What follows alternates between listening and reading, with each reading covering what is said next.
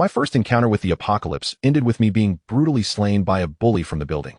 However, upon being possessed by the spirit of a special forces soldier, I faced the very murderer who returned to provoke me once more. Instead of succumbing to fear, I boldly opened the door to confront them. They believed I was merely a lamb awaiting slaughter, unaware that they had crossed paths with a professional assassin. Through the peephole, I observed Zhao Zichang's henchman, the heavily tattooed brute who had mercilessly beaten my original self with a steel rod just the day before. He was wielding a hammer, striking the security door while arrogantly shouting, "Open the door in a minute, or else I'll break it down, and it won't be pleasant." I readily agreed, secretly plotting to seize the hammer he wielded, as I found myself in need of tools. The security door could not withstand many blows. Thus, I decided to take the initiative. As soon as the door swung open, the tattooed thug lunged forward with his hammer. I swiftly kicked him out, sending him flying. Zhao Zichang furiously shouted, "How dare you strike? Break his legs." Yet before his lackey could act, I unleashed a rapid series of 3 punches, instantly swelling Zhao Zichang's bald head into a myriad of colors, rendering him incapable of coherent speech. The tattooed brute clutched his chest, unable to rise, and I seized the hammer from his grasp. Suddenly, I sensed a rush of wind behind me. I tilted my head just in time to evade a sneak attack. The punch from the squinty-eyed assailant struck the wall, creating a small crater. I swung the hammer, and he instinctively raised his arm to block, the sickening sound of breaking bones echoing in the air. Unsatisfied, I delivered another kick that sent him sprawling several feet away. Zhao Zichang, utterly terrified, scrambled away with his henchman in tow, while the squinty-eyed thug attempted to maintain bravado, and the tattooed brute spat bloodied saliva. I chose not to pursue. My current physique was too weak for such exertion. The 3 punches had already left my arm aching, and the 2 kicks had drained much of my stamina. Having languished in my original form for half a year with minimal sustenance, my body had deteriorated. I needed to start training immediately. Just as I caught my breath, I heard Zhang Yong's roar from next door. "Get out if you want food. If you don't get any, don't come back." Following this, Qi Xinxin was pushed out. Her spaghetti strap top was torn, her form-fitting skirt dangerously short, and her black stockings were riddled with holes. Teetering on 10-centimeter heels, she nearly slipped on the dust-covered floor and collapsed right against my door, her chest blocking the peephole perfectly. Observing her disheveled state, I couldn't help but lament. In the past, her looks and figure would have easily attracted invitations to lavish meals, yet now she was struggling for mere scraps. Truly, this world is harsh. Peering through the peephole, Li Long found himself entranced, leaning back slightly, his brow once again creasing in concern. Something was amiss. Just moments ago, when the nefarious figure with slanted eyes had ambushed him outside, he had sensed an unsettling disturbance. "Brotherly, are you there?" Qi Xinxin, having been roughly thrust out by Zhang Yong, felt utterly powerless, her limbs weakened by hunger and fear, her mind in disarray. After lingering by the door for a while, she knocked once more, pleading for his attention. "I am not here," Li Long replied curtly. He retraced the earlier encounter with Zhao Zichang, and a crucial piece of information nearly slipped his mind. Fortunately, the wall dust and debris on the floor remained. At that moment, Li Long had no time to attend to Qi Xinxin. He rapped on the walls of the house, confirming the integrity of the construction. With a single punch, he could easily create a small dent, revealing the red bricks beneath, but the cost would be a severe fracture to his fist, rendering it unusable for at least a month. His fists were no longer the iron fists of yore. However, the attack from Zhao Zichang's henchman had indeed demonstrated remarkable force. Li Long had observed that the man wielded no weapons like knuckle dusters, and after delivering his blow, the assailant's hand showed no signs of injury, only a peculiar darkening of the knuckles, suggesting an abnormality, yet he still had the strength to continue his assault. Thus, Li Long had decisively retaliated with a hammer blow, sending the man flying. Someone with such formidable strength should not have been easily repelled by him. Lacking any combat finesse, he did not resemble a seasoned fighter. There was something fishy about this situation, warranting caution. Li Long, currently hindered by his physical condition, lacked combat prowess and would find himself in considerable trouble against a true master. In solitary combat, one must think thoroughly. Are you not going to take off your clothes? Why wear another layer underneath? If you cannot even fetch something to eat, what use are you? Zhang Yong's voice thundered from the next room, raining insults upon Qi Xinxin. Once more, Li Long glanced through the peephole. He saw Qi Xinxin slowly raising herself, biting her lip, tears of grievance glistening on her lashes. Trembling and pitiful, she seemed on the verge of weeping, yet she remained silent. After a moment, she sniffled, wiped her tears, and in her high heels, stepped through the corridor and descended the stairs. Li Long felt a wave of disappointment wash over him. A person without aspirations merely endures the agony of existence. Even without the deluge, the world would continue its relentless order. Following Zhang Yong, Qi Xinxin would not meet a favorable fate. Li Long had little inclination to meddle in the affairs of others. He tidied up his home and took stock of his supplies. With 20 pounds of rice remaining in 5 bags, and an unopened sack of 50 pounds of flour, the staple foods are sufficient for Li Long to sustain himself for 3 months. Additionally, there are 3 large boxes of assorted canned goods, including fruits, meats, and fish, ensuring a varied diet. A case of cola, 2 cases of yogurt, and 2 cases of pre-made meals further enhance the provisions, complemented by a box of various chili sauces, providing a sense of security. Salt is abundant, with 4 large bags containing smaller packets, weighing over 100 pounds in total, enough to last Li Long for 3 years. Conversely, only 1 5-liter container of cooking oil remains. The most critical resource, however, is gas. Shaking the canister reveals only a small amount left. In the absence of electricity, reliance on gas for cooking is imperative. Thus, Li Long unapologetically ignites the gas stove.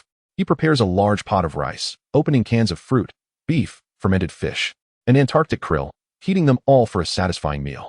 Dishes of tiger skin green peppers, fish-flavored shredded pork, and stir-fried vegetables accompany pre-made meals, while a shrimp and dried tofu soup is brewed with a touch of seaweed and pickled vegetables. As the final dish is served, the flame of the gas stove flickers and extinguishes, the gas completely consumed. This feast, which would have sufficed for the former owner for nearly 2 weeks, now merely provides Li Long with enough for 2 meals. Delightful. Opening a bottle of cola, he savors each sip. Keeping the door closed to ration food would only lead to vulnerability. Instead, he resolves to feast heartily and seize the day. To build strength, one must consume ample nutrition. In this chaotic order, the strong will only grow stronger, while the weak will languish further. The aromas of the heated canned goods and dishes intertwine and waft through the window to the neighboring unit.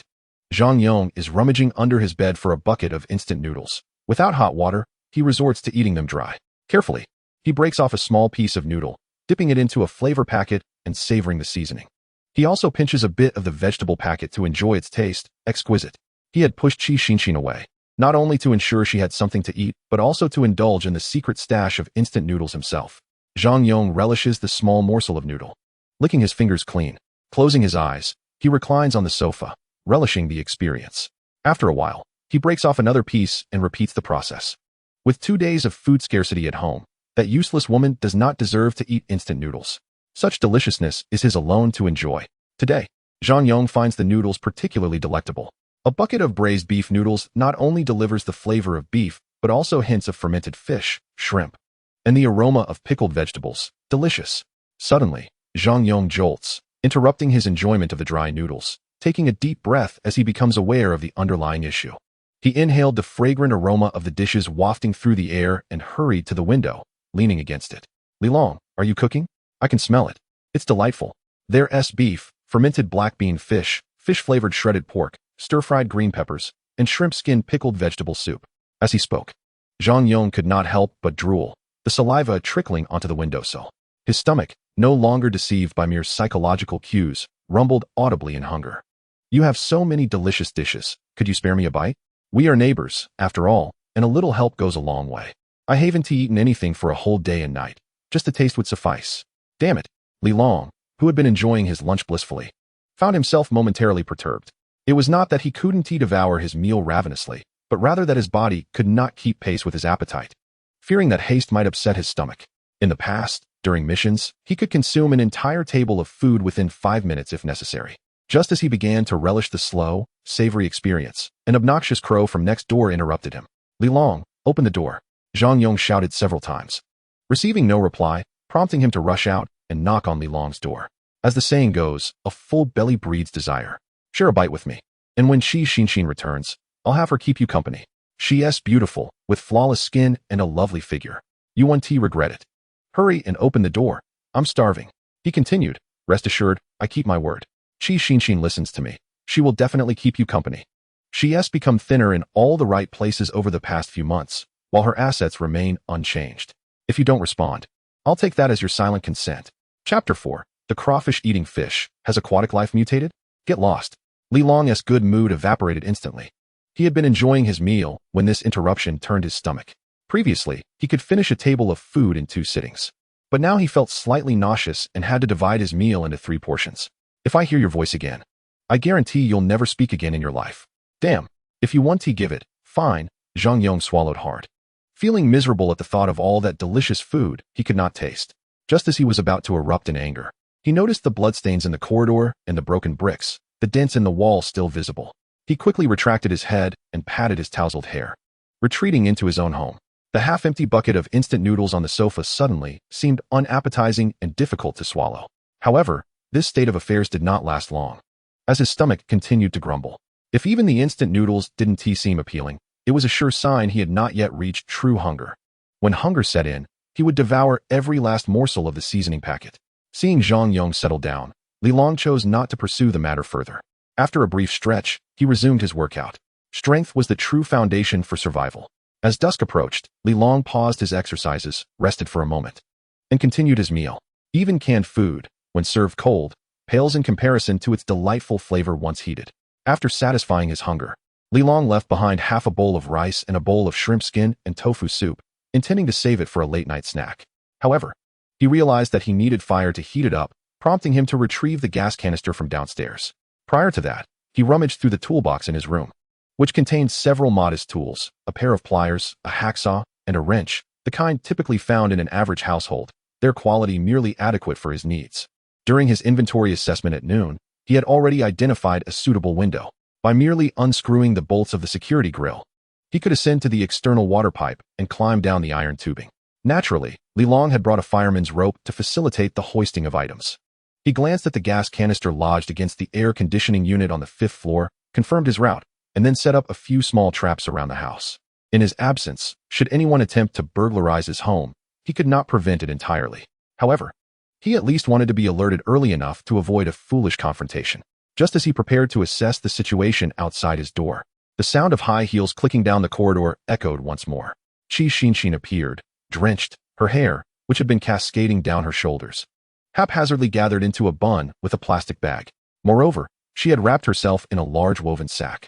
Her makeup seemed to have been washed away by water, leaving streaks trailing down her torn stockings, leaving puddles with every step. She cautiously unwrapped the woven sack upon reaching his door, revealing her figure. She wore a sleeveless tank top, the fabric tattered and clinging to her skin, and a super short pencil skirt, paired with torn black stockings and red high heels, all intact, though completely soaked. Such a pity for this woman, still young and quite alluring. Li Long peered through the peephole, forming his judgment. He then secured a mechanism on the door, returned to the window, and fastened the fireman's rope in preparation for his venture. Zhang Yong, I'm back. Open the door. I went outside to retrieve some things, and was fortunate to salvage a cardboard box containing 5 bags of coffee and a bag of milk powder. I gave 3 bags to Changgo, leaving me with 2 bags of coffee and half a bag of milk powder. Damn it, I told you to ask someone else for food, and instead, you went fishing for it? You pull out something and split it in half. How shameless can you be? What time is it, and you still drink coffee? Can coffee substitute for a meal? Don't be angry. The milk powder is nutritious, so keep it. I only need 1 bag of coffee. I want to brew a cup. I'm starving. Li Long adeptly climbed the water pipe. It was no arduous task. As he ascended, he kept his ears attuned to the sounds on each floor. The voices of Qi Xinshin and Zhang Yong soon faded into the sound of the rain. He descended from the 16th floor to the 5th, confirming that only 3 rooms were still inhabited. The remaining 2 appeared to be occupied by Changji's men, their lights still aglow. The remaining rooms were enveloped in silence. However, Li Long could only observe 2 rooms near the pipeline and could not ascertain the condition of the entire floor. Soon, he ascended to the 5th floor. Standing on the small balcony designated for the air conditioning unit, Li Long secured the gas cylinder with a fire rope and meticulously searched the water surface. The city, shrouded in darkness, was inundated, devoid of its former brilliance. The rooms still illuminated were likely occupied by bullies like Changgo, who brazenly dominated entire buildings. They possessed generators and fuel, enabling them to generate electricity. Nevertheless, it would not be long before Li Long would acquire similar resources. After approximately 10 minutes of observation, aside from some flora, he found nothing of value in the water, barely managing to salvage a barrel of alcohol, an industrial-grade container holding about 25 liters. It seemed his fortune paled in comparison to Qi Xinshin's. That woman had at least managed to retrieve several bags of coffee and milk powder. There was nothing else. Surely, one could catch a few fish or shrimp. Li Long was reluctant to return empty-handed. With gas secured, fire could be kindled. As the heavens continued to pour, river and sea delicacies would surely provide sustenance. Whether or not he caught anything was of little consequence. The thrill of the catch was exhilarating.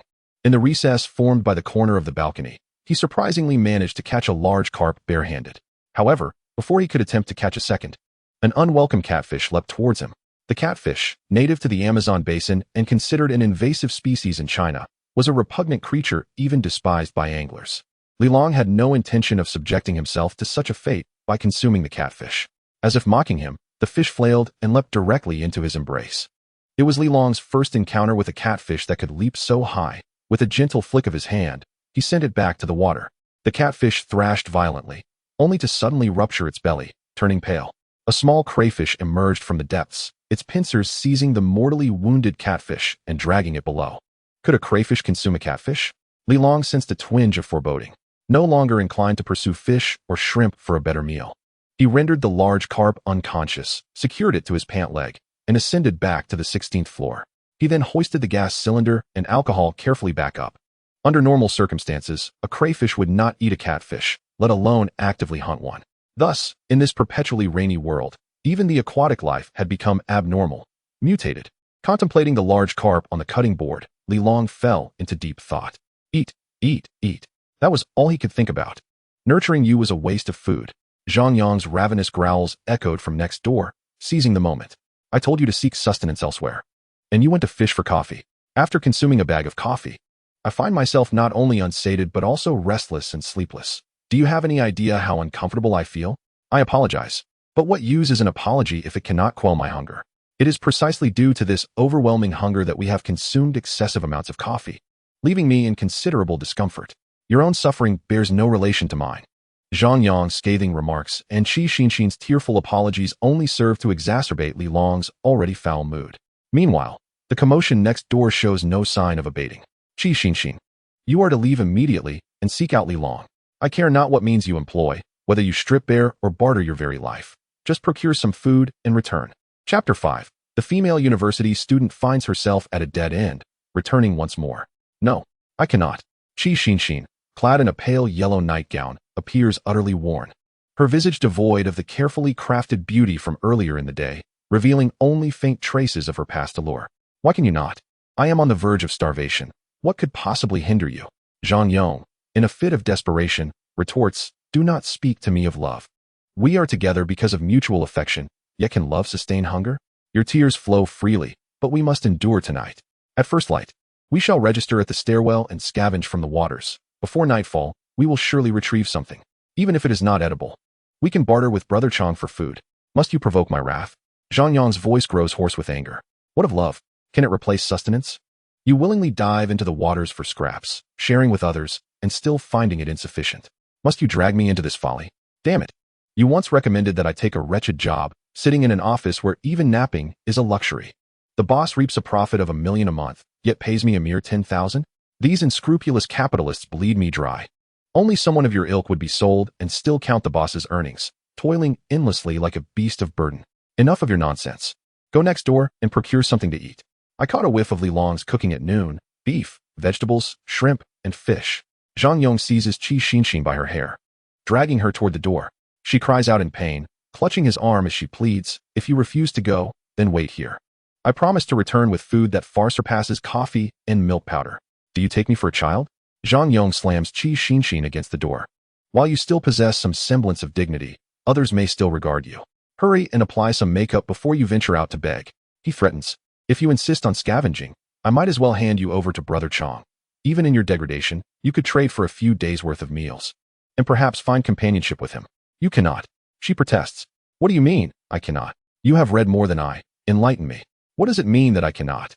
Zhang Yong exclaimed in frustration, his loud voice causing a pang of hunger in his stomach, prompting him to bend down and rush back to the bedroom, where he unearthed the last 2 remaining packets of instant noodles from beneath the bed. In order to survive, one would do anything. There was no need to seek out Li Long. That fool had offended Brother Chong and was destined for doom sooner or later. Qi Xinxin was curled up beside the sofa, lost in a daze when Zhang Yong entered the living room, clutching the 2 packets of noodles. He had already opened one and was ravenously devouring it, even pouring the seasoning packet into his mouth. Where did these noodles come from? The enticing aroma of the noodles and seasoning wafted through the air, igniting the starving Qi Xinxin's eyes with a glimmer of hope. I'll give you a piece. Zhang Yong tore off a small chunk of the noodle block and tossed it to her. Once, I mentioned that Aunt Zhang upstairs had borrowed a box of instant noodles. And only you, the fool, agreed. In truth, I had hidden the noodles away, sneaking a little each day, and now only 2 packets remain. Eat this half. Then go to sleep and restore your strength. Tomorrow, you'll need the energy to serve Brother Chong. Desperately hungry, Qi Xinxin accepted the piece of noodle and stuffed it into her mouth. However, upon hearing that Zhang Yong had been hoarding the noodles, tears mixed with the taste of the noodles streamed down her face, bitter and sorrowful. Cough, cough. Qi Xinxin coughed violently, the chewed noodles spilling onto the floor. Her heart twisted with anguish and hunger, retching uncontrollably. Zhang Yong, you deceived me. You said you hadn't eaten all day, and it was all a lie.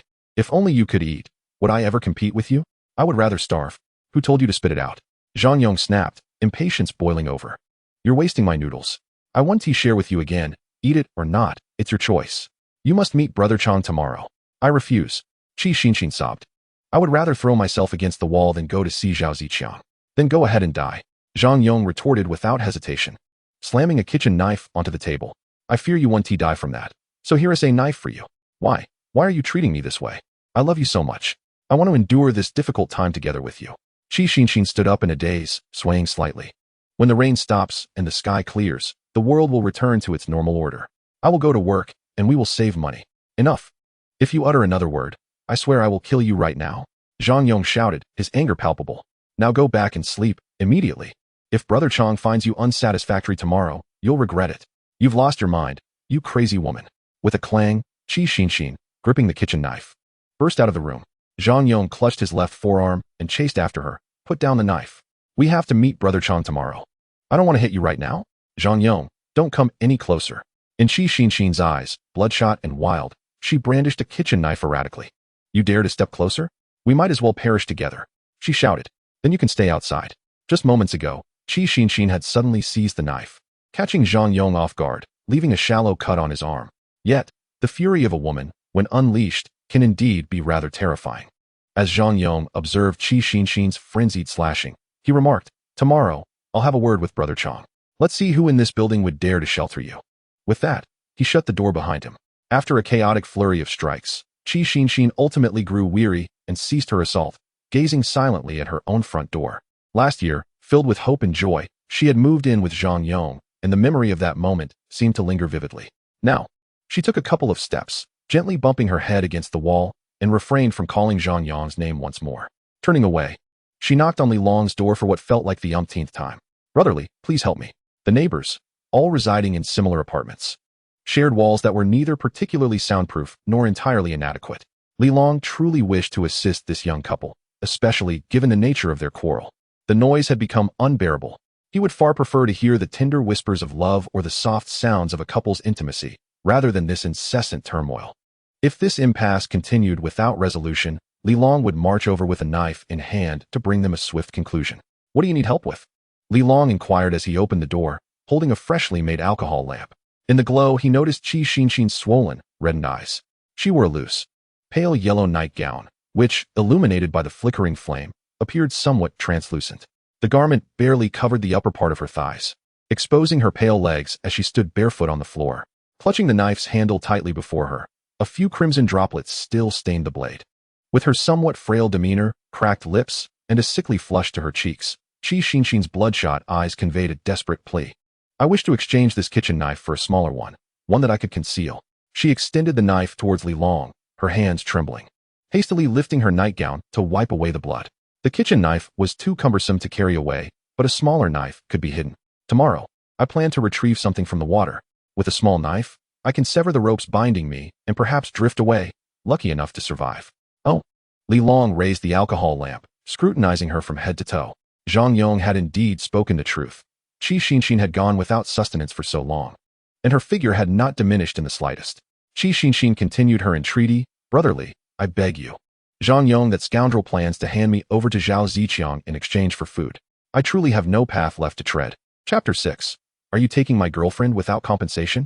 Li Long was momentarily taken aback, his skepticism evident as he questioned. Does that coward Zhang Yong truly dare to act in such a manner? It was not that he underestimated Zhang Yong. Rather, during the past 6 months of tumultuous floods, he had witnessed Zhang Yong's cowardice on numerous occasions. Zhang Yongsheng was repeatedly confronted and ridiculed by Zhao Ziqiang and others, yet he dared not utter a word in response. He even allowed his girlfriend to tempt him multiple times into borrowing food, which begs the question, what kind of coward is he? Little did he realize. This feeble individual exhibited such arrogance in front of his girlfriend. Qi Xinxin wept profusely, pleading fervently. Li Long hesitated. But it seemed the commotion had caught the attention of those monitoring from below. Suddenly, footsteps echoed ominously, although they attempted to lower their voices. Li Long and Qi Xinxin immediately took notice. Qi Xinxin's face turned pale in an instant, trembling as she implored, "Brotherly, I beg you." Li Long replied in a grave tone, "You should return home now. It will soon be too late." Upon hearing this, Qi Xinxin, frightened, turned swiftly and hurried back to her door, knocking desperately. "Zhang Yong, open the door, please." However, Zhang Yong, on the other side, gritted his teeth and shouted, "If you can't bring food, don't even think about entering." Despair washed over Qi Xinxin as she slumped against the door, exclaiming, "Zhang Yong, you scoundrel! I am your girlfriend. How could you treat me this way? Please, I implore you, open the door." Yet, Zhang Yong remained unmoved, steadfastly keeping the door shut. This scene was unbearable even for Li Long, who observed from across the way. "Huh, it's the college girl that Brother Chong has his eye on, dressed so provocatively. She truly has something." Two men rushed upstairs, their excitement palpable as they spotted Qi Xinxin, leering with malicious intent. Recognizing the imminent danger, Qi Xinxin was filled with terror. Pounding on the door, "Zhang Yong, please, open the door." At that moment, the man with the slanted eyes lunged forward, failing to secure his footing on the stairs, and fell upon Qi Xinxin. She screamed in fright, darting towards Li Long's residence. However, the narrow space between the two apartments allowed little room for escape, and she quickly found herself cornered. In a panic, Qi Xinxin contemplated fleeing to the rooftop, but having gone days without food, her limbs felt weak. Just as she lifted her foot, the man behind her seized her ankle. Her slender leg, adorned with black stockings, was yanked forcefully, tearing a hole and exposing her fair skin. This sight sent the approaching Mediterranean chubby man into a frenzy. "Ha ha ha, how provocative. Grab her, Lao Huang." The man with the slanted eyes, Lao Huang, scrambled to his feet and lunged at Qi Xinxin once more. Stumbling, she fell to her knees on the steps, unable to rise due to the pain. As Lao Huang approached with a wicked grin, Qi Xinxin trembled uncontrollably, screaming in terror. Just then, the security door of Li Long's home swung open violently, colliding with Lao Huang and sending him flying. In the next moment, Li Long burst forth, brandishing a spear with fierce determination. The blade of a fruit knife pierced directly into Lao Huang's chest. In a swift motion, Li Long flicked the knife, causing blood to spurt forth. The sinister grin on the Mediterranean man's face instantly froze, leaving him paralyzed with fear. Li Long shot him a fierce glare and raised his gun. The hefty man let out a terrified scream, stumbling backward into the corridor. He rolled down like a ball of flesh, and all that followed was a dreadful cry, leaving one to wonder if he had met his demise. Li Long chose not to pursue, but instead positioned himself at the doorway, wary of Qi Xinxin seizing the opportunity to slip into his home and lock him out. Li Dage, Li Dage." Qi Xinxin regained her senses and looked up at Li Long, her eyes filled with desperation. Li Long furrowed his brow, noting her pitiable appearance. After a moment's contemplation, he said, "Wait a moment." He retreated into the house and returned shortly, holding 2 small loaves of bread. He tossed them to her, saying, "Take these. It would be wise to keep them for yourself. Do not share them with Zhang Yong. That man is unreliable." With that, he turned to shut the door. However, Qi Xinxin hurriedly lunged forward, grasping his arm, pleading, "Li Dage, no, I don't want to go back. I implore you, Zhang Yong is a beast. He will surely snatch the bread from me. If you give in this time, he will force me to come again. Li Dage, please let me stay." Li Long frowned, his trust in her wavering, considering their unfamiliarity. Sensing his hesitation, Qi Xinxin grew anxious, struggling to rise. As she stood, darkness clouded her vision, her legs weakened, and she nearly collapsed again. Quick to react, Li Long caught her. Her soft, fragrant body collided with his, stirring an unexpected sensation within him. It was summer, and he was bare-chested while she donned a tank top. Their bodies were in close proximity, skin against skin. A delicate fragrance wafted from the girl, teasing his senses. He stole another glance at her alluring form, his heartbeat quickening. Attempting to maintain composure, he averted his gaze and asked, "Are you all right?" Qi Xinxin quickly shook her head. "Anxious, Li Dage, I'm just hungry. It's a bit of low blood sugar, I'm fine." Observing her pale complexion, Li Long sighed in resignation. There was no chance Zhang Yong would open the door. Leaving her here would result in her either starving or falling victim to Zhao Ziqiang's minions. As a soldier, he could not bear to witness a young woman suffer indignities. After a moment's reflection, Li Long fixed his gaze on Qi Xinxin. Have you thought this through? I don't have much food at home, and I do not support idlers. I understand. I can be of help. You can trust me, Qi Xinxin exclaimed, her face lighting up with joy, eager to prove her worth. This young girl might even retrieve something edible from the water, which could prove useful. Reassured, Li Long nodded. All right, come with me. With that, he led Qi Xinxin back into the house, firmly shutting the security door behind them. However, at that moment, the door opposite suddenly swung open, and Zhang Yong poked his head out, exclaiming, Li Long, this is my girlfriend. Are you taking her away without compensating me? Li Long paused, casting a scornful glance at Zhang Yong. You are aware that she is your girlfriend? What were you doing just now? She pleaded with you to open the door, yet you ignored her. Now you remember she is your girlfriend? Why not take her back? With that single remark, Li Long rendered Zhang Yong speechless. Taking her back was simply out of the question. Having more mouths to feed would only exacerbate their plight. Yet, the thought of allowing Li Long to take Qi Xinxin away filled him with resentment. Thus, he bellowed, Qi Xinxin, if you borrow food, return promptly. I warn you. Those outside harbor ill intentions. This is your true home. Behind Li Long, Qi Xinxin sobbed silently. She dared not retort nor plead with Li Long. Chapter 7. The female university student, relieved that no demands were made in that regard. Seeing her distress, Li Long furrowed his brow and stepped aside, addressing her. If you have not made up your mind, there is still time to reconsider. Take those 2 loaves and leave. Qi Xinxin immediately grew anxious. Raising her gaze to Li Long brotherly, that is not my intention. I have made my decision. I will not return. He is a scoundrel, and I will not trust him again. Li Long remained indifferent, responding coolly, that is well. I must make it clear. If you wish to return, I will not force you to stay. However, should you seek to borrow food from me again in the future, that will be absolutely impossible. Do you understand? No. I will not return. Then you can tell him. A tremor ran through Qi Xinxin as she glanced at Zhang Yong, who stood seething with anger. Pointing at her and cursing, you wretched girl, I told you to borrow food. Instead, you have offered yourself up? Hurry back. While he spat out his insults, his gaze fixated on the 2 loaves in Qi Xinxin's hands. In an instant, Qi Xinxin erupted, the grievances she had endured over the past 6 months flooding her mind. Her chest heaved as she cried out, Zhang Yong, you forced me into this. After all this time together, I owe you nothing. I attend school and work part-time during the day, only to return at night to do household chores for you. And what do? You waste your days playing video games and mingling with those dubious friends of yours. Don't you realize their intentions every time they come to our home? You are a coward, full of bravado at home. I have finally seen through you. You are worthless. To satisfy your hunger, you would sell me off to Zhao Ziqiang and his ilk. You scoundrel. You want to eat, do you? Fine. Take these 2 loaves. Let us sever ties completely. Wiping her tears, she hurled the loaves towards him. Zhang Yong, elated in an instant, paid no mind to Qi Xinxin's insults. Fearful of missing the moment, he rushed out of the house, picked up the loaves from the ground, and remained vigilant of any sounds from below. After securing the bread, he swiftly retreated, slamming the door shut behind him, never once casting a glance at Qi Xinxin. Qi Xinxin gazed blankly at the tightly shut door, her mind momentarily paralyzed. Suddenly, a pang of regret washed over her. Why did she feed that scoundrel? How could she have been so foolish? What if Li Long no longer provided her with sustenance? The thought plunged her into despair, and she could not help but burst into tears. Li Long, observing her, did not intervene. Instead, he watched as she discarded the bread. Feeling not anger but a newfound respect for this girl, she possessed a moral compass, willing to forfeit her meager meal to sever ties with someone who had wronged her. In a world where ethical standards lay in ruins, a companion with a good heart was indeed a rare and reassuring find. He promptly closed the door and returned from the bedroom with another piece of bread, offering it to her. Here, eat. There's water in the kitchen. Help yourself. Thank you. Qi Xinxin replied, wiping her tears as she seized the bread and devoured it ravenously. However, in her haste, she choked after just 2 bites. Li Long quickly handed her a cup of water. She sipped cautiously, savoring the malted sweetness of the bread that filled her with a long-forgotten sense of happiness.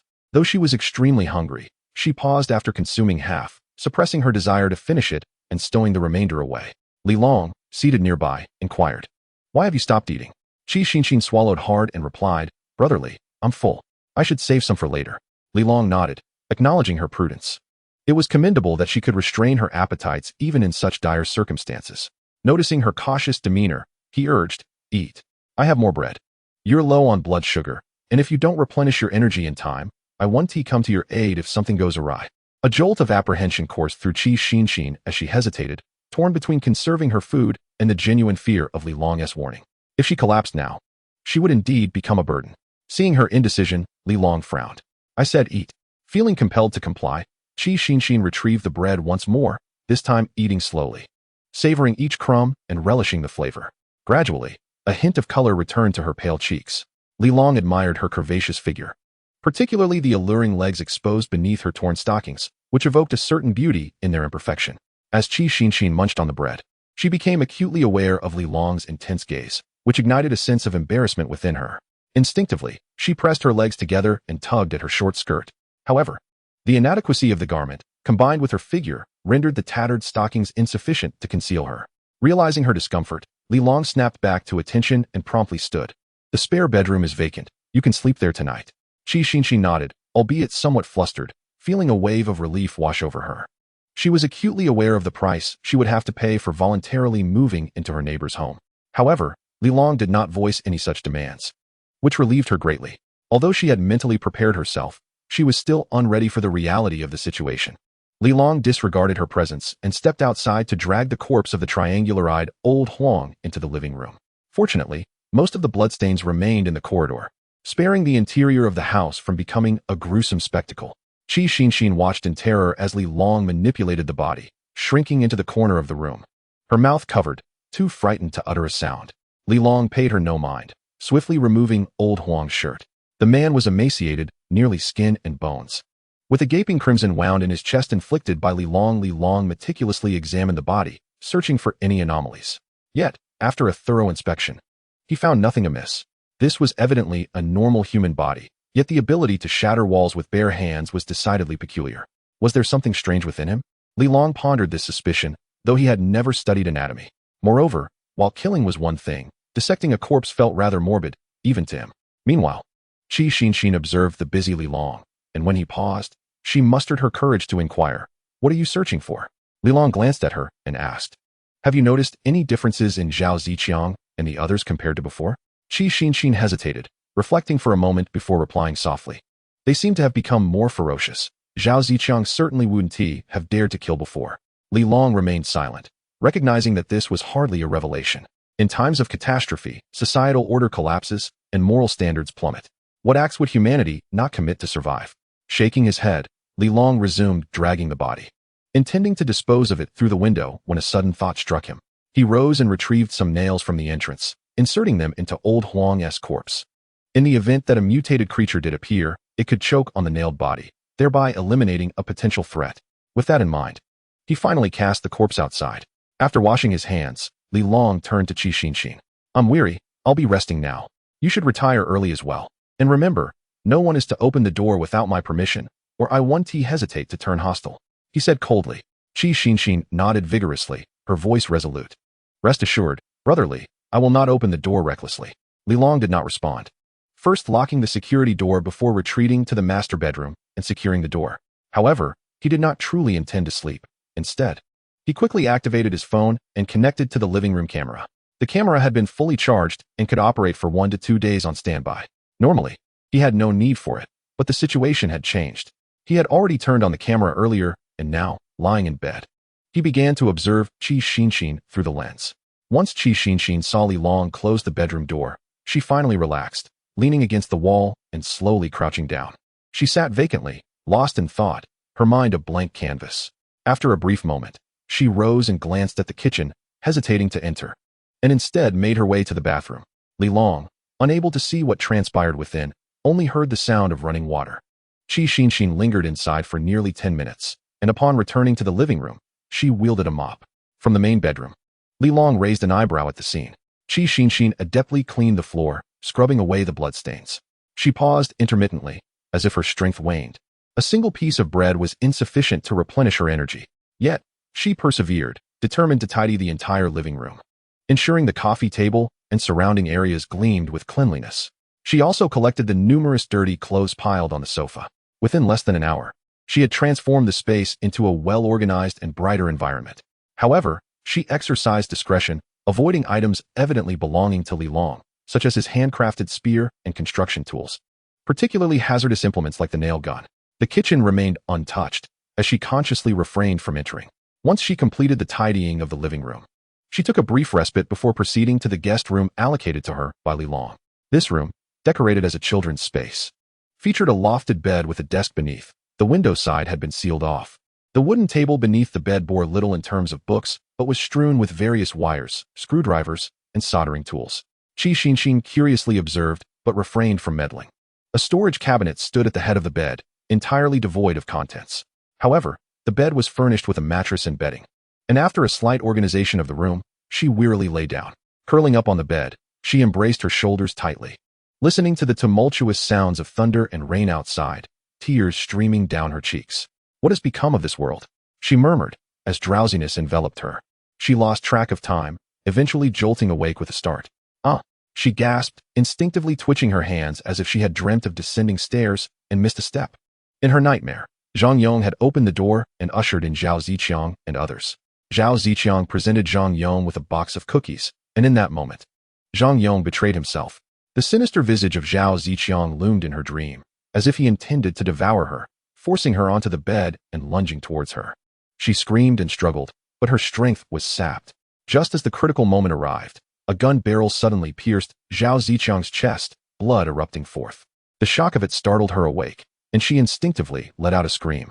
At that moment, she lay wide-eyed, staring at the ceiling, still disoriented. After a brief pause, her mind cleared, and she realized she was no longer in her previous home. The repulsive Zhang Yong was not by her side. A wave of relief washed over her, and she could not help but exhale deeply. Reflecting on the appearance of the long gun from her dream, she suddenly realized that it was indeed the very weapon used by Li Long moments ago. Qi Xinxin's expression transformed into one of wonder, her mood lifting slightly. Li Dage was not a villain. He was unlike Zhao Ziqiang and his ilk, for he had once provided her with sustenance. Contemplating this, she gradually sat up. Feeling a pang of hunger in her abdomen, she swallowed hard, slowly rising to her feet and stepping out of the bedroom to take a look around. The living room was empty, and the door to the master bedroom was firmly shut.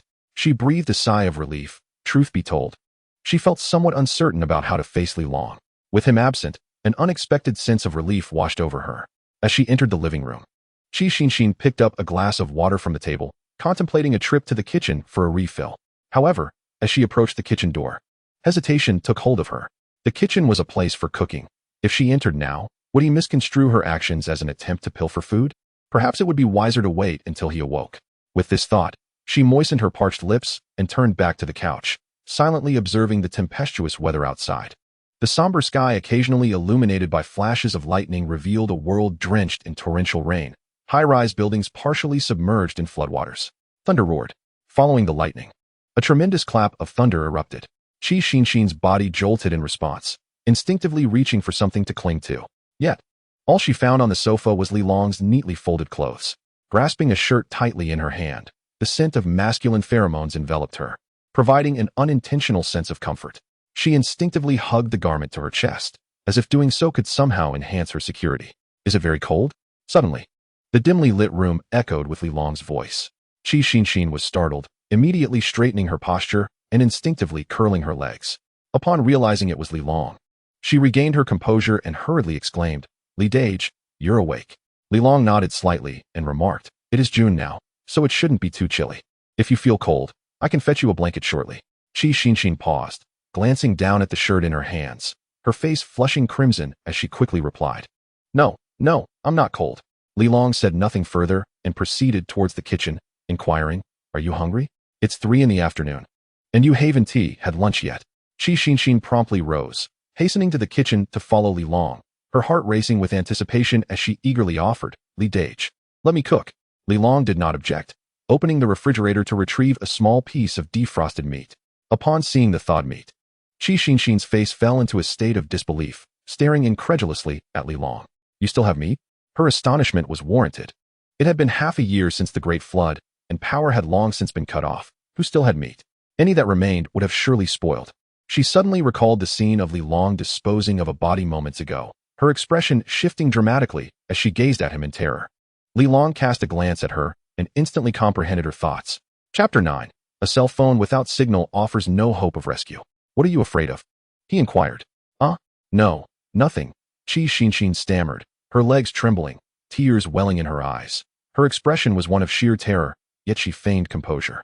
Li Long suddenly turned to gaze directly at her, Do you think this is a game? No, no, I don't. Qi Xinxin's face turned pale as she shook her head vigorously, retreating desperately into the corner. Li Long smiled, refraining from frightening her further, and instead produced 2 thawed potatoes. Look to your left, he instructed. Trembling, Qi Xinxin glanced sideways, momentarily taken aback. To her astonishment, there stood a dilapidated freezer. She appeared perplexed. What was so remarkable about a freezer? However, when she peered inside, her almond-shaped eyes widened in disbelief. Ice. This freezer still functions? How is that possible? Does your home still have electricity? Qi Xinxin could hardly believe it, her expression a delightful mixture of surprise and joy, as if she had won the lottery. Li Long gestured towards the balcony outside the window, saying, I have a generator here. Overjoyed, Qi Xinxin hurried around the counter, making her way to the northern balcony. Li Long's apartment featured dual balconies on the north and south, with one adjacent to the living room and another outside the kitchen. The generator was located on the northern balcony, while the refrigerator resided in the kitchen. Hearing the humming of the generator, Qi Xinxin's beautiful eyes sparkled with astonishment and disbelief. Electricity. Your home actually has electricity, she exclaimed, tears of joy streaming down her face. It was worth noting that on the day following the Great Flood, the entire neighborhood had lost power. Her refrigerator had contained a plethora of frozen goods, but with the heat of June and the absence of electricity, preserving food had become impossible. Consequently, much of the food had gone to waste. Otherwise, with careful rationing, it could have lasted for months. Now, discovering that Li Long's home was equipped with a generator filled her with both surprise and delight. Suddenly, she recalled something and turned to Li Long. Excitement radiating from her. Li Gu, can this generator charge mobile phones? If it can, we might be able to connect with the outside world, perhaps even reach the government. Noting her barely contained excitement, Li Long gently shook his head. It's futile. I tried that long ago. Not only can we not contact the outside world, but there is also no internet. Aside from radio, all communication and networking devices have become essentially useless. Qi Xinxin's smile instantly faded, and she exclaimed anxiously, How can that be? It's just a flood. How could there be no signal at all? Signal towers are taller than most buildings. They cannot have been damaged. Being a university graduate, she understood that mobile signals originate from these towers. Li Long offered no further explanation, simply handing her his phone and stating, If there were a signal, would I not know to call for help or contact the government? See for yourself. Qi Xin hurriedly took the phone. Though the battery of Li Long's device was fully charged, the signal bar was completely empty. Unable to contain herself, Qi Xin exclaimed, Could it be the phone's fault? Do you have another one? I've heard the signal is notoriously poor. Do you have an Android? Li Long, at a loss for words, handed her another phone, stating, This is a Huawei. It has a SIM card inside. Feel free to check. After a considerable effort, Qi Xin found that it still yielded no signal. She stood there, momentarily frozen. What on earth is happening? What has become of this world? She suddenly felt overwhelmed, bursting into tears. Li Long reclaimed his phone and remarked, This world has descended into unimaginable circumstances. If it were merely a common flood, the government would surely have implemented some form of rescue. It would not result in a complete absence of signal. Yet, 6 months have passed without any sign of government aid. I have a radio at home which I listen to frequently, yet I have heard no news of assistance. The torrential rain showed no signs of abating. They would have to endure. Qi Xin's faith crumbled. She understood Li Long's words. Throughout these months, many had harbored hopes for government intervention. However, as time wore on, weeks turned into months. People began to confront an unsettling truth. There might be no government help forthcoming. Deep down, they clung to a flicker of hope. The more vulnerable the individuals, the more they esteemed this glimmer of possibility, for they knew that only government aid could ensure their survival. Qi Xin belonged to this demographic. Yet, Li Long's words shattered her remaining hope. Ignoring her, he proceeded to peel potatoes, saying, You ought to brace yourself. The world has changed. Adjust your previous perceptions. Those outside, Zhao Ziqiang, Zhang Yong, have utterly abandoned any moral compass. As time passes and food dwindles, their desperation will escalate. If they find themselves devoid of sustenance, who knows what they might resort to? Li Long ceased his commentary here, while Qi Xin, still weeping, trembled all over. She understood the implication of his unfinished thought. If they truly could not find food, that group might resort to cannibalism. She stammered, It won't come to that. The convenience store is right at the entrance of the community. There are plenty of items floating on the water. They can salvage them. They wouldn't resort to. Qi Xin hesitated to utter the last word. Li Long remained silent, contemplating the prospect of foraging for food. However, outside, the flood raged, with torrential winds and rains, and the sewers and underground garages were inundated, posing a constant threat of strong currents. A moment's carelessness could drag one beneath the water's surface. Furthermore, the floodwaters might be tainted with seawater. Could there be ferocious marine creatures lurking within? It would be one thing to forage for food from the safety of the building's window, but venturing out to the convenience store at the community entrance would entail a vastly different level of risk. Certainly, there will inevitably be individuals who find themselves at a loss and ultimately choose this path. Li Long's own supply of provisions is dwindling, and had he not stumbled upon some resources in the building, he too might have been compelled to take this route. However, he currently grapples with a pressing conundrum. What is the nature of the crayfish that devoured the fish and the humans who smash walls with their bare hands? Is there a connection to the deluge outside? What risks does this situation pose for him? These are all matters that require his contemplation. What is already apparent is that there is something peculiar about the flood. Within the building, there are also strange individuals. Yet, Li Long has yet to discern the precise nature of their differences. As he washes potatoes, he ponders these questions. At this moment, Qi Xinxin is gradually calming her emotions. Noticing Li Long peeling potatoes, she hurriedly wipes her tears and approaches him, saying, "Brotherly, that method is quite wasteful. Allow me to handle it." Li Long glances at her and replies, "Have you regained your composure?" "I apologize. I was simply overwhelmed with despair." Qi Xinxin responds. Chapter 10. I am not hungry at all. Brotherly, you eat. Li Long nods slightly, handing her the potato. We are all in a state of despair, yet survival is instinctual. Few genuinely wish for death. In these circumstances, dying is easy. But living is the true challenge.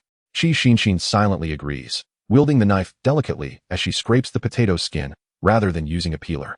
This technique maximizes the preservation of the potatoes. Li Long observes her resourcefulness with great admiration, as he is accustomed to a more brutish approach and had not considered such a meticulous method of conservation.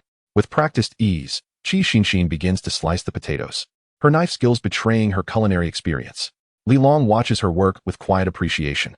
In the past, a captivating and virtuous university student like her, prior to the flood, would hardly have given him a second glance, let alone prepared a meal for him. Lost in thought, his gaze inadvertently drifts towards Qi Xinxin's chest. The alluring curvature sways rhythmically with her chopping, reminiscent of the relentless waves of the flood outside, cascading in tumultuous layers. Li Long genuinely admires the quality of her shirt, which seems on the verge of bursting at the collar, yet the buttons remain steadfast. He is tempted to inquire about the brand of that shirt. Its quality is exceptional. Suddenly, the rhythmic sound of chopping becomes somewhat erratic, the tempo fluctuating unpredictably. Qi Xinxin appears to transform from a seasoned cook into a novice in the kitchen. Li Long looks up to find that, despite her focus on the task, a flush has crept onto her cheeks. Strands of hair, damp with sweat, cling to her temples, enhancing her allure. In that moment, Li Long realizes that his gaze has been misinterpreted. He clears his throat and says, "Why don't you continue cooking? I'll head to the living room for now." "All right," she replies. Qi Xin responded in a voice as faint as a whisper. And only after hearing Li Long's footsteps recede did she finally breathe a sigh of relief. She cautiously raised her gaze towards the living room. The flush on her face gradually faded, yet her thoughts surged tumultuously, rendering her emotions intricate and ineffable. Instinctively, she glanced at her chest, feeling a mixture of wistfulness and relief.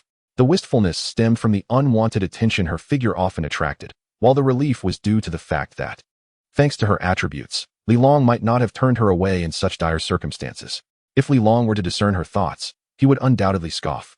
Was Brother Long truly such a base individual? Retracting her gaze, Li Long settled back onto the sofa, his mind still preoccupied with the conundrum of the mutated creatures. Just as he became lost in contemplation, Qi Xin approached with a plate of stir-fried potatoes and shredded meat, softly calling out, "Brotherly, dinner is ready." Li Long snapped back to reality and rose to head towards the dining table. Qi Xin quickly placed the dish on the table and eagerly pulled out a chair for him, saying, "Brotherly, do try my cooking." She promptly handed him chopsticks, her eyes glimmering with anticipation. Li Long took the chopsticks and sampled a bite, immediately furrowing his brow. "So bland," he remarked. Qi Xin's face turned pale at once as she hurriedly replied, "Brotherly, given the current circumstances, salt and soy sauce are quite difficult to come by, so I dared not add much." Li Long fell into a brief silence, acknowledging that Qi Xin was indeed a frugal and resourceful girl. One cannot endure a prolonged deficiency of salt, especially in the weather of June and July when one tends to sweat frequently during exercise. This equated to a daily depletion of salt, making it imperative to maintain an adequate supply. He had previously stockpiled a considerable amount of salt, and venturing out might yield more.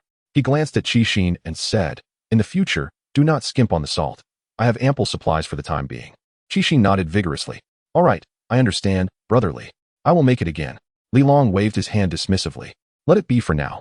What about the rice? Oh, I'll get the rice, she replied hastily.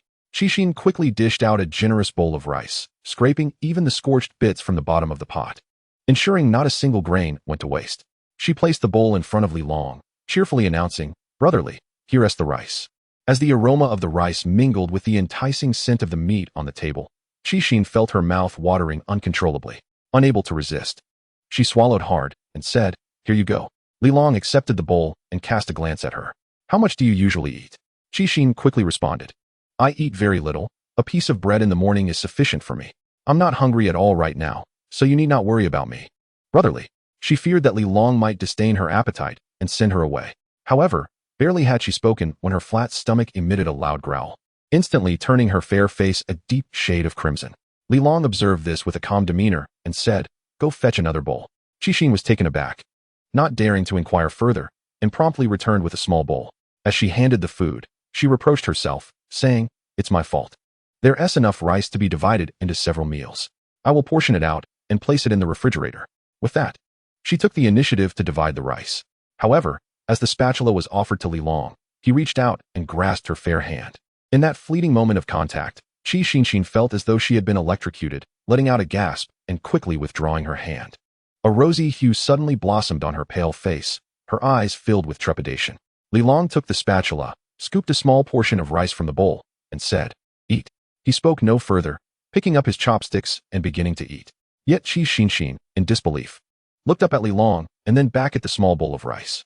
Stammering, she asked, is this for me? At her home, Zhang Yong wouldn't even allow her to have the seasoning packets for instant noodles.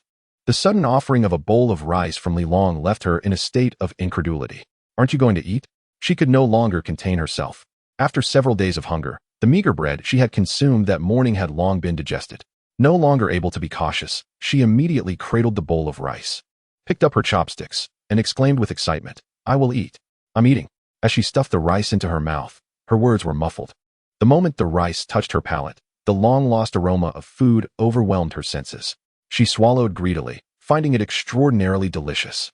Her stomach, which had burned with hunger, felt a sense of relief as it was filled. As she continued to eat, tears began to fall, and she suddenly burst into sobs. Li Long could not help but pause, turning to her and asking, why are you crying? It's nothing really. It's just so delicious. I haven't had rice in so long. The last of the rice you lent me was consumed half a month ago. During this time, I've been surviving on instant noodles, biscuits, and snacks, just one meal a day. I'm just so overwhelmed, brotherly, thank you. As she cried, she choked on her words, recounting the hardships she had endured recently. It seemed she had found someone to confide in and poured out her feelings. Li Long listened, sighing inwardly. Zhang Yong was indeed a scoundrel. With food in the house, he had hidden it all away. Chapter 11 illustrates the duality of human nature laid bare in the face of life and death crises. This yellow-haired fellow is indeed unreliable. Undoubtedly, Qixin is a good girl. Had Li Long been in her position, he would have kicked Zhang Yong to the curb long ago. Yet Qixin had endured. Moreover, during the meal, she was quite proper, focused solely on her rice, ignoring the plate of stir-fried potatoes and pork. Unable to watch any longer, Li Long said, have some vegetables. Don't just eat rice. Qixin quickly shook her head, replying, no, I'm fine with just the rice, brotherly. You eat the vegetables. Save the rest for dinner. Reluctantly, Li Long served her a generous portion of vegetables, to which she fearfully expressed her gratitude. The meal concluded in a rather abrupt fashion. Without waiting for Li Long to rise, Qixin promptly got to her feet, declaring, I will take care of the dishes. Brotherly, please remain seated. Allow me to handle this. Li Long permitted her to proceed to the kitchen, his gaze wandering over her graceful form, inevitably resting upon the torn stockings beneath her short skirt. Her long, slender legs revealed a glimpse of pale skin through the rips in the fabric, and the faint indentations created an inexplicable thrill within him. He inhaled deeply and rose to approach the kitchen. Upon hearing his footsteps, Qixin instinctively turned. But before she could fully pivot, a powerful masculine presence enveloped her from behind. Li Long embraced her, causing her to shudder in surprise. Brotherly, she stammered, pressing his hand down in an attempt to extricate herself, yet simultaneously fearful of provoking his ire. The heavy sound of his breathing filled her ears. Continue washing, he instructed. Qixin trembled, acutely aware of the warmth of his breath against her neck as he buried his face in her hair, inhaling her scent. A wave of goosebumps cascaded over her skin, and her legs felt unsteady. "Brotherly, please don't," she implored, her voice tinged with a quiver. Acutely aware of his hand venturing downward, she found herself incapable of resistance. Li Long felt an intense heat rising within him, as if he wished to possess her entirely. However, in the next moment, a single tear fell onto his arm. He halted abruptly and gently turned her to face him, discovering Qi Xinxin silently weeping. In an instant, all his desires extinguished, and he withdrew his hand. Furrowing his brow, he felt a twinge of doubt. How could he force someone into such an act? What would distinguish him from Zhao Ziqiang and his ilk? Regaining his composure, Li Long took a deep breath, suppressing his cravings, and stepped back. "Let us wash the dishes," he said, then turned and returned to the living room. Qi Xinxin sat in stunned silence, slumped beside the sink, her energy drained. In the restroom, Li Long splashed water on his face, feeling considerably more alert. Had he been suppressing himself for too long? He frowned, remorseful for his primal instincts. Though he wouldn't mind something happening, it should be a mutual decision. He could not force himself upon her. Such brutishness was beneath him, and he knew there were far too many brutes in this building. Shaking his head, he returned to the living room. Glancing towards the kitchen, he noticed Qi Xinxin had vanished. He then turned to the closed door of the secondary bedroom, realizing that the girl was likely terrified and probably sobbing within. Yet, he refrained from offering her solace. Instead, he stepped onto the balcony, where he began his afternoon workout, aided by the faint light. He commenced with 500 push-ups, followed by pull-ups. 1, 2. He counted silently, contemplating how best to confront Zhao Ziqiang and his associates. He knew they would not relent easily and anticipated that retribution would soon follow. Alone, he could not possibly keep vigil at the doors and windows indefinitely, for he too required rest. This necessity was precisely why he chose to take in Qi Xinxin.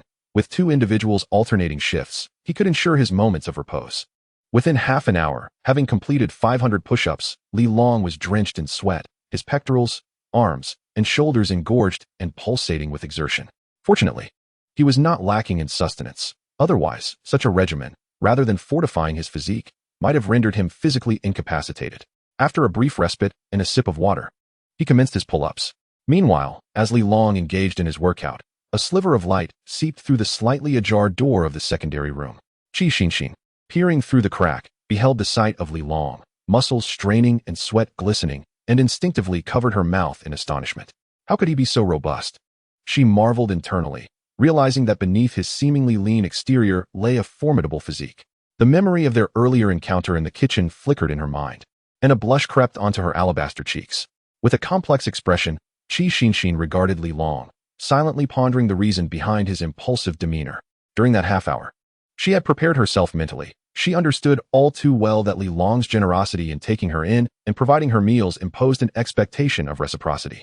Did she truly believe that merely performing some household chores could entitle her to such precious provisions? She was not so naive.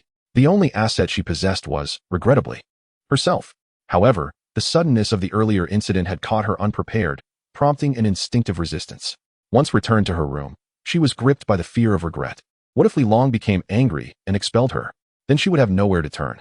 She was acutely aware of the torment she might face should she find herself alone in the world, her earlier neighbor's tragic fate haunting her thoughts, sometimes intruding upon her dreams. Thus, if given a choice, she would unquestionably prefer to serve a single man. At the very least, Brotherly was kind to her. Reflecting on how he had been stirred to excitement only to have his passion interrupted by her tears, she recognized that Li Long was a good man. Had he been anyone else, he might not have been so patient. He respected her and afforded her the dignity of choice. As her thoughts swirled, Li Long completed his pull-ups, feeling the familiar ache in his back and shoulders. Attempting to relieve the tension, he pressed against his muscles, but found it insufficient and resorted to stretching against the wall. At that moment, Qi Xinxin finally mustered the courage to step out of her room. Hearing the movement, Li Long glanced back at her. She still wore the torn stockings, the black skirt hugging her form, and the fitted blouse accentuating her curves, an arresting sight. Li Long remained silent, continuing his stretching. This made Qi Xinxin feel a surge of trepidation, akin to a child who has erred. As she lowered her head and stepped forward, standing about 2 meters from Li Long, she spoke softly, "Brotherly, I apologize." Li Long wiped the sweat from his brow, glanced at her, and replied, "There is no need for apologies." Qi Xinxin dared not meet his gaze, stammering, "I just am not prepared yet." Li Long nodded gently. "I too acted impulsively.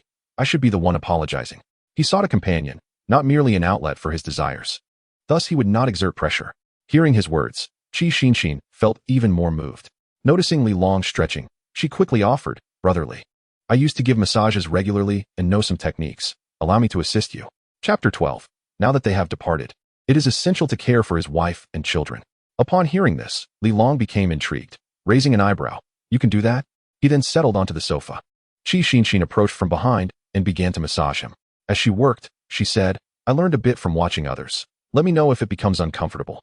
Li Long smiled, inhaling the fragrance of her presence, and remarked, my muscles are quite tense. It's a little strenuous. Apply a bit more pressure. All right, Qi Xinxin responded, seeming to discover her purpose, nodding enthusiastically as she exerted herself in the massage. As her hands made contact with his robust muscles, a blush crept onto her cheeks. She had never encountered such a magnificent physique before. Shaking off her wandering thoughts, she inquired, brotherly, given the current situation, we have little to eat. If you don't conserve your strength, how can you continue to train daily? Li Long closed his eyes to relish her delicate touch, responding, look at that group of lunatics outside. It is clear that the world has changed. The law can no longer restrain those beasts. The only means of safeguarding ourselves is through strength. Without proper training, how can we contend with them? Upon hearing this, Qi Xinxin couldn't help but recall Zhang Yong, who merely hid at home, a typical coward. In contrast, Zhao Ziqiang, relying on his imposing stature, had gathered a band of followers to wreak havoc in such an environment. She found herself in complete agreement with Li Long's perspective, letting out a soft sigh. Noticing her sigh, Li Long asked, why the sigh? Am I wrong? Qi Xinxin shook her head. No, brotherly, you speak the truth. In this world, survival relies on strength. I just feel that, in this regard, women are inherently weaker than men. Li Long replied, in times of peace, gender equality prevails, but in chaotic times, women must ultimately depend on men. In this aspect, you are indeed at a disadvantage. Qi Xinxin felt a stirring within her. Indeed, women were vulnerable in such times. With her good physique and appearance, how could she survive without finding a reliable man? Zhang Yong, that worthless individual, is so untrustworthy that he would betray even his girlfriend for a meal. In contrast, brotherly is entirely different. Not only is he strong and robust, but he also has provisions at home and possesses a commendable character. Being a neighbor right across from her, what is there to ponder? She mused internally, continuously reinforcing her own resolve. After a brief moment, she shyly uttered, brotherly, lie down, and I shall massage your back. Upon hearing this, Li Long raised an eyebrow, secretly amused. Brother Chong, what shall we do now? On the 27th floor, a group of men, led by Zhao Ziqiang, had gathered in the living room. Speaking was Qin Xiaobin, Zhao Ziqiang's trusted confidant. Qin Xiaobin had previously been a security guard. In his 20s, he had embarked on this line of work early, thus accumulating several years more experience than others. Before the Great Flood, he had always followed Zhao Ziqiang. After the flood, Zhao Ziqiang had demonstrated formidable personal strength, and naturally, Qin Xiaobin was among the first to rally behind him. This group of security guards could be considered Zhao Ziqiang's closest allies, as they were not property owners and thus aligned themselves entirely with him.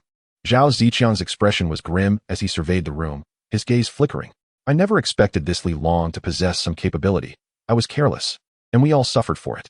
However, it matters not.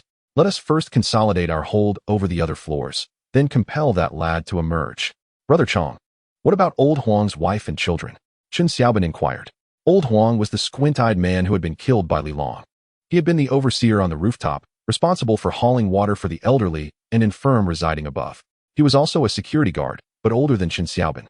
Having married early and rented a room in Tongtian Garden, his family lived in the same building, had they not been fellow tenants. Zhao Ziqiang would never have taken in a man with such familial ties. Yet, during the brief time old Huang went to fetch a woman, he was shot in the neck by Li Long. Zhao Ziqiang glanced at Qin Xiaobin and noted the flicker in his eyes, immediately understanding. Old Huang was one of our brothers. He may have died, but his wife and children still need looking after. That room of his will be assigned to you, Xiaobin. Treat old Huang's family well, understood? Qin Xiaobin's face lit up with joy as he assured, Brother Chong, rest easy. I will take good care of old Huang's wife and children. Haha. Another subordinate hurriedly added, Brother Chong, I heard there are 2 women in the stairwell on the 30th floor, also old Huang's. Zhao Ziqiang waved his hand, laughing, you all decide how to divide that. The subordinate grinned widely, rubbing his hands together in glee, while the others beamed with delight. Although old Huang's death elicited some sympathy, it also meant that his share of sustenance would now be redistributed among them, so they did not mourn his demise. The individuals were not particularly familiar with one another. Their unity stemmed solely from Zhao Ziqiang's formidable personal prowess. Even Qin Xiaobin, who shared the same profession as a security guard, had no significant rapport with Lao Huang. The two were not part of the same team and would merely exchange nods during shift handovers. Moreover, while Lao Huang was slender, he harbored considerable desires. Having monopolized several female homeowners since aligning with Zhao Ziqiang, Chen Xiaobin had long harbored resentment, and with Lao Huang's demise, he could now pursue the two women he had been coveting. By the way, where are Zhou Hua and Wu Li? Zhao Ziqiang seemed to recall something, casting a swift glance around as he inquired. Chen Xiaobin also turned to search the surroundings and remarked, "They were just here with us. Where could they have gone?" Lu Wei and Hu Jun, who were called upon, snapped back to reality, seemingly lost in thought moments ago. The man named Lu Wei quickly responded, "Brother Chong. I just saw the two of them step outside." Hu Jun immediately added, "Shall we call them in?" Zhao Ziqiang nodded, "Bring them here." Hu Jun swiftly pushed open the door, only to find Zhou Hua and Wu Li engaged in a hushed conversation. Upon hearing the commotion, they immediately sealed their lips and turned back warily. Recognizing Hu Jun, Zhou Hua smiled and said, "Hu Jun, what brings you here?" Hu Jun scrutinized the pair and replied, "Brother Chong is looking for you. What are you two doing out here?" Zhou Hua casually responded, "There are too many people inside. We stepped out for some fresh air. Is Brother Chong looking for us regarding something? I'm not sure. Come inside," he urged. Zhou Hua and Wu Li exchanged glances and entered the room. Upon entering, they found Zhao Ziqiang and the others staring at them intently. Zhou Hua's eyes flickered as he smiled. "Brother Chong, you were looking for us? What were you doing?" Zhao Ziqiang inquired, his expression devoid of emotion. "I was just getting some fresh air," Zhou Hua replied with a grin. "I wasn't asking you, Wu Li. What do you have to say?"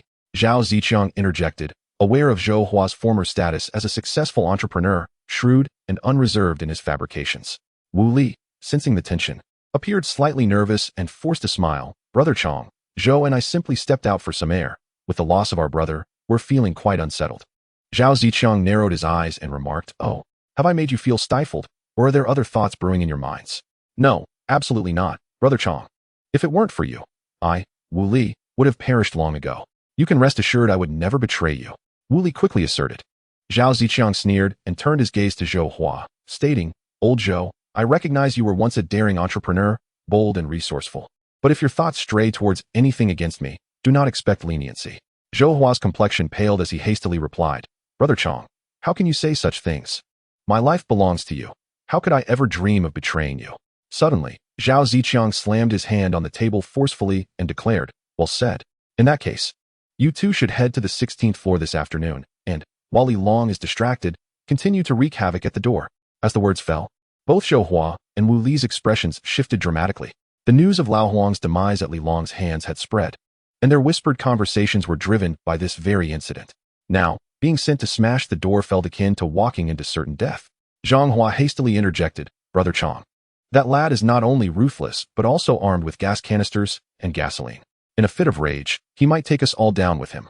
Wu Li, equally apprehensive, added, "Indeed, Brother Chong, this matter requires careful deliberation." Zhao Ziqiang scoffed, "You're unwilling, are you? Old Zhou, old Wu. I have but a meager supply of provisions here. You follow me yet refuse to take action. Surely, you cannot expect to feast without labor?" Zhou Hua's mind raced. And suddenly, a spark of inspiration ignited within him.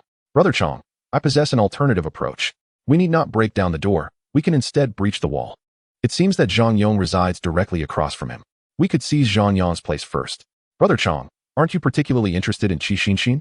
By tunneling through Zhang Yong's home, we could directly access that lad's residence, a twofold triumph." Zhou Hua's words elicited a contemplative expression from Zhao Ziqiang. Sensing Zhao Ziqiang's intrigue, Zhou Hua pressed on, "Brother Chong, our inability to handle that lad stems from the fortified security of his door. With him behind it, we cannot thwart his gas canister or gasoline assault. However, should we break through the wall, we could all converge at once and see how he fares. Furthermore, Zhang Yong's home might still harbor provisions. Since we all intend to clear the building, why not claim Zhang Yong's residence first? What do you think?" His reasoning was sound, and Zhao Ziqiang found himself somewhat swayed. Compared to the unyielding Li Long, the cowardly Zhang Yong was certainly more manageable. Primarily, sending Zhou Hua and Wu Li to smash the door would likely lead to their demise. If Li Long were to employ any underhanded tactics, Zhao Ziqiang feared he might lose the loyalty of his subordinates, for Li Long was currently the most formidable opponent in the building, easily inciting others to revolt. With this thought, he suddenly burst into laughter, exclaiming, "Huh? Just look at that. No wonder he's the boss. His mind is sharper than all ours combined. Very well. We shall proceed as old Zhou suggests and take Zhang Yong's home. The group erupted in cheers, eagerly preparing to ascend the stairs once more.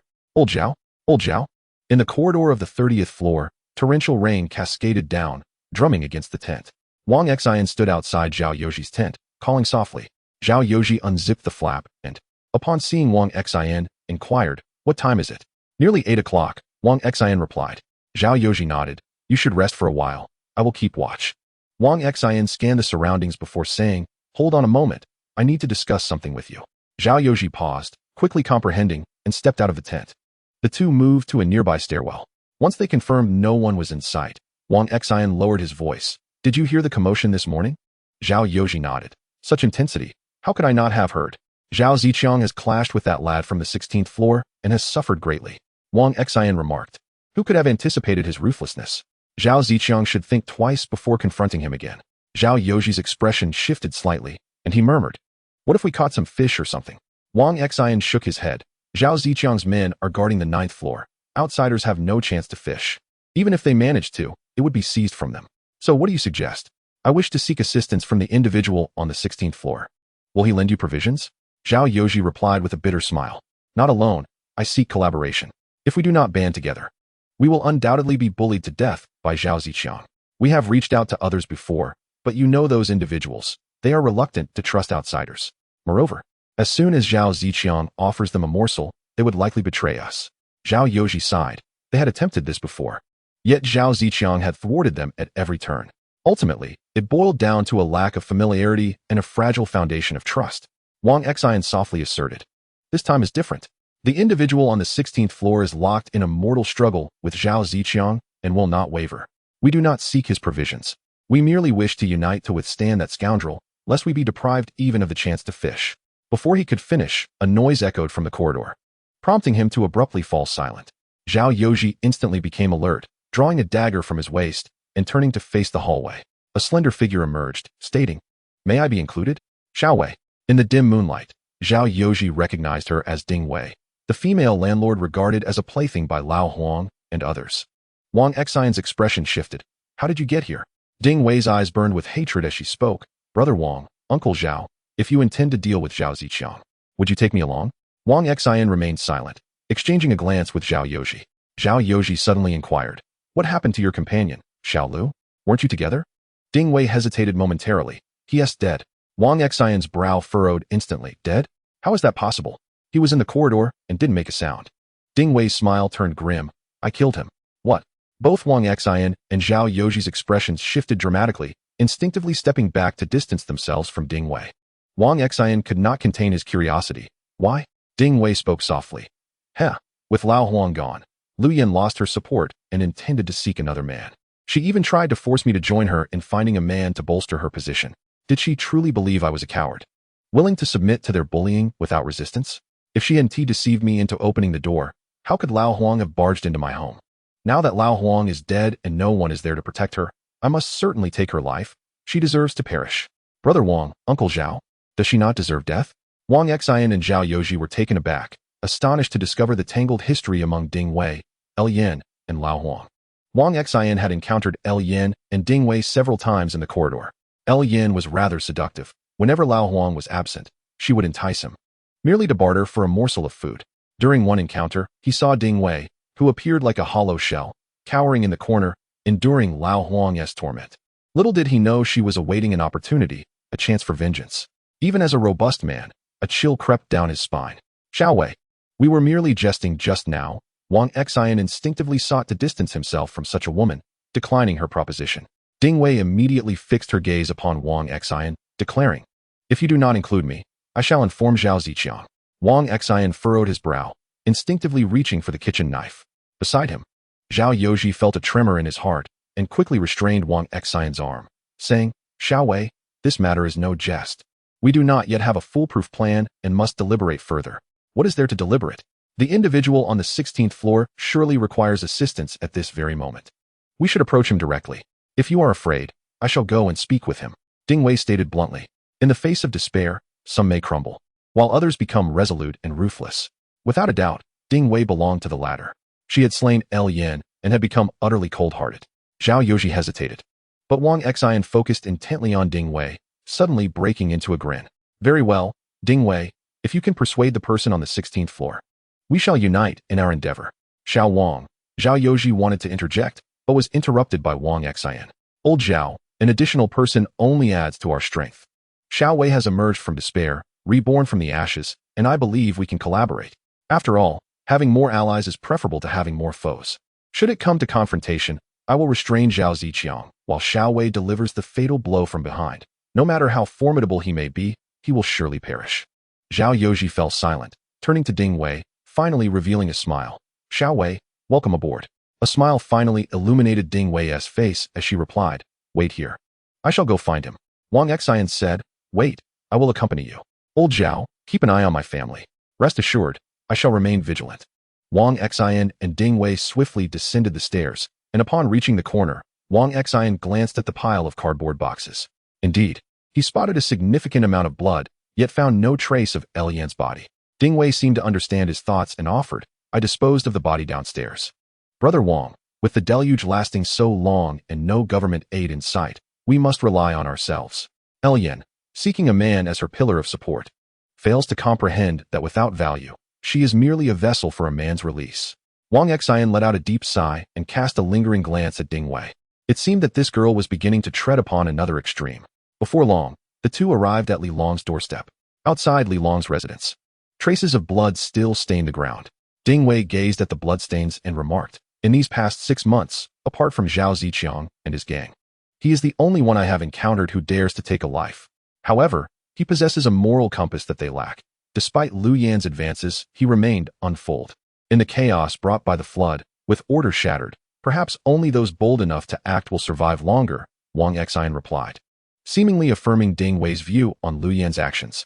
Ding Wei pressed her lips together, choosing silence as she stepped forward to knock on the door. Inside the living room, Li Long lounged on the sofa, with the stunning university student Qi Xinxin perched upon his waist. She leaned slightly forward, her ample bosom cascading down, while her slender, alabaster fingers gently kneaded Li Long's back, easing his muscles. It was summer, one clad in a bare torso, the other in a short skirt. At such proximity, they could almost feel each other's body heat. His breathing grew heavier, unable to resist the urge to caress the curve of Qi Xinxin's thigh. The moment his rough palm brushed against the torn stocking, she trembled as if struck by lightning, her long legs tensing instantly. Li Long, seemingly oblivious, slipped his hand through the rip in the stocking. He sensed the woman's breath quickening as her taut form began to relax. Just as he contemplated continuing, a knock echoed from the door. Both froze momentarily. Qi Xinxin instinctively sprang up and leapt off the sofa. Li Long's heart raced, a sudden sensation of being caught in the act igniting both tension and thrill within him. He hurriedly stood, glancing at Qi Xinxin, who was blushing, her eyes shimmering like gentle waters, yet revealing a hint of fear. Could it be Zhang Yong? She asked nervously, her thoughts betraying her status as a student. Fearing that he might have come to catch them in the act, Li Long chuckled at the absurdity, moving toward the entrance while assuring, fear not. Even if it is Zhang Yong, he wouldn't dare to act. Qi Xinxin's face flushed deeper as she grasped the gravity of the situation. Reaching the entrance, Li Long retrieved a nail gun with one hand and held up a lens with the other, peering through the peephole. He saw a man and a woman standing outside. Faces he vaguely recognized. A wave of suspicion washed over him. Why are they here? Nervously pressed against the wall, Qi Xinxin inquired, who is it? Li Long gestured for her to remain silent before asking, who? Brother, I am Wang Xian from the upstairs corridor, and this is Ding Wei from the corner above. We have met before, Wang Xian whispered through the door. Ding Wei added, big brother, we encountered each other once in the hallway. Do you remember me?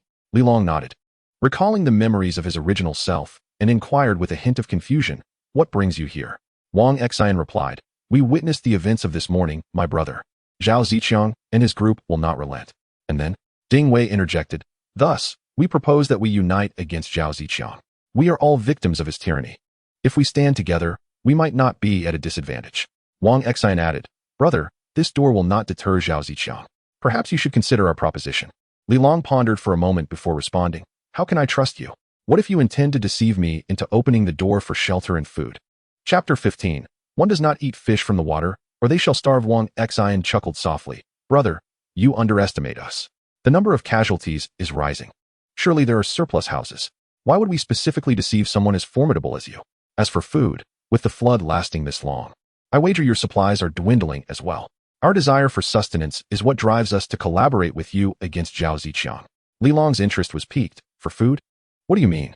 Wang Xian explained in a hushed tone. Despite many supermarkets being submerged, there are still resources floating on the water, but they have all been claimed by Zhao Ziqiang's men. Additionally, there are many fish in the water that are edible. For some time now, my family and old Zhaos have survived by secretly fishing. However, with Zhao Ziqiang's men watching the ninth floor, it has become increasingly difficult to catch fish. Even if we manage to catch some, they will seize it upon discovery.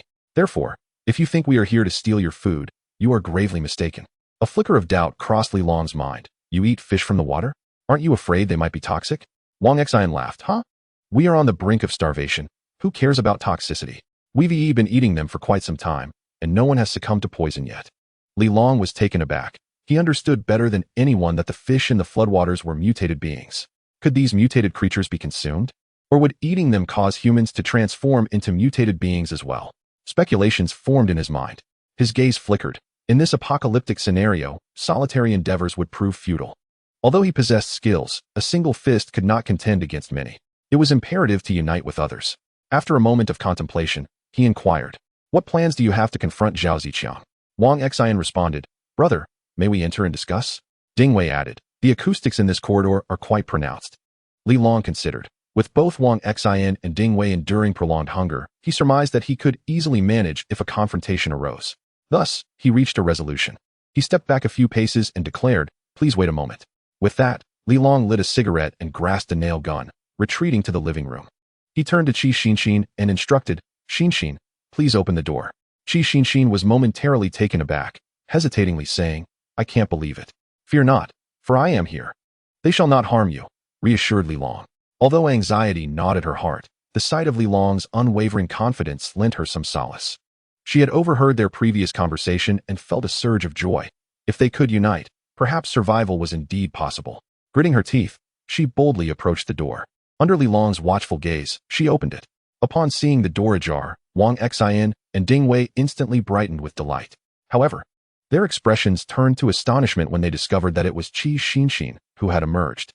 "You are Qi Xinxin? Xian, is that you?" Both recognized her. Their surprise palpable. Before the deluge, Qi Xinxin was renowned as a beauty in Tongtian Garden, and her fame had reached many. Taken aback by their recognition, Qi Xinxin felt a twinge of embarrassment and replied, "Yes, it is I. Do not linger here. Please come in." She scanned the area, ensuring no one else was present, before cautiously unlocking the security door. The anticipated danger did not materialize. Both Ding Wei and Wang Xian expressed their gratitude politely. Qi Xinxin breathed a sigh of relief and swiftly retreated to the living room. Wang Xian firmly shut the door behind them, while Ding Wei strode into the living room. Upon entering, she found Li Long aiming a nail gun at her. Ding Wei's expression shifted slightly as she stated, "We mean no harm." Li Long replied, "Place all weapons on the table." Ding Wei set down a fruit knife on the coffee table, stepping back as she said, "We genuinely seek cooperation." Wang Xian also voluntarily handed over a kitchen knife, remaining at the entrance to avoid pressuring Li Long. Noticing their sincerity, Li Long lowered his weapon and, from across the table, addressed Qi Xinxin, Xian, please pour them a glass of water." Qi Xinxin nodded eagerly. "Oh, of course." She hurried to the kitchen to boil water, prompting Li Long to say, "Please, have a seat." Only then did Ding Wei and Wang Xian settle onto the sofa, the atmosphere shifting toward a more businesslike demeanor. "What should I call you, big brother?" Ding Wei inquired. Li Long glanced at her, sensing something unusual about her. "I am Li Long. You are the woman from the corridor, the owner from the third floor," he stated. Ding Wei's expression changed slightly, recognizing that this was the introduction used by El Yin when she had introduced her, and she nodded slightly, feeling awkward. Wang Xian added, "You have met Zhao. We were owners on the fourth floor, but after our home was flooded, we had no choice but to move upstairs." Li Long nodded and asked, "So, did you truly eat the fish from the floodwaters?" Wang Xian chuckled, "If we hadn't, we would have starved long ago." Ding Wei chimed in fact, I saw Zhao Ziqiang's people eating fish as well. They have been stationed on the ninth floor, managing to catch plenty. Every time Lao Huang comes by, he brings a fish for me and El Yin."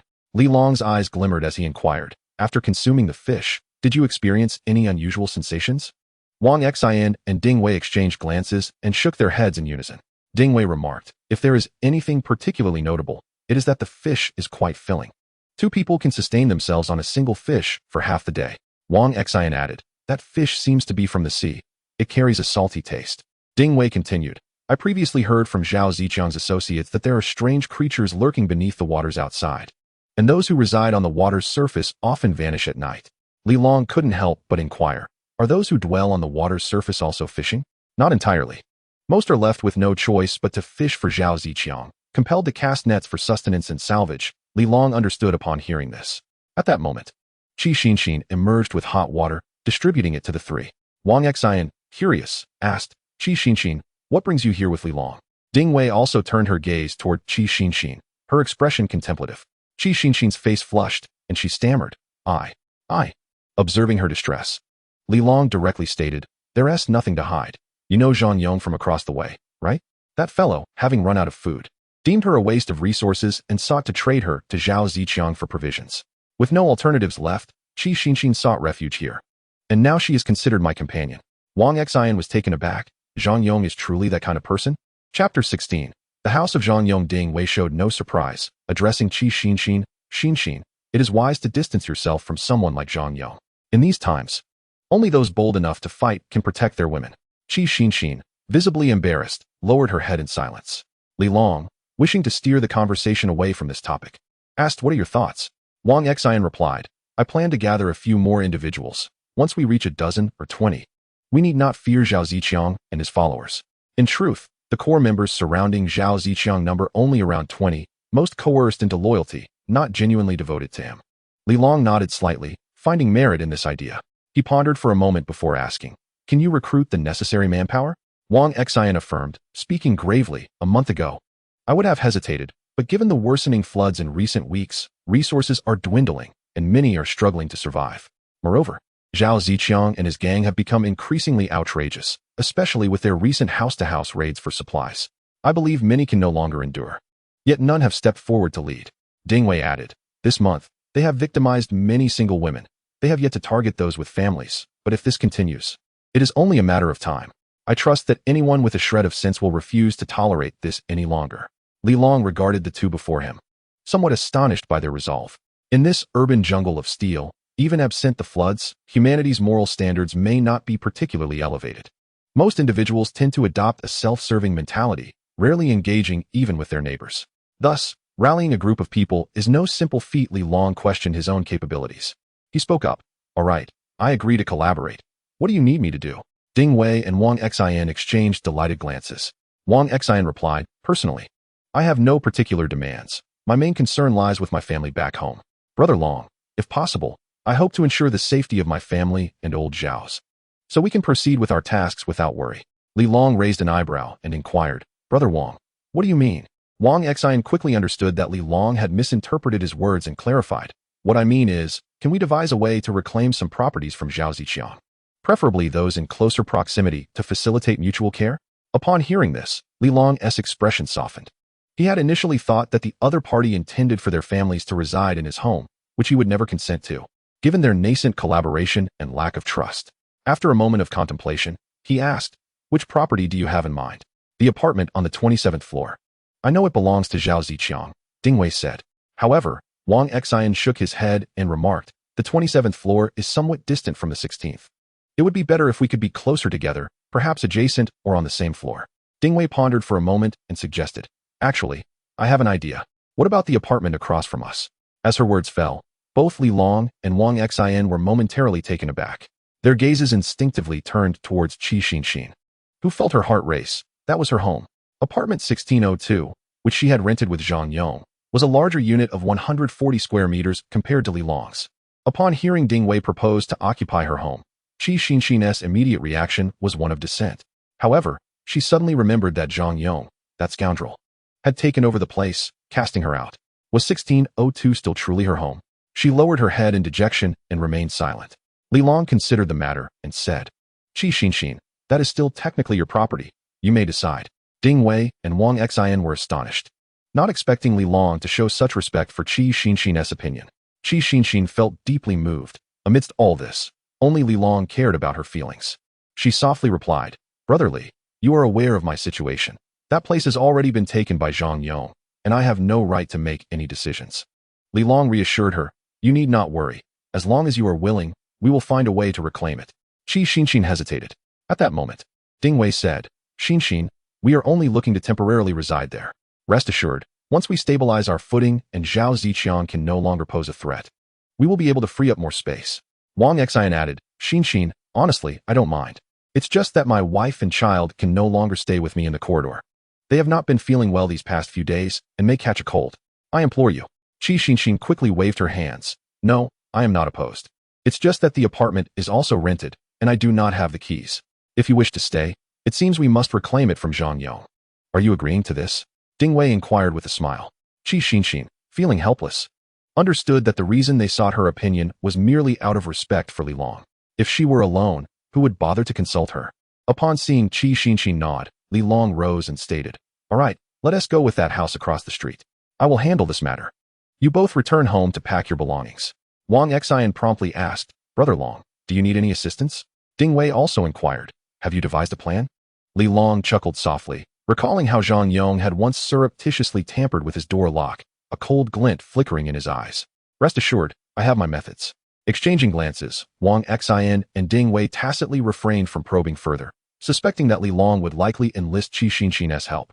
Wang Xian immediately stood up, saying, Then we shall return to gather our things and await your news. Ding Wei nodded in agreement. They were both efficient individuals, having said their piece. They promptly departed from Li Long's residence. Once the two had left, Li Long turned to Xin. Her face was pale, and she wanted to say something but found herself at a loss for words. Xin was a traditional girl. Despite Zhang Yong's shortcomings, he had once loved her. She truly did not wish to conspire with Li Long against Zhang Yong. If she did so, how would she be any different from Pan Jilian? Yet, she dared not voice her thoughts, fearing she might anger Li Long. However, Li Long's subsequent words moved her deeply. Do not worry. I will not ask you to assist me. After all, he is your ex-boyfriend. Though he has given you to me for the sake of 2 loaves of bread, I still do not wish to put you in a difficult position. Tears welled in Xin's eyes as she rose and embraced him, sobbing, Brother Li, it is all my fault. Feeling her delicate form, Li Long suppressed his rising desire, playfully pinching her soft figure and laughing. Who says you are useless? Whether you are useful or not, I must find out for myself. Xin shivered, her cheeks flushing crimson, her breath quickening. Li Long patted her gently and whispered, Wait for my return. Chapter 17. Xin passed the test with that. He released Xin and turned towards the bedroom. Moments later, he emerged with a bundle of rope. Xin, puzzled, asked, What are you doing? Li Long proceeded to tie the rope to a steel pipe, then pushed the pipe through the air conditioning vent, giving it a firm tug. The pipe, under pressure, secured itself against the outside wall. Still not entirely satisfied, he looped the rope around the coffee table and threaded it through the balcony railing, creating a triple fastening. Only then did he respond. The wall behind my living room connects to your secondary bedroom. Have you sealed your secondary bedroom window? Xin gasped in surprise. You intend to climb over from the outside? No, that is too dangerous. I've locked all the windows at home. Li Long gazed at Xin, noticing the worry and panic etched upon her face, and couldn't help but raise an eyebrow with a smile. Are you concerned about me? He asked. Xin's cheeks flushed a deep crimson, yet her gaze remained tinged with anxiety as she replied, If not, perhaps I should go over. I could knock on the door. Maybe Zhang Yong will answer. Li Long chuckled. He's merely timid, not foolish. Worry not, I know what I'm doing. As he spoke, he began to climb out onto the balcony, adding, Our households are too close for comfort, so I had already secured my balcony with wooden planks. One reason was to prevent anyone desperate from climbing in from below, and the other was to deter anyone from your home from attempting to come over. Now, it seems I must dismantle it. He removed the wooden planks, and, under Xin's anxious gaze, he swung out onto the balcony. Through his recent training, Li Long had strengthened his arms, and, with the safety rope in place, he felt confident in his ability to leap into Xin's home. Nevertheless, he remained cautious. After climbing out, he tied an additional knot at the base of the railing to secure the rope. This way, even if the rope inside the room were severed, he would not plummet. To cut this external knot, one would need to venture out themselves. This precaution was, of course, aimed at safeguarding Xin. Despite having spent a few days together, Li Long could discern Xin's fundamentally kind nature, yet he was unwilling to take any chances. This moment served as a test for her. Should she pass, Li Long would consider extending his trust in the future. Regardless, he had hidden all the food within the house, ensuring that even if Xin were to betray him, she would gain little from it. As he emerged from the balcony, Li Long steadied himself against the iron railing and positioned his foot on the ledge outside the window, gradually inching closer to Xin's home under the veil of night. Xin, watching Li Long from the darkness, was so tense that she hardly dared to breathe, leaning over the window's edge to observe him. "Brotherly, you should come back. Let me go instead.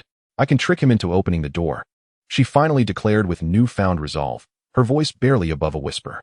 At that moment, Li Long broke into a grin. She had endured the test. It was then that he truly acknowledged Qi Xinxin. "Stay quiet," he instructed softly. Following her astonished gaze, Li Long leapt into action. Thud! He landed gracefully atop the air conditioning unit outside Qi Xinxin's home. With this leap, he had definitively entered her abode. The rumble of thunder masked the sound of his landing. Li Long crouched beside the air conditioning unit, straining to listen to the sounds inside. The cacophony of thunder, rain, and water mingled together, yet there seemed to be no other noise. He reached out to the grill of the air conditioning unit. With a gentle tug, he opened the grill window and, bending his body, slipped inside. After a prolonged silence with no discernible sounds from within, he cautiously pushed open the door to the balcony cabinet and tiptoed inside. The balcony was filled with a musty odor, a result of long-standing stagnation. Not only Qi Xinxin's home bore this scent, Li Long's residence had succumbed to it as well. For a long time, the sun has been obscured, and the heavy humidity has caused many things to mold. On the balcony, numerous garments hung, and Li Long cast a brief glance, raising an eyebrow. Most of these clothes were women's lingerie, and judging by the cup size, they likely belonged to Qi Xinxin. The size was such that it could accommodate 2 of Li Long's fists. He couldn't help but marvel at Qi Xinxin's industriousness. Despite the prolonged flooding, she still managed to wash her clothes. In contrast, Zhang Yong was truly slovenly. These garments were probably hung up before Qi Xinxin was forced out, and after all this time, he had yet to retrieve them. Li Long tiptoed into the living room, where an overwhelming sour odor assaulted his senses. He instinctively covered his nose. It was the smell of sweat. The sofa was piled high with clothes, and the living room bore remnants of half-burned garments. Likely the result of Zhang Yong attempting to cook. Clearly, he had not bothered to tidy up, leaving the space chaotic and filthy. After listening for a while, Li Long vaguely discerned the sound of snoring emanating from the master bedroom.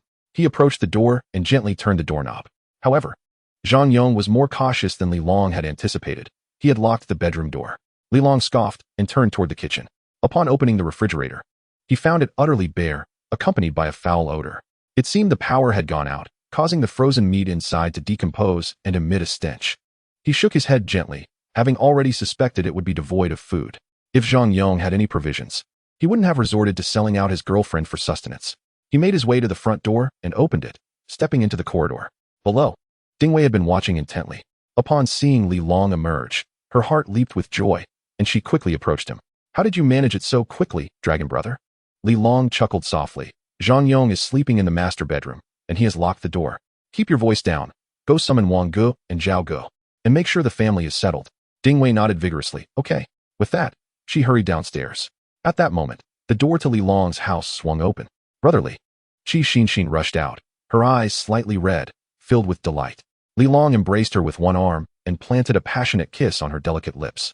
The sudden assault took Qi Xinxin by surprise, leaving her cheeks flushed and her demeanor flustered, reminiscent of someone experiencing their first kiss. She clearly did not expect Li Long to kiss her at that moment. After a deep kiss, Li Long smiled and said, "Xinxin, you have done exceptionally well." Qi Xinxin's face turned crimson, and in astonishment, she looked up. "I haven't done anything." Li Long, with a knowing smile, replied, "It is precisely because you have done nothing that I commend you." Not one to be slow-witted, Qi Xinxin felt a flutter in her heart and quickly asserted, "Brotherly, I promise to stick by you from now on. I will never waver." Li Long chuckled. "I know. You should head back now. There are still matters to address here, and I fear it may be awkward for you." Qi Xinxin glanced around her home, hesitating for a moment, contemplating whether to plead for mercy, asking if perhaps no one needed to be killed. However, she quickly sealed her lips, for Zhang Yong was now a matter of the past. Brother Li was a man of conviction. It would be wise for her to remain silent and not provoke his ire. She softly stated, "I shall return home to prepare dinner and await your return." Li Long beamed with satisfaction, his heart swelling with appreciation for Qi Xinxin. Chapter 18. You've already given me a girlfriend. I beg you, spare me. Had Qi Xinxin interceded on Zhang Yong's behalf, it would have undoubtedly unsettled him. Yet, her silence pleased him greatly. As he watched her retreat into the house, Li Long suddenly whispered, "Do not discard that pair of stockings. Wear them tonight." Qi Xinxin froze for a moment, her cheeks flushing crimson. She cast him a sultry glance, nodded gently, and hurriedly shut the door behind her.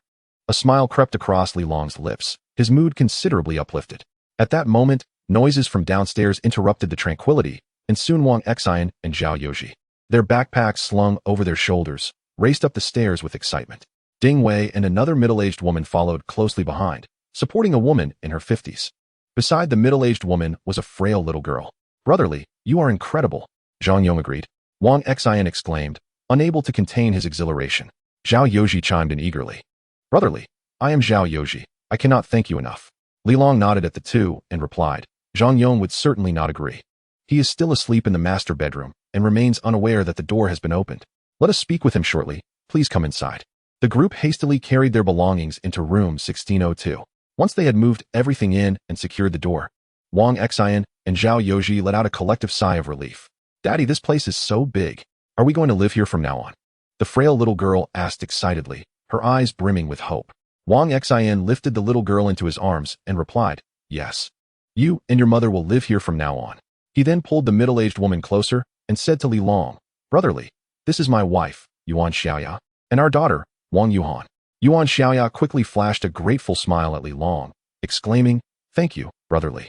I am at a loss for how to express my gratitude." Li Long waved a hand dismissively, saying, "We are all merely striving to survive. There is no need for formality. Big brother, is this your home? Did you take us in?" Wang Yuhan looked up at Li Long with wide, innocent eyes.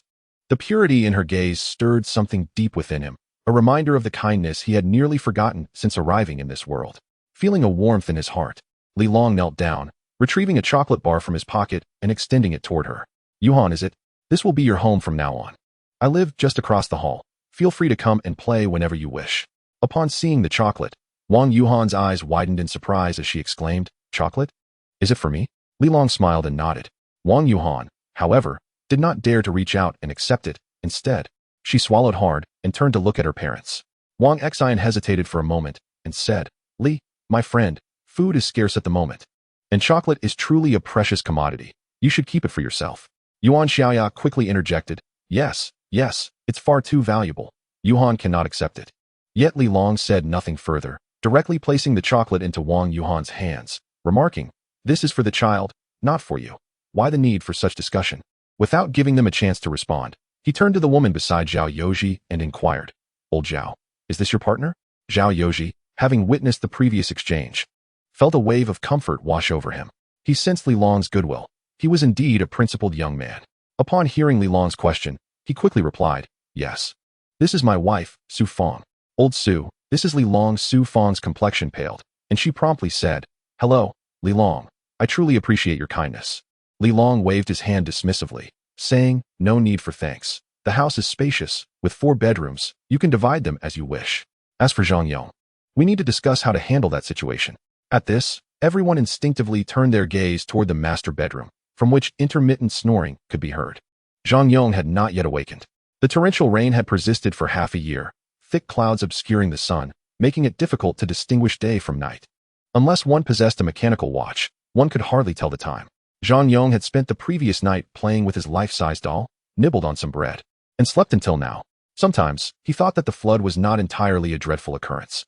At least, he did not have to go to work and could remain at home indefinitely.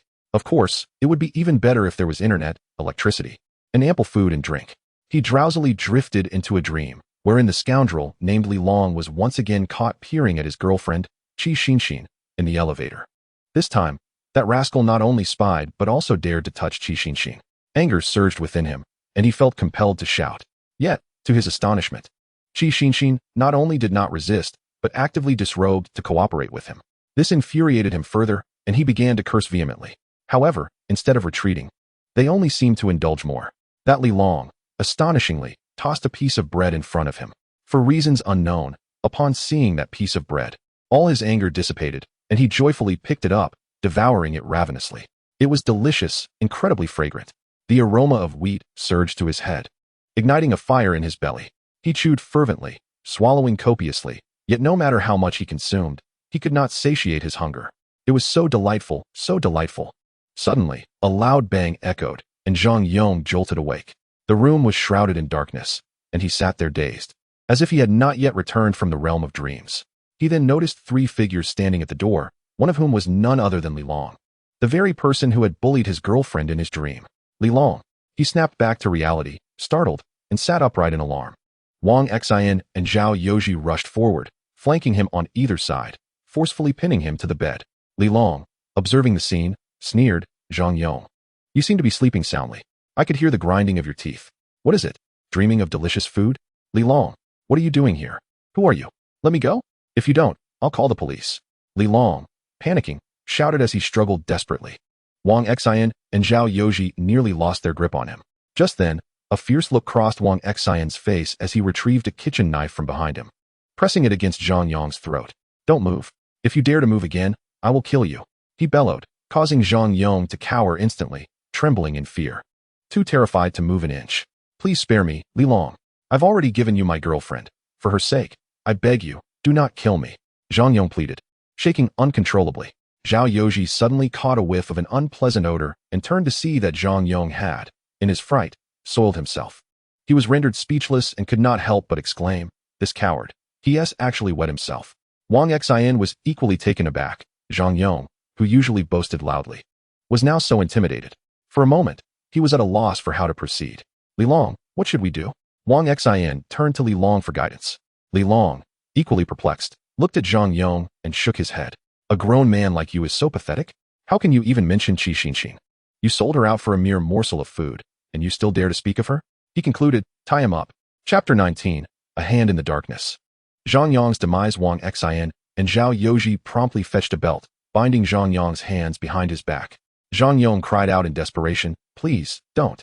I promise I'll give you whatever you want. Just let me go. Fearing that Zhang Yong's cries would disturb his daughter, Wang Xian shoved a pair of dirty underwear into Zhang Yong's mouth. Immediately, Zhang Yong began to whimper. The underwear, which he had discarded the previous night, still bore a foul odor that made his eyes well up with tears. With Zhang Yong securely tied, Wang Xian and Zhao Yoji turned back to Li Long, uncertain about how to handle this situation. After all, they were the ones who had forcibly taken his home. Finding the original owner only added to their moral dilemma. Li Long hesitated as well. He was not like Zhao Ziqiang, capable of acting without scruples. The earlier act of killing was compelled, and now, to strike out against a defenseless man, he felt a pang of doubt. Ultimately, contemplating Qi Xinxin, Li Long declared, let us just throw him out and let him fend for himself. This worthless creature won't last long outside. Wang Xian and Zhao Yoji breathed a sigh of relief. Wang Xian immediately remarked, this scoundrel sold out his girlfriend for food. He is devoid of loyalty. Letting him fend for himself is a fitting retribution for Qi Xinxin. Zhao Yoji nodded in agreement. Indeed, such a person is not worthy of deep connections. It is better to discard him. The two individuals swiftly lifted Zhang Yong and cast him out the door. Wang Xian remarked, do not accuse us of lacking mercy. The pots, pans, and tents on the 30th floor corridor were left by us. Zhao Yoji remained silent, merely patting Wang Xian on the shoulder. Let us depart. Such scum is not worth mourning. Li Long, throughout the ordeal, said nothing, only casting a cold glance at Zhang Yong before joining the others in their retreat. As Zhang Yong watched the trio leave, a sense of dread finally subsided within him. He laboriously loosened his belt and expelled the undergarment stuffed in his mouth, glaring resentfully at the tightly shut door below. Damn it, Li Long and Qi Xinxin, you two wretches, wait for me. He glanced at the tattered tent, his anger intensifying. Yet, apart from venting his frustration with a few curses, he dared not act. Even when alone with Li Long, he had refrained from taking action. Now, with two accomplices at Li Long's side, he felt even less inclined to provoke them. Nevertheless, the bitterness in his heart clung to him stubbornly. What to do? There was no food left, and he had lost his room. It was all that Li was to blame. Damn it. If I cannot live in peace, neither shall you. After a long period of contemplation, a sudden spark illuminated his mind. That's right, Zhao Ziqiang. He had long harbored intentions to deal with Li, and I shall seek him out, offering to deliver that wretched woman Qi Xinxin to him. This would surely incite a conflict between Zhao Ziqiang and Li. Perhaps Zhao would even provide me with some food. Huh, Li, just you wait. Excited, he immediately rushed towards the staircase. However, as he reached the dimly lit corridor, a rope suddenly ensnared his neck. Ah! Zhang Yong screamed in terror, struggling as he desperately tugged at the noose. In the darkness, he could not discern the figure behind him, but the hands gripping the rope were extraordinarily strong. Despite his frantic writhing, he could not break free. Help! Help me! He summoned his last vestiges of strength to emit a choked cry. Ultimately, the lack of oxygen caused his vision to fade to black. In the darkness, the man holding the rope did not relent, maintaining his grip for nearly half a minute until he confirmed that Zhang Yong had breathed his last. before finally loosening his hold. Zhang Yong's body slowly collapsed in the corridor. The man gazed at the lifeless form of Zhang Yong, whose tongue protruded and eyes remained unclosed, and coldly scoffed. I had initially considered sparing you, but you chose to seek your own demise. To seek out Zhao Ziqiang and declare it so boldly. Did you fear that I would not hear? Li Long gently shook his head as he stowed the rope away. After escorting Wang Xian and the others back, he had feigned an early return home, yet his concern for Zhang Yong lingered. Little did he anticipate that upon reaching the stairwell, he would overhear Zhang Yong talking to himself about aligning with Zhao Ziqiang. In that moment, Li Long's resolve to eliminate him solidified. To show mercy to one's adversary is to be cruel to oneself. Zhang Yong, however cowardly, was still a man. Moreover, with a sinister and malevolent mindset. After joining Zhao Ziqiang's ranks, he posed a considerable threat to himself. Li Long bent down, lifted the corpse, and discarded it outside the corridor. With a resounding splash, the sound was drowned by the patter of rain. Everything seemed as if it had never transpired. Li Long gazed at the pitch-black surface of the water below, remaining silent for a few seconds before turning to descend the stairs. Yet, at the very moment he stepped onto the staircase, a sudden surge of vitality coursed through him, as if some unseen force had infused his being. His muscles grew even more robust. Li Long, taken aback, cast a sideways glance towards the corridor. What was happening? The last time he had slain that old Huang, he had also felt a rush of strength. Could those mutated beings be the source of this power? Was Zhang Yong also a mutated human? Had he consumed mutated fish flesh? Zhang Yong, so cowardly, had he too undergone mutation? With a mind full of questions, Li Long descended to the lower floor when suddenly a voice resonated. How decisive! Li Long looked up. In the darkness, a vague figure leaned against Zhang Yong's doorway. From the contours of the silhouette, Li Long recognized the individual, Ding Wei. He spoke. Did you see everything? Well, I thought you would teach him a lesson. But I didn't expect you to be so straightforward. Li Long regarded her expressionlessly and inquired, what are you doing here? Ding Wei shrugged. I couldn't bear to watch. Zhang Yong clearly intended to retaliate against us, yet you chose not to eliminate him. Since that's the case, I had no choice but to intervene. However, it seems now that my actions were unnecessary. Ding Wei grinned, her gaze fixed on Li Long, glimmering with intrigue. Li Long furrowed his brow. This woman seemed rather unhinged. He chose not to elaborate further, tapping on the door and stating, do not speak carelessly. Rest assured, with Zhang Yong missing, we are oblivious. Perhaps some deranged individual has taken him out. Wang Xian peered through the peephole and, upon seeing Li Long and Ding Wei, opened the door. As they entered, Li Long asked, have the rooms been assigned? Wang Xian nodded. We three are in the master bedroom. Xiaoyu is tidying up, while Lao Zhao and the others are in the south side secondary room. Xiao Wei will stay in the northern study. Ding Wei replied nonchalantly, I am alone. I do not require such a large space. Li Long glanced at Ding Wei. He had visited the northern room, which was not only smaller but also lacked a balcony, possessing only a single window. From a safety perspective, that small room was, in fact, more secure. Ding Wei also regarded Li Long, and the two averted their gazes in unison. Li Long surveyed the house and inquired, this is a 4-bedroom house. What are your plans for the remaining room?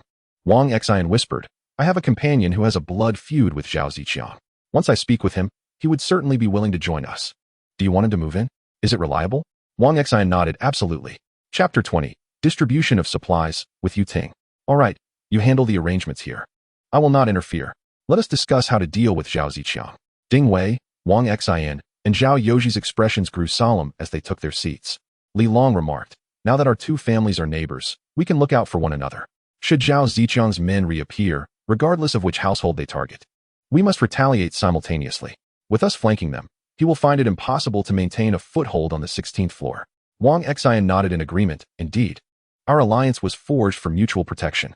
Zhao Yoji added, the corridor is narrow, and the space available for standing is limited. They cannot come at us in large numbers. If we strike together, our defense will be secure. Ding Wei raised her hand and inquired, what about weapons? We only have kitchen knives and daggers, which are suited for close combat. They are all tall men. It would be best if we had weapons for long-range attacks. Wang Xian promptly suggested. I noticed a broom in the room. Perhaps we could fashion a spear from it. Zhao Yoji chimed in. And there are beer bottles that can serve as throwable weapons. Ding Wei remained silent. Being a girl, she was not adept at such matters and could not devise any effective strategies. As the group deliberated, Wang Xian's wife, Yuan Xiaoya, called out, Old Wang, I've gathered the items. Come and see if there's anything useful.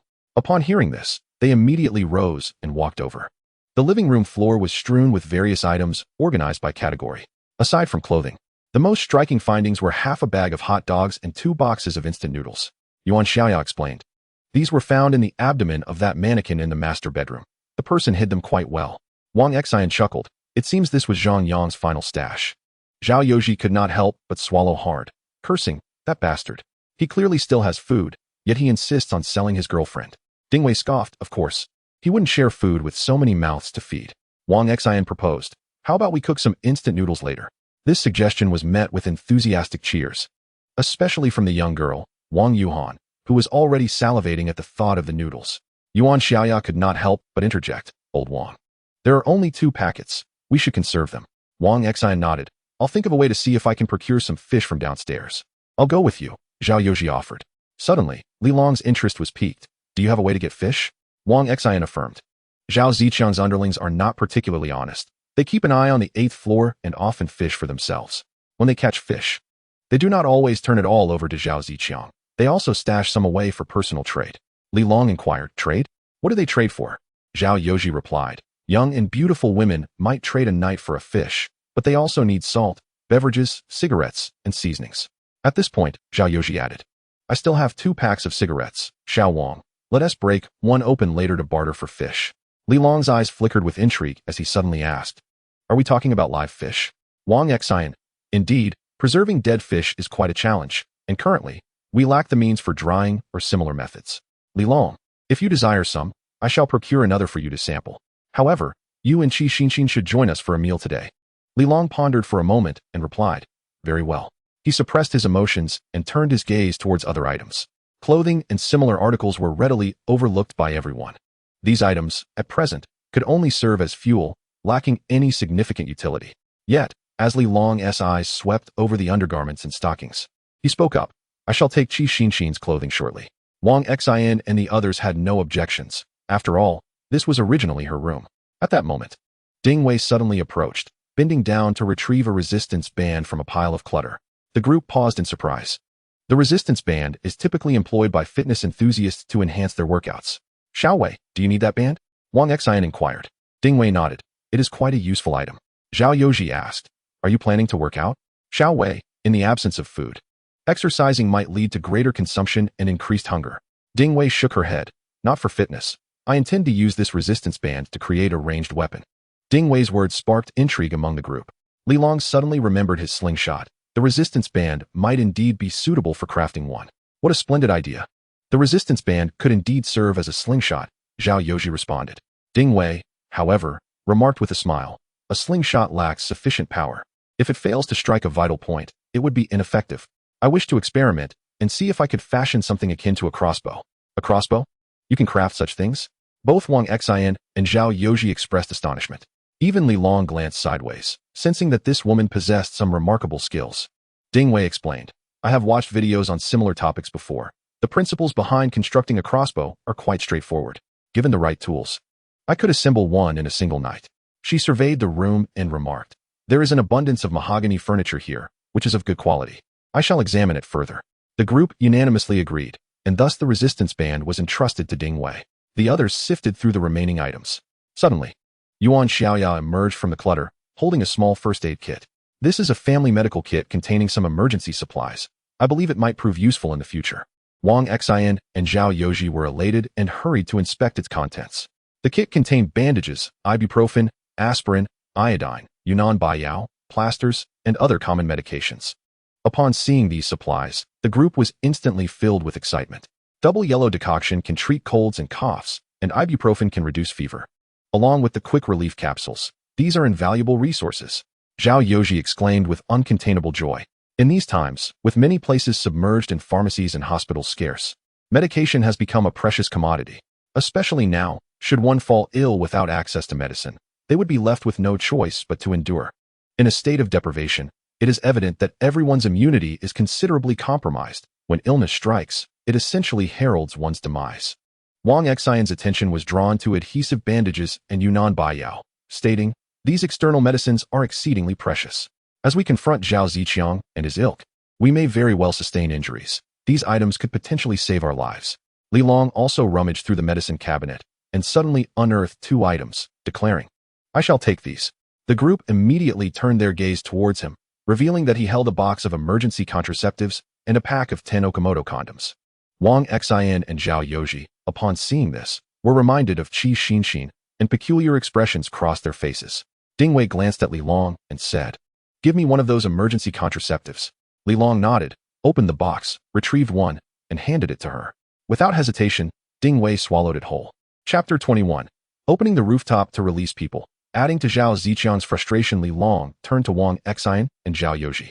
Zhao Yoji chuckled. "No need to look at me. I have no use for it with your Aunt Sue." Wang Xian echoed the sentiment. "Neither do I." Li Long, bewildered, looked at Wang Xian and remarked, "Brother Wang, you seem barely over 40. How is it that you have no need for such things?" Wang Xian was momentarily taken aback, but quickly regained his composure, playfully retorting, "You rascal, don't let your imagination run wild. Your sister Yuan has had an IUD placed."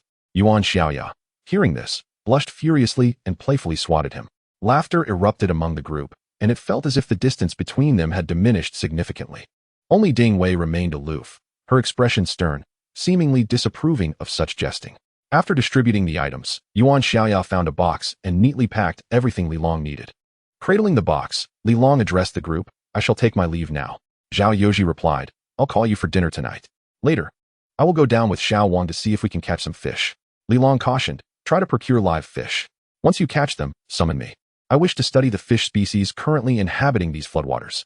Zhao Yoji was taken aback. What is there to study? Unbeknownst to them about the emergence of mutated fish, Li Long reminded them. These fish were originally marine species. Their appearance in inland waters and their survival likely indicates some unknown mutations. Zhao Yoji was astonished, and Wang Xian furrowed his brow. "What you say is indeed peculiar. Back when we had internet access, there were rumors online about seawater intruding inland, suggesting that colossal marine creatures were flowing against the current into rivers.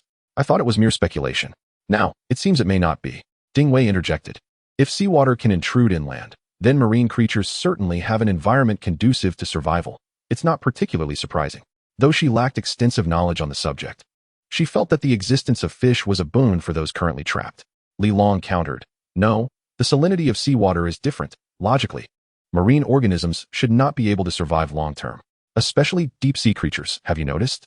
In previous news, a colossal marine creature was spotted amidst the urban floodwaters, and someone who ventured out in a boat was subsequently devoured by this behemoth." At this point, several individuals became solemn. The ocean stretches infinitely, and humanity has yet to catalog the myriad of creatures dwelling in the depths. Could it be true, as Li Long suggested, that marine life has undergone unknown mutations? Wang Xian remarked, "Once we catch a fish, we'll ensure you have a look at it. It must be alive." "Indeed," Li Long admonished. With that, he bid farewell and departed from room 1602. Standing in the dimly lit corridor, Li Long did not return directly. Instead, he ascended to the rooftop. Water cascaded relentlessly from above, as the deluge was particularly fierce. Upon reaching the rooftop, Li Long discovered a dilapidated tent, housing a folding bed, presumably the former abode of Old Huang. He rummaged through the tent, but found nothing of value. Attempting to access the rooftop's fire escape, he discovered the door was locked, but faint voices could be heard from within. "Is anyone there? Old Huang, are you still around? The water has filled up today. Can we descend for a respite? We have no buckets left." Outside, a voice, likely that of an elderly man, pleaded as he knocked on the iron door. Li Long remained silent, listening to the murmurs outside. Is Old Huang really absent? It's strange. He used to check in every hour, and the door was always locked otherwise. Yet, it's been nearly half a day this time. Surely, nothing untoward has occurred in the building? I believe I heard Zhao Ziqiang and his gang earlier. It sounded like a fight broke out. Those rascals, it would be best if they were dealt with. Shoo, keep your voice down. We must find a way to escape. Though we have water, there's no food. Who can endure such a plight? Li Long frowned, realizing that a group of elderly men was locked on the rooftop. These individuals were likely coerced there by Zhao Ziqiang and his thugs. Old Huang had trapped them by locking the door. Should he attempt to rescue them? Li Long's gaze flickered thoughtfully. In an instant, he formed a resolution. Yes, although these men were elderly and of limited combat capability, the enemy of my enemy is my friend. Zhao Ziqiang's henchmen had wronged them. If he liberated them, they would undoubtedly seek to oppose Zhao Ziqiang. He required no gratitude from them. Merely causing Zhao Ziqiang some inconvenience would suffice. He immediately knocked on the door, declaring, "Is anyone inside?" At his words, the individuals outside fell silent in fear. "Is there anyone here? If not, I shall take my leave." It was only then that an excited voice responded, Yes, yes. Help us, please. One individual inquired. You're one of Brother Chang's men, aren't you? Please, kind sir, grant us passage. The rain on the rooftop is relentless. And this eve offers no shelter, implored the young man. We are soaked through. Speak to old Huang, and let us descend to escape the downpour. Li Long interrupted. Speaking through the door, old Huang has perished. This door is secured with a chain, and I wonder if any of you know where the key lies? The revelation hushed the crowd outside. A voice broke the silence with unexpected delight. That scoundrel is dead? Good riddance. Young man, is Zhao Zichang also gone? The young man replied. The key is with old Huang. I have seen it, hanging around his neck. Li Long responded gravely. His body was discarded downstairs. The key is likely lost. Wait here. I shall procure a pair of pliers. Thank you, thank you. I am forever in your debt, exclaimed a voice. As someone on the rooftop knelt, weeping, Li Long turned away, not heading home, but rummaging through old Huang's tent, retrieving a steel pry bar. With it, he easily broke the chain. A sharp crack echoed as the iron chain snapped, and the door swung open. He swiftly stepped back, maintaining distance from those outside. Several elderly men, drenched from the rain, surged in. As they entered the corridor, the rain and wind rushed in with them. Fortunately, it was summer, and the air remained warm despite the tempest. Li Long glanced at the elderly men, most of whom were over 60, with one nearing 70, their hair thin and gray, some nearly bald. They scrutinized Li Long as he did them, and upon seeing the pry bar in his hand and the helmet atop his head, their expressions shifted to one of apprehension. One relatively healthy elder stepped forward, asking, Young man, what on earth has transpired? Li Long regarded him, inquiring, What is your name? Oh, I am Wu Yongzhou. Everyone calls me Old Wu. Li Long nodded. Old Wu, Zhao Zichang's men are systematically raiding the building, seizing our provisions and occupying homes, which has incited considerable discontent. They sought trouble at my door today, and I killed one of them. Be cautious. The brief exchange left the elderly men visibly shaken. Wu Yongzhou could not contain himself. You killed someone? Li Long remained silent, then urged, You should find a place to hide. Do not allow Zhao Zichang to capture you. He is likely to return. It would be wise to seek refuge on another floor. With that, he turned and descended the stairs, keeping his gaze fixed on them. The elderly men, in a state of anxiety, began to discuss among themselves, disregarding Li Long. Once back downstairs, Li Long retrieved a box and took out the key, unlocking the door. Upon entering, he was met with an exclamation from the kitchen. Who is it? There stood Qi Xinxin, gripping a kitchen knife. Terror evident in her eyes as she peered from the doorway. Li Long closed the door behind him, announcing, It is I, brotherly. Qi Xinxin exclaimed with uncontainable joy, hastening towards him. Noticing the box in Li Long's arms, she quickly stepped forward to assist him. Everything has been arranged over there.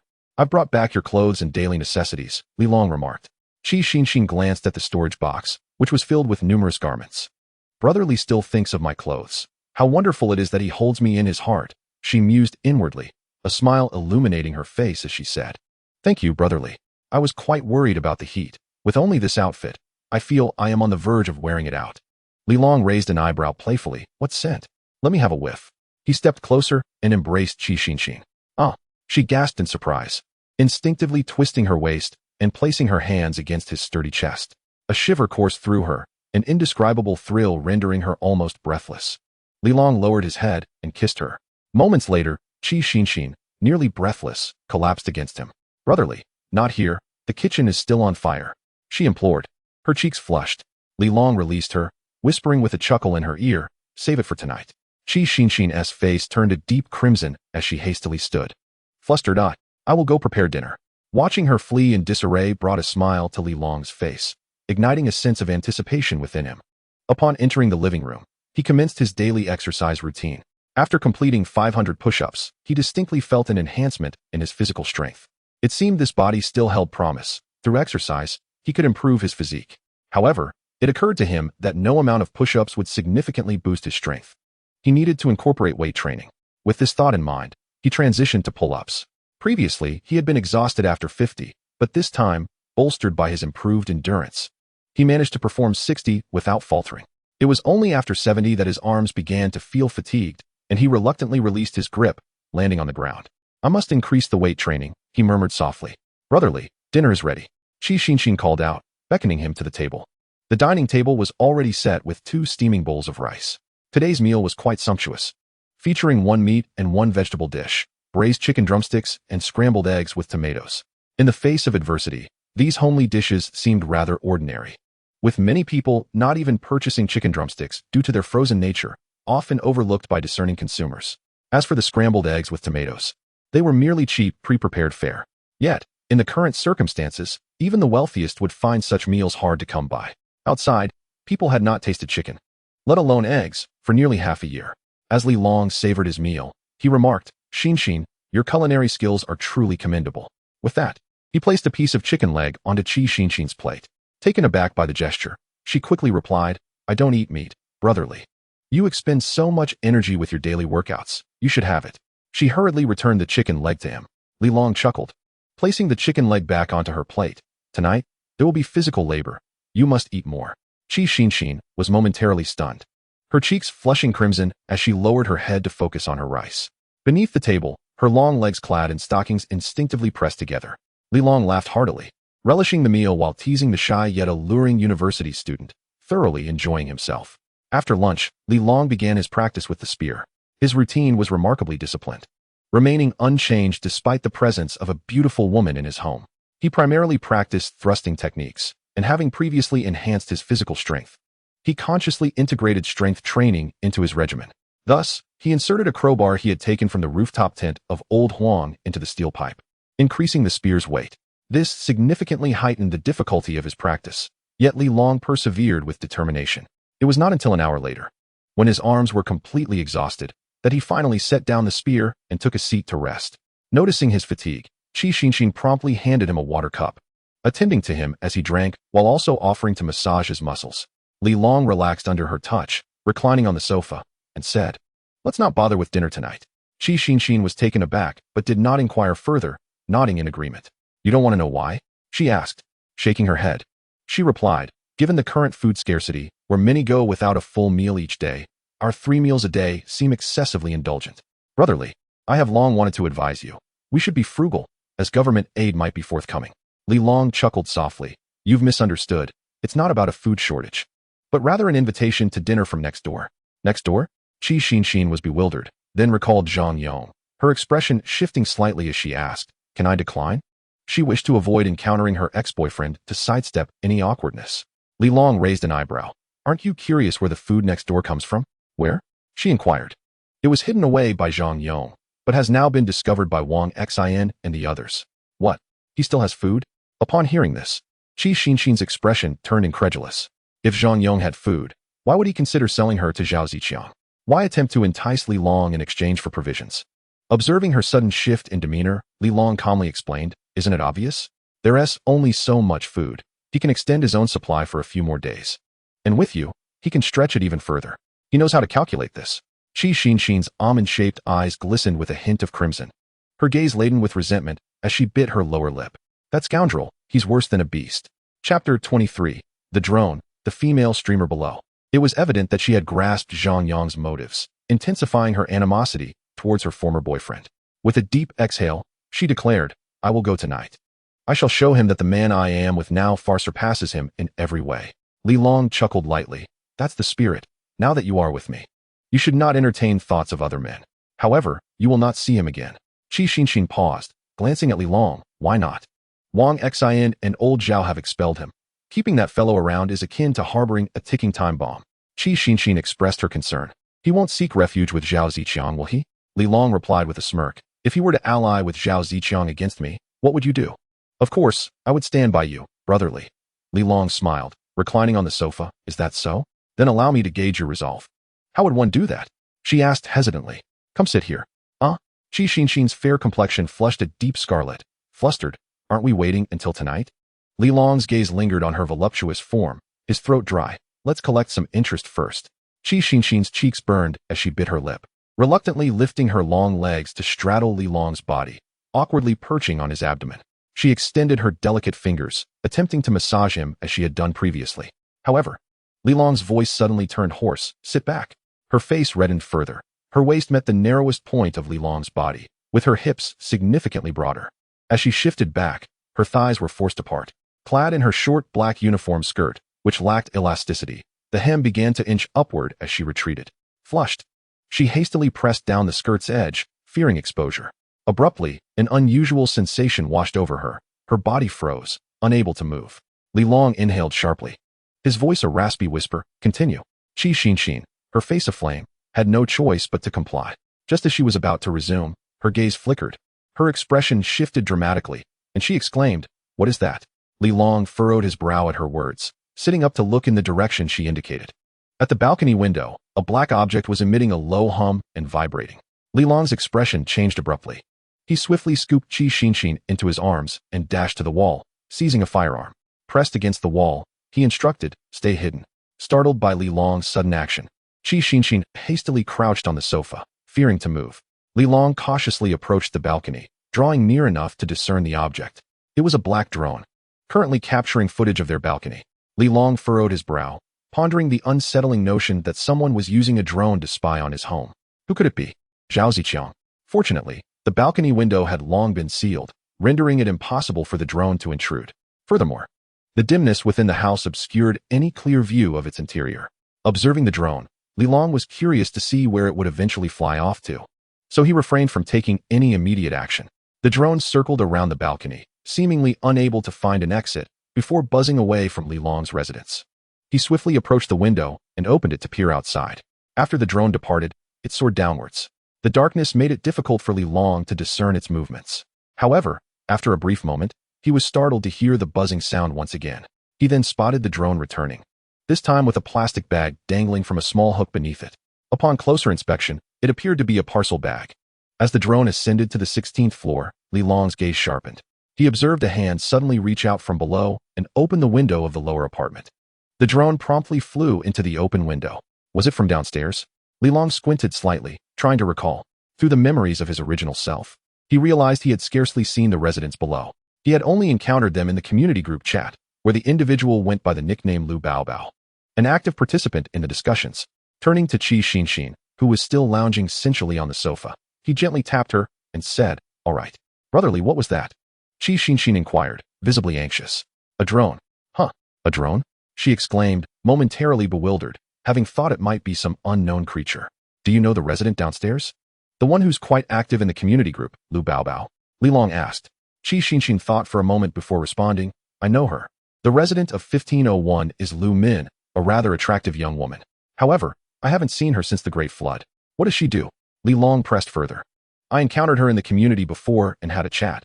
She seems to be a streamer, Qi Xinxin recalled. A streamer? Li Long mused, piecing it together. It made sense. A drone was likely used for outdoor live streaming. Yet, this woman had the audacity to employ a drone to retrieve items from the water. Quite clever. But what could be her motive for spying on his home? Suddenly, a thought struck Li Long. Could it be that this woman intended to use the drone for theft? Intriguing. A smile crept across his face. Indeed, there are ways for both mice and snakes. In this post-apocalyptic world, humanity is capable of devising any means for survival. If the drone were able to invade his home through an unsealed window, would it not be possible for the intruder to manipulate it to forage for food within? Having failed, he turned to the water to salvage floating supplies. Truly, he is a remarkable individual. Brotherly, is this drone hers? Qi Xinxin inquired. Li Long nodded slightly. Yes, the drone flew into her room. What was she spying on you for? Qi Xinxin pondered, unable to comprehend. Li Long remarked, she must be searching for food. Oh, Qi Xinxin was taken aback, and then realization dawned upon her as she exclaimed, it seems she has run out of provisions. Li Long also grasped the implication. Indeed, this female streamer, like everyone else, had not ventured outside for 6 months. Given she had survived this long, it was evident she had been sourcing food somehow. The absence of any prior sightings of the drone indicated she had only recently adopted this tactic. Li Long contemplated, if the drone can be utilized effectively, it will prove immensely valuable. Currently, the building lacks electricity. Without a generator, the drone may soon deplete its power. However, if it were entrusted to me, I could recharge it, thereby prolonging its operational capacity. The drone serves as a distant eye, an invaluable asset for seeking external assistance, retrieving supplies, and confronting adversaries. Not to mention, possessing a drone would allow me to observe layer by layer to locate Zhao Ziqiang and assess the distribution of his personnel. In Chapter 24, although it may not be convenient, alternative methods can be employed. At that point, teaming up with Wang Xin and Zhao Yoji to systematically dismantle Zhao Ziqiang's forces would become significantly easier. I must devise a strategy to procure the drone from her. After some reflection, it occurred to Li Long that since the woman had run out of food, perhaps he could barter provisions in exchange for the drone. However, His own food supplies were dwindling. He needed to think of another solution. He wondered how many fish Wang Xian and old Zhao had managed to procure. As he contemplated this, a noise from the balcony caught his attention. Li Long. He turned to see Yuan Xiaoya on her balcony, looking in his direction. Li Long smiled and said, "Sister Yuan, what brings you here?" Yuan Xiaoya displayed a hint of concern. "I heard a commotion over here and came to check. It seemed something was flying past. Did you see it?" Li Long nodded. "I did. It was a drone." "What? A drone?" Yuan Xiaoya was taken aback. Li Long cautioned, "Make sure to keep your windows closed. Someone may be using the drone to observe us covertly, potentially to steal." Yuan Xiaoya quickly checked the windows and, upon confirming they were locked, sighed in relief. Li Long then asked, "Have Brother Wang and old Zhao returned yet?" "Not yet. They have been gone for nearly an hour." She replied, concern etched on her face. Li Long inquired, "How long do they usually take when they go out?" "Typically about an hour. Sometimes if they can't find fish, they are made to wait nearby. There's no need to worry then." "What did they take to barter for the fish?" "Just the seasoning packets from instant noodles." Li Long was taken aback. "That can be exchanged?" "Indeed." Yuan Xiaoya nodded, remarking on the delightful aroma of instant noodle seasoning packets. When making fish soup, adding a bit of the seasoning significantly enhances the flavor compared to plain broth. Nowadays, many cannot even afford salt. Although sea fish contains some, consuming it regularly becomes monotonous. Li Long was taken aback, realizing he had stockpiled a considerable amount of cooking salt while forgetting that many lacked even that basic necessity. At that moment, Qi Xinxin, having tidied her attire, approached the balcony.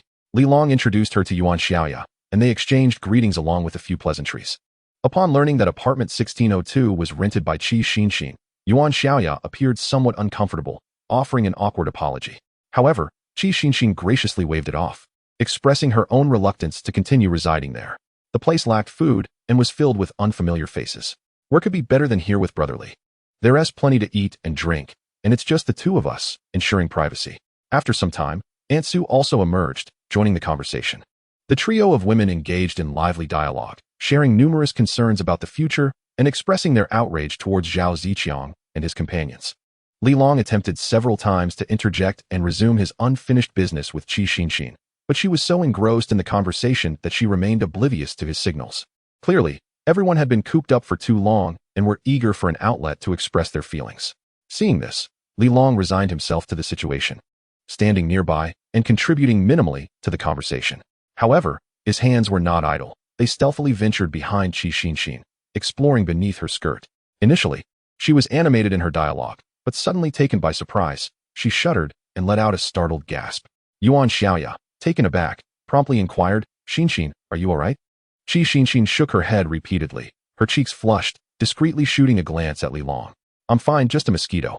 Li Long maintained a composed demeanor, replying, "It's June. It's quite normal to have mosquitoes." His hands continued their playful mischief, causing Qi Xinxin's breath to quicken. Aunt Sue, puzzled, asked, "Are there mosquitoes on the 16th floor?" Yuan Xiaoya replied, "It's hard to say. With the recent floods making everything damp, it's not surprising to have mosquitoes. Yet it seems we don't have many here, which is rather strange. Xinxin, do you have any floral water at home? I have a little left." Aunt Sue offered enthusiastically. Qi Xinxin, her face beet red, stammered, "No, it's all right." Li Long chuckled. "Aunt Sue, it's unnecessary to go through all that trouble." He leaned closer to Qi Xinxin, whispering in her ear, "So sensitive, are we?" Qi Xinxin, almost pleading, responded, "Brotherly, please, let us go back inside." With a smile, Li Long addressed Yuan Xiaoya and Aunt Sue, "Don't linger by the window. Be wary of anyone with ill intentions. Let us head back." Aunt Sue nodded, saying, "All right. When Xiao Wang and old Zhao return, we'll call for you." Li Long smiled and nodded, turning to pull Qi Xinxin back indoors.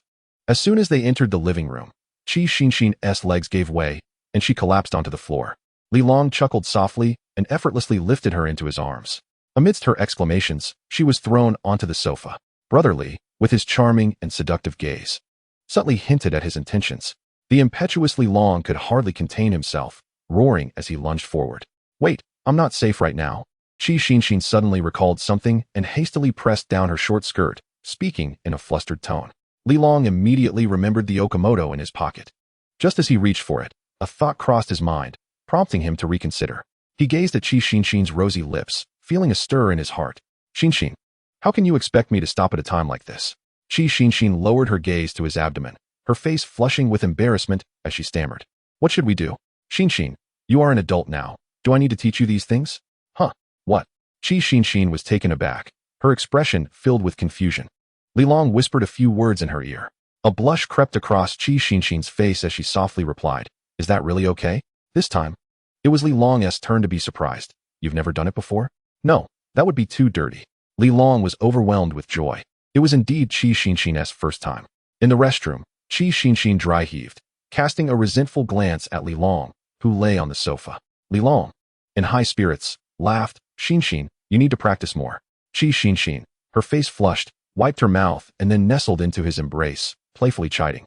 "You only know how to tease me." Li Long chuckled heartily, realizing that this young girl was still quite innocent, so very naive. Should one say that Zhang Yong was squandering his opportunities, or was that fellow simply incapable? As they conversed, a sudden knock echoed at the door. Li Long patted Qi Xinxin's shapely dairy re, signaling her to rise. After adjusting her attire, he approached the door, glancing into the peephole before asking, "Who is it?" "Li Long, it's me, Wang Xin. The meal is ready. I came to invite you and Qi Xinxin to eat." Li Long opened the door to find Wang Xin standing outside.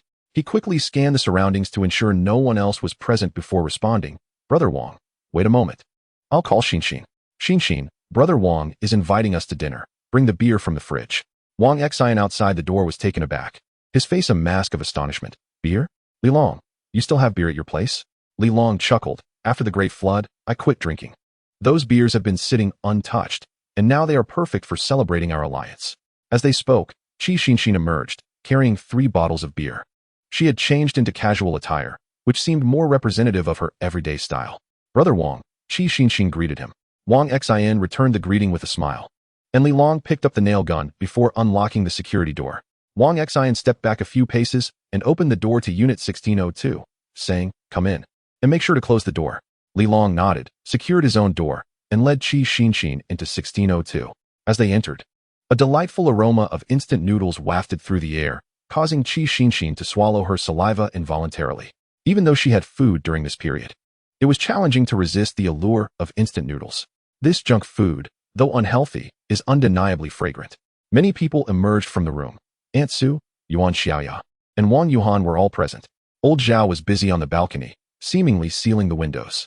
Ding Wei remained indoors, not making an appearance. "Xiao Li, Xin. You've arrived, please take a seat," Aunt Su urged, grasping Qi Xinxin's hand. Qi Xinxin surveyed the familiar room, instantly feeling a sense of estrangement. She could not help but glance at the master bedroom, and, upon not seeing Zhang Yong, let out a sigh of relief. Suddenly recalling something, she instinctively linked her arm with Li Long's. Li Long patted her shoulder and said, "This is your home. Feel free to sit." "Yes, this was originally your home, Xinxin. Take a look and see if there's anything you wish to take," Aunt Su added promptly. Qi Xinxin smiled and shook her head. "There's nothing left. I no longer desire any of these things." Aunt Su sensed the deeper meaning behind her words and sighed softly, pulling Qi Xinxin closer as she remarked, "Xinxin, we women truly have a difficult fate." Her words brought tears to Qi Xinxin's eyes. Nearby, Yuan Xiaoya quickly diverted the conversation, saying, "Xiao Li, your brother Wang mentioned you wanted to see those fish, so I didn't start cooking yet. Take a look." Li Long perked up at once, striding into the living room and inquiring, "Brother Wang, how many did you manage to exchange?" This time, fortune favored him. It seemed that Zhao Zilong had little food left as well. A pack of instant noodle seasoning combined with some salt he had previously stored earned him 2 base and a sardine. "Look at these base and sardines. They have truly mutated. They're enormous," Li Long exclaimed, noticing 3 fish swimming in the basin in the living room. Among the 3, the base shimmered with a slight golden hue, resembling a suit of golden armor, while the sardine gleamed silver, its scales akin to polished stainless steel. Both types of fish were significantly larger than those seen in the market prior to the Great Flood. Wang Xin could not help but comment, "Li Long, do you think these fish are normal? Many downstairs are eating them, and so far, no abnormalities have been found." Li Long could not easily discern their condition. He would have to try killing one to find out. "I'll take care of it. I'll handle the fish. You all can take a break," he stated as he carried the basin to the balcony. Following the flood, the drainage systems in the bathrooms and kitchens had become unusable. Thus, garbage could only be disposed of from the balcony, lest the drains become blocked and cause backflow. As Li Long reached for the sardine, Wang Xin quickly cautioned, "Be careful. This one has particularly sharp teeth." Just as he spoke, the sardine suddenly flicked its tail and leapt out of the water, aiming to bite Li Long's hand.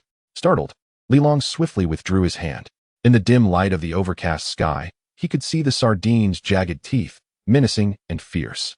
With a loud thud, the sardine landed on the tiles after missing its target. Wang Xian hastily remarked, "Look, quite fierce, isn't it?" Li Long nodded and replied, "Sardines are filter feeders. They utilize their gills to sieve seawater, capturing plankton in the process. I have never heard of them biting. And to encounter one with such sharp teeth is utterly unheard of." Li Long took the kitchen knife from Wang Xian's hand and, with a decisive slap, struck the sardine on its forehead. The once lively sardine immediately lay still. Hesitant to grasp it directly, Li Long turned and inquired, "Do you have gloves?" "Yes, yes, yes." Wang Xian responded, rising to fetch them, only to be presented with a pair of rubber gloves. Looking up, Li Long saw Ding Wei extending them. He was unaware of her arrival. "You've come. I heard you were studying the fish from the floodwaters, so I came to take a look." Ding Wei crouched down. Observing the fish, "I have only ever eaten them cooked. This is my first time seeing them alive." After donning the gloves, Li Long reached for the sardine. Just as he was about to touch it, the sardine suddenly flicked its tail once more, seemingly anticipating Li Long's approach, attempting to bite him again. Startled, Li Long realized this sardine could feign death. However, emboldened by the gloves, he struck decisively. With a resounding clap, he forcefully slammed the fierce sardine onto the ground. It thrashed violently beneath his palm, exhibiting strength far beyond Li Long's expectations. Without hesitation, he swung the knife in his other hand. Bang, bang, bang. With 3 swift strikes, the fish scales exploded and blood oozed from its eyes. Yet the sardine continued to struggle, its scales scraping against the ground, producing a sound reminiscent of tires grinding against pavement. Li Long was taken aback by its tenacity. Summoning all his strength, he brought the knife down with a resounding thud. The sardine's head burst open, its bones shattered, revealing its crimson gills. Though it continued to twitch instinctively, it was undeniably dead.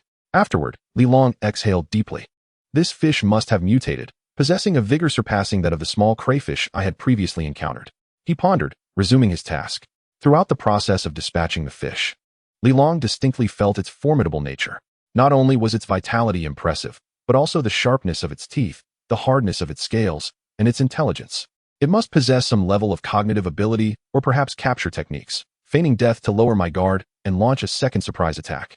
Is this the level of intelligence one would expect from a fish? Li Long felt a tremor in his heart, gazing out at the endless floodwaters beyond the balcony. This was merely a sardine, a creature positioned low within the marine food chain. What of the apex predators, such as orcas and sharks? To what extent might they have mutated? Suppressing his growing anxiety, Li Long took a deep breath and continued his work. As the knife scraped against the scales, the screeching sound caused his expression to shift yet again. The scales of this fish possess remarkable defensive capabilities, though not to the extent that a kitchen knife cannot penetrate, merely requiring a bit of exertion. Once Li Long finished scraping the scales, he adeptly opened the belly of the fish without any complications.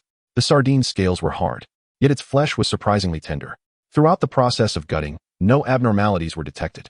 After cleaning it thoroughly, Li Long turned to Wang Xian and Ding Wei, both of whom bore distinct expressions, clearly lost in contemplation. Chapter 26. Uncovering the Source of Mutation, Rain. Li Long remarked, "You have all witnessed it. This fish is evidently different from those before the cataclysm. It possesses great strength, formidable scales, sharp teeth, and an exceptionally vigorous vitality. Most startling of all, it exhibits a degree of intelligence, feigning death to deceive me." Wang Xian's expression shifted slightly. "How can this be?" Ding Wei, equally perturbed, inquired, "Is this still a sardine?" Li Long affirmed, "It is undoubtedly a sardine, as its external appearance has not altered significantly, yet its size has notably increased, and it has evolved teeth. Furthermore, it has taken to a carnivorous diet." Upon hearing this, the expressions of both individuals grew increasingly grim. Ding Wei could not restrain herself from asking Wang Xian, "Are there many such fish in the waters outside?" Wang Xian swallowed hard and nodded. "There should be plenty. Fishermen sometimes catch them even without bait."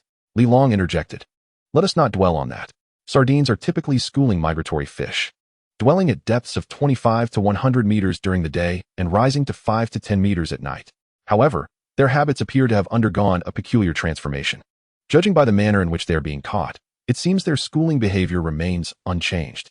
We are undoubtedly facing a horde of oceanic piranhas." Wang Xian and Ding Wei both realized the implications of this, instantaneously gripped by fear. Ding Wei quickly regained her composure and said, "If that is the case, shall we be forever trapped within this building?" Wang Xian glanced at her. "If we had a boat, we might be able to navigate the surrounding waters. But if you wish to venture into the water, it would be prudent to abandon that thought." Wang Xian fell silent, And at that moment, Lao Zhao, having arrived unbeknownst to them, listened to the trio's analysis, his expression equally troubled. He could not help but exclaim, "We initially planned to deal with Zhao Ziqiang and then organize a group to seek out food.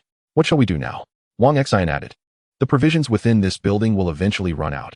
Are we to subsist solely on these fish?" Li Long could not provide an answer to this dilemma, merely stating, "Once we have dealt with Zhao Ziqiang, we shall devise a plan together. Perhaps we can construct a small boat using planks from the wardrobes, enabling us to navigate short distances. Indeed, the pressing matter at hand remains the expeditious resolution of Zhao Ziqiang, for as long as he exists. Tranquility within this building is unattainable." Wang Xian concurred. Ding Wei and Lao Zhao nodded in agreement, refraining from further deliberation on the mutated fish. Yet each harbored their own silent anxieties. Li Long then crouched down to address two additional sea bass. The sea bass differs from the sardine in several respects. Its teeth are sharper, and its bite is considerably stronger. The scales are denser, and its strength is greater, yet its intellect is evidently inferior to that of the sardine, rendering it rather clumsy. After dispatching the three mutated fish, Li Long's body inexplicably trembled. What could be the cause of this?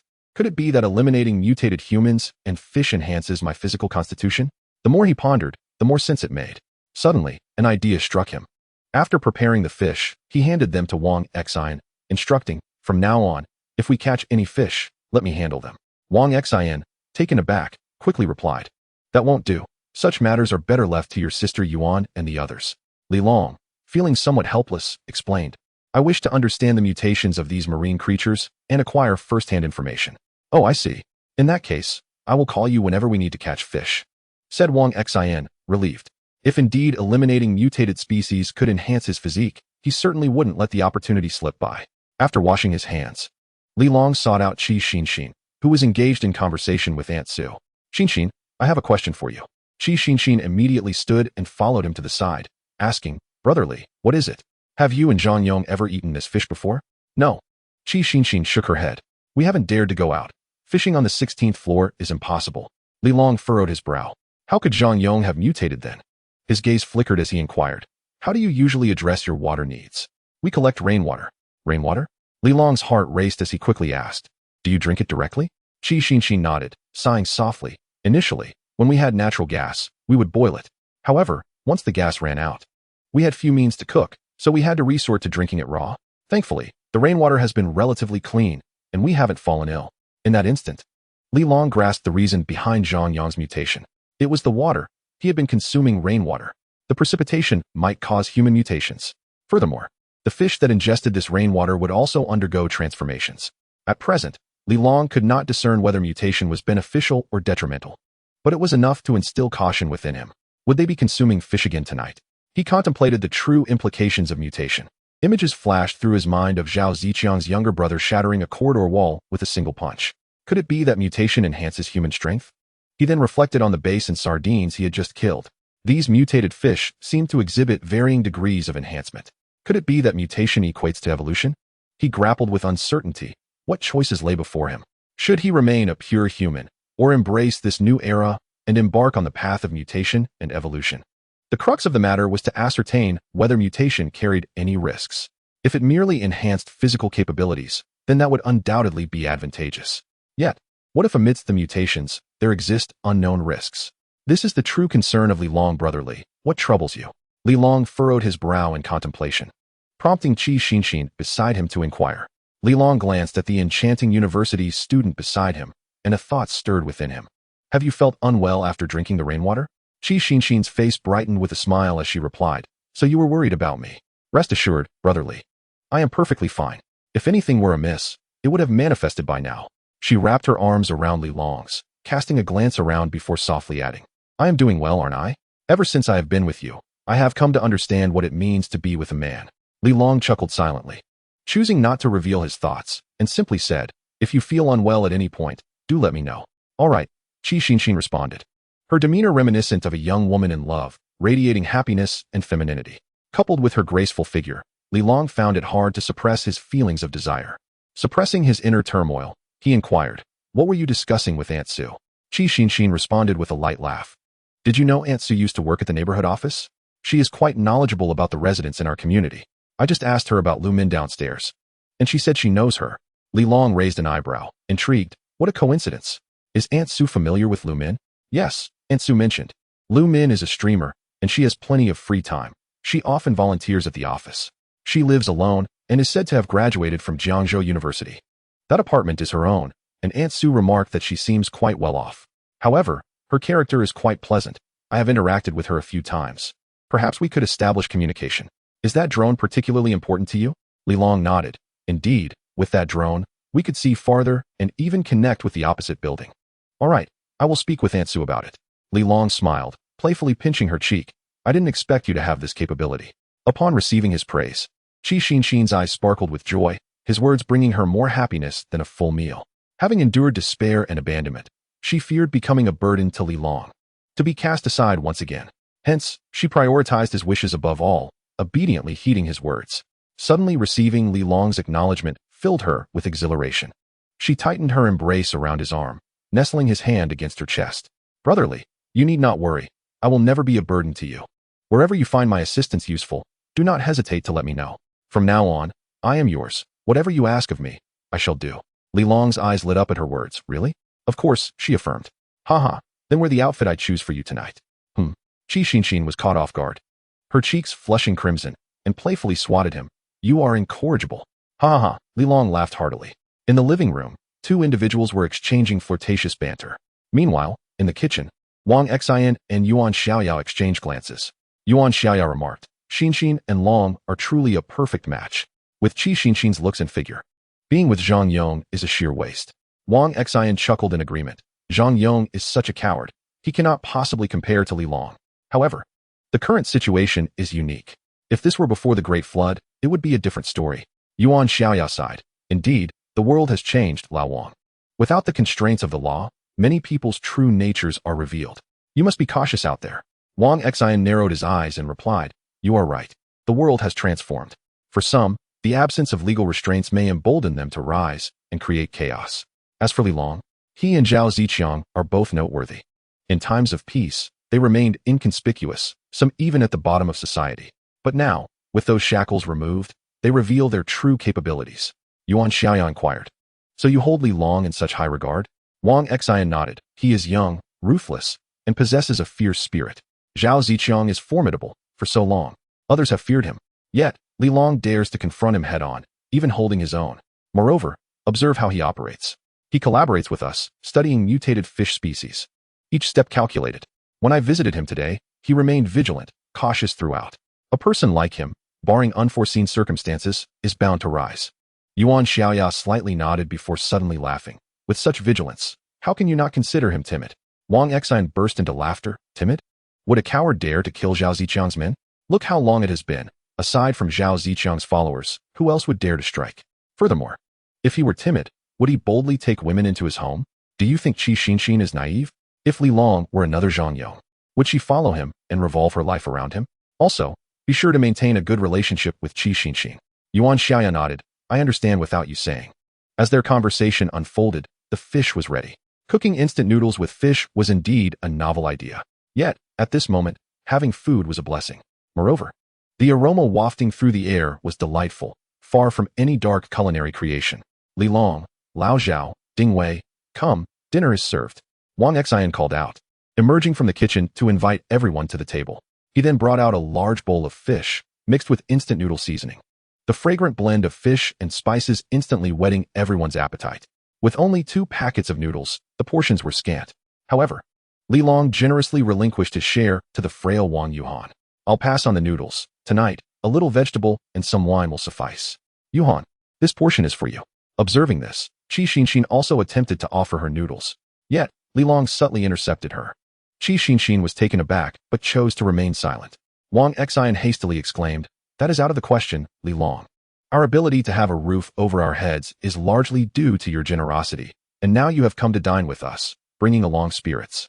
Those 3 bottles of beer could easily be exchanged downstairs for at least 10 fish. Li Long chuckled and replied, As a grown man, I can afford to eat less. Just look at how thin your daughter has become. Let us drink without further ado. Ignoring Wang Xian's objections, he poured the noodles for Wang Yuhan. Yuan Xiaoyao attempted to intervene, but her efforts were futile. She could only say to Wang Yuhan, Quickly thank Uncle Li Long. Thank you, Brother Li Long, Wang Yuhan responded. showcasing her high emotional intelligence by opting for the term brother instead of uncle. Li Long burst into laughter. Haha, Wang Gu, Yuan Jie? Your daughter outshines you both in emotional intelligence. I am merely in my 20s. Calling me uncle warrants a penalty drink.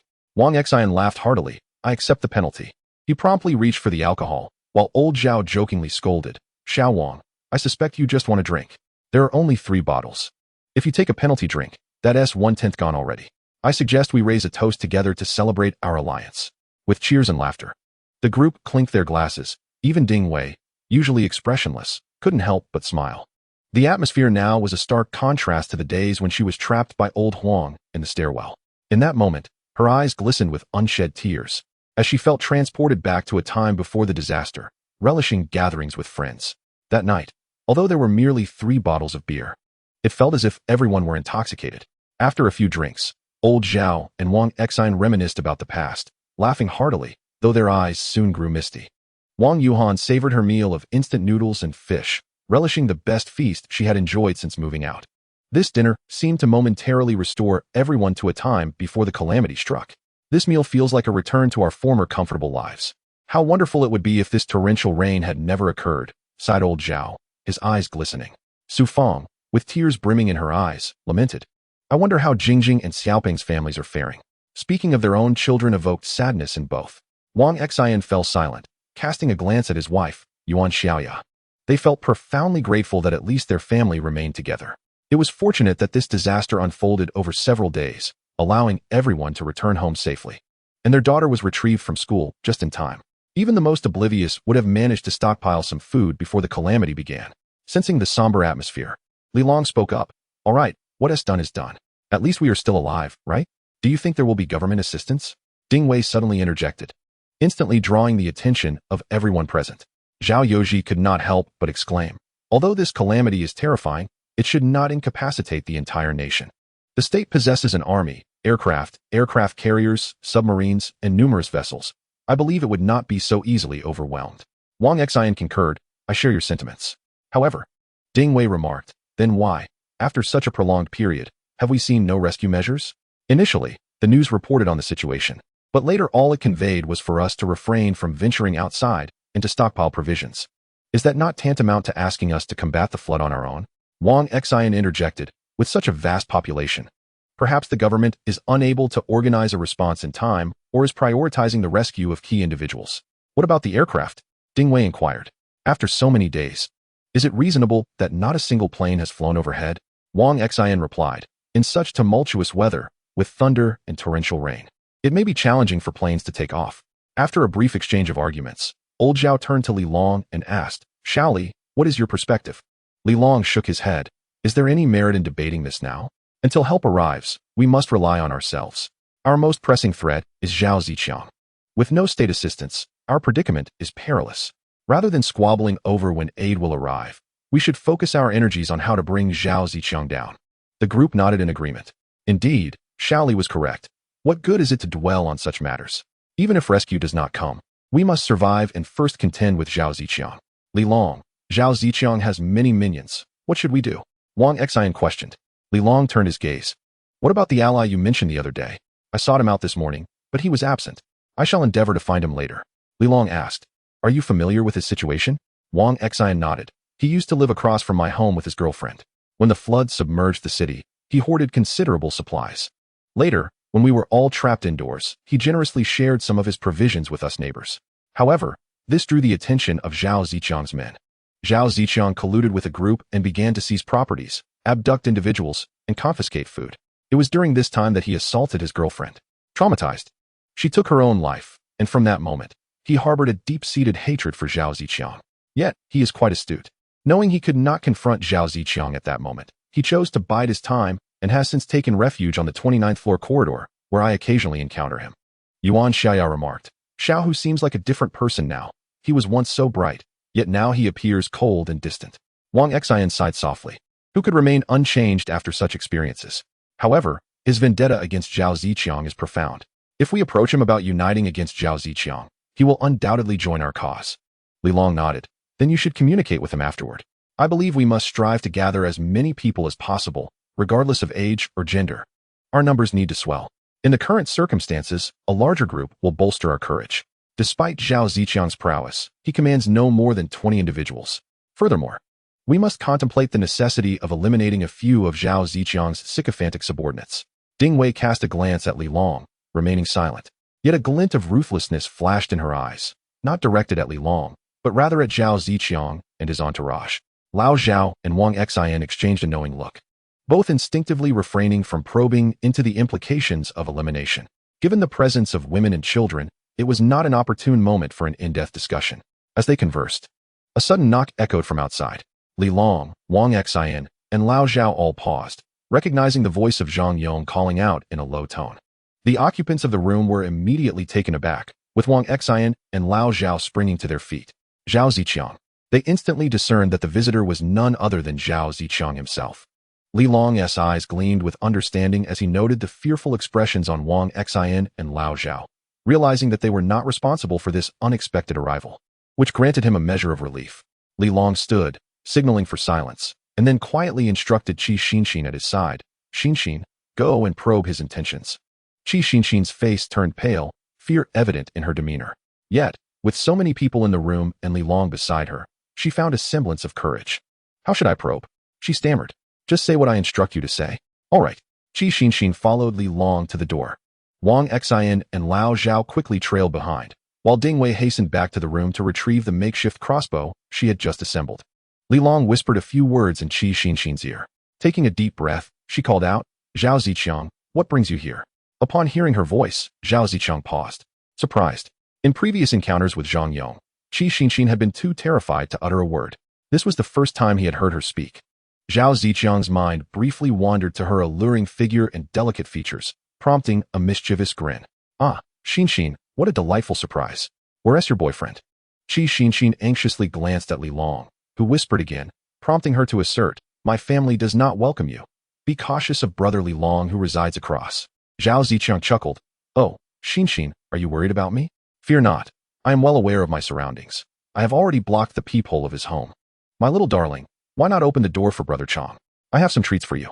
His words were followed by a chorus of laughter from outside, indicating that there were quite a few people present. Qi Xinxin was in a state of panic. Li Long quietly asked Wang Xian, do you have a mirror? Yes, I do. Wang Xian hurried back inside and returned with a broken piece of mirror. Li Long held the mirror up to the peephole to observe the scene outside. Leading the group was Zhao Ziqiang, flanked by 6 or 7 burly men. The view around the corner of the staircase was obscured, leaving them uncertain about the presence of additional accomplices. What were their intentions? Chapter 29. The brave young woman Li Long narrowed his eyes and addressed Wang Xian and old Zhao. I shall return shortly. If they attempt to force their way in, we will encircle them from both sides. Do you have any weapons here?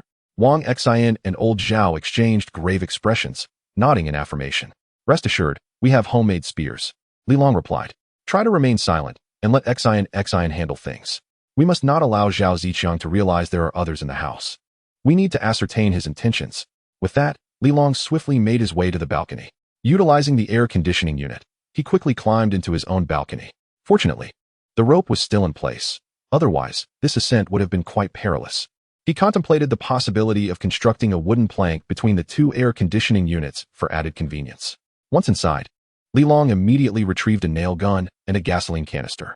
He glanced at the front door, which was indeed obstructed by an iron plate. Without further ado, he yanked open the inner door. Bang!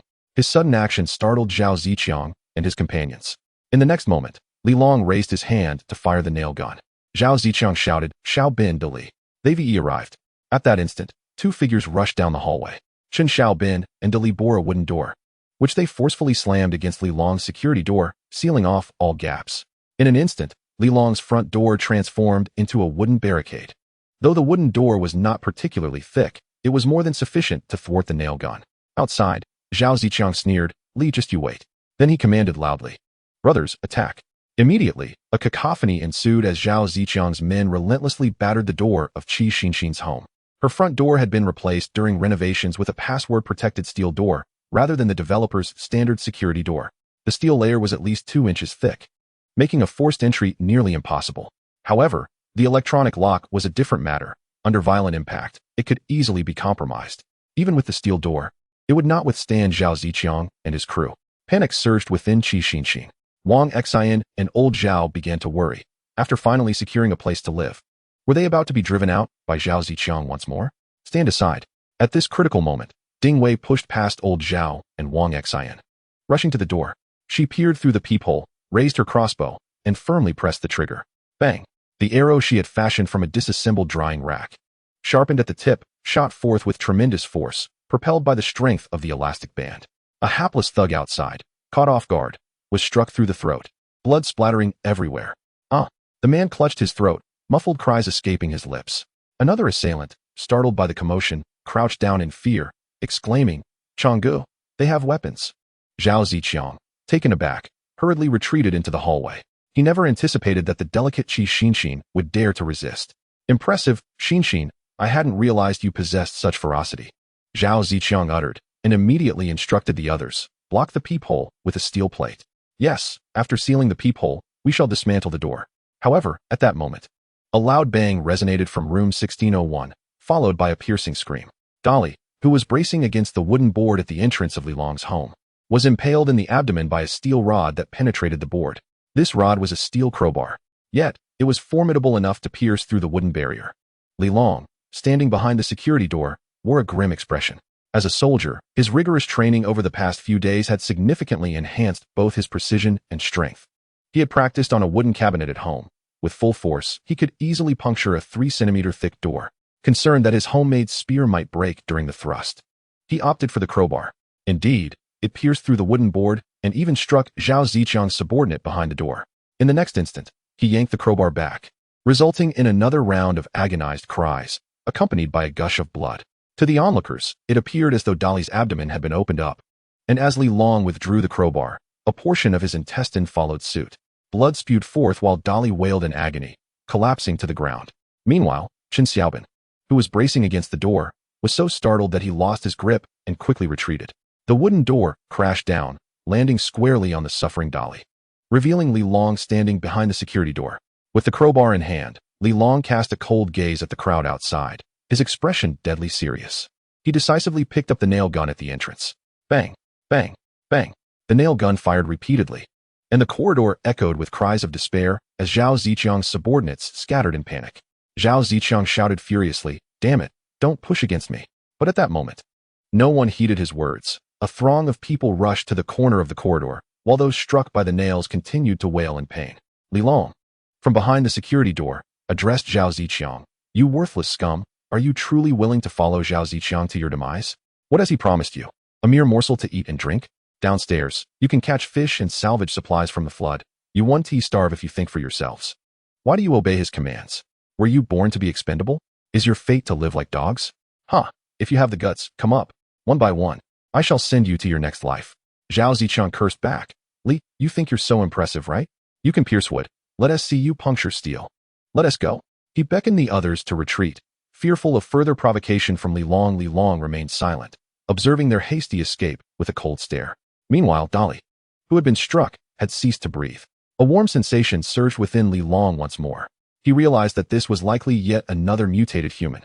Li Long opened the security door and dragged the wooden door into the room, unceremoniously tossing the lifeless body into the corridor as a grim warning to onlookers. Simultaneously, the door of Unit 1602 swung open. Wang Xian and old Zhao emerged, still shaken by the ordeal. Qi Xinshin pushed past them and rushed into Li Long's home, tears streaming down her cheeks. "Big brotherly," she exclaimed. Li Long gently patted her shoulder, then turned to Wang Xian and old Zhao, stating, "You both heard Zhao Ziqiang's words. He will undoubtedly return." Wang Xian wiped the cold sweat from his brow and remarked, "Thanks to Xiao Wei's decisive actions just now." Ding Wei added, "The bolts of this crossbow are rather mediocre. Their lethality is insufficient." Old Zhao quickly interjected, "It was still quite effective. Without your intervention, they would have truly broken in." Li Long spoke gravely. "Zhao Ziqiang will not wait long. We must act swiftly. Old Wang, contact your associate immediately." "Old Zhao, this electronic lock has too many flaws. Let us secure it from the inside and reinforce it." The two nodded and hastily set off to follow Li Long's instructions. Turning to Ding Wei, Li Long asked, "I have some iron nails at home. Do you think they could be fashioned into arrowheads?" Ding Wei's eyes lit up at his suggestion. "It's worth a try." Li Long tossed her a small bag of steel nails and inquired, "Do you need a welding machine?" "What? You have electricity?" "Indeed. Ding Wei's excitement surged. I'll give it a go. Li Long escorted her back to Unit 1601, reminding old Zhao to secure the door across the hall. The group promptly locked their doors, leaving behind a stark trail of crimson in the corridor, a testament to the intensity of the earlier struggle. Li Long, what are your plans next? If Zhao Ziqiang truly employs steel plates against you, your weaponry may prove ineffective. Ding Wei asked with a serious expression. Qi Xinxin, equally tense, looked to Li Long, awaiting his decision. Li Long replied, no need to worry. Zhao Ziqiang has suffered losses and will not act again so quickly. Your crossbow can serve as a long-range weapon and will be quite effective. There are welding tools in Xinxin's room. See if you can create more powerful arrows. We cannot afford to sit idly by. We must take the initiative. As he spoke, Li Long paced into the living room, recalling the girl named Lu Min downstairs. If he could acquire her drone, it would enable aerial observation of Zhao Ziqiang's personnel distribution. They could then launch a surprise attack directly from the balcony, avoiding the stairs entirely. Seeing Li Long's determination, Ding Wei and Qi Xinxin both sighed in relief. Ding Wei declared, I will begin crafting the arrows now. Li Long nodded and turned to Qi Xinxin, saying, later, we will visit Aunt Su together to meet that female broadcaster. Qi Xinxin eagerly nodded. All right, I'll inform Aunt Su. Li Long instructed, no need to go outside. Just follow me. He dragged the wooden boards he had just confiscated to the balcony and split them in two with an axe. Bending down, he slipped beyond the railing of the air conditioning unit, affixing one end of a wooden plank to the exterior of the neighboring unit at 1602, thereby constructing a rudimentary bridge. Concerned about the plank's weight-bearing capacity, Li Long laid down another half and reinforced it with a nail gun, rendering the makeshift bridge considerably sturdier. He then drilled holes and secured the plank with wire, ensuring it would not be swept away by the tempestuous winds and rains. Turning to Qi Xinxin, he stated, I shall take a test run. With that, he fastened a rope around his waist, prepared his safety measures, and confidently traversed the plank, reaching the adjacent unit with ease. In 1602, Lao Zhao was in the living room, reinforcing the electronic door with Yuan Xiaoya. Startled by the sudden noise, the two jumped in fright, but soon relaxed upon recognizing Li Long. Lao Zhao hurried forward and inquired, where did you come from? Li Long replied, I built a simple bridge between our balconies to ensure we can communicate in case we are blocked in. I wanted to check on things. Lao Zhao and Yuan Xiaoya stepped onto the balcony, their spirits lifted at the sight before them. This way, we have mitigated the risk of isolation. Lao Zhao exclaimed with excitement. Yuan Xiaoya echoed his sentiments. Indeed, while venturing outside carries some peril, having an alternative route is advantageous. Li Long continued, ideally, we could drill a hole in the wall between our living rooms, but lacking the necessary tools, this will have to suffice for now. Remember, if anything arises, shout from the balcony immediately. Just then, Su Dama appeared, accompanied by Wang Yuhan, evidently having just calmed the child. Li Long remarked, Su Dama, later. Xinxin has something to discuss with you. Su Dama nodded absently in response. Li Long turned to head home, encouraging Qi Xinxin to attempt crossing. Peering down from the balcony, she was struck by the sight of the raging flood, her complexion paling with fear. She glanced back at Li Long, her eyes wide with dread. Li Long reassured her, do not be afraid. See how well I am walking. The plank is quite sturdy. You weigh less than I do, so just tread carefully, and you will be perfectly fine. Besides, the safety rope is there. Should anything go awry, I can rescue you at any moment. Qi Xinxin tugged at the safety rope, inhaling deeply several times to muster her courage. Not wanting to be a burden to Li Long, she steeled herself and declared, brotherly, rest assured, I can do it. With those words, she braced herself against the wall, her slender, fair legs trembling as she gingerly made her way across to the other side. In less than a minute, she successfully crossed the makeshift bridge and reached the opposite side. Turning back with excitement, she exclaimed, brotherly, I made it. Her face radiated delight, clearly seeking praise. Li Long smiled warmly and praised her. Xinxin, you are truly remarkable, far more capable than I anticipated. Xinxin burst into a joyful laugh, her eyes sparkling, as a sense of pride filled her heart, as though she had accomplished something truly momentous. Li Long instructed, after you finish speaking with Aunt Su, please come to the balcony and inform me. I shall escort you both down. Understood. Qi Xinxin hurriedly sought out Su Fong to discuss matters. Li Long stood on the balcony, crouched beside the washing machine, vigilant against potential threats from the opposing building. During this interval, he began to assess his physical condition. After confronting several mutated beings, both human and aquatic, Li Long's physique had undergone notable transformations. The most conspicuous change was the pronounced expansion of his muscles. His entire body taut with strength, giving him a more robust appearance. Previously, his physical training had adhered to the regimented methods of military inmate exercises, resulting in a well-proportioned physique. Yet now, he bore the subtle semblance of a bodybuilder. Moreover, he sensed a certain heaviness in his body, as if his movements had become less swift. Nothing else seemed amiss. Li Long exhaled deeply, a flicker of realization stirring within him as he turned his gaze to the surroundings. The balcony offered no space for experimentation, so he strode into the living room, directing his attention to the marble coffee table in the center. This table was substantial in weight. Previously, he could manage to lift only a corner, and lifting it entirely was out of the question. However, now he approached, firmly grasped both sides of the table, and exerted a modicum of effort. With a gentle heave, he astonishingly lifted the entire coffee table with ease. This transformation filled him with uncontainable joy. His strength had indeed escalated. He slowly set the table down, then seized the crowbar from the floor, demonstrating his newfound prowess with a thrust against the cabinet door. With a resounding crash, the wooden door splintered, the force not only penetrating the door, but also causing a significant shattering around it. The power had markedly intensified. After several trials, Li Long was finally convinced that his strength had indeed doubled. Furthermore, he confirmed that vanquishing mutated creatures was the catalyst for this enhancement. How splendid! Li Long reveled in his thoughts. With his current strength, he stood a chance against Zhao Ziqiang, even in combat. Why had Zhao Ziqiang been able to amass a following? Aside from his rapport with numerous individuals during his time as a taxi driver, he was also a fitness enthusiast, possessing a muscular physique and a grasp of martial arts, which earned him the respect of many.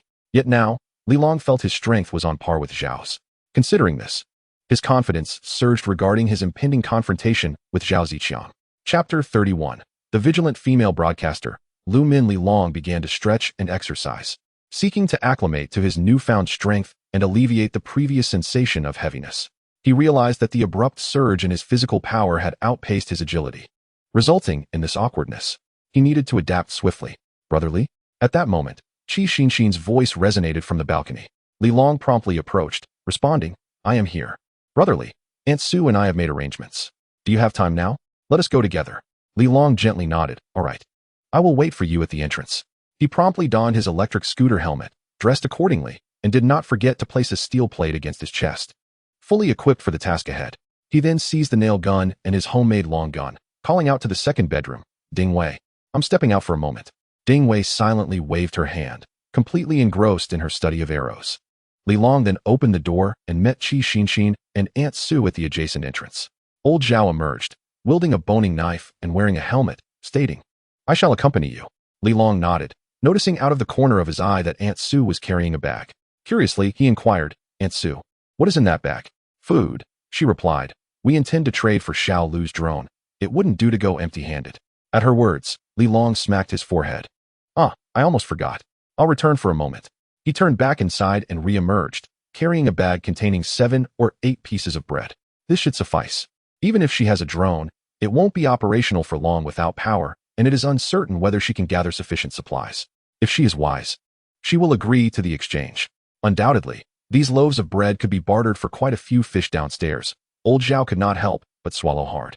Nearly forgetting the taste of bread, Su Fong followed suit, her mouth watering. Due to her diabetes, she had seldom indulged in bread even before the flood. The sudden sight of it was indeed tantalizing. Li Long declared, let us set off.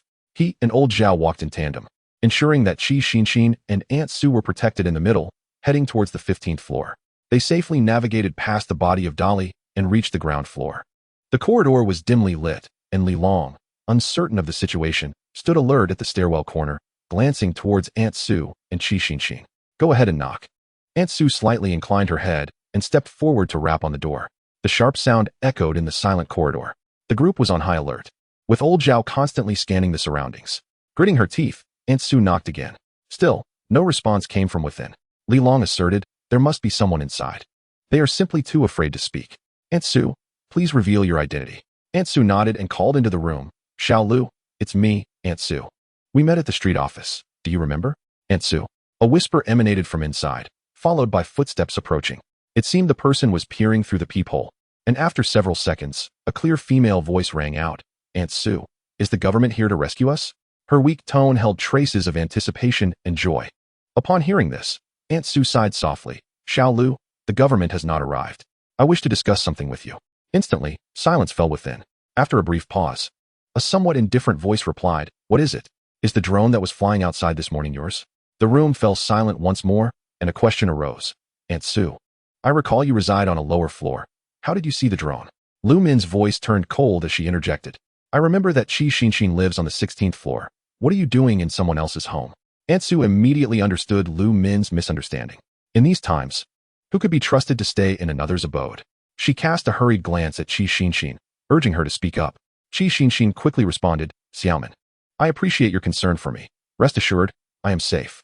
It is Aunt Sue and her companions who are in a difficult predicament, which is why they have temporarily taken refuge in my home. We harbor no ill intentions. We merely wish to discuss a matter with you. Lu Min inside the room was taken aback, not expecting Qi Xinshin to be nearby. The corridor was dimly lit, and through the peephole, her view was not entirely clear. Nevertheless, she remained cautious. Xinshin, given the current danger, you should avoid going out.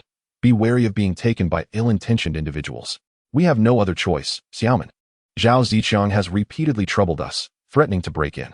Sooner or later, he will set his sights on you as well. It is imperative we band together for warmth at this moment, Qi Xinshin explained. Upon hearing the name Zhao Ziqiang, Lu Min's nerves tensed instantly. After a prolonged silence, she finally spoke, but as a girl, I doubt I can be of any assistance to you. Aunt Sue and Qi Xinshin's faces brightened at her words, sensing a significant softening in her tone. It appeared Lu Min had some understanding of the outside world, likely having heard of Zhao Ziqiang and his gang's nefarious activities, which explained her anxiety. Qi Xinshin quickly asked, could you lend us that drone? Absolutely not. Lu Min replied without hesitation as soon as Qi Xinshin finished speaking. Inside, Lu Min, clad in pajamas, exhibited a sharp gaze. Her features were exquisitely defined, though her pallor suggested fatigue. Standing at approximately 1.70 meters, her alluring figure was complemented by long, captivating legs. Upon discovering Qi Xinshin's intent to borrow the drone, alarm bells rang in her mind, prompting her resolute refusal. She had exhausted her food supplies and was now relying solely on the drone to attempt to retrieve something edible from the water's surface. Today, fortune smiled upon her. She had inadvertently hooked a package containing several bags of chips. If she rationed them, they could sustain her for an additional 2 to 3 days. Thus, her only hope for survival lay with the drone. How could she possibly lend it out?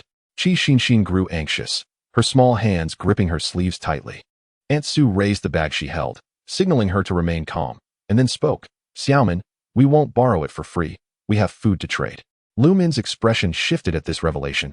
Her curiosity piqued. You actually have food? Aunt Sue held up a plastic bag to the peephole and then produced bread, instant noodles, and other provisions. Look, Xiaomin, here are 10 loaves of bread and a pack of instant noodles.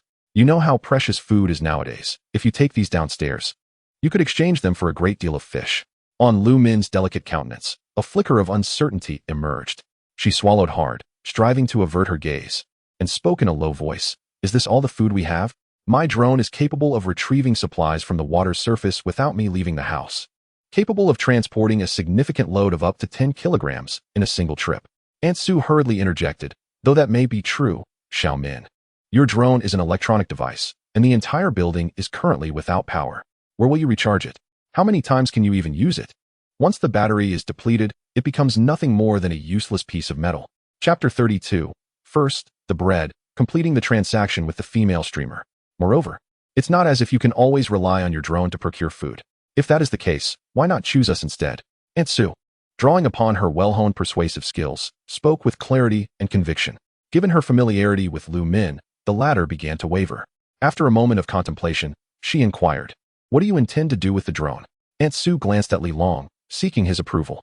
He nodded slightly. There was no need for secrecy. With a soft sigh, Aunt Sue continued, Xiaomin, our families are currently residing at Xion's place, having allied with Xiao Li from Unit 1601. You must have heard that Zhao Ziqiang has been repeatedly coming to confront us in recent days. As a woman who cannot fight, I feel helpless. But Xiao Li mentioned that this drone could assist in monitoring Zhao Ziqiang's movements, aiding them in their confrontations. Hence, I came to discuss this with you. Zhao Ziqiang is the greatest menace in our building. If we do not eliminate him, we women will inevitably fall victim to his malevolence. You have likely heard, to some extent, about the misfortunes befalling solitary women in this period. Living alone is exceedingly perilous. If you trust me, we would welcome your joining us. You have met my husband, Zhao, and you are familiar with Qi Xion. We live just a floor apart, and it would be wonderful to look out for one another. Aunt Sue's heartfelt words stirred something profound within Lu Min. Although she had not ventured outside in recent times, she had witnessed a plethora of harrowing events through her peephole. At night, She often heard anguished cries echoing outside. The opposite building had seen several tenants leap from their windows. One night, her own door was violently assaulted. For the past 6 months, she had lived in a state of constant trepidation, scarcely daring to step outside. The prospect of forming an alliance was tempting, yet she hesitated, fearing that they might be deceiving her to lure her out. Just as her thoughts spiraled in uncertainty, Li Long's voice broke through from outside. "Miss Lu, you suspect we may be con artists, do you not? I have a solution. You need not open the door for us to transact." From within, Lu Min asked immediately, "Who are you, and what is your solution?" "I am Li Long from Unit 1601. We can conduct our transaction from the balcony. I will securely package the food and lower it down with a rope. You can then attach the drone to the rope, and I will pull it back up. If you remain apprehensive, I can offer you something to eat first. How does that sound?" Li Long's sincerity was palpable, and upon hearing this, Lu Min couldn't help but feel a stir of emotion. She glanced back at the sealed balcony, contemplating for a moment whether this plan was feasible. Finally, she replied, "All right, Aunt Sue, Xin, I will trust you this once." Aunt Sue's face blossomed with joy. "Thank you, Xiao Min. Do not worry, as a party member, I would never deceive you." Their generation held great respect for this identity. Li Long promptly stated, "Then let us meet on the balcony in 5 minutes. Let us go." The group quickly returned home to 1601. At that moment, Ding Wei also emerged from the secondary bedroom, holding several arrows. The arrowheads were crafted from welded iron nails, sharp and significantly more lethal than mere coat hangers. "You're back? Come take a look," she offered, handing over the arrows. After taking them, Li Long inquired, "Have you tested them?" "Yes," Ding Wei replied, placing an arrow on a makeshift crossbow and pulling the elastic string. In the next moment, she pulled the trigger, and with a loud bang, the arrow shot forth, thudding into the wooden door of the TV cabinet, embedding halfway into the wood. The power of this weapon was certainly comparable to Li Long's nail gun. Li Long exclaimed, "Excellent. Make some more. If the materials are insufficient, feel free to dismantle any wooden boards at home." "All right." Ding Wei nodded vigorously, her excitement barely contained. She was no longer a defenseless woman at the mercy of others. On the balcony, Aunt Sue and old Zhao had prepared the food and were sending it down with a rope. Before long, a response came from the rope. "Xiao Min, is that you?" Aunt Sue inquired anxiously, fearing the food might be wasted. Downstairs, Lu Min called out, "Aunt Sue, it's me, just a moment." She received the tied bag and inspected its contents. A pack of instant noodles and 10 pieces of bread, all still fresh. She couldn't help but swallow hard. It had been a while since she had eaten anything other than snacks, and she had nearly forgotten the taste of carbohydrates. Prolonged deprivation of carbs not only soured her mood, but could also lead to hair loss and other issues. Eagerly, she tore open a piece of bread and began to feast, completely shattering the image of a former top streamer with millions of followers. After finishing a piece of bread, she nearly choked, needing to gulp down several mouthfuls of rainwater to recover. Xiao Min, Aunt Sue called out with a hint of urgency. Lu Min quickly responded, "Aunt Sue, I'm here, just a moment while I place the drone inside." She agreed hastily, and at that moment, she fully trusted Aunt Sue and the others. In such dire times, being able to exchange food for favors, without any overt coercion, and even offering food first, demonstrated their sincerity. After all, it is quite rare to encounter individuals who, in times of crisis, approach you with goodwill. She did not wish to miss this opportunity or betray their trust, as trust is something that must be cultivated gradually. As the apocalypse looms, solitude becomes an arduous endeavor. Only by banding together can one find hope for survival. This principle is one she comprehends profoundly. Thus, without hesitation, she stowed the drone along with all its apparatus into her bag. For safety's sake, she meticulously wrapped 2 garments, securing them tightly before tugging on the rope and saying, "Aunt Sue, the drone is safely packed. Be cautious not to damage it." Upon hearing this, Aunt Sue smiled and replied, "All right, thank you, Xiaomin." She and old Zhao promptly began to pull on the rope. Li Long and Qi Xinxin approached as old Zhao unfastened the bag, saying, "Xiaolong, could you check if it's operational?" Li Long nodded and immediately began inspecting the drone. Upon powering it on, they discovered it still possessed 70% battery life, indicating that Lu Min had indeed used it sparingly. Li Long swiftly connected the remote control device and initiated a test flight. With a whirring sound, the drone ascended, soaring out of the building. The remote display revealed clear footage captured by the drone. Li Long maneuvered the drone to lower altitudes, surveying the situation of the flood below. Under the dim sky, the water appeared dirty and murky, littered with debris, branches, plastic bottles, wooden planks, and cardboard boxes, among countless other refuse, all floating aimlessly upon the surface. Surrounding the building, a significant amount of garbage was also obstructing the area, Faintly, he could discern individuals nearby, using inflatable rafts to salvage supplies from the water. Li Long refrained from bringing the drone closer, wary of being detected. He continued to maneuver the drone as it circled above. Suddenly, from the murky depths, a silvery fish leaped forth, darting toward the drone like an arrow. Startled, Li Long quickly maneuvered to evade the creature. The drone swiftly distanced itself, while the fish splashed back into the water with a resounding thud. Ah!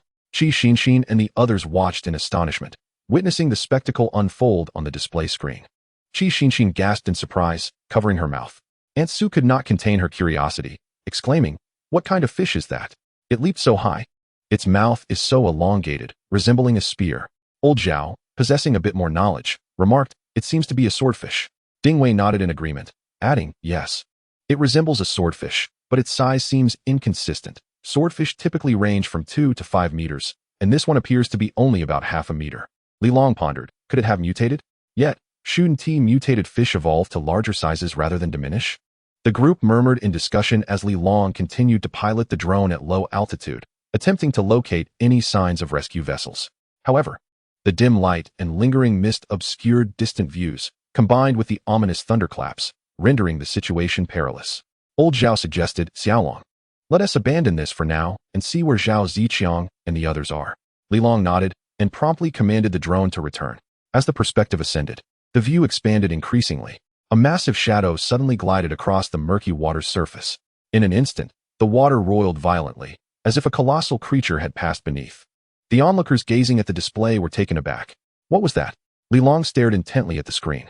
However, the shadow on the water's surface flickered and vanished, seemingly retreating to the depths, never to be detected again. Li Long couldn't help but draw in a sharp breath. There was something substantial lurking beneath the water. How large could it be? Lao Zhao couldn't contain himself. Li Long's expression grew grave. This footage was captured by the drone at the 12th floor. Even from this angle, one could sense the enormity of that being, likely 7 or 8 meters in length. "We can review the footage later to compare it with the building," Ding Wei suggested. Agreed. Li Long nodded, the atmosphere among the group turning somber. The presence of such marine life within the city indicated that this world had descended into chaos. Li Long maneuvered the drone, beginning to observe each floor in succession. On the 11th floor, a woman was bound tightly to a chair, while several naked men laughed raucously. Li Long's countenance darkened, and beside him, Ding Wei clenched her fists tightly, while Su Dema gasped in outrage, and Qi Xinshin covered her mouth, her eyes reddening. "Are they members of Zhao Ziqiang's gang?" Li Long inquired. Zhao Yoji glanced over and shook his head gently. "They do not appear to be. I have not seen these individuals before." Li Long spoke solemnly. "It seems that numerous scoundrels akin to Zhao Ziqiang have emerged in this building. Perhaps their factions are too weak, and they do not wish to follow Zhao Ziqiang, thus forming their own petty groups. These scoundrels," Lao Zhao cursed, "may they all meet a wretched end." Li Long sighed softly, controlling the drone to observe other floors, focusing particularly on the 12th, 13th, 20th, and 23rd floors, territories all claimed by Zhao Ziqiang.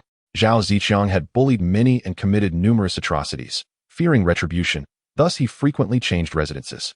Li Long meticulously examined each floor and finally spotted Zhao Ziqiang on the 13th. On this floor, Zhao Ziqiang, Chen Xiaobin, Zhou Hua, and Wu Li were gathered. Zhao Ziqiang appeared to be berating someone, while his lackeys stood silent and dejected. The drone could not capture the sounds from within the window, merely recording the visuals. Soon, the henchmen dispersed, leaving Zhao Ziqiang alone in the room. Zhao Ziqiang then moved towards the bedroom, dragging out 2 women. At the sight of them, Zhao Dema gasped in shock. "Zhou Xiaomei." Li Long turned to Su Dema. "Do you recognize her?" "Yes, Zhou Xiaomei's husband is Director Zhou from our neighborhood office. He holds a position there, and the younger girl beside her is her daughter, Zhou Yan." "Oh, what a tragedy." Just as she spoke, she suddenly caught sight of something and quickly closed her eyes, unable to bear to look. Li Long glanced over and saw Zhao Ziqiang pressing the heads of the 2 women, compelling them to kneel at his waist. He unfastened his trousers, and the onlookers were acutely aware of the impending events. Li Long furrowed his brow and promptly redirected the drone to survey the situation on other floors. The crowd tacitly chose to bypass this unspeakable topic. On the 14th floor resided Chen Xiaobin, in a property previously claimed by Lao Huang. "Oh, is that not Lao Huang's wife? Why is she with Chen Xiaobin?" Lao Zhao exclaimed in surprise upon seeing the room on the 14th floor.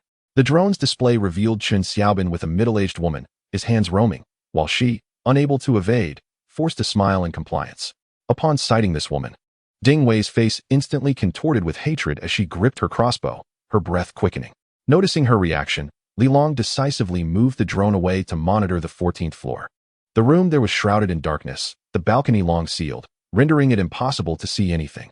The 15th floor was likewise, with tightly drawn curtains, belonging to Lu Min. After further investigation, Li Long roughly catalogued the occupants of each level. He noted the absence of Wu Li and Zhou Hua, surmising they were likely in the stairwell. Lao Zhao remarked, "If I'm not mistaken, these individuals must be quite close to Zhao Ziqiang's quarters, as they fear retaliation and must act in concert." Li Long pondered for a moment. "Let us first deal with the situation on the 14th floor." Lao Zhao immediately responded, "What do you suggest we do?" Ding Wei quickly raised her hand. "Count me in." Li Long nodded. "There's no rush. Let us formulate a plan once Brother Wang returns." Lao Zhao agreed. Qin Xiaobin is undoubtedly a trusted confidant of Zhao Ziqiang. Otherwise, he wouldn't have had the audacity to enter Zhao Ziqiang's room just now. Ding Wei added, "We need to devise a way to lure him to open the door. Do you have any ideas?" Li Long inquired. Lao Zhao hesitated briefly, casting a glance at Ding Wei. She appeared deep in thought, clearly lacking inspiration. Seeing the look in Lao Zhao's eyes, Li Long quickly understood that he had a notion, but seemed reluctant to voice it in front of Ding Wei. He prompted Lao Zhao, "We are all in the same boat here. If you have an idea, speak boldly." Ding Wei was taken aback, raising her gaze to Lao Zhao. Her voice laced with anger. "Lao Zhao, do you not trust me?" Zhao Yoji waved his hands repeatedly. "How could that be, Xiao Wei? It's just that my idea may seem a bit unfair to you." Ding Wei paused momentarily before resolutely stating, "It doesn't matter. As long as we can eliminate that wretched person, I consent to anything." Zhao Yoji hesitated for a brief moment before saying, "I've heard you were once victimized by Lao Huang and had some conflict with his wife." Ding Wei maintained a calm demeanor. It was only natural that Zhao Yoji knew of her past, having lived in the corridor with Wang Xin and him. She gently nodded, choosing not to elaborate further. Zhao Yoji sighed softly. "At that time, both Xiao Wang and I were like clay statues crossing a river, unable to offer you any assistance." Ding Wei waved her hand dismissively. "Let us not dwell on the past. Simply tell me, what ideas do you have at present?" Zhao Yoji hesitated. "I propose that if you feign weakness and approach Qin Xiaobin, pretending to seek his protection, it may yield favorable results. That lustful scoundrel spares neither the wives nor children of others. If you were to seek him out, he would surely be unable to resist. Our group has not yet been exposed. Acting now would be our strongest card." His words prompted Ding Wei and Li Long to ponder deeply. Zhao Yoji continued, "If we conceal ourselves in the corridor, as soon as Qin Xiaobin appears, we can all strike together, catching him completely off guard. The probability of success for this plan is quite high, yet it fundamentally hinges on whether Ding Wei can accept it. For this matter would inevitably reopen Ding Wei's old wounds, forcing her to relive her traumatic experiences." Li Long remained silent, casting a glance at Ding Wei. Aunt Su, standing nearby, smote Zhao lightly, her voice laced with anger. "What nonsense are you spouting, you old fool? You know how Xiao Wei feels, yet you suggest such a plan." Zhao Yoji dared not retort, managing only a bitter smile as he scratched his head. Qi Xinxin, unable to interject, stepped beside Ding Wei, embracing her shoulders in a gesture of comfort. Ding Wei sat lost in thought, recalling her past torments, her heart seething with hatred. She had once been dominated by Lao Huang. She had known despair and resignation. She had believed that Lao Huang would take her home, providing her with a place of refuge. Yet, to her shock, he turned out to be a henpecked man. Upon bringing her and Elian home, the woman mercilessly dealt with them, even summoning other men to humiliate her. Elian, terrified, knelt in supplication, even groveling to be acknowledged as Lao Huang's wife. Enduring all manner of humiliation, when Lao Huang returned, he dared only to drive those men away, fearing to confront his original wife. Instead, locking Elian and himself in the corridor. Like two dogs, he would vent his primal desires there when the urge arose. During that time, she had felt utterly numb and hopeless. It was only on the day when Li Long executed a stunning counterattack that she suddenly realized she still had a chance. Upon hearing the news of Lao Huang's demise, she felt neither fear nor sorrow, but rather exhilaration and joy. As for that woman, Elian, she was terrified beyond measure. Her first thought was to drag Ding Wei to seek out Zhao Ziqiang, to share a bed with him and ingratiate herself. Resolutely, Ding Wei killed that woman, understanding that only by seizing control of her destiny could she hope to survive. Thus, she decisively joined Zhao and Wang Xian's group, demanding to be taken to Li Long. In the subsequent days, she indeed transformed, growing more ruthless, stronger, and better adapted to this apocalyptic world. Now, she found herself once again at a crossroads of fate. Reflecting on this, A smile suddenly graced her lips as she looked up at Li Long and declared, "I agree with Lao Zhao's plan." Li Long furrowed his brow slightly. "Do not force yourself. If you are unwilling, I have other methods." Given his capabilities, ambushing in the corridor and eliminating Qin Xiaobin upon his exit would not pose a significant challenge. The sole risk lay in the uncertainty of when Qin Xiaobin would emerge. Should he encounter Zhao Ziqiang's men during the wait, he could potentially find himself besieged. Ding Wei smiled, a glint of determination flashing in her eyes. "I am not being coerced. This is my own choice." Qi Xinxin could not help but attempt to dissuade her, but Ding Wei interrupted with a wave of her hand. "Xinxin, in this apocalyptic world where order has crumbled, you are fortunate to be Li Long's neighbor and to have met him early on. My experiences have taught me that I must be strong and independent to have any chance of survival. I envy you for having found support, while I must rely solely on my own efforts." She gazed at Qi Xinxin's delicate features and continued, "I can see that you are usually hesitant to mention your relationship with Li Long. However, in these times, being with him will only invite envy from others. You need not harbor such awkward thoughts." Turning to Li Long, she declared, "It is settled then. I will lure Qin Xiaobin to open the door while you all lie in wait in the corridor, ready to strike. I will prepare a few things and await Brother Wang's return for action." With that, she made her way toward the study. Watching her silhouette, Li Long sighed internally. In this world of despair, everyone must grow, yet the cost of such growth can be painfully steep. Qi Xinxin's eyes glistened with unshed tears as she silently intertwined her fingers with Li Long's. He exchanged a glance with her. In that moment, unspoken understanding passed between them. Inside, as the group discussed details, a voice suddenly emerged from the balcony. It was Yuan Xiaoya. Aunt Su hurried over, and moments later called out, "Old Zhao, Xiaolong. Xiaolong has returned." Li Long and Zhao Yoji exchanged glances. Zhao stood and said, "Let us go together." Li Long replied, "I will call Ding Wei." A knock sounded at the door. "Come in," Ding Wei replied calmly. Li Long entered to find Ding Wei holding a finely crafted new crossbow. At her feet lay numerous freshly made arrows, all with welded iron tips. He picked up an arrow and examined it for a moment, remarking, "The welding is quite stable. Your craftsmanship is impressive." Ding Wei smirked, then picked up a crowbar from beside the table and handed it to him. "Take a look at this." Li Long was taken aback, then took the crowbar, noticing the head had been meticulously ground down. The flattened tip had surprisingly been sharpened to a keen edge. "Your angle grinder is quite effective, though you were a bit hasty. If you could sharpen it to a point, the lethality would be even greater," he commented. Ding Wei casually replied as she tidied up the area, tucking a dagger into her sleeve. "However, I am quite surprised that you still have electricity in your home. Given the flood, you must be exceptionally well prepared."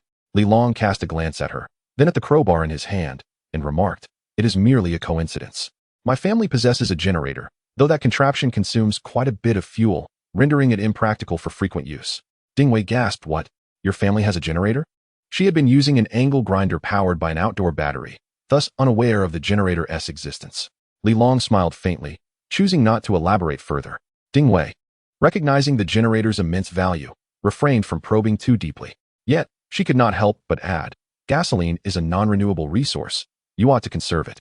In this apocalyptic era, acquiring gasoline will be exceedingly difficult. Using gasoline to incinerate someone seems rather wasteful. I believe Qi Xinxin's family possesses some white liquor. Mixing it with high-proof alcohol could yield a Molotov cocktail." Li Long expressed his surprise. "You are knowledgeable about such things?" Ding Wei chuckled.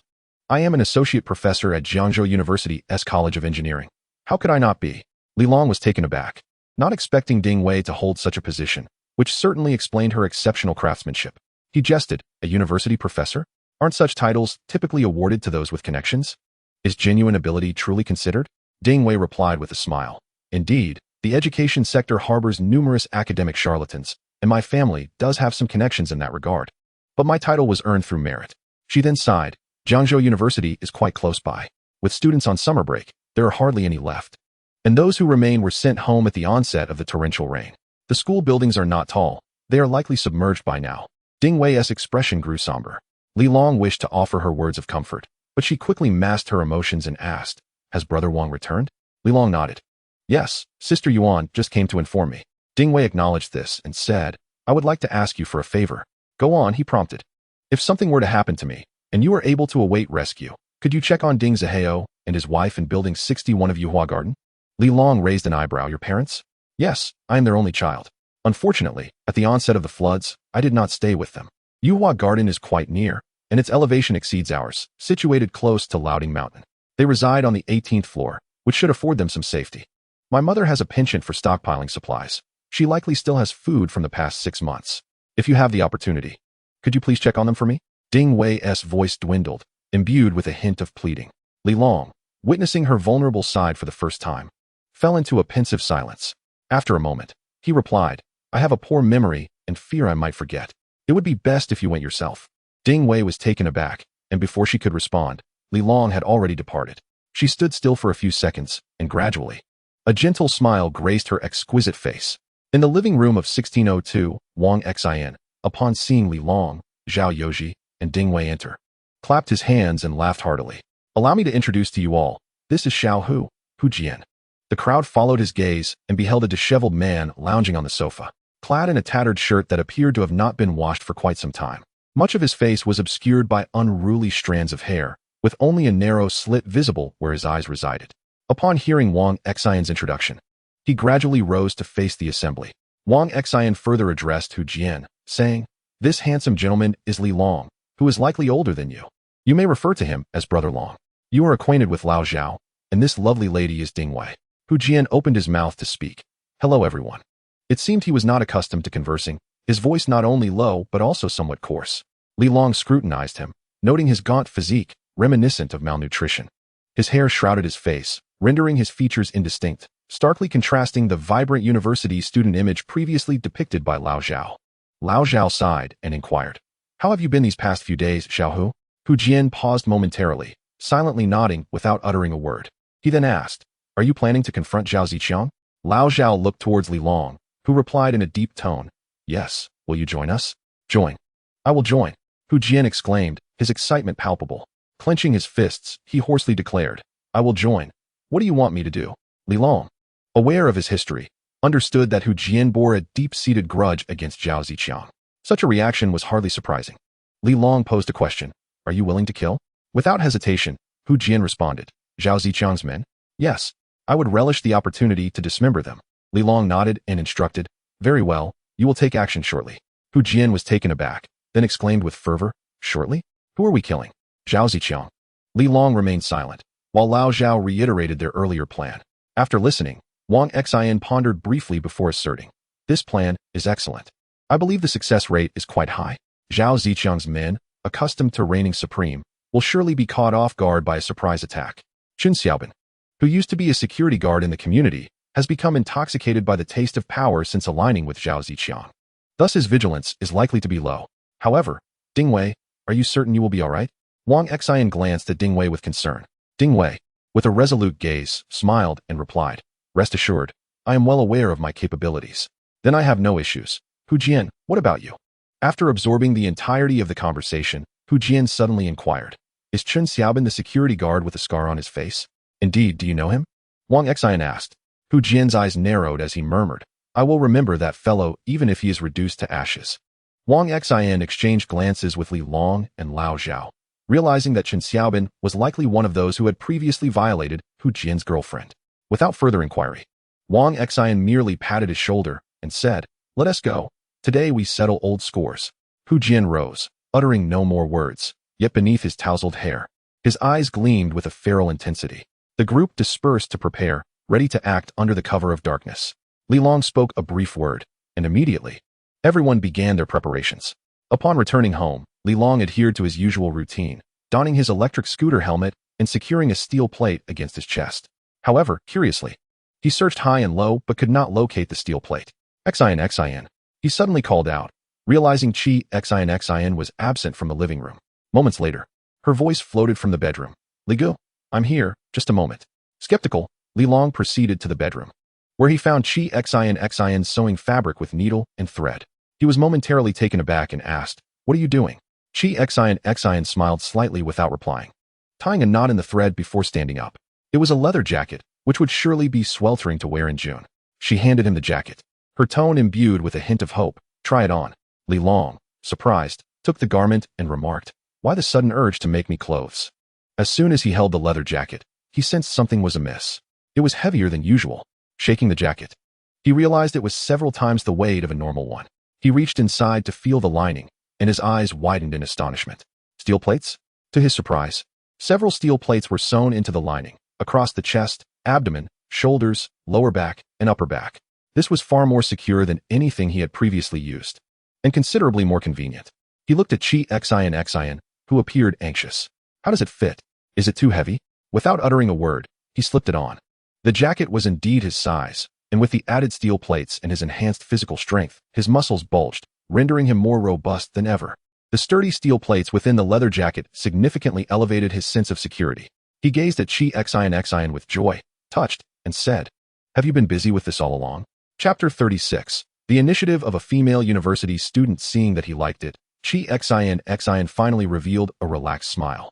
She stepped closer, adjusting the collar of his jacket, and softly said, "Li Gu, I know I am of little use.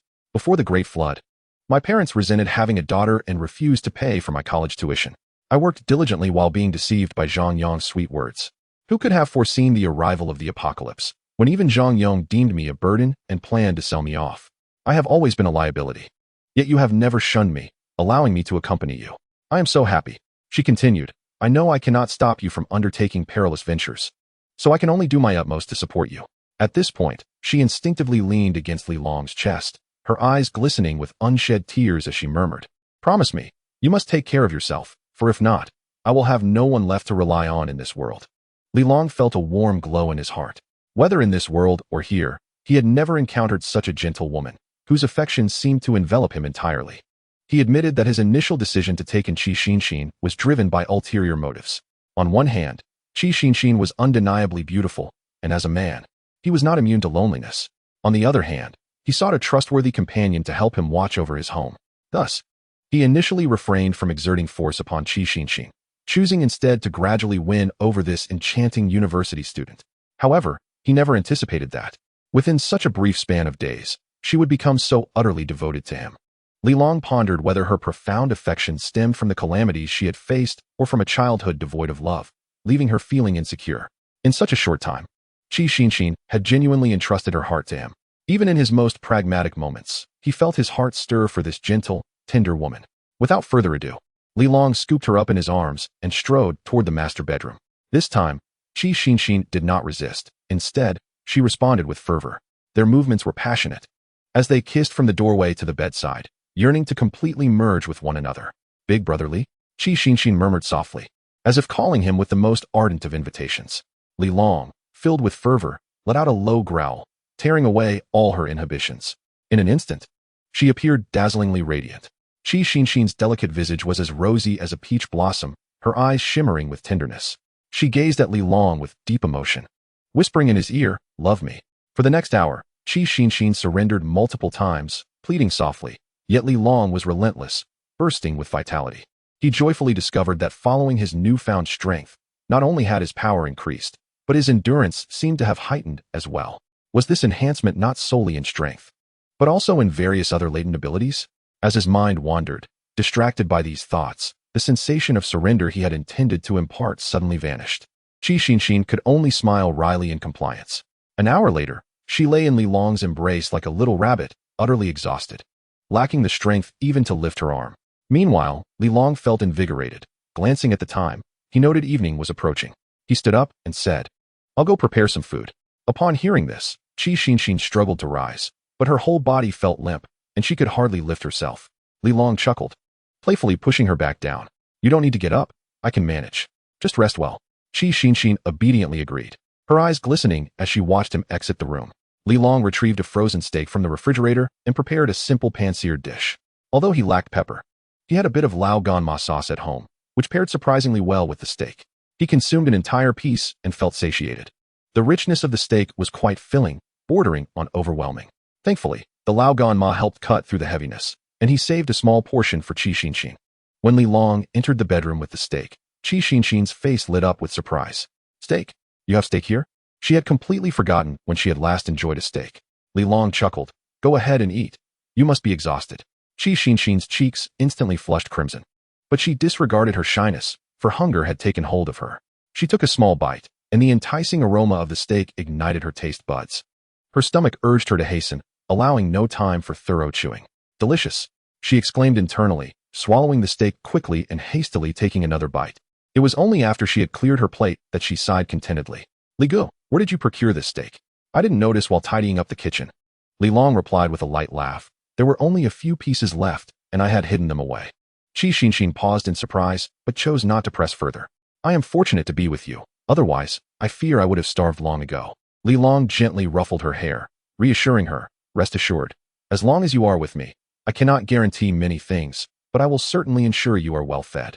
They shared a sweet moment until Li Long finally said, all right, I must take my leave. Upon saying this, he stood up and donned his clothing once more. Qi Xinxin reluctantly sat up, covering her chest with the quilt, her expression laced with concern. Please, be careful. Li Long waved his hand dismissively, choosing not to elaborate. After putting on his reinforced leather jacket, he picked up the modified crowbar and tucked the nail gun securely away. Fully equipped, he then instructed, while I am away, do not open the door, understood? If someone attempts to break in, escape through the balcony. Qi Xinxin could not help but say, Li Gu, if you do not return, I shall have no reason to live.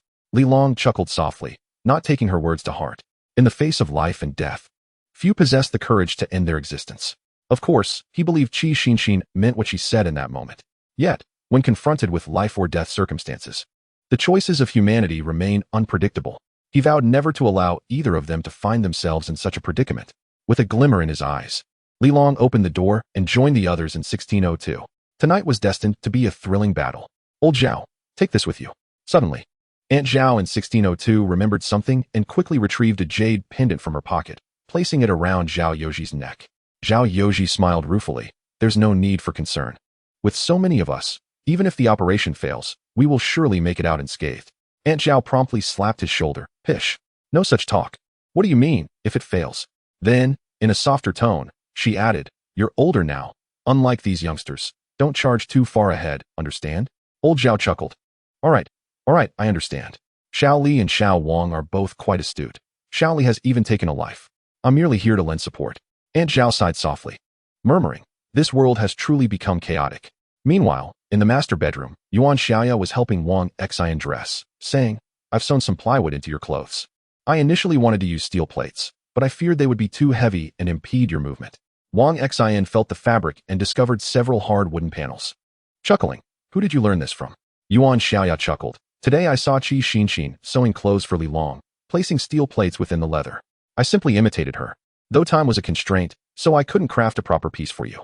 Chapter 37. Knocking and temptation. Wang Xian replied with a smile. This is more than sufficient. Li Long possesses great strength. The steel plates in his clothing will not hinder him. At my age, if it were too heavy, it would be cumbersome to move. This is quite fitting. As he praised the work, he donned the clothing, visibly pleased. Yuan Xiaoya picked up the motorcycle helmet from the table and handed it over, saying, Qi Xinxin is truly fortunate to have found a good person like Li Long. Unlike Ding Wei, alas. Wang Xian sighed deeply. Everyone has their own fate, I suppose. Qi Xinxin has likely completely forgotten about Zhang Yong by now. Her heart is wholly devoted to Li Long. Yuan Xiaoya nodded in agreement. Indeed, but in this world, with her beauty, it is quite challenging to survive without a support. Wang Xian sighed again. In the future, it will be a matter of whose strength prevails. That person will hold the power. As they conversed, they prepared everything. In the living room, Hu Jian lowered his head, fiddling with a fruit knife. Although he lacked a whetstone, he was diligently sharpening the blade against a porcelain bowl. On the balcony, Ding Wei gazed vacantly at the stormy sky, lost in thought. Suddenly, a series of knocks echoed through the air.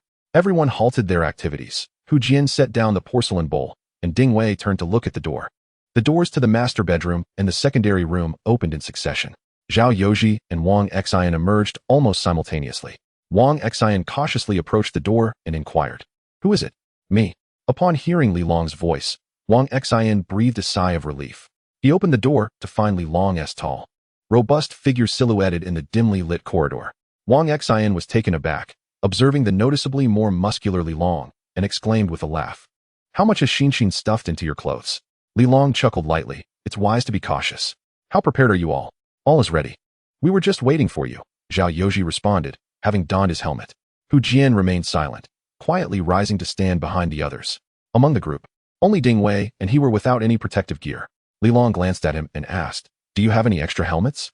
Please give one to Hu Jian. Just as Zhao was about to speak, Hu Jian shook his head. No need. Li Long raised an eyebrow. Hearing Hu Jian's serious tone, wearing too much will be burdensome. I'm concerned that if Chun Xiaobin tries to flee, I won't be able to catch him. Li Long was momentarily taken aback, detecting a clear resolve in his words. He chose not to say more and turned to Ding Wei, asking, "How prepared are you?" Ding Wei nodded, "Rest assured. I have already thought through my lines. It should be fine." "Very well, then let us proceed." Li Long nodded, taking the lead.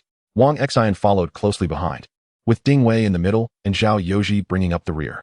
A few individuals stealthily made their way to the 14th floor. The corridor was enveloped in silence, save for the occasional cough from a neighboring room, suggesting the presence of residents. Paying no heed, they swiftly ascended to the 14th floor. Li Long halted and exchanged a glance with Wang Xian, who nodded slightly before stopping in his tracks and beckoning old Zhao. According to their plan, the two would lie in ambush in the stairwell. Li Long turned his gaze towards Hu Jian, who silently descended into the lower stairwell to take his position. Ding Wei was tasked with luring Qin Xiaobin to open the door. The five had clearly defined roles and proceeded according to their arrangement. Li Long and Hu Jian crouched on the 4th and 5th steps of the staircase, careful to avoid detection by Qin Xiaobin. With all preparations complete, Ding Wei took a deep breath and knocked on the door. In room 1401, Qin Xiaobin was stark naked, passionately venting his desires upon Lao Huang's wife.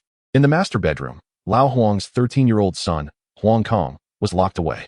Although Lao Huang's wife, Qian Yu, stifled her cries, Huang Kong understood everything. He curled up in the corner, too humiliated to fathom the events unfolding outside. In truth, he had been terrified ever since he received the news of his father's death. Had it not been for his mother pleading with Qin Xiaobin, the latter would have likely cast him out to feed the fish below. The knocking at the door echoed once more. Qin Xiaobin, momentarily pausing his assault, inquired, "Did you hear anything?"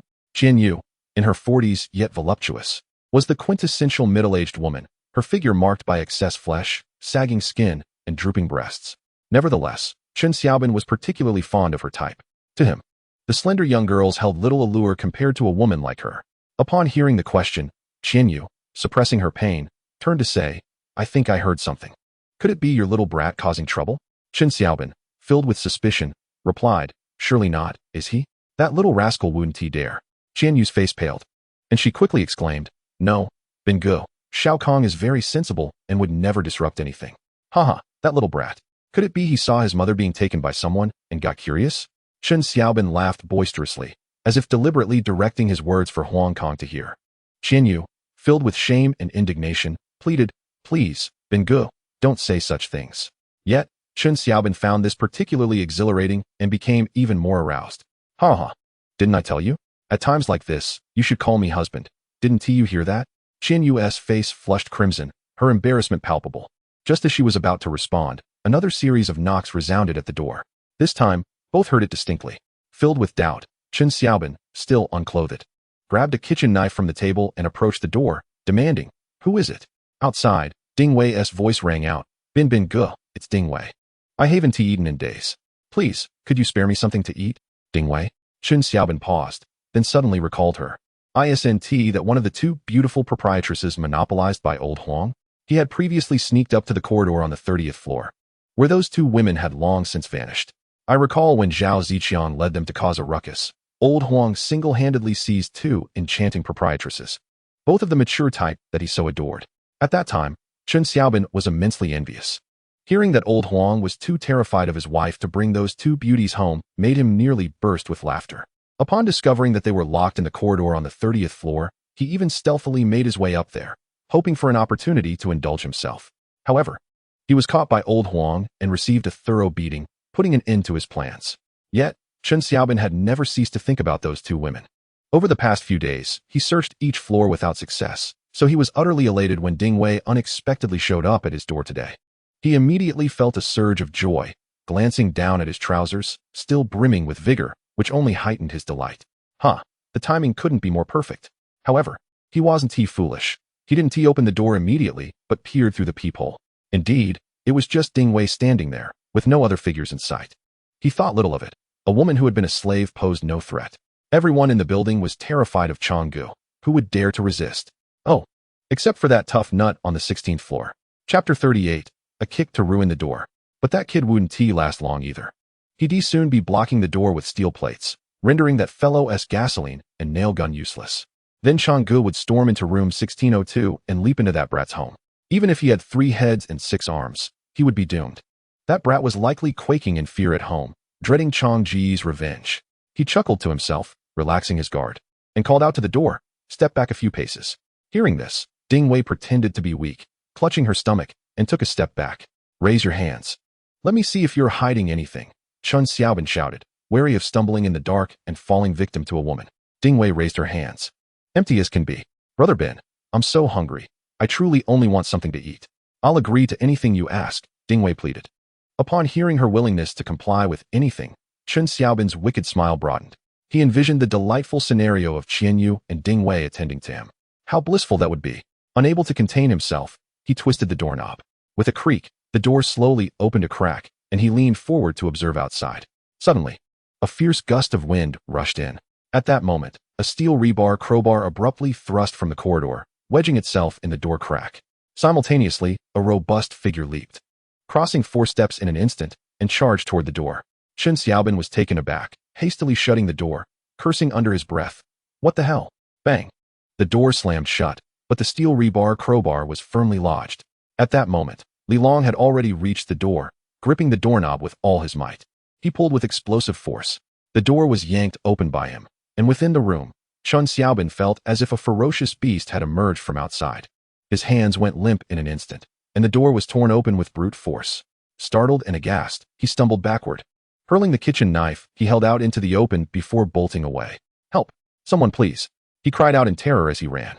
"Changgu, big brother, save me!" At that moment, Li Long had already burst into the room, bellowing, "Take action!" Outside, Hu Jian rushed in without hesitation, followed closely by Ding Wei. Wang Xian and Zhao Yoji from upstairs swiftly arrived as well. Old Zhao, ever cautious, promptly locked the door behind him. Chen Xiaobin dashed around the dining table in the living room, grabbing objects to hurl at Li Long. Li Long dodged deftly, his speed considerably hampered. Chen Xiaobin continued to call for help, fleeing desperately. Just then, Hu Jian charged at him, coordinating with Li Long to surround Chen Xiaobin from both sides. In a state of sheer panic, Chen Xiaobin sprinted towards Qianyu, who was huddled on the balcony. Qianyu screamed in fright, her nakedness only partially concealed by a curtain. Before she could react, Chen Xiaobin seized her by the throat. In the next moment, he smashed a vase against the wall, brandishing the shards menacingly at Qianyu. "Stay back. If you come any closer, I will kill her without a second thought," he shouted. Both Li Long and Hu Jian were momentarily taken aback. Then, in unison, they charged forward, not pausing for a moment. Observing their advance, Chen Xiaobin immediately pushed Qianyu aside. Hu Jian sidestepped to avoid the naked middle-aged woman, yet Chen Xiaobin seized the opportunity to roll and crawl past their encirclement, hastily making his way toward the secondary bedroom. With his eyes ablaze, Hu Jian roared, "Damn it!" He leaped forward recklessly in pursuit of Chen Xiaobin. In an instant, he closed the gap, wrapping his arms around Chen Xiaobin's thigh. However, having just finished a game and drenched in sweat, Chen Xiaobin was as slippery as an eel. Managing to break free, Hu Jian, his eyes burning with rage, exerted all his strength and hurled the fruit knife he held. Thwack! The knife sliced into Chen Xiaobin's backside, blood spurting forth. Chen Xiaobin clutched his wound and let out a piercing scream, yet he dared not pause. Hastily dashing toward the secondary bedroom, with Li Long hot on his heels, Chen Xiaobin reached the secondary bedroom first, swiftly attempting to shut the door. Li Long, resembling a wild beast, executed a powerful high kick. Bam! The tremendous force shattered a large hole in the door. This door, made of 3-ply board, lacked the sturdiness of the outer door. Li Long's explosive strength rendered the door nearly useless, but his leg became ensnared in the splintered wood. In a state of sheer terror, Chen Xiaobin completely forgot to resist and scrambled toward the window of the secondary bedroom. It seemed to be his only avenue for escape.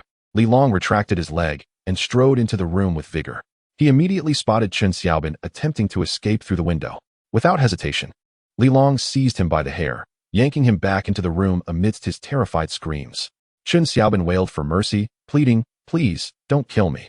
Li Long responded by delivering a brutal kick to his abdomen. Chen Xiaobin doubled over, retching violently, his cries abruptly ceasing. At that moment, Hu Jian burst into the room. Upon seeing Chen Xiaobin captured, a fierce grimace contorted his face as he lunged onto Chen Xiaobin, whose fruit knife had been discarded earlier, forcing him to rain down blows upon Chen Xiaobin's head with his fists. Chen Xiaobin shrieked in agony, incessantly begging, "Spare me. Stop hitting me. Please, don't kill me." Hu Jian roared in fury, "You scoundrel, open your eyes wide and see who I am." As Hu Jian swept his disheveled hair aside, Li Long finally noticed the multitude of burn scars marring Hu Jian's forehead. Hu Jian pointed angrily at his forehead, exclaiming, "You don't recognize me?" Don't these scars mean anything to you? Chun Xiaobin, trembling with fear, pleaded, Brother, I truly don't remember who you are. His words ignited Hu Jian's rage further. Like a man possessed, Hu Jian tightened his grip around Chun Xiaobin's throat. You don't remember? On what grounds do you forget? You, the culprits responsible for my girlfriend's death, dare not remember me. Li Long observed the frenzied Hu Jian, who seemed intent on strangling Chun Xiaobin to death, and raised an eyebrow. Chun Xiaobin was undoubtedly a mutated human. If a killing were to occur, it was his responsibility to enact it. Promptly, Li Long seized a wooden stool and decisively smashed it down upon Chun Xiaobin, who had begun to roll his eyes back in his head. With a resounding crack, the stool splintered, and blood erupted from Chun Xiaobin's head. Hu Jian was momentarily taken aback, watching as Li Long raised a leg of the stool and plunged it forcefully into Chun Xiaobin's neck. Blood gushed forth, and Chun Xiaobin convulsed violently. This scene profoundly shook Hu Jian, as for the first time, a look of fear crossed his previously contorted face. His earlier willingness to kill stemmed from impulsive rage and a thirst for revenge, fueled by the fact that Chun Xiaobin had once defiled his girlfriend. This overwhelming hatred had driven him to seek Chun Xiaobin's demise. Yet, how could Li Long remain so composed while taking a life? After all, Hu Jian was still a kind-hearted, recently graduated university student. The calamity of his girlfriend's suicide had warped his psyche. Chapter 39. The wicked are unbound by age. He had envisioned countless scenarios of how to exact vengeance upon those who had harmed his girlfriend. Thus, in a fit of rage, he had dared to act. However, he had never truly killed anyone before. He had never imagined himself amidst such a gruesome scene. Li Long, ignoring Hu Jian, stated, This ruckus could attract Zhao Ziqiang's attention. We need to move quickly. With that, he swiftly exited the room. Yet, as he stepped outside, he was met with an eerie sight. Before them stood Wang Xian and Zhao Yoji, forcefully gripping Ding Wei. Her face contorted with rage, she bellowed, Release me. Do not obstruct me. I shall slay that wretched creature. Xiao Wei, calm yourself. She is not Zhao Ziqiang's woman. What are you doing? Old Zhao hastily urged. Ding Wei screamed, Get away. Do you know what she and her son have done? You are oblivious. They are all beasts. Let go. Wang Xian and old Zhao were taken aback, both turning their gazes towards Qianyu. The latter was already paralyzed with fear, and upon seeing Ding Wei, her face turned ashen. She fell to her knees, pleading, Ding Wei, is that you? All the sins were committed by old Huang. I had no part in it. Please spare me. And that little bastard? What of the child you bore? Ding Wei shrieked. Qianyu, overwhelmed with terror, wept silently, too frightened to respond. It turned out that old Huang had abducted Ding Wei and El Yin, bringing them into his home. Qianyu subjected them to relentless torment, treating them as mere slaves. Old Huang's son, Huang Kong, had already begun to follow a sinister path at such a young age.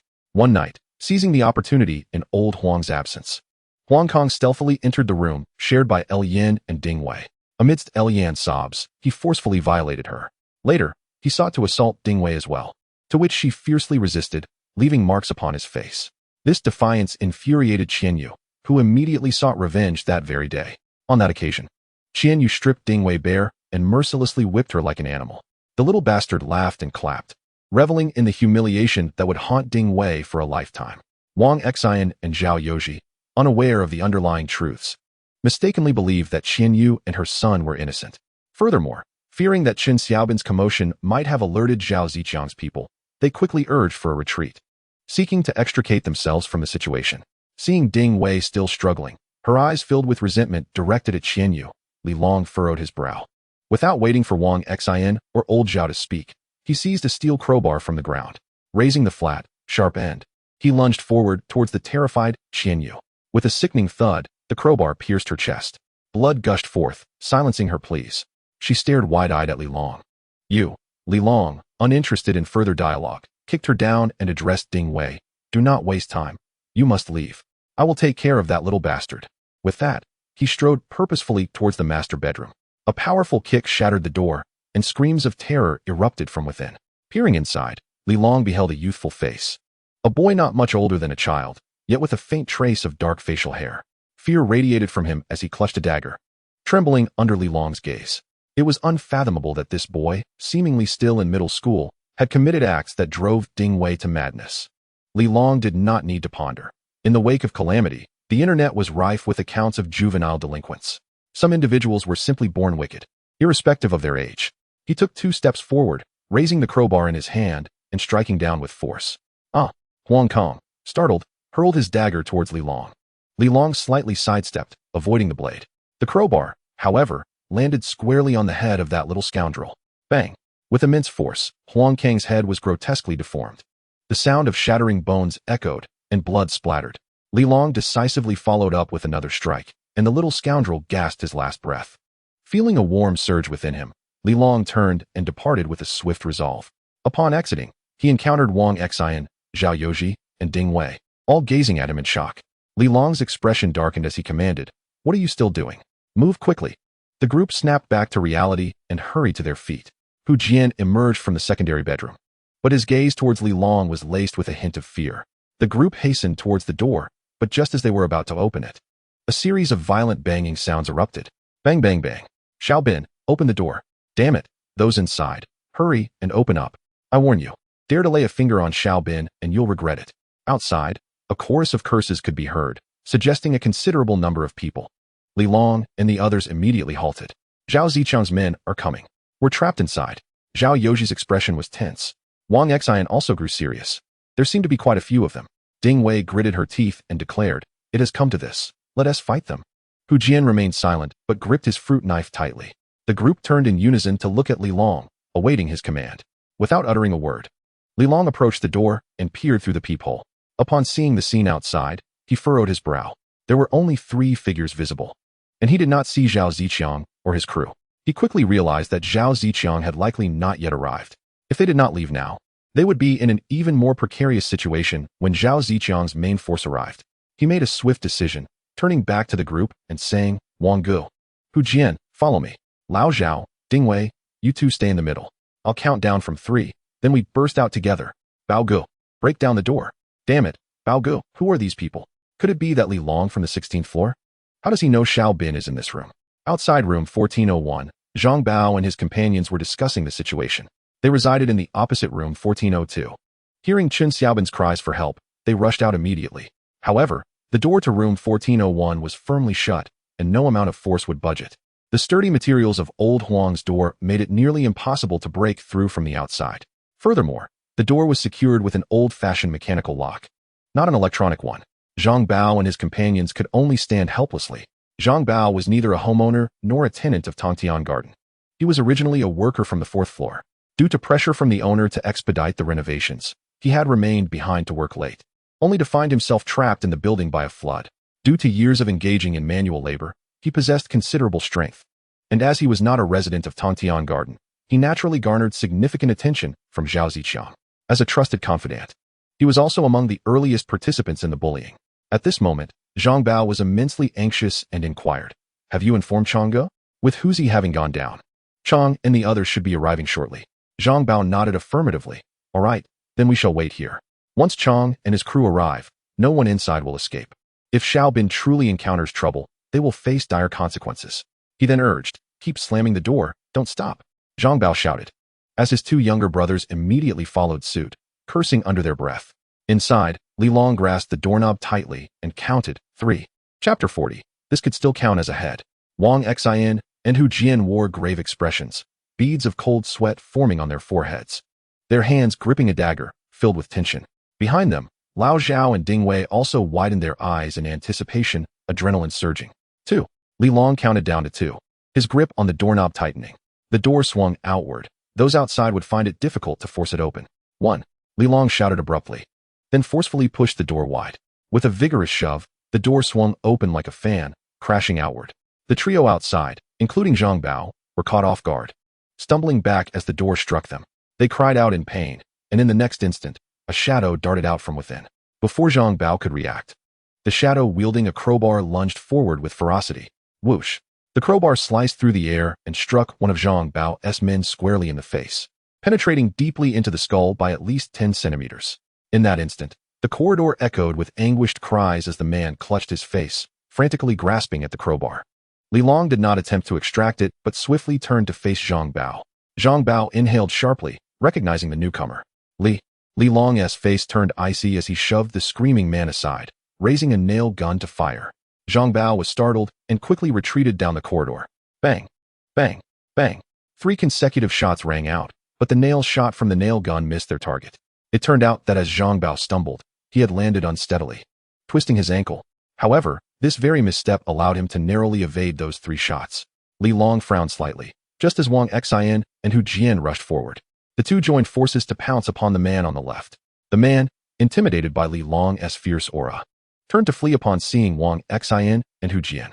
However, this movement exposed his back, and Hu Jian seized the opportunity. With bloodshot eyes, recalling the tragic demise of his girlfriend, he lunged forward, stabbing the man's back viciously with the fruit knife. Thud! The blade sank into the man's lower back, eliciting a piercing scream as he collapsed towards the steps, a testament to the force Hu Jian had exerted. Wang Xian was taken aback, momentarily disregarding everything else as he rushed forward to seize the man's arm, wresting the fire axe from his grip. To his surprise, the man fought desperately, swinging the axe and howling. Fortunately, Wang Xian held his arm firmly, preventing him from lifting it at all. At that moment, Ding Wei also charged in. Instead of assisting Wang Xian, she directed her attention to the thug with a crowbar embedded in his head. The man was devoid of fighting spirit.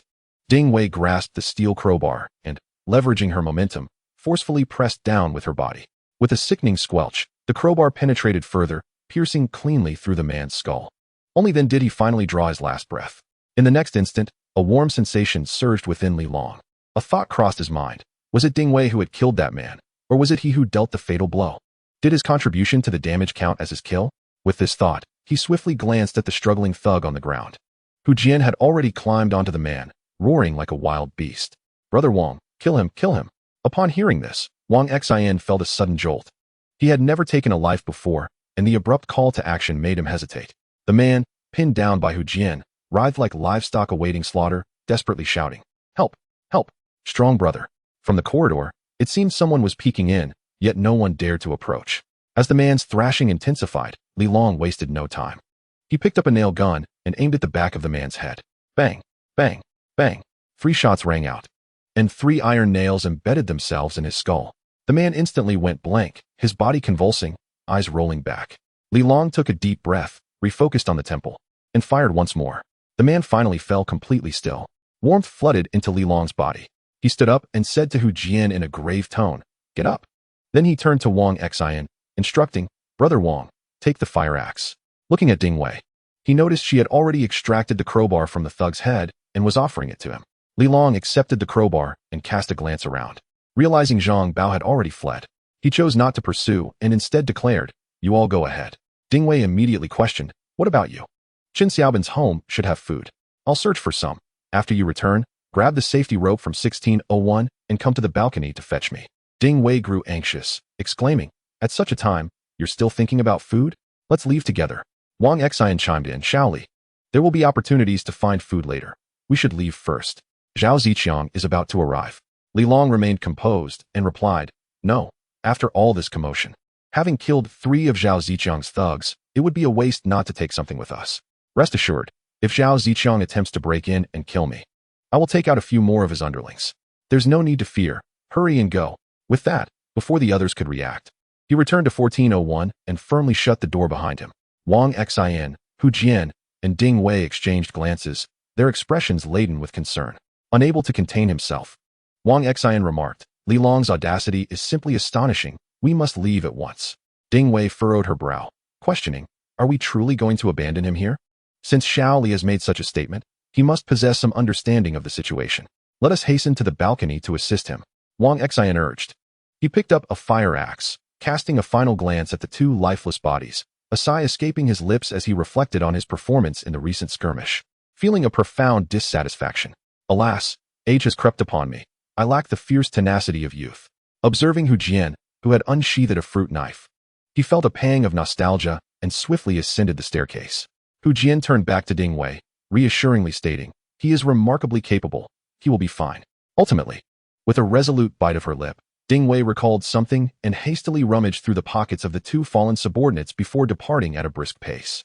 The perilous corridor once again succumbed to silence. From the other end of the hallway, whispers began to circulate. "Another has perished. It seems to be one of Zhao Ziqiang's men. Who are these people, daring to eliminate Zhao Ziqiang's associates? Let us disregard it. We must leave swiftly. Zhao Ziqiang will undoubtedly be furious. Indeed, let us depart." A few individuals, huddled in the corridor, hastily gathered their belongings and fled the scene. Approximately 5 minutes later, the sound of urgent footsteps echoed through the air. A group of robust men, led by Zhao Ziqiang, raced up the stairs, panting heavily. Zhang Bao, limping, proclaimed, "Brother Chong, this is the place." Zhao Ziqiang's chest heaved as he rushed from the 13th floor, having just been preoccupied with the dual charms of a mother and daughter, his subordinates too fearful to intrude. It was only after he had concluded his business that he learned of the commotion. As he ascended, his legs trembling with exertion, he was also wary of potential ambushes, causing him to lose precious time. Upon witnessing the bloodstains on the floor and the two lifeless bodies of his men, Zhao Ziqiang felt a twitch at the corner of his mouth. For the first time, a sense of crisis took root within him. Chapter 41. Brother Chong is infuriated. Consequences will be severe. How dare anyone within this unit oppose him? Zhao Ziqiang. This was a direct challenge to his authority. Intolerable. Zhao Ziqiang slammed his fist against the door, demanding, "Who among you possesses Lao Huang's key?" The crowd exchanged glances, each shaking their heads. Though they were part of the same gang, trust was scarce among them. How could they possibly possess keys belonging to one another? After all, they feared that while they slept, others might stealthily infiltrate and steal their provisions. Zhao Ziqiang's frustration boiled over as he delivered a fierce kick to the door, cursing vehemently. "Damn it! Lousy, Depeng, get this door open." Immediately, two figures emerged from within. One was a wiry man with shifty eyes, known as Housie. The other was a brawny figure, Depeng. Housie had recently acquired some lockpicking skills, a discovery Zhao Ziqiang had only just made. Previously, he contemplated forcefully breaching Li Long's door, yet hesitated, fearing he might inadvertently harm this technical talent. However, this time he finally found an opportunity to act. The rat bent down and retrieved a piece of iron wire, twisting it into a helix as he fiddled with the lock cylinder, attuned to the sounds emanating from it. Depeng extracted two slender steel rods from his pocket, inserting one into the door's crevice, prepared to pry the door open should the rat fail to unlock it. It appeared that both individuals were adept in lock manipulation, one skilled in picking locks, the other in prying doors. Just as they were engrossed in their task, the lock emitted a sudden, crisp sound. The rat stood bewildered, unable to comprehend why the door had opened from the opposite side. At that moment, the door was unexpectedly thrust open from within. Bang! The two were standing too close and were violently struck, sustaining injuries. It turned out that Li Long had resorted to his old tactics. With a powerful kick, he flung the door open and unleashed a barrage of iron nails that rained down upon them. Instantly, cries of pain and curses echoed in the air. Zhao Ziqiang, quick on his feet, pulled a subordinate in front of him for protection, only for that individual to immediately find a nail embedded in his neck. Zhao Ziqiang, shocked and enraged, realized that the adversary had not fled, but rather lay in ambush. Such audacity! Damn you! Zhao Ziqiang bellowed, shielding himself with his subordinate as he charged forward under the hail of nails. Li Long frowned, showing no hesitation. With a resounding bang, he slammed the door shut once more. Zhao Ziqiang was abruptly blocked by the door, his fury surging as he shouted, "You coward, Li! If you have the guts, come out and face me. I'll take you on." Thud! He kicked the door with force. Suddenly, a nail shot out from the peephole. Zhao Ziqiang was startled. The nail narrowly grazed his face, almost piercing his eye. He quickly sidestepped, pressing against the wall, his frustration boiling over. That damned Li Long was as slippery as an eel, proving exceedingly difficult to deal with. "Brother Long, if that Li is here, does that mean his home is unguarded?" Outside the crowd, Zhou Hua observed the scene and suddenly shouted, "Let us go and take down his lair." Upon hearing this, Zhao Ziqiang's eyes lit up with excitement. "Why didn't you say so earlier?" he exclaimed with a hearty laugh, then called out, "Zhou Hua, Lu Wei, you stay here. The rest, follow me to the 16th floor." With that, he disregarded Li Long entirely and rushed towards the 16th floor. Inside, Li Long, listening to the commotion outside, could not help but smirk, yet he displayed no signs of panic. He swiftly made his way to the balcony, gazing upwards. At that moment, the rope descended once more, and Wang Xian's voice echoed from above, "Li Long, hurry up." Without hesitation, Li Long seized the rope, securing it around his waist, and swiftly leaped onto the air conditioning unit, climbing upward. As a special forces soldier, ascending a rope was second nature to him. And with Wang Xian and the others assisting from above, he exerted considerably less effort. In under a minute, he reached the 15th floor. However, just then, the curtains on the 15th floor were suddenly drawn back. A strikingly beautiful face, reminiscent of Li Yitong, appeared at the window, gazing intently at him. Outside, Lu Min stared in astonishment at Li Long, surprised by his audacity to climb outside. She nodded and said, "Be careful, a group just rushed up. Seemingly Zhao Ziqiang and his crew." So, she had come to deliver a warning. "Thank you," Li Long acknowledged with a nod. In less than half a minute, he returned to the 16th floor. No sooner had he landed than a figure lunged at him. Li to go. It was none other than Qi Xinxin. Her eyes brimming with tears, clearly distressed for his safety. Li Long patted her shoulder and addressed Wang Xian and the others. Zhao Ziqiang has already come up. You all need to quickly return to 1602 via the balcony bridge. I'll keep an eye on him here. The moment he spoke, Wang Xian and Lao Zhao were taken aback. All right, I'm leaving now. Wang Xian swiftly led Lao Zhao away across the balcony. However, Ding Wei and Hu Jian remained motionless. I'll stay back to help you, Ding Wei declared. Hu Jian said nothing, rising to head toward the door. Don't panic. Zhao Ziqiang is likely already nearing us. Prepare the boiling water. Xinxin, do you have any hot water? Qi Xinxin promptly replied, we just boiled some this morning. There are 2 thermoses. Li Long immediately turned to Hu Jian.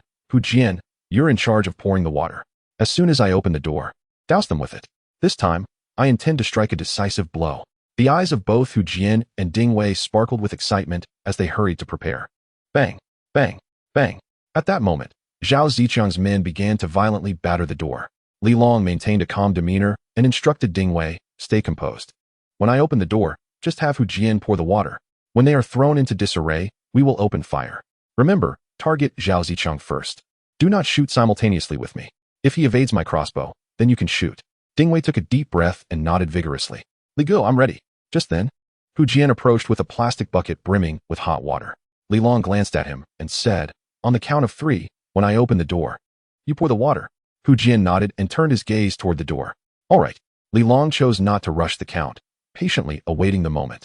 Within his home, there lay an additional door behind the security door, and only this inner door was opened. When water was splashed, it was obstructed by the door. Just wait. Wait for Zhao Ziqiang to dismantle the security door before making a move. Bang, bang, bang. The resounding thuds echoed from outside. At last, a cry of alarm rang out. It's broken, it's broken. Zhao Ziqiang erupted into laughter. Ha ha ha. That's enough. Smash this door for me. 2 of his underlings immediately rushed forward, tearing the main door apart and tossing it into the corridor. Subsequently, Zhao Ziqiang delivered a swift kick to the door. Upon hearing this, Li Long instantly recognized the opportunity that had presented itself. He stepped forward, grasped the doorknob, and cast a glance at Hu Jian and Ding Wei. The 2 could not help but swallow hard. Chapter 42. The Mutation of Scales. Still must die. Li Long began to count down. 1, 2, 3. Upon reaching 3, he forcefully yanked the door open and sidestepped. Hu Jian strode confidently to the doorway, hurling a bucket of scalding hot water. Whoosh! A full bucket of boiling water was splashed upon the individuals outside. In an instant, cries of agony erupted. The first to bear the brunt was Zhao Ziqiang, who was instantly burned. He covered his face, wailing in pain. Li Long shoved Hu Jian aside and raised his hand, firing a shot. Bang, bang, bang. Steel nails flew relentlessly from the nail gun. Zhao Ziqiang shielded his face with his hands, but the nails pierced through, fastening his hand to his face, blood gushing forth. He let out a shriek and hurriedly retreated. The surrounding individuals stumbled and fell, pushing and shoving one another. Ding Wei had long been poised for this moment. And seeing Zhao Ziqiang's bloodied hands flailing desperately, she unhesitatingly pulled the trigger. Boom! The rubber band stretched taut, and a wooden arrow shot forth. Whoosh! The steel nail embedded itself accurately into Zhao Ziqiang's neck. Another piercing scream escaped his lips. Li Long seized a crowbar and a short spear, transforming into a ferocious beast charging downhill, rushing forth without a second thought. The crowbar whistled through the air. Swoosh, swoosh, swoosh. Where it passed, a life was claimed. Blood splattered as some had their throats brutally pierced. Others, crying out in agony, could no longer open their eyes, crawling on the ground, only to have a gaping wound appear on their heads. One individual attempted to raise a weapon, but was pierced through the abdomen by a steel nail. In the corridor, blood splattered everywhere, and the cries of despair echoed. Hu Jian closely followed, immediately discarding the plastic bucket in his hands, unsheathing the dagger from his waist, and pursuing Li Long.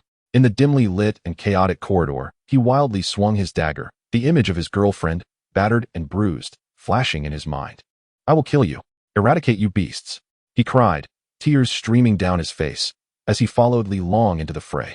Li Long relentlessly slaughtered 5 or 6 individuals, drawing ever closer to Zhao Ziqiang, who had retreated to the 15th floor, now with no escape. Enduring the searing pain in his throat and palms, Zhao lifted his gaze towards Li Long, bewildered as to how this young man had made it to the 16th floor. Wasn't he supposed to be on the 15th? His mind swirled in confusion as Li Long stood before him, having closed the distance. In this critical moment, Zhao felt a surge of heat coursing through his body, an unbearable itch spreading across his skin, compelling him to scratch. The burns on his body had erupted into numerous blisters. As Li Long charged forward, raising his right arm, the crowbar slicing through the darkness aimed directly at Zhao's face. At the brink of death, Zhao distinctly sensed a remarkable slowing in Li Long's speed. Instinctively, he reached out and seized the crowbar in his grasp. In this life-and-death moment, Zhao let out a thunderous roar. Overexerting himself, his face flushed crimson, and the arrow wound on his throat split open, gushing blood. Li Long felt an immense force emanating from Zhao's arm, an extraordinary strength beyond the ordinary. How could this be? Li Long's own power surpassed that of an average person by a factor of 2. Zhao, a mere rideshare driver, how could he possess such might? With a fierce shout, Li Long unleashed his strength, forcefully pressing the crowbar down. In an instant, the flat, pointed end of the crowbar pierced Zhao's body. At that critical juncture, Zhao turned a deep red, resembling a boiled lobster. On his forehead, the festering wound began to sprout patches of crimson, scale-like skin. This sight made Li Long's pupils constrict sharply. Zhao let out a tremendous roar, crashing into Li Long startled. Li Long quickly raised his hands to defend himself. Bang! The collision sent a sharp pain through his palm, akin to striking a stone. His arms trembled involuntarily, and he staggered backward. Seizing the opportunity, Zhao withdrew the crowbar and turned to flee. Just then, a figure leapt down the stairs. Zhao Ziqiang. The person bellowed, their voice filled with unending resentment. Zhao turned, unable to evade, and was struck head-on by this individual. With a resounding crash, both tumbled onto the corridor floor. The assailant was none other than Hu Jian, who harbored a deep-seated hatred for Zhao Ziqiang. Hu Jian lunged at Zhao, stabbing relentlessly, but Zhao managed to grip his wrist firmly. In that moment, Zhao's face appeared to don a mask of red, scaled silicone, transcending the realm of humanity. Hu Jian, taken aback by Zhao's grotesque transformation, froze in astonishment. As Hu Jian was momentarily lost in thought, Zhao Ziqiang suddenly tightened his grip, shattering Hu Jian's wrist. The dagger slipped from his grasp, and a piercing scream escaped Hu Jian's lips. At that moment, Li Long had caught up, delivering a powerful punch to Zhao Ziqiang's grotesque visage.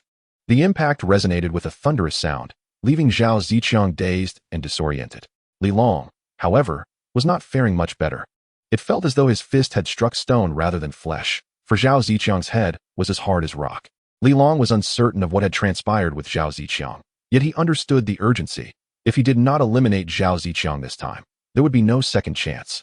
Die! Li Long bellowed, forcing himself to endure the pain in his knuckles as he unleashed a flurry of blows.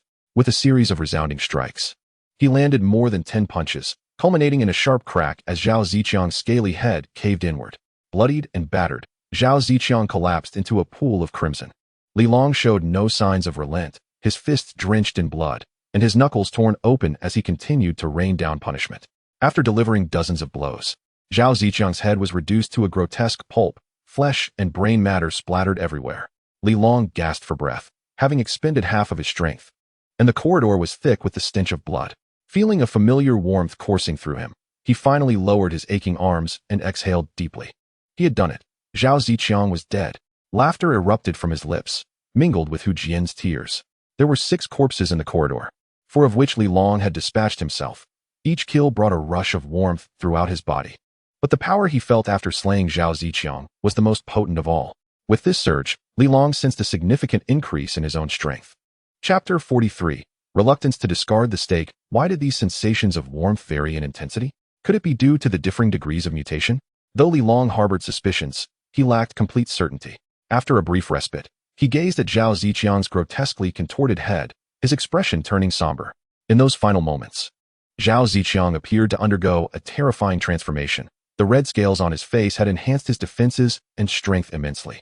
Even Li Long, possessing double the strength of an ordinary person, had nearly been overpowered.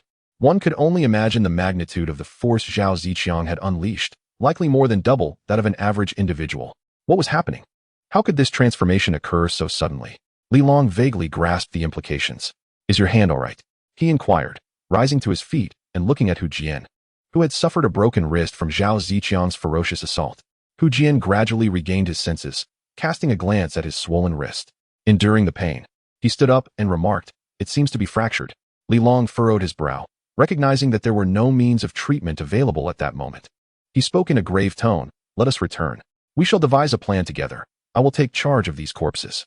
He then turned to Ding Wei and instructed, summon old Zhao and bring Wang Xian as well. Before Ding Wei could even knock, Wang Xian had already opened the door, and upon seeing the bodies on the ground, he stood frozen in shock. Old Zhao, wielding a kitchen knife, glanced around and immediately narrowed his eyes. Shaoli, what is the situation? It's nothing serious. Hu Jian has a broken hand. Ding Wei, take him back and tend to him. I will handle matters here. Wang Xian and old Zhao, you two accompany me. Old Zhao instinctively inquired, where to? Li Long gazed at the fallen Zhao Ziqiang and replied solemnly, gather Zhao Ziqiang's belongings and also deal with his lackeys. The two felt a chill run down their spines. Li Long's decisive command truly startled them. I will go with you, Ding Wei immediately asserted. Li Long glanced at her, noting her resolute expression, and nodded slightly. He bent down, searching the body for keys. Without the keys, even he would require considerable time to breach the door. Li Long discovered several keys and even found cigarettes, chocolate, and bread in their pockets. In this era, food was undoubtedly the most precious commodity, followed closely by tobacco and alcohol. In the face of a great deluge, such items dwindled with every use. After searching, he conducted a thorough examination to ascertain whether any mutations had occurred, similar to Zhao Ziqiang. However, apart from Zhao Ziqiang, none of the others exhibited any mutations. It appeared that only Zhao Ziqiang had experienced such a transformation. Li Long speculated that the anomalies present in Zhao Ziqiang were likely the result of mutation. Mutation? He pondered silently. The others showed no apparent transformations, possibly due to their rapid evolution. As the leader of the team, Zhao Ziqiang must have had sufficient sustenance daily, likely consuming a fair amount of mutated fish, thus accelerating his mutation process. Hence, the benefits gained from his demise would be the most substantial. Li Long continued his analysis. Another point of consideration was that Zhao Ziqiang had undoubtedly reached a critical threshold, which explained why the others remained unchanged while he exhibited stark differences. How could one reach this critical point? To what extent could one evolve? Or was it his instinct for survival, just before death, that triggered such a mutation? Li Long furrowed his brow, deep in thought. He was not idle himself. Prodding the bizarre red scales on Zhao Ziqiang's face with a crowbar, he found the scales to be remarkably hard. He exerted every ounce of strength he possessed to shatter the scales with a crowbar. His might was twice that of an ordinary person, which implied that the weapons of the common folk were utterly incapable of breaching this formidable defense. Realizing this, Li Long was struck by a sudden alarm. Fortunately, his reflexes were swift. Had he granted Zhao Ziqiang additional time to evolve further, it was likely that even he would be powerless against him. A wave of dread washed over him as a thought struck. Many within the building were consuming the mutated fish, though none could match Zhao Ziqiang's voracity. Given enough time feasting on these aberrations, it was inevitable that they would transform into entities akin to Zhao Ziqiang. Furthermore, he knew there were undoubtedly many others outside the building resembling Zhao Ziqiang.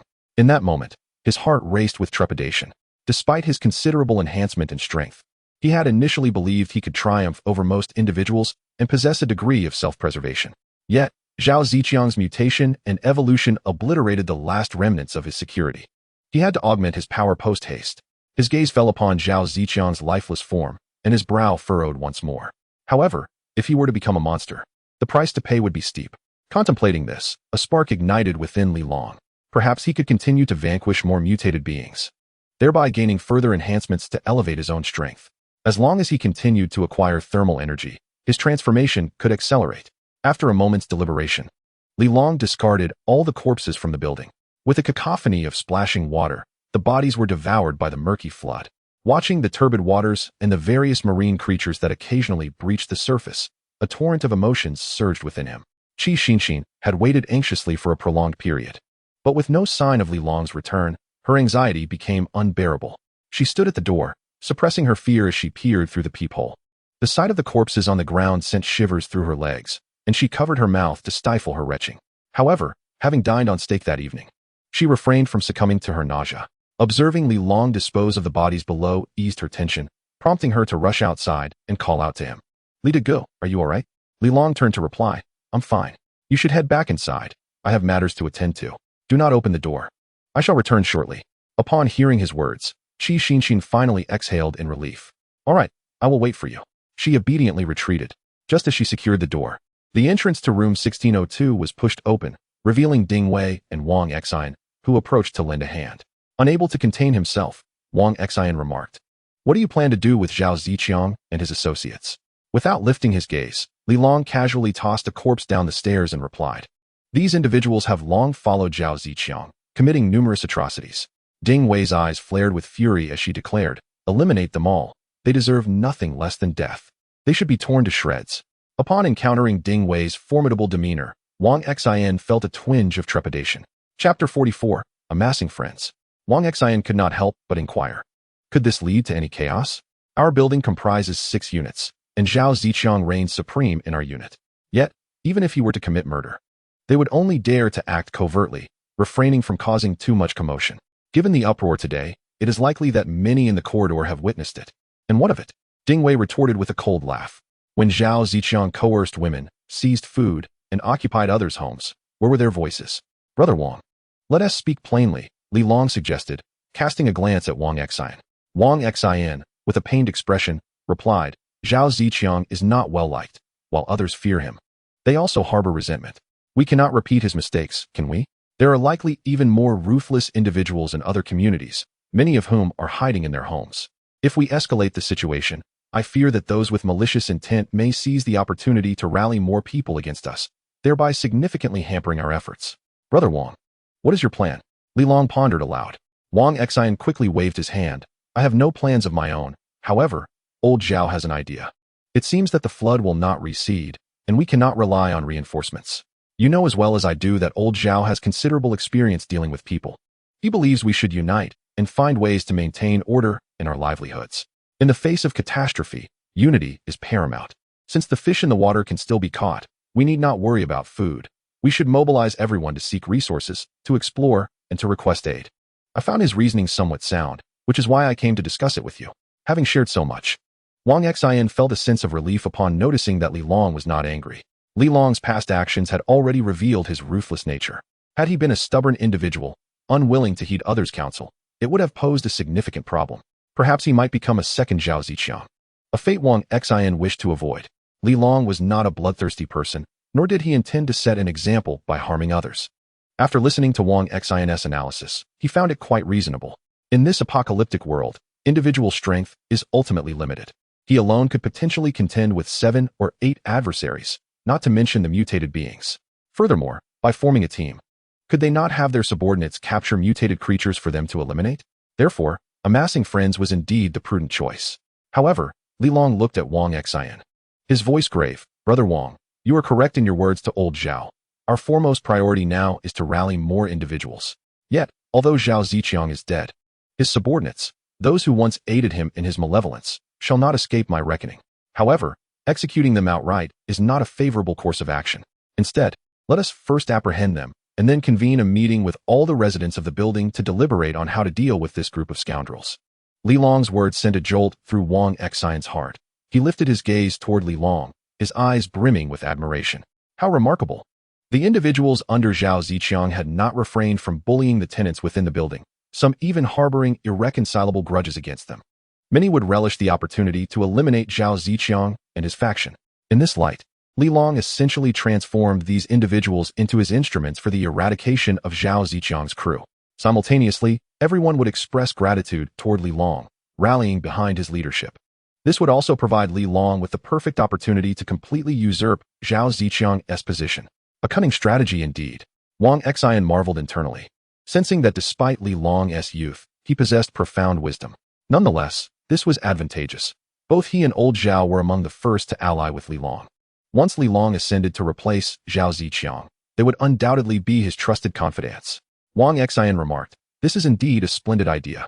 Ding Wei also turned her gaze to Li Long, a contemplative expression gracing her features.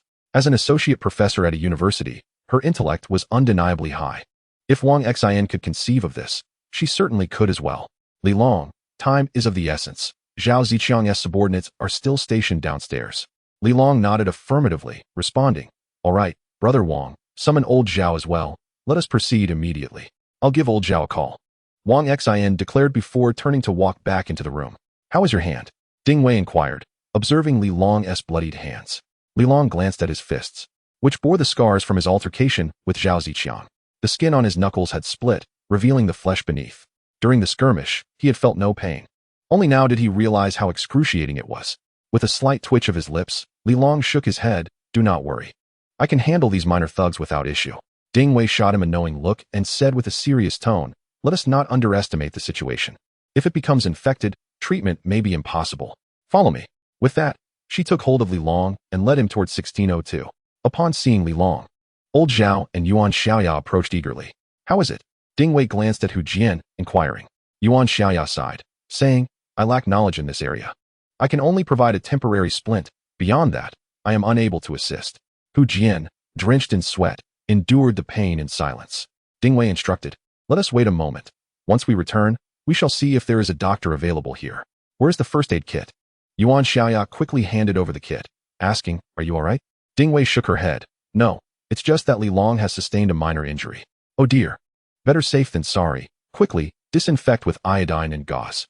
I will take care of it. Ding Wei retrieved the medical kit. Yuan Xiaoya paused momentarily, her gaze flitting between Ding Wei and Li Long. A flicker of intrigue danced in her eyes, and she promptly declared, here, this is for you. Ding Wei, oblivious to the smile gracing Yuan Xiaoya's face, approached Li Long and extended her hand. Li Long complied, placing everything into her care. A glance at the back of his hand and then at his wound made Ding Wei lower her eyes, feeling a pang of sympathy. Bear with it, she gently urged. Li Long chuckled lightly. Hurry up. Observing his discomfort, Ding Wei wasted no time and directly poured iodine onto the wound. Instantly, a sharp pain surged through Li Long, and even his steadfast demeanor faltered as he inhaled sharply. Hiss, he gasped. Ding Wei immediately inquired, concern etched on her face. Does it hurt? Li Long gritted his teeth, replying, don't mind me, just bandage it. Ding Wei hastily set about wrapping his injury. Once she finished, Li Long sprang to his feet and declared, let us go. I want to go too. Hu Jian chimed in, rising as well. Li Long regarded him and advised, you have an injury. It's best you stay put and rest. However, Hu Jian's face contorted with anger as he retorted, brotherly, I must go. I want to witness how those scoundrels meet their end. I need to see it with my own eyes. Seeing the fervor in his bloodshot eyes, Li Long refrained from further argument, merely stating, fine, but take care of yourself. There won't be time to look after you. Hu Jian grinned. Even if I die, I'll take someone down with me. Li Long patted his shoulder. What nonsense is this? No talk of death. Once everyone was ready, Li Long led the way with a crowbar in hand. Wang Xian and Old Zhao followed closely, with Ding Wei and Hu Jian trailing behind them as they descended the stairs. The corridor was dimly lit. Yet the five of them moved with an air of confidence that deterred any potential obstacles. Upon reaching the 14th floor, they found the corridor deserted. Li Long frowned. Old Zhao glanced at the staircase below and speculated. They probably heard the commotion above and fled. Wang Xian suddenly slapped his thigh, exclaiming, oh no. What if they've gone downstairs to fetch reinforcements? Li Long dismissed the notion. Without Zhao Ziqiang, they've lost their courage long ago. Let us search his room first. There must be valuable items inside. Ding Wei interjected. Wait, let us check room 1402 first. Li Long turned to her. Room 1402 belonged to the construction worker Lu Wei. Do you have the key? Ding Wei smiled slightly, producing a set of keys from her pocket and waving them playfully. I found these in the pockets of the two you killed. Li Long couldn't help but chuckle, giving her a thumbs up. Ding Wei shared a light laugh in return. Old Zhao and Wang Xian exchanged glances, each detecting a hint of peculiarity in the other's expression. After Ding Wei unlocked the door, the six of them began to search the room diligently. Before long, a plethora of food was discovered: a bag of rice, half a bag of noodles, 2 packets of instant noodles, and 3 marinated eggs. After surveying the provisions, Lao Zhao could not help but exclaim, these people can really eat. 10 kilograms of rice is sufficient for one person for several months, Wang Xian remarked excitedly. They had been consuming fish lately, without any carbohydrates. So the sight of rice and noodles brought him immense joy. Li Long suggested, let us keep it for now. Zhao Ziqiang must still have plenty of supplies at home. The group promptly shut the door and made their way to the 14th floor, where Zhao Ziqiang's subordinates resided on the 6th, 8th, 10th, and 14th floors. On the 13th floor lived a mother and daughter, whom Li Long had seen from the drone. However, the windows and balcony of the 13th floor were sealed, concealing any view within. Li Long retrieved Zhao Ziqiang's key and tried it on each door. With little effort, the door swung open. Upon entering, an overwhelming stench assaulted their senses. In the living room, a staggering number of fish hung from the ceiling. Li Long suddenly realized and urged everyone, quickly search each room. This must be where Zhao Ziqiang hides his food. These fish appeared freshly caught. Naturally, there would be other provisions as well. The six began to search through the rooms. Before long, Lao Zhao's excited voice echoed from the master bedroom. Wow, so much food. We've struck it rich. Following him, Li Long beheld numerous boxes piled on the floor and bed. Cola, instant noodles, fragrant milk tea, Waha beverages, rice, cooking oil, salt, and more were meticulously arranged in the boxes. A cursory glance revealed that the food weighed at least several hundred pounds. Damn it, let us move quickly. Lao Zhao couldn't help but curse. Li Long and Wang Xian hurried over. In the guest room, they found an abundance of cigarettes and alcohol, an array of beverages, and numerous packs of cigarettes. Wang Xian, unable to contain his frustration, exclaimed, "How much did Zhao Ziqiang actually steal?" Lao Zhao added, "He was among the first to loot the convenience store below, subsequently raiding the food and daily necessities from everyone's homes. So it's not surprising he has amassed quite a stash." "Haha, now it's ours," Wang Xian said, brimming with excitement. Li Long chuckled in agreement. Meanwhile, Ding Wei and Hu Jian made new discoveries, even uncovering some moldy food. This caused Lao Zhao and Wang Xian to feel a pang of regret, cursing Zhao Ziqiang for his wastefulness. There were so many others still hungry outside. This scoundrel let the food rot without sharing. The group deliberated and decided to leave the items there for the moment, intending to transport them together to Li Long's residence. After securing the door, they eagerly raced toward the 10th floor. This floor is abundant with provisions. It appears that Zhao Ziqiang is indeed wise, employing the strategy of having multiple hiding places for his supplies rather than consolidating them in a single location. However, this time, Li Long ventured into the master bedroom, where he discovered a considerable stockpile of rice and flour. He discreetly concealed a portion within a cabinet, knowing that there was more than enough for everyone to share. Taking some of the resources posed no emotional burden for him. After inventorying the supplies, Li Long and his companions continued their descent.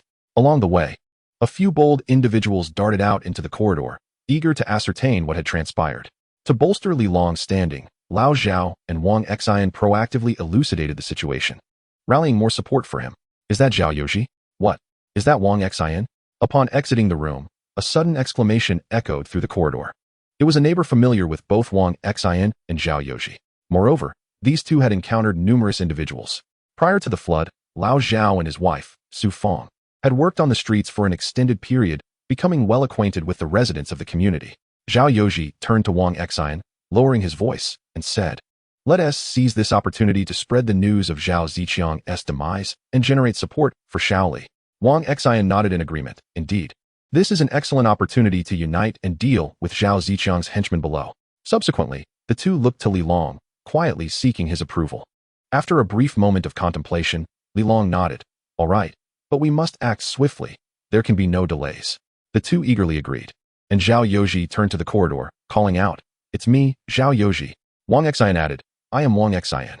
Instantly, three individuals emerged from the corridor, and one elderly man shouted at Zhao Yoji, "Old Zhao, it's me, Old Huang. Don't you remember our last game of chess?" "Old Huang," Zhao Yoji exclaimed, "Goodness, you've lost so much weight." Old Huang promptly inquired, "I just heard screams from upstairs. Has something happened?" "Old Huang, it's splendid news. Zhao Ziqiang is dead." Zhao Yoji replied with a smile.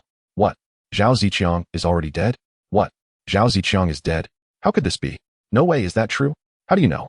The three were taken aback, hastily posing their questions.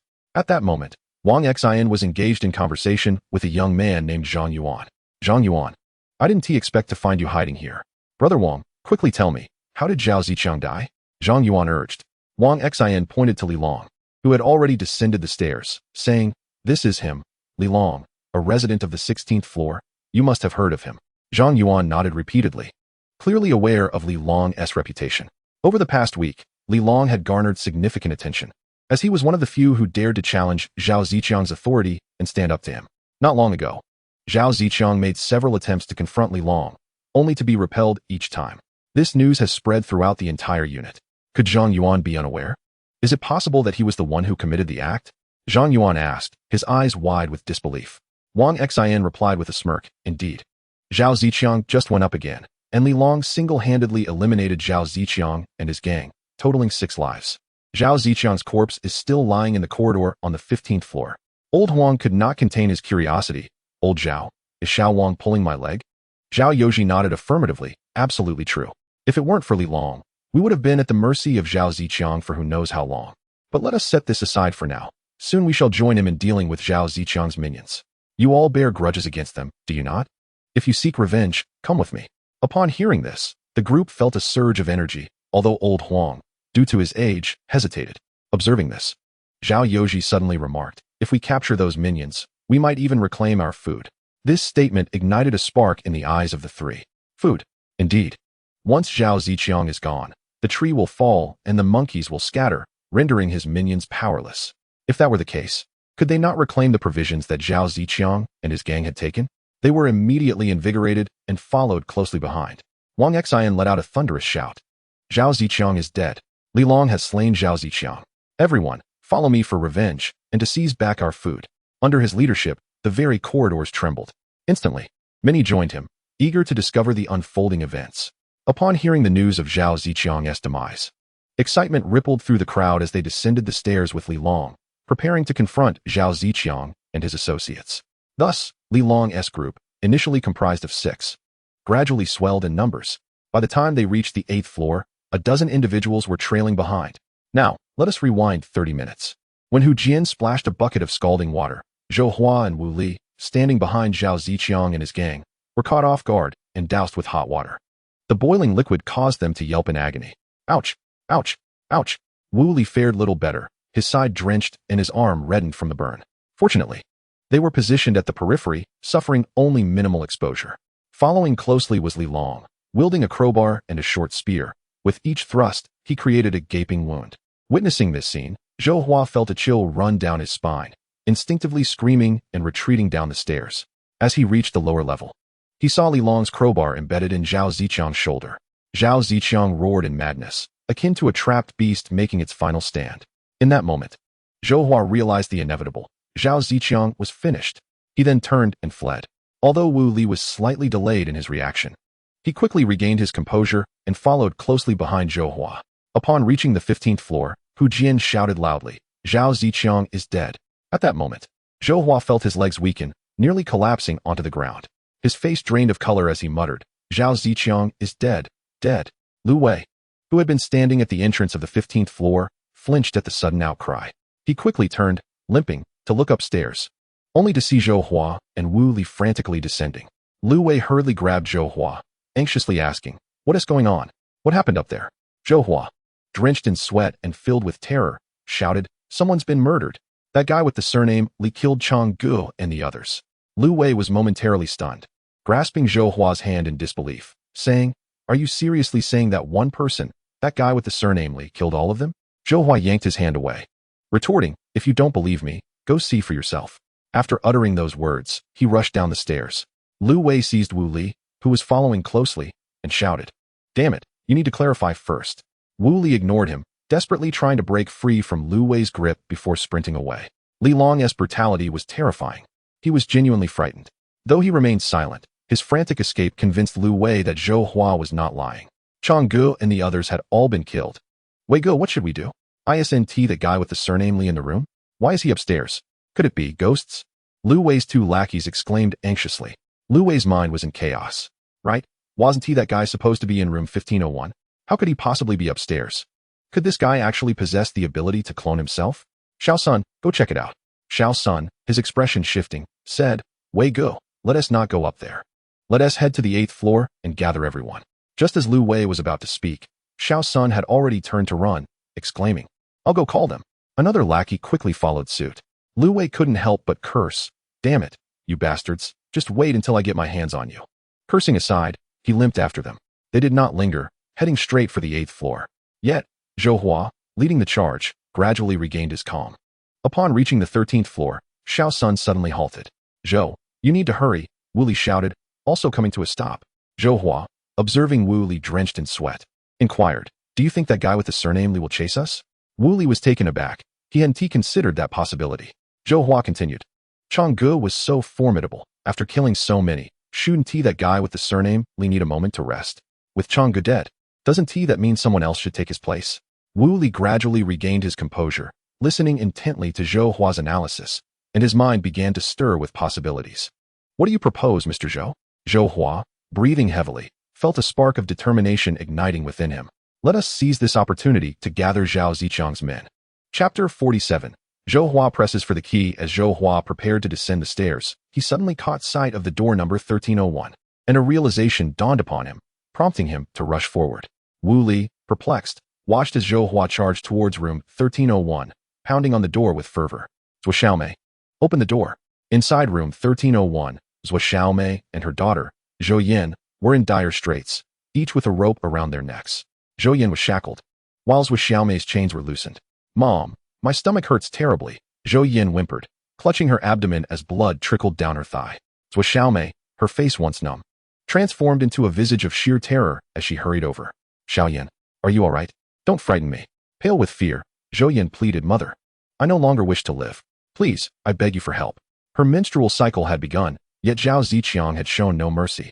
As they sped down the highway, her stomach ached with intensity, and the psychological trauma weighed heavily upon her. She had just graduated high school, having been accepted into her dream university. Instead of relishing her newfound freedom, she felt like a dog tethered at home, an object for Zhao Ziqiang to unleash his primal urges upon. In her despair, she believed only death could grant her release. It's all my fault, Mother. I am worthless. Please, do not abandon me, she sobbed as Zhuo Xiaomei embraced her tightly, pleading for her to hold on. Just then, a knock resonated at the door. Open up, Zhuo Xiaomei. Zhuo Xiaomei's cries abruptly ceased as she turned to see Zhou Hua. She recognized the visitor, but remained still. Zhao Ziqiang had decreed that no one but him was permitted to open the door. Zhou Hua, frantic, continued to bang on the door. When silence ensued, he called out, Zhuo Xiaomei, Changgu has found a boat. Many wish to board, and he sent me to fetch you. Time is of the essence. We must set sail to seek government aid. Upon hearing this, Zhuo Xiaomei felt a surge of hope and rushed to the door, exclaiming, Zhou Hua, you're not deceiving me, are you? That boat was discovered by Zhao Ziqiang. Is he truly seeking the government?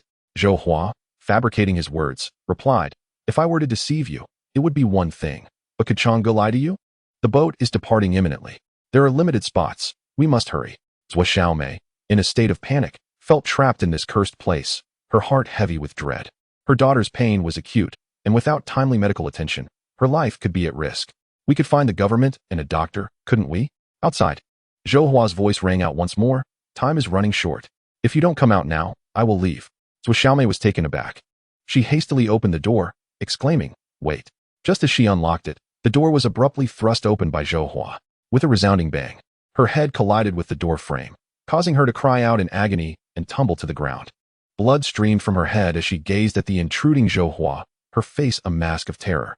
Without uttering a word, Zhou Hua brandished a fruit knife, menacingly demanding, Where's the key? Where's the key? Zhuo Xiaomei, her spirit shattered, stammered in fear, I don't have the key. I truly don't know. It's with Zhao Ziqiang. Zhou Hua barked back, Do you mean to say you don't possess even a single key? Zhuo Xiaomei shook her head, insisting, No, it's all with Zhao Ziqiang. Fury ignited within Zhou Hua as he retorted, Nonsense. Still trying to evade responsibility? Do you believe I won't stab your daughter? Rising to his feet, he lunged toward Zhou Yin. Yet Zhou Yin remained unflinching, her expression devoid of fear as she regarded the brutish Zhou Hua. Her will to survive had long since evaporated. Zhuo Xiaomei cried out in desperation, The key truly isn't here. It's with Zhao Ziqiang. In a fit of rage, Zhou Hua snapped. Realizing the urgency of the situation, he needed to seize all the food within this dwelling, for it would grant him leverage over Zhao Ziqiang's subordinates, enabling him to ascend the ranks. In this apocalyptic world, food was undeniably the most precious commodity. With sustenance came power. How had Zhao Ziqiang risen to prominence? He was physically formidable, surrounded by a loyal following, having previously plundered small shops and amassed a significant food supply, which allowed him to command respect among his men. Now, Zhou Hua's ambition was to claim all the food for himself. Having once run a small business, Zhou Hua understood the intricacies of human nature but lacked the right opportunity. Individuals like Zhao Ziqiang were merely fortunate, possessing size and strength. The tides of fortune were shifting. It was Zhou Hua's turn. However, before he could proceed, he needed the key to control this resource and assert his voice. Aware of the time constraints, he recognized that news of Zhao Ziqiang's demise would soon spark a scramble for resources. He had to act swiftly, which explained his urgency. Gripping Zhou Yan's hand, he bellowed at Zhuo Xiaomei, Will you speak up or not? If you don't, I will sever your daughter's hand. Zhuo Xiaomei truly had no key and felt utterly lost. Zhao Ziqiang was no fool. He would never entrust a spare key to her. Long ago, Zhao Ziqiang had executed the same maneuvers Zhou Hua was attempting now. Under his coercion and enticement, Zhuo Xiaomei had relinquished all keys into Zhao Ziqiang's possession. At this moment, Zhuo Xiaomei was utterly engulfed in despair. She fell to her knees, repeatedly bowing her head in supplication. Zhou Hua, I truly do not possess a spare key. All the keys are in Zhao Ziqiang's possession. I implore you, spare my daughter. If you desire something, come for me instead." Enraged, Zhou Hua bellowed, summoning his courage as he plunged a blade into Zhou Yan's palm. A piercing scream escaped Zhou Yan's lips. Her face drained of color as tears streamed down from the pain. Xiao Yan, Zhou Xiaomei, stricken with terror, scrambled towards Zhou Hua. In a fit of fury, Zhou Hua pressed the fruit knife against Zhou Yan's throat, exclaiming, "Wretched creature, will you speak or not?" Zhou Xiaomei collapsed to the ground, clinging desperately to his leg, pleading, "Zhou Hua, I swear I do not have the key. If I deceive you, may lightning strike me. I beseech you, release my daughter." Just then, Wu Li's voice echoed from outside, "President Zhou, hurry. Lu Wei and the others are coming." Startled, Zhou Hua's boldness surged. He glanced at the mother and daughter pair and, without hesitation, thrust the dagger towards Zhou Yan once more. With a sickening sound, blood gushed forth, marking the tragic end of 19-year-old Zhou Yan's life. Suddenly, Zhou Xiaomei lunged at Zhou Hua. Without hesitation, he drew a fruit knife from his pocket and aimed it at her. However, at that moment, silver scales began to emerge across Zhou Xiaomei's hands.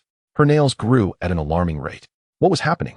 Zhou Hua, a mix of rage and fear in his eyes, was taken aback. As the dagger plunged forward, Zhou Xiaomei snatched it from him. The once sharp blade, which should have easily pierced her palm, was repelled by the scales, which acted like armor. Unconsciously, Zhou Xiaomei waved her hand. Suddenly, her elongated nails, sharp as blades, slashed across Zhou Hua's neck. Blood splattered as he clutched his throat. Retreating in disbelief, his gaze towards Zhou Xiaomei filled with terror. She, too, stared in horror at her transformed hand, now entirely unrecognizable, with white scales covering her knuckles and wrists. Her fingers, elongated to 8 centimeters, glistened ominously. A wail escaped Zhou Xiaomei's lips. Ignoring her peculiar condition, she turned to her daughter, Zhou Yan. "Xiao Yan, are you all right?" she cried out, embracing her child, one hand pressing against Zhou Yan's throat. Yet, Zhou Yan's voice had vanished. "President Zhou, hurry." Outside, Wu Li, hearing footsteps, hurriedly pushed the door open, closing the door behind him. He gazed at the dimly lit living room and urged, "Hurry." Within the confines of the room, the only sound that echoed was the woman's muffled sobs. "Mr. Zhou?" Wu Li inquired, perplexed as he stepped into the living area. Approaching the table, he cast a glance and was met with a harrowing sight. Zhou Hua's lifeless body sprawled on the floor, flesh torn at the neck, blood gushing profusely. Luo Xiaomei cradled Zhou Yan, weeping inconsolably. Wu Li, taken aback, staggered back, calling out, "Mr. Zhou? Mr. Zhou?" At that moment, Luo Xiaomei abruptly lifted her head. In the shadows, Wu Li could perceive a pair of vengeful eyes fixated upon him. In the blink of an eye, Luo Xiaomei's figure materialized before him. Without a moment's thought, he reached out to push her away. However, what transpired next was beyond his comprehension. Luo Xiaomei's nails, sharp as blades, severed his finger with ease. Before the pain could register, he felt a chilling sensation in his throat, his breath becoming labored. Darkness enveloped him, and his consciousness began to fade. There stood Luo Xiaomei, draped in a white nightgown, her hair disheveled, resembling a specter, motionless in the gloom. Meanwhile, Lu Wei and others had raced to the 10th floor. At that moment, he was frantically descending the stairs. From the 10th floor downward, it essentially belonged to Zhao Ziqiang's faction. As Lu Wei hurried, he shouted, "Come out, come out. Grab your weapons, grab your weapons." With a thunderous call, people emerged from their homes, pouring into the corridor. "Wei Ge, what is happening? Lu Wei, what is wrong? Aren't you with Chang Ge? Wei Ge, what is going on?" A dozen individuals rushed from their rooms, brandishing clubs, kitchen knives, daggers, and hammers. These individuals were the loyalists of Zhao Ziqiang. Lu Wei, with a tense expression, informed the crowd, "Zhou Hua told me that Chang Ge was killed by Li Long quickly. Arm yourselves and head over." He surveyed the anxious faces around him. "Where are Zhou Hua and Wu Li?" He pondered aloud. Lu Wei, sensing the urgency, replied, "They were calling out, and I heard the screams from upstairs." "Zhou Hua, Wu Li?" Wang Gang, a trusted confidant of Zhao Ziqiang, queried. "Where are they?" Lu Wei hesitated. "Didn't you see them running down ahead of us?" "Did you see Zhou Hua and Wu Li?" Wang Gang looked at those nearby and shouted. The crowd shook their heads. None had seen them. Lu Wei, puzzled, wondered, could it be that they ran past us in the corridor? Wang Gang refrained from engaging with the two individuals and instead inquired about the details from upstairs. He began from the beginning, and Lu Wei promptly recounted the events of the day. Moments later, Wang Gang's expression turned grave, particularly upon hearing that Zhao Ziqiang might be dead. A flicker of concern crossed his eyes. He turned to the others and commanded, "Arm yourselves. Qin Xiaoming, Fan Qi, you two remain here. The rest, follow me." As he spoke, he turned and grasped an axe. Instantly, A throng ascended the stairs with determination. However, upon reaching the 12th floor, he was met with the sound of numerous footsteps above. Simultaneously, many voices echoed cries for revenge, vowing to slay Zhao Ziqiang's lackeys. The expressions of Wang Gang and his companions shifted dramatically, and even Lu Wei began to perspire nervously. Without hesitation, Wang Gang ordered, "Spread out, do not crowd. Move to the corridor." At that moment, Li Long, Wang Xian, and Old Zhao also arrived on the 12th floor. The two factions collided instantaneously, locking eyes in a tense standoff. The individuals behind Li Long gradually fell silent, glaring fiercely at their adversaries. Both sides swallowed nervously, none daring to make the first move. The palpable tension left everyone in a state of anxiety. Wang Gang was taken aback upon seeing Li Long. They had been alongside Zhao Ziqiang for quite some time, tormenting these residents for more than just a day or two. This was indeed an unprecedented encounter. He could not help but gaze at Li Long, marking their first meeting. Though he had heard of Li Long before, Zhao Ziqiang had been deceived by the residents on the 16th floor multiple times, returning with ire. As Zhao Ziqiang's trusted confidant, Wang Gang was well aware of Li Long's reputation. At that moment, Li Long stood tall, clad in leather and wearing a helmet, presenting a somewhat comical appearance. Yet, in his hand was a crowbar, and his face bore no trace of humor. Rather, it was marked by a solemn expression. This man emanated an air of authority. It was the aura of one who had taken lives. Indeed, he had killed. And he understood that the atmosphere shifts profoundly after such an act. This Li Long must have taken many lives. Could he have slain Brother Chang? Wang Gang's mind raced with confusion, fully aware of Zhao Ziqiang's strength. Could this man truly have vanquished Zhao Ziqiang? How could they possibly contend with him? With this thought, a desire to retreat began to take root. Yet, he could not falter, for those above were the very individuals who had suffered at their hands. If they retreated now, they would undoubtedly face collective retribution, and the consequences would be dire. Thus, Wang Gang's countenance transformed into one of ferocity as he bellowed at Li Long and his group. What is the meaning of this? If you wish for death, say so plainly. Zhao Ziqiang and his cohorts had long exerted their oppressive dominance, instilling a sense of terror among the masses. Upon hearing these words, everyone instinctively took a step back, their faces etched with fear as they gazed upon the group. Li Long cast a silent glance at Wang Gang, sensing the unease and fragility that lingered within the disorganized throng behind him. He sighed inwardly. What did it matter that they were numerous? They were but a rabble, and when push came to shove, they would flee at the sight of blood. Yet, at this moment, retreat was not an option. He must not only stand firm but project an even greater assertiveness. Li Long raised his crowbar, fixing a cold stare upon Wang Gang, and challenged him. Come on, then. Wang Gang, of course, had no intention of advancing. Since you seek death, then come forth. Li Long shot him a piercing glare. Zhao Ziqiang is dead. You thrived under his tyranny, and now that he is gone, shall we not hold you accountable? Turning to address the crowd, Li Long declared, My friends, how many scoundrels inhabit this community? They have driven us from our homes, seizing the houses that rightfully belong to us, leaving us to sleep in hallways. This band of brutes, masquerading as humans, have not only usurped our dwellings, but have also violated our women and stolen our sustenance, displaying a complete lack of conscience. Today, we must eradicate them to avenge our grievances and reclaim what is ours. With a few stirring words, Li Long ignited a fire of anger and determination among the people behind him. Some had lost daughters, others had their wives taken away, and many had their food plundered. The depth of their animosity was profound. At that moment, Li Long's rhetoric struck a chord, causing their eyes to blaze with fury and their breaths to quicken. A palpable atmosphere of vengeance enveloped the crowd. Li Long continued to rally them. This community belongs to us. Drive these intruders out. Follow me, and let us vanquish them. With a thunderous shout, he swung his crowbar against the stair railing, the sound echoing like the prelude to a chaotic battle. Kill them! Damn it, kill them! For my sister's life! With a fierce cry, Li Long stepped forward, followed closely by Wang Xian and Old Zhao, their eyes aflame with rage. As they moved, the throng behind them surged into action. In that moment, vengeance eclipsed all else. The prior fear of Zhao Ziqiang and his ilk transformed entirely into wrath. Hatred became a volatile powder keg, igniting the collective fury of the crowd. Wang Gang and his subordinates paled, turning to flee without hesitation. The earlier ferocity evaporated in an instant. What a joke it was. In such circumstances, even possessing 10 lives would not guarantee survival.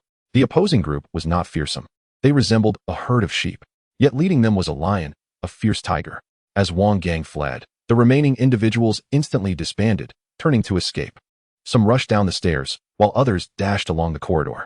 Once they reached another building, amidst the crowd, locating them would become a formidable challenge. Without uttering a word, Li Long charged towards Wang Gang, who had just exhibited the utmost arrogance. Zhao Ziqiang was already deceased, and it appeared that this man had usurped his position of influence within the group. Li Long was resolute.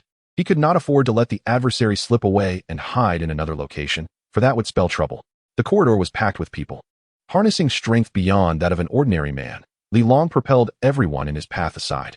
Amidst the chaos, one individual seized the opportunity to lunge at Li Long with a knife. However, the blade was thwarted by the steel plate concealed beneath Li Long's leather jacket.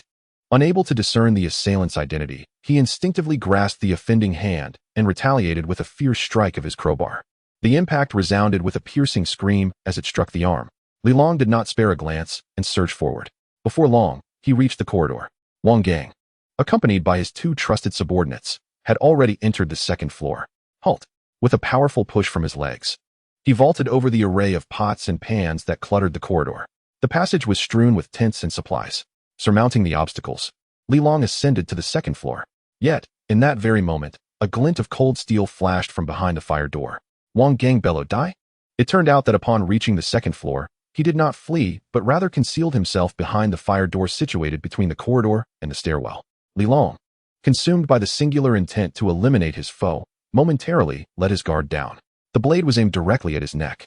In a critical instant, Li Long instinctively ducked, using his head to absorb the blow. With a resounding thud, his motorcycle helmet jolted violently, the plastic shell indented by the force. Fortunately, the knife had been deflected by the helmet. A chill coursed through Li Long. It was the first time he had felt so close to death. He abruptly lifted his head and cursed, "Damn it!" The crowbar in his hand thrust forward with ferocity. With a sickening squelch, it plunged into Wang Gang's abdomen. Wang Gang's eyes widened as he grasped the crowbar embedded in his wound. This man, too, was fiercely courageous, glaring at Li Long before delivering another strike. Li Long's expression twisted into a grimace of defiance. One hand clutched the crowbar, while his foot connected with Wang Gang's chest. With a resounding impact, Wang Gang was sent hurtling backward, the crowbar tearing free from his belly. In an instant, blood gushed forth, staining the crowbar crimson. Wang Gang's body flew against the wall, blood splattering across the floor, transforming it into a tapestry of red. He spewed forth blood, the long knife slipping from his grasp and clattering to the ground. Li Long, unwilling to linger, lunged forward with a swift stride, thrusting his crowbar towards the assailant's head with relentless ferocity. Whoosh! The extraordinary force emanating from the crowbar pierced directly into Wang Gang's eye. Wang Gang convulsed a few times before finally succumbing to stillness. A surge of warmth washed over Li Long, augmenting his strength further. He paid little heed to it. The series of battles had instilled a sense of peril within him. Despite his background as a special forces soldier and the significant enhancement of his power, he found himself gasping for breath. The frenzied secretion of adrenaline inevitably leads to exhaustion. Moreover, the warm flow bolstered his strength rather than his stamina. Excessive exertion during combat would undoubtedly deplete his physical energy even more. In simpler terms, his attacking prowess had intensified, yet his endurance remained unchanged. This implied that while his explosive force was greater, its duration was markedly shorter. It would have been ideal to achieve a balanced enhancement to avoid such glaring weaknesses. Chapter 50. The terrified residents leaning against the wall. Li Long caught his breath while analyzing the battlefield. At the far end of the corridor, a group was mercilessly assaulting Zhao Ziqiang's subordinates, their cries of agony echoing. Once he regained his composure, he hefted Wang Gang's lifeless body and strode forward, bellowing, "With Zhao Ziqiang dead, who dares to challenge us?" He raised the corpse high, his voice resonating like thunder. This spectacle instantly captured everyone's attention. As they beheld the blood-soaked body elevated before them, the crowd gradually calmed. Li Long cast aside the body and approached with purpose, calling out, "Old Zhao, Brother Wang, Ding Wei, Hu Jian, here they come." Zhao Yoji emerged from the back of the crowd, followed by Wang Exine, who appeared from a corner, his face smeared with blood. Ding Wei and Hu Jian were similarly marked, with Ding Wei's visage especially drenched in crimson. Clearly, it was the blood of their foes, not their own. The four responded in unison, easing Li Long's worries.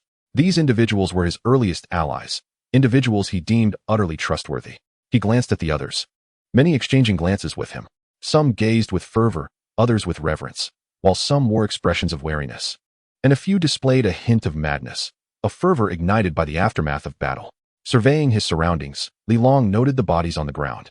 which included both Zhao Ziqiang and his minions, as well as those who had perpetrated evil. With a grave tone, he addressed the assembly. Ladies and gentlemen, Zhao Ziqiang's henchmen have been vanquished, the ringleader has been eliminated, and the remaining individuals pose no real threat. They will not stir up further chaos. However, some among us are injured. They are the heroes who took down Zhao Ziqiang and his ilk, and we cannot turn a blind eye. Therefore, I propose we pause momentarily to tend to their wounds.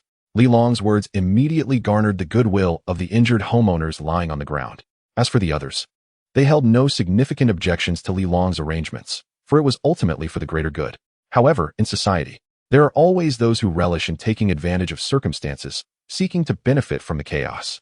Just as everyone was poised to follow Li Long's directives, a voice suddenly pierced through the crowd. Zhao Ziqiang is dead. What will happen to the food he stole? It was then that realization dawned upon the assembly. Instantly, one individual turned and dashed upstairs, prompting the others to come to their senses and shout in unison, "To Zhao Ziqiang's place. Indeed, we must reclaim the provisions that Zhao Ziqiang had taken from us. I know where he resides, on the 13th floor, where he has usurped both Luo Xiaomei and her daughter. Follow me." In that moment, the throng surged towards the 13th floor, their attention diverted entirely from Li Long. Observing this, Li Long furrowed his brow. A motley crew, obedient in favorable winds, yet difficult to control when the tides turn. Zhao Yoji, in a fit of agitation, stamped his foot. Everyone halt. You, Wang Xin, were equally frantic, exclaiming, "We are the ones who killed Zhao Ziqiang." Li Long regarded the two with concern and interjected, "Enough of the shouting. Let's focus on saving lives." Li Long, those wretched scoundrels. Zhao Yoji could not help but inquire. A mere glance from Li Long silenced him instantly. Li Long then turned to Ding Wei and the others, saying, "You go and rescue those in need. I will assess the situation. Be cautious." Ding Wei nodded in agreement. With a wave of his hand, Li Long hastened up the stairs. Passing the 13th floor, he witnessed the crowd frantically pounding on the doors. After a moment's contemplation, he chose not to linger, proceeding directly to the 14th floor. Upon entering room 1401, he wasted no time, swiftly gathering all the supplies within, placing everything into his backpack except for a few moldy bags of rice and flour. Once completed, he made his way to the 18th floor. The 18th floor was the largest, containing hundreds of mutated fish suspended in the hall. Li Long refrained from disturbing the fish, for consuming them would accelerate the evolution process, and he was uncertain how long they had been there or whether they had spoiled. Instead, he collected only the well-packaged items that were still within their shelf life. In the blink of an eye, the room was half empty. After finishing this task, Li Long chuckled to himself, promptly closing the door behind him. To exert control over everyone, one must first command the food supply. That was paramount. Previously, with Zhao Yoji present, he had not been able to act so freely. Now, as the property owners scrambled for resources, he had been granted an opportunity. With a smile on his face, Li Long exited the room. Just as he was about to descend the stairs when a piercing scream echoed through the air. Li Long frowned involuntarily. Could it be remnants of Zhao Ziqiang's faction? He hurried downstairs, reaching the 15th floor, where he spotted two figures struggling to ascend. "Halt!" Li Long commanded with authority. The two individuals were initially taken aback, but upon recognizing that the newcomer was Li Long, their expressions brightened with relief. "Brotherly, there's been a haunting here. That woman, Zhao Xiaomei, on the 13th floor has transformed into a vengeful spirit, her nails elongated, and she has caused the demise of many." They exchanged words rapidly, recounting the situation below. Upon hearing this, Li Long's expression darkened. "You mean the mother and daughter that Zhao Ziqiang had imprisoned? Indeed, the little girl has perished, and her mother, Zhao Xiaomei, has become a malevolent specter, wreaking havoc." The two broke free from Li Long's grasp and hastily ascended the stairs, preparing to gather their belongings and flee. Li Long's countenance grew solemn. Had Zhao Ziqiang truly captured this mother and daughter? He had previously observed them via drone and noted they were merely ordinary women. How could they have suddenly transformed into vengeful spirits? No, there must be no supernatural entities. If humans could indeed metamorphose into such beings, then Zhao Ziqiang and his ilk would surely seek revenge upon him one by one. Suppressing this incredulous thought, another possibility arose in his mind: mutation. Could Zhao Xiaomei have undergone a mutation as well? A glimmer of realization sparked in his eyes. Zhao Ziqiang lacked nothing, and the mother and daughter were merely his playthings, meant to satiate his desires. He would undoubtedly not let them slip away. However, it was unlikely Zhao Ziqiang would provide them with anything beneficial. They would most likely be fed mutated fish. Li Long gasped, for if this deduction was accurate, the extent of the mutation in the mother and daughter could very well surpass that of Zhao Ziqiang. But why did Zhou Xiaomei's daughter die while she herself mutated? What was the situation at Zhou Xiaomei's residence? This was, after all, where Zhao Ziqiang slept. Logically, before Zhao Ziqiang's demise. No one should have dared to intrude upon that room, let alone commit murder. Li Long hastily contemplated this as he descended the stairs. Just as he reached the first floor, he encountered several individuals crying out as they ascended. They climbed while shouting, "It's haunted! It's haunted! The 13th floor is haunted! Help!" Li Long did not intervene, merely passing by them as he continued his descent. As he proceeded, the crowd grew larger, and before long, he arrived at the 14th floor. There, he beheld several corpses sprawled across the ground in disarray. He halted, observing the lifeless bodies. The cause of death for these individuals was the severing of their carotid arteries. In their final moments, it seemed they had witnessed the most terrifying sight imaginable. Their eyes wide open, nearly bulging from their sockets. Li Long examined the wounds, precise and delicate. Clearly, they had been inflicted by some sharp instrument. Zhou Xiaomei's weapon was her very own nails. Could it be true that she had indeed mutated? A shock coursed through him as he gazed down from the 14th floor. The ground below lay in silence. Not a scream was heard, nor the sound of a struggle. Li Long summoned his courage and cautiously descended the stairs. At the entrance of the 13th floor, 6 or 7 individuals lay lifeless on the ground, devoid of breath. Stepping over the bodies, Li Long approached room 1301, its door slightly ajar. Inside, darkness enveloped the space, resembling the gaping maw of a monstrous creature. After a moment's hesitation, he grasped the crowbar and gently pushed the door open. The room's dim light revealed bloodstains scattered throughout the living room. Not far away, 2 corpses lay upon a table, while a figure sat in a chair. A shiver coursed through Li Long as he recognized the disheveled hair and lowered head of a woman. Left Xiaomei, he conjectured. Yet he refrained from advancing. Although uncertain if she had developed any peculiar abilities, he was acutely aware that he was no match for her. He resolved to descend the stairs to seek out Ding Wei and Zhao Youji. Just as he turned away, he was startled to find a white figure had appeared before him. In that instant, a chill ran down his spine, nearly provoking a scream. Instinctively, he raised the crowbar defensively. The woman wore a white nightgown, stained with blood, her unkempt hair obscuring most of her face, revealing only a pair of vengeful eyes that fixed intently upon him. He observed that her arms hung limply at her sides, palms adorned with a multitude of silver scales. Her nails elongated to 7 or 8 centimeters, drenched in crimson. She resembled a specter straight out of a horror film.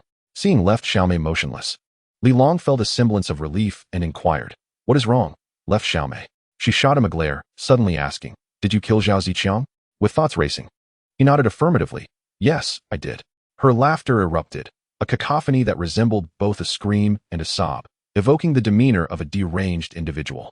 "Left Xiaomei, what has happened to you?" he asked, but she ignored him, merely sobbing quietly. He attempted to approach her, but at that moment, Left Xiaomei abruptly lifted her head.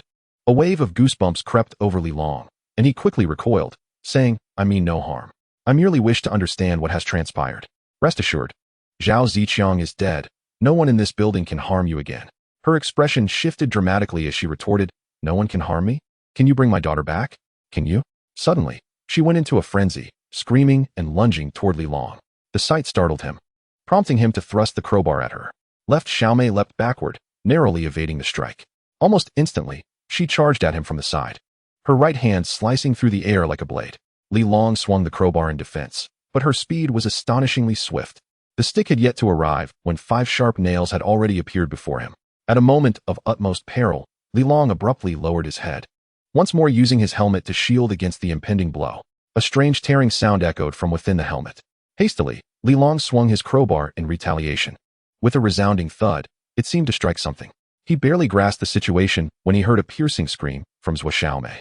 Without hesitation, Li Long retreated into the room, hastily shutting the door behind him. Bang! As the door slammed shut, an agonizing wail erupted from outside, followed by frantic pounding on the door.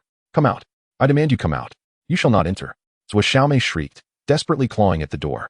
The sound of her nails scraping against the surface resonated ominously.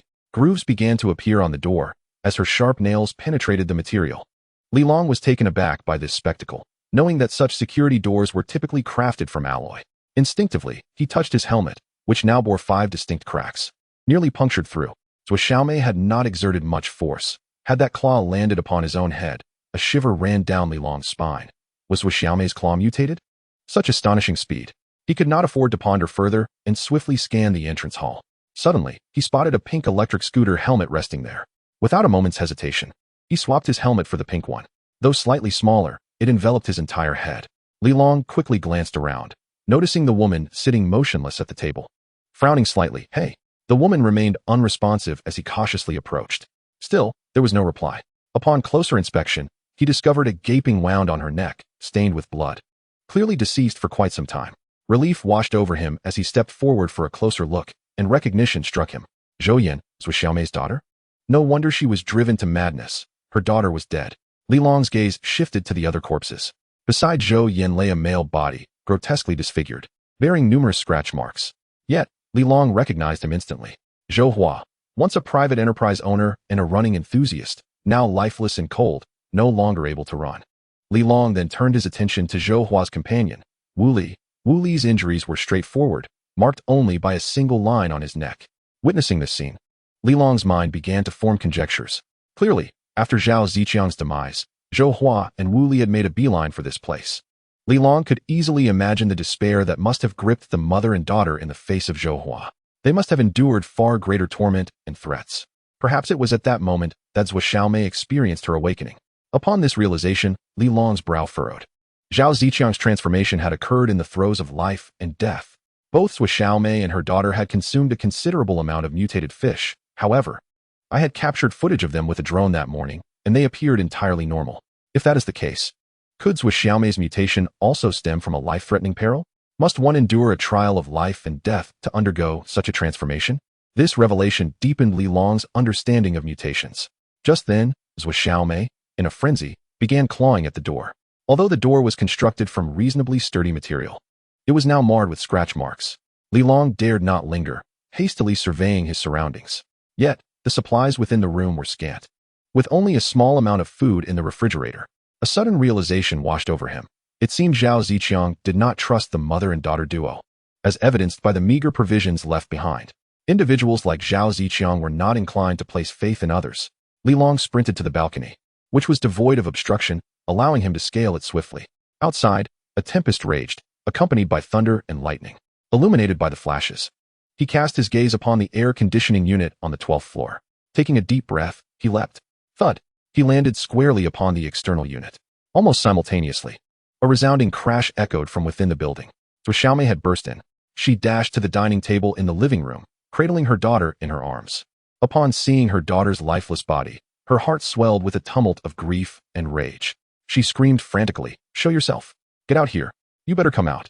She raced about the room in a wild frenzy. Li Long, too apprehensive to make a sound, stealthily ascended to the 12th floor balcony. The proximity of the water's surface was striking. This was originally the residence of Zhao Ziqiang and his associates. As he stepped onto the balcony, he noticed 4 or 5 fishing rods hanging there. The living room was cluttered with various tools, among which lay several mutated fish. Realization dawned upon Li Long. Zhao Ziqiang's group had been fishing here. A chill ran down his spine. There were likely others in the house. Indeed, as he approached the living room, he heard commotion emanating from the bedroom. "Old Deng, hurry! Zhao Ziqiang is dead. All these fish are ours now. This is no place to linger. We must pack up and leave." One voice urged urgently, "There are too many. I can't carry them all. First, pack the food and toss the fish down. I'm tired of eating them." Li Long crept to the bedroom door and peered in discreetly. Before him stood 3 individuals, one old, one young, and another crouched by the bed, hugging their knees, obscuring their features. And what of that woman? The elderly man fervently stuffed food into a bag. "Don't mind her." The woman squatting by the bedside trembled at the words, suddenly lifting her head and bursting into tears. "Li Sun, I implore you to take me with you. Uncle Deng, please save me. I beg you." Mr. Deng stared at the woman's fair skin exposed before him, swallowing hard, and said to Li Sun, "Tell me, wouldn't it be a waste to leave such a beauty here?" Li Sun looked at him with disdain. "Old Deng, at your age, do you think you can handle this?" Mr. Deng stammered. "No, that's not what I meant." Li Sun advised, "You must consider carefully. If you take her with you, you will have to care for her. However, we will split the food 60-40. I take the larger share. If you wish to support her, you must use your portion." Upon hearing this, Mr. Deng hesitated. "I don't want this. I want fish. I want fish." The young girl felt the soft touch of her body against his thigh, igniting a fire within him. This little vixen had once followed Wang Gang, being arrogant and frequently humiliating him. Now that Wang Gang was dead, it would be a pity not to enjoy her. Thus, he turned to Li Sun. "Very well, I agree." He then said to the woman, "Hurry, Put on your clothes. The woman, overwhelmed with gratitude, quickly donned a set of clothing, not even wearing undergarments. Two large orbs spun wildly in the air. Li Sun felt a surge of excitement and could not help but swallow hard. Old Deng, you are rather foolish. With food, who needs to seek out women? Must you settle for someone so worn out? No, there was only Wang Gang and my husband. Old Deng glanced at Li Sun. All packed? Let us hurry. The people outside will come searching soon. Li Sun nodded, slinging a sack over his shoulder, while Old Deng carried a canvas bag, following closely behind. The two reached the bedroom door. Li Long waited outside, gripping a crowbar, poised for action. At that moment, an unexpected mutation occurred. Old Deng, behind Li Sun, suddenly raised his right hand, lunging at Li Sun's back. Li Sun gasped. Old Deng, you. A half-pot spatula embedded itself in his neck. Old Deng roared. 60-40? You little brat. How could I possibly share the fish I painstakingly caught with you? Do you think your youth and strength can overpower me? I will kill you. He shouted, bringing the spatula down with force. With a swift motion, Li Sun grasped Old Deng's neck, attempting to push him away, but ultimately, his strength waned, and he slumped into a corner. Old Deng gasped heavily, struggling to rise. The woman behind him was already petrified with fear. Uncle Sun Deng. Old Deng glanced at her and laughed heartily. Don't worry, I cherish you the most. Come, help me up. The woman trembled, yet dared not utter a word of dissent. Spoke as he embraced the woman tightly, extending a rough hand into her clothing. Ha, good child, let Grandpa have a feel. Come on. The woman, startled, quickly replied, Uncle Deng, we can't stay here. Someone might come outside. We should leave. However, paid her no mind, pushing her to the ground and mounting her back. Good child, it will be quick. The woman fell silent, too fearful to resist, and thus closed her eyes, surrendering to the whims of the old scoundrel. Unbeknownst to them, a figure had silently appeared behind the old man. Li Long swung the crowbar in his hand with great force. Bang! Blood splattered as the woman opened her eyes in terror, about to scream. But in the next moment, the iron pry bar in Li Long's hand had already struck her. Bang! Another muffled sound, and the woman's voice was abruptly silenced. Her body convulsed a few times, blood oozing from her forehead. Li Long rummaged through their backpack, retrieving a substantial amount of food to stow away. Simultaneously, the surge of heat from the kill surged over him. Moments later, the warmth dissipated. It seemed he had reached a critical point. Li Long could feel his muscles swelling again, his strength immensely amplified. Yet, that was not the crux of the matter. The focal point was perception. In the darkness, he suddenly realized his mind was becoming increasingly clear, his thoughts racing with speed. His vision seemed to sharpen, his senses heightened. The dimly lit room, previously shrouded in low visibility of just 2 or 3 meters, now appeared to reveal much more. Chapter 53. The Great Dark Star. This enhancement has elevated my mental prowess. Li Long immediately grasped that such changes were due to the enhancement of his mental strength. Could it be that slaying a certain number of mutated beings also bolstered my mental faculties? His control over his body seemed to have improved as well.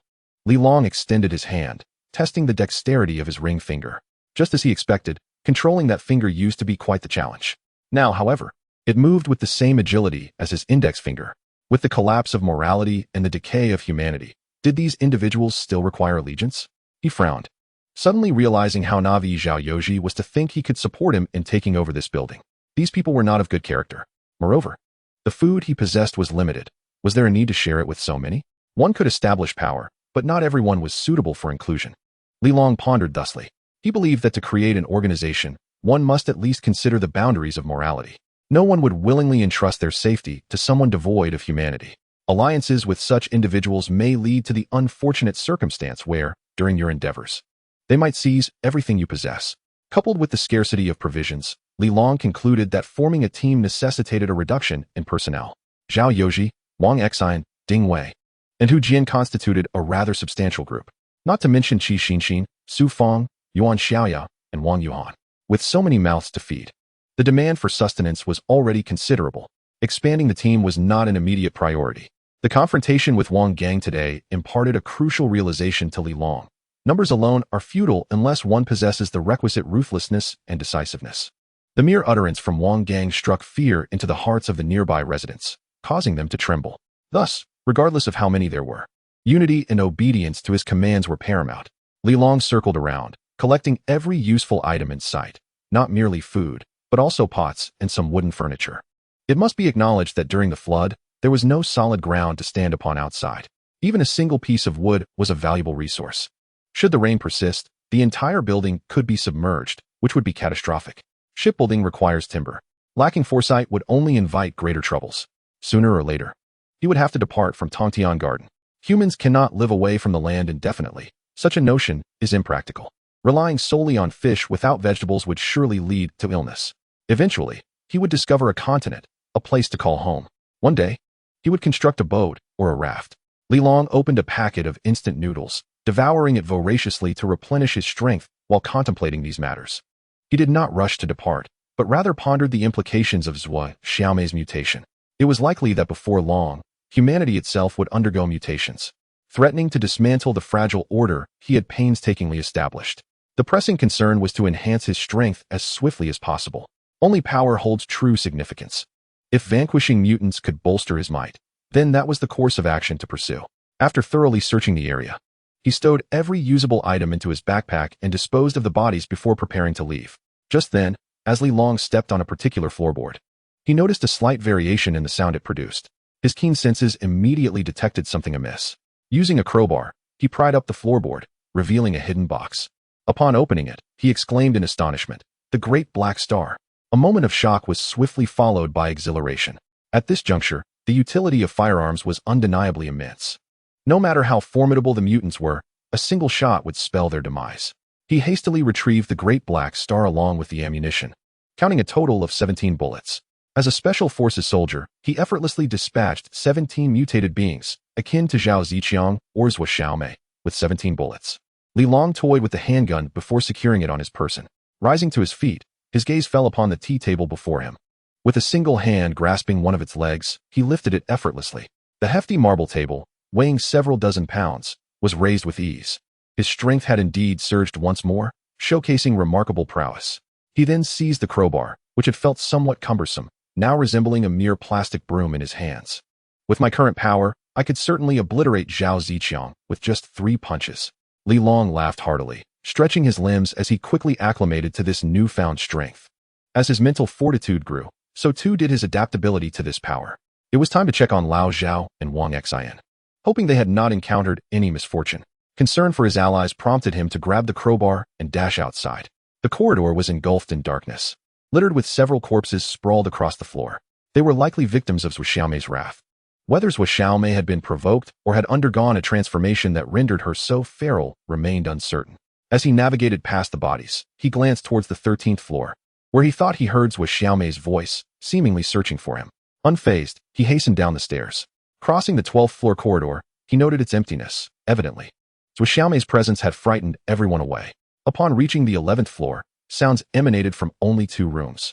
Li Long knocked on room 1101, and the noises abruptly ceased. "Who is it?" a voice inquired. Unable to suppress a grin, Li Long replied, "Ding Wei. It's me." Hearing his voice, the occupants rejoiced. The door swung open, revealing a startled Ding Wei. "Li Long, are you all right? Come in quickly. That she-devil Zhuo Xiaomei is on her way." Li Long stepped inside as Ding Wei promptly shut the door behind him. "Wasn't that monster upstairs? How did you come down?" Ding Wei asked. Li Long moved into the living room, stating, "I encountered her upstairs, and we clashed. I escaped from the 13th floor balcony to the 12th to avoid her before coming down." "Lao Zhao, are you all right?" On the living room sofa lay Zhao Yoji, a bloodstain wound on his chest hastily bandaged with clothing, yet blood continued to seep through. Zhao Yoji's complexion was ashen as he spoke, so Xiaomei clawed me. Thankfully, shouting managed to drag me to this room. Otherwise, I would have surely met my end here. Li Long's concern deepened. What happened? And what of Brother Wang and Hu Jian?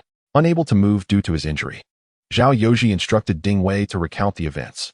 "After you left, we aimed to seize the opportunity to gather more residents, particularly those who were injured. Among them, many exhibited considerable bravery. Moreover, before your departure, you commanded everyone to pause and prioritize saving lives. The injured expressed their profound gratitude towards you, marking an opportune moment to gather them." Chapter 54. Shall we also mutate? At that time, Lao Zhao, Brother Wang, Hu Jian, and I were preoccupied with rescuing individuals when suddenly, a cacophony of banging echoed from upstairs. After just 2 strikes, a chilling scream pierced the air. We were taken aback and eager to discern the cause, only to witness a throng of people rushing down the stairs. Tragically, many were trampled to death in the chaos. Realizing the perilous situation, I hastily entered the room to avoid being caught in the turmoil. Brother Wang and his comrades were jostled into the corridor by the crowd. Lao Zhao stood outside the door, still processing the unfolding events when I called out to him. Sitting on the sofa, Lao Zhao offered a wry smile. Remarking on the sluggishness that accompanies age, Ding Wei continued, describing how the individuals below were shouting about ghosts, pushing and shoving in a state of panic, leaving us utterly bewildered. Despite Ding Wei's resolute nature, a flicker of fear crossed her face. Then, from the upper floor, Zhao Xiaomei leaped down, clad in a white nightgown, her hair disheveled, her body smeared with blood, resembling a specter from a horror film. Her nails were as sharp as blades. Those unfortunate enough to fall within her grasp had no chance to resist, suffering severed throats and limbs, leaving a gruesome trail of blood. Zhao Yoji marveled at her speed, exclaiming that her hands were almost inhuman, with razor-sharp nails adorned with silver scales. I desperately sprinted toward the door, but was still caught by her claws. My clothing torn asunder, the steel plate my wife had sewn for me also shredded. At this point, Zhao Yoji remained visibly shaken, his eyes betraying his terror. Li Long, having witnessed Zhao Xiaomei's lethal claws, exhibited less astonishment. Capable of severing even a motorcycle helmet and damaging a security door, her claws were undeniably razor-sharp. Li Long sensed that even if Zhao Ziqiang had survived, he would likely not stand a chance against Zhao Xiaomei. What exactly has Zhao Xiaomei become? Has she transformed into a malevolent spirit? As soon as the words left their lips, Ding Wei could no longer contain herself, casting a terrified glance their way. Despite her usual fortitude, such events were enough to instill fear, particularly as women tend to possess a more delicate constitution. Although Ding Wei was stronger than most women, the sight of Zhao Xiaomei unnerved her. Even Zhao Yoji, standing nearby, wore an expression of dread, murmuring a prayer. It must be acknowledged that Zhao Xiaomei's bizarre transformation had surpassed their comprehension. Earlier that afternoon, they had observed via drone footage Zhao Ziqiang tormenting Zhao Xiaomei. How had she morphed into such a ferocious entity by nightfall? It is not a ghost, it is a mutation, Li Long declared gravely. Upon hearing this, both Ding Wei and Zhao Yoji were taken aback, turning their attention to him. Ding Wei paused, pondering the implications of mutation. What could this possibly entail? Zhao Yoji widened his eyes, awaiting an explanation from Li Long. In a grave tone, Li Long remarked, I suspect that the fish submerged by the flood have undergone mutations. Anyone who has consumed those fish may be at risk of mutation. Both men were taken aback, and Ding Wei hastily inquired, Shaoli, are you certain? Li Long nodded. Consider this. How do those fish differ from those before the flood? Their teeth are not only sharp, but their vitality is remarkably potent, and even their scales are extraordinarily resilient. Upon hearing this, the two suddenly grasped the gravity of the situation. Does that mean we are at risk of mutation as well? Zhao Yoji's heart raced. Ding Wei anxiously asked, do you think we might become like Zhao Xiaomei? Li Long shook his head, based on my deductions. Not everyone will undergo mutation. Firstly, the more one consumes, the greater the likelihood of mutation. Furthermore, those who mutate typically exist on the brink of life and death or are under significant threat. I hadn't had the chance to inform you. But Zhao Ziqiang also mutated before his demise. At that time, his head was covered with a layer of red scales, incredibly hard, and his strength was greatly amplified. However, he was already gravely injured and was ultimately killed by Hu Jian and me before he could fully mutate. Had he succeeded, we might have met our end. Ding Wei and Zhao Yoji, upon hearing Li Long's words, were engulfed in a whirlwind of thoughts, their minds reeling with shock. Both wore expressions of disbelief. Momentarily lost in contemplation, Li Long continued, moreover, I have observed that each person's mutation is distinct. Zhao Ziqiang experienced a mutation in his head, enhancing his defensive capabilities and strength. Zhao Xiaomei seems to have augmented her attack and speed. I cannot yet ascertain the causes of these two types of mutations. It could be due to those fish, or perhaps influenced by their personalities, genders, or genetics. All of this remains unverified. These are merely my speculations. Zhao Xiaomei is not a ghost. She has simply undergone a mutation, and there is no need for excessive concern. She too can be injured and can die. After offering some reassurance, Li Long then stated, setting Zhao Xiaomei aside, who resides in the room across from us. Just as I descended, I heard a cacophony emanating from that direction. Ding Wei finally responded, there are several injured residents. When Zhao Xiaomei went downstairs, a few injured individuals were hiding inside. The rest have already escaped through the corridors into other units. Li Long nodded slightly. Old Zhao, are you able to move? I will take everyone to the 16th floor. Yes. Zhao Yoji gritted his teeth and rose from the ground. I can't just lie here. There is a medical kit on the 16th floor that I can use. And my partner can assist me as well. However, the journey from the 11th to the 16th floor was undeniably arduous.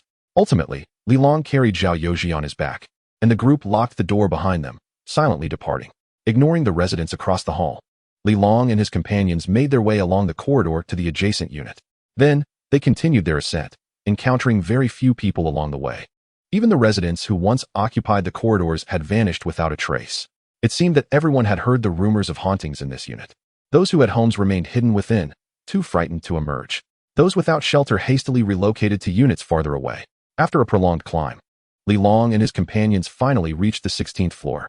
"Hey, Lao Zhao, are you alright? Why are you bleeding?" The door was opened by Yuan Xiaoya, who, upon seeing Zhao Yoji injured, immediately panicked and called for Aunt Su.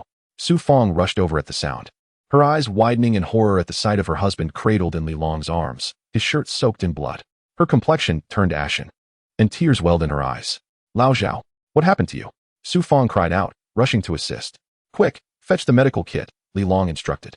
Yuan Xiaoya nodded and swiftly dashed back to her room. Zhao Yoji gasped for breath, sweat beading on his forehead, yet he reassured his wife, "It's nothing. Just a minor abrasion. I'll be fine." Li Long carefully placed Zhao Yoji on the sofa, while Su Fong anxiously lifted his shirt. "Ding Wei, go to my home and ask Qi Xinxin to boil some water," he said. "Aunt Su, don't worry. The wound isn't deep. Just disinfect and bandage it. It'll heal within a week." Li Long comforted Su Fong. Wiping her tears, Su Fong replied, "Thank you, Shaoli." At that moment, Yuan Xiaoya hurried in with the medical kit. Li Long took it from her and said to Zhao Yoji, "Let us disinfect the wound first. Bear with it." Zhao Yoji took a deep breath and nodded, "Go ahead." Li Long promptly poured iodine over the wound. Instantly, Zhao Yoji convulsed in pain, his face paling as he let out a cry. Before the Great Flood, Zhao Yoji had enjoyed a comfortable life. He had never endured such suffering. Su Fong grasped his hand, tears streaming down her cheeks. "Hold on, it will be over soon. Lao Zhao, you'll be all right." Li Long worked swiftly, cleansing the wound before wrapping it with gauze. Shortly thereafter, Qi Xinxin and Ding Wei arrived. "Brotherly, the water is ready," Qi Xinxin said anxiously, holding a kettle. Ding Wei followed behind, wanting to speak, but ultimately remaining silent, stepping back quietly. Li Long instructed, "You don't need to give it to me. Go use the hot water to sanitize the clothing. We're short on gauze." Qi Xinxin nodded, "Okay." After completing these tasks and administering some anti-inflammatory medication to Zhao Yoji, Li Long concluded, "Lao Zhao's wound isn't deep, and he should be fine now. The most important thing is to rest well." "Li Long, where's Brother Wang?" Yuan Xiaoya, who had been waiting for an opportunity to speak, finally seized the moment. "Where's he?" Her face was etched with anxiety, especially since Zhao Yoji was injured. Her concern was palpable. Li Long reassured her, "Sister Yuan, do not worry. Brother Wang went with Hu Jian to another building and should return shortly." Upon hearing this, Yuan Xiaoya finally felt relief. What transpired below? How did old Zhao get hurt? Li Long replied, "Let us not dwell on that. Ding Wei, Sister Yuan, Qi Xinxin. Let us first retrieve Zhao Ziqiang's belongings." Ding Wei nodded in agreement, saying, "Indeed, we must not let others seize them." At this moment, resources were particularly crucial. Li Long cautioned, "Everyone, be vigilant. Not everyone is a fool, and we cannot be certain that others get there first." Ding Wei grasped her bow and shouted, "Who dares? We are the ones who killed Zhao Ziqiang. What right do they have to rob us?" The three followed Li Long to the 10th floor, where, as expected, the door had been smashed open. The room lay in disarray, and a small portion of the supplies Li Long had left behind had been completely pillaged, leaving only an empty space. Ding Wei's expression darkened, and she shouted in anger, "A pack of bastards." Li Long replied sternly, "Let us not lose our tempers just yet. Let us check the 9th floor." The group hurried downstairs, where the door to the 9th floor had also been broken open, and several individuals were busy hauling something away. Upon seeing this, Ding Wei shouted, "Stop right there. This is ours." The men in the room were startled and looked up in surprise. Upon recognizing it was a man and a woman, they visibly relaxed. Leading the group was a burly man with a face full of flesh, and as soon as he laid eyes on Ding Wei, his expression brightened. He glanced at Li Long and then at Qi Xinxin behind him, his eyes widening in disbelief. "Wow, Su Gu, this girl is something else. Damn, how is she so well endowed?" The two men beside the burly man gazed at Qi Xinxin with awe, practically salivating at the sight. Qi Xinxin, startled, quickly hid behind Li Long. The burly man smirked and said, "Kid, you're quite lucky, aren't you? You've got 3 for yourself? I'll give you a chance. Leave the one on the left and the one behind, but keep that middle-aged woman. I want to kill you." "Su Gu, this woman is quite beautiful. Why should we let her go?" one of the men asked. "Deng Hua, you're still a college student. Why are you interested in the older woman?" Deng Hua, unashamed, chuckled and replied, "Su Gu, women like her have more experience than young ones. It's a rare opportunity." And I haven't had my share yet. The burly man laughed and turned to Li Long, saying, "Kid, you're out of luck. That older woman stays here. And you can leave." Li Long instantly recognized these three. They were the same individuals he had observed through the drone, who had once bound a woman to a bed and violated her without restraint. He even suspected that these individuals were in cahoots with Zhao Ziqiang. However, Zhao Yoji insisted otherwise. These individuals were presumably residents of the building, much like others, struggling to survive under Zhao Ziqiang's shadow. Yet, this particular group had banded together to commit nefarious deeds and bully their neighbors. Li Long, unwilling to squander any more time, seized a crowbar and strode purposefully towards them. The burly man and two others instantly changed their expressions. "Do you wish to die? Halt! Damn it, let us take him down." The three, brimming with bravado, unleashed a fierce roar, drawing steel pipes, kitchen knives, and fruit knives from their waists. They brandished their weapons and charged at Li Long. It was evident that these men were accustomed to preying on the weak. The burly man swung a knife towards Li Long's head, while Deng Hua lunged at Li Long's waist with a dagger. The last man, sneaking low, aimed to smash Li Long's knee with a steel pipe. The trio attacked simultaneously from 3 different angles. Had they encountered an ordinary person, the outcome would likely have been grave. Yet, they were up against Li Long. Li Long swung the crowbar with tremendous force, producing a terrifying whoosh as it sliced through the air. The wind howled, and the speed was astonishing. With a resounding crack, the burly man's arm was shattered. A shriek escaped his lips. Li Long retreated, skillfully dodging Deng Hua's dagger with a nimble leap, launching a kick that landed squarely on Deng Hua's abdomen. In an instant, Deng Hua coughed up a mouthful of blood, his face turning as pale as parchment, and he crumpled against the wall like a rag doll. Li Long's strength now exceeded that of an ordinary person by more than 3-fold. Such explosive power was beyond the capacity of an average individual to withstand. Chapter 56. Brotherly, do you wish to leave Tiantanjuan? Just as Li Long unleashed his fury, Ding Wei also sprang into action.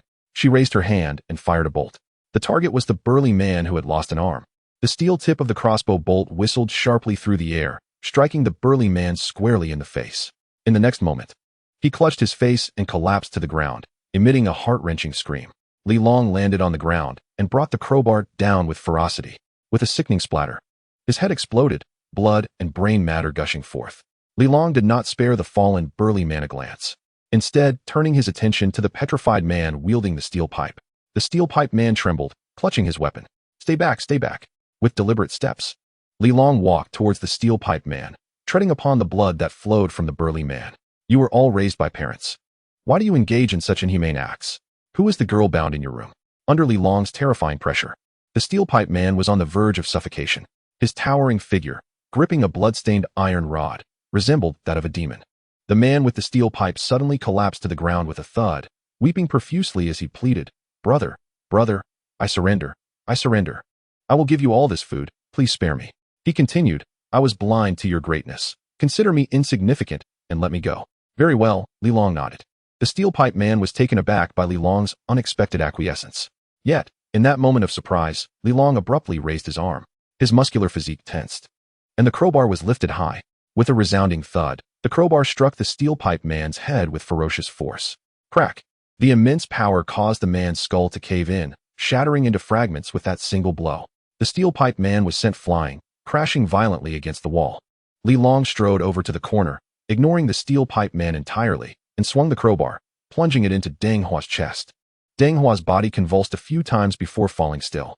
Remarkably, all of this transpired in less than half a minute. Li Long felt no discomfort after slaying 3 men in succession. Qi Xinxin and Yuan Xiaoya, witnessing this gruesome scene, felt their stomachs churn violently, and both women began to vomit. Li Long turned back and remarked, "Xinxin, Sister Yuan, times are no longer as they once were. This torrential rain shows no signs of abating, and the flood may only swell. We are living in apocalyptic times. The law holds no deterrent power, and morality only restrains those with principles and conscience. The only means of true self-preservation lies in weaponry.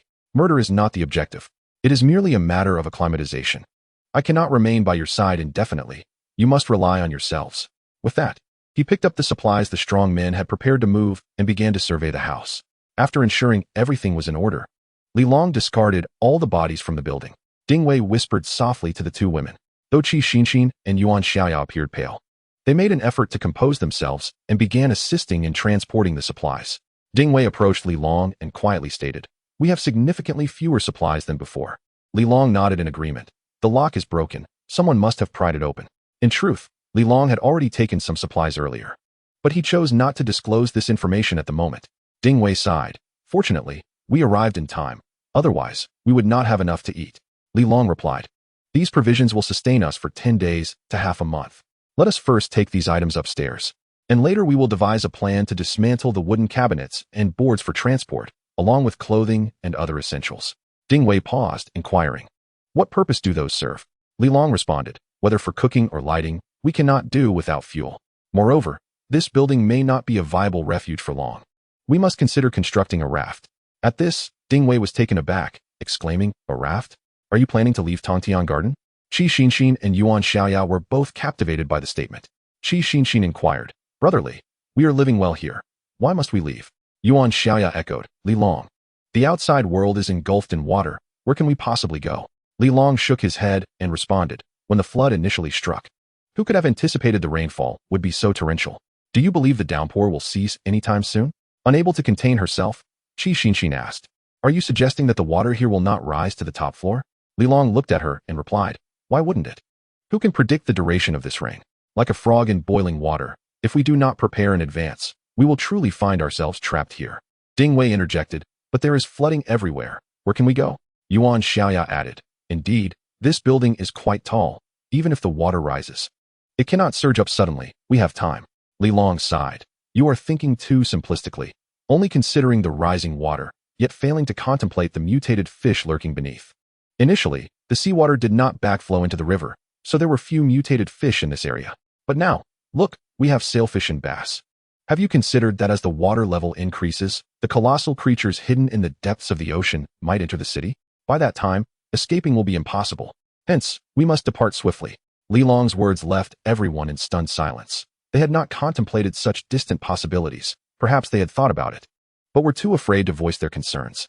If what Li Long suggested were true, how could humanity survive in this world? Carrying supplies, Li Long hurriedly made his way to room 1602 alongside the three reticent women. He was uncertain of how others perceived the situation. Yet he had an ominous premonition that this flood was far from ordinary. All living beings were undergoing mutations, and the world was evolving in ways unimaginable to humanity. At times, Li Long pondered whether this could indeed be the prophesied apocalyptic flood. Both Eastern and Western mythologies recount tales of great deluges. Westerners escaped aboard Noah's Ark, while Eastern legends speak of Deu mastering the flood to save the world. Could the mythical beasts also be real? Were the creatures described in the classic of mountains and seas genuine? No one could ascertain, but with the emergence of mutated beings, who could guarantee this was merely a legend? Lost in his thoughts, Li Long returned to the 16th floor with the supplies. Su Fong opened the door, allowing him to place the items inside. Yuan Xiaoya glanced at Li Long, seemingly wanting to say something, but ultimately restrained herself. Chapter 57, Ding Wei's Envy. Qi Xinxin's fortunate fate. Li Long quickly discerned Yuan Jia's unspoken thoughts and said, Sister Yuan, I understand your concern. Allow me to check on Brother Wang next door. Ding Wei eagerly added, I'll go as well. Li Long nodded, his gaze settling on Yuan Xiaoya. Do you have a photo of Brother Wang? I would like to inquire further. Yes, I do, she replied. Yuan Xiaoya swiftly dashed back to her bedroom and, moments later, emerged with 2 photographs in hand. Each of these images portrayed only Wang Xian, likely captured during a summer vacation. Wang Yuhan trailed closely behind her mother, casting a glance towards Li Long. Li Long, could you assist me in locating my father? She implored. Li Long gently ruffled her hair and responded with a reassuring smile. Fear not, I shall certainly bring him back.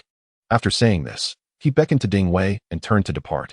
Li Dage and Qi Xinxin hurried after him, calling out. When Li Long looked back, he noticed her eyes glistening with unshed tears.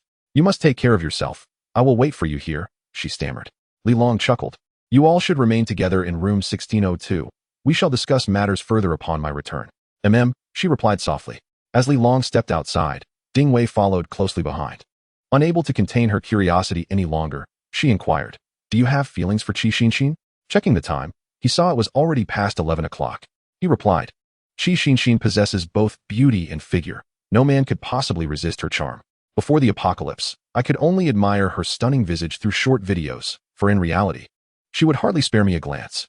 However, the circumstances have changed. With the onset of the apocalypse, women like her are more vulnerable to harm. I never imagined I would have the opportunity to be with someone like her. Yet now, As the calamity intensifies, people's morals deteriorate. Sometimes, a mere loaf of bread or a pack of instant noodles can trade for a woman. Xin is astute, aware of how to navigate this harsh reality and whom to seek as a protector. She certainly cannot afford to associate with someone like Zhao Ziqiang, who lacks any moral compass. As neighbors, we are well acquainted, and with ample provisions, it is no surprise she turned to me. I have spent the past 6 months isolated at home, yearning for conversation. Thus, her presence is quite timely. To be frank, we are merely fulfilling each other's needs. Ding Wei's expression brightened at his words. Li Long continued, however, human emotions are complex. While we initially sought each other out for our individual needs, through shared tribulations, our bond has deepened. She increasingly relies on me and trusts me. As time progresses, my trust in her will similarly grow. Do I like her?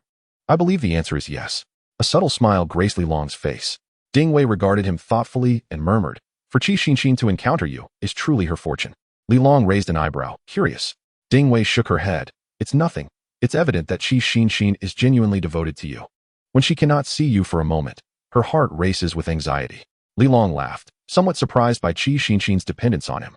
Perhaps for a traditional woman like her, once she entrusts her body to a man, her entire being becomes intertwined with him. Such a woman deserves to be treasured. And he vowed never to let her down. By the way, have you ever had a boyfriend? Li Long casually inquired. Ding Wei was momentarily taken aback by the question before nodding. Yes, there was one. What did he do? Li Long asked with curiosity. Ding Wei shook her head. He was just a civil servant. Li Long chuckled. A university teacher and a civil servant truly make a perfect pair. It is said that those within the system should seek partners from other state-owned enterprises, and indeed, that seems to hold true. Ding Wei sighed with a bitter smile. Yes. I have witnessed many couples. Most are civil servants, with a few from public institutions. This reflects the reality of society. Everyone is concerned with how to elevate themselves. With people like you, if you marry your boyfriend, your child's starting point will be significantly higher than others.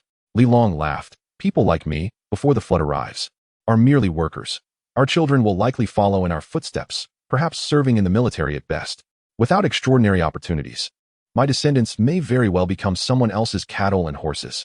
Oh, but that is not certain. Perhaps by then, children will not even wish to marry. And the line will end there. Li Long chuckled heartily, bringing a smile to Ding Wei's face. She suddenly remarked, actually, you are more suited to the current environment. As the apocalypse descends and order collapses, everyone is equal. Some can ride the waves, while others can only be slaughtered. In times of peace, individuals like you have no opportunities, yet now you can stir the winds and rain. Li Long replied with a smile, is that so? But everything I have now is earned through my own efforts. Ding Wei sighed. In times of tranquility, your efforts are of little use. Li Long paused for a moment, then nodded. That may indeed be the case. By your reasoning, should I then be grateful for this torrential rain? Ding Wei shook her head with a smile, saying, better to be a dog in peace than a person in chaos. Li Long lamented, indeed, if given the choice, I would prefer to be a peaceful dog. Although my job pays little, demands much, and keeps me far from home, I cannot afford a house. At least we are alive. At least our lives are beautiful. But now, everyone has gone mad, willing to kill recklessly for a morsel of food. Some have even lost their dignity. Ding Wei glanced at him, a glimmer of intrigue in her eyes. As a beneficiary of the apocalypse, Li Long now had access to women he could never have approached before. The various concerns of the pre-apocalyptic world no longer occupied his mind. Ding Wei had initially thought he was thriving, only to be surprised by his words. Her impression of Li Long improved, and she reflected, in the past. While scrolling through short videos of wars abroad, I often saw countless people cheering, eagerly wishing for a great conflict to ignite. They seemed to long for us to engage in battle with places like Japan, Taiwan, and the United States, hoping for global chaos. As if such turmoil would bring them immense benefits. They remain oblivious that when chaos ensues, it is the underprivileged who will bear the brunt. True power brokers remain unscathed. As the saying goes, in prosperity, the common people suffer. In demise, the common people suffer. Li Long smiled faintly as the two conversed. But Ding Wei suddenly halted and remarked, I remember this floor was previously the residence of the 3 men who transported grain. They even imprisoned a woman here. Wait for me. Li Long observed Ding Wei stride towards the door, commencing to pound on it. She added, those 3 brutes are dead. But if we do not rescue the woman confined within, she may perish from hunger. Chapter 58, Transformation of Ding Wei. Allow me. Li Long asserted as he grasped a crowbar and struck the door lock with considerable force, effortlessly shattering it. Upon the door's opening, a musty odor assailed their senses. Mingling with the pungent scent of heather and filth, Li Long instinctively covered his nose. His experience allowed him to recognize such a stench. Ding Wei also felt a wave of nausea, hastily covering her mouth and nose as she stepped inside. The living room lay in disarray, marked by charred remnants, likely from grilling. Ding Wei pointed toward the bedroom and muttered, "I will check there." Li Long replied, "I shall accompany you." Upon entering the master bedroom, they were met with a floor strewn with tissues and soiled clothing, disheveled stockings, and women's undergarments haphazardly piled aside. The foul odor intensified. On the bed lay a woman, motionless and entirely unclothed, her body marred with scars, clearly a victim of prolonged abuse. Li Long hesitated to approach and urged Ding Wei to take a look. As Ding Wei gazed upon the woman, memories of her own past humiliations surged forth, igniting her fury. "Hello, I am from the 16th floor. Are you all right? I will free you. Those 3 brutes have been slain. You are safe now." As she spoke, she reached to untie the cloth binding the woman's mouth. The woman's gaze appeared vacant, saliva trickling down the fabric. She met Ding Wei's eyes momentarily, her expression hollow. Ding Wei's heart jolted, her eyes reddening as she seethed, "These bastards." She hurriedly unbound the woman. As the ropes fell away, the woman's chest began to rise and fall slightly, as if she were gasping for breath. She moved her arms, attempting to sit up. Ding Wei quickly rushed to her aid. The woman struggled to rise, pointing towards the window. Ding Wei curiously inquired, "Do you wish to open the window?" The woman nodded slightly. Assuming the woman found the room's stench unbearable, Ding Wei opened the window. At that moment, as she turned back, the woman abruptly smiled at her, a flicker of gratitude illuminating her face. Before Ding Wei could comprehend, the woman suddenly sprang to her feet, racing towards the window. "No!" Ding Wei gasped, instinctively shifting aside. The woman immediately leapt from the window. Ding Wei was momentarily taken aback, turning her gaze towards the enveloping darkness outside. A dull thud echoed, followed only by the relentless sound of the rain. Ding Wei reached out, yearning to grasp the figure at the window's edge, yet her fingers met only the frigid drops of rain. "How could this happen?" she murmured, tears streaming down her cheeks.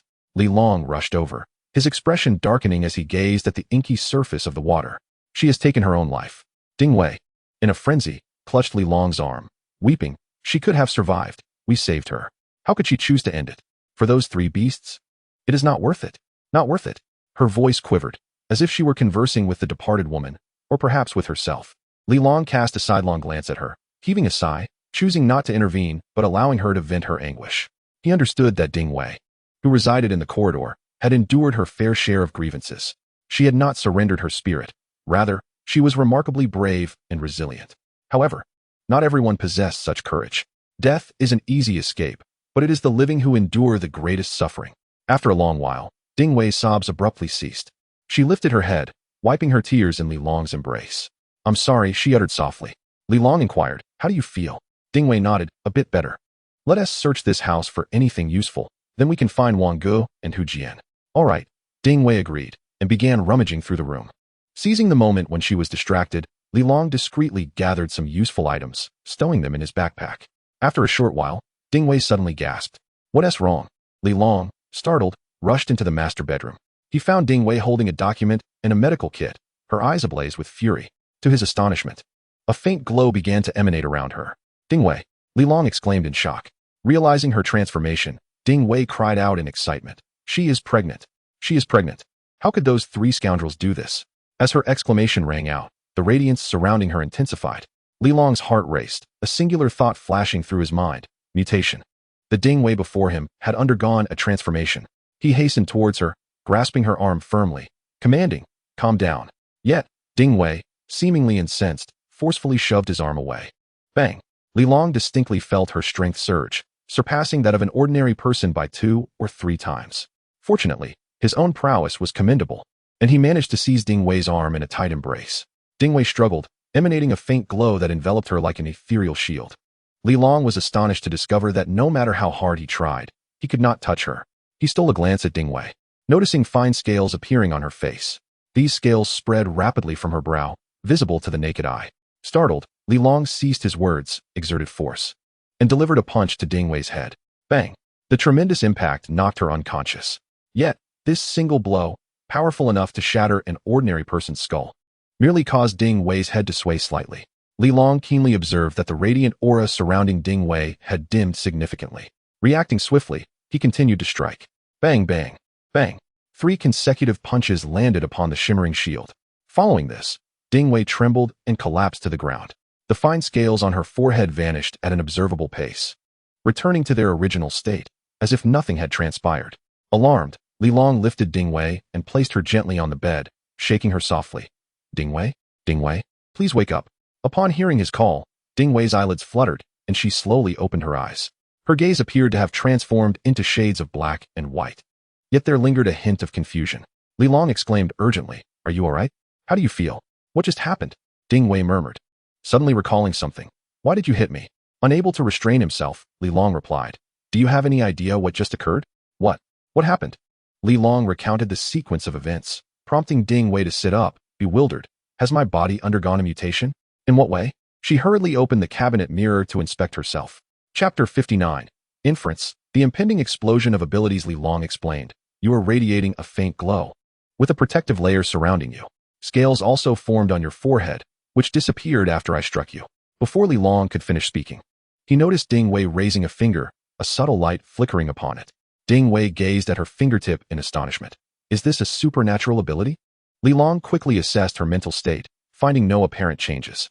"Are you feeling agitated, a desire to harm?" "What? No, not at all. It feels extraordinary, as if an additional power resides within me, ready to be wielded at will. Look." Ding Wei extended her other hand, a faint glow shimmering in her palm. Li Long pondered for a moment and asked, "Have you awakened such a capability? Do you know how to harness it?" Ding Wei shook her head, replying, "I do not know." Li Long's heart stirred as he speculated. Could it be that my interruption of your mutation has spared you from becoming irritable and mentally unhinged like Zhou Xiaomei and Zhao Ziqiang, instead granting you extraordinary abilities? Come, try harnessing this power by enveloping it around your fist and unleashing a punch." Ding Wei nodded and immediately summoned her energy. Instantly, a faint glow enveloped her fist, and she struck the cabinet with a forceful blow. Bang! The sound echoed as the cabinet door shattered into pieces. Ding Wei was taken aback and quickly glanced at her fist. Yet, to her astonishment, her hand remained unscathed, the gentle aura seemingly shielding it. Li Long observed the shattered cabinet and remarked, "Your strength has indeed increased, and so has your defensive capability." He recalled the protective aura surrounding Ding Wei and inquired, "How much energy can you mobilize? Can it envelop your entire being?" Ding Wei attempted to extend the energy, but found it challenging. This power could only cover her fist and wrist, though the area remained consistent.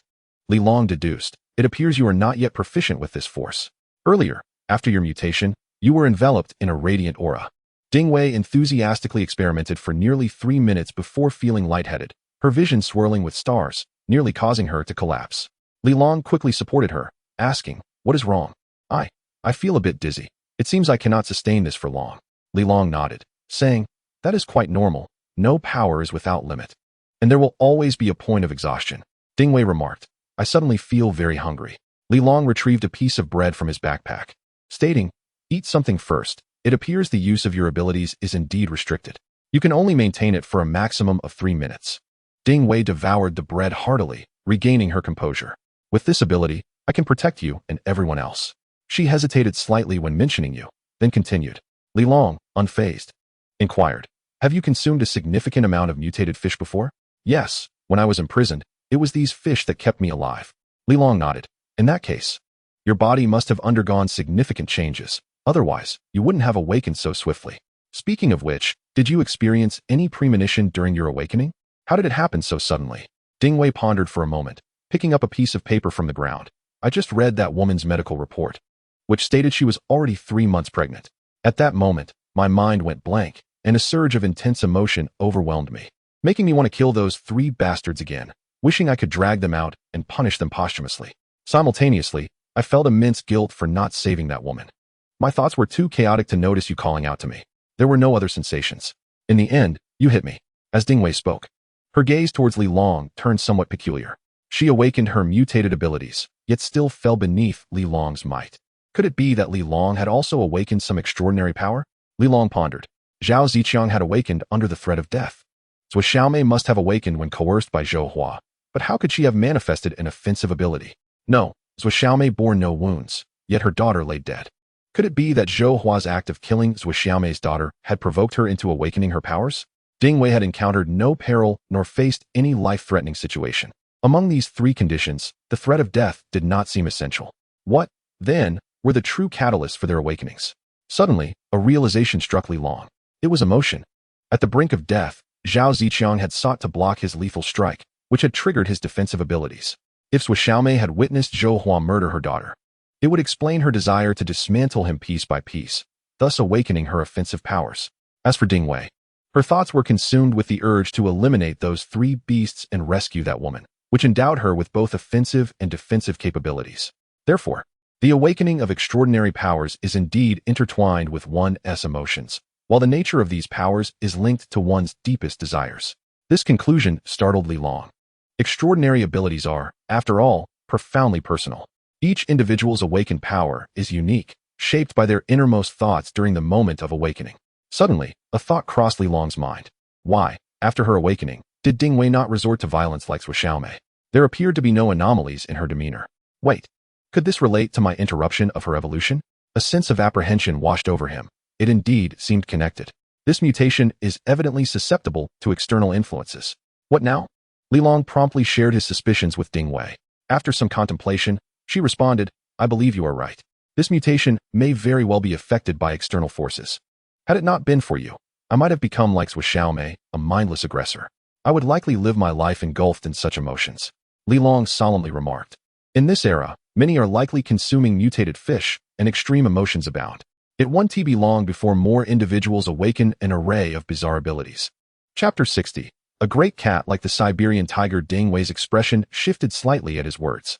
If that is the case, will our arduous efforts to eliminate Zhao Ziqiang merely give rise to another like him? Li Long replied gravely. In such a vast environment, humanity knows no bounds. Individuals like Zhao Ziqiang will undoubtedly abound. We must devise a strategy to ensure that Lao Zhao and the others awaken their powers swiftly, with a modicum of caution and a refusal to allow emotions to dominate. One ought to be able to attain the extraordinary abilities rather than devolving into a mere harbinger of destruction and madness. Ding Wei nodded in acknowledgement and said, Very well. Let us proceed in this manner. Once we locate Brother Wang and Old Zhao, we shall collectively explore this further.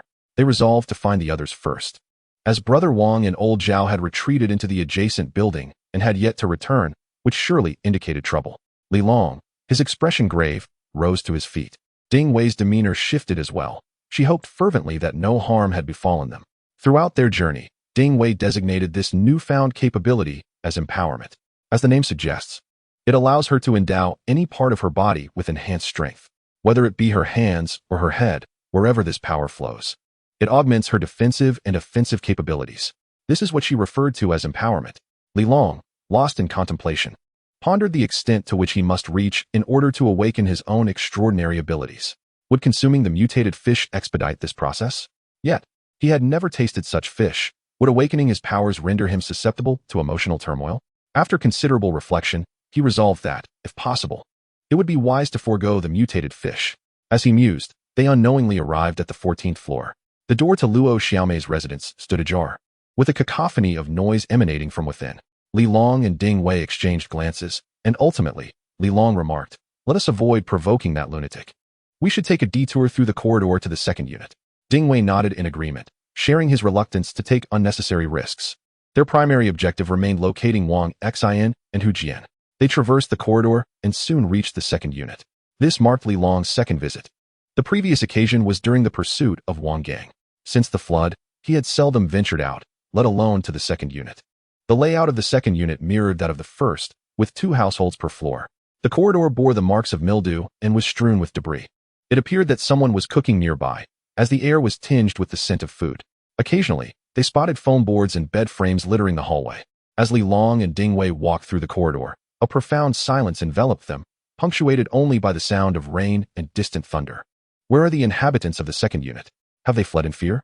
Ding Wei questioned, perplexed. Li Long replied, It is quite possible. Let us first search the 11th floor, and then proceed to the second unit's 11th floor to see if there are any individuals associated with Zhao Ziqiang. The two descended the staircase to the 11th floor, halting to exchange glances. Li Long subtly gestured for silence, peering over the railing. Upon doing so, his eyes narrowed in alarm. A large black and white feline was perched atop a corpse, gnawing at it while emitting low, mournful sounds. Li Long observed that this feline was significantly larger than the average cat, nearly comparable in size to an adult Siberian tiger. Mutation. A thought sparked in Li Long's mind. Indeed, fish can mutate, humans can mutate. Why not animals? Throughout this journey, He had encountered only mutated humans and fish, neglecting the plants and animals. This sizable cat was undoubtedly a product of mutation. At that moment, Ding Wei also noticed the commotion in the corridor, startled to the point of nearly exclaiming. Li Long swiftly covered her mouth and whispered, "We must retreat." Just as he uttered these words, the cat's head suddenly turned. Its eyes glimmered with a green light. "This is bad." Li Long's expression changed dramatically. He had not anticipated the cat's acute hearing. He quickly seized a crowbar and shouted, "Be careful." Ding Wei raised her hand and released an arrow towards the mutated cat. With a flash, the cat vanished from sight. So swift. She hadn't even seen how it disappeared. While she pondered this, Li Long abruptly yanked her collar, pulling her back, and bellowed, "Watch out." From above, a chilling cat's cry echoed. Instantly, there was a ripping sound as Ding Wei's shirt was torn apart. She felt a chill spread through her limbs, instinctively throwing a punch. A faint glow flickered around her fist. Empowered, her punch met only air. The cat had already vanished. Li Long grasped her arm and swiftly retreated to the wall, urging, "We need to leave. This is a mutated cat." His senses had sharpened significantly. Ding Wei looked down and saw a gash in her shirt. Realizing that had the cat advanced a mere fraction, it could have torn into her flesh. Her heart raced, beads of cold sweat forming on her forehead as she murmured, "This creature has also undergone mutation. What about us?" Before she could finish, a gust of wind swept beneath her feet as Li Long swung the crowbar. Bang! The crowbar struck the stairs, creating a sizable dent. Amidst the sparking debris, a shadow flitted away, disappearing into the darkness. Only a pair of eerie green eyes remained, flickering in the night. Without hesitation, Li Long pulled Ding Wei towards the wall. Meow, meow, meow. At that moment, several cat cries resonated from the darkness. Li Long was startled, exclaiming, "There are more." This time, 3 mutated cats appeared.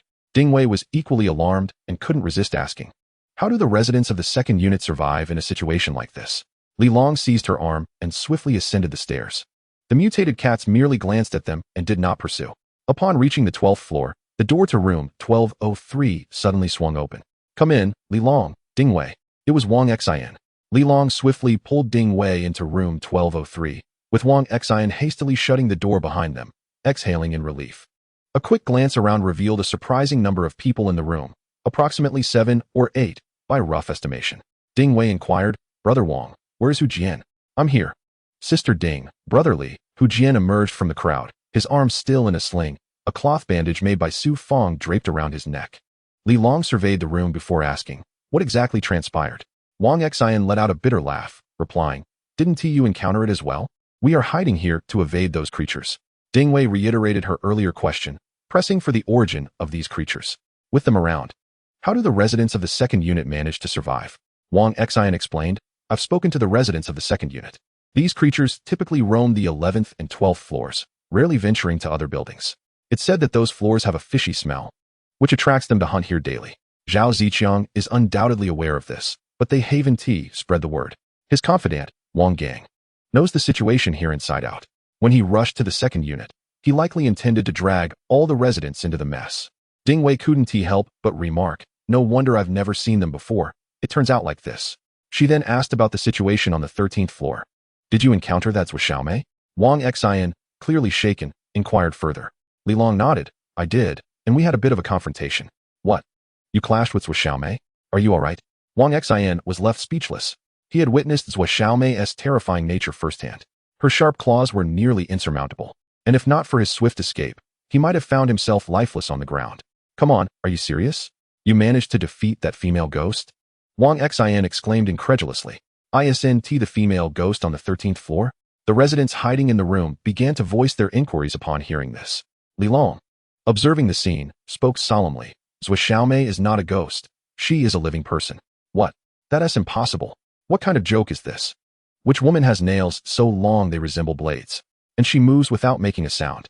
What kind of strength must a woman possess to have such power?" Li Long responded, "She is no ordinary individual. She has transformed into a mutant, much like those mutated cats outside. Both are altered beings." His words left everyone astonished. It was their first encounter with the concept of mutants. This sudden revelation rendered them speechless, each grappling with a multitude of questions. Mutation? How could this happen? How did Zhou Xiaomei become a mutant?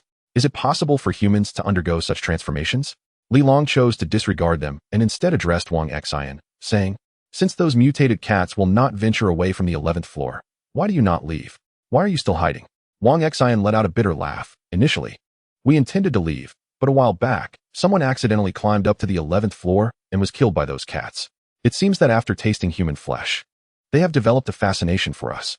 Just half an hour ago, someone from across the hall stealthily emerged, only to be surrounded by that pack of cats the moment he stepped outside. Did you see the corpse? That was him. Upon hearing this, Li Long's heart sank.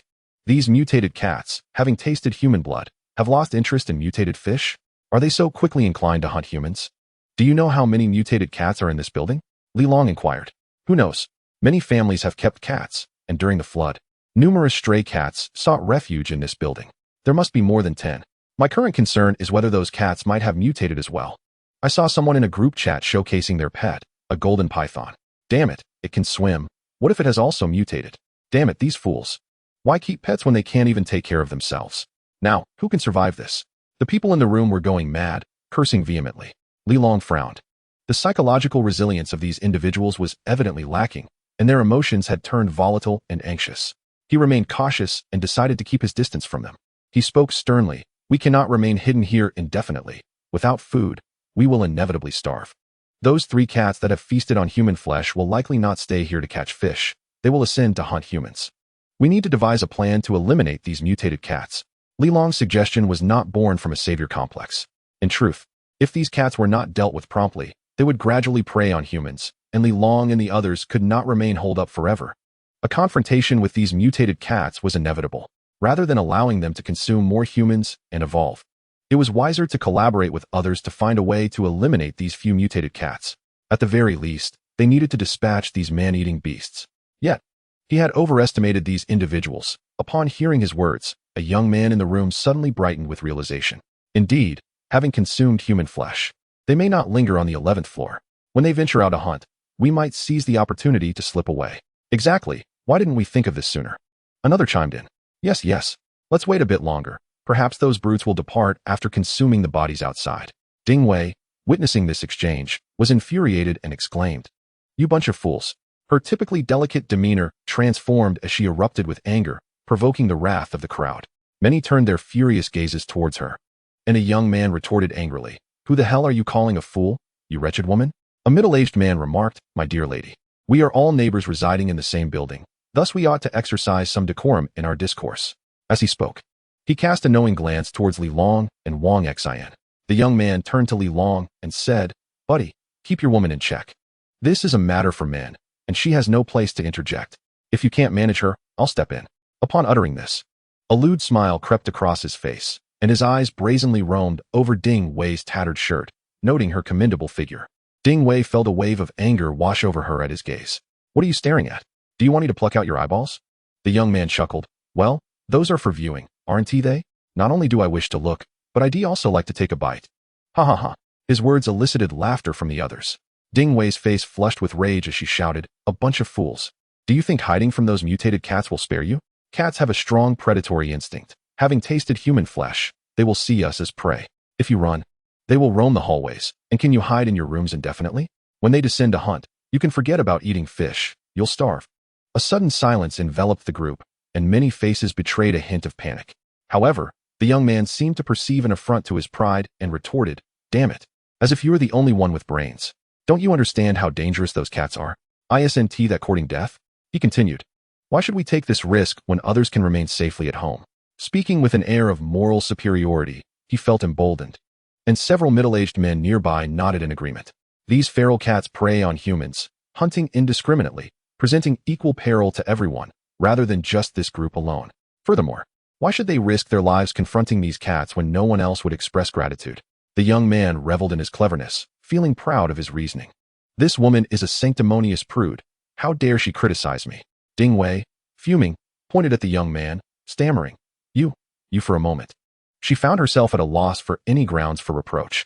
It appeared, as the young man asserted, they were indeed the ones taking risks while others reaped the benefits. Just as the debate intensified, Li Long suddenly stepped forward, and before anyone could react, he seized the young man. Startled, the young man struggled, exclaiming, What are you doing? Let go, let go. Li Long struck the young man across the face with a resounding slap, causing him to lose consciousness and collapse to the ground. The onlookers were taken aback, their expressions shifting to fear as they instinctively retreated from Li Long's presence. Hu Jian, Fetch me a rope, Li Long commanded. Disregarding the crowd, Hu Jian hesitated momentarily but quickly regained his composure, eagerly nodding in agreement. Sure, Li Gu. I don't have a rope, but would my belt suffice? Li Long accepted the belt and bound the young man securely. Rising to his feet, he surveyed the crowd. Calm yourself, young man. We are all in this together. However, his words were abruptly interrupted by Li Long. I have a plan that could allow everyone to escape. Would you like to hear it? The middle-aged man fell silent, and all eyes turned towards Li Long. He scanned the group and continued. In a moment, I will awaken him and then open the door. The cats should come in upon hearing the commotion. We will use him as bait to draw their attention, allowing us to slip away and lock the door behind us, thereby trapping those wild cats inside while we make our safe exit. With that, he inquired, does anyone have any objections? The crowd fell silent, their gazes fixed on the young man lying on the floor, no one daring to voice dissent. Even the middle-aged man, who had earlier defended the youth, remained silent. Ding Wei looked at Li Long in astonishment, unable to fathom such a notion from him. Nevertheless, she merely paused for a moment, refraining from contradiction. Noting the lack of opposition, Li Long nodded and turned to Wang Xian beside him. Wang Gu, please open the kitchen door and bring him inside. Wang Xian nodded and said nothing further as he dragged the young man toward the kitchen. Li Long followed, securely fastening him to the kitchen's water pipe. At that moment, Ding Wei entered, her face a mask of concern. Are we really going to do this? Li Long regarded her and replied, this is a different situation. Reasoning with them is futile. Human nature is fundamentally selfish. In circumstances like these, only force compels obedience. Ding Wei nodded, asking, but why him? I mean, how was he chosen as bait? Li Long glanced at her and noticed a flicker of hope in her eyes, though it was merely her disdain for him. After a prolonged gaze, Ding Wei finally smiled and said, is it because he insulted me? Li Long chuckled, you're overthinking it. Ding Wei rolled her eyes, her heart secretly elated. Once the rogue was secured, Li Long emerged from the kitchen and declared, we should hide in the restroom until all the mutated cats enter. Once they do, I will close the kitchen door, and you can make your escape. The crowd nodded in agreement. Let us heed this young man's wisdom. Whatever you say, young brother, will be our course of action. The unspoken understanding among the crowd was palpable. None dared to mention the bait. The middle-aged man regarded Li Long with a gaze filled with trepidation. The young man had merely countered a few of his remarks. Yet Li Long had deemed him a mere lure, which was truly alarming. Li Long, unfazed by their thoughts, declared, very well, let us conceal ourselves. With that, he entered the kitchen and, taking advantage of the others' inattention, placed several mutated fish beside the young man. He was eager to ascertain which sustenance these mutated cats would prefer when both humans and fish were present. Having set down the fish, Li Long instinctively rummaged through a cabinet, his eyes widening in surprise. To his astonishment, the cabinet contained 4 large barrels of gasoline, a most valuable find. After surveying his surroundings, Li Long securely closed the cabinet door. He then seized a crowbar and struck the young man's thigh with considerable force. The young man, jolted awake by the excruciating pain of his broken legs, let out a wretched scream. Upon seeing Li Long, he immediately cursed, damn you. Li Long, maintaining a stoic expression, swiftly exited the kitchen and, without uttering a word, turned the doorknob and concealed himself behind the door. Suddenly, the door was forcefully thrust open by a shadowy figure.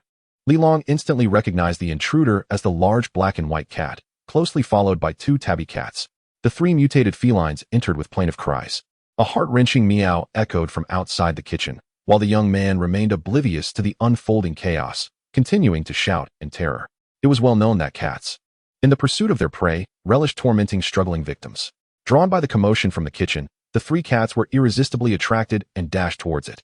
At that moment, Li Long silently emerged, hastening to the kitchen entrance to peer inside. 2 of the cats were captivated by the fish on the ground, with one seizing a fish. However, the large black and white cat disregarded the fish entirely, fixating instead on the young man. Terrified and trembling, the young man was rendered helpless, crying out, no, no, no. His legs flailed desperately against the ground, disregarding the agony of his injuries.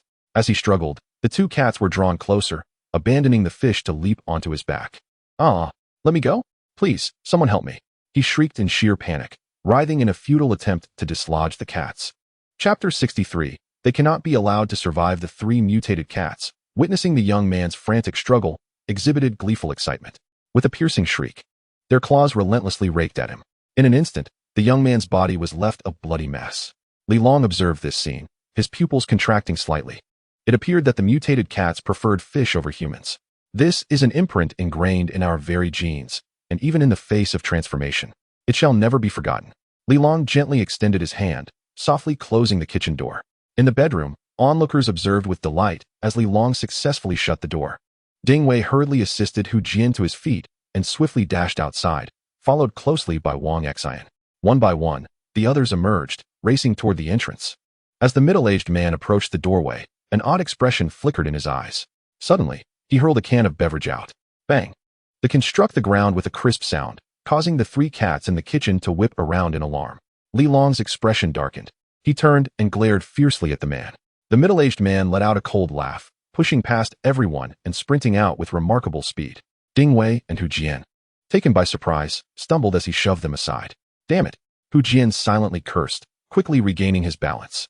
Wang Xian snapped back to reality, shouting, "Stop right there!" The middle-aged man scoffed. Want to take action? Once those cats appear, no one will survive. With that, he darted upstairs. At that moment, the 3 cats began frantically battering the kitchen door. Li Long, both startled and enraged, realized that the kitchen door was not a robust security barrier. He immediately released his hold and rushed towards the entrance. Quick, let's go! Ding Wei grasped Hu Jian's arm, and without hesitation, they bolted for the upper floors. Everyone disregarded the sudden turn of events, all racing towards the staircase. The more astute among them ascended to the 12th floor, making a beeline for Unit 3. Just as Li Long reached the doorway, the kitchen door was forcefully flung open. With a resounding bang, Li Long slammed the main door shut, only to be met with a series of violent knocks. Bang, bang, bang. Something collided with the door, followed by a piercing feline scream. Simultaneously, a rustling of footsteps echoed through the corridor. A chill ran down Li Long's spine, prompting him to retreat into the hallway. Suddenly, a meow pierced the air. Li Long turned to see, with wide eyes, that a large black and white cat had squeezed itself through the kitchen window. The glass was less sturdy than the kitchen door. The black and white cat struck at the window, causing fissures to spiderweb across the glass, threatening to shatter at any moment. Li Long, get out of there! Ding Wei's frantic voice echoed from upstairs. Li Long glanced at the menacing cat, recalling its initial act of consuming human flesh rather than fish, igniting a surge of murderous intent within him. It cannot be allowed to survive. In an instant, a formidable black firearm appeared in his grasp. Without even taking aim, Li Long stepped forward and pulled the trigger. Bang! The gunshot reverberated like thunder outside the door. With a sudden crack, the glass shattered, and the black cat leaped into the air, as if struck by an electric shock, momentarily suspended in midair. It emitted a piercing cry before plummeting into the water below. Before Li Long could fully comprehend the scene, 2 more cats emerged from the kitchen window. Without a moment's hesitation, he pulled the trigger. Bang! Bang! 2 shots rang out, and the mutated felines fell lifeless to the ground. Only then did Li Long breathe a sigh of relief and hurriedly stow away his handgun. Turning around, he was reassured to see Ding Wei and exclaimed, "What are you doing down here? We must leave this place immediately." Grabbing her hand, he turned and ran. They ascended to the 13th floor, where they met Hu Jian and Wang Xian. Fearing another encounter with the mutated beasts, the trio sprinted up to the 15th floor, where they finally felt a measure of safety. "Li Gu, I saw that middle-aged man head towards the 3rd unit," Hu Jian said angrily, supported by Wang Xian. Li Long waved his hand dismissively. "Rest assured, as long as we remain within this building, he won't escape. We must be cautious. There may still be mutated cats, dogs, snakes, and other creatures lurking. The corridors are no longer safe. Indeed, given enough time, these small animals will begin to feed on mutated fish and drink from the contaminated water. They are bound to mutate as well," Ding Wei quickly concurred. The day's events involving the mutated cats had shocked everyone. If cats could mutate, what about dogs? Rats? Cockroaches? Spiders? A sense of dread settled over them as they hastened towards the 16th floor. Ding Wei recalled Li Long's suggestion to construct a raft and escape the building. She needed to ponder this seriously. Staying here posed dangers and potential food shortages. Perhaps ascending to higher ground might offer a chance of survival. However, she glanced back at the corridor. The rain continued to pour, and mutated fish swam in the water below. Escaping was not a simple endeavor. On the 16th floor, Li Long stood on the terrace, seemingly lost in thought, yet he was actually attuning himself to the enhancement of his abilities. The elimination of the 3 mutated cats had provided a surge of vitality, even more potent than his previous encounter with Zhao Ziqiang. He could sense a significant advancement in both his strength and spirit. If he were to cleanse this building of all mutated creatures, to what heights could he ascend? Intrigued, he pondered the number of pets that might have been kept in the building. He wondered how many had mutated and the nature of their transformations. If they had developed a taste for human flesh, it would spell trouble. "Li Gu, what are you doing here?" Qi Xinxin approached the terrace, offering him a cup of hot water. Li Long only drank plain water, a fact she was well aware of. Li Long chuckled. Although the death of Zhao Ziqiang brought about numerous unforeseen circumstances, I am quite pleased with the considerable amount of food we have gathered. What of old Zhao and Hu Jian? Qi Xinxin inquired. Hu Jian has suffered a broken wrist, but Sister Yuan has managed to reset it. We are not skilled in bone setting, so we are uncertain if it will heal properly. Alas, if fortune does not favor us, he may be left incapacitated. Old Zhao's injuries are not severe, merely superficial wounds that should mend with some rest. Li Long furrowed his brow. I wonder if there are any doctors within our building. Qi Xinxin paused, suddenly recalling. Indeed, there seems to be a doctor in our community. Please wait, I shall check the group chat. She promptly retrieved her phone and scoured the group chat. Though the internet was down, the chat history remained. Chapter 64. Brother Li's Cleanliness. I found him. His name is Yang Huayu, residing in Unit 501 of the adjacent building, number 75. Li Long inquired, what department does he belong to? Let me see. It appears to be traditional Chinese medicine. Yes, that's correct, traditional Chinese medicine. Previously, someone in the community group had mentioned wanting to purchase masks from him. Li Long lifted his gaze towards the balcony, his brow deeply furrowed. Is Unit 501 in the neighboring building not submerged? The distance between their building and number 75 was merely a few dozen meters. However, with the waters teeming with mutated fish, who would dare venture outside? Despite the short distance, in the water, one might not even have the chance to dive in before being devoured by those abominable creatures. Unless, of course, one could procure a boat. The mere thought of a boat ignited in Li Long the desire to escape this building. He contemplated that their supplies were currently sufficient, rendering further risks unnecessary. The paramount priority now was to acquire a vessel as swiftly as possible. Xinxin, did your previous residence possess an induction cooker? Li Long asked as he sipped his warm water. Qi Xinxin shook her head. No, we only had an electric hot pot and a grill. Li Long replied. We should bring those back later. The gas is nearly depleted. A worried expression crossed Qi Xinxin's face. Indeed, there is but a small amount of gas left. Even with my efforts to conserve it, it won't last more than a week. This bottle was opened over 2 months ago. Its depletion is to be expected. I will venture out shortly to find an induction cooker and prepare meals with it. Qi Xinxin swiftly added, Brotherly, the induction cooker consumes a lot of electricity, and the generator requires fuel, which is also running low. You need not worry about cooking. I can gather wooden planks and other materials to start a fire. Li Long shook his head. That will not suffice. Timber is already scarce, and everyone is vying for firewood. Moreover, I need to construct a raft. So we cannot afford to waste any wood. Do not concern yourself with the gasoline. I have my own methods. Upon hearing this, Qi Xinxin nodded in agreement. Yet her brow remained creased with worry. When will this rain cease? If it continues to pour, we will have no firewood to burn. Li Long glanced at the torrential rain outside, his voice low and contemplative. It seems this downpour shows no signs of abating. The sky offers no hint of clearing. He paused momentarily, then added, Regardless, I shall check for an electric stove. Qi Xinxin interjected, Brotherly, dawn is nearly upon us. Perhaps we should rest for the night and search tomorrow instead. After a moment's reflection, Li Long conceded, You might be right. Let us return home. Upon hearing the words return home, Qi Xinxin's face brightened with joy, and she eagerly nodded, linking her arm with Li Long's as she exclaimed, Let us go home. Li Long smiled faintly, savoring the warmth of her touch. His heart ignited with affection. The pair made their way back to room 1601.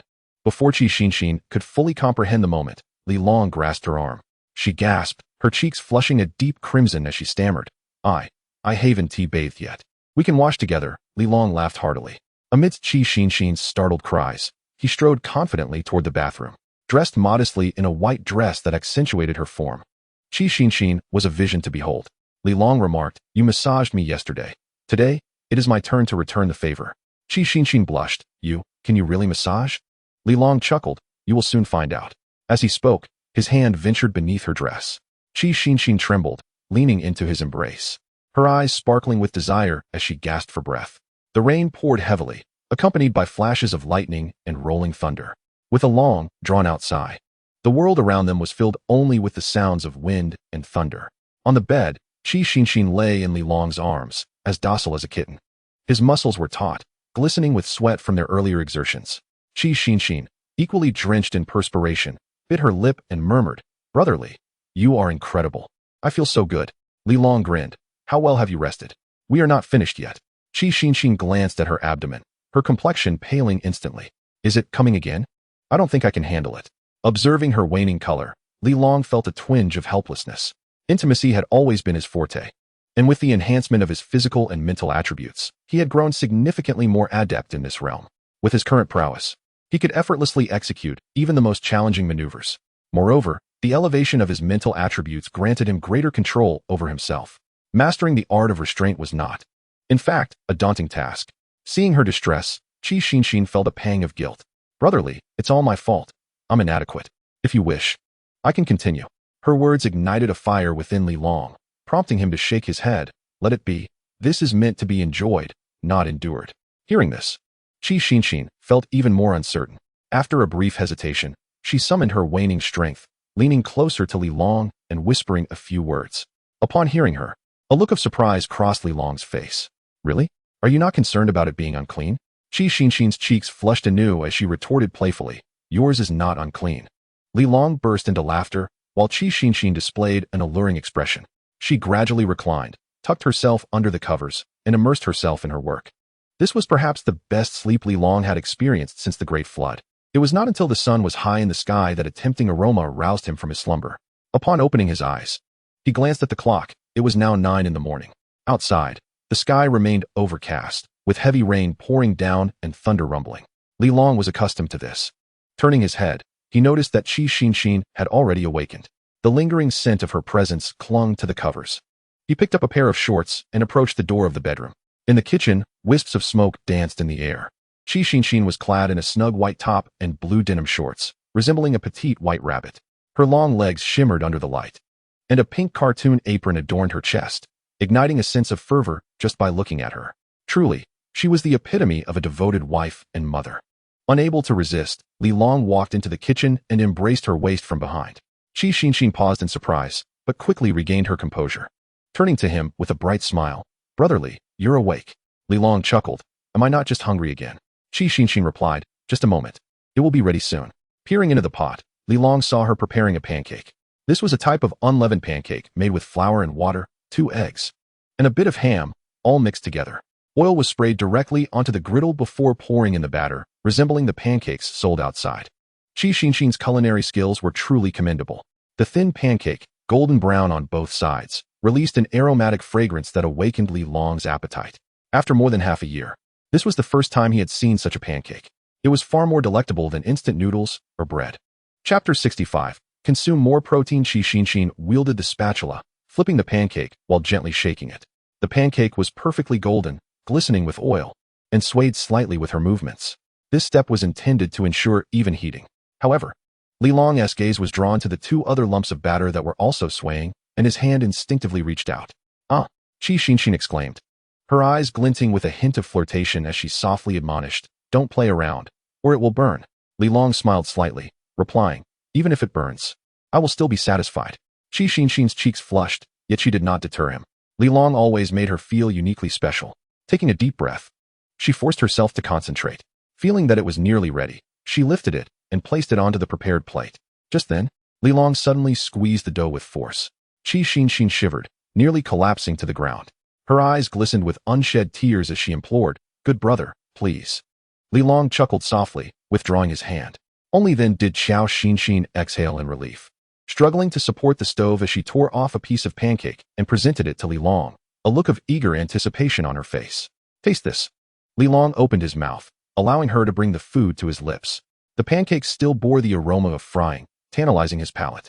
The mingling scents of egg and ham were irresistible, compelling him to swallow. Delicious.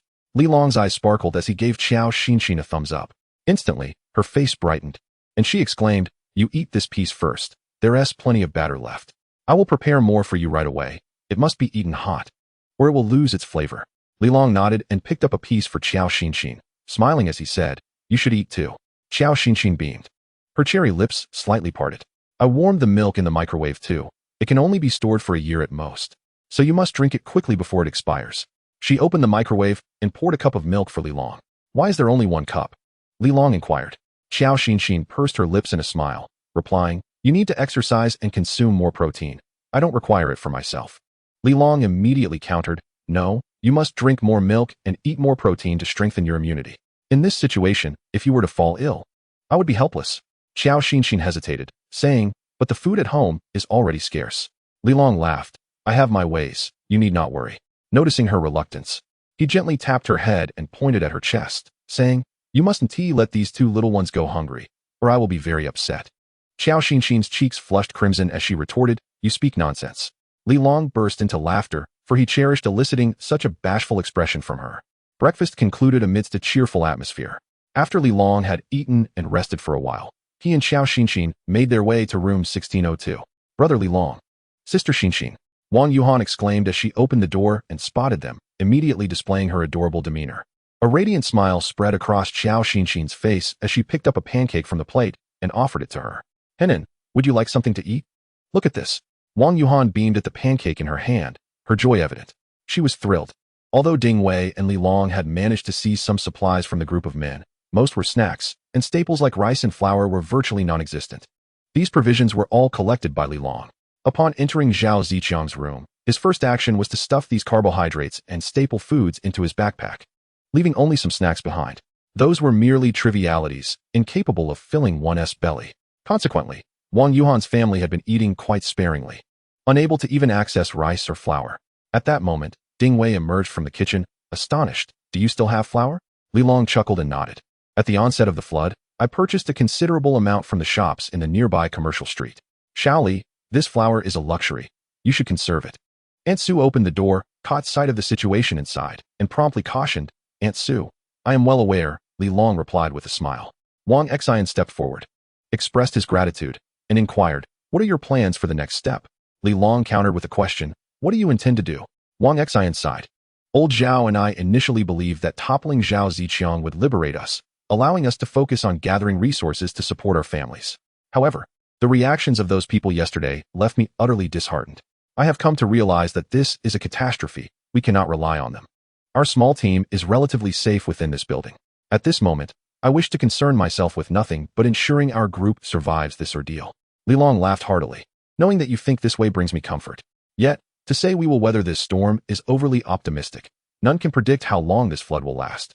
He glanced out the window, where torrential rain continued to pour, accompanied by the rumbling of thunder. Ding Wei could no longer restrain her curiosity. Li Long, what are your plans? Li Long nodded. I do have a proposal I wish to discuss with you. Please, go ahead, Wang Xian urged. Ding Wei added. I will summon Hu Jian so he can listen in. Aunt Sue remarked, I will go fetch old Zhao. Li Long interjected, Old Zhao has mobility issues. Let us go visit him instead.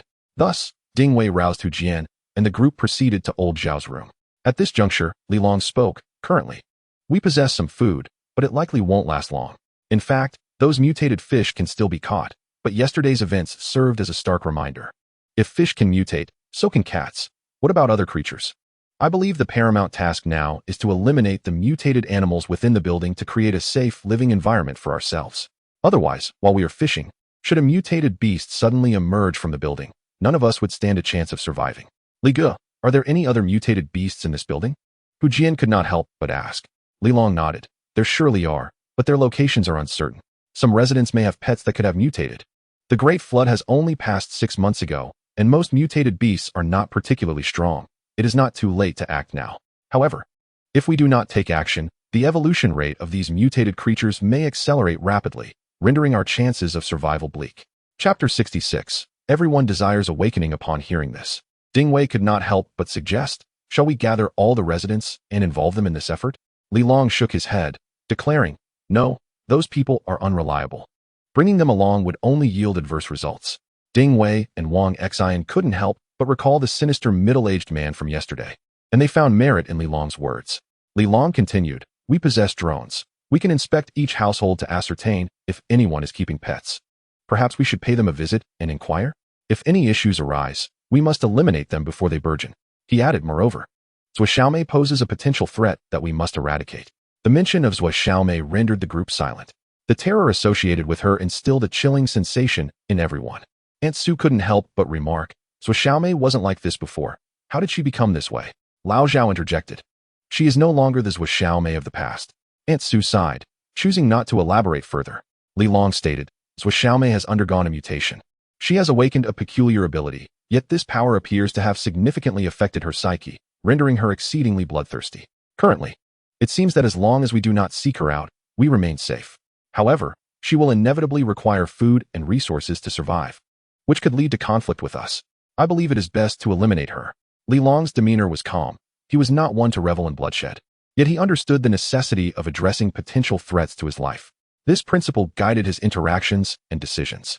Whether dealing with Zhao Ziqiang or Zhou Xiaomei, he maintained an offensive approach rather than hiding in the shadows, hoping for luck or the mercy of others. Given our numbers, do we truly stand a chance? Wang Xian couldn't help but inquire. His question stemmed not from fear, but from genuine uncertainty.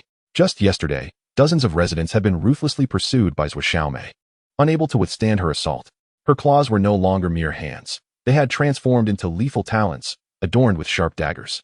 Li Long smiled slightly, asserting, while danger may have existed before, the situation has changed. Everyone was taken aback, unsure of what had transpired. Li Long turned to Ding Wei, saying, Ding Wei, demonstrate your abilities. At this proclamation, the group looked at Ding Wei in confusion. She smiled gently, stepping forward and declaring, I too have awakened an extraordinary power. With that, she unleashed a punch, and a faint luminescence emanated from her fist. She bent down and struck the ground with force. Bang! The earth trembled violently, and a wooden board, as thick as a finger, shattered explosively. Even the surrounding floorboards lifted from the ground. Everyone stood in stunned silence. How could this be? Hu Jian exclaimed in astonishment. Sister Ding, how did you achieve this? Wang Xian hurried over to inspect the floor, gazing in astonishment at Ding Wei's radiant fists. You two have undergone a mutation? Old Zhao, unable to resist the urge to sit up, inadvertently stirred his wounds, causing him to collapse back down in pain. Aunt Su promptly assisted him in sitting up. Oh dear, Ding, why are you so agitated? You could have informed me. The floor is quite nice, and if it gets damaged, mopping it will be a hassle. Her eyes fell upon the floor, cherishing the current abode, especially since she had once slept in the corridor. The crowd fell into a silence, unsure of what to say. Ding Wei smiled and remarked, Aunt Su, please do not fret. Perhaps one day the entire building will need to be demolished. What? Why is that? Li Long waved his hand dismissively. Let us set that matter aside for now. Ding Wei's supernatural abilities have awakened. She can enhance her strength and defense by channeling her powers to any part of her body. Yuan Xiaoya could not help but inquire, how did Ding's powers awaken?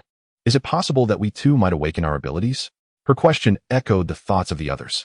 It was evident in the fervent gazes of Wang Xian, Hu Jian, Zhao Youji, and Qi Xinxin beside Li Long, all fixated on Ding Wei. Ding Wei explained, according to the research conducted by Li Long and myself, theoretically, anyone who consumes mutated fish and drinks rainwater will experience varying degrees of mutation. However, a catalyst is needed for the abilities to manifest. Catalyst? The crowd's faces displayed confusion. Yes, catalyst. Li Long continued. This world is undergoing mutations in ways we cannot comprehend. It is not just the fish in the water that are mutating. Even the feral cats in the building and those who have consumed mutated fish are affected. If I am not mistaken, all living beings on this planet are rapidly evolving. Although we appear unchanged on the surface, our cells and genes have indeed transformed. The precise cause eludes me. Perhaps it stems from our consumption of mutated fish, the rain we have ingested, or the air we breathe, leading to these mutations. In any case, there are numerous possibilities, but these details are of little consequence. Why have only Luo Xiaomei and Zhao Ziqiang awakened their abilities? Initially, I could not fathom the reason until Ding Wei awakened her powers yesterday, which brought me to a sudden realization. Li Long articulated each word carefully, and the audience listened intently, afraid to miss a single syllable. Xiaoli, what is the underlying reason? Zhao Youji could not contain his curiosity. Being the eldest and bedridden due to his injuries, he felt a sense of urgency. Fully aware of his current burdensome status, having lived for so long, Zhao Youji understood the societal rules and the nuances of human relationships. Although at this stage everyone was helping each other and cooperating well, he felt the weight of his predicament. However, if one were to remain in the team merely as a burden, consuming resources without contributing, it would undoubtedly cause discomfort among others, even if they refrained from voicing their sentiments. Over time, such an individual would inevitably find themselves ostracized from the core group, falling far behind.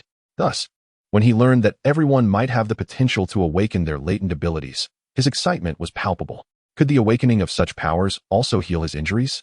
Could this aging body of his once again synchronize with the rhythm of the team? Hence, he eagerly posed his question. Meanwhile, Hu Jian was brimming with enthusiasm.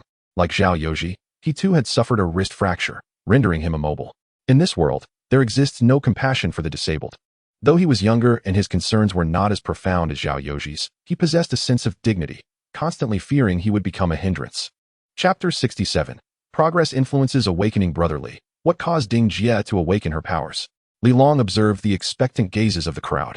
With a slight smile, he responded, I believe the awakening of abilities largely hinges on an individual's subjective will and emotional state. Well, emotions? What do you mean by that? The crowd was momentarily taken aback. Struggling to comprehend, Li Long patiently elucidated. Zhao Ziqiang awakened during a life-or-death moment. I witnessed his transformation firsthand.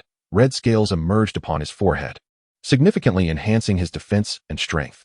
It took tremendous effort for me to finally defeat him. His awakening was precipitated by a life-threatening situation. Great terror exists between life and death. Thus, his awakening was anticipated. Initially, I thought that to acquire such extraordinary powers, one must endure trials of life and death. However, after sparring with Zhou Xiaomei and later visiting her home, I realized the truth was more nuanced. Zhou Xiaomei did not experience death, but rather emotional torment. Her daughter was murdered before her eyes, which provoked immense distress. Li Long recounted his observations at Zhou Xiaomei's residence to the group, who were taken aback, feeling a mix of shock and anger, yet they began to believe in Li Long's hypothesis. Brotherly, are you suggesting that the awakening of abilities is fundamentally an emotional issue? Hu Jian furrowed his brow, struggling to articulate his thoughts. Yet, he ultimately held back. When Zhao Ziqiang's underlings violated his girlfriend, he was nearly driven to madness. In that moment, he felt utterly shattered, convinced that his girlfriend experienced despair even greater than his own.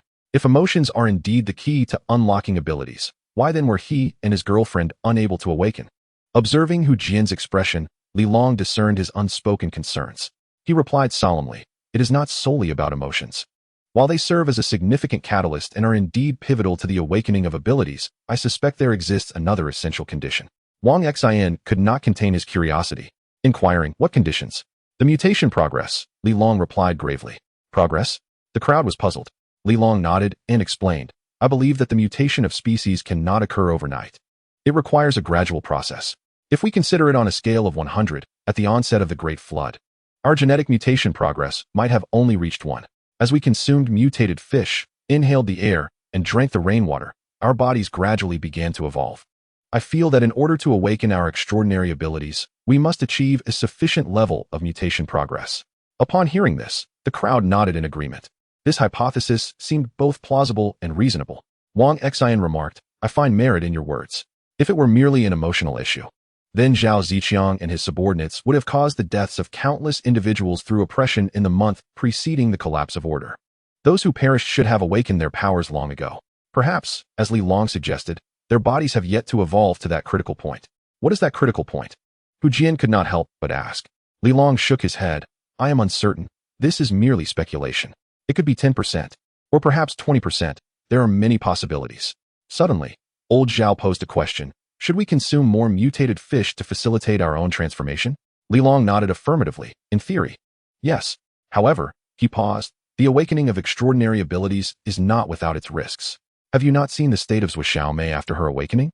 She lost her sanity, consumed by hatred, becoming violent and bloodthirsty. Moreover, this mutation seems to have altered certain biological traits in some individuals. Her hands have never returned to their human form. I do not know if she has chosen to remain this way, or if she is incapable of reverting back. Nonetheless, we must take this into account. Upon hearing this, the crowd furrowed their brows. No one wished to become a creature like Zhou Xiaomei. Sister Yuan fell silent for a moment before suddenly asking, but what about Ding Wei? She seems fine. The crowd then turned their attention to Li Long and Ding Wei. This time, it was Ding Wei who spoke.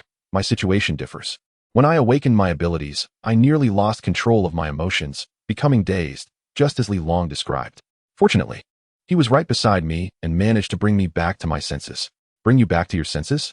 Everyone was taken aback, gazing at Li Long in astonishment. Li Long responded, that is indeed my belief. This mutation process is not irreversible. Furthermore, it can be disrupted by external forces. Zhao Ziqiang only began to mutate when I was on the verge of killing him. However, he did not fully transform before I ended his life.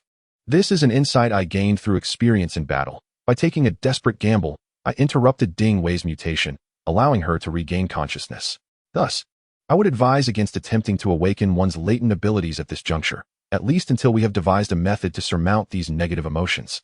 The assembly nodded in agreement. Although there was a sense of regret, the peril was deemed too great to risk. No one wished to possess formidable powers only to become a deranged harbinger of slaughter and destruction.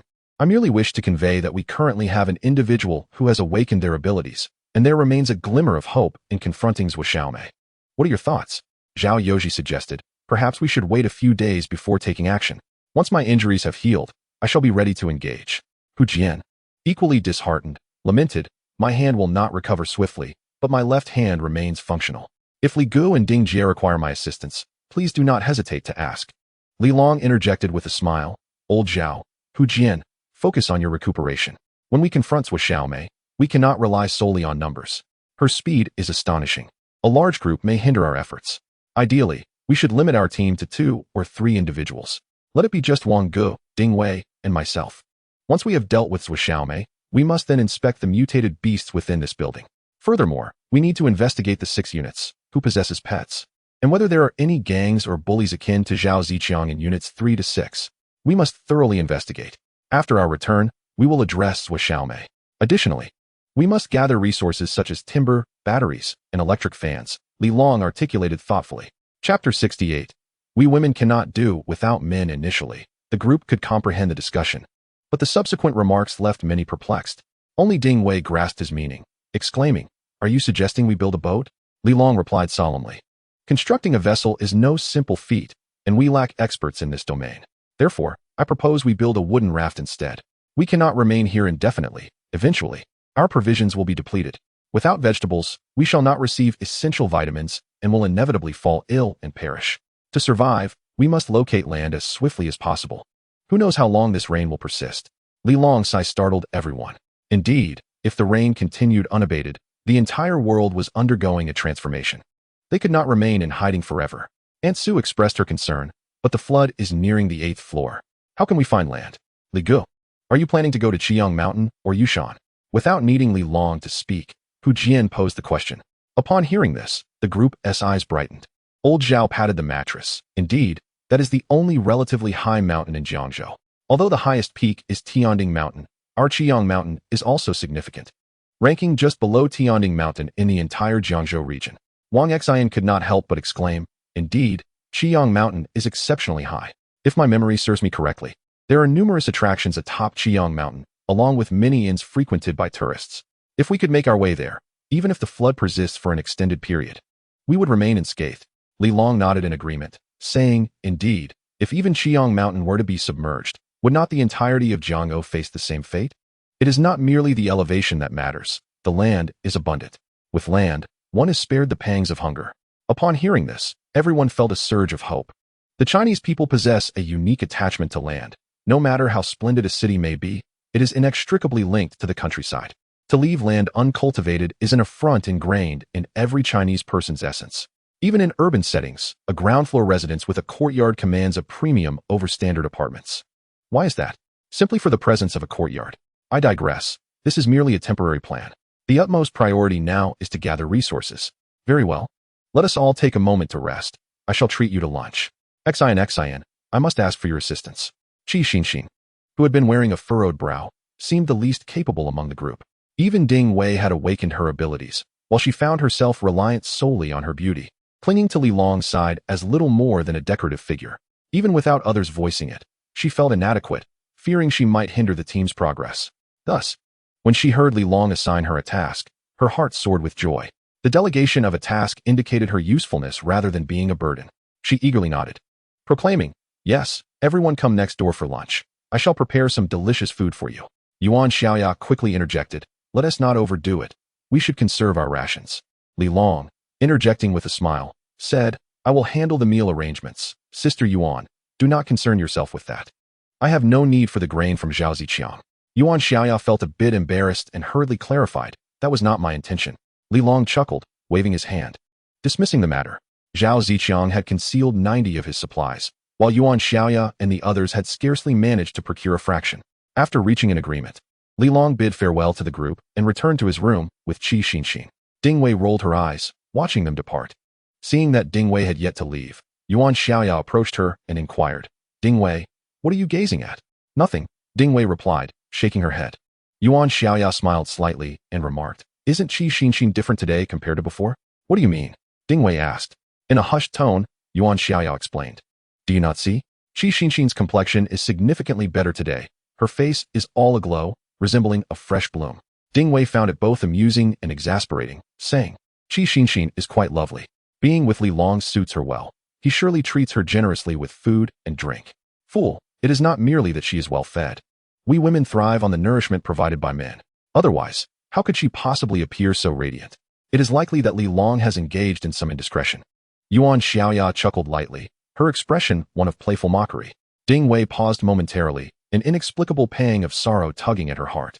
As the two conversed, Su Fong emerged from the kitchen, drawn into their dialogue.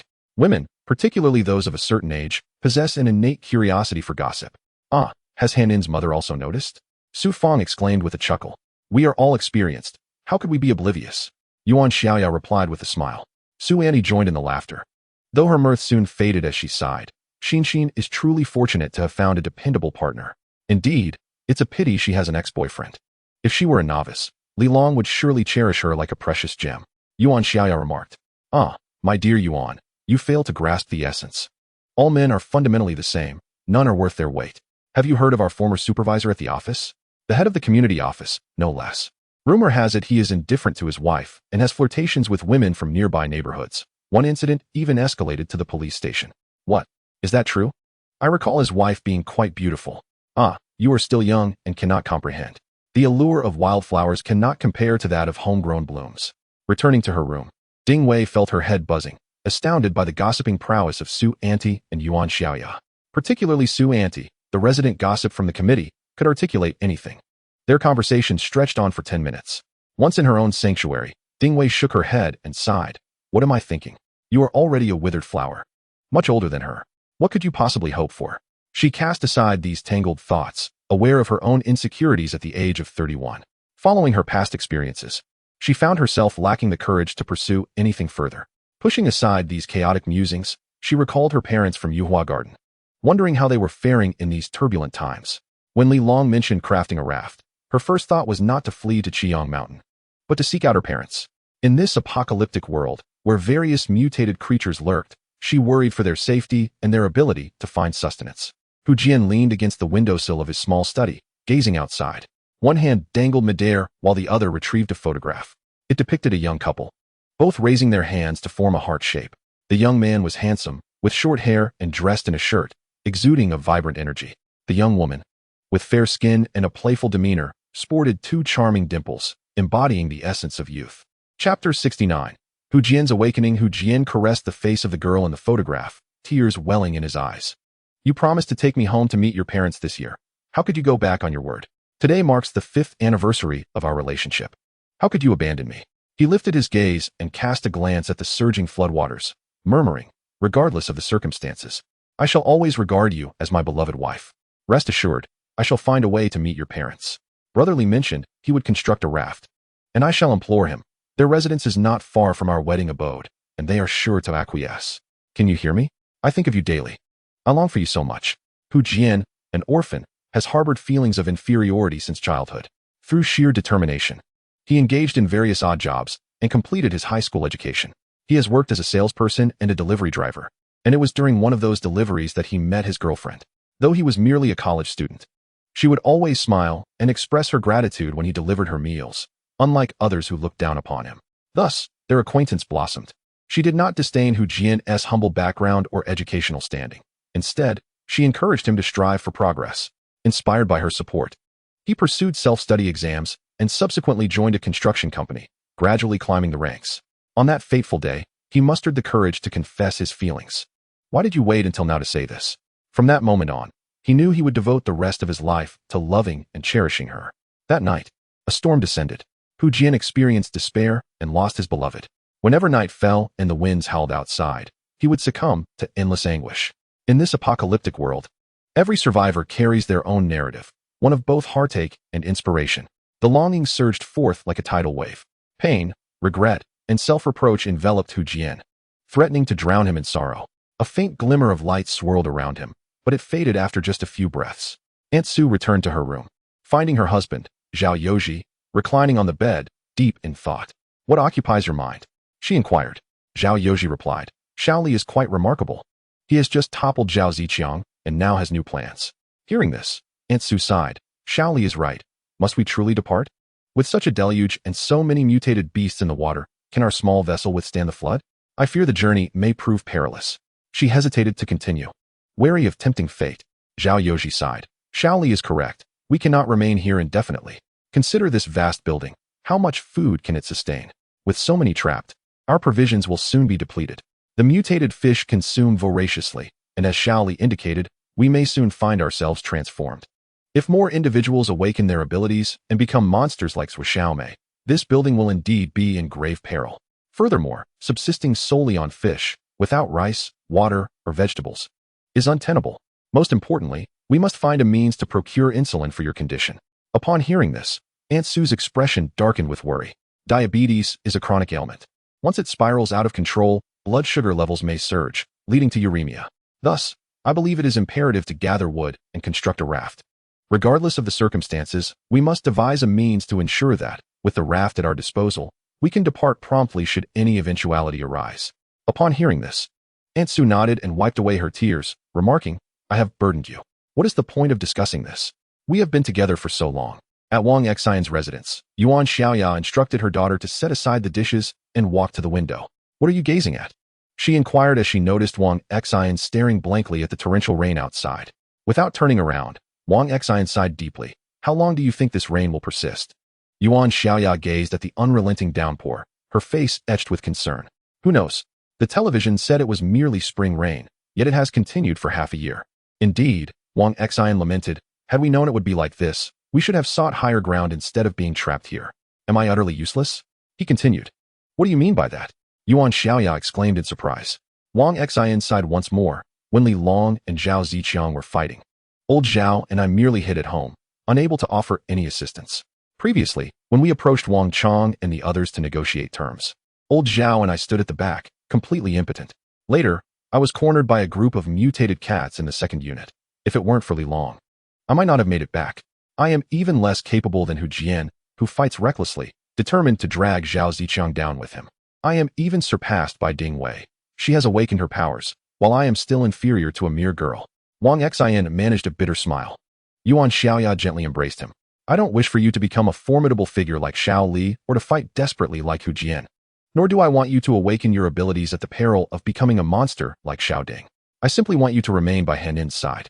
I have a husband, and Henin has a father. When the flood comes, it is you who cares for us, ensuring we do not go hungry or suffer indignities. My dear, you are already stronger than many. Wang Xian was momentarily taken aback, gazing at his wife's gentle countenance, and could not help but smile.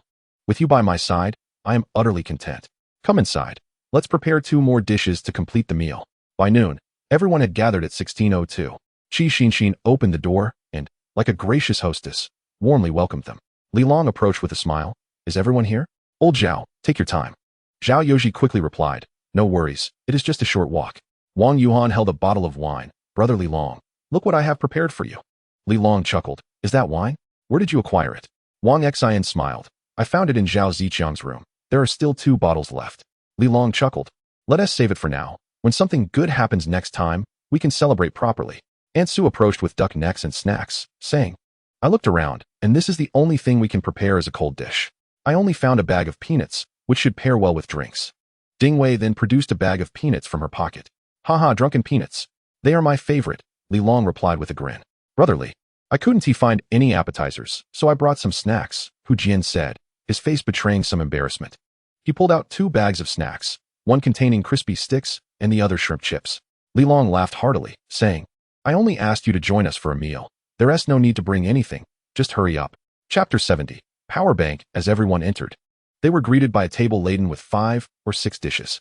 At the center lay a plate of braised pork, glistening with oil, the fatty meat simmered to perfection, making one's mouth water. Braised pork, Wang Yuan exclaimed, her eyes wide with delight, nearly drooling. It had been ages since they last tasted it. Wow, there's even steak? Ding Wei stared at a plate of steak, equally astonished. After the flood, every household had been without power, making it impossible to preserve meat, which was already beginning to spoil. Now everyone had access to meat, but only fish. He hadn't eaten meat in over 6 months. Not just Wang Yuan. Even Ding Wei swallowed hard at the sight. Additionally, there was a vibrant green dish that immediately captured everyone's attention, stir-fried vegetables with dried chili. This was a common dish. Yet after the flood, who could still enjoy fresh greens? With no meat available, they had resorted to eating mutated fish. As for vegetables, they were simply unattainable. No one could have anticipated that Li Long would prepare greens for them. The last two dishes were rather conventional. A plate of corn stir-fried with ham, a blend of meat and vegetables, and a chicken stew with potatoes and more greens. The array of dishes left everyone in awe. Xiaoli, what have you done? There are chicken legs too. Wow, and green peppers? Brotherly, do you get to eat these every day? They couldn't help but inquire. Li Long shook his head with a smile. Not every day. I have a refrigerator, so I can store some meat and vegetables. A refrigerator? Do you have electricity at home? Even Aunt Sue was taken aback by this revelation. Ding Wei, however, remained composed.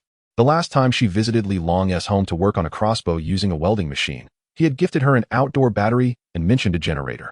At that time, she had been quite astonished, and now, witnessing the astonishment on others' faces, she couldn't help but chuckle. Even Aunt Sue, at her age, was so surprised. It was clear that the others were equally amazed. Although Lao Zhao and Wang Xian had visited 1601, they were fully aware of their actions and refrained from indiscriminate exploration, particularly in sensitive areas like the kitchen. This explains their surprise at discovering that Li Long possessed a generator.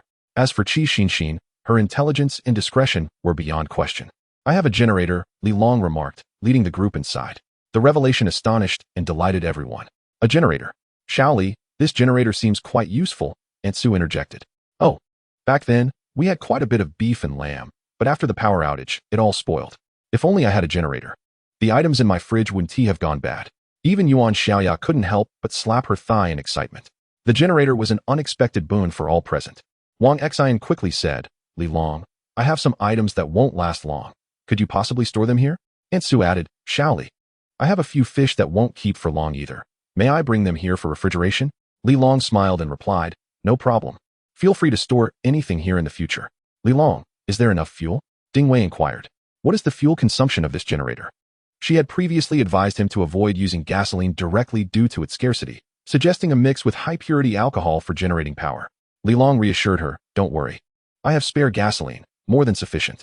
By the way, when we venture out to gather resources, we must bring back any batteries we find. With our generator, we can recharge them. Hu Jian promptly asked, Brotherly, can the electric bike battery be used? I have one at home. Li Long nodded affirmatively, absolutely. The capacity of an electric bike battery is substantial and highly practical. Xiao Li, what do you need the electric bike battery for? Lao Zhao inquired curiously. Li Long chuckled. I plan to modify it, connecting several batteries together, and then find a few engines to create a power source. With such a device, we can swiftly construct rafts, thereby conserving both time and effort. Upon hearing this, everyone's eyes sparkled with excitement. Wang Xian nodded, indeed. If we can harness batteries to create power devices and build larger rafts, we could sail far and wide. However, batteries were not easily found. They were typically possessed by those who ventured into the wilderness. Xiao Hu, where does your family get batteries? Wang Xian asked in confusion. Hu Jian sighed and replied, it's from my girlfriend. She refuses to charge at the community charging stations, so she always brings the batteries home to recharge. Lao Zhao couldn't help but interject. Didn't we say that batteries are not allowed in the elevator? Hu Jian, with a pained expression, lamented. My girlfriend is quite frugal and understands that earning money is not easy for me. As he spoke, his eyes glistened with unshed tears. Everyone recalled the circumstances surrounding him and his girlfriend, and a collective sigh echoed in their hearts. Lao Zhao, feeling the weight of the moment, offered an apology. I'm truly sorry, Xiao Hu. At my age, I still struggle with words. Hu Jian managed a bittersweet smile and shook his head, signaling that he was fine. He then turned to Li Long and said, I'll retrieve the battery shortly. Wang Xian interjected, Xiao Zhao's family has batteries, and others might as well, particularly the elderly. Many of them likely hesitate to use the community charging stations and would prefer to take their batteries home for charging. We can search for them later. Li Long chuckled. Just keep that in mind. Let us eat. He gestured for everyone to take their seats. At that moment, Qi Xinxin brought 2 more dishes to the table. Regrettably, they were all meat dishes, devoid of any vegetables. The assortment of meat had been frozen by Li Long, while the vegetables primarily consisted of green peppers, eggplants, potatoes, and tomatoes. However, it wasn't long before the tomatoes disappeared, followed by the green peppers and potatoes. Everyone relished the meal, and the dishes were quickly emptied. After months without meat, who could resist such temptation? Although Aunt Sue had diabetes, she couldn't help but indulge in a few extra bites. Wang Xian, unwilling to waste the remaining braised pork sauce, poured it over his rice, soaking it thoroughly before savoring each bite. As for the bottle of red wine, they had consumed half and decided not to continue drinking. Despite not having enough wine, they enjoyed the meal immensely. The ingredients were a rarity, especially the vegetables, which were hard to come by during this time. Furthermore, Qi Xinxin's culinary skills left no room for criticism. After a brief respite, Li Long rose and announced, "Everyone, it is time to prepare for departure." Ding Wei was the first to react, instantly standing up and donning her gear. She had changed into a shirt and found a vest adorned with metal plates, providing protection for her waist, ribs, and back. The vest accentuated her figure beautifully. She was strikingly attractive, and her physique was commendable. Otherwise, Lao Huang would not have taken advantage of her. Her ensemble was particularly eye-catching, prompting even Li Long to steal a few glances. Unfazed by the attention, Ding Wei promptly put on her electric helmet. Such helmets were common in every household, with many families possessing more than one. Prior to the flood, the traffic police in Jiangzhou had conducted rigorous inspections of electric vehicle helmets, ensuring that nearly every household was equipped with one. Upon seeing others emerge, Li Long couldn't help but chuckle as Wang Xian and Hu Jian donned their electric helmets.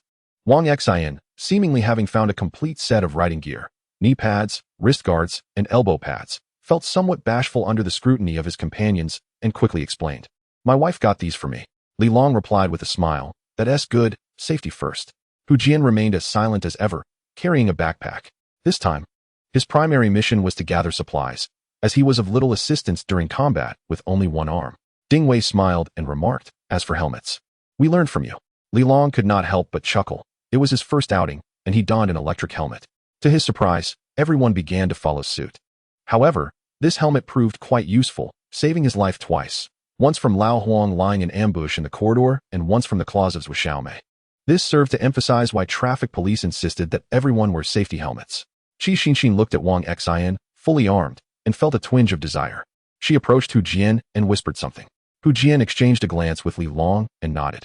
The group then set out, with Li Long and Wang Xian leading the way while Ding Wei and Hu Jian followed. Ding Wei leaned closer to Hu Jian and quietly inquired, "What did Qi Xinxin say?" Hu Jian hesitated momentarily, then replied, "Xinxin mentioned that there's a child on the 14th floor who enjoys skating. They might have knee pads and wrist guards at home. She asked me to keep an eye out, and if I find them, she would be willing to trade for something else." Ding Wei paused, glancing at Li Long with a contemplative expression, choosing not to respond. Hu Jian scratched his head, feeling a bit bewildered. He sensed that Ding Wei's interest in Qi Xinxin seemed somewhat excessive. Before long, the group made their way to the 14th floor. "Wait for me." Ding Wei suddenly halted, speaking up.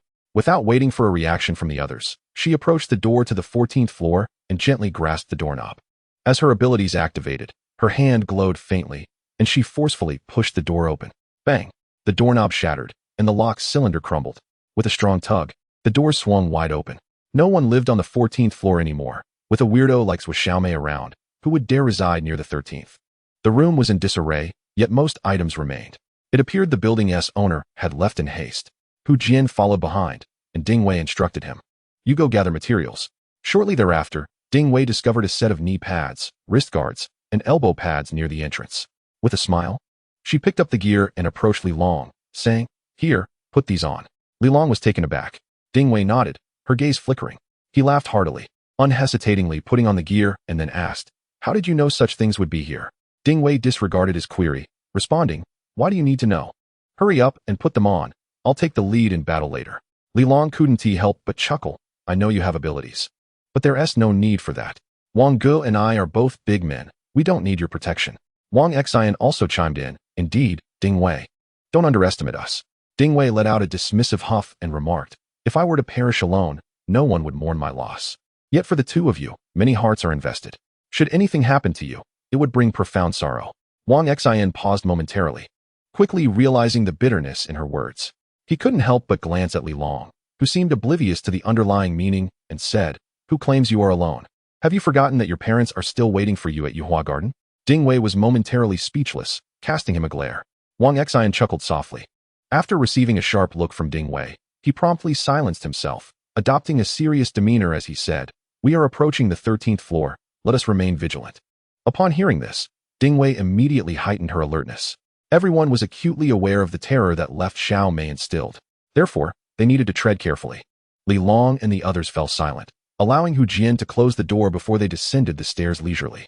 The bloodstains remained visible downstairs, yet the body had vanished. Upon opening the door to the 13th floor, a foul stench assailed their senses. Faintly, The sound of a woman's singing could be heard within. The eerie melody echoed through the dimly lit corridor, sending shivers down their spines. The three exchanged glances, sensing an oddity in the air. As they approached the doorway, they peered cautiously inside. A face suddenly emerged before them, followed by a light laugh. The visage was pallid, devoid of any color. Li Long involuntarily gasped, staggering back. It was a corpse hanging suspended in the air. The body swayed gently in the breeze, attached to the door. In the living room, Zhou Xiaomei donned a white nightgown, stained with blood. She cradled a female corpse, presumably that of her daughter. Throughout the room, on the balcony, in the kitchen, and the living area, there were bodies scattered about, creating the illusion of a crowded space. The scene was truly chilling. Ding Wei shuddered. What was she doing? Why suspend the corpses? Li Long shook his head, casting a fierce glare at Zhou Xiaomei. His enhanced mental acuity allowed him to perceive an unusual aura emanating from her. Zhou Xiaomei now appeared even more terrifying than the day prior. Had her mutation accelerated? How could such a drastic transformation occur in merely a single day? Li Long's heart raced with uncertainty. Nevertheless, Zhou Xiaomei's current state was profoundly unsettling. The trio refrained from making any rash moves, continuing to observe. They saw Zhou Xiaomei cradling her daughter, a gentle smile gracing her face. Look, Xiao Gao has arrived. I remember you said your favorite was when he played the piano. Chapter 72. Finally eliminating the hidden dangers. I have always opposed your romantic pursuits. Not wishing for you to engage in early relationships during high school, as it could impede your studies. However, now, I have no objections. Go and enjoy your time with Xiao Gao. Why do you ignore your mother? Are you hungry? All right, I shall fetch you something to eat. Zhou Xiaomei placed her daughter's lifeless body on the ground and swiftly made her way to another corpse in the kitchen. She raised her hand, her fingers slicing through the air as she tore away a piece of flesh. Humming a tune, she proceeded to chop the meat in the kitchen. After a while, she emerged with a bowl of raw meat, sampling a morsel before offering it to her daughter, saying, "Try this, your favorite braised lion's head." She pried open Lu Cheng's mouth and fed her a bite. Yet, from the decaying mouth, maggots crawled forth. Zhou Xiaomei pinched them, frowning as she remarked, "Look at you. You've dropped your meal." As she continued to feed her daughter with the maggots, Ding Wei, witnessing the scene, nearly retched. Any ordinary person would have been paralyzed with fear. It was more terrifying than a horror film. Zhou Xiaomei's mental state was undeniably disturbed. Li Long felt a jolt of alarm. Ding Wei's scalp prickled. Would she, without Li Long's interference, become like Zhou Xiaomei? In that case, she would prefer death. Li Long took a deep breath. Wielding a crowbar in his left hand and a large black star in his right, Ding Wei and Wang Xian turned to look, only to see Li Long had raised his gun, aiming at Zhou Xiaomei in the living room. You have a gun? Ding Wei and Wang Xian's eyes widened. Filled with disbelief as they gazed at Li Long offered no explanation, but simply stated, "When I fire, you both charge." The duo opened their mouths to speak. But now was clearly not the time for inquiries. Bang! The gun fired. In the room, Zhou Xiaomei was feeding her daughter when the gunshot startled her, causing her to whip around. She fell to the ground like a ghost, the bullet whizzing past her body. Li Long was an excellent marksman, aiming for Zhou Xiaomei's chest. And at this distance, he should have hit his mark. However, he did not anticipate Zhou Xiaomei's incredible speed. Undeterred, he fired again, a second shot, then a third. Bang! Bang! 2 more shots rang out, and Zhou Xiaomei could not evade them. One bullet struck her chest. She let out a shriek, blood splattering forth. Yet, in the next moment, she lunged forward fearlessly. So swift, Li Long barely had a chance to aim again. The distance between them had closed to a mere breath, leaving only close combat. Engage! Li Long barked. He swung the crowbar in his grasp. Zhou Xiaomei twisted her body, her fingers tracing a graceful arc through the air. Clang! Their nails collided with the crowbar, sparks flying. Strikingly, white marks appeared on the crowbar. It's you. Zhou Xiaomei recognized Li Long and immediately shouted. She lunged at him once more. Li Long raised his crowbar in response. Zhou Xiaomei swiftly sidestepped, evading the bullet with remarkable speed. Her left hand transformed into a claw, striking with astonishing rapidity towards Li Long's abdomen. Li Long promptly bent down to avoid the attack. At that moment, Ding Wei charged forward, her fist shimmering with a faint glow. Perish!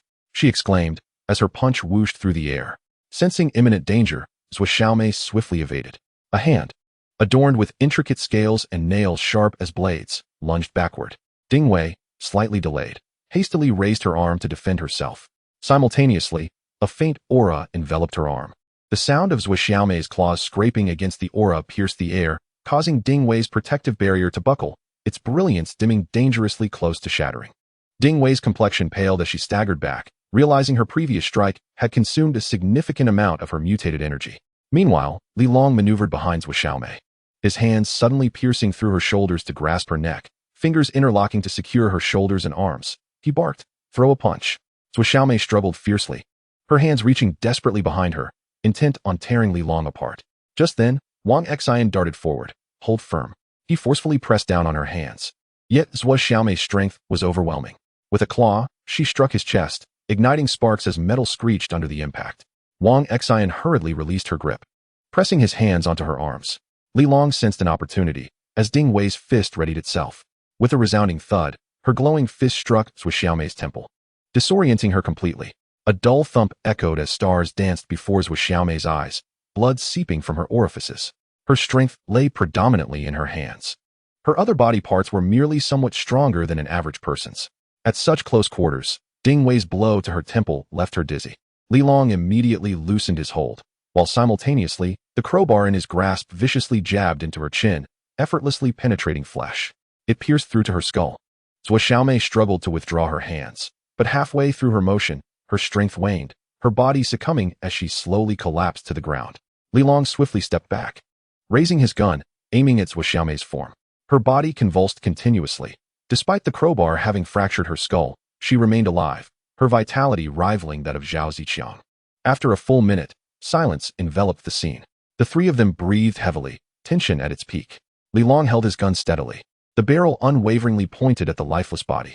A few moments later, Ding Wei's voice resonated. "Is it dead?" Li Long was uncertain, but when a warm current enveloped him, he felt an immediate sense of relief, quickly followed by elation. This warmth was even more potent than that of the mutated cat. After all, no matter how much fish a mutated cat consumes, it could never surpass the swiftness of a mutated human.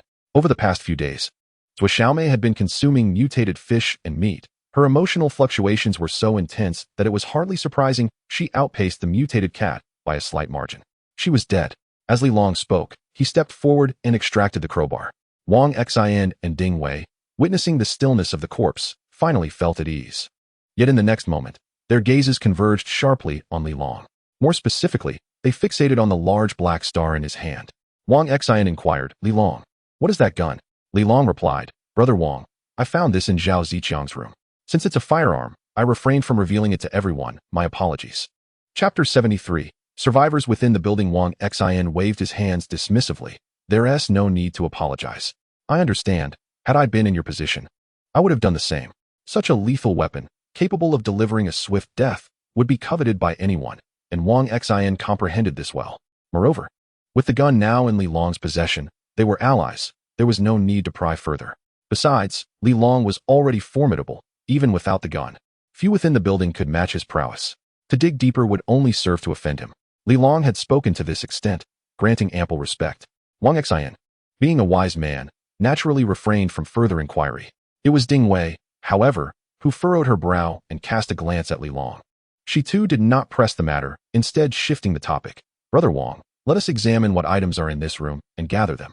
Wang Xian, surveying the room filled with corpses, felt a wave of discomfort wash over him and nodded. "All right, let us be swift. We should also dispose of these bodies downstairs. They are quite terrifying." "Why didn't Zhao Ziqiang use the gun?" Ding Wei questioned softly as they returned to the bedroom. "If he had a gun, do you think he would have survived?" Li Long gazed at her, a subtle smile gracing his lips. Perhaps he was entirely unaware of the gun hidden in that room. He merely occupied the space. That gun might not even belong to him. Ding Wei frowned, hesitating to respond. Yet Li Long shook his head and said, "Do you know why I have an interest in Qi Xinxin?" "What?" Ding Wei was taken aback. She had never inquired about the origins of his food. Li Long smiled faintly and turned to scavenge for supplies. Ding Wei stood frozen in place, the words he had just uttered flickering through her mind. After a lengthy pause, a complex expression crossed her face, followed by a self-deprecating smile. She approached Li Long and said, "Everyone has their secrets. I may have overstepped, and for that, I apologize." Li Long smiled, choosing to remain silent. Women, particularly those of high intellect, often exude a formidable presence. This is especially true for teachers, who tend to prefer directing others on how to act. This tendency is something that Li Long finds particularly irksome. Although Ding Wei could not instruct him on how to conduct himself, it was evident that she had overstepped her bounds. How could Wang Xian fail to discern Li Long's sentiments? Nevertheless, he refrained from probing further. Such restraint is the hallmark of true wisdom. Yet, Ding Wei is no fool. Her inquiries likely stem from a personal agenda, perhaps a desire to uncover every facet of Li Long's life. However, it was clear that Li Long was not inclined to indulge her curiosity. As the three of them busied themselves with their belongings, Hu Jian descended from the upper floor. He had heard the sound of gunfire, but had merely attributed it to the chaos of battle. It was not until the silence enveloped the surroundings that he ventured downstairs. Li Gu, Wang Gu, Ding Jia. What transpired? He called out, prompting Li Long, Wang Xin, and Ding Wei to approach. Li Long gestured, come inside. Upon entering, they were met with the horrifying sight of lifeless bodies suspended from the ceiling, startling Hu Jian. Wang Xin recounted the actions of Zhou Xiaomei, leaving Hu Jian's scalp prickling with dread. Is she truly insane? He questioned. Wang Xin, still shaken, replied, I cannot say. Up until now, Zhou Xiaomei is the only mutated individual we have encountered. It was during Li Long's confrontation with Zhao Ziqiang that he had just begun to mutate. Ding Wei had, through sheer luck, managed to mutate successfully. Currently, the number of mutants remains low, limiting their ability to analyze further cases. Hu Jian sighed. I believe Li Gu is correct. It is prudent for us not to hastily awaken our powers. If we were to end up like Zhou Xiaomei, I would rather meet my demise. Wang Xin nodded in agreement, unable to fathom how Yuan Xiaoya and Wang Yuhan would perceive him if he were to become like Zhou Xiaomei. The next task was to scour the building for resources. Since Unit 1 had already been ravaged by Zhao Ziqiang's group, there was little food or supplies left. However, they managed to discover a battery and some electronic devices. Li Long gathered all the items. He instructed Lao Kai and Hu Jian to lock all the doors to prevent other residents from entering and absconding with the flooring and furniture. Thus far, they had successfully secured Unit 1. As Li Long and his companions continued their sweep, they uncovered over 10 survivors. Among them, 3 or 4 were affiliated with Zhao Ziqiang's gang, known for their nefarious deeds. Without hesitation, Li Long executed them. The remaining 7 or 8 were from 3 families, comprising the elderly, children, and women. Li Long chose not to impose on them, simply stating, I am not like Zhao Ziqiang. I will never force anyone against their will. We will not seize your residence. However, we have finally acquired this building, and all the belongings in the other rooms belong to us. Does anyone have any objections? Naturally, the other families dared not voice any concerns. The fact that Li Long did not demand their possessions was already a display of considerable forbearance. Observing the nodding heads around him, Li Long, unperturbed, continued, the security door in the corridor has been securely locked. I would like to remind you that the emergency exit in the corridor must not be opened without permission. You may have heard that there is a mutated cat in Unit 2 that preys on humans. The locked doors are a precaution to prevent any aberrant creatures from entering Unit 1. We have already cleared Unit 1, and it is temporarily safe. However, if you were to inadvertently unlock the door and invite other monstrosities in, do not blame me for being ungracious. The families were once again startled and hastily swore they would never open the door. Li Long nodded. I will create an emergency passage on the top floor. Anyone wishing to access other units will do so through there. Furthermore, I advise you to relocate to the upper floors as soon as possible. Being in closer proximity will allow us to look out for one another. Upon hearing this, the crowd was visibly moved, yet none immediately acquiesced. Li Long, unfazed, inquired, Do you have any food at home? The expressions of the crowd changed, and they quickly shook their heads. Li Long reassured them, Do not worry. I have no intention of seizing your provisions. I merely wish to inform you that there are fish in the water below, which you can catch. Of course, if you tire of fish, you may come to me for a trade of other goods. We will discuss the specifics of the exchange later, but I require live fish. The crowd was overjoyed and expressed their gratitude profusely. Thank you, thank you. Without you, we would have perished long ago. Young brother, rest assured. We will not open the corridor door. Who knows what the inhabitants of the other units are like? If they are anything like Zhao Ziqiang, mere beasts in human guise, we cannot allow them to enter. Indeed, brother, we will deliberate further on the relocation matter and will certainly strive to reside near you. After all, we all live in the same unit, and together we shall be safe. Yes, Li Gu, should any other residents dare to tamper with the locks, we will promptly inform you. The group fervently pledged their loyalty. Chapter 74. Lu Min on the brink of starvation. Li Long smiled slightly, untroubled by their assurances. His current objective was to enlist these individuals to assist him in fishing, thereby facilitating a barter of food. He intended to dispatch those mutated fish, which would enable him to enhance his own capabilities. Although the results would be modest, it is said that every little bit counts. This was an endeavor he should have undertaken long ago. It was merely a matter of timing. Previously, Zhao Ziqiang's was Xiaomei, and that mutated cat posed significant threats to his life. Moreover, He had yet to fully master a single unit, lacking sufficient strength. How could he expose his surplus food in exchange for fish? Even if he were to disclose this information, no one would believe him, and rather, they would be tempted to covet his resources. However, the circumstances have changed. Zhao Ziqiang, Zhou Xiaomei, and those mutated cats are all deceased now. Without further ado, Li Long's reputation within this unit stands unparalleled. Armed with this prestige, he is poised to continue his scheme of trading fish for grain, thereby reaping substantial profits. After imparting a brief instruction, Li Long led the others away. As they passed the 15th floor, he paused momentarily. Lu Min resided in room 1501, the only place they had refrained from disturbing. The other party had previously gifted them a drone, and their rapport remained amicable. Li Long and his companions preferred to avoid confrontation whenever possible. During their last transaction, the snacks provided were rather meager, by my estimation. They would last no more than 2 or 3 days. I doubt she can endure much longer. Without a backward glance, Li Long ascended the stairs.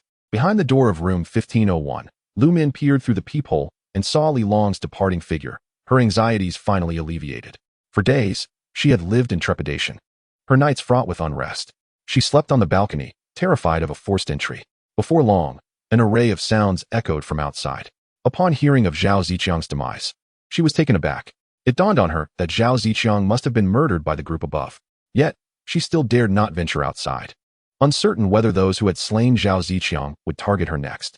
Although she shared a decent rapport with Su Feng, could she truly trust anyone under such dire circumstances?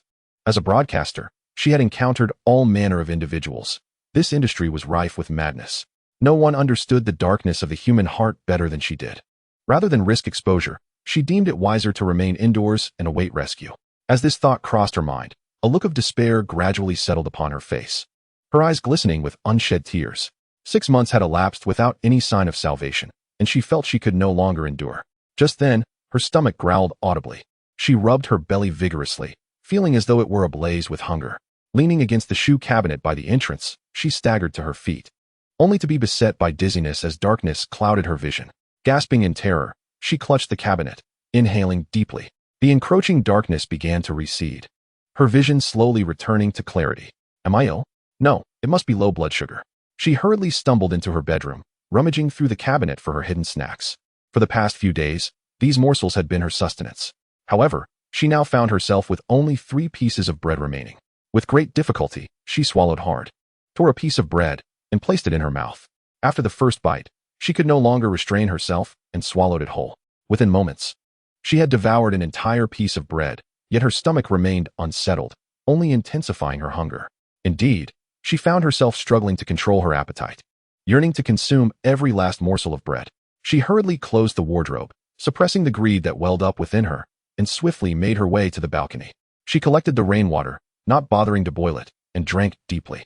The copious amounts of rainwater filled her stomach, granting her a slight sense of satiety. Afterwards, she lay down on the bed, exhaling deeply. She could even hear the gurgling sounds emanating from her belly. There was no food left.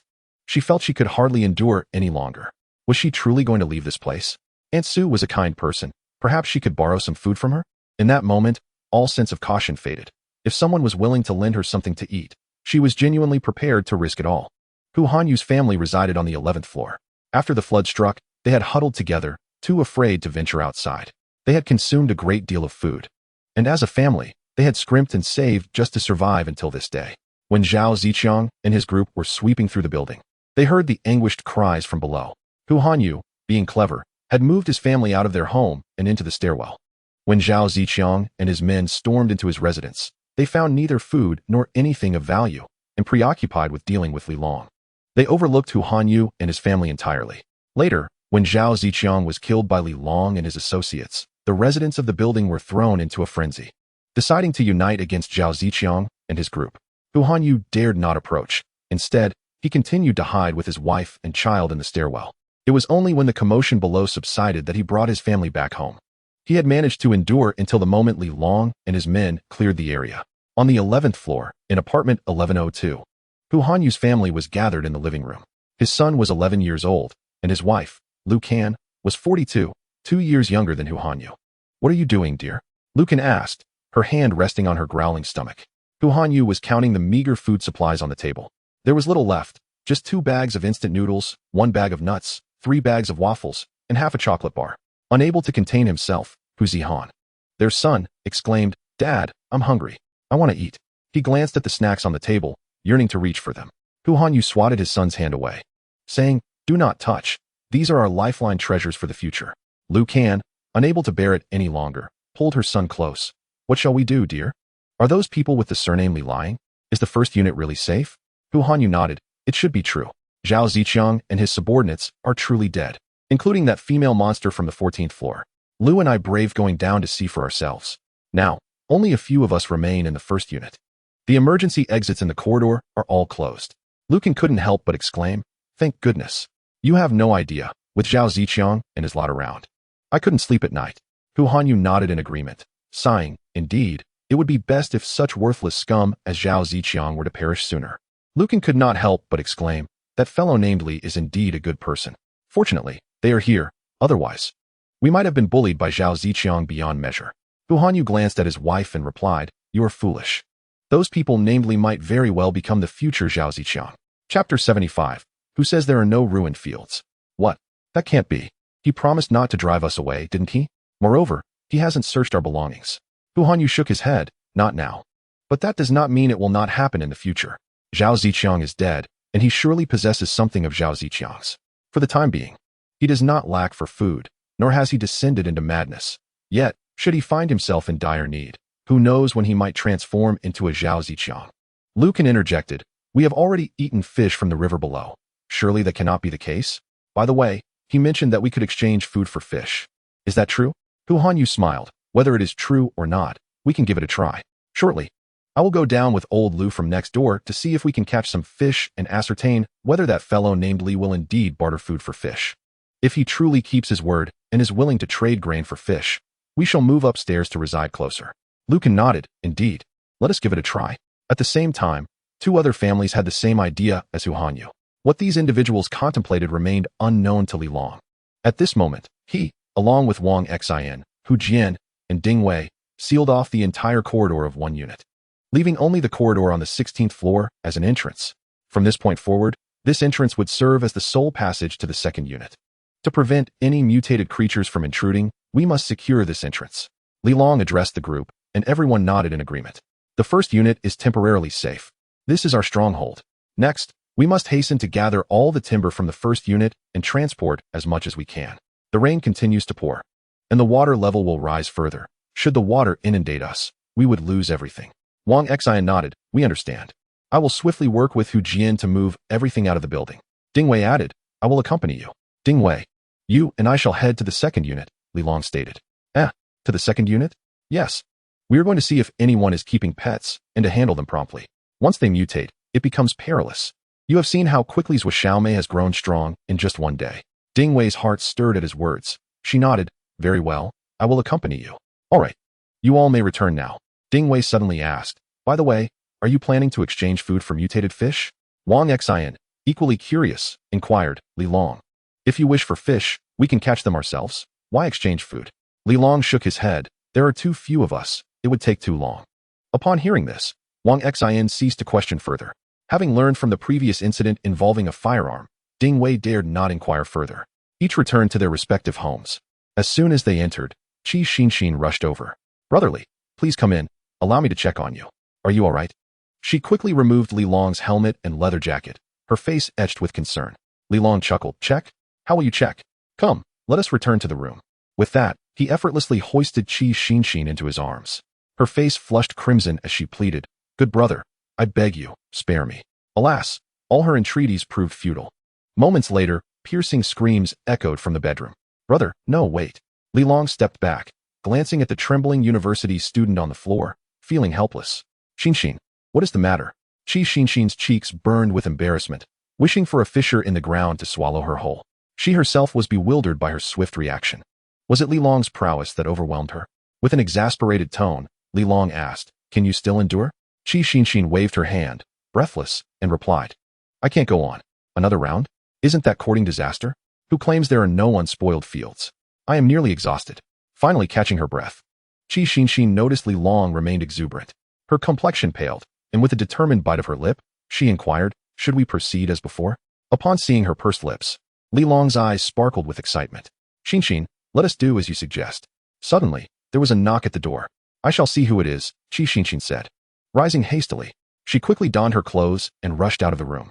Li Long, torn between amusement and exasperation, allowed her to proceed. Once in the living room, Qi Xinxin felt a sense of relief. The knocking resumed, prompting her to exclaim, "Coming." She adjusted her attire and tidied her hair before making her way to the door. Peering through the peephole, she swung the door open. "Ding Wei, you've arrived." Ding Wei smiled upon seeing Qi Xinxin, preparing to speak. When her gaze fell upon Qi Xinxin's face, leading her to question, "Xinxin, what happened to your mouth?" What's wrong?" Qi Xinxin gasped, covering her mouth. Ding Wei, perplexed, remarked, "Your lips appear red and swollen." Qi Xinxin quickly realized and explained, "Oh, I was experimenting with a new dish. I had a bottle of hot sauce, and it was far too spicy." Ding Wei, unaware of the underlying implications, advised, "You must be cautious. One should avoid spicy food in the summer to prevent heatiness." After a moment, she added, "It's nothing serious. I merely came to inquire when Li Long would be going to Building 2. Brotherly, Ding Wei wishes to see you." Qi Xinxin called out. Hearing the commotion outside, Li Long emerged from the room. Ding Wei's gaze lingered on his bare torso, momentarily taken aback. As she recalled Qi Xinxin's slightly flushed lips, a blush crept onto her cheeks once more. She cast a fierce glance at Li Long before turning to depart. Li Long, taken aback, pondered aloud, "What is going on? Why is she leaving again?" Qi Xinxin glanced back only to find the door to room 1602 had already closed. Instantly, her cheeks flushed anew, and she turned away, stamping her foot in frustration. "Oh dear, she caught me." Li Long, puzzled, queried, "What do you mean?" Qi Xinxin shot him an annoyed look, exclaiming, "Just look at my lips." Li Long lowered his head, shrugging helplessly. Before long, a knock echoed at the door. Li Long furrowed his brow, releasing Qi Xinxin's hand and peering through the peephole. To his surprise, the visitor was not Ding Wei, but rather the residents from the previous unit. He frowned slightly, glanced at Qi Xinxin, and instructed, "You should head back to your room." Qi Xinxin seemed to grasp the situation, saying, "Then you must be cautious." With that, she obediently returned to her own room. Li Long opened the door, his gaze settling on the two men standing at the threshold. These middle-aged gentlemen were residents of the 11th floor, known as Hu Hanyu and Lu Yangping. Chapter 76. The first exchange for food. "Do you require my assistance?" Hu Hanyu inquired with a smile. "Mr. Li, didn't you mention we could exchange fish for food? Is that true?" Li Long raised an eyebrow, chuckling. What would be the point of saying it if it weren't? "So do you have fish?" Hu Hanyu nodded, stating, "We just caught 3 while fishing downstairs, didn't we, Lao Lu?" Lu Yangping raised his right hand, revealing a bucket containing 3 wriggling mutated sardines. Li Long laughed heartily. 3, and they seem rather sizable. "Mr. Li, what can these 3 fish be exchanged for?" Lu Yangping asked, somewhat anxiously. Li Long pondered for a moment before responding. "Are you two looking to trade for snacks or staple foods?" Lu Yangping quickly inquired. "How does the exchange work?" Li Long explained. "There's quite a variety of snacks available. Instant noodles, chicken feet, sunflower seeds, chocolate, waffles, and wafer biscuits, along with beverages. You can exchange 1 fish for up to 2 packages. As for staple foods, we have rice, flour, red beans, millet, and cornmeal. If you wish to trade rice or flour, 5 fish can earn you 1 cup. For anything beyond that, 10 fish will yield 1 cup. A cup of rice is sufficient for a meal for 3. The value of whole grains was even more precious. In Zhao Zijiang's supplies, Li Long had not found much. Unlike white rice and flour, these grains came in hefty packages. Due to their scarcity, their price was considerably elevated. Hu Hanyu's expression darkened. The cost was exorbitant. 5 fish would sustain them for 2 days, yet exchanging them for rice and flour amounted to merely a single meal's worth. Unfazed, Li Long smiled slightly, stating, "Exchanges are voluntary. I do not insist. However, I must remind you that my supply of rice and flour is limited. The sooner you obtain it, the better." Hu Hanyu was momentarily taken aback before regaining his composure. Indeed, amidst the flood, catching fish is a trivial task. In contrast, the rice and flour from Li Long are irreplaceable commodities. The more one consumes, the less remains. The principle of rarity equates to value. Thus the high prices are entirely reasonable. Lu Yangping also came to his senses and hurriedly inquired, "Is the fish sold by the piece? Is it not by weight? If I catch 1 pound of fish or 10 pounds, will there be any difference?" Li Long chuckled, "Exchanged by the piece, as long as they are still alive. I have no objections." Both Lu Yangping and Hu Hanyu were taken aback. What is this situation? Where is it customary not to trade by weight? Hence, one could keep the larger fish for personal consumption and use the smaller ones for bartering. Is this not quite advantageous? Li Long smiled gently, showing indifference towards the size of the fish.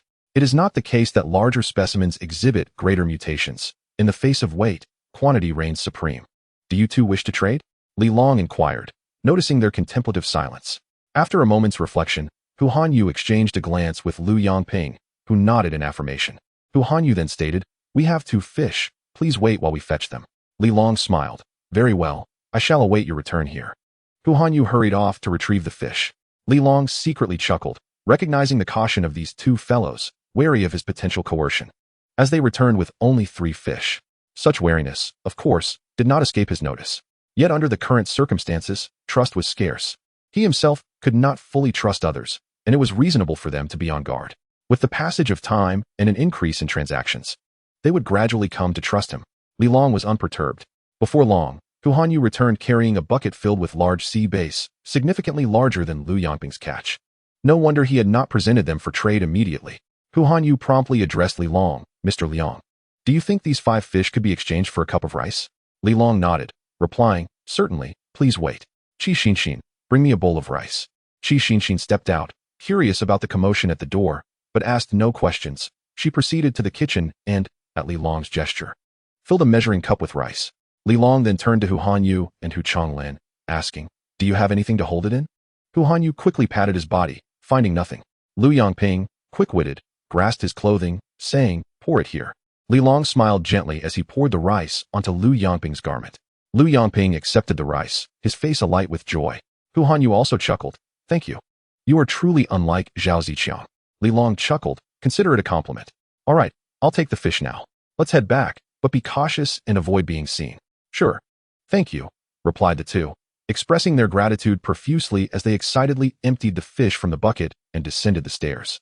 Carrying the fish, Li Long made his way to the kitchen and promptly began to prepare them. Soon, a warm sensation surged within him. Li Long's expression grew serious. The enhancement from killing sardines and sea bass had significantly increased compared to before. If one were to assess the evolution rate of these mutated creatures, it appeared that both the sardines and sea bass were mutating at a rapid pace over the past few days. This thought weighed heavily on Li Long's mind. Such a rate of evolution was exceedingly alarming. It is known that the more powerful a mutated creature is, the more ferocious it becomes. This was true for Zhuo Xiaomei and equally applicable to those mutated fish. It seemed imperative to expedite the construction of the raft. A sense of urgency welled up within him. These mutated fish were growing stronger by the day, and escaping this place would not be an easy feat in the future. He needed to prepare the raft in advance to facilitate an earlier departure from the building. Currently, it appeared that everyone was tucked away in a single structure, distanced from the ocean's surface, which should provide some safety. However, this was akin to a frog being boiled in warm water. They could not remain here indefinitely. Resources were finite, and there would come a day when they would be depleted. By that time, to what extent would those mutated fish have evolved? Would they be able to leave unscathed? Li Long was unwilling to take such a risk. Moreover, the rain continued to pour outside, and the water levels would only rise. What if it reached the top floor? In that case, they would have nowhere to stand. They had to leave. Taking a deep breath, he suppressed his worries.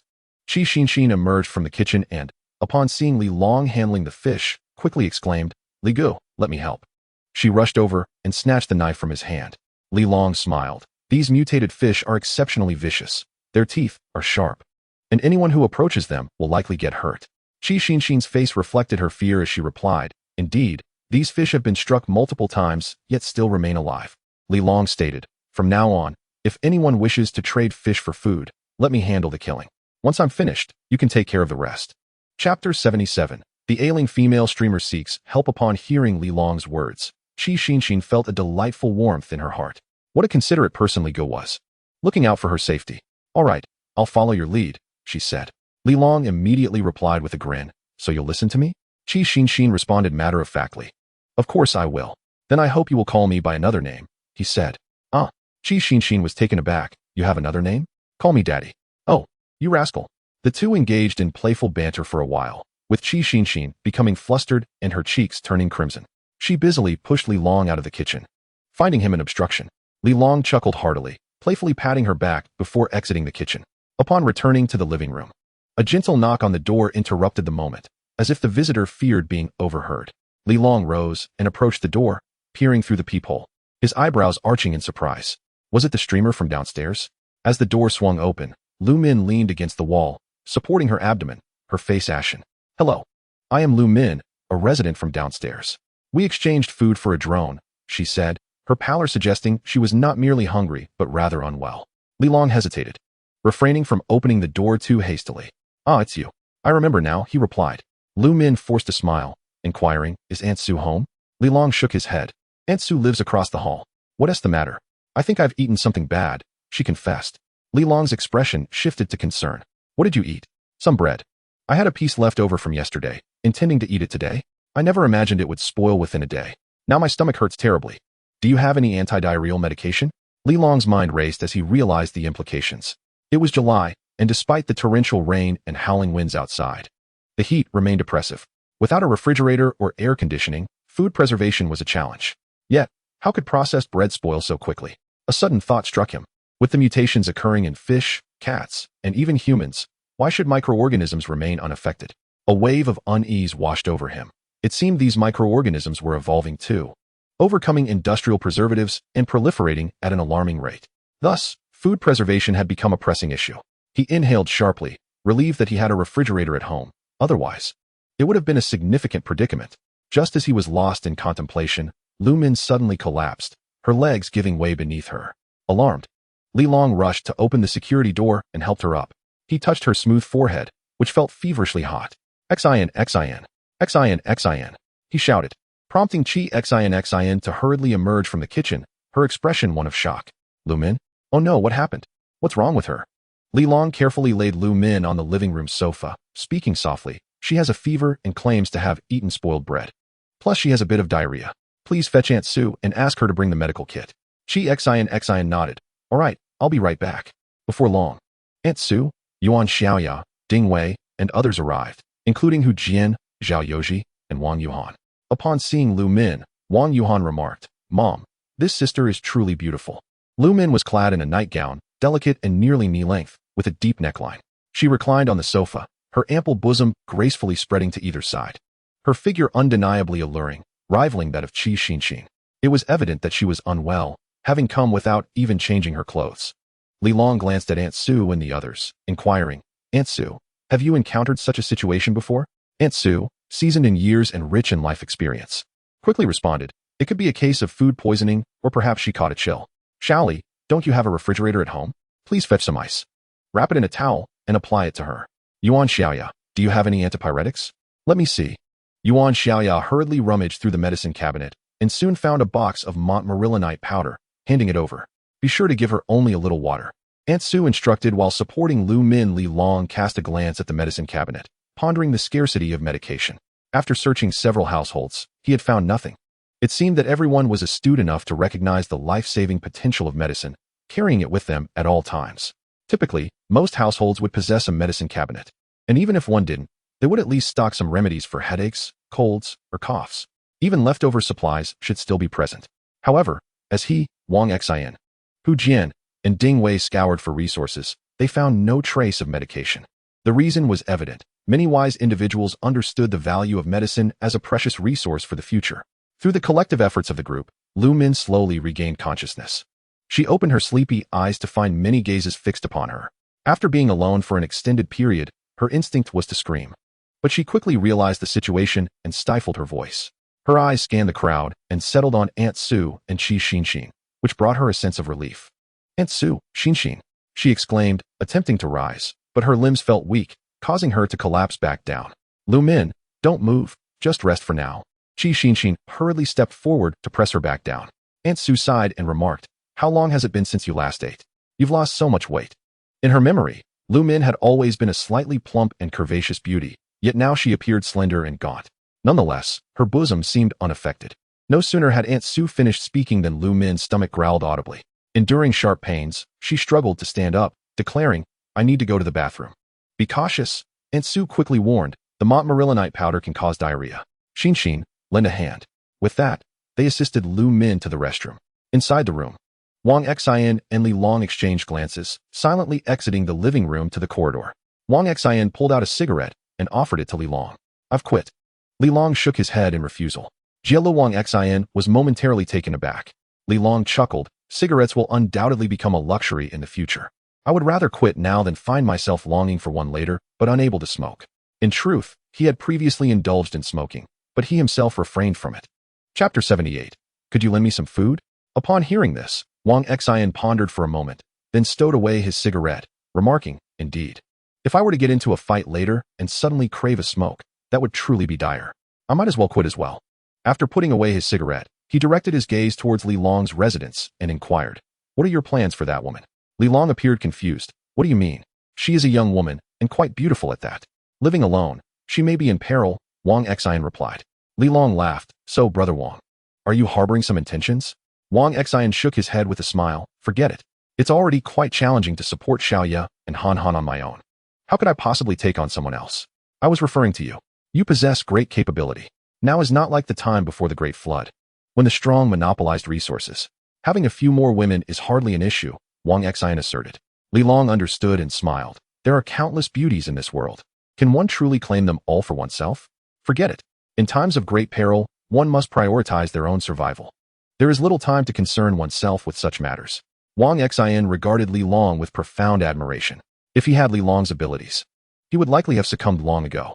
Of course, his remark carried an element of testing. He wished to discern whether Li Long's mindset had shifted, whether he had begun to view women as mere playthings, as Zhao Ziqiang had. Fortunately, Li Long did not disappoint his expectations. He remained the cautious young man he had always been. Following one such individual could lead to a long life. With a sigh, Wang Xian shifted the conversation. The incident with Lu Min has reminded me that we must expedite our efforts in collecting medicine. Medicines have now become a non-renewable resource, and we need to stockpile as much as possible. Li Long nodded. I am aware of this, yet during our recent searches for resources, we have encountered very few medicines. Wang Xian nodded in agreement, his expression turning serious. I have noticed this as well. No one is foolish, every pill counts, and they are compact, making them easy to carry when fleeing. Li Long recalled, if memory serves, Aunt Sue has diabetes. Shouldn't she be taking her medication regularly? It's been quite some time now. Does she still have any left? Wang Xian shook his head. Old Zhao informed me that Aunt Sue has ceased taking insulin. Fortunately, she hasn't been eating much lately, so her blood sugar remains relatively stable. However, as you know, diabetes patients are particularly prone to hunger. Once they feel hungry, they crave food, and overeating can cause their blood sugar to spike. Aunt Sue has been uncomfortable these past few days. Old Zhao asked me to help find some insulin, but I have yet to locate any. Li Long nodded. Diabetes is a common affliction. If you seek it, there must be some in our building. Tell old Zhao not to worry. We will first check other units. In the worst-case scenario, we still have food to exchange. Wang Xian nodded and inquired. When shall we go? Perhaps in the afternoon. I will accompany you. The supplies in Unit 1 have already been gathered. What remains are wood and other materials, which is a long-term task that cannot be rushed. All right, I will find you then. The two engaged in light conversation, and before long, Yuan Xiaoya summoned them inside. Li Long glanced at Lu Min and noticed that her complexion had significantly improved. She held a bottle of beverage in her hand. Qi Xinxin approached Li Long with a hint of nervousness, saying, I'm sorry, brotherly. I let her have the drink you gave me. Aunt Sue mentioned that she might be experiencing symptoms of low blood sugar. She has had such episodes before and knows how unbearable it can be. My heart softened. So I gave Lu Min the drink you had prepared for me. However, she was acutely aware that all her resources originated from Li Long, which made her anxious as she sought his forgiveness. Li Long waved his hand dismissively. No worries, saving a life is paramount. A single bottle of beverage was trivial in his eyes. Qi Xinxin, reassured, softly added, Aunt Lu's monthly cycle has started. An excessive blood loss may be the cause of her low blood sugar. We don't have any sanitary pads at home, and her underwear is dirty. So I gave her mine. Li Long furrowed his brow. Qi Xinxin blushed. The one you had me wear a few days ago. Li Long glared. Was that intentional? Qi Xinxin looked at him innocently. I didn't mean to. The group sat in Li Long's room for a while before departing. Aunt Sue did not leave, as Lu Min stopped her. Uncertain, Aunt Sue stayed upon seeing Lu Min's pleading expression. Only Lu Min, Aunt Sue, Qi Xinxin, and Li Long remained in the house. Aunt Sue asked, Little Lu, do you have something to say? Lu Min's face flushed, hesitating before speaking. Aunt Sue, Xinxin, I know everyone is struggling. Many have no food to eat, but I truly cannot do anything. My family has consumed everything edible, and now there is nothing left. Can you give me something to eat? Upon hearing this, Li Long was momentarily taken aback. Another request for food? Desperation was evident on Lu Min's face. If possible, she truly did not want to beg others. Such actions would only invite disdain. After all, at this critical juncture, who has surplus food? Even if some did, why would they lend it to her instead of keeping it for themselves? Yet, she had no other choice. If this continued, she would starve. Aunt Sue fell silent, unsure how to refuse. Although her household comprised only herself and old Zhao, they were not particularly affluent. However, she had diabetes, and it was always old Zhao rummaging for food on her behalf. Now, old Zhao has sustained another injury, and Li Long and others have divided Zhao Ziqiang's supplies. Due to his injury, old Zhao received a larger share. However, these provisions are meant solely for old Zhao's recovery. How could they be lent to Lu Min? Contemplating this, she glanced at Qi Xinxin. She was acutely aware of Qi Xinxin's situation. She was entirely reliant on Li Long. After all, Qi Xinxin's survival depended on him. Otherwise, her life would likely be worse than Hu Jian's, either starving or being taken advantage of by other men. She shook her head and turned her gaze to Li Long. Li Long said nothing, merely observing Lu Min and Qi Xinxin with a peculiar expression. Qi Xinxin met his gaze, a blush immediately rising to her cheeks. Borrowing food? Hadn't she once done the same? Ultimately, she borrowed food only to sacrifice herself in the process. Naturally, she had no objections to that. Yet now Lu Min was requesting food, which inevitably made her feel apprehensive. Chapter 79, Not Lending, But You Can Trade. Qi Xinxin scrutinized Lu Min's ample figure and then glanced at her own, feeling an immense pressure. They appeared to be of similar size. However, this was not hers to decide, as her current sustenance was provided by Li Long. With a sigh, she looked at Li Long, indicating, "You handle this." Lu Min, witnessing Aunt Sue's silence, felt a wave of despair wash over her. When she heard Qi Xinxin's words, her heart trembled violently. Realizing that the handsome man before her was her only glimmer of hope, she hastily cast a pleading look at Li Long. Li Long sighed and replied, "Lu Min, as you mentioned, at this moment, any food is invaluable. If you borrow food, how do you intend to repay it? The flood outside is overwhelming, and the torrential rain makes it difficult to go out. Though we say it's a loan, we all know that what we lend to you cannot be returned, correct?" Lu Min's face drained of color, and she lowered her head, her expression filled with shame. He spoke the truth. In such circumstances, borrowing food was akin to begging. How could she repay it? Tears welled up in her eyes, and she could no longer contain her sobs. Seeing her cry, both Qi Xinxin and Aunt Sue felt a twinge of discomfort. Aunt Sue, unable to bear it any longer, said, "Lu Min, I will go and see if I have any bread at home. I will bring you a piece." Lu Min's heart raced with surprise and joy, and she immediately attempted to bow in gratitude to Aunt Sue. Aunt Sue quickly stopped her, saying, No, dear, it's not easy for my family either. Your Uncle Zhao is still lying in bed, and no one is available to seek food. I have nothing else to give. I hope you can understand." Lu Min realized that Aunt Sue meant this would be the last time she would receive food from her. "Thank you, Aunt Sue. You have already shown immense kindness. I am truly grateful." Xinxin could no longer bear to watch and turned to Li Long, her eyes filled with a hint of desperation. Li Long, however, paid her no mind, pushing open the door. "Aunt Sue, Lu Min, I have matters to attend to," he declared, effectively ushering them out. Su Fong gazed at Li Long, sighing inwardly. This young man was indeed quite ruthless. Yet, it was precisely his severity that enabled him to lead so many others. "Then I shall take my leave."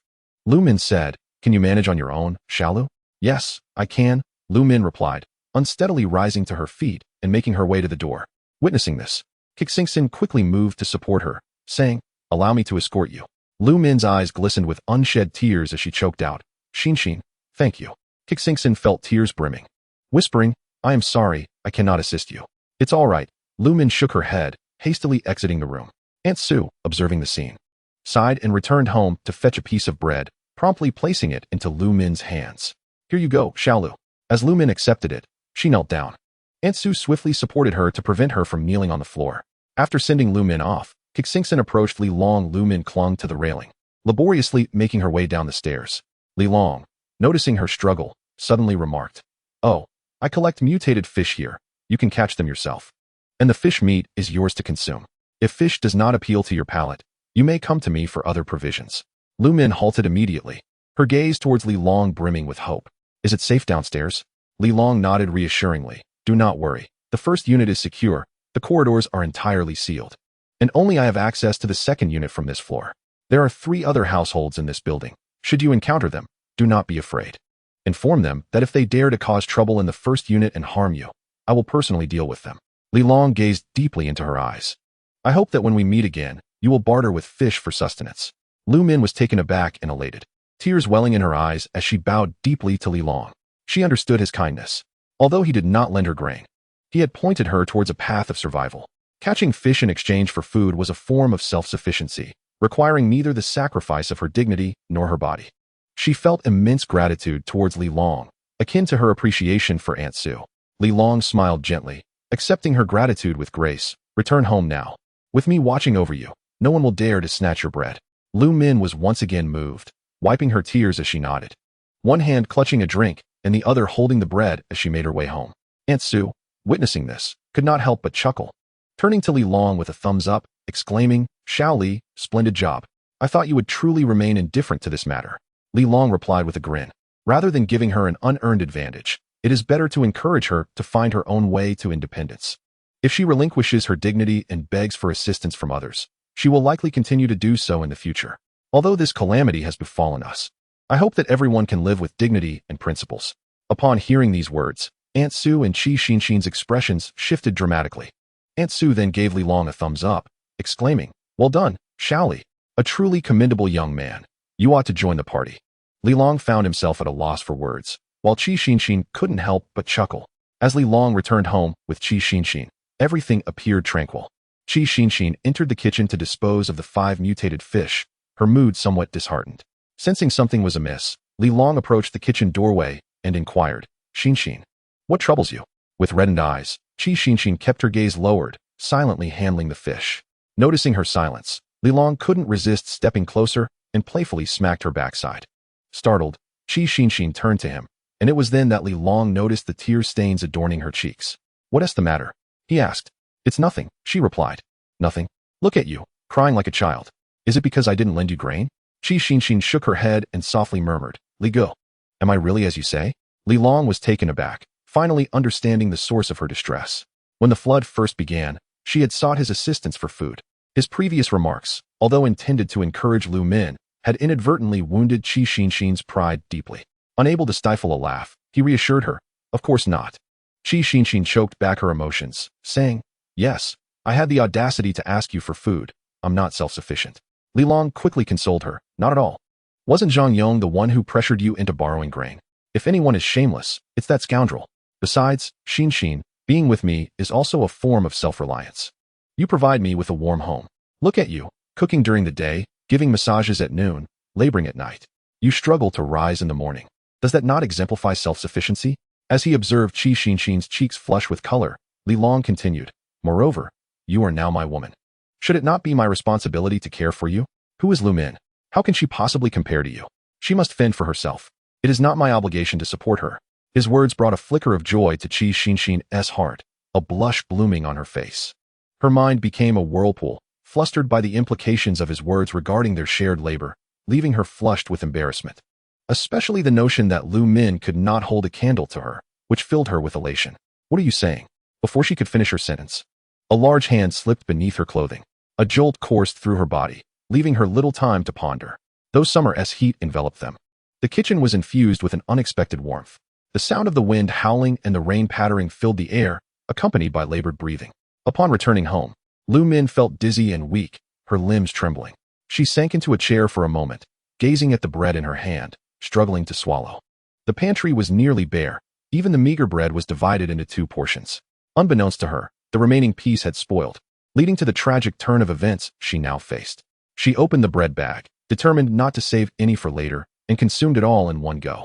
After taking a few sips of the beverage, she gradually regained her composure. After a brief respite, her strength returned somewhat. Brother Li Long was right. She must rely on herself.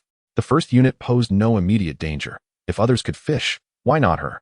Gathering her courage, she began rummaging through the cabinets and soon discovered an old cage once used for rabbits. With a bit of modification, it might serve to catch some fish. If memory served, the resident across from her was an avid angler and likely possessed fishing gear, though she wondered if it had been pilfered.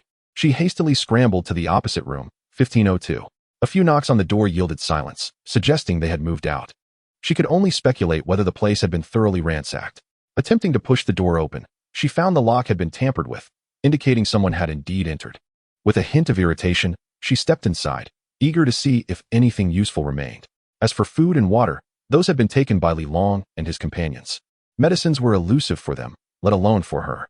However, her heart leapt with astonishment upon discovering a packet of sanitary napkins in the bedroom. Only a woman could truly comprehend the discomfort of menstruation. The arrival of her period brought with it cramps and irritability. This packet of napkins made her journey worthwhile. She quickly stashed the sanitary products and continued her search in the room. To her surprise, beneath the mattress of the master bed, she uncovered a stack of 100 yuan bills. Unsure whether to laugh or cry, she realized this was likely the male occupant's stash, now rendered worthless.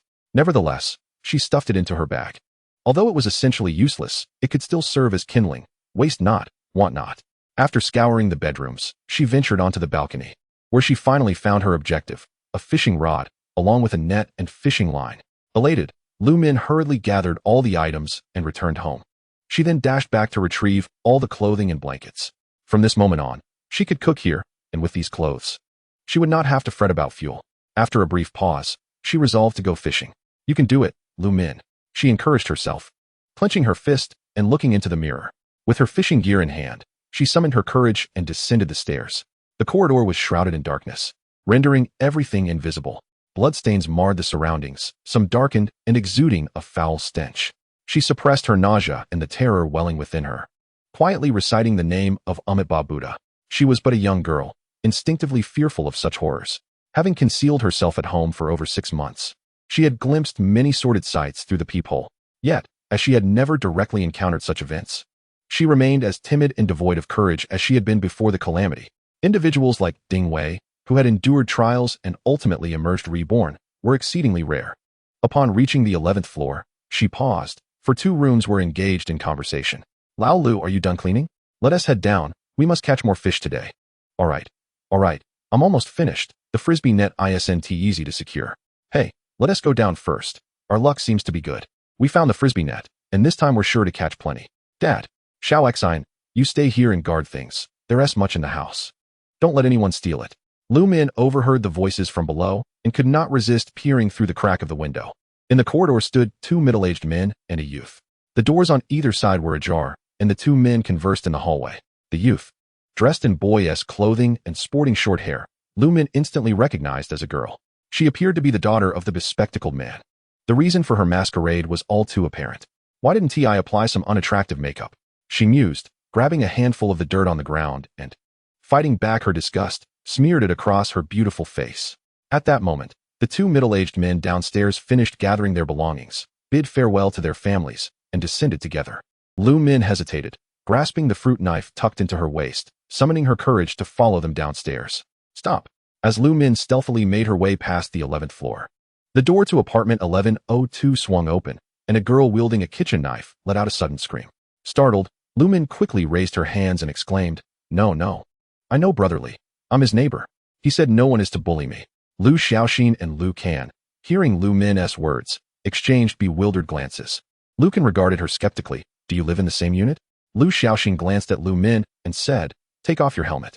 Lu Min dared not refuse, hastily removing her helmet to reveal her lustrous black hair. You're a girl? Lu Xiaoxin exclaimed in surprise. Lu Min nodded vigorously. Yes. I live on the 15th floor, and Brotherly lives above me. We're quite familiar. Please, don't hurt me. Upon hearing this, Lu Xiaoxin quickly sheathed the kitchen knife, stating, No, we don't intend to harm you. It's just that Brotherly said no one is allowed to come over without his permission. Seeing that Lu Min was indeed a girl, Lu Kan immediately relaxed. Don't misunderstand. The unit doors in this building are all locked. Mr. Li had instructed that if outsiders were spotted, he must be notified immediately. Thus, we initially presumed you were a resident from another unit. Chapter 81. Since we are following Mr. Li, we ought to show some respect. Upon hearing this, Lu Min felt a wave of relief wash over her. Perhaps it was the unspoken understanding between girls. She lowered her guard and pointed to the fishing rod on the ground, saying, I am absolutely famished and simply wish to go fishing. I heard from Brotherly Long that one could exchange fish for food. Lu Xiaoxin and Lu Kan also relaxed upon hearing this. From Lu Min's demeanor, it was evident that she was not a malicious person, and her awareness of the food exchange suggested that it was indeed Li Long who had sent her. Lu Xiaoxin could not help but inquire, Why are you alone? Where are your family members? Lu Min's eyes reddened slightly as she replied, I live by myself. Both girls were taken aback. How could a solitary girl be safe? However, upon reflection, considering she resided just below Li Long, it should be relatively safe. Zhao Ziqiang and the others were entirely focused on Li Long, leaving them no time to regard anyone else. Subsequently, after Li Long killed Zhao Ziqiang and the incident with Zhou Xiaomei's mutation occurred, the entire unit fled. This perhaps explained why this girl had survived until now. Yet, given the current circumstances, it was undeniably perilous for a girl to live alone. They regarded Lu Min with a hint of compassion. Lucan asked, "What is your name?" "I am Lu Min," she replied. Lucan nodded and introduced herself. "We share the same surname. I am Lu Can, and this is Lu Xiaoxin. Her father and my husband have gone down to fish, and we were worried about their safety, so we came together. Rest assured, since Mr. Li has stated that no one is to engage in violence within the unit, we certainly would not dare to act recklessly. The fish below can be caught with ease. If you wish to go, please do." "Thank you so much," Lu Min said gratefully, grabbing the fishing rod and heading downstairs. Lu Xiaoxin and Lu Can exchanged glances. Suddenly, Lu Xiaoxin said, "Aunt Lu, I will follow her to see if she truly goes fishing. If all is well, we should inform my father." Lu Can raised an eyebrow. "Are you doubting her?" "No, it's merely precautionary. What if she opens other corridor doors and lets in residents from other units?"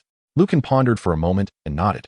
"All right, I will go upstairs to inform Mr. Li and ascertain the truth." "Good."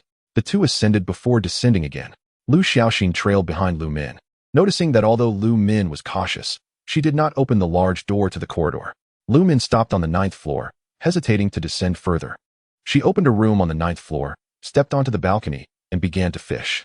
Simultaneously, she produced a rabbit cage, using a bloodstained cloth as bait, and lowered the cage. When Lu Xiaoxin saw Lu Min enter the room and not emerge again, she realized that Lu Min was indeed fishing. She descended once more to the lower floor, seeking her father, Lu Yangping, and Hu Hanyu. Upon reaching the 8th floor, she discovered Hu Hanyu crouched in the corridor, engaged in fishing. Her father was on the balcony, casting a net. The water had already risen to the floor of the 8th level. Stepping onto it produced a cacophony of splashing sounds. "Uncle Hu, Dad, has the water really reached the 8th floor?" Upon seeing her, Hu Hanyu's tension dissipated, and he greeted her with a cheerful, "Xiaoxin." Lu Yangping, noticing his daughter, was immediately filled with irritation, exclaiming, "Did I not instruct you to remain at home? Why have you come here?" Lu Xiaoxin hastily replied, "I just saw someone descending, so I came to inform you." "What? Someone went downstairs? Where?" Both Hu Hanyu and Lu Yangping were taken aback, promptly grasping their weapons, their expressions now wary. Lu Yangping abandoned his fishing rod and rushed over to shield his daughter. Noticing this, Lu Xiaoxin quickly interjected, "Do not be alarmed. It was merely a girl, of a similar age to me. She claimed to be a resident of our unit, living with Brother Li Long. After finishing her meal, she came down to fish, unaware that I was right behind her." "Where is she?" Lu Yangping inquired urgently. "She is fishing in a room upstairs, seemingly too frightened to come down," Lu Xiaoxin reassured them. Only then did they begin to relax. Hu Hanyu remarked, "If she is a girl, that simplifies matters." Lu Yangping nodded in agreement. "She must be from our unit. Otherwise, she wouldn't dare claim to be a neighbor of Mr.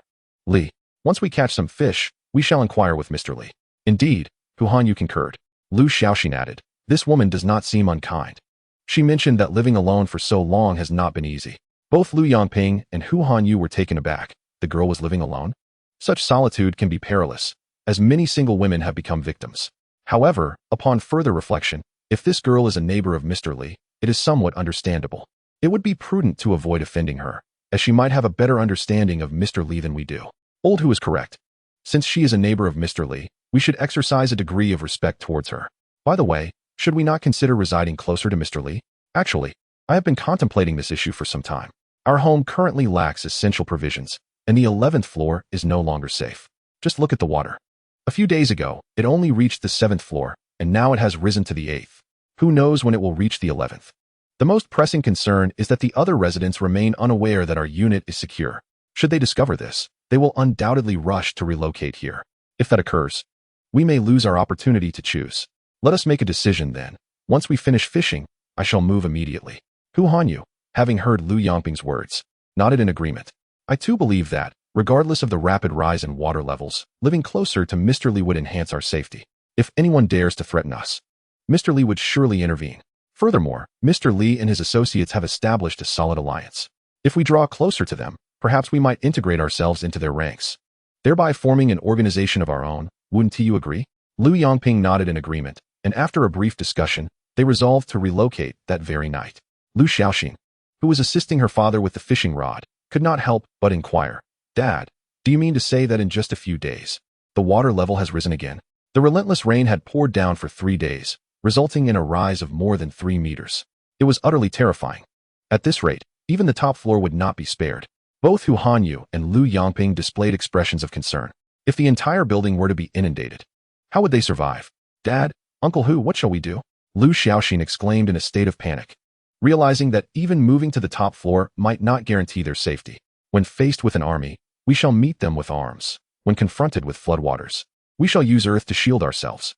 Yet, we can barely manage to fill our stomachs, let alone contemplate these matters, Lu Yongping sighed. Chapter 82, Lu Min. The unceasing angler. After a moment of contemplation, Hu Hanyu remarked, "Do you think Mr. Li and his group have considered this?" Lu Yongping hesitated, uncertain of the best course of action. Lu Xiaoxin quickly interjected, "He is an astute individual. He must have thought of it. Perhaps he has already devised a plan. Dad, once we move to the 15th floor, we should engage with them more, and we might uncover the answers we seek." Lu Yongping regarded his daughter and said, "You seem to place considerable trust in outsiders." Lu Xiaoxin paused, her cheeks flushing slightly. "What are you saying?" "I've mentioned that Zhao Ziqiang and the others were dealt with by him. Surely he is aware that the flood could inundate the building?" Just as Lu Yongping was about to respond, a sudden cacophony of splashing water interrupted them. "By heavens, we've caught a fish." Lu Yongping immediately regained his focus and hurried to the balcony. However, upon their arrival, they beheld a fish leaping through the air, only to be dragged upward by someone. He was momentarily taken aback and quickly looked up. A hand grasped the fishing line, pulling the fish onto the balcony. The clumsy maneuver was unmistakably that of a novice. At that moment, an exuberant voice echoed from above, "Ha! I got one! I got one! Oh my, I caught a fish!" The voice brimmed with excitement, clearly belonging to someone fishing for the first time. Lu Yongping felt a twinge of frustration as he glanced down at his own fishing rod, which had shown no response. It was merely the new fisher-esque grace period. Hu Hanyu wore a look of exasperation, stating, "We are seasoned anglers. We cannot allow a young girl to surpass us. Such a notion is preposterous." Upon hearing this, Lu Yongping's spirits were lifted. The dignity of a fisherman must be upheld. Thus, he reeled in his line and observed the bait, saying, "I shall change the bait. This one may have spoiled." With that, he picked up a piece of breadcrumbs. Hu Hanyu, unable to watch any longer, remarked, "Old Lu, be frugal. We do not have much bread left." Lu Yongping nodded and cautiously resumed his fishing endeavors. Lu Xiaoxin curiously inquired, "Father, do we still have fishing rods? I would like to give it a try." Hu Hanyu called out, "I have one here. I will go and fetch the net. You can use mine." "Hee, thank you, Dad." Lu Yongping replied, "However, you must fish on the balcony in the guest room.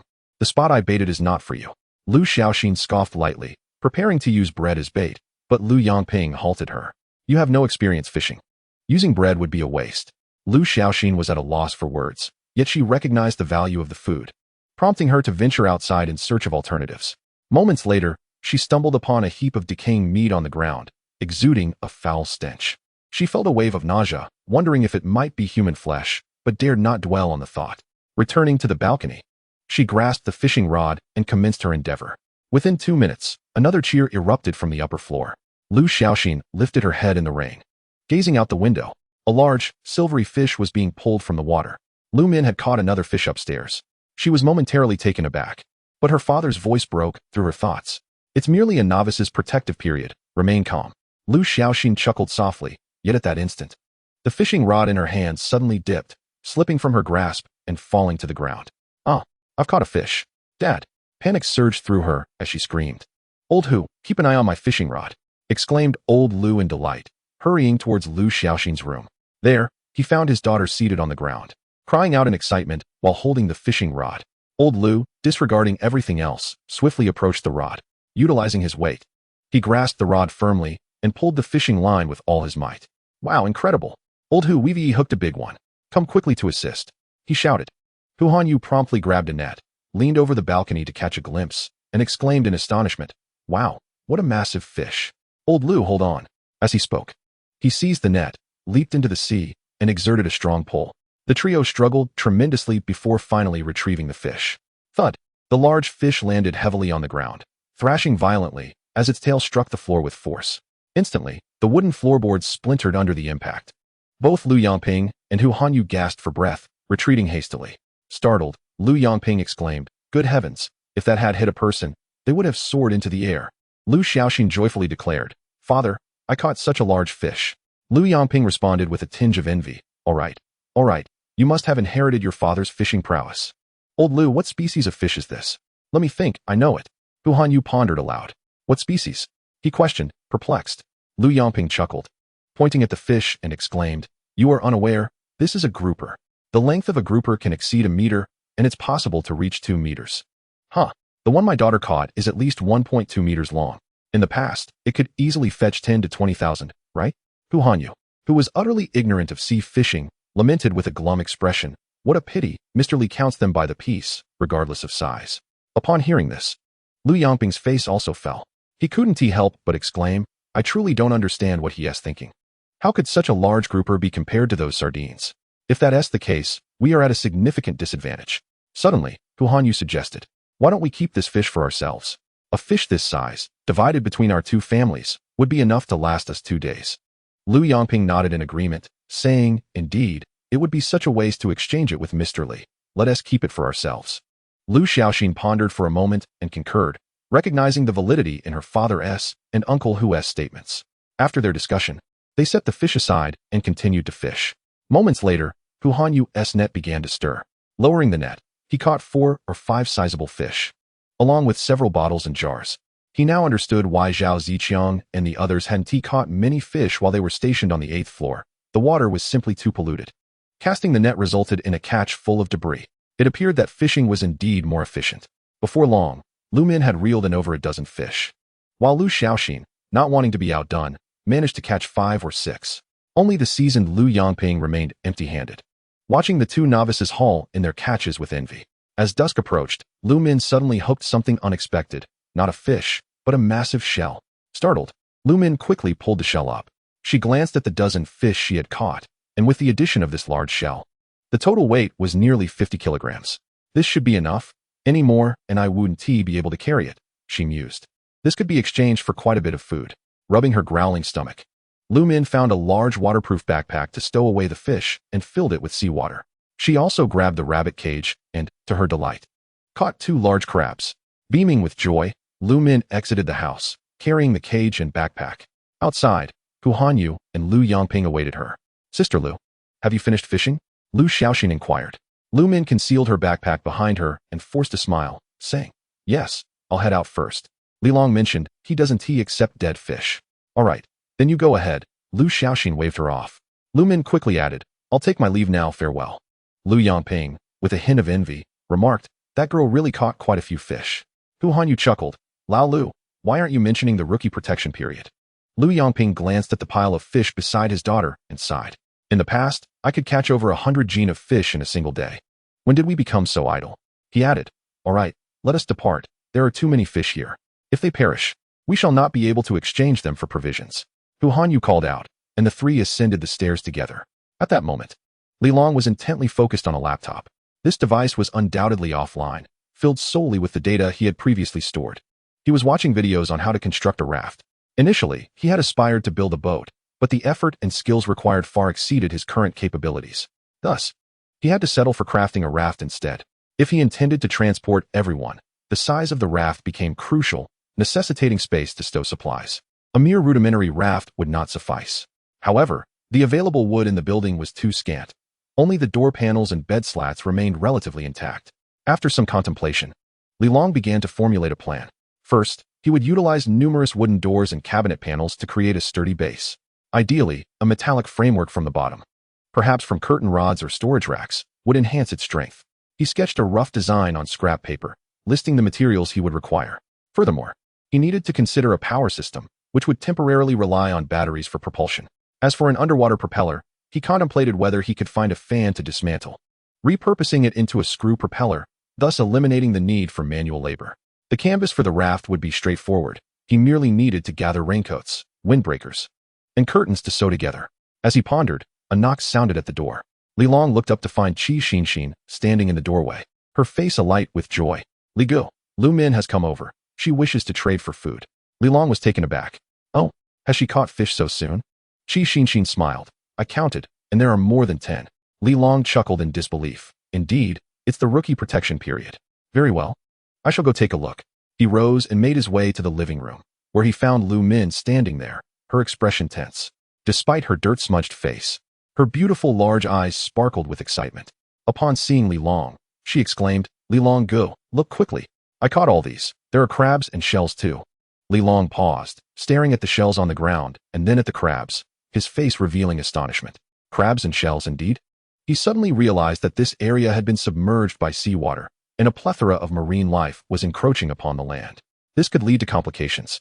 The more water there was, the greater the peril. His expression darkened slightly as he observed the fish. There were 13 in total, each distinct from the other. The sizes varied greatly, some as large as half a meter, while others were merely the size of a palm. After a moment of contemplation, Li Long remarked, "Impressive. Do you know how to exchange them?" Xin informed me, she replied. Li Long nodded. "Very well. But what is it that you desire?" Lu Min quickly interjected. "I wish to exchange all the fish for snacks and meat. However, how do we handle the crabs and shells?" Li Long paused slightly, taken aback. "You wish to exchange everything for snacks? Snacks alone cannot satisfy hunger." Lu Min smiled. "There's still one fish at home. We can feast on it tonight. So I won't go hungry." Li Long acquiesced. "All right. I shall first kill one crab and then pry open the shell to inspect for any issues." Lu Min was puzzled, unsure why Li Long wished to open it, yet she nodded. "It's fine. If you wish to look, then look." Without further ado, Li Long seized a crowbar, aimed it at the crab shell, and with a swift thrust, punctured it. Before long, the grotesque crab lay motionless. A warm current surged forth, causing Li Long to furrow his brow. He proceeded to dispatch another crab, only to be met with another wave of warmth. Curiously, he pondered the significant degree of mutation in these crabs. This crab isn't particularly large, resembling a bread crab, yet its level of mutation is remarkably high. Could it be that crustaceans mutate more drastically than fish? After a moment's reflection, he turned his attention to the shell. This shell was the size of a primary school backpack, its exterior a gray-green hue, resembling a stone. Li Long picked up a kitchen knife and made an incision, subsequently inserting the crowbar. Despite his immense strength, it required considerable effort to pry open this shell. With a crack, it split, revealing the white, fleshy insides. Li Long thrust the crowbar deeper, and soon a fissure appeared in the shell, exposing a row of sharp teeth that clamped down on the crowbar. The two girls gasped and quickly retreated. With a forceful jab, Li Long pierced through the shell. His eyes sparkled with excitement. The enhancement of this shell surpassed even that of the mutated cat. He felt an overwhelming urge to laugh in sheer surprise. After a moment's thought, he addressed the anxious Lu Min. 2 crabs, 1 shell, shall count as 10 fish. Adding the 13 fish, that totals 23, and to round it off, I shall give you 25. What say you?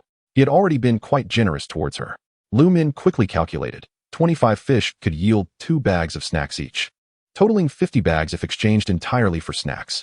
A wave of joy washed over her. These snacks were high in calories, and although they might not completely satiate hunger, they could certainly fill one up. Without hesitation, she declared, "Then I shall exchange them all for snacks." Lu Min, you must consider this carefully. If one does not consume staple foods, the body may struggle to cope. Lu Min smiled faintly and said, "I have made up my mind. Xian. Chapter 84. The Potential of a Rogue Trader. Li Long observed her, perplexed by her intentions. However, such matters were of no concern to him. He proceeded directly to his room and retrieved an abundance of snacks. There were sunflower seeds, bread, milk candies, chicken feet, Waha drinks, Wangzai products, and potato chips, everything one could desire. Choose freely, Li Long declared. All right. Lu Min gazed at the array of snacks, swallowing her saliva, and eagerly began to select her favorites. She first opted for meat-based snacks, such as chicken feet, dried meat, and pork jerky, followed by high-calorie treats like bread, potato chips, and candies. She selected 50 packages, stowed them in her backpack, and bowed solemnly to Li Long and Xian.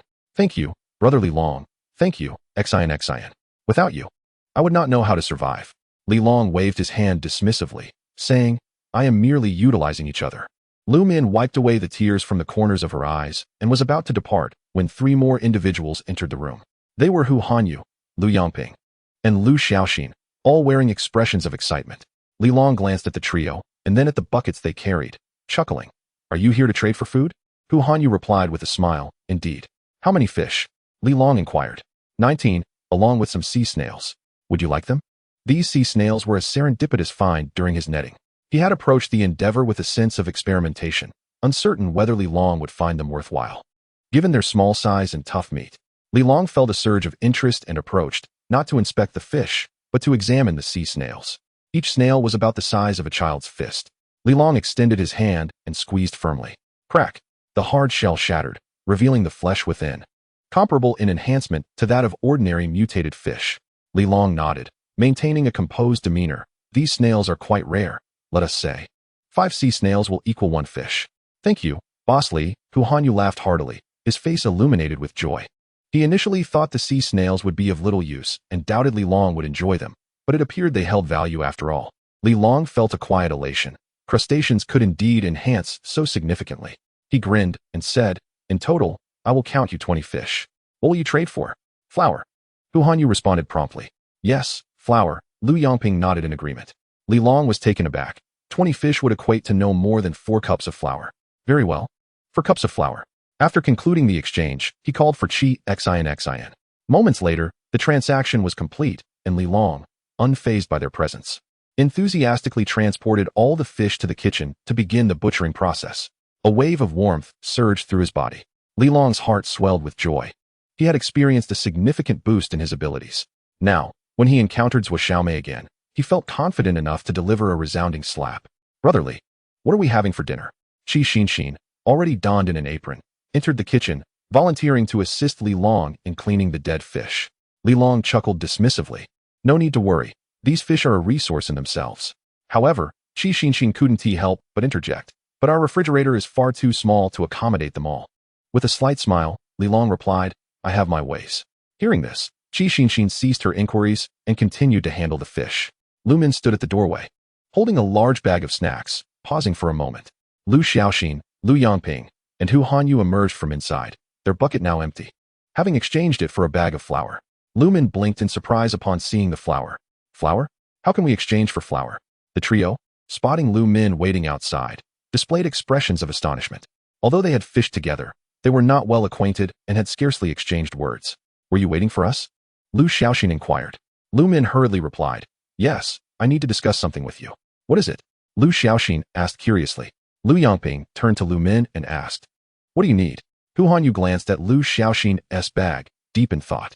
Lu Min began, Well, could I trouble you 2 gentlemen with a small favor? What kind of favor? Lu Yongping asked, surprised. Hu Hanyu regarded her with interest. Just now, I traded quite a few snacks with Brother Li Long, and I thought of a plan.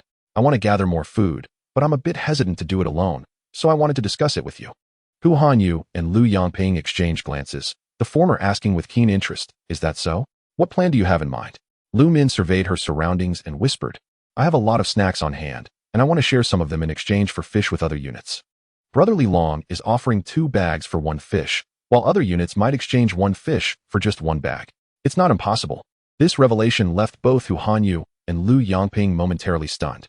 Lu Yongping couldn't help but glance at Hu Hanyu, chuckling, Old Hu see? There are still many clever individuals around these days. Hu Hanyu shook his head, marveling, Little girl, your mind works swiftly. Have you engaged in business before the flood? Lu Min, feeling a bit shy, waved her hands dismissively. No, I used to be a streamer. Hu Hanyu was taken aback once more, and then sighed. Being a streamer is impressive. It's no small feat to stand out in the world of online broadcasting. No wonder you are so sharp. Old Lu, what do you think? He directed his gaze at Lu Yongping. After a moment of contemplation, Lu Yongping inquired, May I ask which room you reside in? Room 1501. Lu Min responded promptly. Is there anyone opposite you? No. Lu Min shook her head. She suddenly realized and looked at the 2 of them. Are you planning to move in? Lu Yongping smiled and replied, To be candid, we genuinely wish to relocate upstairs. Look at the current situation, the torrential rain and the rapidly rising water levels. Living on the 11th floor, we fear that we might be submerged in a matter of days. Additionally, we would like to reside with Mr. Li. With him around, we would feel secure. Lu Min nodded. I see. There's a vacant apartment across from mine. You may move there without issue. I'll give you the keys. The lock on the door is broken, but I'll replace it. Initially, she intended to use the opposite room as a kitchen to avoid excessive smoke while cooking. However, since Lu Yongping's family wished to stay there, she promptly produced the keys to establish a good rapport with them. She understood that even if she declined, they would insist on moving, and she would be powerless to stop them. After all, the apartment wasn't hers, and the lock could be easily opened. Moreover, she had her own needs. It would be prudent to do them a favor. Chapter 85. Banding together to profit from price differences. Lu Yongping grinned ear to ear as the 2 exchanged glances. And Hu Hanyu immediately took the keys. Thank you, young lady. We shall now be neighbors. We have devised a plan to make some money. However, we do not intend to sell snacks, as they hardly satisfy hunger. Lu Min was taken aback and couldn't help but ask, What do you plan to sell? Lu Xiaoxin, who had been silent, raised her hand with joy as she saw the agreement. We are going to sell steamed buns. Lu Min was stunned, her face a canvas of astonishment. Lu Xiaoxin continued with a smile. Uncle Hu and Aunt Lu used to run a bun shop, so they possess ample experience in this area, and we have plenty of ingredients for making buns at home. During the flood, if it weren't for Uncle Hu and Aunt Lu's surplus stock, we would have perished long ago. We plan to turn this flour into buns and then trade them for fish in the second unit. Lu Min's expression shifted to one of realization, but soon a bittersweet smile graced her face. I thought I was the only one who could conceive such a plan. Dear girl, there are many clever minds out there. Our strategy is built on the fact that they are still unaware of Mr. Li's trading ratios. We must seize the opportunity to enjoy the profits before news of Mr. Li's transaction spreads. Hu Hanyu interjected. After this, our luck may not be so favorable. Lu Min nodded in agreement. Lu Yongping added, tonight, we intend to catch some more fish and have a meal. Tomorrow morning, we'll head to the second unit, and you are welcome to join us. Lu Min expressed her gratitude. Thank you. I will accompany you for fishing tonight. Lu Xiaoxin chimed in eagerly. Count me in too. Dad, I caught the majority of the fish today. Lu Yongping felt a twinge of embarrassment, yet Hu Hanyu chuckled and said, come on, let us go together. My wife is making steamed buns at home. Let us catch a few more fish. Lu Min couldn't help but laugh, feeling warmth for the first time, as if she had found companionship. Li Long cradled Qi Xinxin, not retiring until the clock struck midnight. Qi Xinxin, utterly exhausted, could hardly move, and was only roused by the sound of knocking as dawn approached. Li Long glanced at the clock, his brow furrowing. So early in the morning, who could it be? He rose and donned his trousers, while Qi Xinxin attempted to get up, but, after a couple of struggles, succumbed to her fatigue. Li Long playfully pinched her ample bosom and said with a smile, sleep a bit longer, I will check. Qi Xinxin, her face flushed, nodded shyly. As Li Long stepped into the living room and peered through the peephole, he was taken aback. Oh, what brings you here? Upon opening the door, he found Lu Min and Lu Xiaoxin standing there. Puzzled, he inquired, what brings you to? Hu Hanyu quickly replied, Mr. Li, we've caught some fish again. We were wondering if we could trade for some food. Li Long raised an eyebrow in surprise. You managed to catch more? Did you stay up all night? Only then did he notice the dark circles under their eyes, indicating they had indeed lost a night's sleep. Looking at these good souls who had bolstered his strength, Li Long promptly ushered them in. Come, come, let us see how many fish you caught. Lu Xiaoxin exclaimed, Brother Li Long, we've caught over 80 fish this time. Li Long's heart leapt with joy, a radiant smile spreading across his face. Is that so? Let me see. Lu Xiaoxin and Lu Min quickly stepped aside. Hu Hanyu and Lu Yongping were carrying a gigantic baby bathtub filled with mutated fish, while the other two held nets brimming with sea snails. Elated, Li Long hurried to bring everything inside. After counting, he found a total of 83 mutated fish and 17 giant sea snails. Without further ado, he produced snacks, rice, and flour for them to choose from. To his surprise, Lu Yongping and Hu Hanyu abstained from making selections, instead allowing Lu Min to decide. She opted for some snacks, leaving flour and a small amount of rice. Li Long observed Lu Min and the others, contemplative. He surmised that they had formed a united front. With a smile, he reiterated, I will say this once more, fighting is prohibited in this building. Should any disputes arise, come to me. I must ensure the peace of our unit, understood? He glanced at Hu Hanyu and then at Lu Yongping, who were startled and quickly assured him they would not cause trouble. Lu Min, with glistening eyes, looked at Li Long, fully aware that his words were meant to bolster her resolve. Thank you, she whispered softly. Li Long offered her a faint smile, remaining silent. After seeing off the two individuals, he feared the fish might perish and promptly began to prepare them, along with the conch. A wave of warmth enveloped him, prompting a sigh of relief. Even the fishmongers at the hypermarket could not match such efficiency. In less than 20 minutes, he had skillfully dealt with 17 large conchs and 83 fish. A comforting sensation spread throughout his body, banishing the fatigue of the previous night's ordeal, leaving him invigorated. He could not help but exhale deeply, clenching his fist. With a swift motion, he unleashed a punch that sliced through the air with a piercing whoosh. The tripled force produced a sound akin to tearing fabric. He continued to throw punches, delivering over 10 strikes, yet remained energetic and vibrant. Li Long chuckled, acknowledging, my endurance has indeed improved. In the past, throwing dozens of punches would significantly deplete my stamina, but now I feel utterly revitalized. Let me test if my defensive capabilities have enhanced as well. He promptly stepped onto the balcony and struck a punch against its wall. With a resounding bang, the wall quivered, plaster cascading down. The impacted bricks cracked, leaving a distinct imprint of his fist.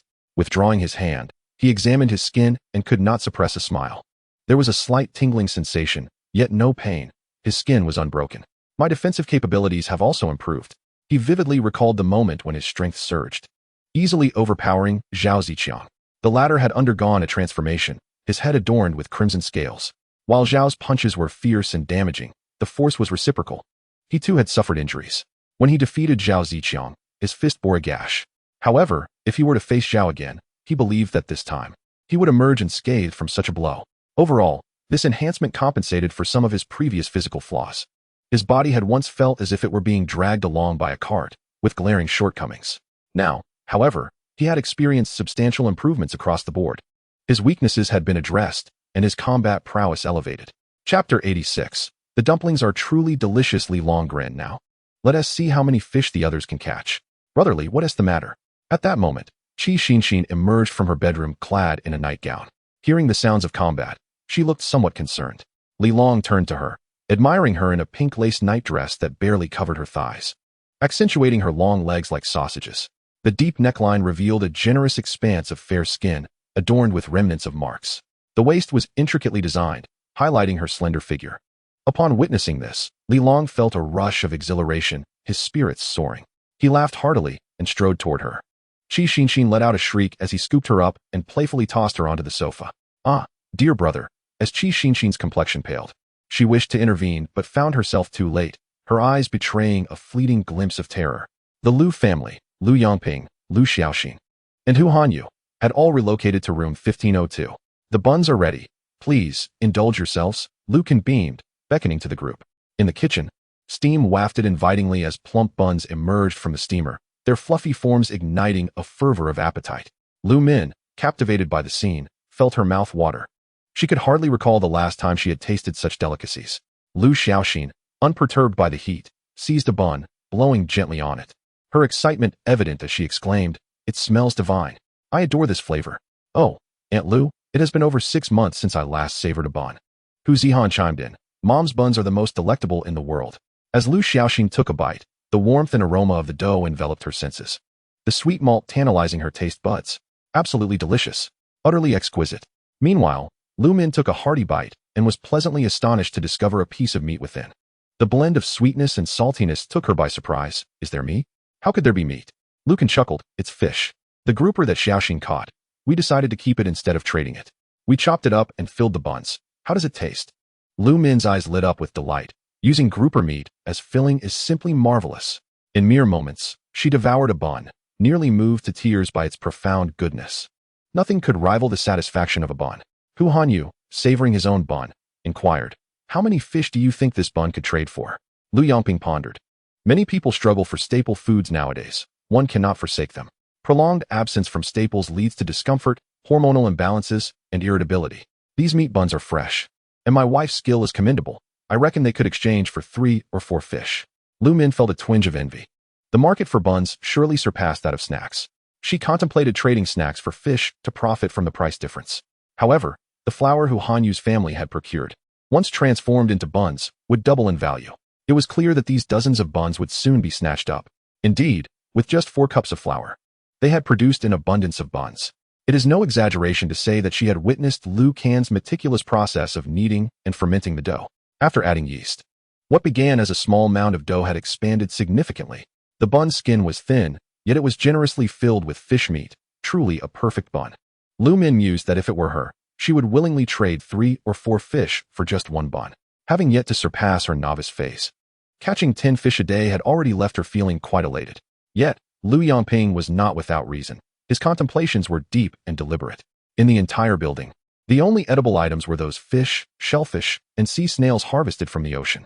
Carbohydrates and similar provisions had virtually vanished, rendering these items exceedingly precious. Ironically, there was an overabundance of fish, to the point where many were on the verge of nausea. Should one wish to barter for buns, those with ample resources would naturally be inclined to engage in trade. Each person had consumed only 1 bun, reluctant to indulge further. Lu Kan remarked, "This flour can yield 34 buns. Having each had 1, we are left with 28. I wonder how many fish we could exchange for them. If 1 bun trades for 4 fish, that totals 112 fish. We could then barter with Mr. Li for flour at 5 fish per cup, amounting to 22 cups. We could produce a substantial quantity of buns." Hu Hanyu rubbed his hands together in excitement, and the others shared his enthusiasm, each envisioning their impending fortune. Lu Yongping could not restrain his curiosity, asking, "Old Hu, do you have enough yeast and leavening agents?" These were the secrets to crafting large buns, thin skins, and generous fillings. Lacking these essentials would truly pose a problem. Hu Hanyu replied with a smile. "We have plenty at home. We used to purchase a 6-month supply at once."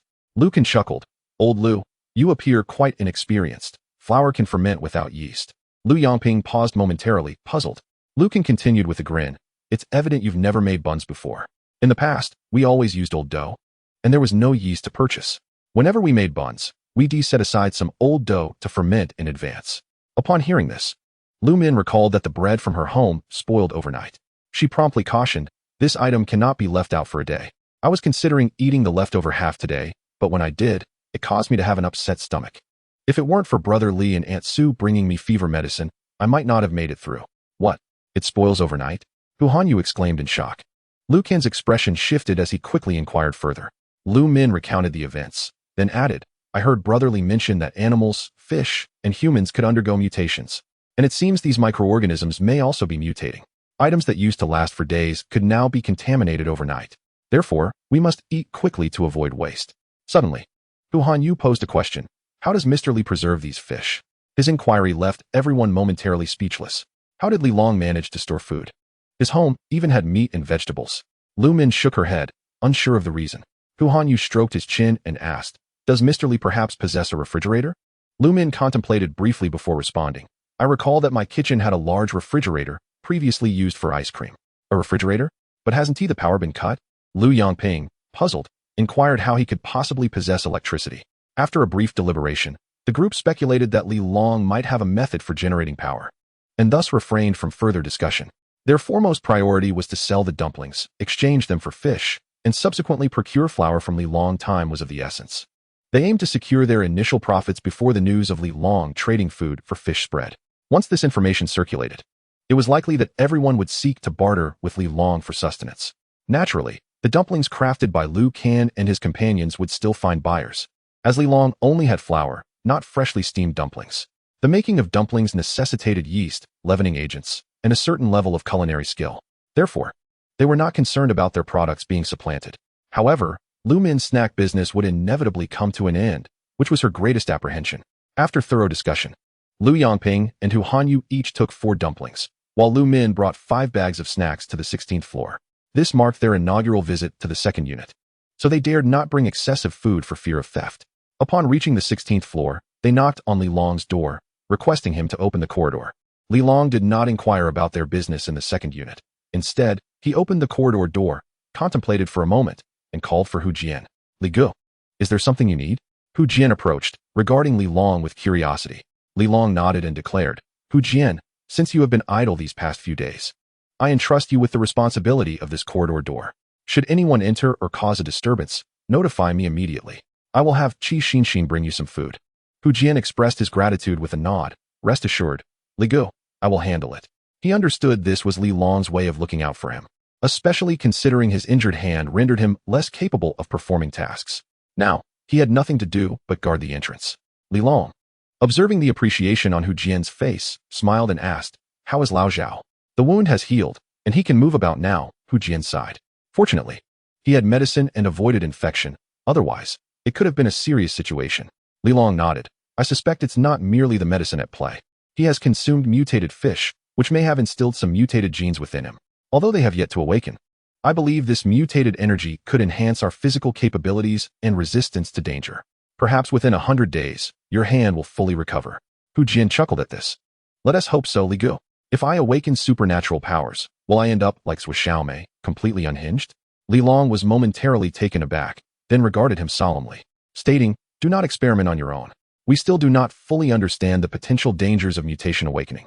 If you genuinely wish to awaken, remember to inform me and Ding Wei." "Thank you, Li Gu.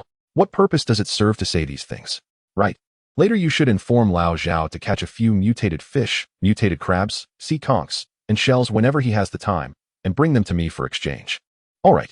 After exchanging a few more words, Li Long reminded him to keep an eye on whether the corridor on this floor had been pried open. If discovered, it should be sealed immediately, and it would be best to catch the culprit. Furthermore, he established a rule that only those who come from the corridor on the 16th floor may come to him for food exchanges. Anyone who opens the security doors of other floors without permission and comes from other floors will not be served, and serious offenders will be placed on a blacklist. Thus, each unit remains independent, disconnected from others, to prevent the invasion of mutated beasts and ill-intentioned individuals. Watching Lu Min, Lu Yongping, and Hu Hanyu leave, Li Long did not return but instead descended the stairs to gather materials for constructing a raft.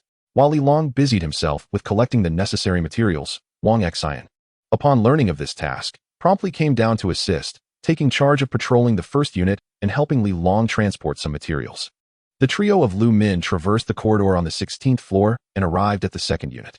The corridor of the second unit was littered with excrement and bloodstains.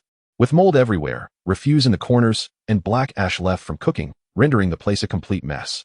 The three proceeded cautiously, the corridor eerily silent, devoid of any occupants. It seemed as if everyone had retreated into their own homes, leaving the corridor uninhabited. Perhaps frightened by the incident involving Zhou Xiaomei. Many had relocated to the third unit. Not many resided in the second unit. Most preferred not to abandon their homes or dwell in the corridors. Lu Min had cut her hair short, donned a helmet meant for electric bicycles, and wore a plastic man's coat for protection. Having witnessed Li Long's combat form, she emulated him in her defensive measures. Within this building, a certain atmosphere had taken shape. Now, when venturing outside, nearly everyone wore electric bicycle helmets. The exterior was deserted. Hu Hanyu, after taking a look around and finding no one, hesitated to enter the third unit recklessly and suggested knocking on the door. Lu Yongping nodded, saying, "You go ahead and knock. There may be many people in the third unit. If it is too crowded, I will not go." "Very well." Without hesitation, Hu Hanyu approached room 1603 and knocked on the door. It seemed there were sounds from within, yet no one dared to respond. He knew there must be someone inside, undoubtedly on guard against them. "Hello, are you there? We mean no harm. We are residents of this building, here to see if we can exchange some goods." After waiting for a considerable time with no response, Hu Hanyu could no longer bear it, and said, "We have food. Do you have any fish? You can see for yourselves. We come to trade, not to cause trouble." Upon finishing his words, he took a step back and retrieved a steamed bun from his bag. "Behold, this is a delicacy freshly crafted by my wife. It is still warm, filled with fish meat, requiring 4 fish for a single bun. Hello? If you refuse to trade, I shall proceed to the next establishment. You must be aware of the exorbitant price of flour these days. It's not merely buns that are scarce, even noodles are hard to come by."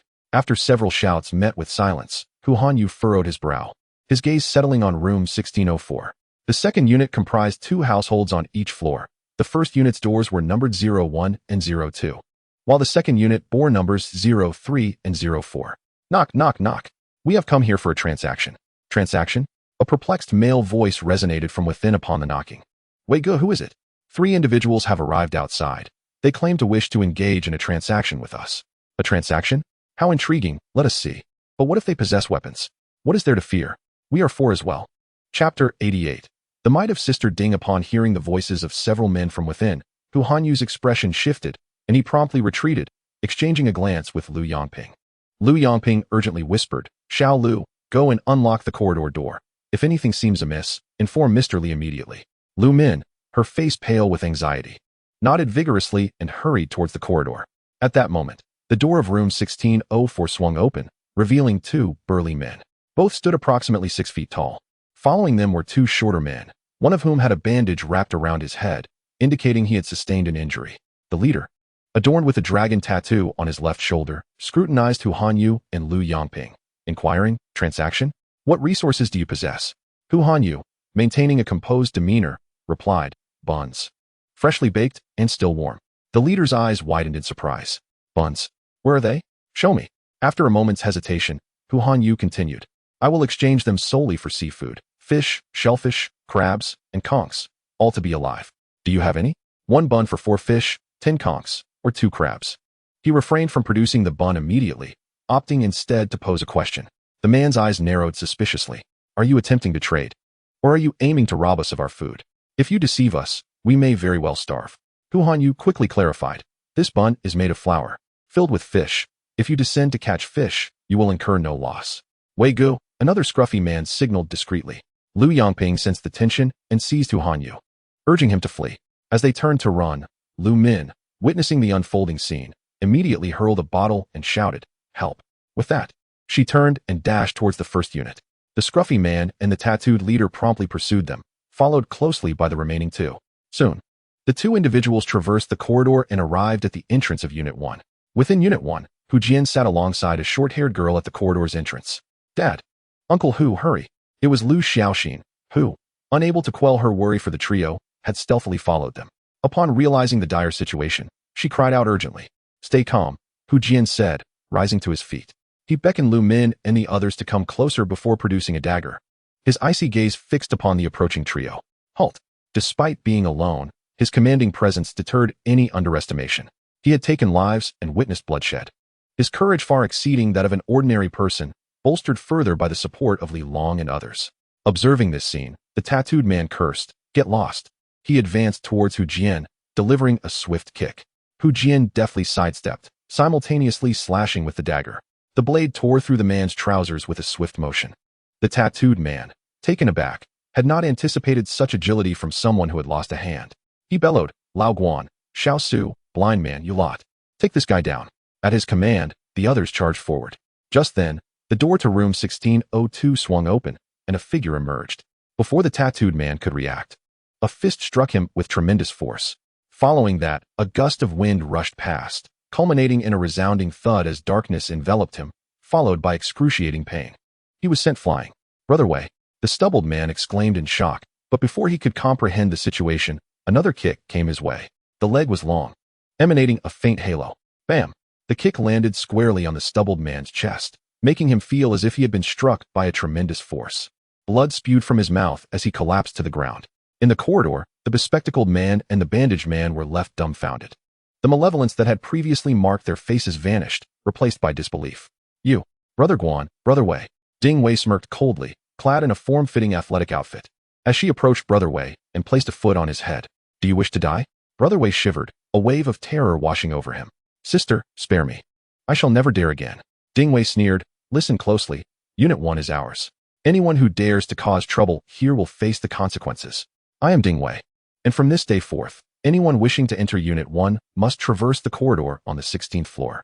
The corridors of other floors are sealed. Anyone who trespasses shall not expect mercy. With that, she delivered a powerful kick to Brother Wei's chest, sending him tumbling across the ground multiple times.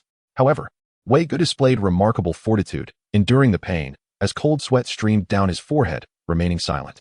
Once he caught his breath, he managed to suppress the surge of blood rising in his throat, lowered his head, and staggered out, ignoring the unconscious old manager. The remaining two individuals hurriedly supported Wei Gu as they ascended to the second floor. Ding Wei cast a cold glance at the old manager and instructed, Hu Jian, go check if he is still alive. If he is dead, dispose of him by throwing him from the building. We don't need him here. Hu Jian stepped forward, giving a thumbs up to Ding Wei, exclaiming, Impressive, Sister Ding. Ding Wei scoffed lightly. The old manager suddenly opened his eyes wide, pleading, I'm still alive. I'm still alive. Hu Jian approached, tapping the man's face with his dagger, saying, Did you hear what Sister Ding said? Yes, I heard. The old manager stammered. Go back and inform everyone that if they dare to break the rules, Sister Ding will not hesitate to eliminate them. All right, I will tell them, he replied hastily. Now leave. The old manager quickly scrambled to his feet, clutching his chest, and stumbled toward Unit 2. Sister Ding, it's all taken care of, Hu Jian said. Smiling at Ding Wei replied, In a moment, I'll give you the crossbow. Li Long asked you to stay here. Without long-range weapons, what use are you? Hu Jian scratched his head, a look of envy on his face. If I had Sister Ding's abilities, would I even need weapons? Ding Wei laughed. Envious, are you? This comes with the risk of life. At this point, she turned to Lu Min and the others, asking, Why are you out here instead of staying at home? The three exchanged glances. They had intended to engage in some minor business to earn a little profit, but unexpectedly, they nearly lost their lives. This world has truly changed. Without sufficient strength, a stable life is unattainable. A hint of bitterness appeared at the corners of Lu Min's mouth as she reluctantly confessed. We wanted to go out in exchange for some goods. Who would have thought? After saying this, she revealed her plan to act as a middleman. Hu Hanyu and Lu Yangping, realizing they could no longer conceal their intentions, also shared their plans. Chapter 89. Lu Xiaoxin seeks a mentor. Ding Wei was taken aback by their words. She scrutinized the three of them, exclaiming, You all have quite a clever mind. Huh? Hee, let us discuss it when Li Long returns. By the way, show me that bun you have. Hu Hanyu promptly pulled a bun from his pocket. Ding Wei picked it up and took a bite, her eyes instantly lighting up. Wow, this is truly delicious, infinitely better than instant noodles. She devoured the bun in a few bites and then inquired, "How many are left?" Hu Hanyu sighed, "There are 4 left. How about this? Give me all the buns, and I will provide you with some flour. Don't worry, I won't force you. Just name your price for the flour." Hu Hanyu was taken aback, clearly not expecting that with Ding Wei's skills, she would trade flour for his buns. In a moment of uncertainty, he began to question whether Ding Wei was testing him. No, if you like it, I shall gift you," he said. Ding Wei furrowed her brows and retorted, "What do you mean by that? Do you think I am like Zhao Ziqiang and his ilk? I have stated that I will exchange flour for your buns, and I shall uphold that promise. Just you wait." She promptly returned to room 1602. "Hu Jian, what is happening? Am I mistaken?" Hu Hanyu inquired anxiously. Hu Jian regarded him and replied, "If you perceive Sister Ding as one of those bullies like Zhao Ziqiang, she will undoubtedly be incensed. We are not like Zhao Ziqiang. Brotherly has dealt with him decisively, without any intention to seize your belongings. What we desire is a stable environment, not to plunder like those beasts. Do not equate us with Zhao Ziqiang. Sister Ding expects you to comply with her requests." Hu Hanyu paused, having witnessed too many acts of bullying against the weak. Zhao Ziqiang's gang was capable of anything. He had seen a once harmless rideshare driver transform into a ruthless villain. And even the security guard who had greeted him with a smile later became a murderous scoundrel. From that moment, he understood that the world had changed irrevocably. He dared not resist, nor did he wish to mingle with such brutes, opting instead to keep his distance. Yet now, someone who should have asserted dominance over him was advocating for order and stability. This surprised and excited him. Mr. Li and his team appeared truly different. Lost in thought, Ding Wei emerged once more, holding a small bag of flour. "Li Long has set the price at 5 fish for a cup of flour. I am uncertain how much flour you used for your buns, but Li Long has provided you with 4 cups of flour.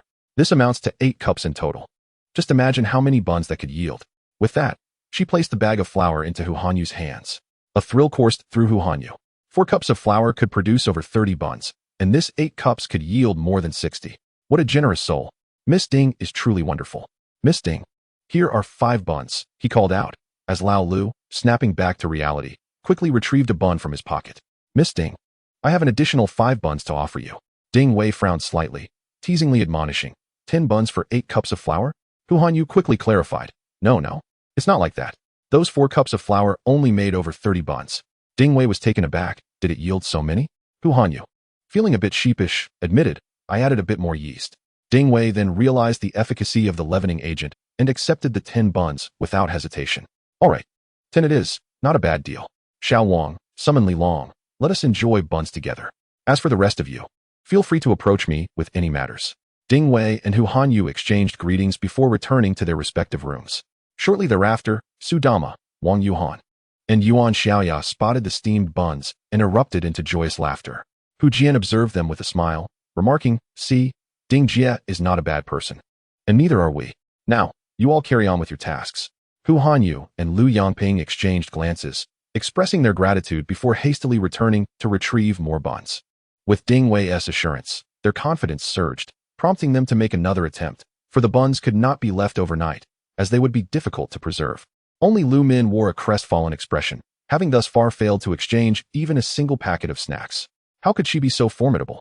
Upon witnessing her father depart, Lu Xiaoxin excitedly turned to Lu Min, exclaiming, "Earlier, Ding Wei dispatched those burly men with such ease. It was exhilarating, my blood was racing." With Ding Wei gone, she could not restrain herself from teasing Lu Min, filled with envy, remarked, "I truly cannot fathom what method she employed to possess such strength." In the aftermath of the apocalypse, societal order collapsed, awakening the primal instincts within people, with brute force becoming the singular pursuit. In this regard, women found themselves at a disadvantage. Nevertheless, Ding Wei's performance today instilled considerable hope in Lu Min and Lu Xiaoxin. How can a woman be so powerful? Is it even possible? Unbeknownst to them, they too had undergone a transformation, a fact known only to Li Long's team. Lu Xiaoxin could not help but cast a glance at Hu Jian before approaching him with a sweet smile, inquiring, "Is that your friend?" Hu Jian regarded her briefly, responding with a non-committal sound, remaining silent. Since the death of his girlfriend, he had grown considerably distant, hardly engaging with anyone except for Li Long and his companions. The once sunny and cheerful youth had been irrevocably extinguished. "Is her name Ding Wei?" she asked, recalling her previous conversation with him. Hu Jian frowned, choosing to ignore her. After being rebuffed twice, Lu Xiaoxin felt a twinge of embarrassment, yet her lively disposition prompted her to engage Hu Jian once more. He retorted curtly, "What do you wish to know?"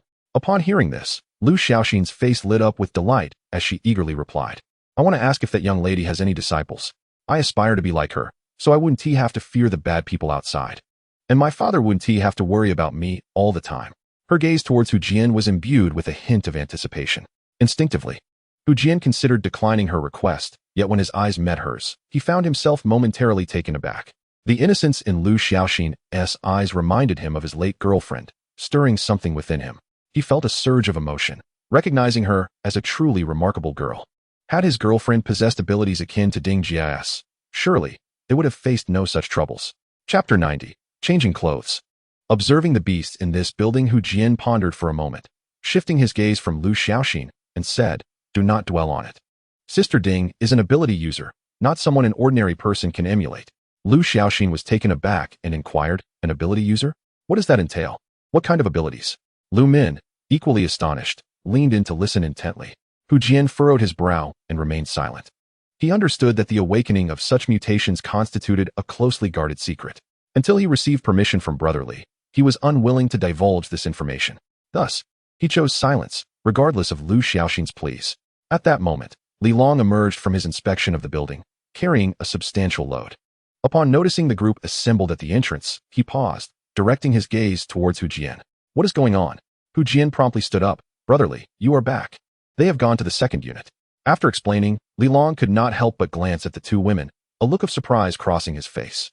When his eyes fell upon Lu Min, a smile graced his lips. No wonder you stocked up on so many snacks. You intended to profit from the second unit. Haha. Clever idea. He was indifferent to their method of capitalizing on the information gap, as it bore no consequence to him. Coincidentally, Li Long also wished for their assistance in collecting some mutated fish. Moreover, this information would soon circulate, prompting other residents to inquire about the situation. Consequently, Lu Min's business opportunities would dwindle. She had only a few days to capitalize on this. Conversely, Hu Hanyu and Lu Yangping had ventured into the Baozi business, which surprised Li Long. These individuals evidently had their own plans. The Baozi enterprise did not conflict with their other ventures. Li Long was filled with anticipation, confident that it would not be long before these individuals returned with more mutated fish. While he contemplated, Hu Jian began recounting the men from the second unit. His expression darkened. Heh, Zhao Ziqiang is dead, and another has appeared. Li Long longed to maintain a state of stability, urging everyone to assist him in fishing to bolster their strength. He detested those who organized unrest. It was precisely this group of rascals that deterred anyone from fishing. How could this continue? If no one dared to fish, how could their strength be enhanced? Anger surged within him, and he immediately addressed Lu Min. Let us go. I will watch from the side while you all go knock on their doors to trade for fish. I intend to see which scoundrels dare to rob you. Such villains must be eradicated. Li Long was resolute, then beckoned to Lu Xiaoxin. You two, wash your faces, apply some makeup, and dress attractively. I want to see who else is a beast in human guise. Lu Xiaoxin and Lu Min exchanged bewildered glances. Brotherly, Hu Jian could no longer restrain himself. Standing up. Perfect. I also wish to inspect those pets to eliminate potential hazards. I will rely on you two today. Hu Jian quickly responded, I will accompany you. Li Long shook his head and replied, No need. When there are more people, those brutes will think twice. I will just follow behind them. As he spoke, he urged, Why aren't you hurrying? Move faster. At that moment, Ding Wei emerged from room 1602, smiling, I will join too. With 3 beauties present, those ruffians will surely be unable to resist. What do you think? Li Long gazed at her, and Ding Wei lifted her chin slightly. All right. A faint smile graced Li Long's lips. Soon, Lu Min and Lu Xiaoxin, under Ding Wei's encouragement, had bathed, applied makeup, and donned beautiful attire. The 3 transformed into youthful and radiant beauties, prompting even Li Long to steal a glance. Ladies, shall we depart? Ding Wei giggled, leading the way forward. Lu Min and Lu Xiaoxin exchanged glances, with Lu Xiaoxin exuding excitement and curiosity, while Lu Min's face displayed signs of tension and vigilance. The trio arrived at the door of room 1603 and knocked. Unlike their previous encounter, the occupants inside peered out with a look of surprise. Who is it? Ding Wei signaled to Lu Min, who swallowed nervously, and said, I have some snacks I'd like to trade. I wonder if you have any fish? A hushed conversation ensued within, and after a moment, a male voice called out, What kind of trade? A fish for a bag of snacks. What do you have? Lu Min saw an opportunity and quickly replied, We have chicken feet, beef tendons, duck tongues, instant noodles, and spicy peanuts.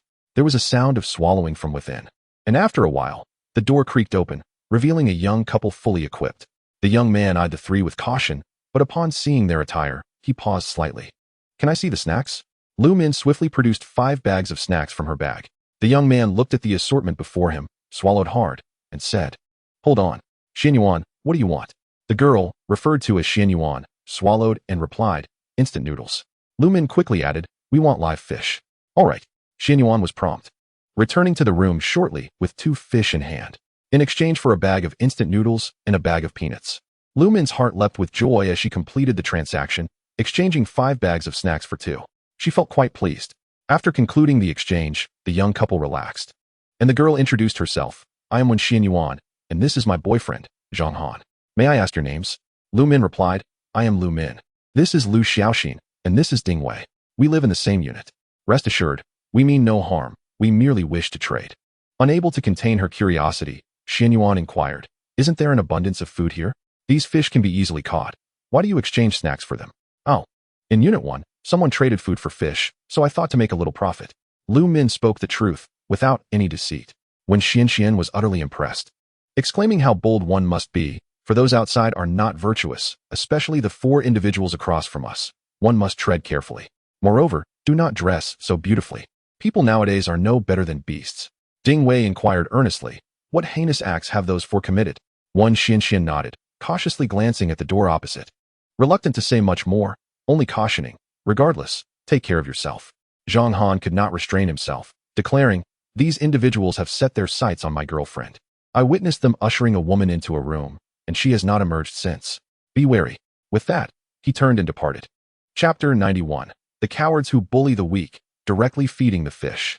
Lu Min and Lu Xiaoxin immediately turned to face the opposite side, with Lu Xiaoxin indignantly stating, "Indeed, these people are no good. They previously stole our food, and it seems they have committed numerous misdeeds." Lu Min, trembling with trepidation, remarked, "Thank goodness Sister Ding is here. Otherwise," she felt a chill, fearing the dire consequences should those individuals capture her. Ding Wei's expression turned frosty as she glanced towards Li Long in the corridor, demanding, "What now?" Li Long emerged, his face darkened. Ding Yin revealed a sinister smile, declaring, "I shall handle this." With that, she stomped her foot fiercely. Bang! The door of room 1604 shattered with a resounding crash. Lu Min and Lu Xiaoxin stood agape, covering their mouths in astonishment. Zhang Han and Wen Xian too stared in disbelief at Ding Wei, who resembled a female Tyrannosaurus. Unyielding, Ding Wei continued to kick the door. Bang! Bang! Bang! After 3 kicks, the door was deformed, its exterior shattered to reveal the steel beneath. Yet, despite Ding Wei's formidable strength, she could not completely break it down. Li Long stepped forward, grasping the mangled door frame and pulling with all his might. Bang! The entire door, along with its frame, was torn apart by his terrifying strength. He had evidently enhanced his power significantly. With a forceful fling, the door was hurled into the corridor with a thunderous roar. As dust swirled, Li Long waved his hand and peered into the room. Inside the hall, Wei Gu and his 3 companions paled. Their eyes filled with dread as they gazed upon Li Long. Li Long strode inconfidently, his crowbar striking the ground as he questioned, "Do you know who I am?" Wei Gu glanced at Li Long and suddenly recalled, "Oh, it's you. You are the one who killed Zhao Ziqiang." Li Long grinned, "It seems you recognize me. I hear you've captured a woman?" Wei Ji's expression shifted dramatically as he instinctively tightened his grip on the kitchen knife. The others began to glance around anxiously, seeking an escape route. At that moment, Ding Wei approached with a cold sneer, declaring, "You worthless scum, we meet again." Wei Gu was startled, fully aware of this woman's formidable nature. Now, Li Long had also joined the fray, plunging into utter despair. Lu Min and Lu Xiaoxin stood at the doorway, observing the scene from a distance. Li Long kicked open a bedroom door, revealing a naked woman sprawled on the bed, her body marred with bruises and the sheets stained with blood, appearing on the brink of death. Li Long's countenance darkened at the sight. These 4 beasts. Ding Wei, witnessing the grim spectacle in the bedroom, was reminded of the woman she had failed to save. Her face turned ashen as she drew a dagger, exuding a murderous aura. "You wretched beings, you all deserve to die." No sooner had she spoken than the dagger was thrust forward. Wei Gu, leading the charge, cried out in terror, "I'll fight you." He swung the kitchen knife wildly, but Ding Wei seized the blade's edge with her right hand. With a resounding crack, the knife was severed, yet a translucent shield enveloped Ding Wei's palm, leaving her unscathed. In the next instant, her dagger pierced Wei Ji's face. He let out a horrific scream, one of his eyes gouged out. The remaining individuals, startled, scattered in all directions. Some fled to the secondary bedroom, others to the balcony, while the last dashed towards the restroom. As chaos ensued, Li Long brandished a crowbar and charged forward. The man known as Lao Guan slammed the door shut and leaped out of the window, no longer concerned with whether there was a safe path outside, only desperate to escape. With a thunderous crash, the wooden restroom door splintered under Li Long's kick. He moved with the agility of a leopard, barreling forward. Just as Lao Guan clambered through the window, Li Long raised his massive hand, thrusting the crowbar forward with ferocity. A piercing scream erupted as Li Long kicked Lao Guan's body out of the window, not into water, but onto the corridor below. This scene elicited shrieks from several residents, many rushing out to witness the unfolding chaos. Li Long paid no mind to the commotion below, turning away from the restroom and heading straight for the secondary bedroom. The room was vacant. Li Long opened the wardrobe and began to rummage through it, yet found nothing. He glanced outside, where the curtains billowed wildly in the fierce wind. Swiftly, he approached the window and looked down, spotting the bandaged man who had leapt from the balcony onto a nearby air conditioning unit. At this moment, torrential rain poured down as he crouched on the air conditioning unit. Upon seeing Li Long peek out, he hastily pleaded for mercy, saying, "Brother, I beg you. I implore you. We are left with no choice. That woman was captured by Wei Gu. It has nothing to do with me." Li Long's gaze was cold as ice. "Jump down, and I might believe you." The man wrapped in bandages turned pale, realizing his pleas had fallen on deaf ears, and he immediately erupted in curses. "Damn it. I just want to survive. What's wrong with that? Who among us hasn't robbed? Which man doesn't he indulge in women? I simply refuse to accept it. Why do those people get to demolish and receive housing without lifting a finger, while I toil just to make ends meet? Come on. If you have the guts, come down. I'll drag you down to hell with me. Do you dare?" The man in bandages was resolute, growing bolder with each insult, an aura of hostility emanating from him. He calculated that Li Long, valuing his own life, would never risk a deadly confrontation beneath that perilous air conditioning unit. Li Long quietly observed his hysteria and replied, "Not satisfied? Why don't you go kill corrupt officials or confront Zhao Ziqiang and his ilk? You're merely a coward preying on the weak, pretending to be tough. I've painstakingly stabilized the order here, and you dare to stir up trouble?" With a casual flick, he tore a brick from the wall and smashed it onto the air conditioning unit. Bang! The man in bandages quickly crouched to evade the blow. At that moment, Li Long hurled a table lamp. Bang! This time, the lamp struck the man squarely in the chest. The immense force caused him to cry out in pain and stagger backward. Suddenly, his foot slipped, and with a horrified scream, he tumbled down the stairs. Before he could plunge into the water, a protruding clothesline pole pierced him, suspending him 12 stories high. Blood splattered, creating ripples on the surface of the water on the 8th floor. Following this, a fish, towering as high as a floor, leapt from the water, right before Li Long's astonished gaze. It clamped down on the man in bandages. With a sickening crack, the upper half of his body, along with the clothesline pole, was dragged into the flood. The remaining portion of his body, still clinging to life, shrieked in midair before plummeting into the torrent with a splash. In an instant, countless mutated fish surged forth, a densely packed swarm that sent shivers down one's spine. Chapter 92. Did you give that woman a chance? Save me. Please, save me. On the balcony, the blind man witnessed the man in bandages being bitten in half by the mutated fish and falling into the water, letting out a piercing scream of despair. He clutched the window, crying out in terror. Ding Wei gouged out Wei Ji's eyes and then swiftly slashed his throat. Rising to her feet, she approached the balcony, casting a sinister smile at the bespectacled man sprawled on the ledge. The bespectacled man, his glasses askew and drooping, pleaded, "Please, save me. I am willing to do anything." Ding Wei coldly scoffed. "Anything? Perhaps you could let go?" The blind man implored, "I don't believe I have wronged you. Please, show mercy and grant me a chance at life." Ding Wei toyed with the dagger in her hand, a glint of coldness flashing in her eyes. She slowly inquired, "Did the woman in that room not plead for mercy when you stripped her bare?" As soon as the words left her lips, she swiftly slashed the dagger, severing the man's little finger. With a horrified scream, he instinctively released his grip. His body plunged downward, grasping the window's edge as gravity yanked him toward the depths of the ocean. Splash! The flood roared, and shoals of fish, sensing the scent of blood, surged forth.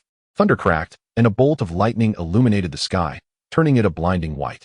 One could vaguely discern that the spot where the bespectacled man had fallen was now stained crimson, as countless fish frantically swarmed, devouring the corpse. Ding Wei squinted at the scene. After a considerable pause, she sighed. He had it coming. Turning around, she noticed Li Long emerging from the secondary bedroom. "What is the matter?" she asked, observing Li Long's serious expression. He gravely inquired, "Have you seen the conditions beneath the water?" Ding Wei nodded. her complexion darkening as she replied, "There are numerous mutated fish, and their rate of evolution seems alarmingly rapid." Li Long recalled the enormous fish, towering as high as a floor. He could not identify the species, but it was undoubtedly mutated. As the number of mutant fish in the flood increased, they needed to depart swiftly. With this thought, he resolved to thoroughly cleanse the building. During this time, he intended to enlist everyone's help in fishing to rapidly enhance his strength. If things continued in such disarray, who would have the time to catch fish for him? Thus, the ensuing actions would require iron-fisted measures to suppress all dissent. Anyone who dared to cause disruption would face ruthless consequences. "Brotherly, Sister Ding, come quickly. She can't hold on much longer." At that moment, Lu Min shouted from the doorway. Li Long and Ding Wei rushed over. Inside the master bedroom lay a naked woman. Her complexion pale, eyes vacant, and breathing rapid. Li Long surveyed the blood-stained bedding and the scattered tissues throughout the room, his face aflame with anger. Ding Wei's expression darkened further as she approached the woman, demanding, "Do you have any unfulfilled wishes?" The woman looked at Ding Wei, a fleeting spark flickering in her eyes. Ding Wei furrowed her brow and leaned in closer. Digging through a tattered pair of jeans on the floor, Ding Wei retrieved a photograph. In the photograph, a family of 3 is depicted. The woman before us is the same as in the picture, where she cradles a small boy in her arms, her face radiating happiness. This woman possesses a blissful home. Ding Wei presented her with a photograph, and her eyes instantly welled with tears as she murmured, "My precious, my darling." Overcome with emotion, she attempted to reach out, yet her strength faltered, ultimately resulting in her hand crashing heavily onto the edge of the bed. Her gaze was filled with reluctance, affection, and concern, fixated on the photograph, unable to close her eyes. With a muffled sob, Lu Xiaoxin covered her mouth, tears streaming down her face, unable to contain her anguish. Lu Min's eyes were also red-rimmed, tears brimming in her gaze. Only Ding Wei maintained a stoic expression, retrieving the photograph and gently covering the woman's eyes. She strode purposefully into the living room, and upon seeing the lifeless body of Wei Guo, she abruptly quickened her pace, delivering a fierce kick to his head. With immense force, her foot struck like a hammer, shattering Wei Ji's skull. She continued to unleash a flurry of kicks, reducing the corpse to a pulpy mass. Li Long did not intervene, merely sighing, "Let us visit other households." Ding Wei halted abruptly, clutching her dagger, declaring, "Very well, I shall eliminate every beast within this building." The group exited the room, with Li Long not forgetting the contents left behind. As they descended the stairs, the door across the hall swung open. Wan Xianxian and Zhang Han entered, their expressions shifting upon witnessing the woman's corpse and the mangled remains of Wei Guo. Zhang Han swiftly pulled Wan Xianxian aside, whispering, "We should leave. These individuals are even more ruthless than Li Wei's gang." However, Wan Xianxian remained unfazed, her demeanor calm as she replied, "Do not worry. I sense they are not malevolent. Otherwise, they would not engage in trade with us. By the way, isn't that Li Long the notorious figure rumored to have killed Zhao Ziqiang recently?" Zhang Han pondered for a moment before nodding. "It seems so." Wan Xianxian could not contain her curiosity. Did he claim he would take responsibility for this building? Are they intending to maintain order here? Zhang Han nodded again. "It appears to be so. I initially thought he was another Zhao Ziqiang, but it seems Li Long is indeed quite distinct. They seem to be conducting thorough inspections from door to door," Zhang Han observed. When Xuan's eyes brightened, "Let us lock the door and follow them." "What? Isn't that perilous?" Zhang Han questioned. "What is there to fear? We shall follow and ascertain if they truly are as they claim. Moreover, if he genuinely intends to uphold order in this building, we can offer our assistance. The chaos here is unbearable. Living without a semblance of stability is untenable. You venture out to fish at midnight, and I worry incessantly. Finally, someone is willing to shoulder the responsibility and address these crises. We must support him. Let us go." Wan Xianxian had made up her mind, urging Zhang Han onward. Zhang Han hesitated momentarily, but considering that if order was truly established in the future, his fishing experience should suffice. "Very well, let us follow." The two trailed closely behind. Upon reaching the ground floor, they were met with a cacophony of sound. They exchanged glances, and Zhang Han exclaimed, "Is that Sister Deng?" Wan Xianxian echoed, "Indeed, although Sister Deng can be acerbic, she has never committed any heinous acts. How could she have offended them? Quickly, let us see." As they descended, they found that Li Long and the others had not barged in. Instead, Sister Deng was inside, vociferously berating someone. "Get out, all of you. Do not think I am oblivious to your intentions. You wish to trade? Nonsense. Do you think I would let you in? Are you after my son? You must be dreaming." Sister Deng's invectives were particularly harsh, referring to others derogatorily, causing Lu Min and Lu Xiaoxian to look rather displeased. Li Long turned to Ding Wei and asked, "Did you hear a dog barking inside?" Ding Wei nodded. Yes, I heard it. After a moment's contemplation, Li Long replied, Sister, this is a critical time. Pets can be perilous and may mutate into monsters at any moment. We have no intention of harming your dog. We merely wish to ascertain whether it has indeed mutated. Please open the door. How dare you speak such nonsense? You are the ones who are mutated. Your whole family is. Get lost. The woman's shrill voice echoed, filled with screams and curses. Li Long's expression shifted slightly. He was acutely aware of the dangers posed by mutated creatures. The earlier encounters with mutated cats had left him nearly defenseless. What horrors might a mutated dog unleash? Since he refused to cooperate, do not blame us for being impolite. He instructed Dingwei, step back. She nodded in compliance. Li Long seized a crowbar and struck the door handle forcefully. Bang, bang, bang. After merely 3 strikes, the handle snapped, revealing the lock mechanism within. Li Long raised his leg and delivered a powerful kick. Bang, bang, bang. After a flurry of over 10 strikes, the lock finally shattered. Sister Deng, amidst her tirade, began to panic. She shouted loudly, attempting to create a greater commotion to attract more attention. Li Long kicked the door once more, and with a resounding crash, the entire door swung open. Just then, a shadow darted from within the room. Woof! The shadow moved with such swiftness that even Li Long struggled to react in time. He quickly sidestepped to avoid the creature. Crack! The claws of the shadow tore through Li Long's leather coat, ripping it open to reveal the steel beneath. The steel bore deep white marks, indented into the metal. A mutated entity. Li Long's expression changed abruptly as he let out a loud shout. At that moment, Dingwei sprang into action, lifting her leg and delivering a swift kick. The shadowy figure, caught off guard, was struck squarely and let out a howl, being sent crashing back into the room. Without a moment's hesitation, Li Long drew his gun from his pocket and strode into the room, intent on tracking the black dog. However, upon entering, he was taken aback. The room reeked of decay, littered with bones. A woman sat on the sofa, while the black dog crouched beside it, glaring menacingly at Li Long and his companions. A quick glance revealed at least a dozen corpses of various sizes scattered throughout the room. His face darkened as he realized that the black dog must have devoured these unfortunate souls. You scoundrel, come out. Dingwei followed closely behind and was equally shocked by the scene. She immediately yelled at the woman on the sofa. Did your dog eat these people? The woman remained still but responded, and so what? They were trying to steal my food. If they attempted to take from me, isn't it only fair that I consume them? Li Long observed the woman on the sofa. Though she said little, her voice resonated ominously. A chilling sensation surged within him. Be cautious. She may be an ability user, Li Long warned. Dingwei's expression changed. She understood all too well what awakening such powers entailed. As an ability user herself, she was acutely aware of their terrifying nature. Lu Min, Lu Xiaoxian, you two hurry upstairs. Without needing further instruction, Lu Xiaoxian and Lu Min dashed up the stairs. He, along with Wen Xian and Zhang Han, who had just come down, hid upstairs, their faces filled with anxiety as they watched below. In that moment of delay, the black dog lunged out again, and Li Long instantly drew his gun, firing a shot. Bang, bang, bang. 3 consecutive shots rang out, striking the shadow, which collapsed to the ground with a thud. A strange sound erupted, an anguished cry that unmistakably belonged to a woman. Both Li Long and Dingwei felt a chill run down their spines. Dingwei, unable to contain her curiosity, asked, what is happening?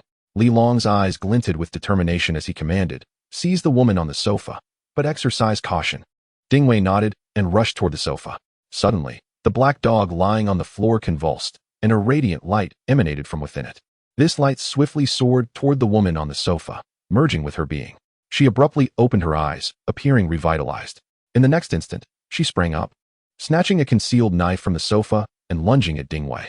Anticipating the attack, Dingwei unleashed a brilliant aura, striking the blade with her palm. With a resounding impact, she deflected the knife and, wielding a dagger in her right hand, aimed for the woman's head with lethal intent. The woman reacted swiftly, letting out a piercing scream as she rolled and crawled behind the sofa. She quickly seized a bucket of water and hurled it towards Dingwei. Startled, Dingwei had no idea what the substance was and hurriedly ducked behind the nearby sofa. The liquid poured down, splattering onto the sofa and the floor, sizzling ominously. It was a highly corrosive substance. Bang! In that moment, Li Long seized the opportunity and shot at the woman. She emitted a chilling scream, dropping the bucket onto the ground. With a thud, her body collapsed, lifeless. Li Long felt a wave of relief wash over him. About to move closer for a better look, Dingwei stood up, eager to follow. Don't go over there, Li Long suddenly shouted, as a realization struck him. He sensed no warmth emanating from his body.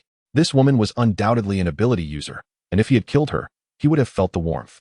What did this imply? It indicated that she was still alive. Li Long hastily raised his hands and fired 2 more shots. Bang! Bang! One bullet struck the woman in the head, while the other pierced her heart. Her body trembled slightly before falling still, appearing truly lifeless. Li Long hesitated for a moment before turning to aim at the black dog lying on the ground. Chapter 94.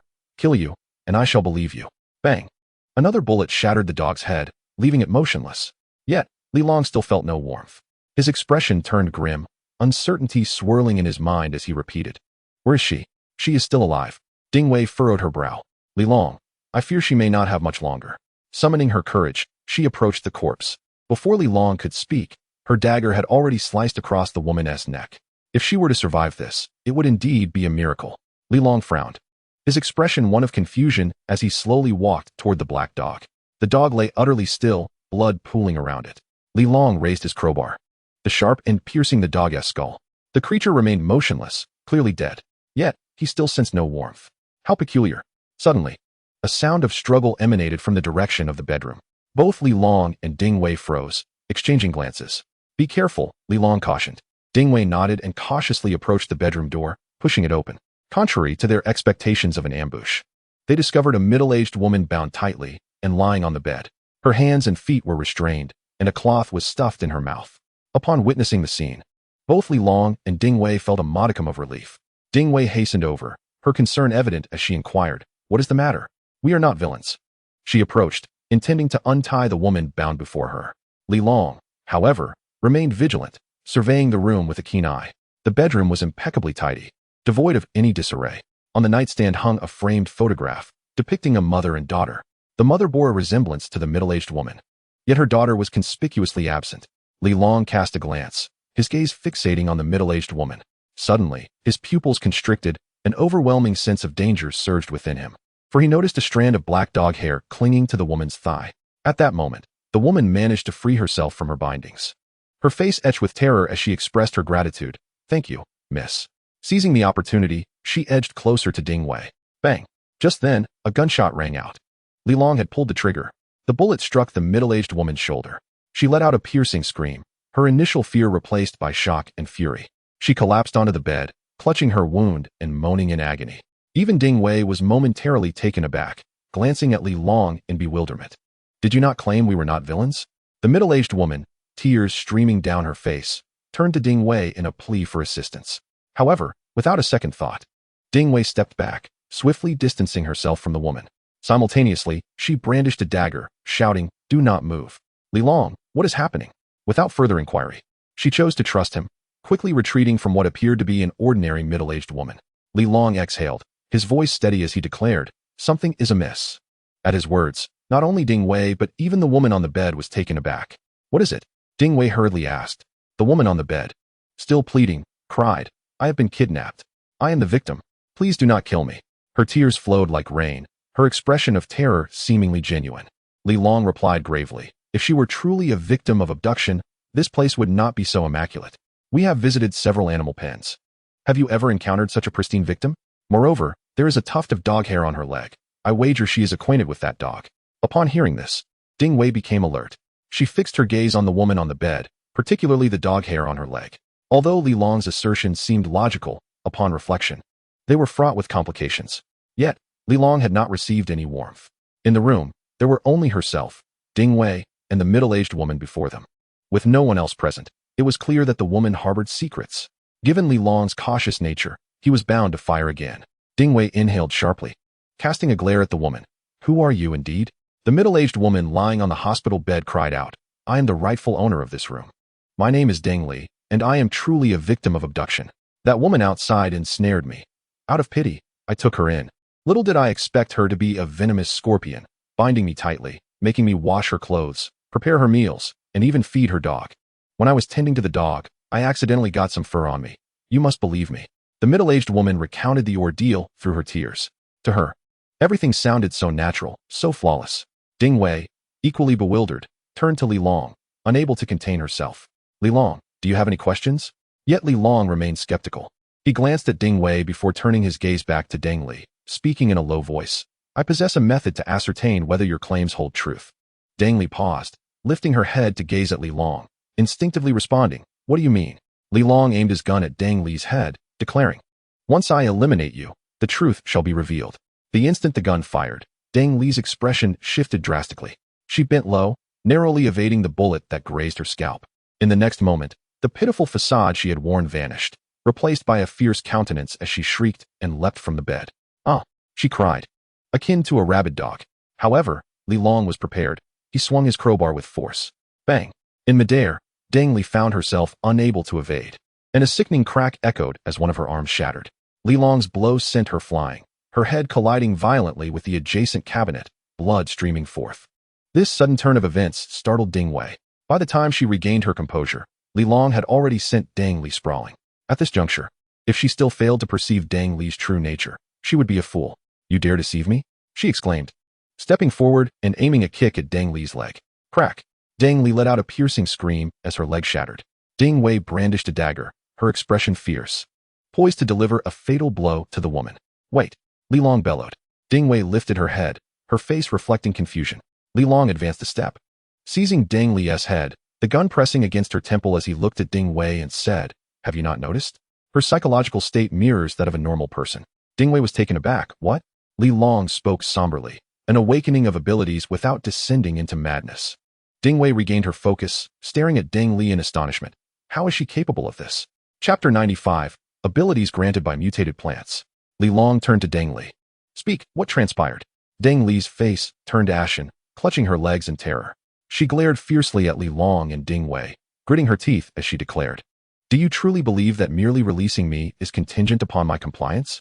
Li Long nodded. "I assure you, once you divulge the necessary information, I shall set you free." "Really?" she questioned. Li Long affirmed, "I have never been one to utter falsehoods." Yet, Ding Li remained skeptical, doubting the ease with which Li Long acquiesced. "As you can see," Li Long continued, "we are both awakened beings with extraordinary powers. You are no match for us. The world has transformed, and only those who awaken their abilities can truly integrate into it. We are no different." At his words, Ding Li's eyes sparkled with intrigue, and she began to trust him somewhat. Ding Wei furrowed her brow, casting a wary glance at Li Long. Maintaining his smile, Li Long inquired, "Please tell me about the origin of your powers, as well as the duo outside." After a moment of hesitation, Ding Li conceded, "Indeed, this realm shall ultimately be governed by individuals like us." Li Long smiled faintly. "The ordinary will inevitably be cast aside."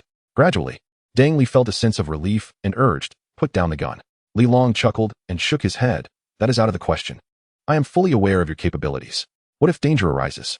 Ding Li contemplated. "Your meticulous nature and flawless execution indicate a person of great ambition." "Very well. I shall share with you. My powers manifested after consuming the fruit of a cactus. I discovered that I could also parasitize other living beings. These two individuals are my hosts." Both Li Long and Ding Wei were taken aback by this revelation. What a bizarre ability, parasitism. Li Long then focused on the cactus fruit she mentioned, intrigued. "Animals mutate, plants mutate. When humans consume mutated fish, their genes alter, and under significant mental stimulation, they can awaken their powers. What transpires when one consumes the fruit of a mutated plant?" The middle-aged woman before him awakened her abilities due to ingesting the cactus fruit. However, what captured Li Long's attention was her psychological state. Everything seemed perfectly normal. He gasped, quickly asking, "After consuming the mutated cactus fruit and awakening your powers, you experienced no discomfort whatsoever?" Ding Wei, too, regarded Ding Li with curiosity. "What's the matter?" Ding Li frowned. "I felt nothing amiss. Merely a peculiar strength surged within me. With its support, my consciousness could detach and inhabit another being." "Am I not like you?" she questioned, puzzled. A flicker of intrigue crossed Li Long's eyes, yet he countered with another question. "How did you awaken this ability?" "I was utterly famished and desperately sought sustenance. My child was also starving and attempted to bite me, but I confined him within the house. As my hunger approached its peak, I recalled the cactus on the balcony and resolved to consume it. To my astonishment, the cactus bore fruit, and after consuming it, I acquired such extraordinary strength." "You have not tasted the fruit?" Ding Li inquired, her expression one of bewilderment. Ding Wei and Li Long exchanged glances, each perceiving the astonishment reflected in the other's eyes. The woman's awakening was astonishingly effortless. She had not endured perilous dangers nor faced life-and-death crises. Merely consuming an exotic fruit allowed her to awaken her extraordinary abilities. Ding Wei could not help but recall the harrowing mental torment she experienced during her own awakening. Even now, the memory sent chills down her spine. Li Long's gaze flickered, deep in contemplation. Could it be that mutated flora exert different effects on humans? What about the cactus? I ate it, Deng Li replied. At that time, I was so famished that even after consuming that fruit, I still felt hungry and ended up devouring the entire cactus. Li Long inwardly lamented the lost opportunity and then glanced at the multitude of corpses strewn about, perplexed. How could there be so many remains? And who was that woman? Deng Li revealed a sly smile and remarked, "Haha, just a bunch of ordinary people, nothing worth discussing. I captured that woman for experiments. While the others were fed to my son. We are unlike them. They will inevitably perish. Feeding my son is surely preferable to feeding fish, isn't it?" Ding Wei's eyelid twitched, her grip on the dagger tightening, her breath growing heavy. Li Long cast a glance at Ding Wei, understanding that she could not tolerate such barbarity. This woman had utilized her abilities to inhabit the body of an ordinary person, subsequently parasitizing her dog. Now that I have been so forthright, could you kindly remove the gun? Deng Li said coldly. Li Long nodded. Very well, I have no further inquiries. Suddenly, gunfire erupted. Bang! Deng Li's head exploded. Brain matter splattering everywhere. Shock and confusion marred her face as her body crumpled to the ground. A powerful wave of warmth surged into Li Long's body, even more potent than when he had slain Zhou Xiaomei. This indicated that she was the fastest evolving woman he had ever encountered. Li Long let out a cold laugh, casting a glance at the lifeless body, saying, "I shall never be aligned with scum like you." He turned to Ding Wei, instructing, "Clean up. We must move to the next location." Ding Wei gazed at the corpse, then at Li Long. You truly discerned her suspicious nature from this alone? As Li Long exited the room, observing the scene on the balcony, he replied, "Can you not see? She was clearly kidnapped, yet emerged unscathed. Dressed impeccably as if she were the rightful owner of this place. That dog, possessing the speed of a mutated beast, did not attack her. Does that not strike you as peculiar? Until now, I have never witnessed anyone capable of controlling mutated beasts." As he spoke, his eyes suddenly brightened, and he crouched down to examine a pot of succulents in the corner of the balcony. The succulent had perished completely, and beside it lay a flower pot. Could this be the pot of the cactus? Li Long poured out the soil from the pot and began to search through it. Just as that woman had said, she had left nothing behind. Glancing again at the nearly withered succulent, Li Long pondered for a moment before reclaiming the pot. Whether it could be revived was uncertain. If successful, it might yield mutated fruits. Ding Wei, observing his actions, inquired with curiosity, "Are you planning to cultivate it?" Li Long nodded. Indeed. Perhaps some mutated fruits could be cultivated. However, the challenge is daunting. With the incessant rain and lack of sunlight, these plants may not survive. Chapter 96, Cleaning Unit 2. Criminals escape. Ding Wei gazed out at the torrential downpour, the waves crashing violently, and couldn't help but sigh. This flood seemed poised to submerge the entire world. It was uncertain how many plants would endure. Upon hearing this, Li Long's expression shifted slightly. In the face of a flood, humans struggle to remain upright. Plants, too, require soil. In the future, flora will become increasingly scarce, and the plants of today will become ever more precious. The next time we encounter any plants, regardless of their type, we must collect them. If the floods continue, I fear the plants here will dwindle. Ding Wei paused momentarily, but then nodded in agreement. All right. Lu Min and Lu Xiaoxin, mustering their courage, entered the room to assist. However, upon entering, they were immediately repulsed by the sight of the dozen or so skeletons within. Wan Xianxian and Zhang Han followed suit, initially oblivious to the situation, but upon witnessing the scene, they too were overcome with nausea. After a considerable time, Zhang Han regained his composure. What has happened to Deng Li's home? What is going on? When Xuan's voice trembled slightly, Li Long turned to them, asking, "Do you know this Deng Li?" Wan Xianxian nodded, stating, "Yes, she is our neighbor, rather ill-tempered, and always lived with her daughter. By the way, what has happened to her daughter?" Li Long raised an eyebrow. "Her daughter lives here? Even after the flood?" Zhang Han affirmed, "Indeed, I have seen her." Li Long's heart sank, and he quickly scanned the surroundings. The room contained only a heap of corpses. Yet at that moment, a chill enveloped him. For some reason, he felt as though he were being watched. Could her daughter be hiding? Li Long glanced at Ding Wei, his expression one of uncertainty. Ding Wei immediately grasped Li Long's concern, shivering involuntarily. Her daughter was missing. Could it be that she was concealed within the house? Li Long pointed toward the woman on the sofa, asking, "Do you recognize her?" When Xian Yuan and Zhang Han simultaneously turned their gaze towards the woman on the sofa, their expressions shifting dramatically. Zhang Han exclaimed, "It's the girl from downstairs." When Xian Yuan quickly interjected, "Li Weiwei, our neighbor from below, she is quite amiable. She even shared some food with us last time. However, she disappeared over a month ago, And to find her here with Dang Li is utterly unexpected. Zhang Han could no longer contain herself. Could it be that Dang Li had a hand in this? She had always been close to Dang Li, and they had never quarreled. Li Long refrained from further inquiries, having already sensed from Dang Li's tone that she considered herself no ordinary person. What did it matter if they were neighbors?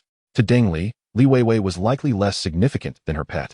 At that moment, Ding Wei recounted the events that had transpired, leaving everyone astounded, especially when they learned that after Dang Li awakened her abilities, she could even parasitize others. This revelation left them utterly shocked, utilizing Li Weiwei to lure innocent individuals here, only to slaughter them to feed her dogs. Such horrifying and chilling occurrences had transpired right beneath their own building. Just the thought of it sent shivers down their spines. What kind of world was this? It was utterly terrifying. Lu Min and Lu Xiaoxin's faces paled upon hearing Ding Wei's account. Lu Min felt a wave of dread wash over her. Thankfully, Li Long and the others were present. She had naively considered exchanging supplies for profit with such individuals. How foolish. In this dire situation, merely surviving was already a stroke of luck. Lu Xiaoxin shared this sentiment. For the first time, she felt that her father and uncle who were incredibly fortunate. Had they attempted to barter with Deng Li, they might never have returned. Li Long spoke in a low voice. I do not know how many others like Deng Li reside in our building. No one can ascertain whether they still possess any humanity. If you wish to venture outside, it is best not to go alone. Should any unusual circumstances arise, seek us out first. Our next step is to thoroughly investigate all potential threats to ensure our safety. Furthermore, we will not require the supplies from the vacant rooms. Simply leave the furniture for us. After exchanging a nod with Ding Wei, he said, let us proceed next door. The situation regarding Deng Li had stirred quite a commotion in the building, particularly following the recent gunfire, which had captured the attention of many. In China, firearms symbolize the state, the military, and the police. Many assumed that military personnel or police had arrived. A crowd surged outside, faces alight with excitement. It was only when Li Long swept through the building with his firearm that the truth dawned on them. There was indeed a resident armed with a gun, a formidable figure who had previously slain Zhao Ziqiang. Now, this individual had assumed Zhao Ziqiang's position to maintain order within the building. Some rejoiced, while others lamented. Those who had committed heinous acts shuddered and fled from the second unit, seeking refuge in other quarters. Meanwhile, some of the oppressed mustered their courage to approach Li Long and his companions, reporting the misdeeds of various villains. Naturally, Li Long did not hesitate. He swiftly dispatched these malevolent individuals one by one. For those who engaged in wrongdoing, murder, and theft, Li Long and Ding Wei showed no mercy, executing them on the spot. In an instant, the residents of the second unit erupted in cheers, lauding Li Long's bravery. The name Li Long soon spread throughout the entire second unit and gradually reached other units as well. Concurrently, Lu Min, Hu Hanyu, and Lu Yongping seized the opportunity to sell an assortment of snacks and buns, trading them for a substantial quantity of mutated fish. Lu Xiaoxin, displaying her cleverness, approached Qi Xinxin and exchanged fish for some snacks, later returning to barter for more fish. Within a day, Li Long and his companions had thoroughly cleansed every floor of the second unit. As they continued their purge, an increasing number of individuals joined their ranks. When acting alone, each person felt the weight of danger. Yet, as numbers swelled, so too did their collective confidence. The righteous banded together, instilling fear in those who once oppressed them. In the span of a single day, Li Long had slain no fewer than 5 adversaries, while Ding Wei was even more ruthless, having dispatched 7 or 8.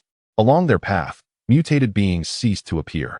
With the threats in the second unit eradicated, Li Long promptly organized the securing of the corridors, allowing access only to the 16th floor. He then summoned all residents of the second unit to form a patrol team to maintain order, with Zhang Han and Wen Xianxian leading the charge. Chapter 97. Preparing spicy fish. Having completed these tasks, Li Long, Ding Wei, Hu Hanyu, Lu Yongping, Lu Min, and Lu Xiaoxin all returned to their respective rooms. In room 1601, Hu Hanyu and Lu Yongping gazed at Li Long with excitement in their eyes. Li Long glanced at them before turning his attention to the makeshift fish pond in the living room, constructed from plastic sheets and brimming with lively mutated fish. In high spirits, he asked Qi Xinxin, have you taken stock? How many fish do we have? Qi Xinxin, wearing a worried expression, replied, I've counted. There are a total of 432 fish. Brotherly, our refrigerator cannot accommodate this many. Li Long chuckled, I have my methods. Lao Hu, Lao Lu. And Lu Min, what would you like to trade?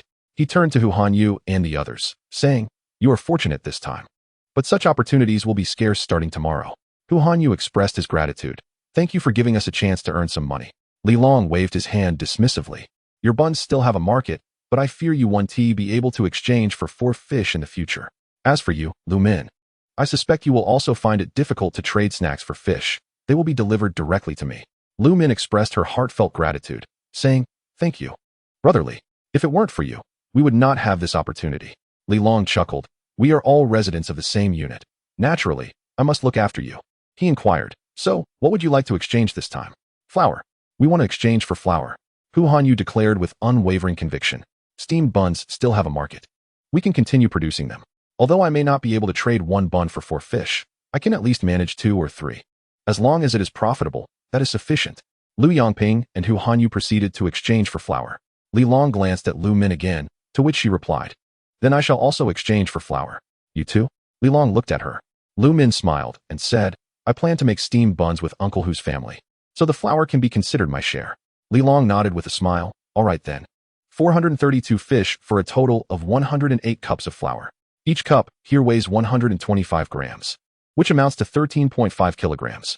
He still had a considerable amount of flour and rice remaining, primarily from Zhao Ziqiang's household. 13 kilograms was roughly equivalent to a large bag. He went directly to his room and retrieved a 10-kilogram bag of flour.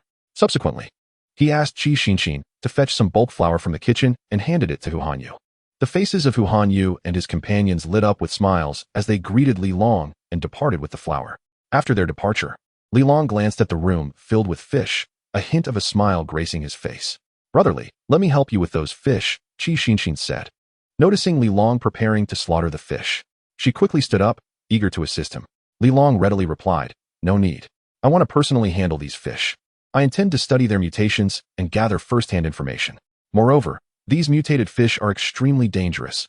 A single bite could lead to trouble." Qi Xinxin was deeply touched. "Brotherly, you are so considerate. With so many fish to process, it would indeed take a long time." Li Long laughed heartily. "Not at all. I delight in killing fish." He immediately set to work, each slice effortlessly severing even the toughest scales. The sound of fish heads being chopped echoed through the room, accompanied by countless warm currents surging through Li Long's body.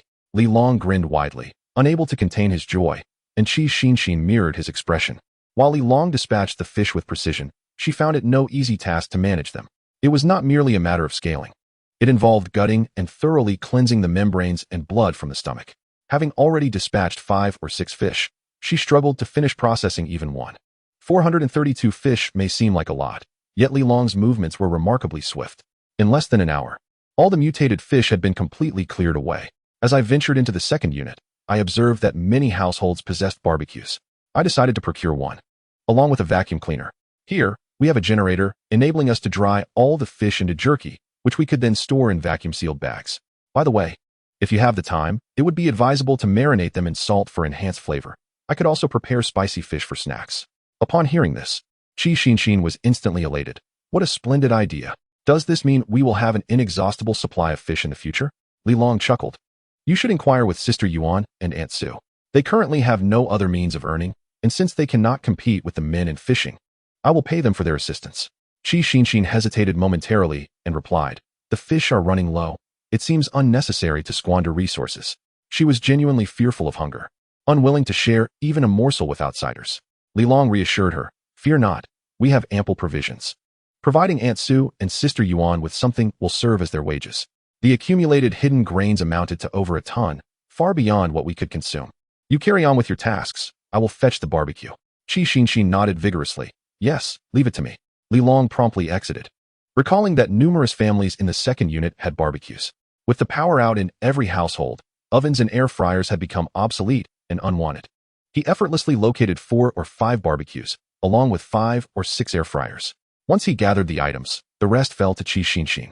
Fortunately, she was the quintessential devoted wife, finding joy rather than drudgery in cooking. With a wealth of spices at her disposal, she filled a large water bucket, adding all the seasonings along with a generous amount of cooled boiled water. Then, she chopped the fish into pieces for marination. Given that these were ocean fish, she used only a modest amount of salt, while generously sprinkling chili powder and Sichuan peppercorns. Lu Min's bread had spoiled overnight, so adding extra salt and chili might prolong its shelf life. Like a diligent little bee, she busied herself in the kitchen with great delight.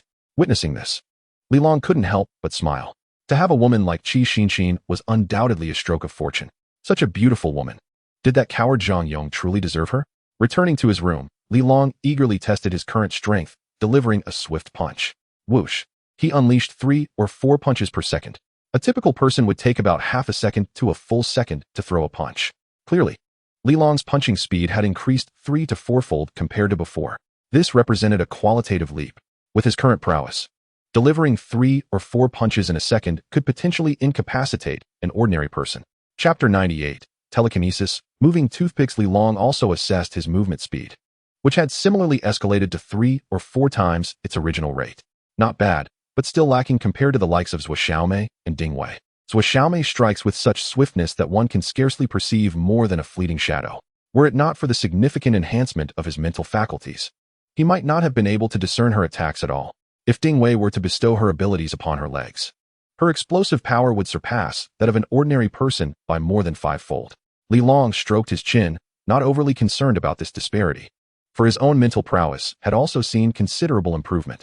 Though Li Long had closed his eyes, he could distinctly sense everything around him, perceiving even the entirety of his surroundings in a flawless 360-degree view. What was happening? Startled, he abruptly opened his eyes. His vision was acute. He could clearly see every intricate detail of the wall opposite him. However, within the recesses of his mind, there emerged an awareness of areas invisible to the naked eye. Remarkably, he could even perceive the back of his own head. It was as if he possessed omniscience and omnipotence. Li Long was both astonished and elated. Had his mental strength surpassed a critical threshold, resulting in some form of metamorphosis? Was it possible to sense everything around him without his eyes? Once more, he closed his eyes to focus. With a mere thought, he could see everything around him with clarity. Yet, he soon realized the limitations of this perspective. Was it merely a distance of 3 to 5 meters? Estimating, he found that with his mental vision, he could only perceive within that range. This meant the sofa extended all the way to the wall behind the television. Beyond that distance, such as towards the balcony, his perception grew hazy. Li Long furrowed his brow, contemplating the remarkable effects of his enhanced mental faculties. It quickly dawned on him the advantages brought by this elevation. Firstly, his intuition had significantly sharpened, enabling him to see objects 10 meters away even in darkness. His hearing was also exceptional, allowing him to clearly perceive the heartbeat and breathing of his neighbor. Touch and taste had yet to be tested, but they were undoubtedly improved. Furthermore, the enhancement of his mental strength bestowed upon him a unique perceptual ability. This sensation was utterly distinct from ordinary sight. Its resolution, clarity, and detail far surpassed typical visual experiences. However, the range of his mental perception was considerably narrower than that of his sight. Li Long frowned. It appeared that this mental attribute did not directly augment his combat capabilities. His gaze instinctively fell upon the teacup resting on the coffee table. Just as this thought crossed his mind, the teacup suddenly trembled slightly. To Li Long's astonishment, it appeared to inch towards him, though it was but a small distance. Under his current acute vision, he observed it unmistakably. His eyes widened in disbelief. An illusion? No, that couldn't be right. Li Long hastily glanced back at the cup. Indeed, the teacup on the table trembled once more. A wave of fatigue surged through Li Long's mind instantaneously.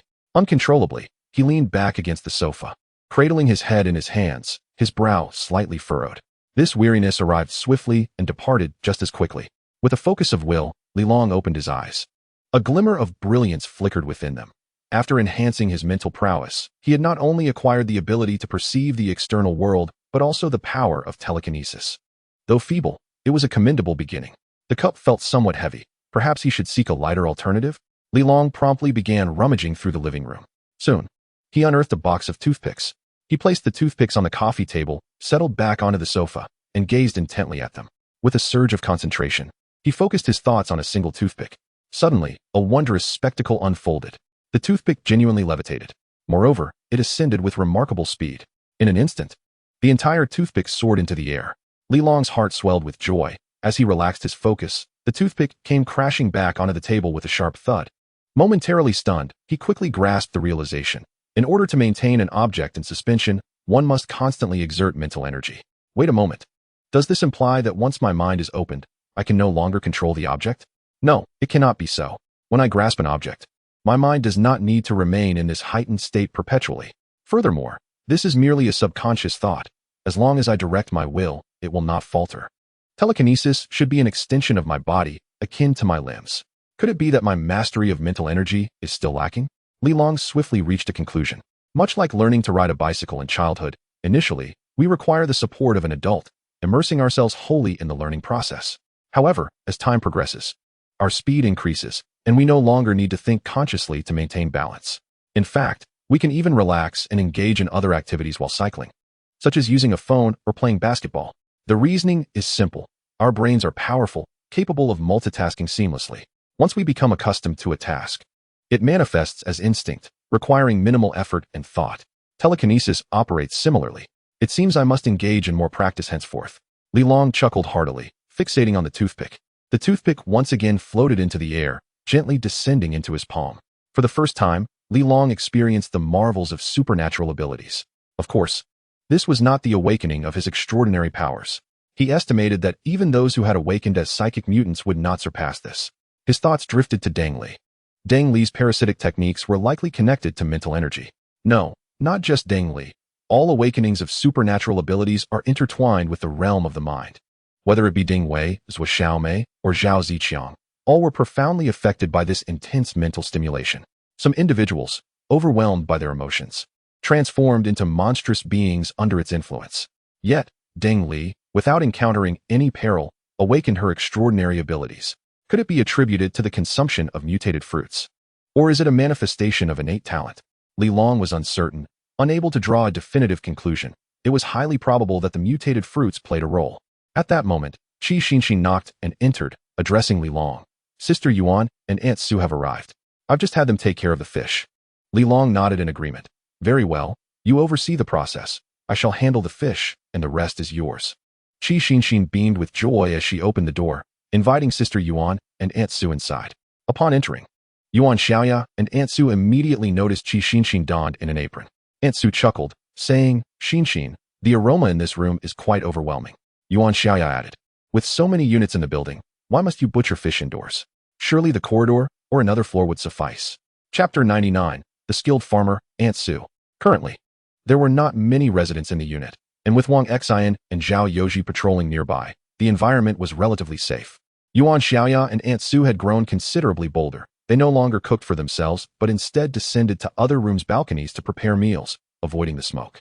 Qi Xinxin erupted into laughter, recalling how the chaos had only recently subsided, leaving them still adjusting. Yuan Xiaoya remarked, this is all thanks to Li Long. Had he not eliminated Zhao Ziqiang, we would have lacked the courage to venture outside. Xiaoli, what are you up to? Aunt Su inquired, observing Li Long on the balcony with curiosity. Li Long approached with a smile, saying, I've discovered some seeds. I thought, rather than solely consuming meat, it would be prudent to grow some vegetables. Upon hearing this, Yuan Xiaoya could not contain her laughter, exclaiming, Li Long, are you not showing off your prowess before Guangdong?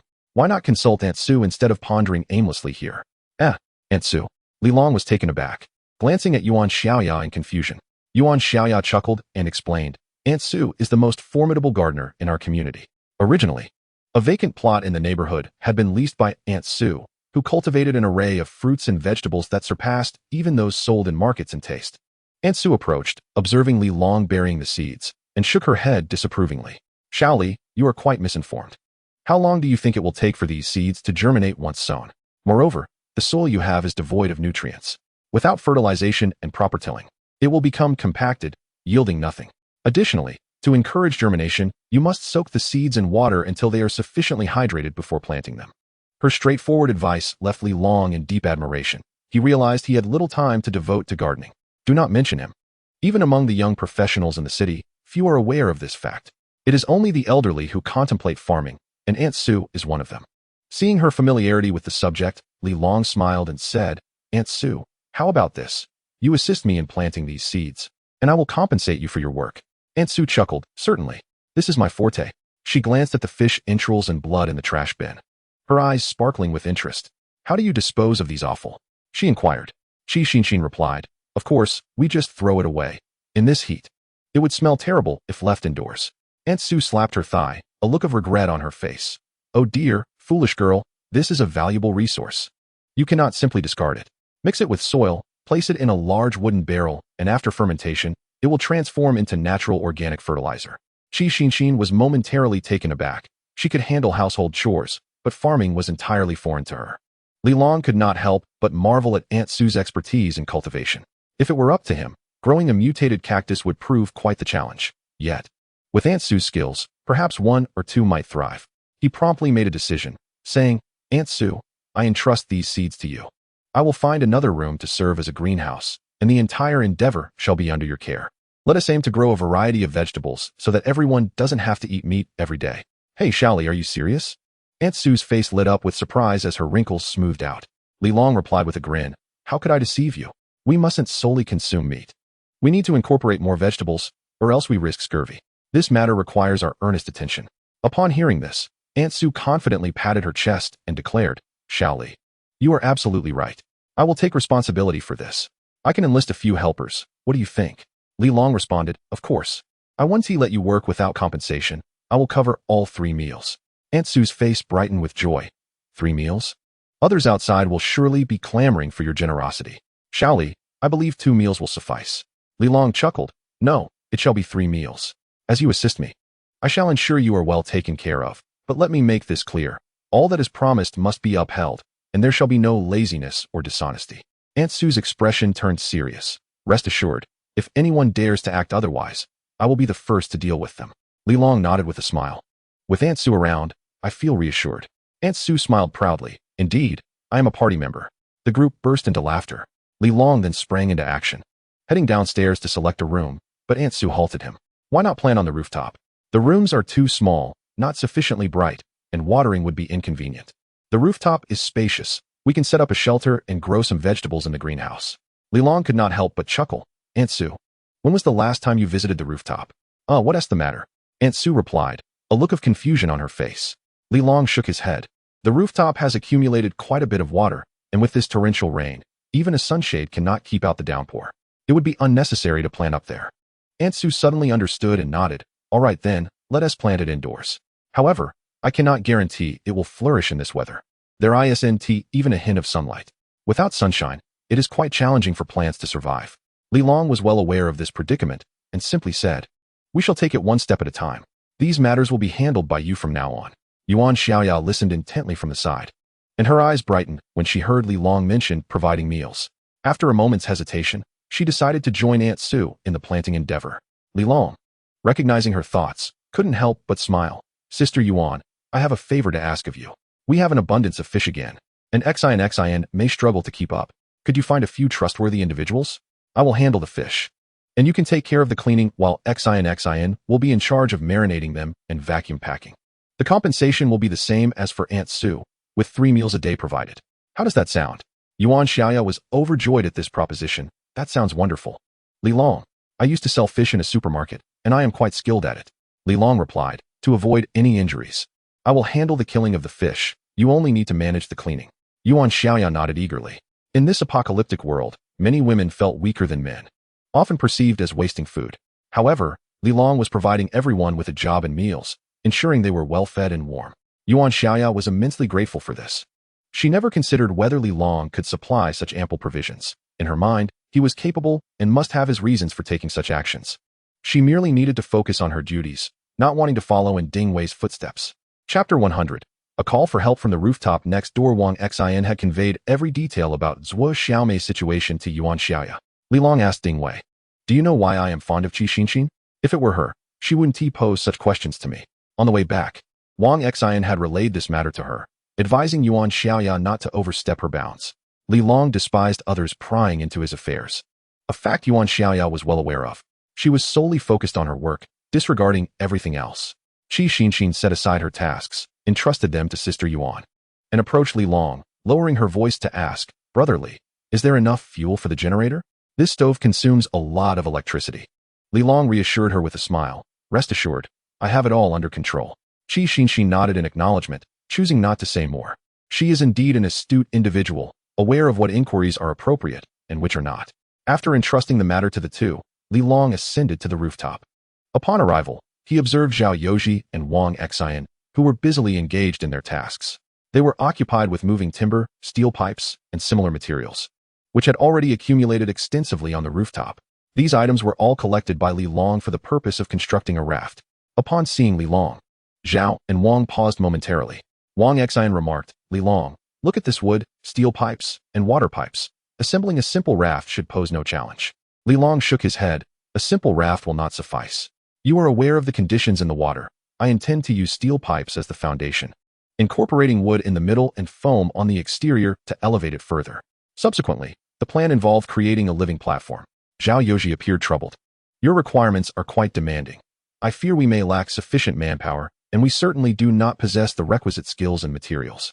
No worries. Both Unit 1 and Unit 2 are occupied, and we have a considerable number of people. We can recruit a few more. Are there any areas where you feel improvements can be made? Zhao Yoji responded. Using steel pipes as a framework and filling it with wooden boards is an excellent idea. But I worry that the density may be too great and could lead to sinking. Moreover, we must consider balance and load-bearing capacity. Li Long pondered for a moment and suggested, these matters are rather technical. Let me inquire in other units to see if anyone possesses knowledge in this area. What about the materials? He continued. Iron nails are necessary. As these wooden boards are too short, we must connect them with nails, yet we do not have enough. The steel pipes require welding, but the strength of the weld may be inadequate. Li Long felt a wave of frustration.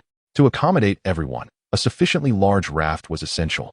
Yet the materials at hand were far from adequate. Resignedly, he stated, let us first construct a small raft capable of holding at least 10 individuals.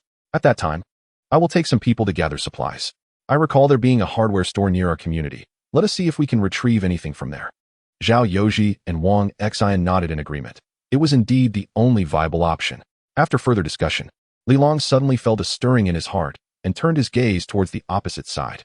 He noticed a few individuals on the rooftop of Building 75, waving at them. Although the distance was merely a few dozen meters, the torrential downpour rendered it impossible to discern their words. What are they doing? Li Long inquired. Zhao Yoji shook his head. I am unsure. Old Wang and I noticed them earlier, but could not hear their voices. Wang Xian added, what else could it be? They are undoubtedly calling for help, trapped in the building without food, and are unable to seek assistance. We cannot afford to concern ourselves with them. Our own survival is at stake. Li Long said, tomorrow, Ding Wei and I shall sweep through the third unit. There should still be ample resources. At that time, I will enlist a few trustworthy aides. As for the matter of the raft, it is best left unspoken. Fear not. We are well aware of the gravity of the situation. Zhao Yoji replied. Understood. Wang Xian nodded in agreement. Meanwhile, atop Building 75, a voice called out, Master. It seems they have not heard our words. Master, please cast your spell. May we communicate? A group of imposing figures surrounded an elderly man. This gentleman, in his 60s, was not bald but rather adorned with a full head of gray hair, elegantly gathered with a hairpin. Dressed in a bright yellow Taoist robe embroidered with yin-yang symbols. He bore an uncanny resemblance to a character from a zombie film, and coincidentally, he shared the surname Lin. Lin Jingyang could be considered a semi-Taoist, strictly speaking. He was not even a true Taoist. Before the Great Flood, he was a bachelor, subsisting on the earnings of a nephew employed at the Religious Affairs Office. Consequently, his nephew arranged for him to undertake a Taoist role at a nearby temple. Although an elderly man, Lin Jingyang appeared quite the part, donning his robe with a semblance of ethereal grace. Over the years, he had surprisingly risen to the position of deputy abbot. By day, he served as a Taoist priest at the temple, while by night, he offered massage services. As he often stated, the essence of cultivation lies in the heart. Not merely in heart cultivation, emulating the practices of the revered monk Jigong. Many who were aware of his background mocked him, claiming Jigong was a true monk while he was merely an old Taoist. He paid little heed to their derision, understanding it stemmed from jealousy. After all, becoming a Taoist was no easy feat. Nowadays, most Taoists are postgraduate graduates, with food and lodging provided, and a monthly salary exceeding 10,000. Such a position was rare to find. Who could have anticipated that a great flood would alter everything? Lin the Elder observed with a cold gaze as the world descended into chaos. Youngsters from neighboring homes began to resort to robbery, and the young girl next door started selling herself.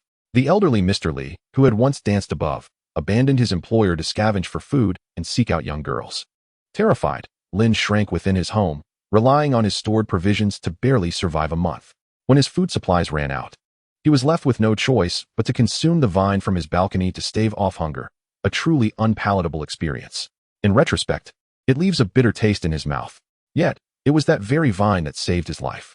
He awakened his extraordinary abilities. With his newfound powers, he thrived within Building 75. Subsequently, he gathered a group of individuals and took control of the building, restoring some semblance of order. Now, relying on fishing and stored food, he managed to scrape by. Recently, the residents above have been murmuring about disturbances on the rooftop across the way. Old Taoist Lin hurriedly approached, eager to establish contact with those outside and inquire about the situation beyond. Observing that the individuals across were unable to hear, a sense of urgency swept over the crowd, prompting them to implore old Taoist Lin to demonstrate his magical abilities. Chapter 101. A distance of 100 meters. Casting a rope across the void beside old Taoist Lin stood a man in his 30s, adorned with spectacles. He inquired, "Taoist Lin, is there a possibility of reaching them? We remain oblivious to the circumstances outside. Perhaps they could connect us with the outside world and provide further insight." His name was Yang Xinsuan, and he had been following old Taoist Lin for a considerable period. Old Taoist Lin nodded with profound significance, stating, "If that is the case, I shall make an attempt. Please step back a bit to avoid any unintended harm." Upon hearing this, the crowd retreated, fully aware of the Taoist's formidable skills that warranted caution. Yang Xinsuan, observing the inscrutable demeanor of old Taoist Lin, couldn't help but twitch his lips as he took a few steps back. With that, old Taoist Lin began to form seals before the gathered assembly. Before long, a golden radiance emanated from his hands. "Heavenly spirits, lend me your aid." With a swift motion, a fierce wind began to howl through the air. He flicked his fingers, and the golden light surged, coalescing into two golden characters. "Hello." Old Taoist Lin's complexion flushed crimson, yet the golden light surrounding him remained undiminished. Behind him, a throng of onlookers erupted in jubilant cheers. The manifestation of his magical prowess took the form of written characters. Indeed, Taoist Lin was remarkable. Was this the legendary skill? It was utterly astounding. Truly, this flood was not merely a natural disaster, but a resurgence of spiritual energy. A few enthusiastic youths engaged in fervent discussions, while Yang Xinsuan, feeling a twitch at the corner of his mouth, quickly commanded, "Call more people over, and shout louder." "Yes, yes, hurry and bring others." The crowd echoed. On the rooftop of Building 75, Li Long and the others were still deliberating how to construct a raft, completely oblivious to the shouts below. However, Wang Xian, glancing inadvertently at Building 75, suddenly widened his eyes in astonishment. "What on earth is that golden light?" Wang Xian exclaimed. Li Long and old Zhao swiftly turned to look. "What is that golden glow?" Zhao Yoji echoed in surprise. Li Long squinted. "It's an ability user." He immediately focused and strained to listen. "Hello, hello." The other end was chaotic and noisy. Li Long quickly realized that they were attempting to reach him.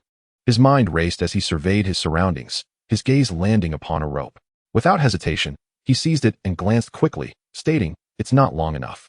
Let us extend it further."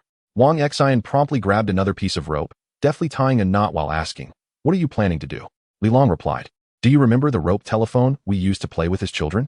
Upon hearing this, Wang Xian instantly understood, responding, "I see.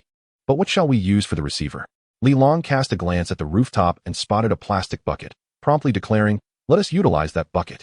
Zhao Yoji could not restrain his inquiry, "But how shall we deliver it?" At that moment, several long ropes were already bound together, measuring over 100 meters in length. "Just throw it," Li Long replied. Zhao Yoji paused, bewildered. "Throw it? Isn't that rather far?" Li Long offered a slight smile, refraining from further explanation, and directly seized the bucket, puncturing it with a pry bar. He then threaded the rope through the hole, securing a dumbbell to one end. After tugging on the rope to ensure the bucket would not fall, he called out, "Old Zhao, stand clear." Zhao Yoji and Wang Xian swiftly retreated as Li Long began to swing the rope. The plastic bucket and the 25-kilogram dumbbell whirred like a fan. Li Long accelerated his motion abruptly, then swung with great force. Whoosh! The plastic bucket and dumbbell soared forth. Accompanied by a resounding crash, all eyes widened, fixated on the ascending bucket. The plastic vessel traced an elegant arc through the air, slicing through the rain, and hurtled towards Building 75. On the rooftop of Building 75, Lin Laodao and Yang Xinsuan initially failed to comprehend the situation. Upon witnessing the plastic bucket hurled towards them, their eyes widened in disbelief. What the hell is he doing? Has he lost his mind? How could he possibly throw such a large bucket 100 meters? They pondered. Just as the crowd was engulfed in confusion, a plastic bucket suddenly emerged from the rain. Yang Xinsuan's expression shifted dramatically. "Get out of the way." The people around them were startled, hastily clearing a path. Lin Laodao, taken aback, dropped to the ground. Boom! A tremendous crash echoed as water splashed. The plastic bucket shattered into pieces, and the dumbbell crashed onto the floor, producing a deafening sound. The onlookers stared, dumbfounded, at the dumbbell, then at the fissures appearing on the floor. Even Lin Laodao could not suppress a gulp. "Is he even human?" Lin Laodao exclaimed, momentarily dropping his facade. Yang Xinsuan, observing the figure through the rain, could not help but ask, "How did he manage to throw that here? Is he attempting to intimidate us? Is this a threat?" The crowd buzzed with speculation. Lin Daozhong, Could the opponent possess similar formidable powers as you? Might he also be a Taoist? Such immense strength suggests a high level of cultivation, they murmured. Lin Laodao shot a glance at Yang Xinsuan, his expression becoming serious. A glimmer of insight crossed Yang Xinsuan's eyes as he approached, whispering, "He is likely an awakened being of strength." Lin Laodao nodded slightly, lowering his voice. "Be cautious. We must not encounter another Su Qinghu from Unit 6. Upon hearing the name Su Qinghu, Yang Xinsuan nodded slightly, a flicker of unusual emotion passing through his eyes. Su Qinghu was a resident of Unit 6 in Building 75 and possessed extraordinary abilities. Unlike the elder Lin, who relied on his dazzling golden light technique to intimidate others, Su Qinghu awakened a formidable power-based ability. The two lived in separate units and had maintained a non-interfering coexistence thus far, with no significant conflict arising between them. However, Su Qinghu was not like Lin. He was akin to another Zhao Ziqiang, engaging in nefarious acts within Unit 6, committing arson, murder, and robbery. Many residents sought refuge in Unit 1, pleading for assistance from Lin. Consequently, the rift between Su Qinghu and Lin had widened considerably. This urgency compelled Lin to seek external aid, as he was acutely aware of his limitations. Although his golden light technique appeared impressive, its offensive power was relatively weak, merely flashy in effect. While his status afforded him a degree of intimidation, engaging in a physical altercation could potentially expose him. The emergence of another power wielder within the opposing building complicated matters further. Yang Xinsuan remained calm. He observed the rope and glanced at the shattered plastic bucket, immediately grasping the situation. Chapter 102. The potential for negotiation between the two buildings. They wish to communicate with us. Everyone, remain calm and listen to what they have to say. Yang Xinsuan shouted, quickly retrieving another bucket and puncturing a hole in its base before tying the rope to it. Witnessing this action, the others comprehended his intent. Lin hurried forward, inquiring, "Will this allow us to hear their voices?" Yang Xinsuan replied, "Sound travels through air at a slower pace than through solids. Coupled with the interference from the wind and rain, clarity over such a distance is unlikely. However, we can use the rope to transmit sound and employ the bucket as a megaphone." The elder Lin marveled, Yang, where did you acquire such remarkable knowledge?" With a hint of exasperation, Yang Xinsuan responded, "Even an elementary school student would understand this principle." Lin rubbed his nose and sighed, "I have practiced since childhood. Yet I am not well versed in these matters." Yang Xinsuan rolled his eyes inwardly, thinking, does he truly believe that others are unaware? His so-called lifelong practice merely secured him a position as a Taoist. Lin's fame stemmed from his golden light technique. Yet here, he had become a living deity, capable of performing miraculous deeds. In truth, he possessed no true supernatural abilities, merely the capacity to wield his golden light technique. While the actual savior was Yang Xinsuan's power. In order to survive in this chaotic world, Yang Xinsuan found himself compelled to engage in deception alongside Lin. Old Taoist Lin employed his brilliant light technique to intimidate others, while Yang Xinsuan discreetly utilized his healing abilities to save lives. To outsiders, Old Taoist Lin appeared as a sage, employing his Taoist skills to treat the injured. Naturally, Old Taoist Lin would also provide Yang Xinsuan with certain benefits, establishing a cooperative relationship between them. Thus, Yang Xinsuan was fully aware of Old Taoist Lin's true nature. At that moment, a voice emerged from the wooden bucket, eliciting excitement among the crowd. Yang Xinsuan promptly responded, "I heard it. Did you hear it?" "Yes, my name is Li Long, and I reside in the building across." "What was that brilliant light all about?" Li Long asked directly, getting straight to the point. Yang Xinsuan glanced at Old Taoist Lin, who smiled faintly and said, "Allow me to clarify this matter. I am Lin Zhenyang, a resident of Building 75. You may address me as Taoist Lin. The brilliant light you witnessed was a manifestation of my Taoist technique, and I apologize for any disturbance it may have caused." His words, though casual, were imbued with authority, commanding respect from all who listened. It was indeed astonishing that a skilled practitioner still existed in this era. The three individuals across from Li Long remained silent, while Old Taoist Lin beamed with satisfaction at the outcome. Suddenly, a gasp resonated from the bucket. Could that brilliant light not be a result of an extraordinary ability? Old Taoist Lin's expression shifted, and he inwardly cursed his oversight. The other party was evidently aware of extraordinary abilities, as they themselves were endowed with such powers. How could he have overlooked this? With a subtle shift in his demeanor, he declared, "Li Benefactor, a great calamity has befallen us. Spiritual energy is reviving, and extraordinary abilities are emerging. My sect has transitioned from a path of health preservation to one of celestial cultivation." Upon hearing this, the crowd was taken aback.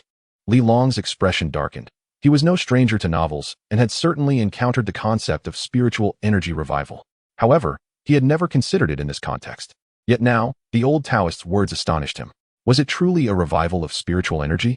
Was this a natural phenomenon of such revival? But soon, he dismissed his own conjecture. This was not a revival. It was a genetic mutation. He quickly realized that the old Taoist could very well be a fraud. Who is in charge here? All eyes turned towards old Taoist Lin.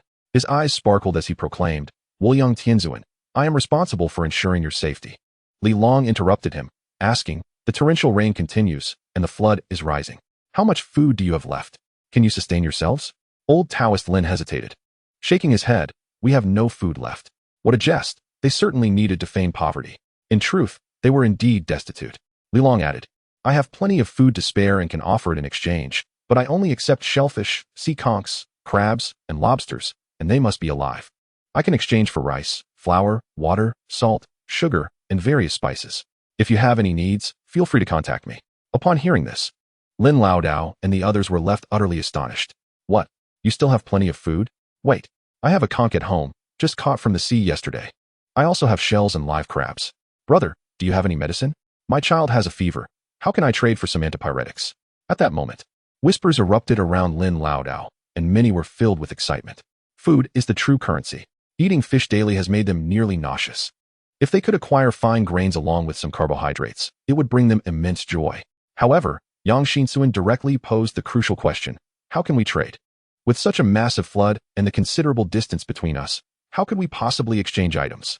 Li Long chuckled heartily and replied, I'll think of a way to set up 2 cableways, allowing my goods to slide from the 16th floor to your lower level. Similarly, you can prepare the conch and other items and use the cableway to send them from your 16th floor down to our lower levels. All right, when shall we commence? Yang Xinsuan asked eagerly. First, tell me what you have, and I will offer you a fair price, Li Long responded. Yang Xinsuan did not say much more. All right, let's tally up the inventory. Okay, you start tying the ropes. I'll prepare the remaining 2 cableways, Li Long instructed. Afterward, he turned to Zhao Yoji, saying, during this time, keep an eye on the ropes, maintain contact with them, and record all the items they possess while I prepare the cableways for trade. Zhao Yoji nodded vigorously, understood. Li Long hurried downstairs to prepare the ropes. Constructing the cableway was quite simple. One merely needed to tie a dumbbell and throw it out. Due to the height difference, transporting supplies was not a difficult task. Of course, if possible, it would be best to use roller skates to avoid getting stuck. However, since roller skates are not commonly found, Li Long managed to procure a few balance bikes, which could be repurposed for skating after removing their batteries. He effortlessly fashioned a sliding rail, complemented by a manual retrieval device, marking the completion of their setup. Chapter 103. The enhancement brought by the mutated turtle at this moment. Wang Xian had completed the inventory of the other party's supplies. A total of 68 conchs, 11 crabs, 5 lobsters, and 1 turtle. Upon hearing this, Li Long's eyes sparkled with excitement. 68 conchs. As for the lobsters and turtle, Li Long had never killed them, so he was uncertain of the potential enhancements. But he imagined it to be significant. Filled with joy, Li Long examined the items counted by Zhao Yoji. It seemed this venture would yield considerable benefits. Wang Xian remarked, Li Long, they wish to exchange all their grains for rice. Li Long nodded and said, tell them that this item is of little value. I can at most offer 5 pounds of rice in exchange. Ask if they are interested. Zhao Yoji could not help but interject, we could simply retrieve these items ourselves. Why should we trade rice for them? Li Long regarded Zhao Yoji with a faint smile and replied, there is no time to waste. The flood is rising, and I fear it will soon reach critical levels. At that point, we will have nowhere to stand. We must act swiftly and assemble the raft as quickly as possible to escape this place. Until it is completed, I cannot rest easy. Only upon reaching Qiyang Mountain and Yushan can I truly feel at ease. Zhao Yoji, unable to restrain his curiosity, asked, what use is your exchange? We could simply trade for materials to build the raft. It is of use to me, Li Long replied succinctly, effectively closing the conversation. Wang Xian patted Zhao Yoji on the shoulder and said, since Brother Li has his own plan, we should simply follow his lead. Zhao Yoji then realized this and nodded, saying, all right then, our lives depend on you. Li Long smiled, reassuring him, do not worry, I know what to do and will ensure your safety. What he needed now was to fervently enhance his abilities. Some matters were best left unspoken, so he chose not to elaborate further. Zhao Yoji set down the water bucket and inquired. They agreed. Do we want fish? Li Long shook his head, saying, fish are unnecessary. They provide far less enhancement than crustaceans, and I have little interest in them. Furthermore, marine fish are quite heavy. The cableway may not bear the load. Crustaceans and mollusks are more advantageous, smaller in size, yet offering greater enhancement. Once the cableway was completed, the two men placed their goods in the box and glided across to the other side, concluding their first transaction. Bosley, it is a pleasure to collaborate with you. Lin Laodao beamed from across, delighted that dozens of sea snails and crabs, along with a sea turtle, could be exchanged for 5 pounds of rice, a remarkable profit. The flesh of the snails was tough and unpalatable, hence rarely consumed, while the crabs and small sea turtles were quite delectable and favored by many. Making his seafood offerings predominantly consist of sea snails, Li Long smiled and addressed the water bucket, hereas to a fruitful partnership, as this was their inaugural collaboration. Communication was minimal.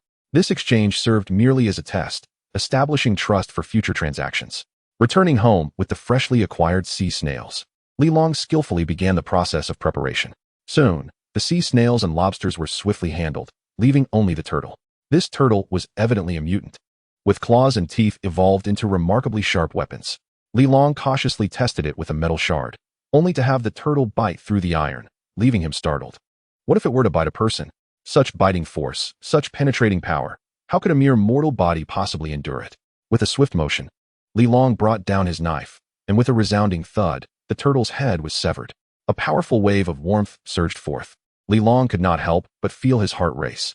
This sensation surpassed even the act of taking Zhuo Xiaomei's life. It appeared that the turtle's mutation was indeed the most pronounced. After eliminating these creatures, Li Long was enveloped by a refreshing sensation coursing through his mind, enhancing his mental acuity once more. Soon, a warmth enveloped him, filling his entire being with newfound strength. His skin grew more resilient, and both his stamina and defensive capabilities saw tremendous improvement. It felt as though he had shattered yet another barrier. Then, he sensed an omniscient power. As his consciousness expanded, Li Long could distinctly perceive his surroundings. Remarkably, his range of perception had increased from 3 to 4 meters to 5. He sighed, a hint of regret in his tone. It seemed that the enhancement of his mental prowess did not significantly bolster his combat abilities. He attempted to manipulate a toothpick with his mental energy, finding it considerably easier this time. Reflecting on this, he realized that his physical constitution had also seen substantial improvement on this path of evolution. A robust physique was essential to navigate unforeseen circumstances. As for offense, he possessed a firearm, providing him temporary security. Currently, his sole weakness lay in agility. There was no rush. He had already secured the second unit, and it was likely that the group would deliver new mutated fish this evening, allowing him another opportunity for enhancement. Given his current physical prowess, even if a mutant awakened their abilities, they would likely not surpass him. Of course, this was contingent on the enemy's powers not being excessively formidable and insidious.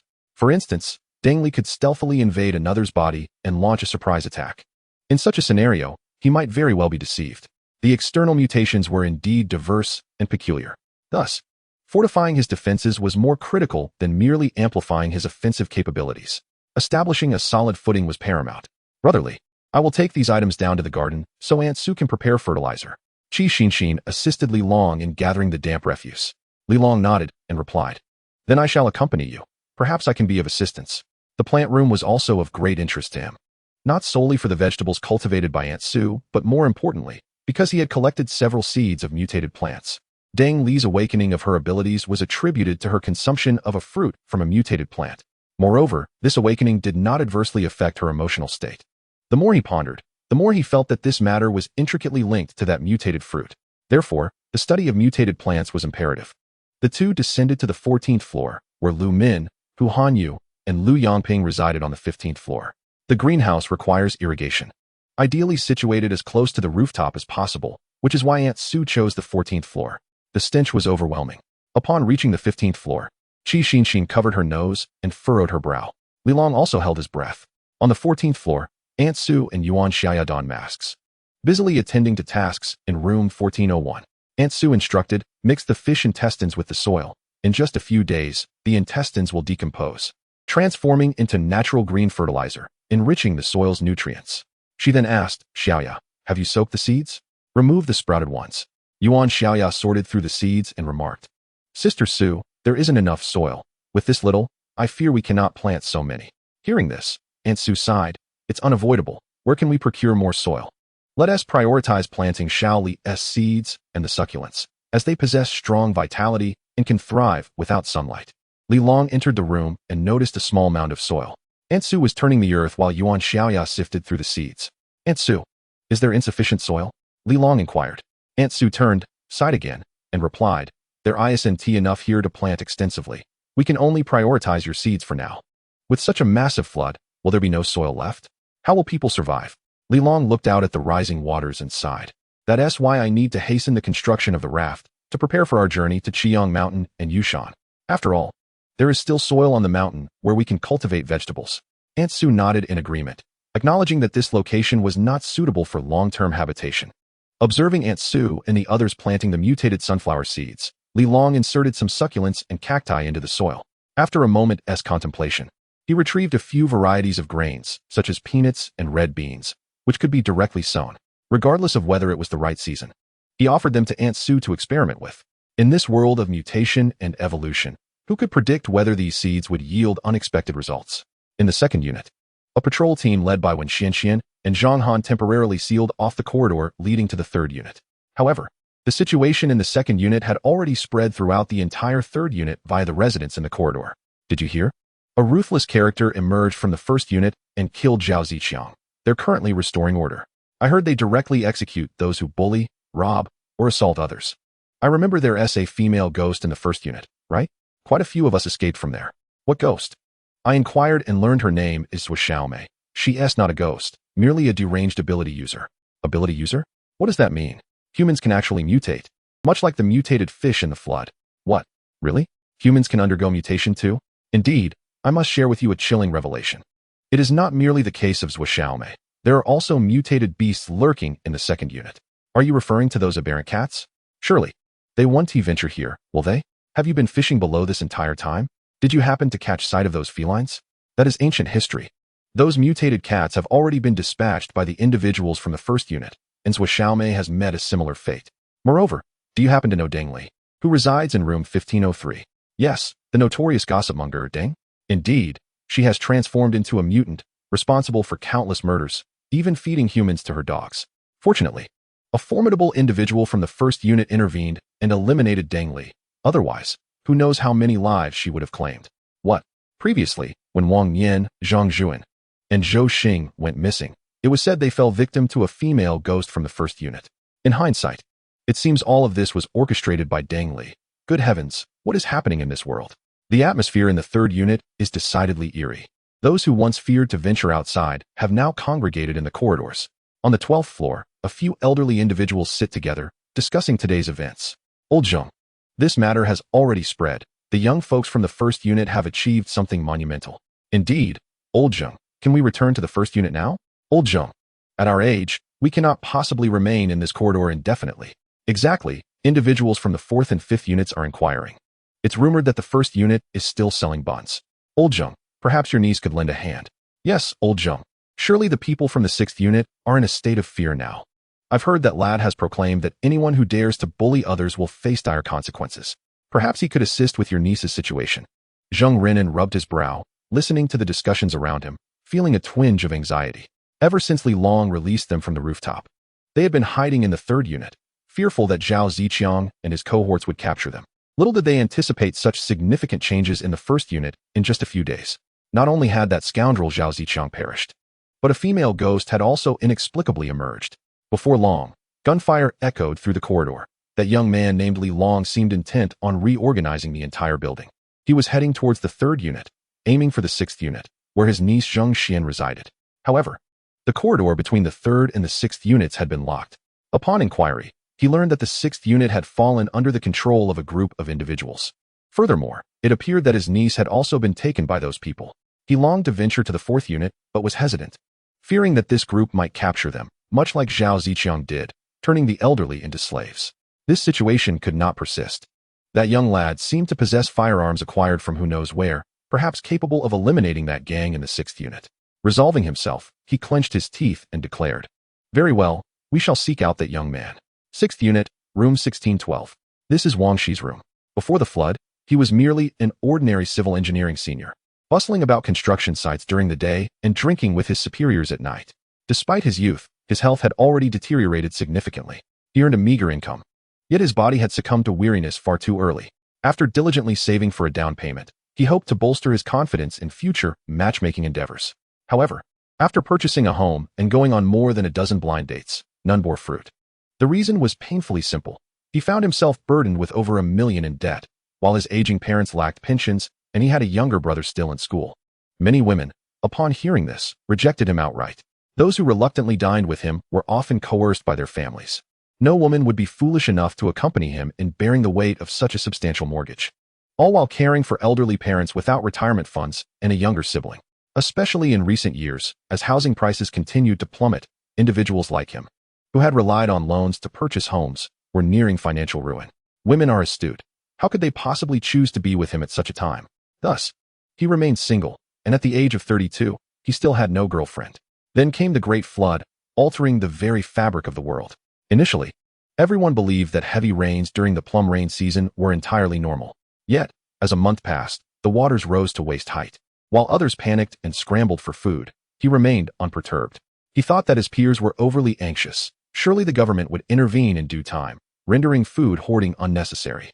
However, the torrential rains persisted, and even the leaders on television urged everyone to help one another and protect themselves. At that moment, he felt a sense of urgency. Yet, it was too late.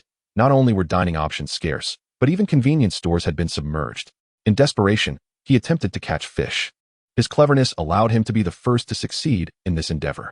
Not only did he catch fish, but when electricity and gas were still available, he would also cook the fish in advance and store them. During the early days of the flood, he subsisted on mutated fish. Outside, chaos ensued as people fought for food, looted homes, and pursued women. Wang Shi, being an ordinary civil servant, dared not engage in any heinous acts, so he remained indoors. It was then that his neighbor, the girl he had long admired, Zheng Xian, had her door forcibly breached by a group of individuals. The piercing scream of his crush finally ignited his courage. That incident left him severely injured, nearly costing him his life. Yet, it was precisely in that moment that he awakened his latent abilities. Thus, he became the de facto manager of Units 4 to 6. Shigu, have you heard about that fellow Li Long? What should we do now? Damn, where did this guy get a gun? Was he part of the underworld before the flood struck? No wonder he dares to stand against Zhao Ziqiang and the others. If I had a gun, I wouldn't hesitate to take on anyone. Shiga, this fellow claims he intends to rectify matters within this building, which suggests he is prepared to confront us fiercely. Indeed, Shiga, several individuals in the first and second units have already perished. Were it not for our brothers safeguarding the corridor between the fourth and third units, our people would likely have fled toward that direction.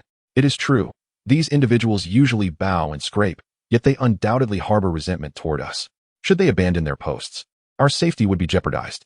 Inside the room, a dozen burly men gazed anxiously at Wang Shi. Most were residents of the 5th and 6th units, with only a handful hailing from the 2nd and 3rd units.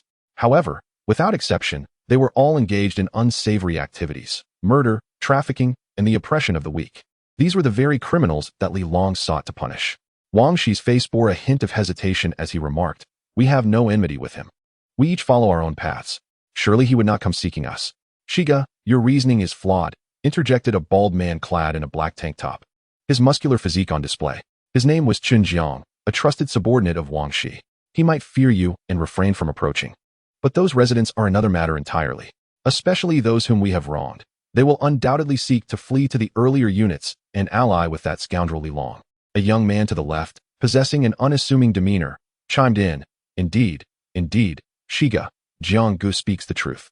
He is armed and has already slain Zhao Ziqiang, proving far more formidable than Zhao ever was. Initially, Zhao refrained from entering the 3rd unit due to your pressure, but I suspect this fellow may not be as easily deterred. Wang Shi remained silent, yet a woman beside him voiced a question. Why? She was an exceptionally beautiful woman. Her figure alluring, skin porcelain-like, and her presence striking. Clad in an oversized red shirt and white shorts, she exuded a youthful vigor tinged with a sultry maturity. Upon her utterance, the gazes of all the men instinctively gravitated toward her. Zheng Xian reveled in this attention, having grown accustomed to being the center of focus wherever she went prior to the apocalypse. The scholarly young man revealed a flicker of fervor in his eyes, which he quickly masked. He glanced at Wang Shi before continuing, Sister-in-law, I have heard that Li Long is trading grain for seafood, fish, snails, shells, anything he can acquire. Upon hearing this, Zheng Xian raised an eyebrow, unable to contain her curiosity. Why would he collect such items? Shouldn't he reserve the grain for his own sustenance? Wang Shi shared her bewilderment, replying, Fish are difficult to preserve. If not consumed by the following day, they spoil. What purpose could he have for so much fish? Given his past experiences, he is well aware of the limited shelf life of fish. Even dried fish, stored in vacuum-sealed bags, lasts only 3 to 4 days at most. Xinjiang promptly countered, why concern ourselves with the fish? The crucial point is that he still possesses ample grain. Shigo. If he didn't possess a substantial amount of provisions, how could he possibly engage in such ostentatious trading? Jiang Gu is correct. This individual likely has an ample supply of food. I suspect that Zhao Ziqiang's supplies have all been consumed by him alone. Shigo. Should this fool dare to approach us, we shall confront him head-on. We will capture him and demand he relinquish those provisions. No sooner had he spoken than Zhang Xian's eyes sparkled with excitement before Wang she could utter a word. Zhou Zihua, is what you say truly credible? The refined youth Zhou Zihua promptly replied, absolutely reliable. This news is circulating widely. If we hadn't secured all the corridor entrances, everyone would likely rush to the first unit to exchange for fish. I heard someone traded fish for buns, steaming hot and utterly fragrant. Zhang Xian widened her eyes. What? You can actually exchange for buns? The mere thought of buns made her mouth water uncontrollably. Heaven knows when she last savored a bun. They had plenty of supplies. Predominantly rice, but snacks were scarce. After consuming fish for so long, she was thoroughly tired of it. The mention of buns instantly ignited her enthusiasm. Wang she could not help but swallow hard. Xian, don't we have flour among our provisions? We could also make buns. Zhang Xian replied with a look of resignation. What good is flour alone? Making buns requires leavening, and I believe we need yeast or something similar. Moreover, our fuel is running low. Most of the wood has been utilized for crafting rafts and cannot be burned. Upon hearing this, Wang Shi scratched his head. By the way, how much longer until the raft is completed? It turned out they had already been constructing rafts. Zhou Zihua, how is the raft coming along? Zhang Xian raised her head to inquire. Zhou Zihua quickly responded, it's nearly finished. We are just wrapping up the final touches. However, the more pressing concern is that Li Long Shigo. We must exercise heightened caution. Wang Shi remained indecisive. He held the position of leader, earning the title of Shigu due to his extraordinary abilities. Yet, his character remained that of an honest person. Observing Wang Shi's indecision, Zhou Zihua discreetly exchanged glances with Zhang Xian, fully aware that Wang Shi was most receptive to her counsel. Xinjiang also turned to Zhang Xian, saying, Sister-in-law, please persuade Shigu. Chapter 106. The devoted ability user Zhang Xian smiled and turned to Wang Shi, stating, Shigu, what they say does seem to hold some merit. Setting aside the actions of Li Long, if he truly harbors ambitions akin to Zhao Ziqiang, he would undoubtedly not spare our units. Consider this. The goods within these 3 units are the fruits of our arduous labor. If he arrives, shall we not find ourselves starving? Furthermore, even if he does not come, the commotion he creates could very well incite a riot against us. Thus we must devise a strategy to confront him. Wang Shi gazed at Zhang Xian, gently ruffling his hair. Do you feel the same way? He inquired. Of course, Zhang Xian replied without a moment's hesitation, wrapping her arms around his neck and speaking in a sweet, delicate tone. Brother Axie, you are too kind. It is that Li Long who is truly wicked. He already possesses an abundance of provisions, yet still seeks to monopolize our resources. In my opinion, he harbors ulterior motives, proclaiming his intent to be virtuous and eradicate malevolence, while, in reality, he incites those fools to serve him. When they eventually revolt, and he brings his followers, we shall find ourselves in dire straits. Zhang Xian's reasoning was compelling. Wang Shi, blushing furiously at her proximity and the sight of her fair skin, could hardly focus on the matter at hand. He merely nodded, casting a glance at the peaks before swallowing hard. Yes, you are right, Xian. Should we confront him? Zhang Xian's grip tightened as she nodded emphatically. Yes, we certainly must. Ha, Brother Axie, you truly are the best, she exclaimed with a giggle, turning her head away, her innocent demeanor vanishing in an instant. She fixed a cold stare upon Xinjiang and Zhou Zihua. Go prepare the weapons. Xinjiang and Zhou Zihua instantly perked up, promptly responding. We shall gather the others at once. A group of individuals swiftly exited. Wang Shi ran his fingers through his hair, a look of concern etched across his face. Xian, could there be any danger? Does he not possess a firearm? Zhang Xian's brow furrowed slightly, a hint of disdain flickering in her eyes. But she soon broke into a smile. Brother Axie, even if he has a gun, it must be aimed at you to be effective. Utilize your abilities to exert some influence over him, compelling him to turn against those nearby, leading to his utter collapse. Wang Shi pondered for a moment, then sighed and nodded. I merely wish to expedite the construction of the raft and depart this building post-haste. I have an unsettling feeling about this place. Perhaps we should seek a higher floor to enjoy our time together, he suggested. Zhang Xian sighed, replying, The 16th floor is already quite elevated, and considering our location, there are but a few buildings in Jiangzhou that surpass our height. Furthermore, with this torrential rain, navigating a raft would be perilous. Wang Shi observed the heavy downpour outside. With such relentless rain, if it continues for another half-year, I shan't be surprised. Zheng Xian's heart sank at the thought. Suddenly, she sensed an unusual pressure in her abdomen, prompting her to scold playfully, "Be more careful."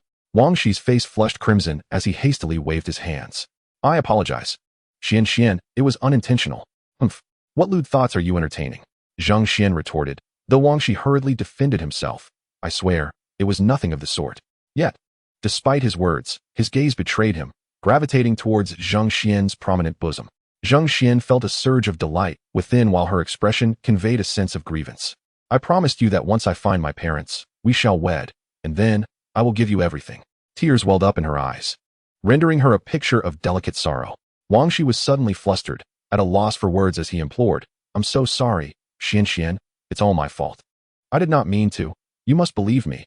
I am not a bad person." After much coaxing, he finally managed to elicit a smile from Zheng Xian. She felt a sense of pride. What did it matter if one had extraordinary abilities? A sycophant, even if mutated, remained a sycophant. She understood such sycophants all too well. For them, the most crucial point was to ensure that they never succeeded in winning her over. "Get out of the way. We are heading to Unit 3. What right do you have to prevent us from leaving Unit 4? Indeed, you have taken all our food. Now we are going to Unit 3 to exchange for provisions. What gives you the authority to stop us?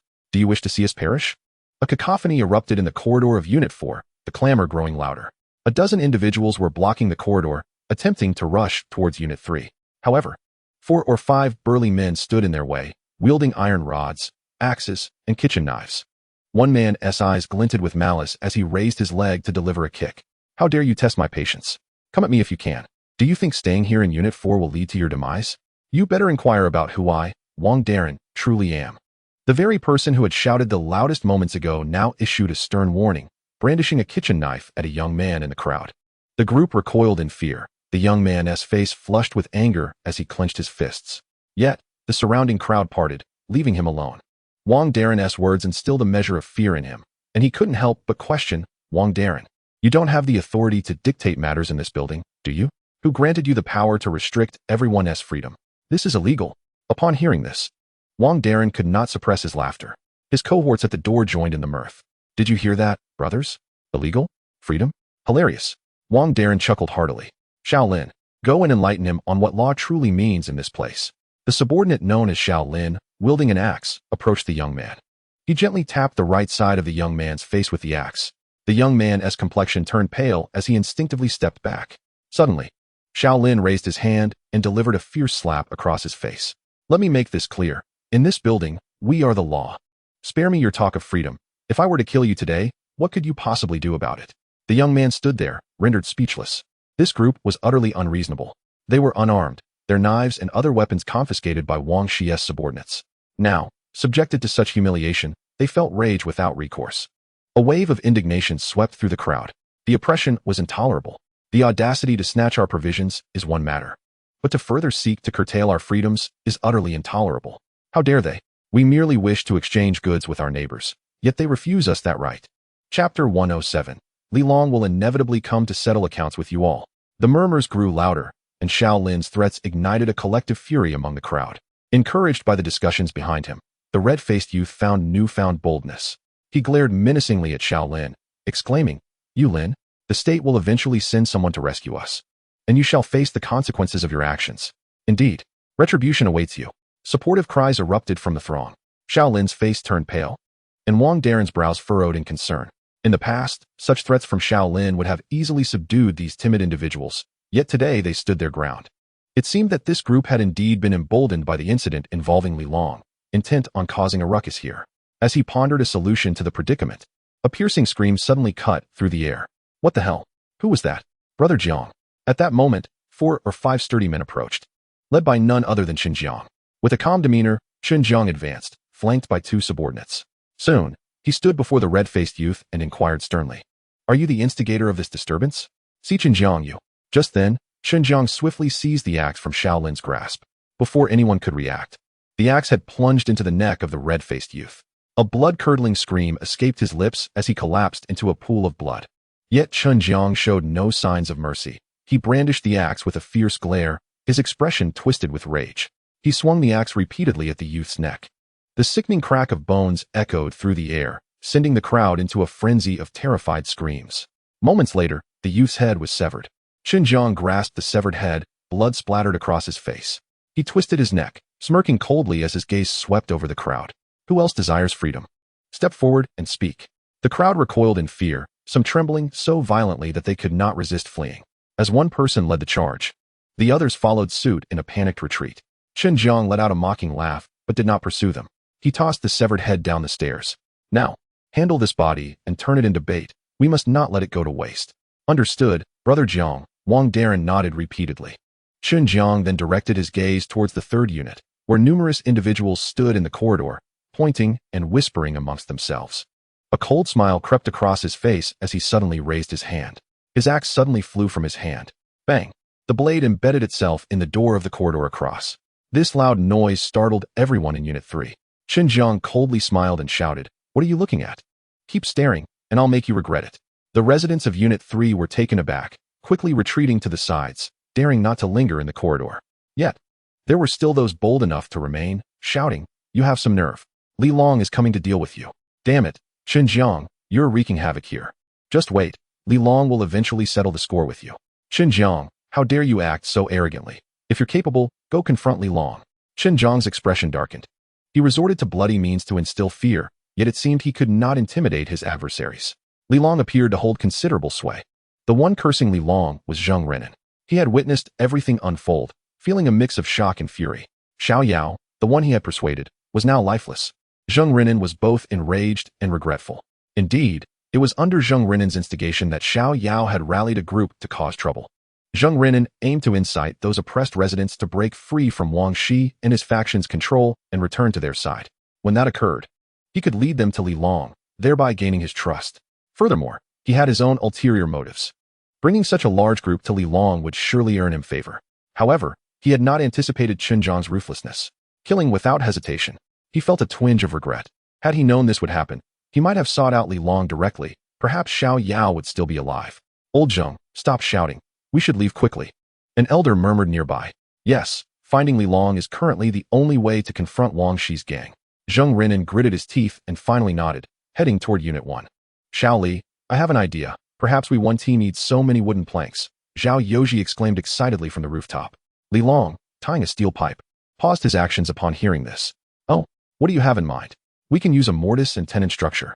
We can attempt to connect short wooden planks into square long planks, and then lay these rectangular planks on the main body of the steel pipe. This way, many issues can be resolved." Li Long's eyes sparkled. "Do you understand this mortise and tenon structure?" Zhao Yoji shook his head. "I don't, but I watched some related videos online before. Perhaps we can give it a try." Li Long nodded. "This isn't a trivial project. You should experiment first.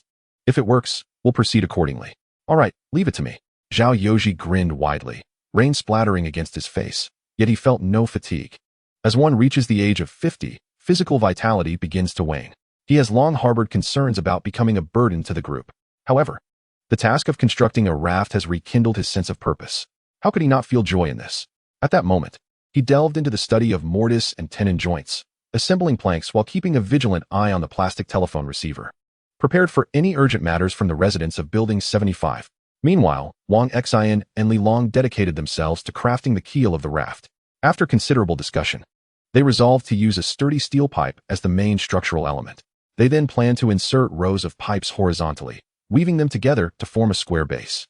Naturally, for buoyancy considerations, they decided to securely bind a copious amount of foam, plastic boards, and bottles to the bottom. These plastic bottles would also serve the purpose of storing fresh water, which was among the most vital resources they had gathered. Additionally, near the outlet, a propeller needed to be installed, sourced from a dismantled fan, alongside an engine. The power supply would be derived from batteries he had collected. Furthermore, Li Long removed a bicycle wheel and chain, connecting them to the engine to allow manual propulsion of the propeller in the event of battery depletion. The sails would be prepared by Qi Xinxin and her companions. This outlined the primary structure of the raft. Considerations for comfort were temporarily set aside. The foremost priority was to expedite the construction and subsequently test its buoyancy before addressing comfort. After a flurry of activity, night had fallen. As time was of the essence, Li Long urged everyone to rest. Brotherly, many people below wish to exchange fish for food, Hu Jian reported, rushing up. Li Long's heart leaped with joy upon hearing this, and he hastily descended the stairs to inquire, where do these people come from? They are residents of Units 2 and 3. Hearing that fish could be exchanged for food, they have come down to catch fish, Hu Jian explained. By the way, many are discussing Lu Min. It seems Hu Hanyu made a considerable profit, and there has been much criticism. I advised Lu Min to refrain from going out. Li Long chuckled. That female streamer is no fool. She sought to profit from the price difference, thus attracting criticism. However, rest assured, since I promised to maintain order, I will not allow any disturbances. Upon reaching the 16th floor, he was greeted by a throng of people. Some carried buckets, while others bore plastic bags filled with water. Inside room 1601, Qi Xinxin had already begun the task of sorting fish, thoughtfully categorizing them in anticipation of Li Long's arrival for settlement. As Li Long descended, the raucous noise outside diminished significantly, all eyes turning to the young man. He surveyed the crowd with a glance, saying nothing. Upon entering the room, he gazed at the mutated fish in the artificial pond, a smile gracing his lips. Xinxin, how many fish have you caught? Qi Xinxin wiped the sweat from her forehead and replied, approximately 200, I believe. Li Long nodded and said, please hand me the exchange list. Qi Xinxin promptly passed the list to Li Long. Upon examination, he observed that most individuals were seeking to exchange for rice, while a few wished to trade for snacks, and some for condiments such as salt and soy sauce. The shelf life of these condiments is considerably longer, and most households do not find themselves in want of them. However, typical households do not stock an abundance of seasonings. After the Great Flood, many families ran out of even soy sauce, relying solely on salt for flavoring. Li Long had already established prices for various materials. A bottle of soy sauce required 10 fish for an exchange. Naturally, the rarer the item, the higher its value. Continue counting the supplies. I will prepare for a moment, Li Long instructed, and with that, he turned and returned to his room. 10 minutes later, he emerged, having completed the first transaction. The onlookers, witnessing the successful exchange, erupted with excitement. Indeed, rice could be obtained. Just how much grain was this? Old Sun and Old Qian exchanged 10 fish for a bottle of soy sauce. They had grown tired of fish and sought a change in flavor. I had already switched mine. I shall speak with Old Sun and the others to see if I can trade fish for a small cup. Oh my, mister. Li has liquor. Wait, is that Matai? What conditions must be met to exchange Matai for fish? Li Long called out. Once you have completed your exchanges, please return quickly to allow others a turn. Moreover, the evening is still young. Once night falls, fishing will become difficult. You must hurry and catch more, as my resources are limited and will soon be depleted. Upon hearing this, the crowd, initially eager to observe, suddenly realized the truth in Li Long's words. He was right. It would be wiser to catch fish during this time. His resources were certainly finite, and they needed to act swiftly. Thus, a throng of individuals returned to the waters to fish for Li Long. He smiled, watching them depart. As the clock approached 7 in the evening, one by one, they began to disperse. Next, Li Long called out once all had left. Qi Xinxin chuckled. How could there be a next? Everyone has gone. Li Long sighed and shook his head. Is this truly all? Brotherly, this is an excessive amount of fish. You have traded so many items today. Will there be enough left? Qi Xinxin gazed at the room brimming with fish, feeling a pang of regret. Li Long reassured her with a smile. Do not worry. I know what to do. All right, you should rest for a while. I will begin to prepare the fish. Later, please call Sister Yuan and the others to assist. It seems we shall be up quite late tonight. Qi Xinxin looked at the fish in the kitchen and remarked, this cannot be done hastily. Let me prepare something for you. Li Long rubbed his hands together and inquired, how many fish do we have in total? A total of 562 fish. 98 sea snails, 12 shells, 8 turtles, 13 crabs, 5 lobsters, and there's also a peculiar creature resembling a sea cucumber, the nature of which remains a mystery. Li Long's eyes sparkled with excitement. He approached a basin of water, where he discovered a dark, amorphous mass. At first glance, it bore a striking resemblance to a sea cucumber from before the Great Flood. With a metal rod, Li Long prodded it, only to find that it was still alive. A mutant beast, perhaps? Just as Li Long pondered this perplexity, the sea cucumber-like creature unexpectedly expelled a pool of liquid, splattering everywhere. Alarmed, Li Long quickly stepped back. The liquid soon adhered to a nearby crab, which began to struggle, but in an instant, its claws seemed to be ensnared by the viscous substance, rendering it increasingly sluggish. Before long, the liquid solidified, and the large crab appeared as if it had been welded in place, immobile. Li Long was astounded. How did this substance behave like an industrial adhesive? He picked up a crowbar and tapped the hardened liquid atop the crab. Discovering that it retained elasticity after solidifying, akin to a piece of soft candy, flexible yet resilient. An idea sparked in his mind, and he promptly retrieved a fruit knife, slicing through the viscous material. Of course, before conducting his experiment, he ensured the crab was dead to avoid wastage. The knife sliced through the sticky substance as if it were tough hide. Qi Xinshin, observing from the side, was taken aback. This sea cucumber could spray adhesive? Li Long stroked his chin thoughtfully. Given the vast diversity of marine life and the effects of evolution, it is entirely plausible for such an extraordinary ability to exist. Intrigued, Qi Xinshin remarked, "By the way, didn't you express distress over the shortness of the wooden planks? If we could use this liquid, might it not serve to bond the planks together? It appears quite sturdy." Upon hearing this, Li Long's eyes lit up. Indeed, this substance is akin to natural glue. Xinshin, you are truly my lucky star. He chuckled, pulling the alluring Qi Xinshin close and planting a fervent kiss on her lips. Qi Xinshin blushed and replied, "I just had a sudden thought. Do you think this substance could float on the water's surface? It would be splendid if it could." Unable to resist, Li Long kissed her again. "My precious, you are simply marvelous." With that, he tossed the crab into a nearby bucket of water. Sure enough, the substance floated on the surface, possessing a density significantly lighter than water. Chapter 109. 3 tons of strength, 9 fists in a second. Li Long was overjoyed. Low density, lightweight, and strong adhesion. It was like a natural adhesive. He gazed at the sea cucumber with the reverence one might bestow upon a prized treasure. It must be nurtured carefully, lest it perish. Alas, he was uncertain of what sea cucumbers consume. Qi Xinshin mused, while everyone has tasted sea cucumbers, no one truly knows their diet. Li Long pondered for a moment and said, "Let's set this aside for now. I will inquire with Zhao Yoji and the others later. They might have some insights. For the time being, I shall proceed with the task of catching fish." Qi Xinshin nodded and replied, "I will inform Sister Yuan right away. Go ahead." With that, Li Long commenced his vigorous endeavor. The crowbar, having been sharpened multiple times, resembled a keen spear. The sharp tip effortlessly pierced through the fish's head. After laboring for over an hour, Li Long finally eradicated all the mutated creatures. Indeed, there is strength in numbers. Had I been alone, it would have taken an eternity. Elated, Li Long resolved to commence the cleaning of the remaining units the following day. Let us all gather to catch fish and enhance ourselves. A warm surge flowed within him, while a strong sense of coolness swirled in his mind. His physical prowess was rapidly escalating. Li Long sensed the surging power within him and felt a surge of joy. Let me test my newfound strength. Rising to his feet, he grasped the crowbar, a nail gun, and a fruit knife, and ascended to the rooftop. The rain poured heavily, leaving the terrace devoid of any presence. Amidst the darkness, thunder occasionally rumbled. Firstly, my physical enhancement encompasses not just endurance, but also defense and cardiovascular strength across various facets. Let me test my current defensive capabilities. Li Long seized the fruit knife, holding it firmly in his hand, and made a gentle swipe. He felt no pain, merely a slight white mark appearing on his palm, akin to a fingernail grazing the skin. Furrowing his brow, he increased the pressure slightly. The white mark deepened, subtly reddening. Li Long chuckled. With such defense, even if an ordinary person wielded a knife with full force, it would be quite challenging to injure me. An idea suddenly struck him. He picked up the nail gun and aimed it at his palm. With my current strength, I should be able to withstand the nail gun. After a moment's hesitation, he pulled the trigger. Bang! A nail shot forth in an instant, causing a sharp sting in his palm. He quickly withdrew his hand and examined it.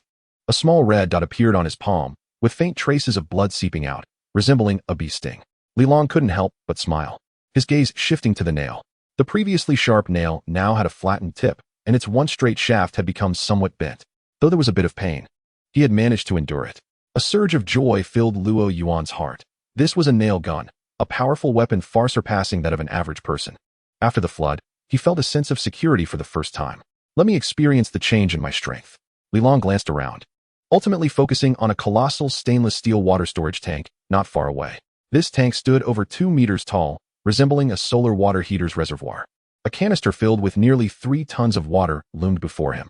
He extended his hand, grasping the support below.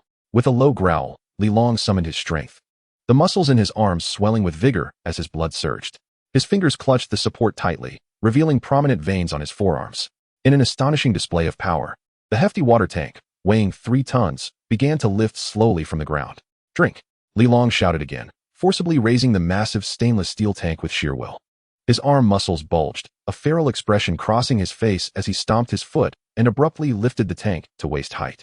With a resounding thud, he lowered the tank moments later, gasping for breath, his face flushed from exertion. This reaction stemmed from his overwhelming effort.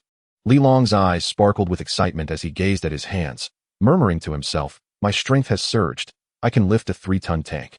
With my current power, no one in this building could match me."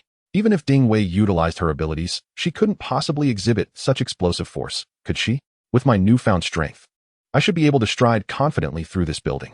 Coupled with my formidable weapon, the Great Black Star, who could stand against me?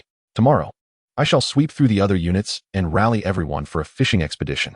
I aim for a significant boost before we depart from this building.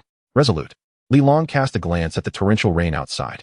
A thunderclap erupted as he beheld the churning sea. His expression shifted slightly upon spotting a gigantic shadow deep beneath the water's surface, previously captured by a drone. It was a colossal creature measuring 7 to 8 meters in length. If the raft were completed, descending into the water might expose them to these formidable beings. Should they encounter such a titan, lacking sufficient strength could lead to a perilous demise in the depths. Thus, he felt an urgent need to enhance his abilities. Additionally, he required assistance. Many hands were needed to catch fish.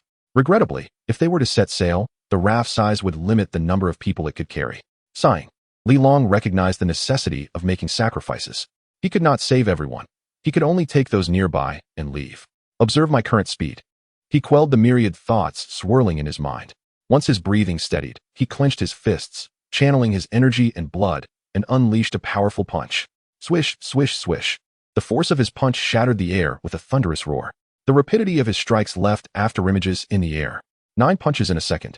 Li Long paused, astonished. While an average person requires 0.5 to 1 second to throw a punch, he could deliver 9 in a single second. At such a velocity, the ordinary observer could scarcely discern the trajectory of his punches. With a sudden thought, he propelled himself forward. Whoosh! In an instant, the spot where he had been standing transformed into a clearing. Even the raindrops seemed to part in two. A misty white vapor traced a silhouette in the air, forming a luminous arc.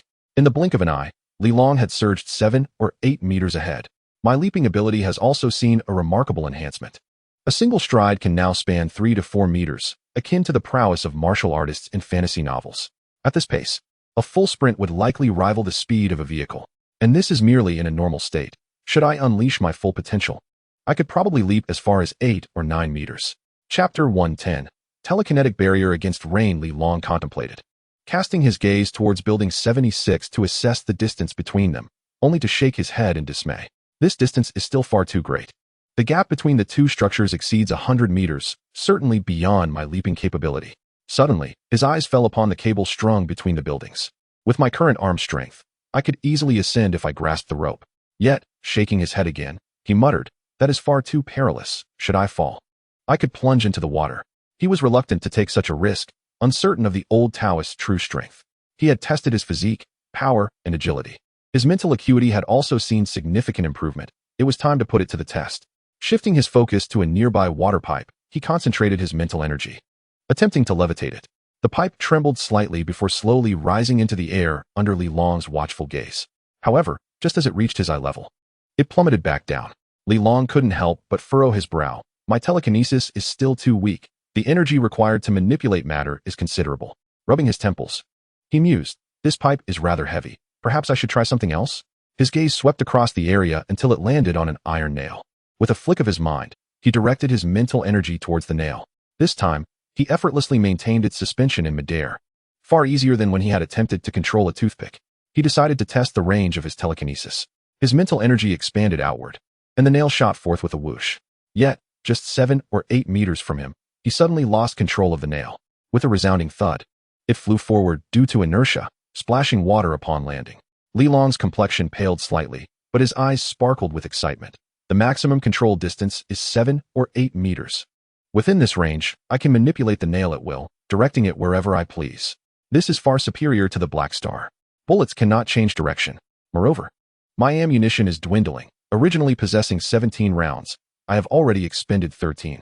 Now, only 4 rounds remain. Even without the formidable Dark Star, I can wield my mental prowess to control objects such as nails, blades, and steel needles, creating effects akin to those of a firearm. Li Long felt a profound sense of satisfaction. His mental strength had multiplied several times, finally transforming into a means of offense. Gazing at the curtain of rain, an idea struck him, and he extended his hand. In an instant, every raindrop was suspended in midair. From a distance, It appeared as though a 7-meter radius around him had been sealed off from the downpour. This scene resembled the special effects seen in videos on Douyin. A smile broke across Li Long's face as he suddenly recalled the old Taoist, Lin. That old priest, with his mystical antics. Could it be that he too relied on his extraordinary abilities to masquerade as a celestial being? It seemed highly plausible. Li Long deduced that Lin had likely disguised his powers as Taoist skills. However, he was left wondering whether the golden light emanating from the old priest possessed any lethal capabilities, for it differed somewhat from his own mental force. Li Long endeavored to develop various applications of his mental powers, striving to adapt to his newfound strength at an accelerated pace. Before long, he had spent over 2 hours on the rooftop. Thanks to a significant enhancement in his physical condition, his endurance had greatly improved. After 2 hours of exertion, he only needed to rest 2 or 3 times to recuperate. At that moment, while Li Long was engaged in physical training, he heard the voice of Qi Xinxin. Turning around, he noticed her standing in the corridor, adorned in a pure white shirt and a pair of jeans. She had chosen this outfit for the sake of convenience at work, accentuating her curves beautifully. Li Gu, the fish downstairs has been prepared. It's getting late, we should rest. She called out. Li Long chuckled heartily, in good spirits, and beckoned her, saying, Xinxin, come here for a moment. Qi Xinxin glanced hesitantly at the torrential rain outside, but she obediently stepped inside. The heavy downpour drenched her completely. The originally loose shirt clung to her form, transforming the white fabric into a transparent veil, revealing glimpses of her pink undergarments. Li Long, noticing her discomfort, exclaimed, Xinxin, with such heavy rain outside, you should head back. Qi Xinxin raised her hands to shield herself from the rain and called out loudly. Li Long replied with a grin, let me show you something amusing. He stepped closer to Qi Xinxin, extending a hand towards the sky. Instantly, an invisible barrier seemed to manifest above their heads. The rain continued to patter loudly, yet it felt as though it were colliding with a sheet of glass, unable to reach them. What is that? Qi Xinxin exclaimed, her eyes widening in astonishment. She reached out, standing on her toes, attempting to touch the transparent area above Li Long's palm. However, her height limited her reach, and even with her efforts, she found herself still a distance away from his hand. Upon witnessing this scene, she could not restrain herself and leapt up, reaching out to touch the object nestled in Li Long's palm. However, her jump was not high, yet 2 pomelos soared into the air. Li Long glanced down, feeling a twinge of irritation. In the rain-soaked night, both were thoroughly drenched. Qi Xinxin, oblivious to Li Long's unusual demeanor, continued to bounce, eager to touch the transparent barrier. At that moment, she felt a tightening around her waist as Li Long effortlessly lifted her. Ah! Qi Xinxin exclaimed in surprise, looking up to find Li Long gazing at her with an insatiable hunger in his eyes. Stunned, she glanced down at her damp shirt, suddenly feeling a wave of embarrassment. Li Dage, please don't. Before she could finish her sentence, Li Long had already enveloped her in his arms and dashed downstairs, retreating into his room. The following morning, Li Long awoke feeling refreshed and invigorated. Qi Xinxin also rose, albeit unsteadily, her shirt in tatters. Her form-fitting blue jeans had also split down the middle, a testament to the fierce battle of the previous night. She turned to Li Long and, unable to contain herself, said, I will prepare breakfast. Attempting to stand, she discovered her entire body ached. Li Long chuckled, it's all right. You made dumplings yesterday, so I can simply steam some beef buns myself. Huhan Yu's home also had yeast, which he naturally shared with Li Long. Qi Xinxin, being quite resourceful, noticed the yeast powder and, with flour and beef at her disposal, set about making a plethora of beef buns. Reflecting on this, she felt grateful for having made dumplings the day before. Otherwise, she would have lacked the strength to cook for Li Long today. Chapter 111. The old man Zhang's visit. Once Li Long donned his attire, he remarked with a smile. Xinxin, you ought to exercise more. It wasn't very intense yesterday, just twice, and you're already exhausted. Qi Xinxin's cheeks flushed as she retorted. But each time lasted 2 hours. Who can endure that? Li Long burst into laughter, having personally experienced the enhancements in endurance and recovery that came with his physique. Is that all it takes for you to tire so quickly? Don't blame me if I find you a sister. He teased, causing Qi Xinxin's expression to shift immediately, though she felt helpless. With a wry smile, she replied, go ahead and find one, preferably 2. I cannot contend with you alone. Which woman would willingly share her man with another? Regardless of how magnanimous or virtuous Qi Xinxin attempted to be, discomfort lurked within her heart. Yet she recognized that Li Long was not her husband, and she had no right to interfere in his life. Most importantly, she felt inadequate in fulfilling even the intimate aspects of their relationship. As this thought crossed her mind, a bittersweet sensation enveloped her, leaving her feeling forlorn and powerless. Li Long observed her melancholy demeanor and chuckled. What are you pondering? I was merely jesting. Given the current circumstances, it is quite challenging for me to take care of you, and I have no intention of seeking assistance elsewhere. Sleep a little longer. I shall prepare your meal. Instantly, Qi Xinshin's spirits brightened considerably, her beautiful eyes shimmering with tenderness as she replied, "Brotherly, you are too kind. I will prepare the meal for you." Upon reaching for her jeans, she caught sight of the torn fabric, and her cheeks flushed with embarrassment. Unable to restrain her complaints, she exclaimed, "I truly do not understand what chaotic thoughts occupy your mind. Why must I wear these pants? A perfectly good pair has been ripped apart." Li Long chuckled, "Hee. Do you know why men adore such things? For women, the sensation of wearing clothing is vastly different from not wearing any at all. Fear not. I shall procure you several new outfits." Qi Xinshin, perplexed, could not fathom the peculiarities of men. University students often lacked experience despite possessing the physique of a mature woman. Thus, Li Long had to instruct her from the ground up. Breakfast was delightful. As Li Long devoured several large beef buns, his appetite significantly heightened. With the enhancement of his physical abilities, his capacity for consumption continued to grow. Could it be due to evolution, affecting all his organs? If so, Ding Wei and her companions would undoubtedly possess even greater appetites. In a time of scarcity, they could only consume mutated fish. The more they ate, the stronger they became. Just how formidable had Ding Wei become? After finishing his meal, Li Long, beset by these contemplations, felt the security gained from his newfound strength dissipate, replaced by a sense of urgency.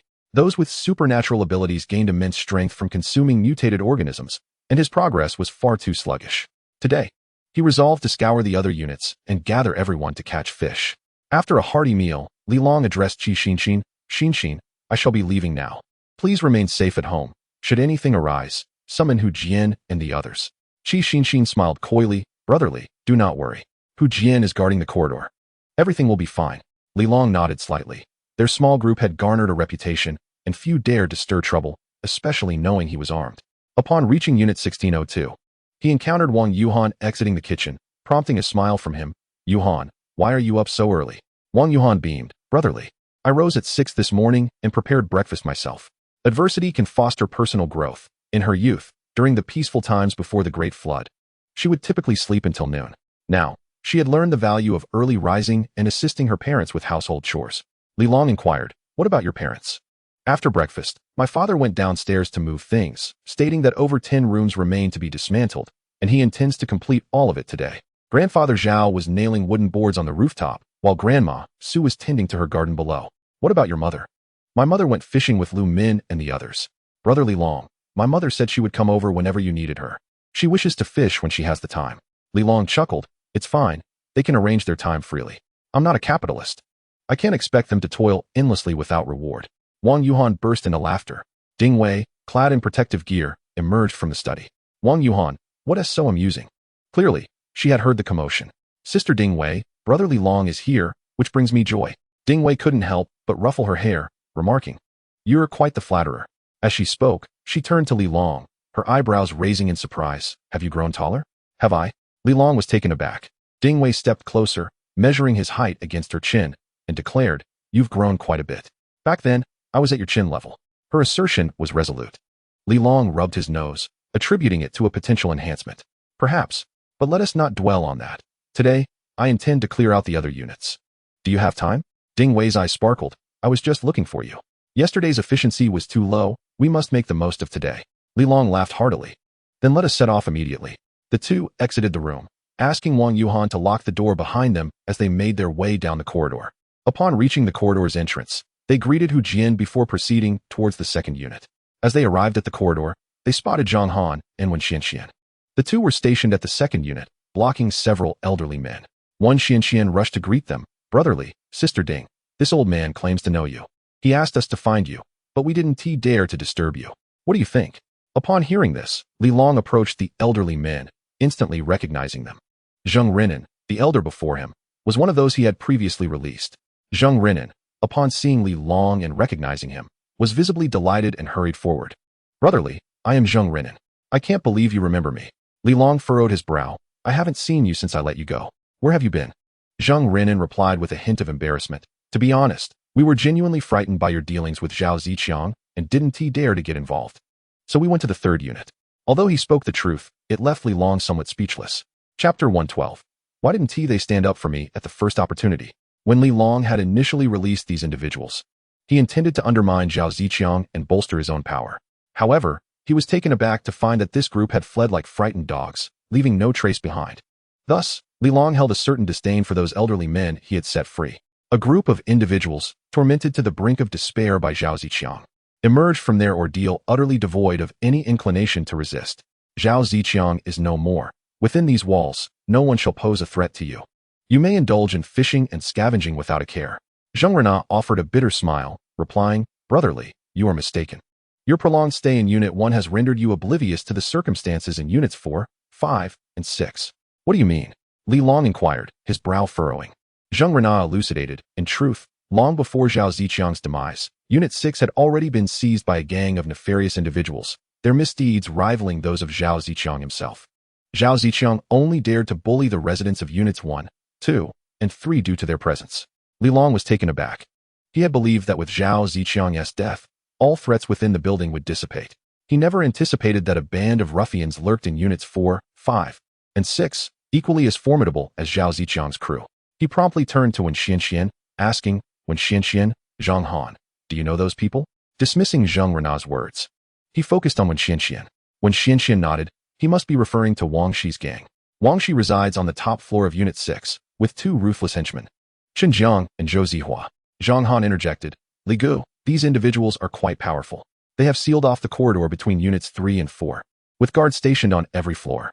During Zhao Ziqiang's reign, to avoid conflict with them, they tacitly allowed Unit 3 to serve as a buffer zone, while Units 4, 5, and 6 fell under Wang Shi's control. Meanwhile, Units 1 and 2 remained under Zhao Ziqiang's dominion, leaving Unit 3 in a state of chaos." Li Long narrowed his eyes. Addressing Zheng Rena, "What brings you to seek me out?" Zheng Rena would not approach him without cause, especially mentioning Wang Shi and others. There was clearly an issue at hand. With a sorrowful expression, Zheng Rena lamented, "I have heard that, brotherly, you valiantly fought to rescue us, slaying Zhao Ziqiang and his subordinates, vowing to cleanse this building. If we encounter any difficulties, we may turn to you for assistance. Thus, I shamelessly request your help for my niece." Li Long maintained his composure. "Is that so? What troubles your niece?" Zheng Rena continued, "I have a niece named Zheng Xian, residing in Unit 6. It is said that she has been seen in the company of Wang Shi. I fear that Wang Shi's group has laid claim to her. My poor niece, having just graduated from university, is now subjected to the torment of these villains. Truly, I, as her uncle, feel utterly powerless." Tears streamed down his face as he portrayed a woeful figure. When Xianxian felt her eyes welling with tears, unable to contain herself. "I have heard that among Wang Shi's gang, there is one named Zhou Zihua, who is notoriously lecherous. If he captures her..." Her words trailed off, while Zhang Han remained silent, glancing at Li Long, awaiting his response. Li Long's expression was inscrutable, yet Ding Wei's eyes burned with fury. Her greatest disdain throughout her life has been directed towards those who usurp women. Bang! These scoundrels deserve death. Li Long, hurry and deal with this pack of beasts.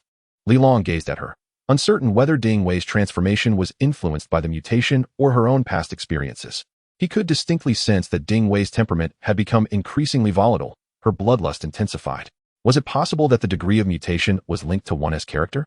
Although I had thwarted her awakening, that moment of mental chaos left her with psychological scars, rendering her more irritable and bloodthirsty. Li Long pondered, "Wait a moment. Wang Shi must possess considerable influence to rally such a crowd. Zheng Renan, what do you know about him?" Zheng Renan promptly replied, "Wang Shi has always kept a low profile, rarely seen by others. However, he is accompanied by 2 henchmen, Chen Jiang and Zhou Zihua. These 2 rascals are notorious for their misdeeds. Most of the nefarious acts committed by Wang Shi's group can be attributed to them. Chen Jiang is ruthless, killing without a flicker of an eyelid. Just yesterday, he wielded an axe and severed a young man's head at the entrance of the 4th unit, frightening off residents attempting to flee to the 3rd floor. As for Zhou Zihua, he is as lustful as Miss Wen described. Having occupied several apartments in Units 4 and 5, he has claimed over 10 women as his own." Li Long frowned, having failed to obtain the intelligence he sought. He decided to be forthright and asked, "How many people are in Wang Shi's gang? Are there any with special abilities?" Zheng Renan was at a loss for words. He genuinely had no knowledge on the matter. Li Long's gaze shifted to Wen Xianxian and Zhang Han. Both shook their heads, looking bewildered. Li Long's brow furrowed. He had always been cautious. Despite significant improvements in various aspects, he had not become so arrogant as to believe himself invincible. Abilities are diverse and peculiar. Even Deng Li could possess others' bodies. He did not wish to encounter any bizarre practitioners of the extraordinary. He fixed his gaze on Zheng Renan and spoke in a grave tone. If you wish for my assistance, it is not impossible. However, I must obtain precise intelligence regarding Wang Shi's group. Zheng Renan looked at Li Long in astonishment. In his view, a young man capable of killing Zhao Ziqiang should be overflowing with a sense of justice and a hatred for evil. If he were to share his grievances, Li Long would undoubtedly be the first to step forward to assist him. However, to his surprise, Li Long expected him to find a way to gather information, leaving him momentarily stunned. How could an old man like him, who had just scolded Qin Jiang, possibly seek out any intelligence? Ding Wei glanced at Li Long and said, Li Long, I believe it would be more effective for us to confront Wang Shi's group directly and assess their capabilities. Li Long furrowed his brow, looking at Ding Wei, and replied coolly. Previously, Zhao Ziqiang was on the verge of awakening his abilities. Wang Shi's gang has existed for far too long, subsisting on mutated fish. I find it hard to believe there are no extraordinary individuals among them. Moreover, it is highly likely that Wang Shi is an ability user, yet we remain unaware of the nature of his powers. What if we are unable to defend ourselves? Our vulnerabilities would be laid bare. If they were to seize the opportunity, we might escape, but what about the others? Ding Wei was rendered speechless. Chapter 113. The New Mutant Beast, the Golden Python. Li Long continued, your strength has surged dramatically, and you have awakened your abilities, which allows you to protect yourself. However, this does not render you invincible. Do you not recall the incident with Deng Li?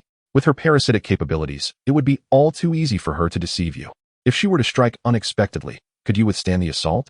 Ding Wei, you must recalibrate your mindset. Do not presume that having awakened abilities places you above others. You may have gained powers, but so too can others.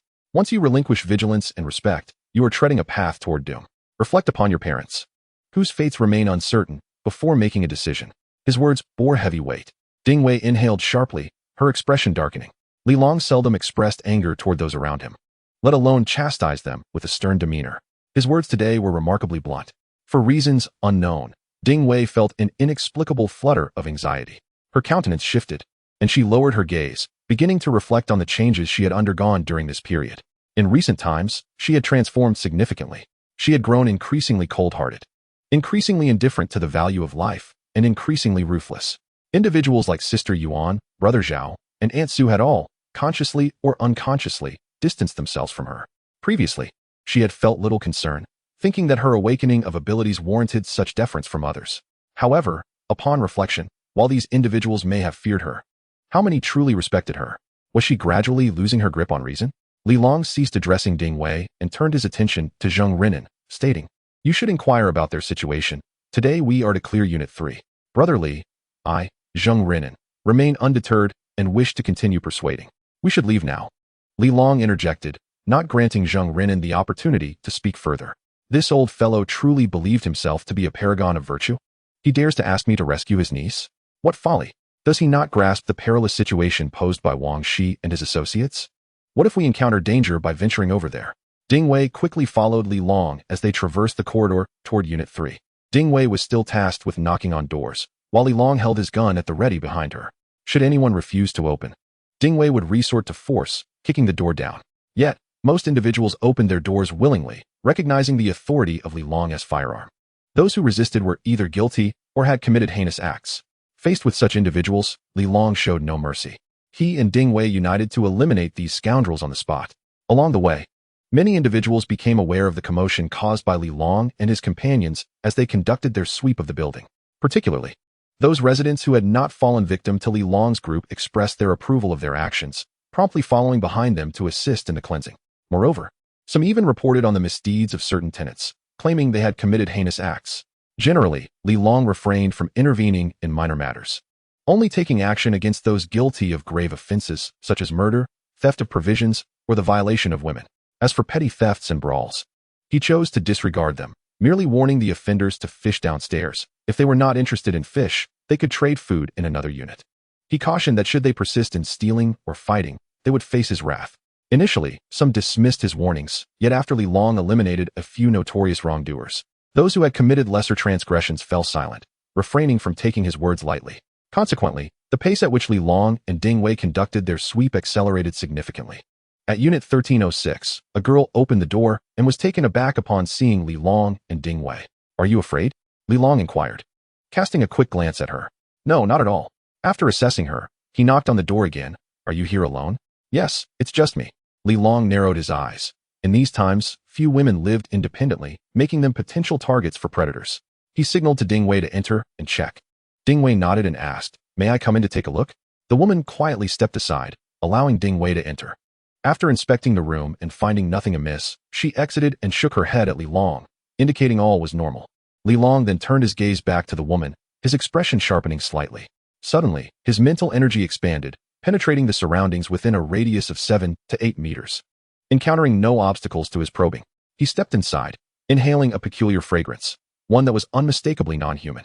Realizing this, he swiftly approached the woman's room and asked, "May I enter to have a look?" "Of course," she replied. As he stepped into the bedroom, however, upon reaching the doorway, his footsteps halted abruptly, his expression shifting as he suddenly turned to face the wardrobe. "Open that cabinet," he commanded, causing the woman to tremble.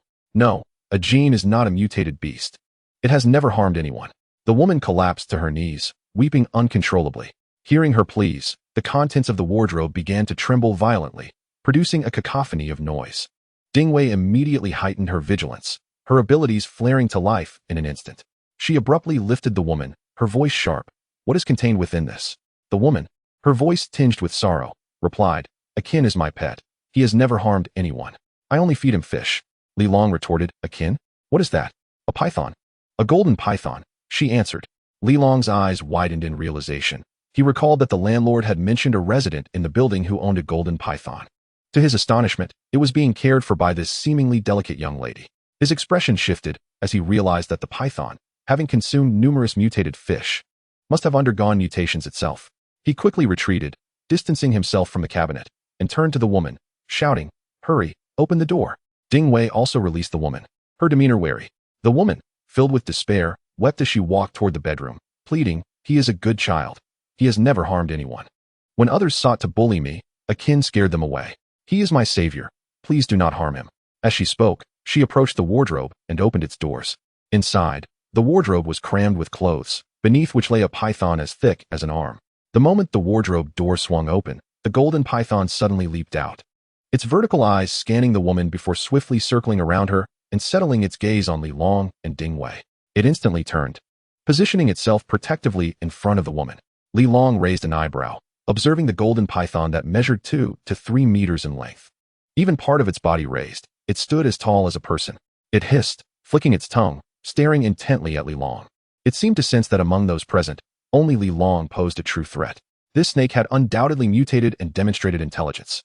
"Akin, do not act rashly," the woman exclaimed, rushing toward the golden python and embracing it. Li Long instinctively tensed, ready to act. "Don't approach," Ding Wei called out, unable to contain her alarm. Yet, the golden python did not harm the woman. Instead, it opened its massive jaws and lunged towards Li Long and Ding Wei, seemingly warning them to stay away. "Wait," Li Long said, grasping Ding Wei's arm. She looked equally astonished, observing, "It appears this mutated creature is somewhat different from that mutated cat." Li Long nodded, his gaze shifting to the woman. "Can it understand what you were saying?" The woman wiped her tears and held the golden python close. "Yes. My father gave him to me before he passed when I was 10. He is very well behaved and has never harmed anyone. Akin is gentle, rest assured. He will not hurt anyone. Akin, let us go." Upon finishing her words, she commanded the golden python to return to the cabinet. The python flicked its tongue hesitantly, exhibiting a hint of sentience, as if it possessed a touch of humanity. After a considerable pause, it obediently slithered back into the wardrobe. Observing this scene, Li Long, Ding Wei, and others who had witnessed the extraordinary were momentarily taken aback. Ding Wei questioned, "Can a mutated beast truly be so obedient?" Li Long scrutinized the golden python, seeking to discern what set it apart from ordinary pythons, pondering the nature of its mutation. Yet, to the naked eye, it appeared unchanged. Its skin shimmered in gold, its scales exquisite, and its eyes were a striking gray. Li Long noticed a vertical line etched in the center of its forehead, likely the distinguishing feature that separated it from typical golden pythons. "Are you certain?" Li Long pondered, startled, as his knowledge of golden pythons was limited. He had encountered images online of exotic pets owned by the affluent, yet had never seen one in reality. Nonetheless, it was evident that the bond between this woman and the golden python was extraordinary. Moreover, this python had been a gift from her father before his passing, holding profound significance. Unconsciously, Li Long approached the golden python with his mental energy. As his consciousness brushed against it, the python instantly raised its head, tongue flickering, casting a fierce glare at Li Long. He sensed a wave of mental intent emanating from it, guarded, wary, and tinged with disdain. A realization dawned upon him. It indeed possessed intelligence. His eyes brightened as he released a wave of goodwill from his mental energy, gently caressing the golden python. The creature regarded him quizzically, and after a moment, gradually lowered its defenses, resting on the ground. Li Long felt a surge of joy. This golden python could engage in rudimentary communication with his mental energy. He surmised that it had awakened a form of psychic ability, though it appeared unremarkable externally. Its mental prowess had evidently been enhanced, granting it a degree of wisdom. No wonder it posed no threat to this woman, nor did it harbor intentions to harm. Finally, Li Long turned his attention to the woman and inquired, "What is your name?" "I am Huang Chong," she replied, her voice trembling. "Mr. Li, I know you. Everyone speaks highly of you. They say you are a kind person. Please believe me, Ajin has never harmed anyone. It has always stayed by my side. And I feed it fish daily. Trust me, every word I speak is true. Please do not harm it." Huang Chang's eyes glistened with tears, spilling over as she pleaded. Her tears washed away the grime from her face, revealing a youthful and beautiful visage, evidently a fade she had crafted. Such is the behavior many women exhibit in these times. Sensing her distress, the golden python lifted its head, glaring at Li Long and Ding Wei with palpable hostility. Li Long found himself fully convinced by Huang Chang's words. This golden python was indeed no ordinary mutated beast. Yet, whether it would inflict harm remained uncertain. However, he did not hear any news from the other residents about the python consuming humans. Within the room, no skeletal remains were discovered. Of course, it remains plausible that Huang Chang had disposed of any evidence. It now appears that this golden python has merely awakened its mental faculties, should a confrontation arise. Li Long is entirely confident in his ability to vanquish it. After some contemplation, Li Long addressed Ding Wei, stating, "This golden python is an extraordinarily valuable creature. It can aid us in gaining a deeper understanding of mutated organisms. Yet, it seems that not all mutated beings possess aggressive tendencies. For now, let us leave this python be and continue our examination of the building." Li Long then inquired of Huang Chang, "Is it sufficient to feed the golden python fish?" Seeing that Li Long had no intention of taking action, Huang Chang was nearly moved to tears, quickly responding, "It used to refuse fish, but with no other food available. I've started to catch fish for it. It also ventures into the corridors to catch mice." Li Long raised an eyebrow, intrigued. "It can catch mice?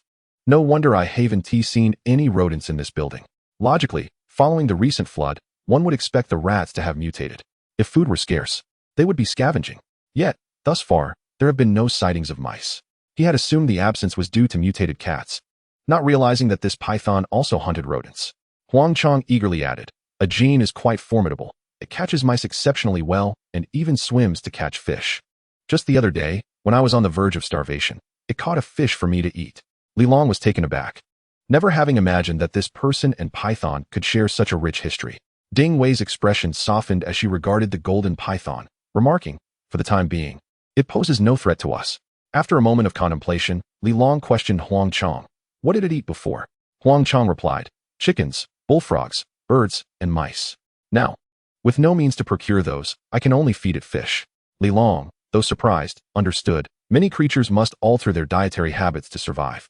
He inquired further about the python before ultimately informing Huang Chang that if food became scarce, she should seek him out for a trade. In the end, he neither harmed the python nor Huang Chang, but chose to depart from the premises. Outside, people expressed their astonishment, yet they maintained a healthy respect for Huang Chang, refraining from causing her trouble. Anyone would feel a sense of fear in the presence of such a massive python. Chapter 115. The fourth unit comes to steal. Once Li Long and his companion had vacated the area, Huang Chang finally felt at ease. Cradling the golden python as she said, "Ajin, these two individuals are good people. They did not cause any trouble." Huang Chang felt a surge of gratitude, contemplating that had Zhao Ziqiang and his group been present, both she and Ajin would likely have met a grim fate. She mentioned that there was still some food at home, which they could exchange for mutated fish, saying with a smile, "Ajin, let's go downstairs to catch some fish and trade for food." As she spoke, she embraced the golden python, Ajin. Li Long and his companions have yet to take action, which has allowed her to finally relax her mind and place her trust in him. After exiting Huang Chang's residence, Li Long and his companion continued their sweep of the building. As they descended the staircase, Ding Wei noticed that the number of residents was dwindling. There were even several vacant rooms, suggesting that the occupants had fled not long ago. Without question, these residents were likely criminals who, upon hearing of Li Long's extensive search, hurriedly retreated to the fourth unit. Ding Wei furrowed her brow and remarked, Li Long, those scoundrels have probably already made their way to Units 4, 5, and 6. It seems they have transformed that area into a haven for felons. Are we simply to let this be? Li Long pondered. Such individuals are a menace, and allowing them to remain poses a threat. Ding Wei nodded in agreement, stating, Indeed, they are aware of our ample supplies and will inevitably come to trouble us. Instead of waiting for disaster, it would be prudent to take the initiative. Li Long smiled and replied, I concur with your perspective. However, we must not act hastily. We need to ascertain the details regarding Wang Shi. This person can command such a multitude, indicating they have awakened extraordinary abilities. Acting recklessly without understanding their background would be perilous. Ding Wei contemplated, What do you propose? Li Long replied with a slight smile. Do you recall the situation with Zhao Ziqiang? We shall first eliminate his underlings, sever his support, and then launch a coordinated assault. Ding Wei's eyes sparkled with excitement as she eagerly nodded, Excellent, I shall follow your lead. Let us first clear out the rooms in the third unit. The two resumed their sweep, and the other residents of the third unit opened their doors to welcome Li Long. To them, a manager who maintained order without bullying the weak was indeed a blessing. Many approached Li Long to lodge complaints about various heinous acts committed by certain individuals in the third unit, hoping he would restore justice on their behalf. 2 hours later, Li Long and Ding Wei had thoroughly searched the entire third unit. Aside from the golden python, no unexpected occurrences transpired. Li Long had also inquired whether there were any pet owners in the area. A group of residents explained that while there had been pet owners previously, all had vanished in the months following the flood, either slaughtered by those on the brink of starvation or perished from hunger themselves. Genuine lovers of dogs and cats were a rarity. When survival was at stake, who would concern themselves with mere pets? Individuals like Huang Chong were few and far between. As Li Long and his companion were tidying up the third unit, the fourth unit was bustling with activity. Chun Jiang and Zhou Zihua had gathered a large group of individuals in the corridor between the fourth and third units. Zhou Zihua observed the raucous scene in the third unit, his expression darkening. It appears our neighbors truly aspire to be the leaders of this building.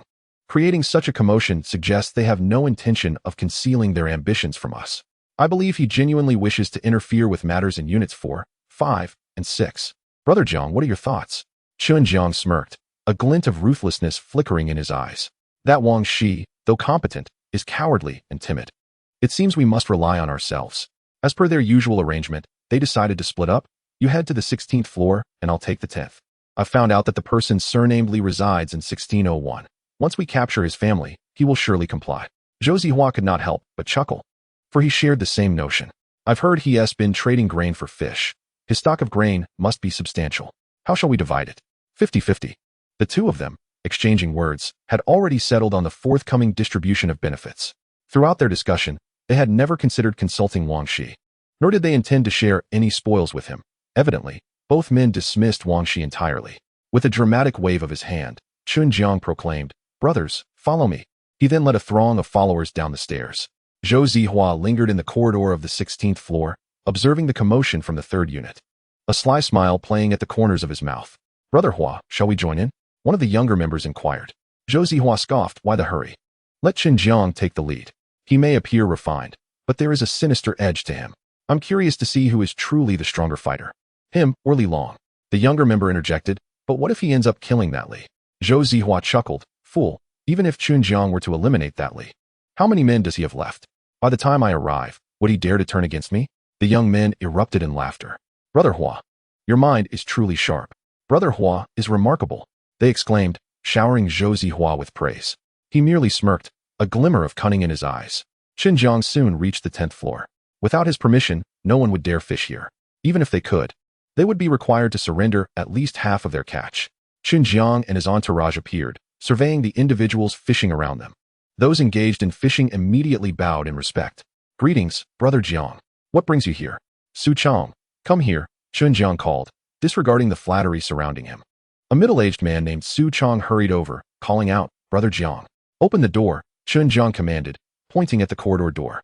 Su Chong, startled, quickly replied, Brother Jiang. What if the people from the third unit come over? With a cold smirk, Chun Jiang retorted, If they have the audacity, let them come. Open the door. I will take my men to seize their catch.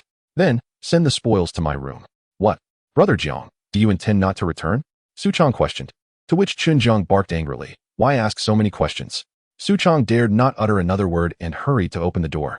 The iron chain was thick with rust, yet fortunately, the lock was made of copper, resistant to corrosion, and could still be unlatched with a key. Chen Jiang led his men through the entrance without hesitation.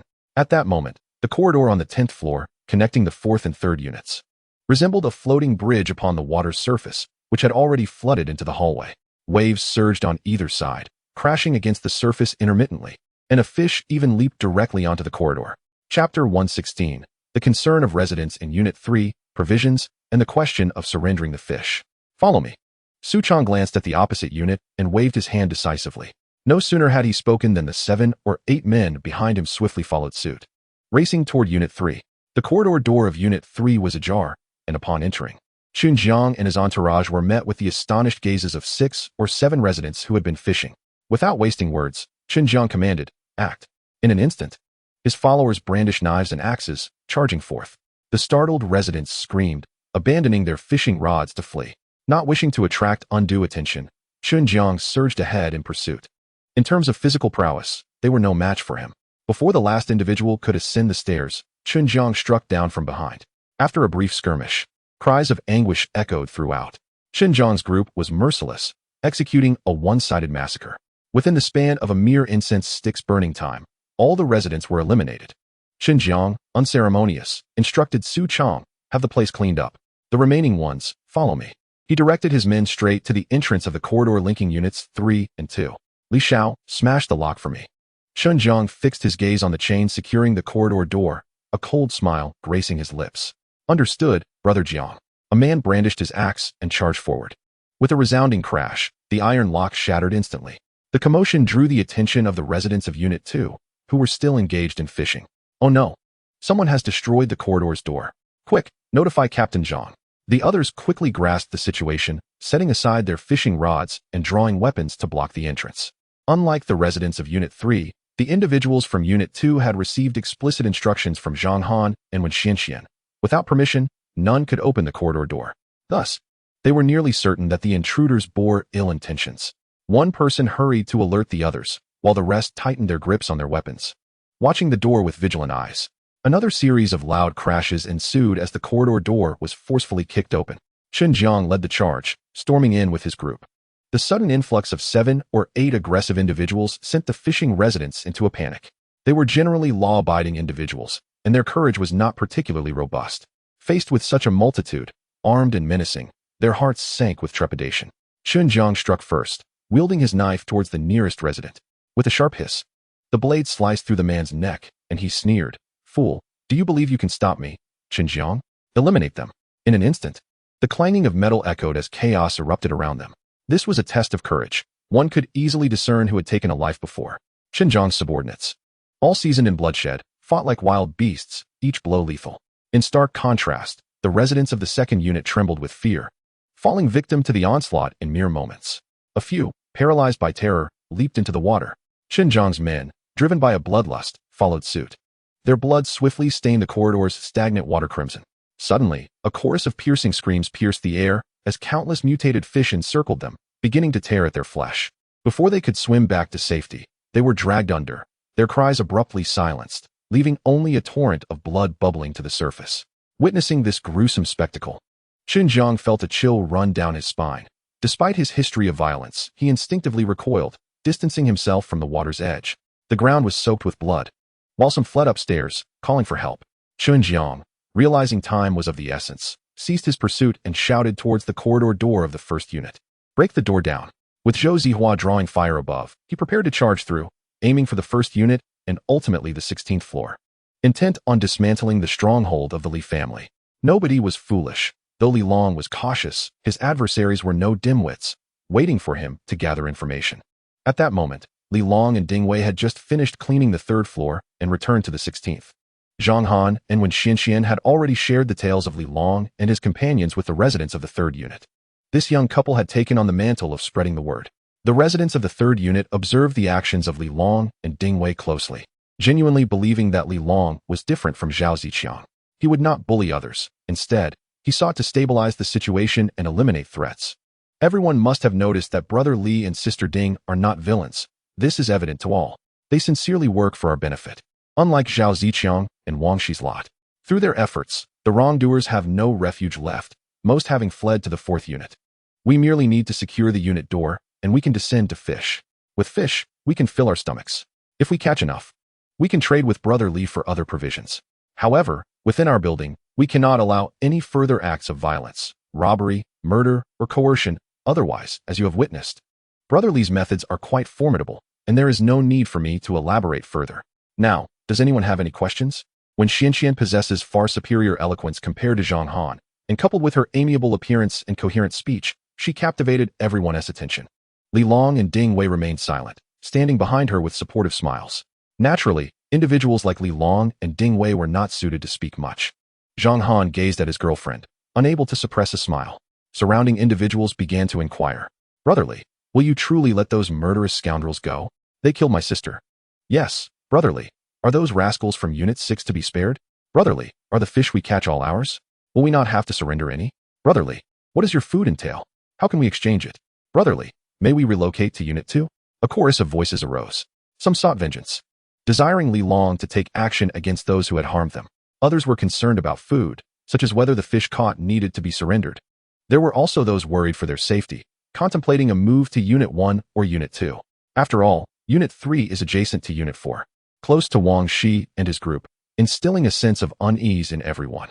Regardless of how when Xianxian explained, all were eager for Li Long to articulate it himself, as only then would they find solace. Li Long raised his hand, and with a gentle gesture, silenced the crowd. Chapter 117. If there is anything to discuss, speak to my great Black Star, Li Long stated. I am aware of the concerns that trouble you all, and I shall provide you with answers. First, all residents of Units 1, 2, and 3 are permitted to fish downstairs. I, Li Long, will not compel you to surrender your catch. As for exchanging fish for food, you may inquire at Unit 1, where someone will assist you with your questions. Besides food, you may also exchange for snacks and beverages, should you tire of staple meals.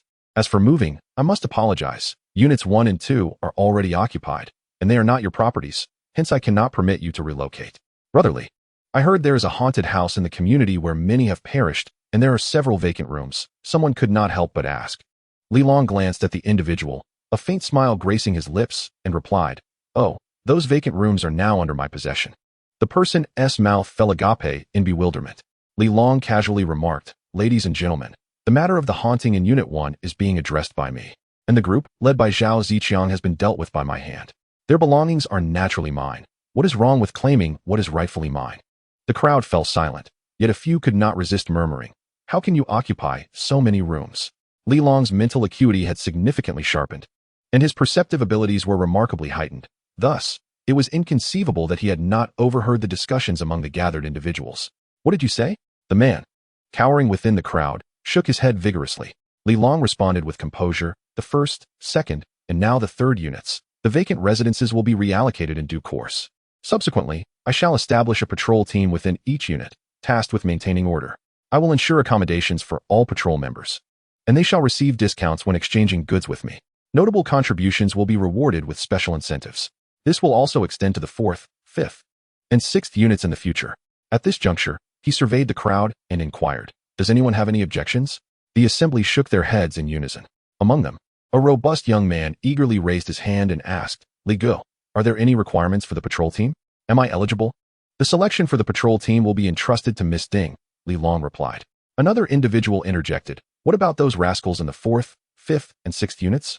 It was evident that many harbored deep-seated grievances against them and were unwilling to let matters rest. Li Long smiled slightly. Do my words elude your comprehension? I have declared that from this moment forth, the 4th, 5th, and 6th units shall abide by my directives. Upon hearing this, the man was momentarily taken aback, then quickly realized it meant he would have to confront the 4th and 6th units. The crowd was swept with a mix of elation and trepidation, igniting a flurry of discussion. Amidst the chatter, a cold laugh echoed from the end of the 16th floor corridor. Huh, quite the bravado. Both Li Long and Ding Wei turned their attention towards the corridor, curious about the commotion. From across the way, they spotted a refined young man standing at the entrance of the 4th unit's corridor. Behind him loomed a group of burly youths armed with knives, guns, and clubs. Zhou Zihua, that scoundrel. The few occupants of the 3rd unit were taken aback, instinctively retreating a few steps, with some already fleeing to the 2nd unit. Li Long observed the residents around him, furrowing his brow slightly. These individuals, much like the previous tenants, were victims of bullying. It was evident they were a disorganized rabble, and expecting much from them would be futile. It seemed that when the time came to form the patrol team, they would require considerable training. A fleeting thought crossed Li Long's mind as he turned his gaze towards the group. The name Zhou Zihua flashed in his memory. Zheng Renna had mentioned him. This individual was cunning and lascivious. Observing his demeanor, he appeared to lack combat prowess. Yet, Li Long's mind was primarily filled with caution. A person who seemed so feeble could nevertheless rise to lead an organization, implying he possessed unique qualities. This individual might have awakened extraordinary abilities. Li Long's gaze sharpened as he discreetly retrieved an iron nail. Pushing aside the crowd, he grasped the formidable De Hei Xing with his right hand and stepped out into the corridor. He strolled over, saying, "I didn't quite catch that earlier. Come here and say it again." He raised the formidable black star in his hand and waved it at Zhou Zihua. Zhou Zihua's complexion instantly shifted. His gaze fixated on the gun in Li Long's grasp. Although he had long heard that Li Long was armed, witnessing it in person still startled him. "Haha. I wondered why you were so arrogant. It turns out you rely on your gun. How many bullets do you have? I heard you first took down Zhao Ziqiang and then dispatched several mutated beasts. How many bullets remain? Do you truly believe you can kill me?" Upon hearing this, Li Long grinned and replied, "It's not like I killed them all with the gun. One bullet is enough for you. What's the matter? You're so formidable. Yet you hide behind others? Come here." He then turned to Zhou Zihua and his companions, chuckling, "You are remarkably loyal, risking your lives for a lecture, even shielding him from bullets." As soon as he finished speaking, Li Long abruptly raised his hand and pulled the trigger. A gunshot rang out, sparks flying, the scent of gunpowder permeating the air. Before anyone could react, one person fell across from Zhou Zihua. In an instant, Zhou Zihua and his companions' expressions transformed in horror, cursing as they retreated. No one had anticipated that Li Long would act so swiftly. Noticing that his shot had not taken Zhou Zihua down, Li Long frowned slightly. It had been too long since he practiced, and such rapid-fire shooting should not have missed. With a flick of his left hand, a piercing sound sliced through the air, and a black projectile darted forth. In an instant, a steel nail shot from his hand, puncturing the forehead of the nearest person. With one successful strike, Li Long pressed forward, each step allowing him to cover several meters as he surged into the crowd. The crowbar swept out, creating a cacophony of bone-crushing sounds as Zhou Zihua's subordinate crumpled like paper, the sound of shattering bones echoing. Blood erupted forth, and the man was sent flying like a sandbag. Li Long's movements were like lightning. Even Ding Wei took several seconds to react before rushing to assist. With a flash of light beneath her feet, she leaped forward, catching up to Li Long. The two charged into the fray like tigers among sheep, their fists crashing through the air, creating a thunderous roar. An ability user. Zhou Zihua's face paled drastically. In that moment, fear finally graced his features. He had initially believed Zhao Ziqiang was shot dead by Li Long. Yet now, he realized that Li Long's strength and speed far exceeded that of an ordinary person. This was no mere combat prowess. He must be an ability user. Chapter 118. A bloody rampage. Survivors find their backbone. Zhou Zihua's heart sank, and he spotted Ding Wei charging toward him, his face paling further. To her astonishment, Ding Wei discovered that he too was an ability user. The opponent consisted of two such individuals. In a fit of rage and disbelief, he bellowed, "Li, your family is about to be raided, and you dare challenge us?" Li Long abruptly halted, raising his gaze to fixate on Zhou Zihua. Zhou Zihua, shifting the blame onto others, chuckled, "Are you familiar with Xinjiang? That murderous fiend has already dispatched a team to your unit and is headed your way. You still wish to confront us?" Huh. Li Long's expression darkened immediately, and in the next moment, he roared, "You all shall perish." With a resounding crash, he transformed into a blur, his high agility allowing the crowbar in his grasp to create a fan-shaped shadow. Bang, bang, bang. 3 heads exploded in succession, each strike infused with ferocious power. A piercing scream echoed as blood splattered everywhere, drenching Li Long in crimson. He unleashed a kick that sent a middle-aged man flying, while another subordinate, panicked, sprinted towards the staircase. Li Long seized the man's leg, gripping it with fierce intensity. Crack! A tremendous force shattered the bone, eliciting a chorus of anguished cries. With a sudden surge of strength, Li Long swung him around like a weapon, smashing him down. Bang! The 4 adversaries fell to the ground, shrieking in horror. Zhou Zihua, however, wore a mask of terror, having never witnessed such brutal demise. Li Long's eyes blazed with fury. He uttered no further words, but stepped forward, his body transforming into a streak of lightning, leaving a shadow in his wake as he approached Zhou Zihua. Zhou Zihua's heart raced with dread. With a swift thrust, the crowbar pierced through his mouth, emerging from the back of his skull, blood gushing forth, mingled with fragments of brain matter. Zhou Zihua let out a few agonized cries before finally succumbing. Li Long raised an eyebrow, slightly surprised. At that moment, He truly believed that Zhou Zihua was not an ability user. How could this individual have mingled with Wang Shi and even become his right-hand man? Even the nails hovering behind Li Long had yet to be deployed. He extracted the crowbar. Ding Wei regarded Li Long with shock, astounded by the power he had just unleashed. Even with her awakened abilities, could she match such strength? Li Long, have you awakened your powers as well? Suddenly, realization dawned upon her, a mix of astonishment and joy flooding her expression as she pressed him for answers. Li Long smiled enigmatically. This is your domain now. I shall return shortly. Ding Wei, understanding the gravity of the situation, responded with a serious countenance. Be careful. Li Long swiftly turned, his form transforming into a fleeting shadow as he raced towards Unit 1. Ding Wei was once again taken aback by his speed.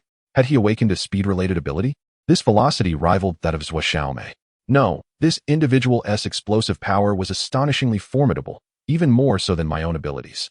What kind of extraordinary power is this? In an instant, such questions involuntarily surged within Ding Wei's mind. The residents of Unit 3, witnessing this spectacle, erupted into a frenzy. Is this even human? Oh my, someone has died. This is terrifying. Zhou Zihua is dead. The wretched scoundrel Zhou Zihua has finally met his end. What a relief, Mr. Li has dispatched Zhou Zihua. Gasps and cheers intermingled in a cacophony of exhilaration. The inhabitants of Unit 3 darted about, eagerly spreading the news. Having witnessed Li Long's terrifying combat prowess, they felt a newfound sense of security. In a heartbeat, their fears of Wang Shi and his ilk diminished significantly. Many immediately armed themselves with knives and clubs, following Ding Wei as they advanced towards Unit 3. Unbeknownst to Li Long, chaos reigned in Unit 3 due to his actions as he sprinted with utmost speed. In mere moments, he surged from Unit 3 to Unit 1. The figures in the corridor could hardly discern his appearance, only feeling a gust of wind as he flashed past. Upon arriving at Unit 1, he saw a long line of people at the entrance, with Hu Jian still stationed in the corridor, who let out a sigh of relief. Looking at Li Long, Hu Jian queried with some confusion, Brother Li, what happened? Where is Sister Ding? Did she not accompany you? Li Long replied solemnly, I just received word that someone is coming from below, intending to launch a surprise attack on us. Hu Jian was momentarily stunned, then quickly responded, but I haven't seen any enemies. Before he could finish his sentence, cries for help echoed from downstairs. Li Long's expression darkened instantly. Call Lao Zhao and Brother Wang. Have them guard the house. I'll go investigate. With that, he dashed down the stairs. In the blink of an eye, he reached the ground floor. Within just 6 or 7 breaths, Lin Huang arrived at the 13th floor, where he saw several individuals scrambling in a panic. Upon closer inspection, he recognized them as residents of Unit 2. Among them was a familiar face, the one who had previously visited Li Long for supplies. Named Pan Long. Seizing him, Li Long demanded, What happened? Chunjiang. It's Chunjiang from Unit 4. He has come here. Pan Long exclaimed in terror. Li Long's countenance darkened, yet he still inquired, What abilities does he possess? Has he awakened any powers? This was the question Li Long was most concerned about. Pan Long was momentarily taken aback, shaking his head as he exclaimed, No, those people are quite fierce. They attack anyone in sight. Lao Hu, Lao Lu, and those 2 young ladies are down there. I fear they may be in grave danger. Li Long's expression changed instantly. He sprang into action, bounding up the stairs, effortlessly leaping over 7 or 8 steps at a time, quickly reaching the 10th floor. At that moment, the entire 10th floor was submerged to his ankles. He ran swiftly, already drenched. With a thud, he landed on the ground, splashing water everywhere, and immediately surveyed the disordered corridor. He saw several bodies lying on the floor. Lu Xiaoxin was huddled in a corner, while Lu Min was calling out anxiously. Lu Yongping and Hu Hanyu, startled, quickly armed themselves to protect the 2 young women. Before them stood a burly man with a menacing countenance, flanked by 7 or 8 young accomplices. You, stand there. Lu Yongping barked sternly. Hu Hanyu, filled with urgency, replied without turning back, Xiao Lu. Hurry and take Xiao Xian away. Chapter 119. The only thought was to escape. Chunjiang touched the scar on his chest, his expression darkening. She is merely a newly awakened ability user. If I can subdue her, perhaps I could indeed contend with Wang Shi. His gaze traversed past Hu Hanyu and Lu Yongping, landing on Lu Min. A minute earlier, Lu Min, Lu Xiaoxin, Lu Yongping, and Hu Hanyu were united in their endeavor to catch fish. This time, Lu Min unexpectedly hooked a massive shell. Remembering the high price Li Long had mentioned, she felt a surge of joy and rushed to retrieve the large shell. Just then, Chunjiang and his group burst through the door, smashing the lock to the corridor. Chaos erupted around them, with screams echoing in all directions. Lu Min and her companions were terrified, some even shouting that Mr. Li would make them pay dearly for this. Chun Jiang and his gang wore sinister smiles as they advanced menacingly, disregarding Li Long entirely. At that moment, one of Chun Jiang's subordinates lunged at Lu Xiaoxin with a knife. Without a second thought, Lu Min used the shell as a shield to protect Lu Xiaoxin. The assailant's strength was formidable. The blade cleaved the shell in two. However, the shell suddenly snapped open, clamping down on the man's arm, and a green orb fell out. The assailant, both startled and enraged, swung his arm desperately. The green orb spun within the shell before darting out through a crack, landing in Lu Min's mouth. She had no time to react before swallowing it whole. Immediately, she felt a peculiar warmth radiating throughout her body. The wound caused by the shell was beginning to scab over, halting the bleeding. The enraged subordinate, realizing he could not shake off the shell, charged directly at Lu Min. Lu Min, startled, let out a piercing scream and instinctively covered her head in an attempt to evade the impending danger. Unbeknownst to her, she inadvertently collided with Lu Xiaoxin's head. Instantly, Lu Xiaoxin's eyes rolled back, and she collapsed onto the ground. Lu Min, terrified and shaken, quickly reached out to grasp Lu Xiaoxin. Just then, Chun Jiang, consumed by rage, charged forward, brandishing a knife threateningly at Lu Min. Alarm surged within Lu Min, and she reflexively raised her hand to defend herself. In the blink of an eye, a green light flickered within her palm. The next moment, the green radiance erupted, and a massive cerulean ribbon shot forth from her hand. This unforeseen turn of events caught even the battle-hardened Chun Jiang off guard. In an instant, he was hurled backward by the force of the ribbon. Although Chun Jiang possessed a robust physique and was unharmed by the blow, he quickly regained his footing. His gaze fixated on the ribbon, only to discover that it was not a ribbon at all, but a colossal strand of seaweed. He stood in stunned silence, heart racing uncontrollably, as he beheld the verdant light emanating from Lu Min's hand. At that moment, Lu Yangping and Hu Hanyu finally arrived, shielding the two girls. Li Long happened to witness the tense standoff. Get away from here. Chun Jiang suppressed his excitement, pointing the watermelon knife menacingly at Lu Yangping and Hu Hanyu. Both men turned pale, their legs trembling in fear. Lu Yangping, startled, stammered, "Don't act recklessly. This is Mr. Li's territory. He won't let you off easily." Hu Hanyu quickly echoed, "Yes, yes. Mr. Li will certainly not spare you." Chun Jiang sneered, "Are you referring to that man named Li? Once I deal with you, I will settle the score with him." With a dismissive wave of his hand, he commanded his subordinates to charge forward, brandishing their machetes. Suddenly, a sharp whistle pierced the air from the stairwell. Before Chun Jiang could react, one of his henchmen had their head blown apart. A crowbar embedded itself into the corridor floor, splattering water and brain matter everywhere. Following that, a formidable figure leaped down the stairs. The newcomer was tall, with a stern countenance and piercing eyes. "Mr. Li," Lu Min exclaimed joyfully. Hu Hanyu and Lu Yangping's faces lit up with elation as they simultaneously called out, "Mr. Li." The few subordinates who had rushed forward were taken aback by Li Long's imposing presence, halting in their tracks as they involuntarily gazed at the headless corpse. Observing the steel rod embedded in the ground, everyone instinctively retreated a few steps. Chun Jiang's expression shifted dramatically as he glanced at the lifeless body and then at the iron rod, an ominous premonition surging within him. He lifted his gaze to meet Li Long's, opening his mouth to speak, yet hesitating. Li Long cast a cold glance over the crowd. "Chun Jiang, is it? Are you here to settle a score with me?" He advanced toward them, and with each step he took, all present recoiled in terror. Chun Jiang was taken aback, stepping back a few paces. "You are an ability user." Li Long stretched out his hand, retrieving the crowbar from the ground, and sneered, "Have you heard of ability users? So, does that mean Wang Shi behind you is also an ability user?" In an instant, Chun Jiang realized he had misspoken and promptly sealed his lips. He then bellowed, "Let us attack together. If we kill him, each of us will receive a bag of rice." However, under his furious shout, no one dared to move, for Li Long had already brandished the crowbar, coldly gazing at them. Chun Jiang, a tempest of anger and fright, shoved aside two of his subordinates, commanding, "Get in there." The two subordinates, pressed with no way to retreat, exchanged glances, a flicker of resolve passing through their eyes. Gritting their teeth, they roared, "Damn it. I'll chop you down." One lunged towards Li Long's head while the other aimed for his abdomen. These two were evidently seasoned killers, equipped with rich combat experience, one targeting the midsection and the other going for the head.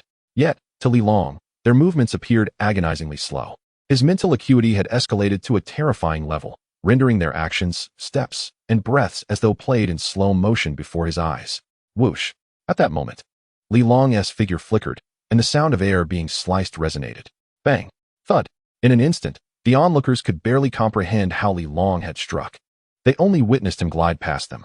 The two assailants staggered backward, one of them sharply noticing a metal rod protruding from the head of the man on his left. while the man on the right remained unscathed. Both men collapsed simultaneously onto the ground. Without a backward glance, Li Long addressed Qin Jiang. It's your turn. A shiver ran down Qin Jiang's spine. Power type? No. Speed is also remarkable. Run. Run now? In that moment, this notorious figure, known for his ruthless killings, fled without hesitation.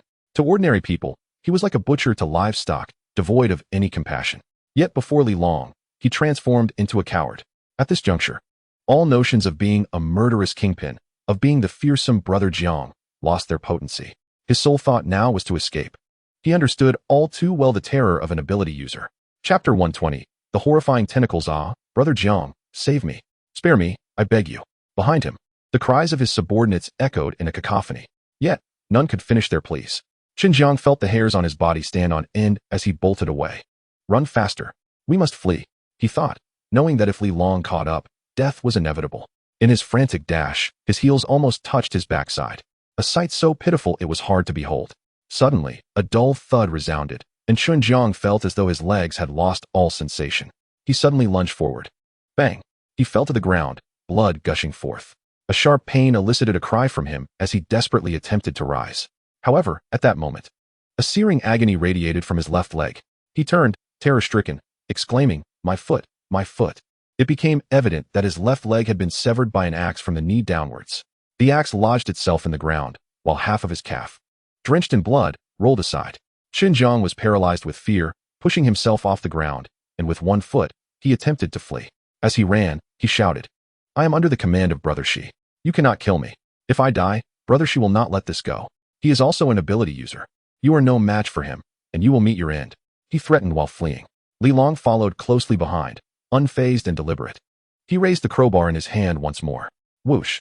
The strike shattered the air, piercing directly through Qin Jiang's chest. Ah! Qin Jiang let out a wail and collapsed again. Yet, he did not perish. Instead, he crawled upon the ground. The long corridor became stained with blood, mingling with the seawater as it flowed towards the encroaching floodwaters. A multitude of mutated fish were drawn to the scene, swimming frantically in the water. Li Long approached from behind, stepping on Qin Jiang's back. Qin Jiang struggled desperately, yet this merciless killer wore a visage of sheer terror. Tears and snot streaming down his face. "Please, I beg you, spare me. I won't dare again." Li Long picked up a crowbar from the ground and slowly pressed it against the back of his head, saying, "You must have heard such pleas before. Haven't you? Did you ever spare them? I'm sorry, bossly. Whatever you command, I will comply. Please spare me. I am merely a delivery guy. Bullied for years, and I swear I will not dare again." This feared figure, Qin Jiang, notorious for his violent deeds, was revealed to be nothing more than a delivery worker before the flood. Living at the bottom of society, he had endured grievances and abuse. After the deluge, laws and morals ceased to exist. In that moment, the darkest facet of his soul erupted. He had committed heinous acts, from murder to coercing women, without remorse. Unfortunately, he remained oblivious to the fact that to others, he was merely a dog of Wang Shi. Li Long, unperturbed, coldly inquired, "Where's Wang Shi? What abilities does he possess?" Qin Jiang abruptly raised his head, urgency lacing his voice. "If I tell you, will you let me go?" "Ha, perhaps." Li Long replied with a chilling smile. Qin Jiang's heart leapt with hope, but he quickly realized that Li Long was undoubtedly lying. "I will tell you everything. Just spare me. Wang Shi's abilities are unparalleled, no one can counter them. Even someone with your speed would be doomed in his presence. Without my assistance, you would stand no chance against him. Your demise is inevitable." Qin Jiang incessantly begged for mercy, relentlessly describing Wang Shi's terrifying nature. Li Long furrowed his brow slightly and coldly inquired, "What makes him so fearsome? Save me. You must save me first," Qin Jiang pleaded, refusing to relent. His breaths becoming labored. The gaping wound in his chest had pierced his lungs, and with the ruptured organ and a severed leg that continued to bleed, he had reached his limit. Li Long's expression remained impassive as he regarded him and stated, "You cannot survive. Rather than perish alone, it would be wise to drag Wang Shi down with you. Speak." No, I do not wish to die. I beg you, please, save me." Qin Jiang cried desperately. Yet his eyes were clouded, his entire being enervated. I implore you, do not." Before he could finish, he collapsed. Blood flowed from his wounds, swept away by the deluge. Li Long shook his head, contemplating Qin Jiang's final words. Was Wang Shi truly formidable? What peculiar abilities did he possess? What capabilities did this Wang Shi hold? The individuals that Qin Jiang had brought were all dead, and Li Long dared not be careless. Most of the bodies lay scattered in the corridors of Units 1 and 2. After a moment's thought, Li Long turned back to the corridor of Unit 1 to meet Lu Min and the others. Suddenly, just as he was about to turn, the entire corridor trembled violently. A colossal shadow surged forth from the flood outside the corridor. Almost instantaneously, a tentacle slammed against the corridor. This unforeseen assault caught Li Long off guard. The corridor erupted in a cacophony of noise. Shards of debris were shattered, and amidst the flying rubble, Li Long lost his balance and plunged into the water. Splash! It was as if a droplet had fallen into a seething cauldron of oil. Countless mutated fish, sensing the scent of blood, surged towards him. Li Long's expression shifted dramatically as he forcefully kicked against the water's surface, attempting to propel himself upward with great strength. Yet, he was impeded by the currents. Unable to ascend, he flailed his arms desperately, striving to break free. The weight of metal scraps embedded in his clothing made buoyancy challenging. The surrounding mutated fish savagely tore at his flesh. Fortunately, Li Long's current defenses were formidable. Most of the creatures could not pierce his skin, but the sensation of being gnawed by numerous mutated fish sent chills down his spine. Bang! Bang! Bang! Outside the corridor, a massive tentacle continued to thrash about, battering against the walls of the building. The entire structure quaked, and the bodies in the corridor were hurled into the air. The enormous tentacles swiftly grasped the corpses, dragging them into the depths below. Li Long was startled, his body sinking deeper into the water. He hastily removed his iron armor and fervently waved his arms, swimming upwards with utmost speed. In the blink of an eye, he had clambered onto the windowsill. With little time for contemplation, he grasped the ledge and swiftly ascended. As he broke the surface of the water, he found himself bedecked with a multitude of mutated fish, which clung tenaciously to his body. Ignoring these creatures, Li Long used both hands and feet to finally haul himself into a room. After a rapid shake, he flung the fish off his body. He then stomped down upon the mutated fish beneath him with a loud crunch, turning them into a pulpy mass. A warm current surged through him. Chapter 121, Unit 6. Ding Wei's assault. Li Long paid little heed to this minor enhancement, as his gaze remained fixed on the outside. The tentacle that had clutched the corpses had already sunk to the lake's bottom. Li Long's vision cleared, revealing an enormous octopus. One tentacle alone stretched over 10 meters in length. This was merely one of its appendages. The creature's main body was likely as tall as a building. Li Long's expression darkened. These mutated beasts grew increasingly formidable, and this octopus had evidently evolved to a terrifying degree. My strength is still woefully inadequate. A deepening sense of crisis enveloped him. The mutated octopus seized the corpses and dragged them into the depths, gradually vanishing from sight. The rain continued to fall, and everything seemed to return to normal, save for the battered corridor, which still echoed the recent peril. Li Long steadied his emotions and swiftly exited the door, descending the stairs to the 11th floor, then returning to Unit 1 via the corridor. The passage between the two units on the 10th floor had been destroyed, rendering it impassable. Yet, the water level had risen. It would not be long before it was submerged. Their primary concern now was that the mutated octopus's destruction of the corridor on this level might compromise the entire building structure. This building remains too fragile. They must find a way to evacuate swiftly. A sense of unease settled within Li Long, compelling him to hasten the construction of a raft. Simultaneously, a suspicion arose in his mind that the mutated octopus had likely been attracted by the scent of blood, prompting its appearance here. It seemed that in the future, they could not afford to carelessly discard corpses. Otherwise, the consequences of attracting large mutated beasts would be dire. Mr. Li, please help Xiao Xian. Upon seeing Li Long, Lu Yongping immediately knelt before him, tears streaming down his face in desperate plea.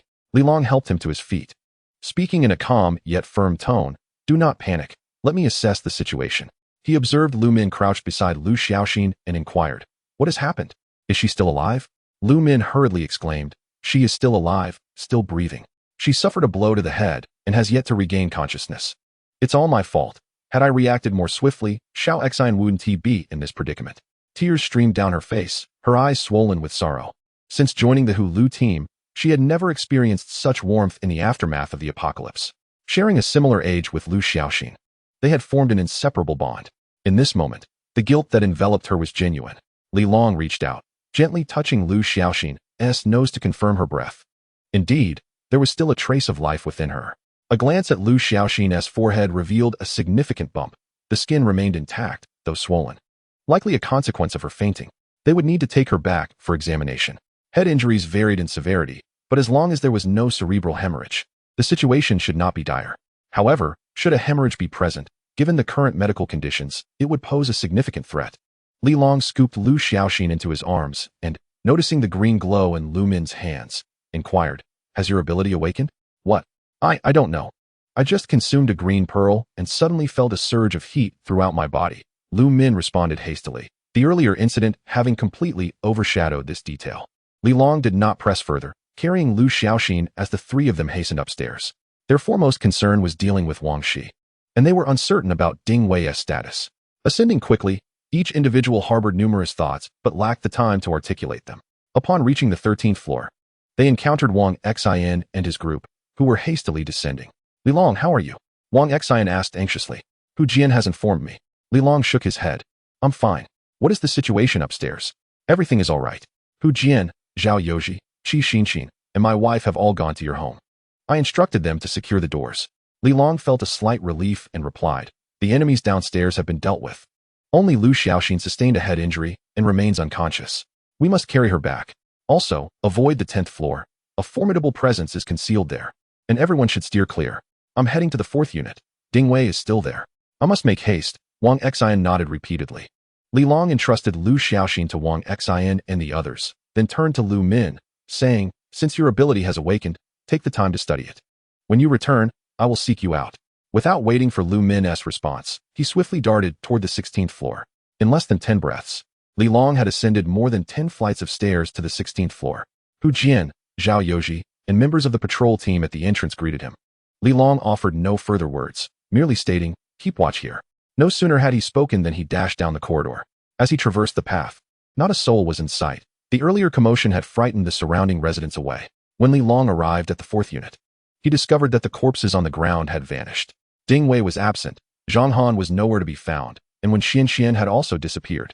Observing the bloodstains along the corridor, a realization dawned upon him. The mutated octopus had not merely been drawn to the bodies of Chun Jiang and the others.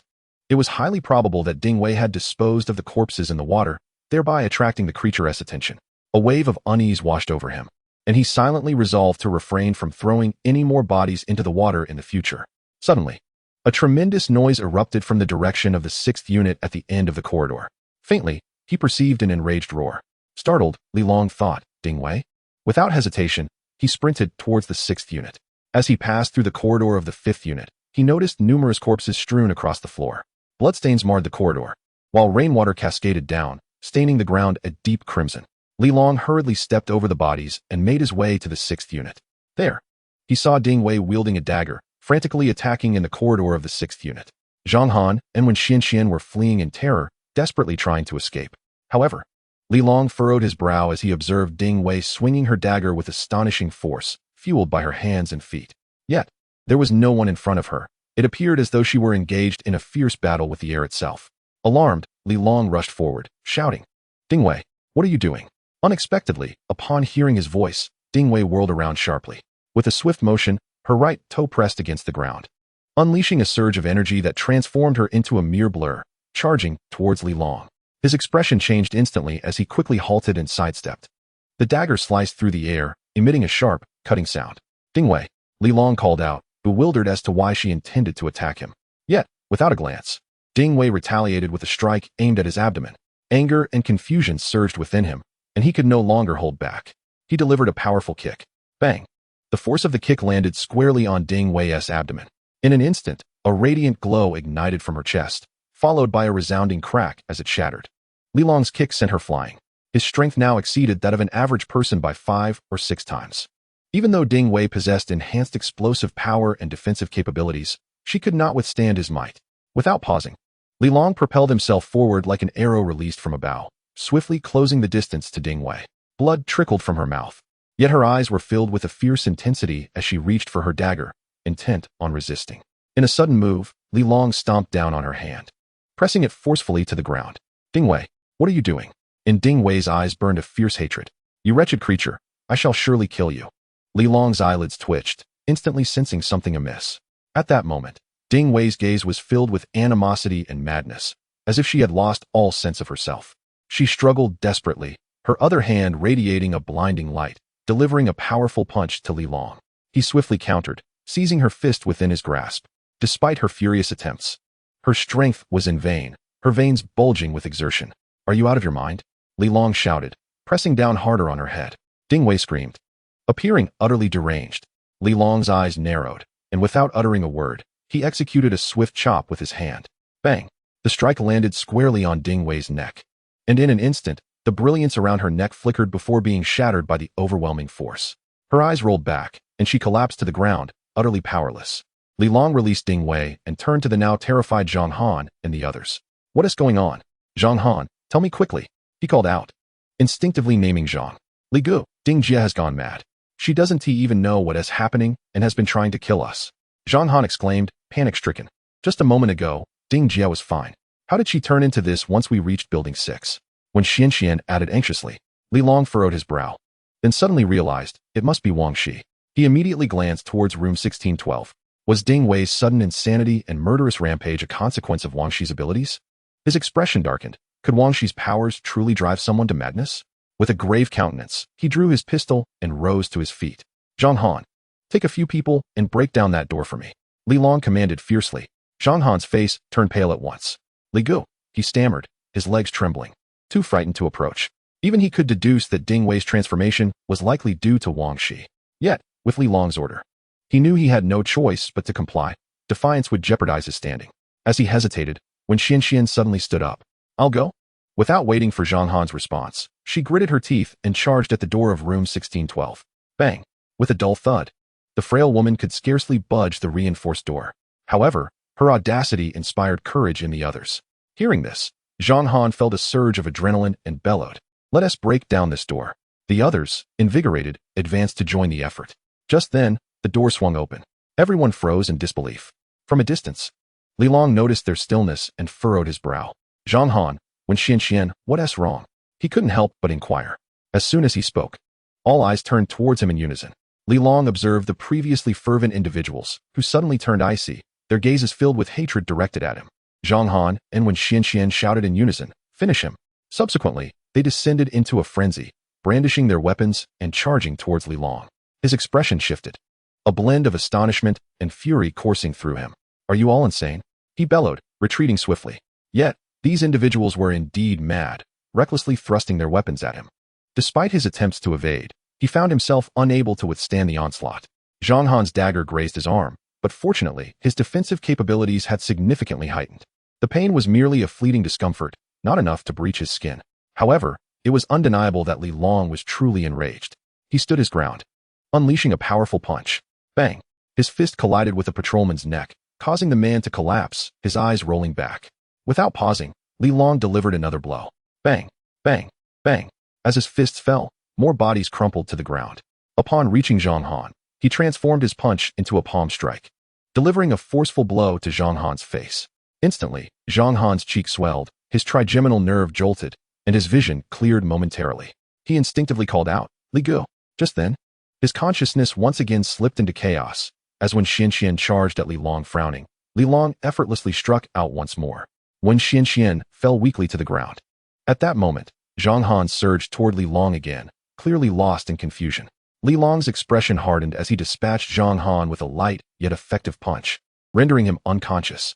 In an instant, the corridor was strewn with the incapacitated. Li Long cast a glance at the now open door of room 1612. What kind of ability is this? Could it possibly be mental control? Can my mental fortitude withstand him? As he hesitated, a stunning woman with an alluring figure emerged from the room. No wonder you could kill Zhao Ziqiang. It appears you are also an ability user. She remarked with a smile. Who are you? Li Long questioned warily, scrutinizing her. I know you, Li Long. I am Zheng Xian, the girlfriend of Shi Gu. He has something to discuss with you.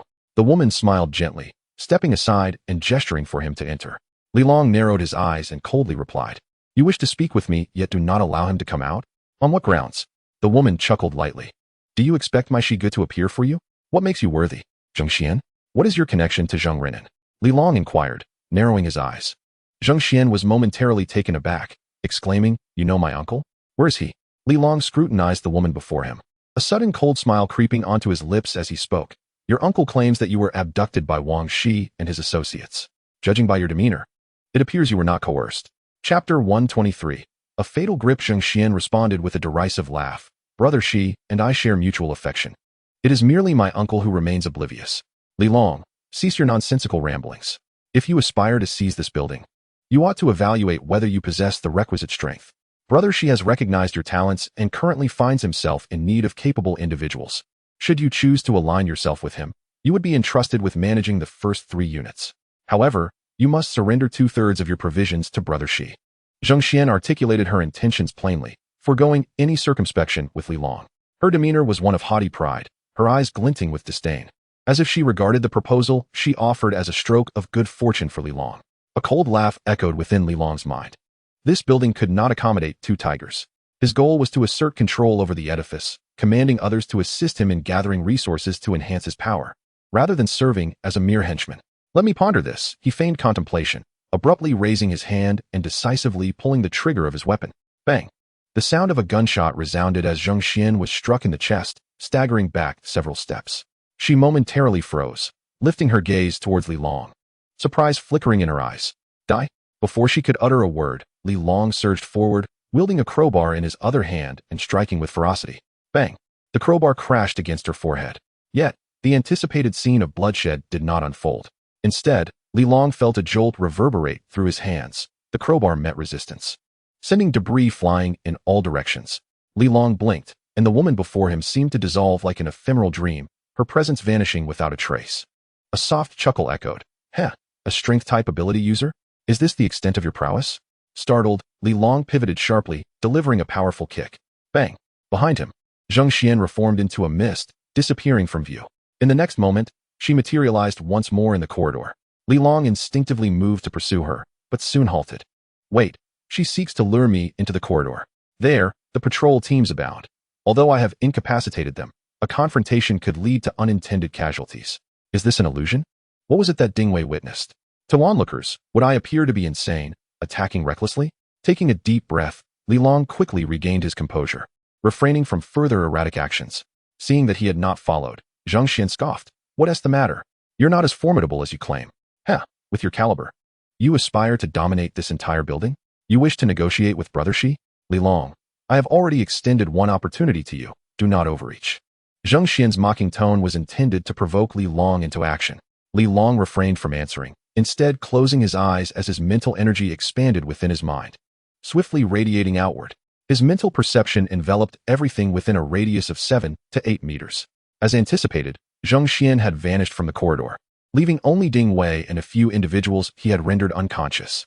Li Long hastily turned around, scanning the room with his mental energy. The chamber was utterly vacant, devoid of any presence. Not even the door had been opened. Zheng Xian had not departed from this room at all. Had it not been for the penetrating power of his mental energy, he would have remained oblivious to this fact. He snorted coldly and said, Wang Shi, you are a man. Come out and speak to me instead of lurking in the shadows, allowing a woman to prattle outside. Is this the extent of your prowess? He ventured to mock. Zheng Xian, infuriated, retorted, what of being a woman? Your mother is a woman too, isn't she? Since you disdain women, I shall accommodate you. With a piercing scream, Li Long suddenly sensed an influx of mental energy emanating from room 1611. A shadow quietly materialized at the doorway. The figure opened the door, brandishing a sharp knife, and stealthily approached Li Long from behind. Li Long probed with his mental energy and discovered that this was a young man, appearing to be in his early 20s, neatly dressed, with a plump face that suggested he had never known hunger. The young man cautiously advanced towards Li Long abruptly. Li Long opened his eyes and turned to look. To his astonishment, he could see nothing at all. He could not perceive this individual. Startled by Li Long's sudden movement, the man halted in his tracks, holding his breath. Zheng Xian's tirade continued unabated. Li, you coward, if you have any guts, come inside. You dare speak thus in front of Shigo? A piece of trash like you could be crushed by Shigo with a mere hand. Li Long paid no heed to Zheng Xian's clamor. Though he was unaware of the precise location of his adversary, he was assured that the individual was not in room 1612. His focus remained fixed on the young man. At that moment, the young man, believing that Li Long had yet to notice him, stealthily raised the knife again, aiming for Li Long's neck, ready to plunge it downwards. Just then, Li Long suddenly grinned. Taking decisive action, he appeared to grasp at the seemingly empty air, yet he accurately seized the young man's hand that held the knife. In the next instant, the air twisted, and the man's visage abruptly transformed, revealing his true identity. Li Long let out a menacing laugh, declaring, Got you, Wang Shi. Wang Shi, aghast, staggered back several steps, exclaiming, How did you discover me? His eyes shimmered with intensity as waves of mental energy surged toward Li Long. Li Long felt a slight tremor in his consciousness, his mind momentarily distorted. However, The opponent's mental fortitude was insufficient to sway his resolve. Li Long seized Wang Shi by the neck and abruptly yanked upwards. Wang Shi, unable to concentrate on harnessing his mental power any longer, pushed with both hands to pry Li Long's arm away, then retaliated with a swift kick. "I beg you, please spare me." Li Long chuckled derisively. "So? Your extraordinary ability is to conjure illusions using mental power to disrupt other senses, is it not, Wang Shi?" Wang Shi's face flushed crimson, utterly powerless to defend himself. He struggled desperately, tears welling in his eyes. Yes, I beg for mercy." Though his neck was constricted and his voice silenced, his mental energy incessantly transmitted messages. Li Long smirked coldly, refusing to relent, tightening his grip. "You are the instigator, allowing your subordinates to commit arson and pillage. Without your influence, how could Qin Jiang and Zhou Zihua have stormed Unit 1? Die?" With a sudden exertion, Li Long crushed Wang Shi's neck. In that instant, Wang Shi's eyes bulged, his mental energy oscillating violently as if stimulated, on the verge of undergoing a transformation. Yet, moments later, life ebbed from him, the mutation abruptly ceasing. Chapter 124. A green tea, attempting to tempt me? Wang Shi's head drooped, breathless. The leaders of Units 4, 5, and 6, such ruthless figures as the murderous Qin Jiang and the lascivious Zhou Zihua, had now been quietly dispatched by Li Long throughout the ordeal. There was no ferocious struggle, no cataclysmic slaughter, not a single drop of blood was shed. With but one hand, Li Long had extinguished the life of this notorious individual, rivaling Zhao Ziqiang. Gazing at the lifeless body, Li Long understood that this battle, while seemingly straightforward, had been fraught with peril. Had he been an ordinary person, even someone like Ding Wei with extraordinary abilities would not have survived to this moment. In the presence of Wang Shi, he would have found himself with no escape. He might not have even laid eyes on Wang Shi before being utterly exhausted by him. Wang Shi's mental prowess undoubtedly surpassed that of the average individual. He could create a facade capable of disorienting his opponents, even conjuring illusions. He possessed the power to easily bring about one's demise. In this moment, Li Long felt an immense sense of relief for the significant enhancement of his mental faculties. Otherwise, he would not have awakened his mental senses. It became evident that had his mental attributes not been sufficiently robust, he would have truly been at Wang Shi's mercy. Mental-type practitioners wield an array of bizarre abilities, far exceeding those of conventional physical abilities. It seems imperative to continue augmenting his powers, never underestimating others. He inhaled sharply, involuntarily conjuring the image of Deng Li's parasitic abilities in his mind. Deng Li, it appears, is also an awakened mentalist. The abilities of those awakened to spiritual power are indeed peculiar and unpredictable. Li Long seized Wang Shi's lifeless body and promptly made his way towards room 1611. At that very moment, Zheng Xian was inside room 1611, cursing vehemently. "Li, have you lost your mind? Are you too afraid to speak? Now, kneel before she and imitate a dog-s bark. I might consider pleading for your sake." With a mocking tone, she continued, "I can spare your life, but you must eliminate that woman. Demonstrate your loyalty to she. Once she is gone, she will be pleased." Before she could finish her taunt, the door swung open, and a corpse fell directly onto her. Startled, Zheng Xian shrieked and swiftly darted aside. Li Long strode confidently into the room, where an array of supplies cluttered the space: rice, oil, water, snacks, wood, and more. It appeared that Wang Shi's provisions were hidden here. Zheng Xian's heart raced. She turned to glance, and her expression changed instantly.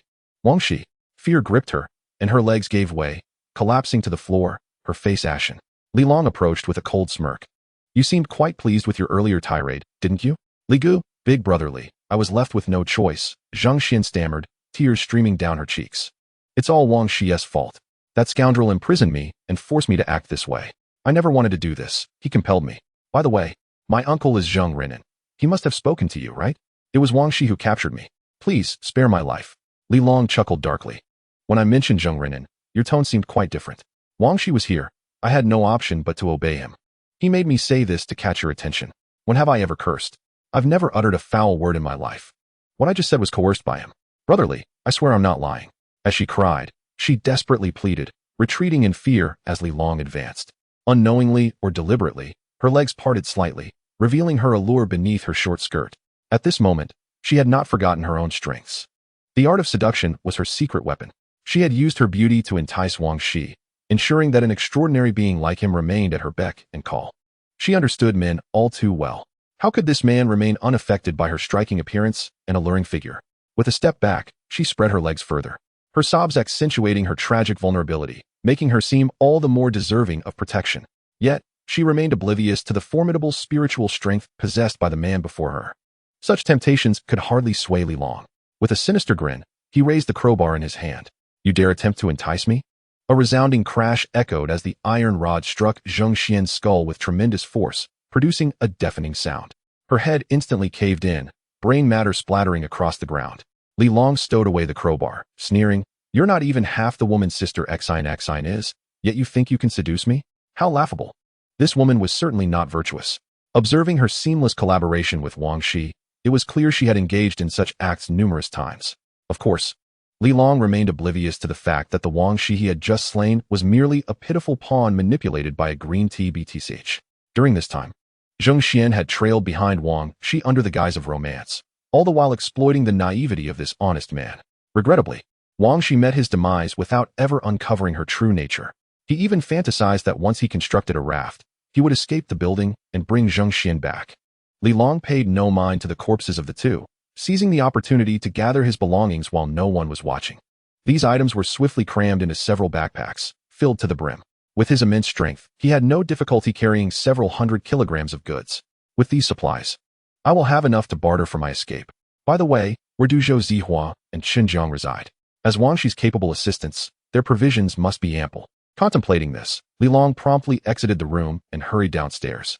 The upper floors of Unit 6 housed the core members of Wang Shi's group. The individuals Li Long had previously dispatched were all key figures within Wang Shi's ranks. Lacking a key, Li Long's considerable strength rendered one unnecessary. He simply twisted the doorknob and kicked the door open, commencing his search. The two rooms on the 15th floor contained even more items than those above belonging to Wang Shi. Li Long couldn't help but exclaim in delight. These two rooms must belong to Zhou Zihua and Xinjiang. These two had secretly hoarded such an abundance of supplies behind Wang Shi's back. He found himself puzzled. Why was Wang Shi so unappreciated? How could his subordinates stash away so much food, even more than he had, without him knowing? Li Long was unaware of Wang Shi's character. He was a naive soul, manipulated effortlessly by the green tea BTCH. Had it not been for his awakening of supernatural abilities, even 100 Wang's eyes would not have been a match for Xinjiang and Zhou Zihua. Chapter 125, The Raft and the Cactus Fruit. Without delving deeper into thought, Li Long began to plunder. Everything in the room was hoisted onto his back, making him appear from a distance like a bear. The room was soon left desolate. Li Long swiftly dashed outside, concealing the supplies within the electrical room, and then commenced his sweep of the building. In the 6th unit, the residents are predominantly ruthless individuals, many of whom have committed heinous acts. Li Long, devoid of any remorse, boldly ventured inside. The vacant rooms lay stripped of all provisions. Those residing within were met with his aggression. He would incapacitate the owner and seize the majority of their supplies, leaving only a meager portion for Ding Wei and her companions. Given the lack of virtuous souls in the 6th unit, his plundering was swift. Before long, the entire 6th unit lay desolate. He then hastened into the 5th unit to continue his campaign of eradication. The 5th unit also harbored numerous criminals guilty of murder and theft, and Li Long showed no mercy. Anyone found with bound women or engaged in the abuse of females would be dealt with ruthlessly. During this ordeal, a member of Wang Shi's group fell to his knees in supplication, revealing a significant secret to Li Long. "Please, spare me. I can craft a raft. I am a carpenter." The supplicant, named Huang Un, was a short and elderly man. He had 2 young girls bound in his home, both of an age that could easily be his daughters. The girls were shabby and bore numerous scars, clearly having suffered greatly at his hands. Although Li Long was inclined to take his life, the mention of being a carpenter caused him to hesitate. "You are a carpenter?" Huang Un knelt before Lin Fan, repeatedly bowing his head. "I am indeed a carpenter. If you do not believe me, you may go to the rooftop and see for yourself. The half-finished raft I made for Wang Shi and his crew is up there." "Ah, they too are constructing rafts?" This revelation astonished Li Long. Wang Shi possessed such foresight? "Yes, it is my creation, a mortise and tenon structure, crafted from doors and wooden planks for the raft frame. You can verify it. Spare my life, and I will construct a raft for you. The relentless rain will inevitably flood this building, and without a raft, we shall all perish. The raft I create will be sturdy. If you allow me to survive and ensure I am well fed, I will provide you with the finest raft." Huang Un continued to plead, emphasizing his significance. Li Long promptly urged, "Take me there at once." Huang Un, unable to resist, was seized by Li Long and dragged up to the rooftop of the 6th unit. The rooftops of the various units were not interconnected. Each was separated by a 2-meter-high wall. Originally, the rooftops served as private spaces for the top-floor residents, who could dry bedding, enjoy the breeze, and indulge in drinks. Some even constructed illegal sunrooms atop their roofs. However, much of the space was cluttered with flower pots and foam boxes. These containers were filled with soil, in which a plethora of rain-soaked crops thrived, likely cultivated by the top-floor residents. Li Long noted that the flower pots and foam boxes in the 6th unit were predominantly gathered in the corners. In the center lay an almost completed raft, awaiting its final touches. Adjacent to him was a sunlit room, brimming with an abundance of wooden planks, aluminum alloys, and steel pipes. Upon seeing this, Li Long was instantly filled with immense joy. The degree of completion of this raft exceeded his expectations by far. He turned to Huang and inquired, "Did you truly construct this?" "Indeed I did. I swear to the heavens," Huang declared earnestly. A flash of brilliance sparked in Li Long's eyes as he gazed upon the nearly finished raft, contemplating, before shifting his gaze back to Huang startled. Huang forced a smile and reassured him, "Fear not, I am a seasoned carpenter, having apprenticed since childhood. Constructing a raft is rather simple for me. Were it not for the scarcity of materials, I could have fashioned a boat. With a grand vessel, even if an entire building were submerged, one could indulge in exquisite meals and the company of beautiful women." Li Long grinned widely. "Is that so? Just like you. Tying up 2 little girls who could be your daughters?" Huang was taken aback, about to respond when suddenly, Li Long sprang into action, thrusting the crowbar in his right hand without hesitation. With a sickening thud, the crowbar pierced Huang's chest, and with a forceful pull, blood gushed forth. Huang clutched his chest, disbelief etched across his face as he pointed at Li Long, stammering, Why? Li Long scoffed, "I cannot place my trust in you. Did you not claim that constructing a raft was effortless? Now that there is a semi-finished product, I can simply have someone replicate it. If I were to let you do it, as an old carpenter, would you not tamper with it?"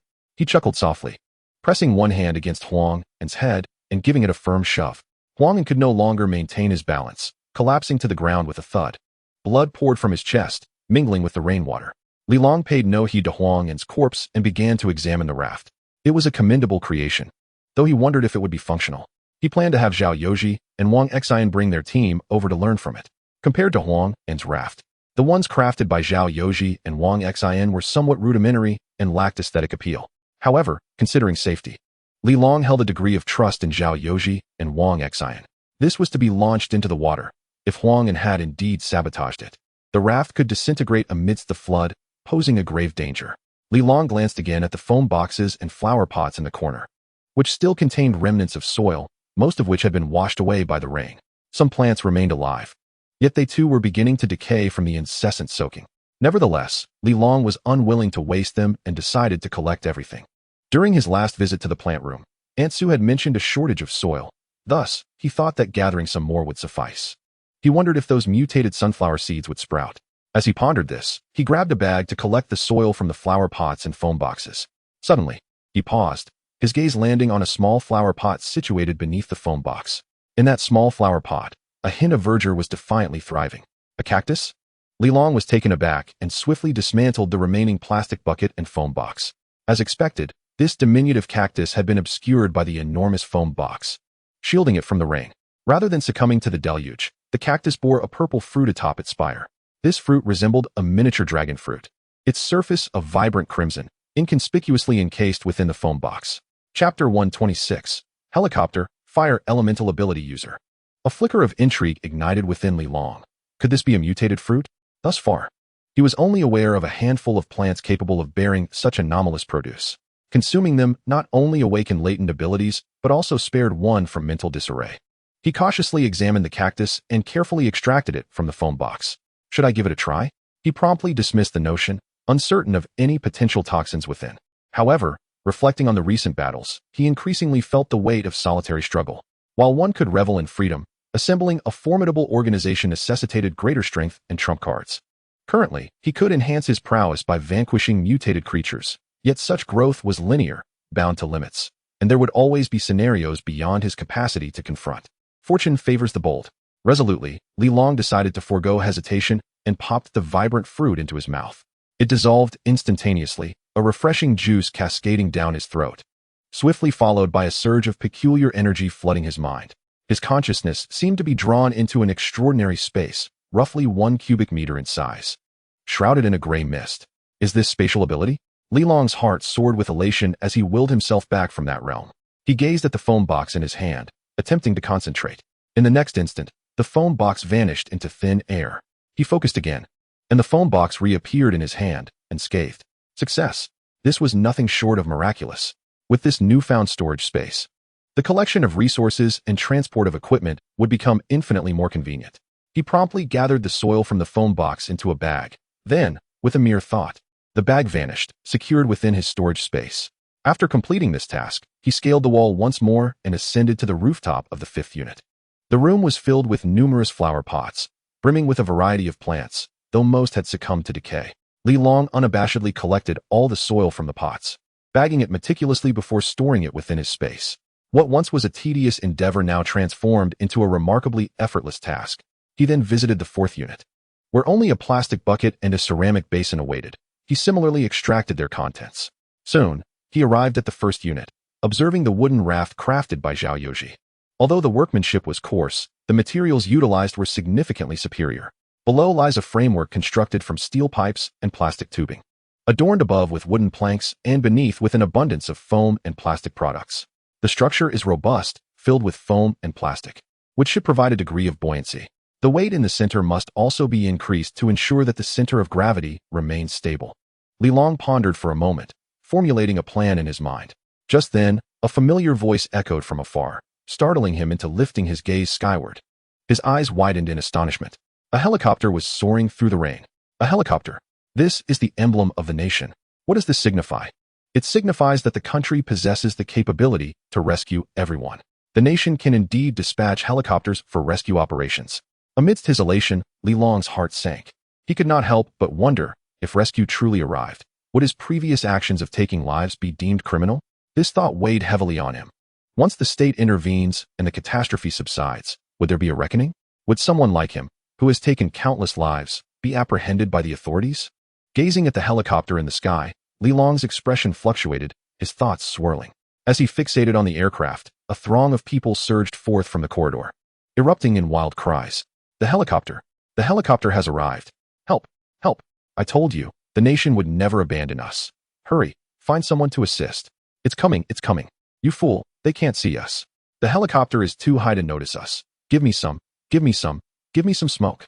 Yes, yes, quickly ignite it. The occupants of the building shouted with fervor. Some cried for help, while others waved their arms. A few excited individuals scoured for materials to ignite, attempting to attract attention. Tears of joy brimmed in the eyes of all. It was not only this building. Many on the opposite edifice rushed to the rooftop, releasing jubilant shouts. Lin Laodao, who had previously interacted with Li Long, exerted every ounce of energy, a brilliant golden aura emanating from him, forming a colossal golden figure in the void. This was a universally recognized distress signal.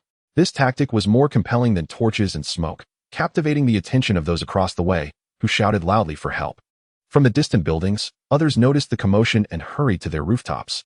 One individual clapped their palms toward the sky, producing a tremendous roaring sound, the source of which remained unknown. In another building, a woman brandished flames in her hands, launching them skyward.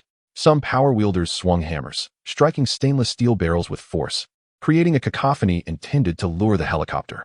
There were even those who could manipulate colored smoke, generating a vibrant array of distress signals. In an instant, the community was alive with individuals showcasing an array of peculiar and extraordinary abilities from the towering buildings. This spectacle truly astonished the onlookers.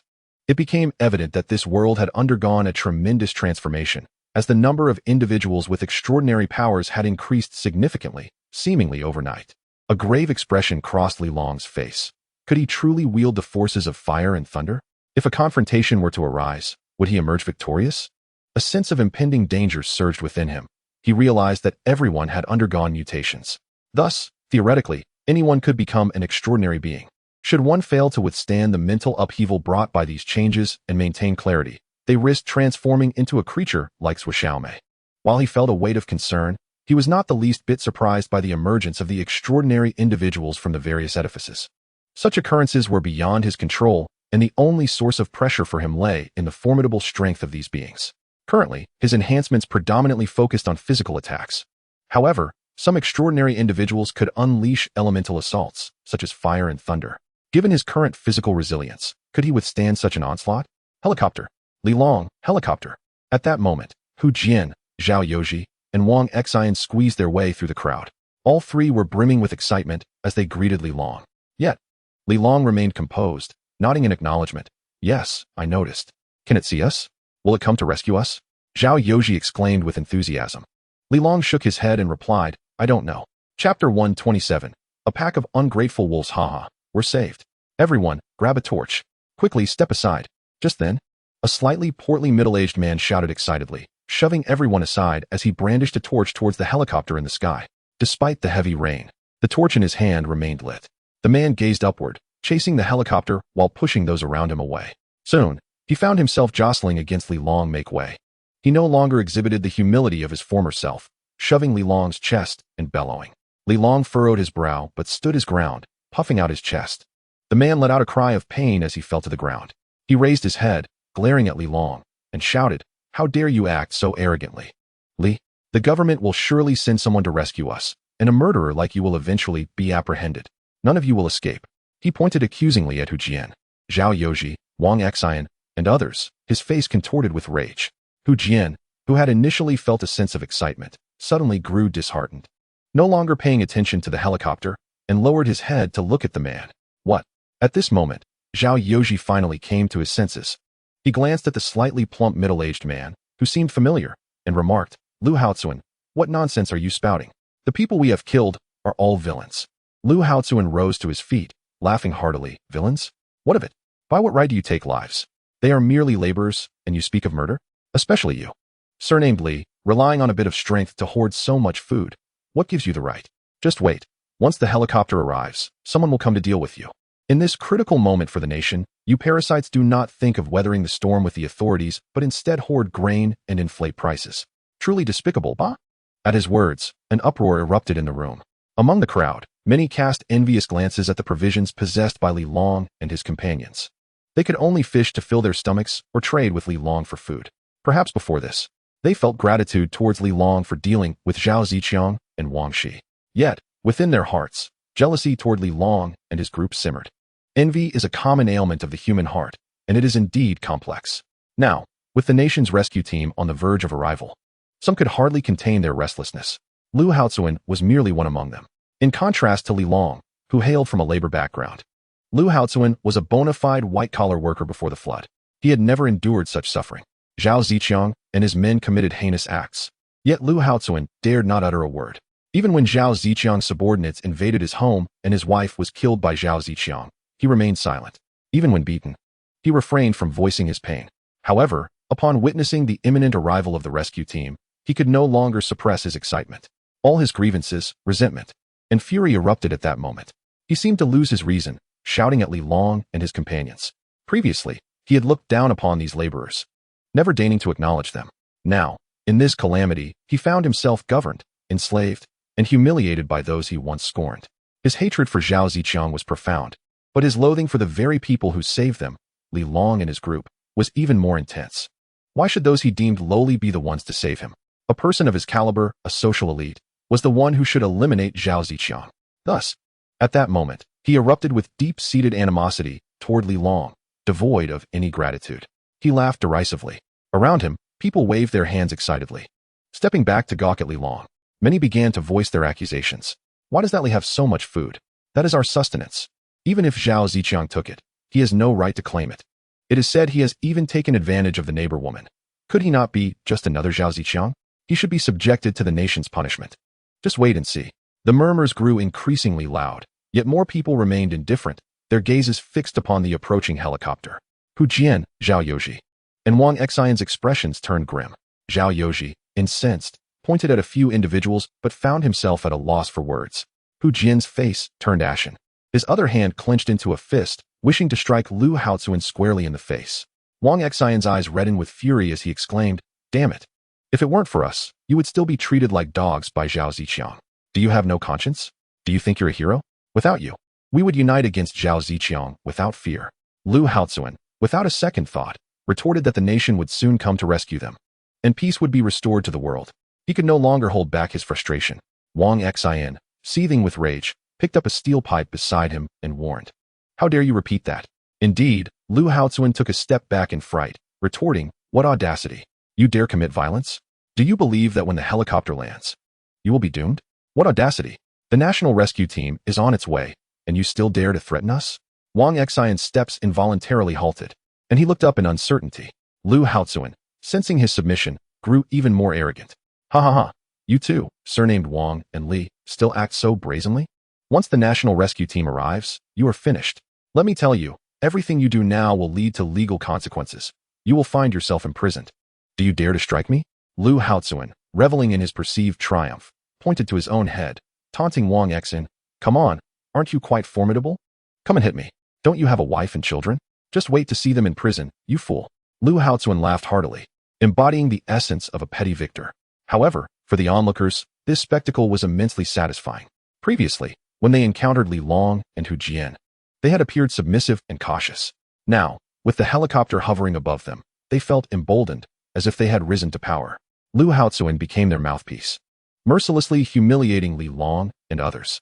Among the crowd, some applauded while others scoffed. Chapter 128. Even if an aircraft carrier arrives, you shall find no place to rest in peace. Li Long observed everything with an impassive demeanor, his expression unruffled, not betraying a hint of anger. He understood human nature all too well. In their moments of weakness, they would bow before you, pledging unwavering loyalty. Once they rise to power, they will abandon you and may even stab you in the back. Li Long had no interest in questioning whether they possessed any conscience. It was unnecessary. He had never regarded them as allies. He kept them around solely to assist him in his endeavors. Extending his hand, Li Long seized a steel pipe from Wang Xian's grasp. The torrential rain poured down, accompanied by flashes of lightning and rumblings of thunder. Drip, drip. Li Long advanced step by step towards Lu Haozuan. The smug smile on Lu Haozuan's face abruptly froze. In his gaze towards Li Long, there was a hint of apprehension, and he instinctively recoiled. What are you doing? What do you intend to do? The helicopter is nearly here, and help will arrive shortly. If you dare lay a finger on me, the rescue team will undoubtedly execute you on the spot. Under the watchful eyes of the crowd, he was indeed about to inflict harm. Lu Haozuan shouted to those around him. In that moment, silence enveloped the crowd as they instinctively stepped back. They suddenly recalled that this was the individual who had ruthlessly dispatched Zhao Ziqiang. The rescue team was just in sight, but not yet arrived. What if he acted recklessly and committed murder? Instantly, everyone fell silent, keeping their distance from Li Long and Lu Haozuan. Some gazed at the helicopter above, yearning to board it and escape this cursed place.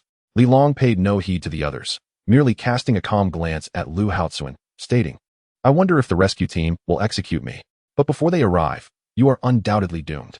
Lu Haozuan was taken aback, looking up at Li Long, realizing he was not joking, and his expression shifted dramatically. You are committing a crime. His voice trembled. Li Long chuckled softly. Since you mentioned that the state will settle accounts in due course and apprehend those who kill, tell me, what difference does it make to kill one more? Lu Haozuan turned pale with fear. He merely sought to vent his frustrations. Yet he had not anticipated that Li Long and his companions would disregard everything and kill him.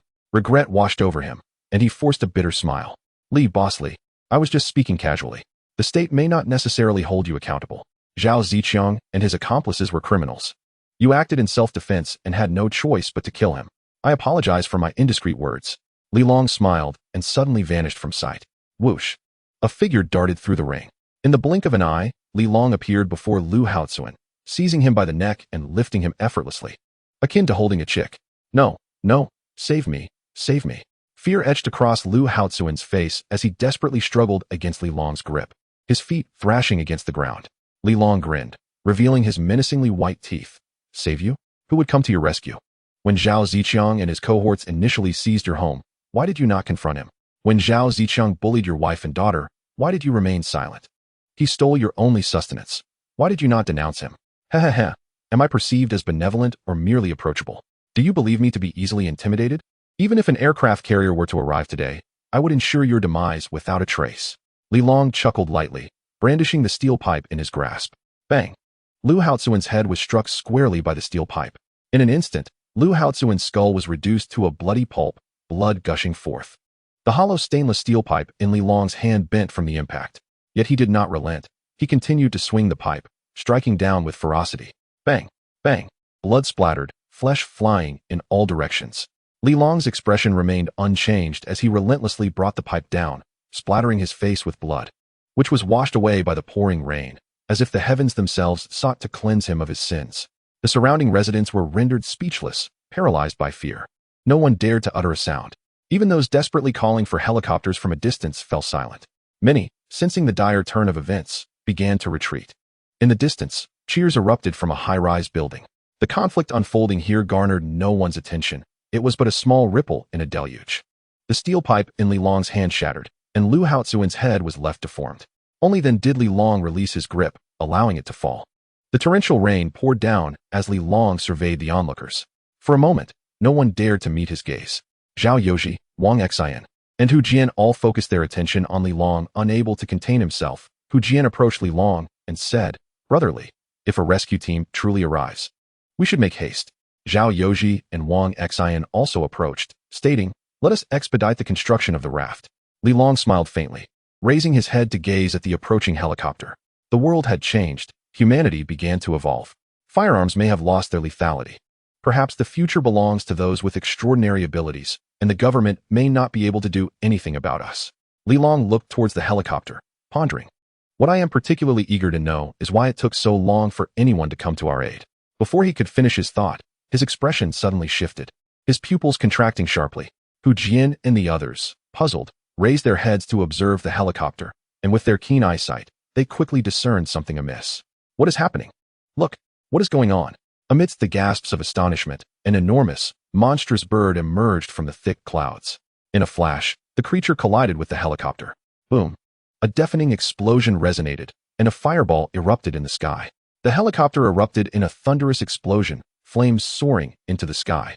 The monstrous bird let out a strange cry, its voice piercing the heavens. It seized half of the fuselage and, with a powerful flap, ascended into the air. The other half of the fuselage transformed into a fireball, hurtling towards a distant residential building. In an instant, anguished wails echoed from within, as flames engulfed the structure. Spectators watched in wide-eyed horror, their faces frozen in disbelief. At that moment, every smile vanished, leaving them standing dumbfounded in the rain. Even Li Long could not help but widen his eyes in astonishment. What on earth was happening? He was profoundly shocked. The size of the creature was not much smaller than the helicopter, yet its wingspan exceeded that of the aircraft. What kind of being could rend a helicopter asunder? In Chapter 129, Xiao Xinxin's Choice, with rescue on the horizon, I followed Li Go. Even Li Long was left speechless. How could a mere bird evolve so rapidly? His mind was a whirlpool of questions, yet no one could provide answers. Hu Jian, Zhao Yoji, and Wang Xian stood agape, staring at the billowing smoke of the building. They were not alone. All who witnessed this scene were equally astonished. No one could believe their eyes. Just as hope was within reach, it was shattered in an instant. What was happening? Good heavens, what should we do now? What kind of world is this? What kind of monster is that? Where are the fighter jets? Why haven't they been deployed? A crowd was in despair. Some cursed the heavens, others wept uncontrollably, while others beat their chests in anguish. A similar scene unfolded atop several other buildings. Li Long remained silent, gazing at the thick clouds in the distance, a heavy weight in his heart. Let us go? He turned and beckoned to Hu Jian and the others, heading home. They quickly followed, though each was filled with pressing questions that lingered unvoiced. Every face wore a grave expression as they descended. Upon returning home, Xiao Xinxin rushed in, her face etched with urgency. Li Go, I hear people outside shouting for help. What has happened? Is it true that a rescue team is on the way? Xinxin, if a rescue team truly arrives, will you not accompany them? Li Long poured himself a glass of water, pausing before responding, then suddenly posed another question. Without thinking, Xiao Xinxin replied, "Of course, the nation would not harm us."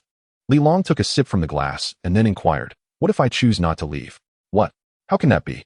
"Li Go, why wouldn't you go?" Xiao Xinxin asked, her concern evident. Li Long shook his head, pondering the weight of his actions. "I am a murderer. Who knows if the residents will report me, or whether the state will hold me accountable?" Xi Xinxin could no longer contain her fury and exclaimed, "You are eliminating the wicked for the greater good. How can they do this to you?" Li Long replied with a wry smile, "Caution is the key to survival. If I do not leave, will you accompany the rescue team?" Xi Xinxin hesitated, her lips parting as she contemplated her response, ultimately resolving, "I will not abandon you." Li Long looked at her quizzically. "Do you not desire a stable life?" Xi Xinxin shook her head, stepping closer to rest her head upon his chest, softly declaring, "I made a mistake once. This time, I shall not err again. You have always treated me well. Even if a rescue team arrives to take me to safety, what can a defenseless woman do? Only you, brotherly, offered sustenance when I was on the brink of starvation. Although we are not yet wed, I have already come to regard you as my man." Lifting her gaze, her eyes shimmering with affection, she continued, "Brotherly, I will not forsake you, nor will you abandon me, will you?" Li Long felt a stirring in his heart and instinctively embraced her tighter, replying, "Of course not." He then added, "Just now, a helicopter appeared in the sky, and everyone believed it was here for our rescue." Qi Xinshin exclaimed with joy, "Is someone truly coming to save us?" But then, the helicopter crashed. Li Long shook his head. The joy on Qi Xinshin's face vanished instantly, replaced by disbelief as she gazed at him. Li Long spoke solemnly. "The world has undergone a transformation. Mutated creatures abound, not just humans, but also fish in the sea and birds in the sky. A creature, slightly smaller than a helicopter, descended from the heavens and tore that helicopter to shreds." Qi Xinshin's face drained of color, her voice trembling. "How is this possible? No weapons? A military helicopter unarmed? How could a mere creature achieve such destruction?" Li Long replied, "I am uncertain. That creature moved with such swiftness that the helicopter had no time to react before it was overtaken." Surveying their surroundings, he mused, "By the way, such a large bird must have a nest somewhere. Where could it be? On a high-rise? Or atop a mountain? If all creatures have mutated, could there be numerous such beings gathering in Qiyang Mountain and Yushan? Would that place be perilous?" A series of knocks echoed at the door, prompting Li Long to pat Qi Xinshin's shoulder. She quickly rose, tidying her disheveled hair, saying, "I shall go answer the door." Upon opening it, she found Wang Xian, Zhao Youji, Hu Jian, Ding Wei, and others standing there. Li Long's gaze first fell upon Ding Wei. "You are awake? What has become of Zhang Han and the others?" He hurriedly settled Ding Wei and the others in Wang Shi's room before rushing off to gather supplies. Ding Wei, her face marked by terror, nodded. "Fortunately, Zhang Han and the others have awakened. Wang Shi has been killed, and Zhang Han, and when Xian claimed that you were the one who did it?" Li Long nodded. "Yes, it was I who killed him." Ding Wei sighed. "What kind of extraordinary ability does Wang Shi possess to be so powerful that I couldn't even catch a glimpse of him?" Li Long explained. "He is a psychic, capable of creating illusions, while your ability enhances explosive power, which puts you at a disadvantage in a confrontation with him." "Illusions?" Ding Wei's expression shifted. "No wonder I couldn't land a hit on him earlier. It was all an illusion. How terrifying." Li Long nodded. "The human body is complex, and the evolutionary direction is peculiar. Psychic abilities are notoriously difficult to defend against." Ding Wei nodded thoughtfully, then suddenly asked, "By the way, didn't Zhao Youji mention a helicopter was coming?" Li Long looked at Zhao Youji and the others. "Did you inform her?" "Yes. I just shared what transpired upstairs with her," Zhao Youji sighed. Wang Xian inquired, "Li Long, what was that strange bird you saw earlier? Why did the helicopter have no time to react to its attack? It must be a flying creature. Could there be many of them?" Zhao Youji asked, somewhat apprehensively. Li Long shook his head. "I'm not certain, but one thing is clear. Thus far, the government has not dispatched any effective rescue teams, likely encountering obstacles." Chapter 130. We must leave the building quickly in the flood. There are many colossal mutated beasts, as well as mutated birds in the sky that attack aircraft. Both ground and aerial transport have been completely obstructed. Moreover, it seems that networks and other remote communication methods have also been restricted. If radar were operational, military helicopters would likely be able to respond. Li Long suddenly turned to Qi Xinshin and asked, "Is there any news from the radio?" The task Li Long assigned to Qi Xinshin, apart from preparing grilled fish, was to monitor the radio. Each day, she would dedicate some time to searching for signals. Qi Xinshin, somewhat disappointed, replied, "No, just a cacophony of noise, without any calls." Li Long's expression grew serious as he addressed everyone. "It seems that all communication devices are experiencing severe interference. This implies that, aside from conventional firearms, most of the military's advanced weaponry has become ineffective." Upon hearing this, everyone's spirits sank.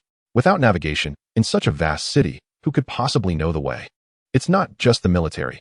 Even those who have lived in the city for decades would find themselves lost amidst the isolated buildings left standing after the flood. After a moment of contemplation, Li Long took out his phone and opened the compass. However, the compass on the phone was spinning violently, unable to point south.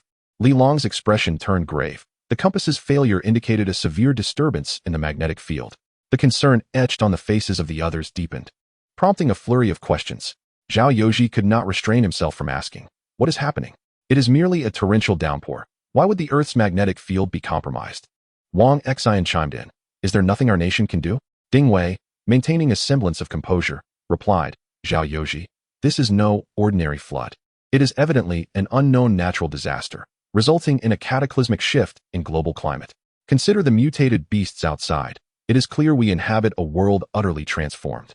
This is a war of survival of the fittest, and the future of this planet may not belong to humanity." Upon hearing this, a heavy silence fell upon the group. Are we facing extinction? Wang Xian could not help but inquire. Ding Wei responded, that is indeed a possibility, unless we evolve gills like fish, enabling us to thrive underwater. Otherwise, given the current circumstances, terrestrial life will struggle to survive the deluge. Zhao Yoji interjected, surely not. While Jiangzhou has experienced significant flooding, it is not excessively high. The Yunchuan and Xizjiang regions are all plateaus. Could they truly be submerged? If that were the case, how much water would be required? Where would such an abundance of water come from on our planet? As an intellectual, Zhao Yoji presented a compelling argument. Even Wang Xian and Hu Jian found it hard to believe. Ding Wei regarded Zhao Yoji and stated, given the monumental biological evolution we are witnessing, what remains impossible? Moreover, how much water exists on this planet? Water falls from the sky. How do you ascertain the quantity here? Why couldn't it emerge from the cosmos? Why not from beneath the Earth's surface? How well do we truly know this planet? It has undergone changes beyond our comprehension. We can no longer rely on past experiences to interpret it, or we risk our own detriment. As a professor with extensive knowledge, Ding Wei's assertions were both reasonable and compelling. Yet, Zhao Yoji, being of an older generation, found it challenging to accept such a monumental shift. Li Long concurred with Ding Wei. The world had irrevocably changed, rendering past experiences obsolete. In Jiangzhou, seawater was surging, water levels rising dramatically, unleashing colossal waves. Would no other calamities arise in high-latitude regions? Would the snow on the Tian Shan Mountains not melt? Could the Earth's crust shift? Previously, marine fossils had been discovered on the Xizjiang Plateau, suggesting that long ago, this area may have been an ocean. The passage of time has transformed the landscape. Perhaps the changes on this planet are accelerating. Li Long did not wish to linger on this matter. He had more pressing concerns at hand. For the time being, this issue was not ours to fret over. Everyone, we have more important tasks to attend to. All eyes turned towards Li Long. It is about survival, he spoke solemnly. You have seen that helicopter. The likelihood of external assistance is quite slim.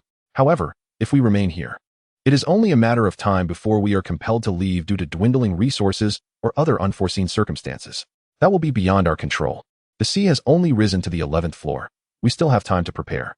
I intend to construct a raft as soon as possible, and I wish to ask, should the raft be completed, would you be willing to accompany me?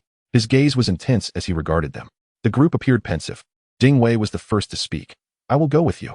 Without waiting for others to respond, she added, prolonged exposure to seawater will inevitably lead to the collapse of this building.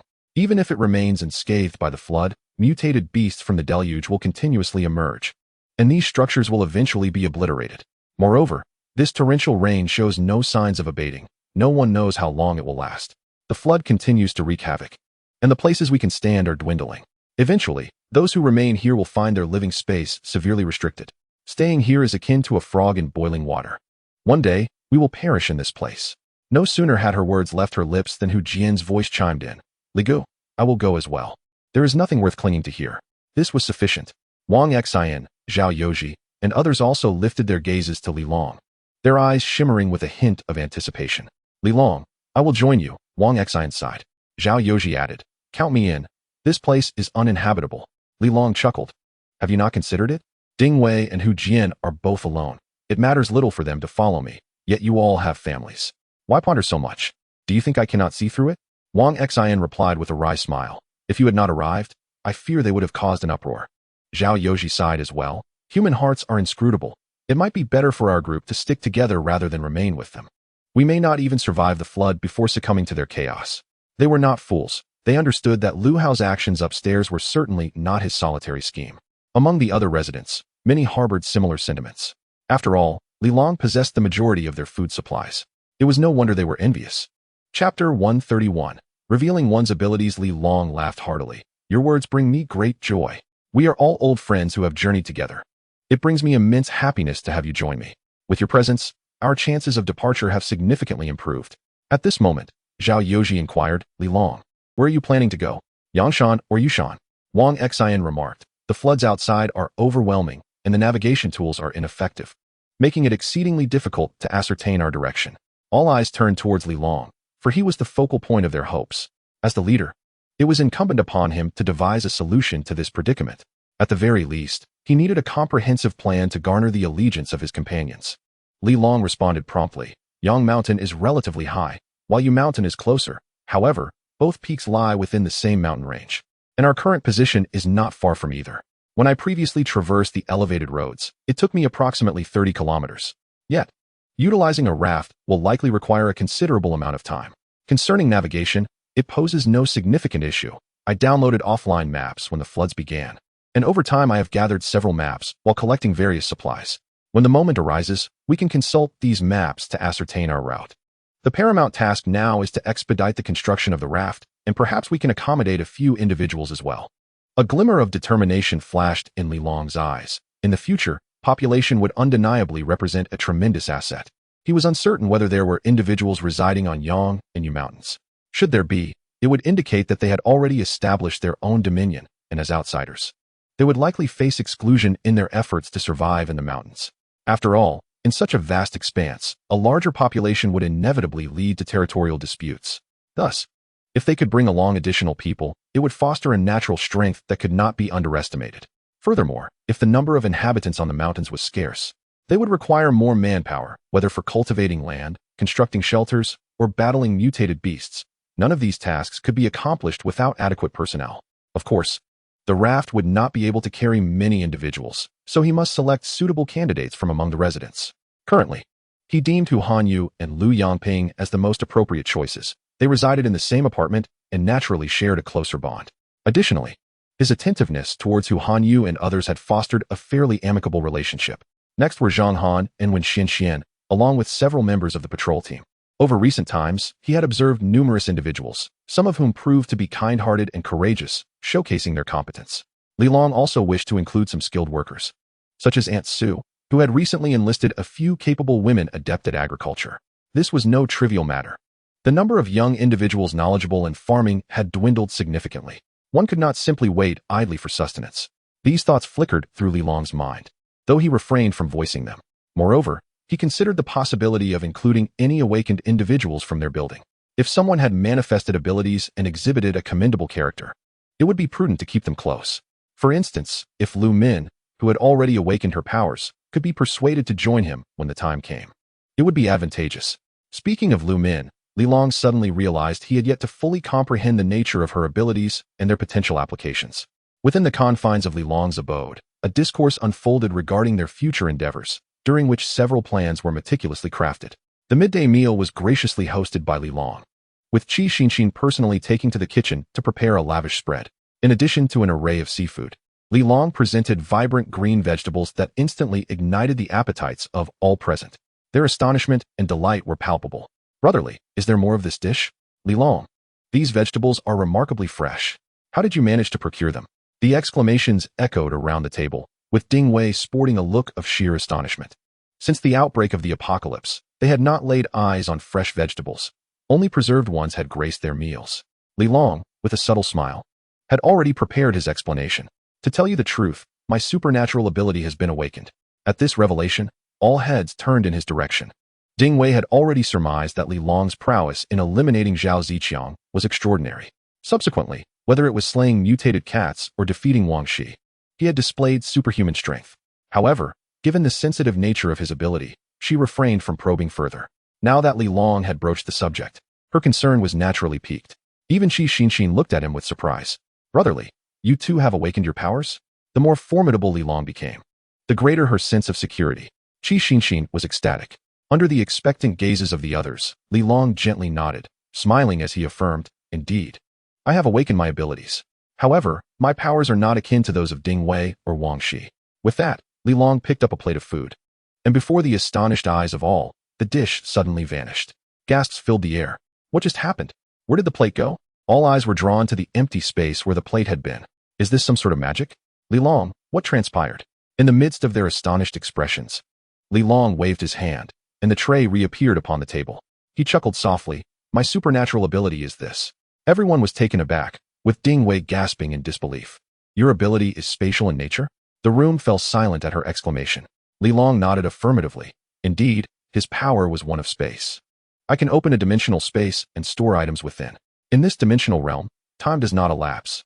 The vegetables you see, along with the fish I exchanged for food, are all safely tucked away in this space." At this pronouncement, everyone was rendered speechless. Qi Xinxin was the first to regain her composure, embracing Li Long in an exuberant hug. "Brotherly, you are truly remarkable. How did you acquire such a skill?" Does this mean we can safely store the fish we prepare, including those fresh mutated ones? We will no longer have to worry about the refrigerator losing power.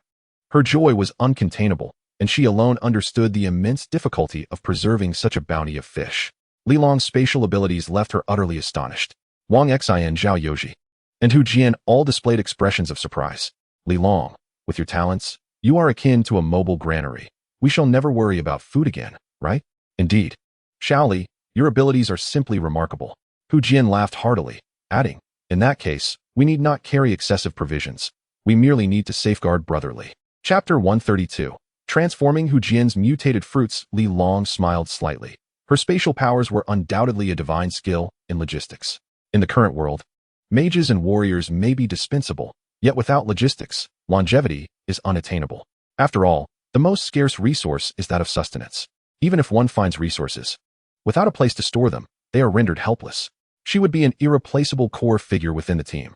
The group rejoiced, extending their congratulations to Li Long and simultaneously expressing their relief at their fortunate choice. Xiao Li, encountering you is truly a stroke of luck, Zhao Yoji sighed. Wang Xian added, Xiao Li, you mustn't disclose your abilities. If some other ability user were to abduct you, what would we do? You are practically a mobile warehouse now.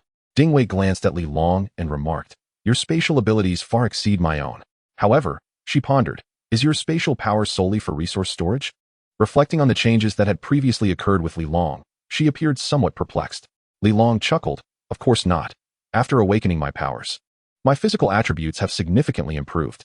Furthermore, the activation of my spatial abilities demands considerable mental fortitude. Perhaps this is why Wang Shi's illusions have no effect on me. He casually fabricated an explanation, knowing that none present possessed spatial abilities. Thus no one could discern the truth of his powers. Ding Wei suddenly comprehended and exclaimed, that's infuriating. While your ability may seem ill-suited for combat, it is exceptionally practical. Li Long could not suppress a sly smile. In terms of combat prowess, Ding Wei was far inferior to him. He chose not to contest her statement, smiling as he said, who knows what abilities one might awaken. I merely consider myself fortunate. Well then, this secret shall remain between us. Please do not divulge it to others. Everyone thumped their chests in affirmation, filled with joy. This indicated that Li Long had embraced them as trusted core members. Under Li Long's leadership, this team would undoubtedly grow more stable. During a sumptuous dinner, the group indulged in a few drinks, and Li Long distributed some supplies to Ding Wei and the others. They attempted to refuse, but Li Long insisted that these were gathered after he vanquished Wang Shi. As for the quantity collected, it remained unknown. The others did not pry further, gratefully accepting Li Long's offerings. Among them, Ding Wei received the largest share. Ding Wei's contributions were the most significant, garnering him a greater share of rewards. And no one harbored any objections. This principle of reciprocation based on effort left everyone feeling satisfied. As the crowd dispersed and tranquility enveloped the room, Li Long's voice unexpectedly pierced the silence. Hu Jian, please stay a moment. Hu Jian halted, turning to reveal a face etched with confusion. Li Gu, is there something you need? Come with me to the balcony, Li Long replied calmly, indicating he had a few matters to discuss privately.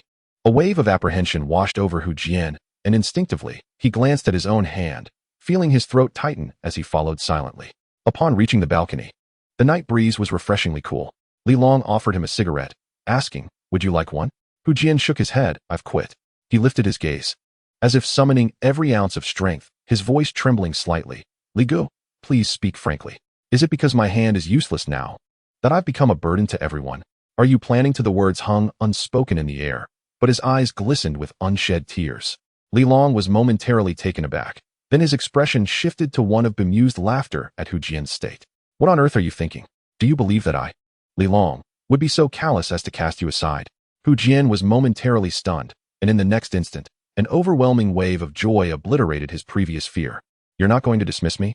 Li Long, feigning irritation, delivered a light smack to the back of his head. What nonsense are you spouting? You were among the very first to stand with me. How could I ever do such a thing? He adopted a serious demeanor. If I hear any more of this defeatist talk, I might just reconsider. Rather than frighten Hu Jian, this declaration filled him with exuberance. He rubbed his eyes vigorously, but the stubborn tears continued to flow, slipping through his fingers as he broke into a wide, foolish grin. He truly cherished this place. Here, there was the indomitable Li Gu, the kind-hearted Qi Xinxin, Aunt Su and Uncle Zhao who regarded him as their own, and the quietly supportive Wang Gu and Yuan Jie. Even the usually stern Ding Jie would instinctively shield him during their outings. These warm connections, though unspoken, were crystal clear in his heart. He was terrified of losing it all.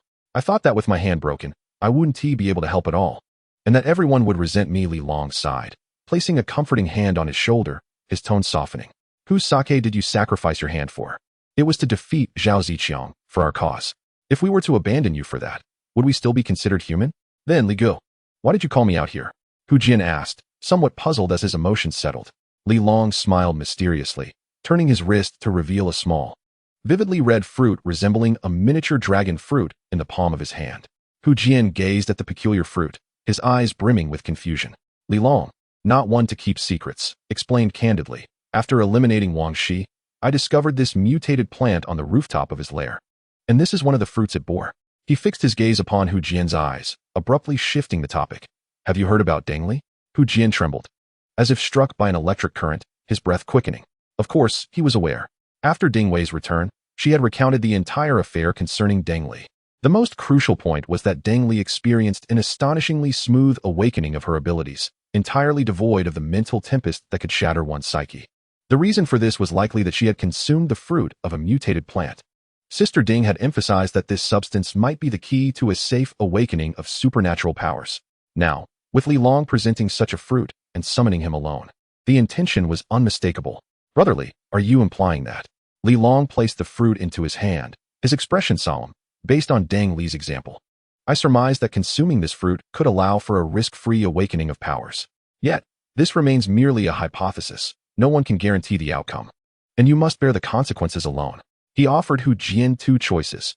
Either consume it now and take a gamble, or wait for a more secure opportunity. The decision was his to make. Chapter 133. A chilling presence, ice-type abilities? Before Li Long's words could fully settle, Hu Jin unhesitatingly shoved the fruit into his mouth.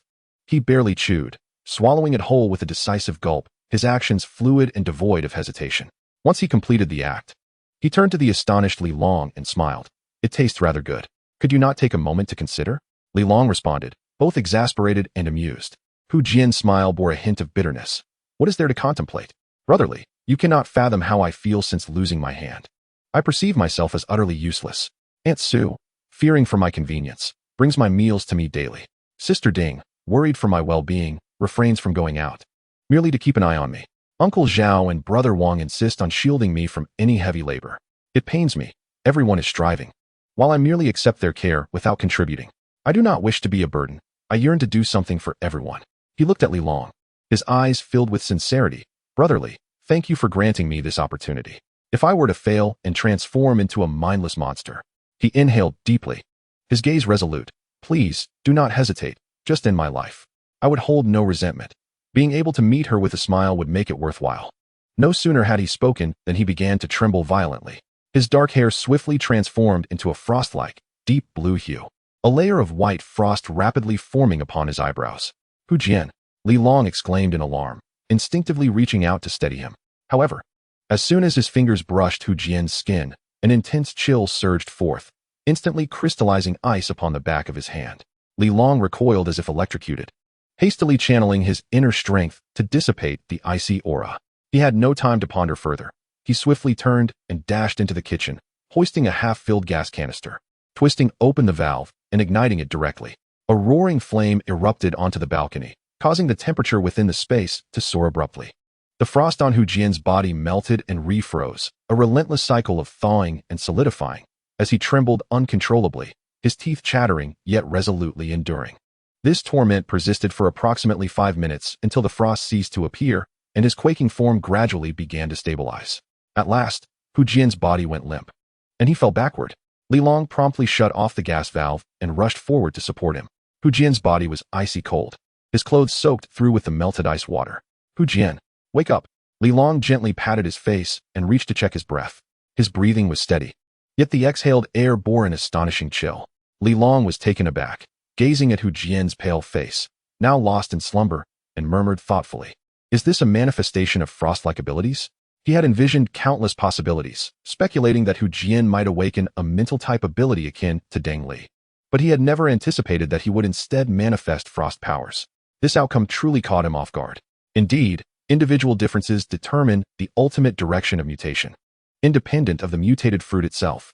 Li Long quietly analyzed that the greatest value of mutated fruits, derived from plants, lies in their capacity to guide the human body toward a stable awakening, thereby avoiding the lethal risk of mental collapse. The nature of the awakened ability is not dictated by the fruit, but rather depends on the inner potential of the consumer. In contrast, those who consume mutated beast flesh often require intense mental stimulation as a trigger, a process fraught with chaos and danger. Moreover, the mutated beast's flesh itself seems incapable of directly prompting an awakening. It necessitates external force. The mutated fruit, however, serves as a gentle yet effective external stimulus. Realizing this, Li Long immediately recognized the strategic value of the mutated fruit. It is arguably the safest method for mass-producing individuals with extraordinary abilities. Hu Jian's successful awakening confirmed this hypothesis. If they could acquire more mutated fruits, Xian and the others could also awaken safely. He himself could likewise harness it to unlock new powers. With this thought, he once more assessed Hu Jian's condition. Under the baptism of the awakened energy, Hu Jian's fractured right arm appeared to have healed. Only the ice-blue long hair had not returned to its original state. However, the scar on his forehead had vanished, his skin smooth as before. It seemed the energy dissipated during the awakening possessed the ability to mend bodily injuries. Yet, he wondered if it could also regenerate severed limbs and similar grievous wounds. After settling Hu Jian onto the sofa, Li Long turned back to the kitchen. Xian glanced at the living room, and then at Li Long, softly inquiring, "How is he?" Li Long and Hu Jian were engaged in serious conversation, and she wisely refrained from interrupting them, choosing instead to tidy up in the kitchen. It was only when Li Long entered that she spoke up with a question. Li Long smiled and replied, "It's nothing. He has successfully awakened." Hu Jian has awakened too, Qi Xinxin exclaimed, her face lighting up with astonishment, her eyes betraying an undeniable hint of envy. "How did he awaken? What ability does he possess?" "I gave him a mutated fruit. After consuming it, he awakened the power of frost," Li Long explained. Qi Xinxin gasped again. "A mutated fruit? Such a precious item. Why didn't you keep it for yourself?" Li Long chuckled softly. "You don't blame me for not giving you that fruit?" Qi Xinxin shook her head. "You always have your reasons for your actions. I trust you." Li Long couldn't help but pinch her cheek gently. "I cannot ascertain whether the mutated fruit carries unknown risks. I cannot use you as a test subject." Hu Jian, having suffered a broken arm, felt he was a burden and was filled with frustration.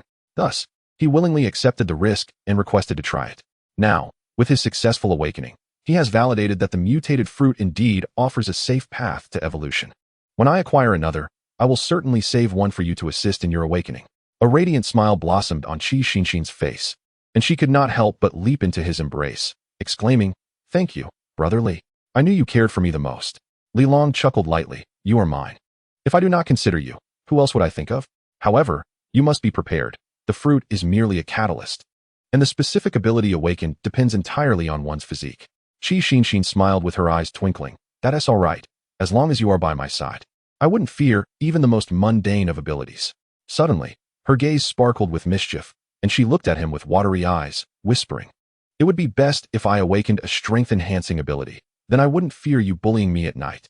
Li Long found himself both amused and exasperated by her words. "You carry on. I will move everything from the freezer into my dimensional space. We should avoid using the refrigerator. It consumes too much electricity." Chapter 134, Range of Effect. 10 meters, Qi Xinxin nodded eagerly. "That would be wonderful. The only other appliance that consumes as much electricity is the oven. By the way, are we still grilling the fish? The electric grill also consumes quite a bit of power." Li Long pondered for a moment. "Yes. Let us grill it all and prepare it as ready-to-eat meals. I will store it directly. This way, when we want to eat, we can retrieve it without needing to start a fire for cooking. We can also steam the rice in advance.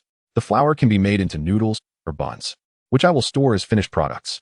Since his spatial abilities were now fully disclosed to Qi Xinxin, Li Long decided to be open about it. He instructed her to prepare cooked dishes in abundance for any unforeseen needs. The vegetables would be cooked into dishes as well, stored in the space, and upon retrieval, would still be steaming hot. Qi Xinxin immediately agreed, and this became her primary task for the foreseeable future. Meanwhile, Li Long moved to the living room and collected the entire refrigerator along with its frozen contents into his inventory. The refrigerator itself was also a valuable resource. Although he had no immediate use for the space, should he venture to Yangshan or Yushan in the future, others might find it necessary. Before the industrial system is restored, these items are invaluable and non-renewable resources. Approximately 10 minutes later, Hu Jian on the sofa stirred awake and abruptly sat up. Li Long was seated opposite him, holding a glass of water. "You're awake, brotherly?" Hu Jian was momentarily taken aback, but soon sensed something amiss and instinctively reached for his hair. His once black locks had transformed entirely into an icy blue hue. Even his skin bore an unsettling chill. He found himself momentarily stunned. "Congratulations. You have awakened your mutated abilities. Your hand should be healed as well." Li Long's words snapped him back to reality. Hu Jian hurriedly glanced at his right hand, which was still bound with wooden planks and cloth strips by Aunt Sue. Instinctively, he clenched his right fist, and with a sharp crack, the bindings shattered. A layer of razor-sharp ice spikes erupted from his arm, effortlessly slicing through all restraints. "What is this?" Shock was etched across Hu Jian's face as he raised his left hand, forming a fist. Suddenly, a swirl of icy mist enveloped his knuckles. Li Long couldn't help but chuckle. "It's frost ability. Punch outside and test its power." "All right." Hu Jian's face lit up with joy as he sprang to his feet and swung a powerful punch towards the balcony. Boom.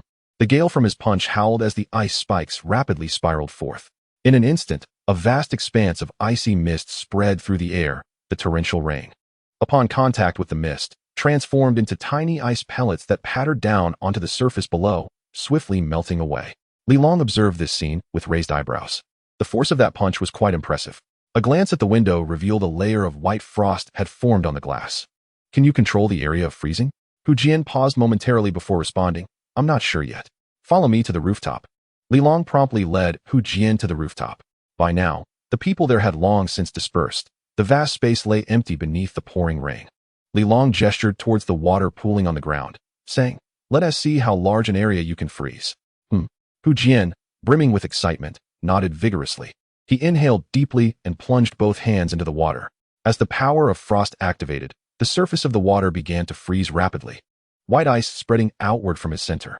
1 meter, 2 meters, 3 meters, 4 meters, until the freezing momentum gradually halted at a radius of approximately 5 meters. "Brotherly, the range is about 5 meters. Hu Jian exclaimed, his voice laced with uncontainable joy. "Success!" His exclamation was filled with exhilaration. Li Long scanned the area briefly and assessed. "That's a circle with a diameter of 10 meters. What drives your ice ability? Is it a certain form of energy, or rather your spirit?" Hu Jian was momentarily taken aback by the question. After a moment of contemplation, he replied, "It should be energy. I can distinctly feel a force within me, one that allows me to emanate cold air. However, once this force is expended, both my body and mind feel a wave of exhaustion. Moreover, it seems to replenish itself gradually."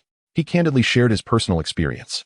Listening intently, Li Long nodded thoughtfully. "It appears that this ability depletes both the body and mind. To enhance it, both your physical strength and mental fortitude must progress concurrently." Hu Jian immediately inquired, "What must I do to improve?" Li Long smirked slightly. "It's simple, through consumption." "Consumption?" "Precisely, by consuming those mutated creatures." Li Long began to elucidate. "The intensity of your ability should be directly correlated with the extent of your own mutation. The deeper the mutation, the stronger the ability. Consuming the flesh and blood of mutated beings is currently the most effective way to deepen your own mutation. Of course, the finesse of utilizing your ability relies on your mindset, which requires diligent practice and contemplation. If you indulge in more mutated fish, your power will naturally escalate." As he spoke, he stepped forward, lightly tapping the ice surface with his toes. A crack resounded, and the thin ice shattered. Li Long furrowed his brow and asked, "Can you control the thickness of the ice?" "Let me give it a try," Hu Jian replied, eagerly engaging in a new experiment. This time, instead of allowing the cold air to disperse, he focused on compressing it within a 2-meter radius around himself. The effect was immediate. The thickness of the ice beneath him doubled in an instant. Li Long stood atop the now 10-centimeter thick ice layer, sufficient to support his weight, and a satisfied smile graced his face. "It seems your icy power holds significant potential. Currently, the broader the coverage, the more fragile the ice becomes. Conversely, by narrowing the range, one can achieve remarkable strength." After a moment of contemplation, Li Long posed another question. "By the way, can the cold air only be released from your palms? What about other parts of your body?" "Allow me to try," Hu Jian said, closing his eyes to gather his energy. A few minutes later, he stomped his foot, and a surge of frigid mist erupted beneath him. Ice crystals spread with astonishing speed, and in the blink of an eye, a solid circular ice platform formed beneath him.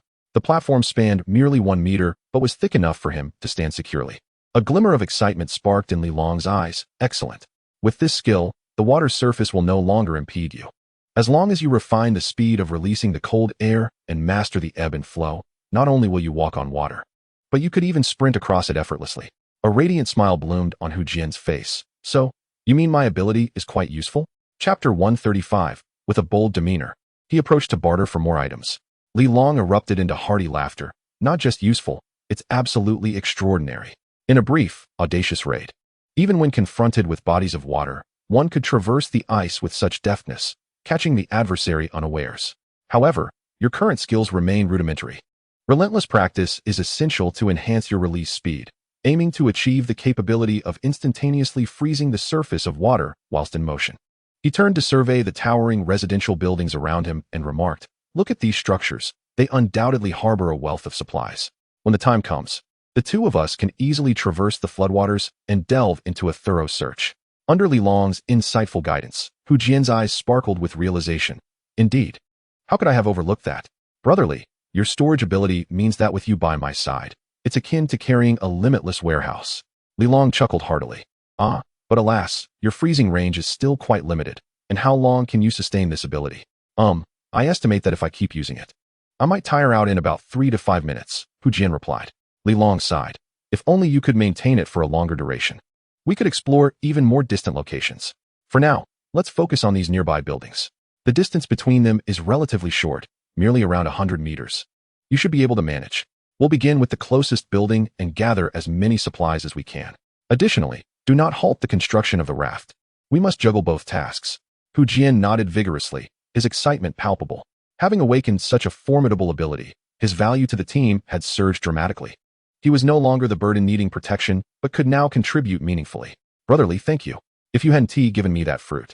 Hu Jian's eyes glistened with emotion, his voice catching in his throat. Li Long firmly patted his shoulder, saying, "We are all comrades here. There is no need for such formalities. Your current mission is to thoroughly explore your ability, contemplating its potential applications and pushing it to its utmost limits. With skilled melee fighters like Ding Wei and your mid-range control, our small team is finally taking shape." Hu Jian nodded earnestly. "Rest assured, brotherly. I will practice with all my might." Li Long smiled.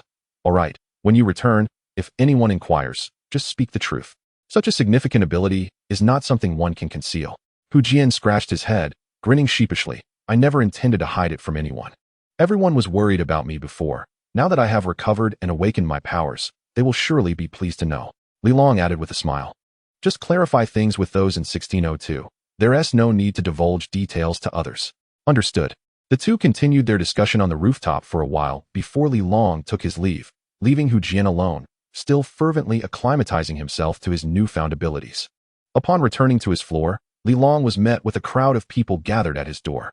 They clustered in small groups, whispering and exchanging glances. Yet none dared to approach and knock. Li Long cast a sweeping glance and soon noticed that these individuals were all carrying basins and buckets, teeming with wriggling, mutated fish. Undoubtedly, this was yet another group seeking to exchange goods for sustenance. As Li Long approached, the cacophony of chatter in the corridor abruptly ceased, and all gazes converged upon him. Among these looks, some bore awkwardness, others flattery, yet the majority reflected profound fear as they dared not meet his eyes. Li Long's cold, scanning gaze encompassed the assembly, and he spoke with an indifferent tone. "What are you all doing blocking my doorstep? Planning to rob me?" At his words, the crowd's expressions shifted dramatically. A middle-aged man rushed forward, wearing a forced smile, and said, "Mr. Li, you jest. Even with tenfold courage, we would not dare." Others chimed in. "Indeed, Mr. Li is quite the comedian. We could never engage in such acts. We merely seek to trade for some food. Look, these fish were freshly caught from the water."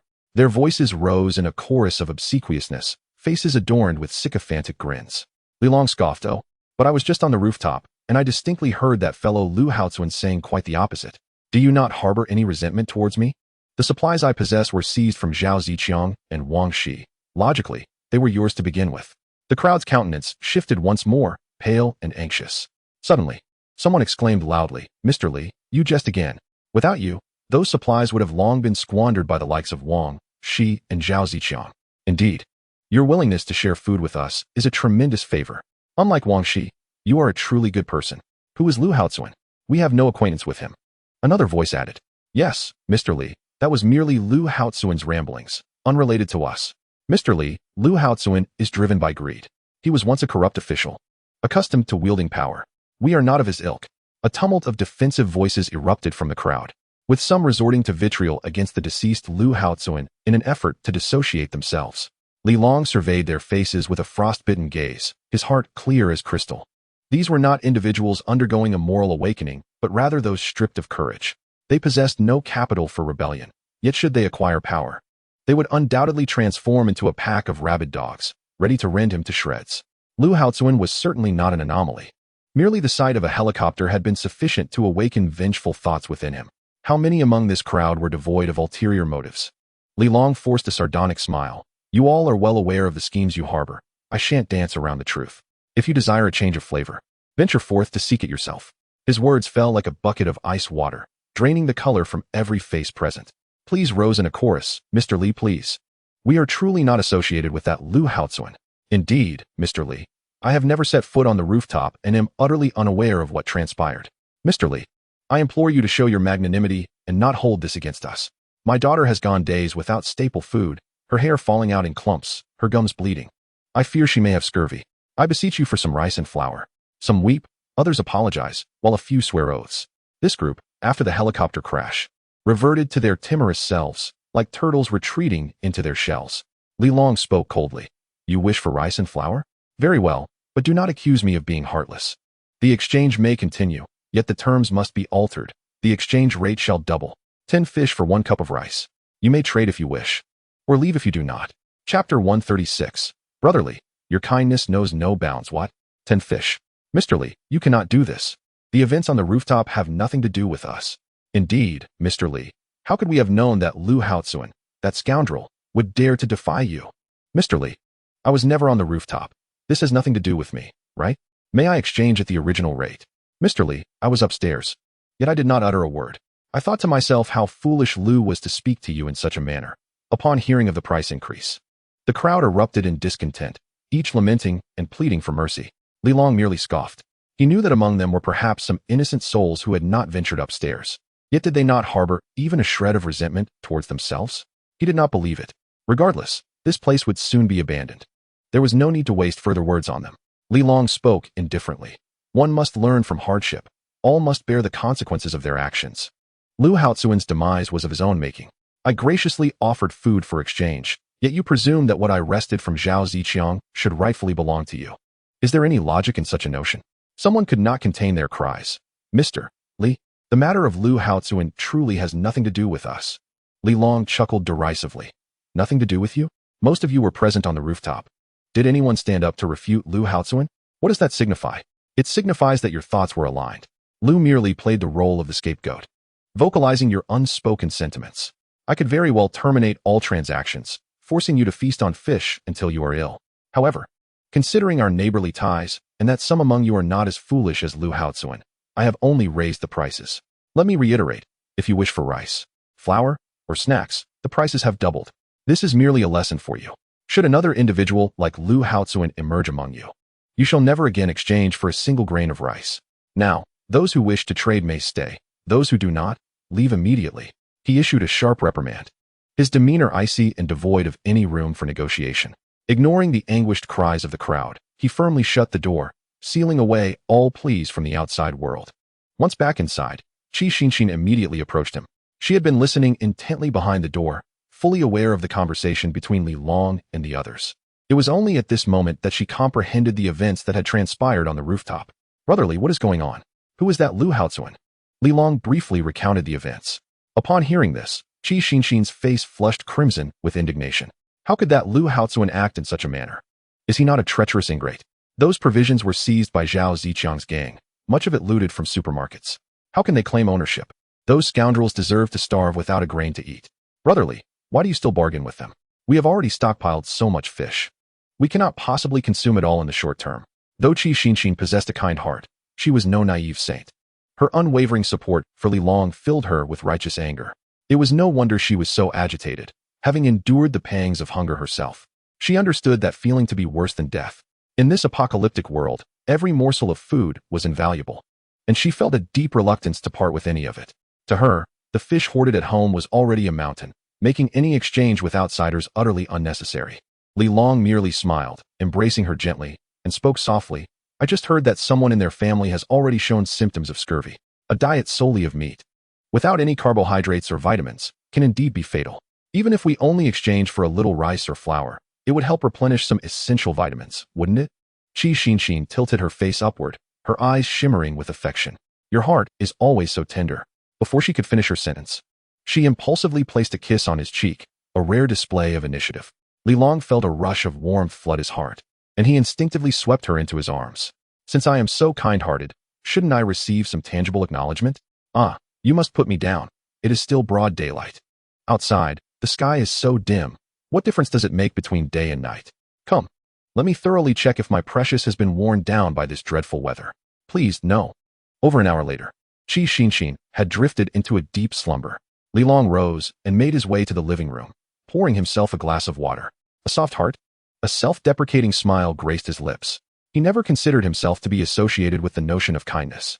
His so-called help was merely a benevolent gesture within his capabilities, offered to those who still retained a vestige of conscience. As for those who consumed his provisions yet harbored resentment towards him, how could he possibly extend further kindness? Among the crowd outside, many harbored jealousy towards him. Had it not been for the need to fish and enhance his strength, Li Long would have had no desire to engage in further conversation with them. He was acutely aware that the reason these individuals dared to cling to their delusions was twofold. Firstly, they naively placed their hopes in the elusive prospect of national rescue. Secondly, in this fleeting moment, they were still able to subsist, albeit barely, on the fish from the waters. Once time passed, and even fish became a luxury, they would truly comprehend the terror of hunger.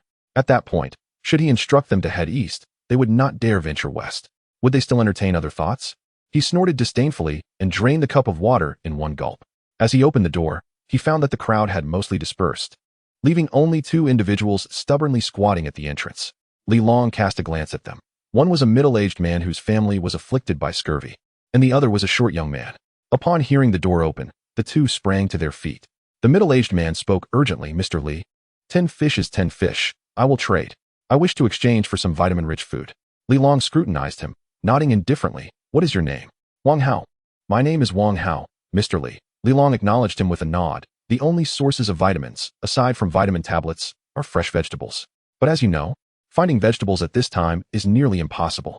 I have vitamin tablets. Would you trade one for 10 fish? Wang Hao's face instantly lit up with joy, nodding vigorously, yes. I will trade. Vitamin tablets are far more precious than vegetables. Thank you so much, Mr. Li. Truly. My child has never liked vegetables, preferring meat instead. Since the flood, he can only eat fish, and not just him. Even we adults are nearing our limit, he said, his eyes reddening. Li Long showed little reaction, simply producing a bottle of vitamin tablets and inquiring, how many fish do you have? 16, Wang Hao replied promptly. Li Long poured out 2 tablets and handed them to him, stating, you still owe me 4 fish. Remember to bring them tomorrow. Wang Hao was overwhelmed with gratitude.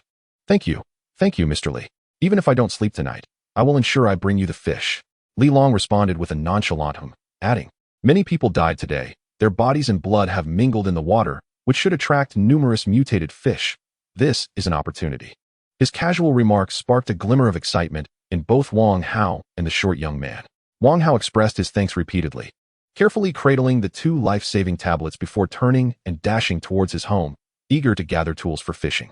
Li Long then shifted his gaze to the short young man, who presented a bucket, saying, Mr. Li, I only caught 7 fish, but I also have 2 crabs. Could they be counted as equivalent to 10 fish? Li Long nodded slightly. Very well. What would you like to exchange? Do you have yeast powder? Li Long was somewhat taken aback, scrutinizing the young man before him. Do you possess flour? The youth fell silent for a moment, as if gathering his resolve, before stating, Mr. Li, after you eliminated Wang Shi and the others, I discovered that Xinjiang actually has another property in Unit 5. I took the liberty of breaking open the door there. Li Long raised an eyebrow. It seems you have made quite a discovery, to dare come before me and confess. The young man suddenly lifted his gaze, his eyes burning with determination as he addressed Li Long. Mr. Li, I wish to follow you. I have not touched anything in that house. I can surrender everything to you, only asking for the opportunity to join you. A flicker of surprise crossed Li Long's eyes. This was indeed the first person to proactively seek allegiance. The youth's decisiveness was striking, revealing all his cards from the outset. He understood well that had the young man chosen to conceal this information, he would have remained oblivious to Xinjiang's hidden cache in Unit 5. The supplies in that house could have served as the young man's lifeline. Yet now, he was willing to relinquish it all for a chance to follow Li Long, a bold individual indeed. Li Long inquired, "What is your name?" The young man, of modest stature, promptly replied, "My name is Wu Ying." Li Long appraised the seemingly timid youth, forming a rough judgment of his character. Though he appeared frail and meek, there was courage concealed within. He was someone capable of taking action. He then made his decision. "Tomorrow, you shall bring all the supplies. After that, you will be in charge of the patrols in Unit 5. Joy instantly illuminated Wu Ying's face, and he expressed his gratitude profusely. "Thank you, Mr. Li. Thank you so much. From now on, we are comrades. There is no need for such formality. Just call me Li Gu." "Understood, Li Gu." Wu Ying obediently adjusted his address, his inner delight nearly overflowing. The allure of those supplies was undeniable, yet he understood that he could not guard them alone. Offering them as a token of allegiance to Li Long in exchange for a secure identity was the wisest course of action. By now, everyone in the building was aware of the existence of the mutated superhumans. Li Long and Ding Wei were undoubtedly among them. Moreover, with a firearm in hand, Li Long had become an unrivaled force within the building, wielding absolute power over life and death. Until rescue arrived, he was the unchallenged king of this realm. Wu Ying's calculations were astute. He aimed to align himself with Li Long's team. He perceived more clearly than anyone else that with the emergence of superhumans, even if a rescue team were to arrive, they would inevitably prioritize those possessing extraordinary powers. After all, in an apocalyptic world where modern weaponry may falter, superhumans represented the true core of combat strength. Furthermore, the arrival of the rescue team remained uncertain. Should hope for rescue fade, then aligning oneself with a powerful superhuman was undoubtedly the most prudent path to survival. Now, Li Long's promise has completely alleviated the anxiety that had weighed heavily on his heart. He had inquired about the patrol team, discovering that their meals were guaranteed 3 times a day. This signified that once he joined, he would no longer have to worry about sustenance. Rather than clinging to a stockpile of supplies that could invite peril at any moment, it was far wiser to exchange it for a stable, long-term provision. Li Long discerned Wu Ying's intentions with clarity. However, he remained unconcerned. He was in dire need of establishing his core team. Wu Ying's proactive allegiance and decisive actions warranted an opportunity. After all, the 4th to 6th units would inevitably need to form a patrol force. So going with the flow was a prudent choice. After bidding farewell to Wu Ying, Li Long was about to close the door when he heard a flurry of hurried footsteps from downstairs. He paused, directing his gaze toward the staircase. Lu Min ascended, drenched in sweat, and upon seeing him, she grasped at him like a lifeline, her voice trembling as she implored, "Brother Li, please, hurry and save Xiao Xing." Li Long raised an eyebrow. "Is she still unconscious?" Lu Min, in a state of acute distress, replied, "No, she has been unresponsive since returning. And just now she suddenly developed a high fever. Her temperature is alarmingly high, and we are at a loss for what to do." The commotion attracted the attention of Yuan Xiaoya and Ding Wei from across the hall, both of whom emerged to investigate. Li Long made a swift decision. "I will go down and take a look. Ding Wei, please stay alert upstairs." Ding Wei nodded steadily. "Rest assured. Should I bring the medicine kit?" Yuan Xiaoya inquired with concern. Li Long waved his hand dismissively, indicating it was unnecessary. The family medicine kits he had gathered over the past few days were sufficient. With Lu Min leading the way, Li Long arrived at room 1502 downstairs. The Lu family and Hu Hanyu's family resided there. As he entered, several individuals immediately surrounded him, their eyes brimming with hope. Lu Yongping fell to his knees with a thud, tears streaming down his haggard face as he pleaded, "Mr. Li, I beg you, please save my daughter. She is my only child." Li Long promptly approached him and helped him to his feet. "Do not be agitated. Let me assess the situation first." Hu Hanyu and his wife hurried forward to offer comfort. "Old Lu, Mr. Li has arrived. Please stand up." "Indeed, let Mr. Li examine the child first." Lu Yongping wiped away his tears and finally stood, clearing the path to the bedside. On the bed, Lu Xiaoxin lay with her eyes tightly shut, her pale cheeks exhibiting an unusual flush, and her forehead was beaded with fine droplets of sweat. Chapter 138. Lu Xiaoxin awakens upon observing the scene. Li Long's brow furrowed in concern. Something was amiss. This did not resemble a typical post-injury reaction. He suddenly inquired, "Has the swelling on her forehead subsided?" The others glanced at each other, realizing the abnormality. Indeed, previously there had been a significant bump where she had struck her forehead. After Xiao Lu treated her, it appeared to have gradually diminished. Lu Yongping grew increasingly anxious. Then why is she still not awake?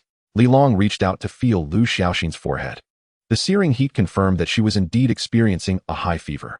The girl furrowed her brows, her expression contorted in anguish, as if she were engaged in a fierce struggle against some unseen force. This visage immediately reminded him of Ding Wei during her awakening of powers. A sudden thought struck him. Could it be that an external crisis had stimulated her body, prompting her own mutation? Contemplating this possibility, his demeanor shifted to one of utmost seriousness, and he commanded, "Everyone else, please step outside. Lu Min, you remain." "Mr. Li, what is happening?" Lu Yongping's voice trembled. Filled with dread, Li Long turned to him, his expression grave. "It is too soon to discern if this is a blessing or a curse. The potential within your daughter is being awakened by the external crisis, and she is entering a critical phase. If she can endure this, she will undergo a transformation and become an empowered individual." "What?" Lu Yongping was utterly bewildered. "This is a good thing, old Lu," Hu Hanyu exclaimed. A glimmer of excitement on his face. Lu Xiuqin chimed in. "Indeed, this is nothing short of a tremendous blessing." Lu Yongping, suddenly comprehending the implications, turned pale and pressed on anxiously, "Mr. Li, but what if she cannot endure it?" Li Long's gaze deepened. "Do you recall the fate of Zhuo Xiaomei, that deranged woman?" The faces of those present changed dramatically, and Lu Yongping staggered back. "Are you implying that my daughter could end up like her?" He shook his head vehemently. "No, absolutely not. My daughter will not." Li Long's tone was heavy as iron. "Such matters are uncertain. For safety's sake, you must all leave. Lu Min and I will remain. I will do everything in my power to guide her and help her overcome this hurdle, ensuring her successful awakening." "No, I refuse to leave. I must stay here with my daughter," Lu Yongping shouted, his eyes brimming with tears. Li Long's brow was furrowed tightly. This is no trivial matter. Should she fail in her awakening and lose control, the danger would be no less than that posed by Zhuo Xiaomei. At that point, I cannot guarantee I will be able to contain her. His words caused Hu Hanyu and his wife to gasp in alarm. Hu Hanyu quickly stepped forward to persuade. "Old Lu, Mr. Li is an expert. We must trust him to handle this." His wife tugged at their son, urgently adding, "Yes, old Lu, Mr. Li possesses such remarkable abilities. He will surely manage. Our presence here will only complicate matters." After much coaxing from the two, Lu Yongping ultimately relented, leaving the room in a daze as they pulled him away. In the blink of an eye, only Li Long and Lu Min remained in the room. Lu Min looked at Li Long with immense anxiety, her voice strained. "Brotherly, what should I do? First, tell me about your abilities. Have you discerned what they entail?" "During this time, I have come to understand that I seem to have awakened a power related to controlling plants. There is an energy within me that can stimulate rapid plant growth and even compel them to attack. Oh, and it appears to have some healing effects as well. Previously, when I accidentally cut my hand, that energy flowed through, and the wound healed quickly." Lu Min candidly shared the abilities she had discovered upon her return. Li Long listened with a hint of astonishment. He had never encountered such a capability before. He couldn't help but inquire, "What exactly was the pearl you ingested? It seems to possess such extraordinary effects." "I'm not entirely sure. It was merely a green pearl from that large shell," Lu Min replied quickly, shaking her head. She believed that her experience was purely a matter of serendipity. Li Long couldn't help but reflect on the profound transformations occurring in the world, as unprecedented phenomena began to surface.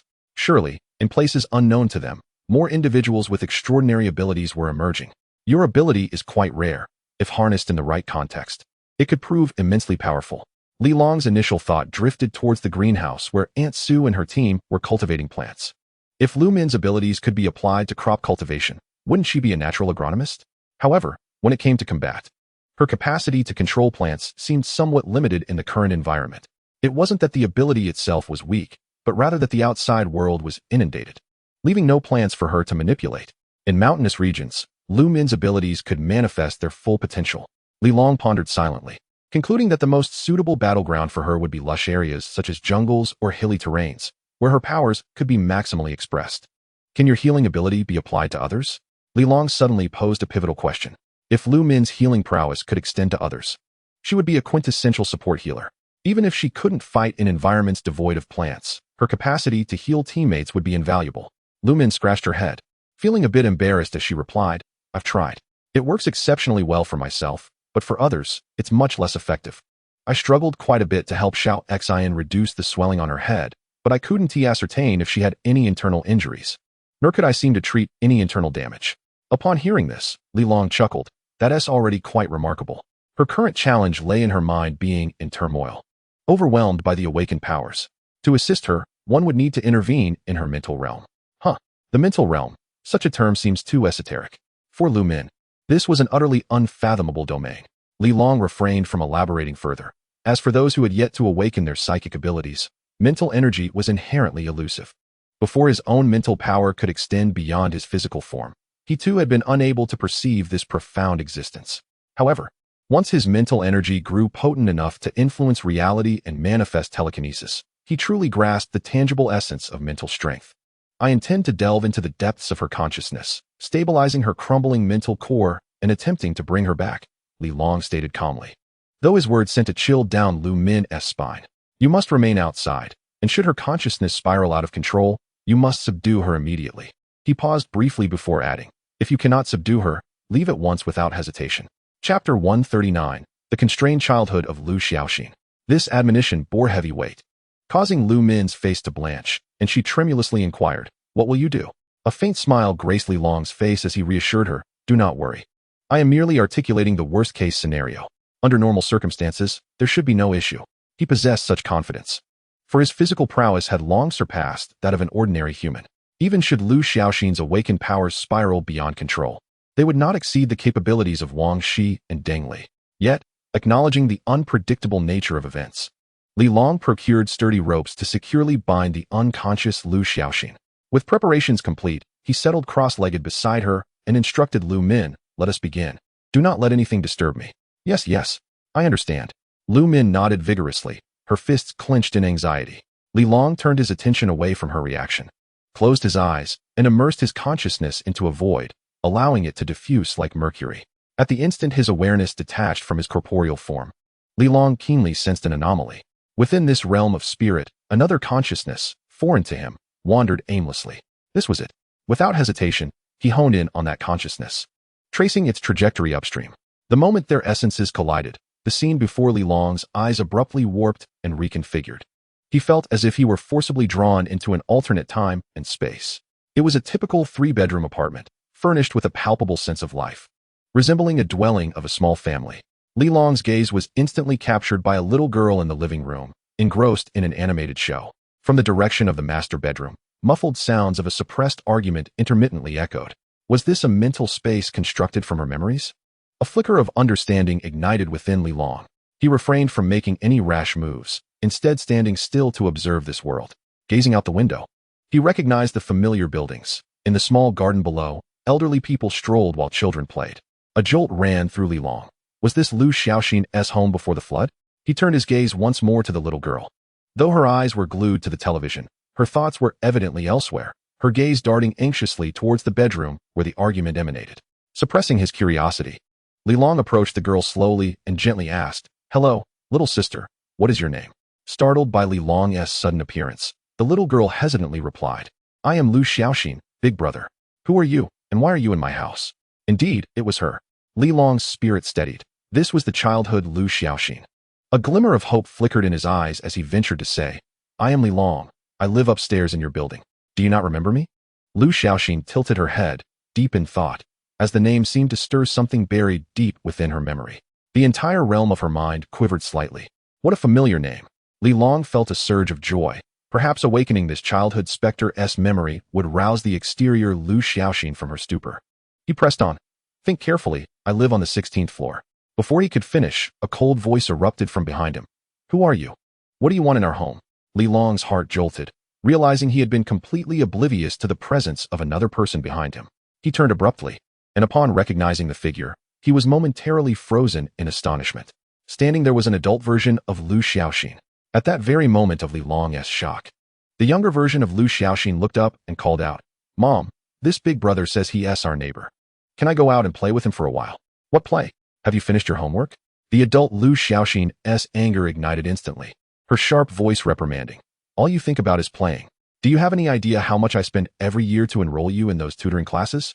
If it weren't for you, would we owe so much on our mortgage? If it weren't for you, I wouldn't hesitate to indulge in a beauty treatment or replace a dress I've worn for 3 years. Useless old and young alike. The little girl was pierced by her words, bursting into a fit of tears. Suddenly, the bedroom door slammed open, and a tall man stormed out, shouting, Enough! If you have anger, take it out on me. Why unleash it on the child? The man bore a striking resemblance to Lu Yangping. Li Long was utterly taken aback. This was Lu Xiaoxin's home. He could not suppress his curiosity. This was the cage that confined her? Such a stifling family environment? He could not help but glance at the sobbing little girl and asked, Do you want to go out and play? The girl, sniffling, glanced at Li Long, then cast a fearful glance at the furious adult Lu Xiaoxin. Trembling at that look, she shook her head vigorously. Xiaoxin 1T go out. Xiaoxin will study now. With that, she ran to turn off the television and fled into her small room. Meanwhile, the adult Lu Xiaoxin glared at Li Long with fiery eyes, demanding, "Who are you? Why are you trying to entice my daughter?"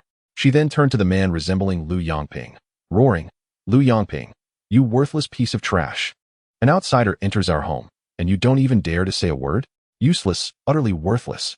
Her curses grew increasingly venomous, causing the man's face to redden, his fury seemingly inflating his entire being. Suddenly, he pivoted, lunging at Li Long like a beast. "I am not worthless. I am not," he roared with bloodshot eyes. "Who are you? You're the one who seduced my wife, aren't you? I will take your life." The man resembled a mad tiger, brandishing a gleaming kitchen knife that had inexplicably appeared in his hand.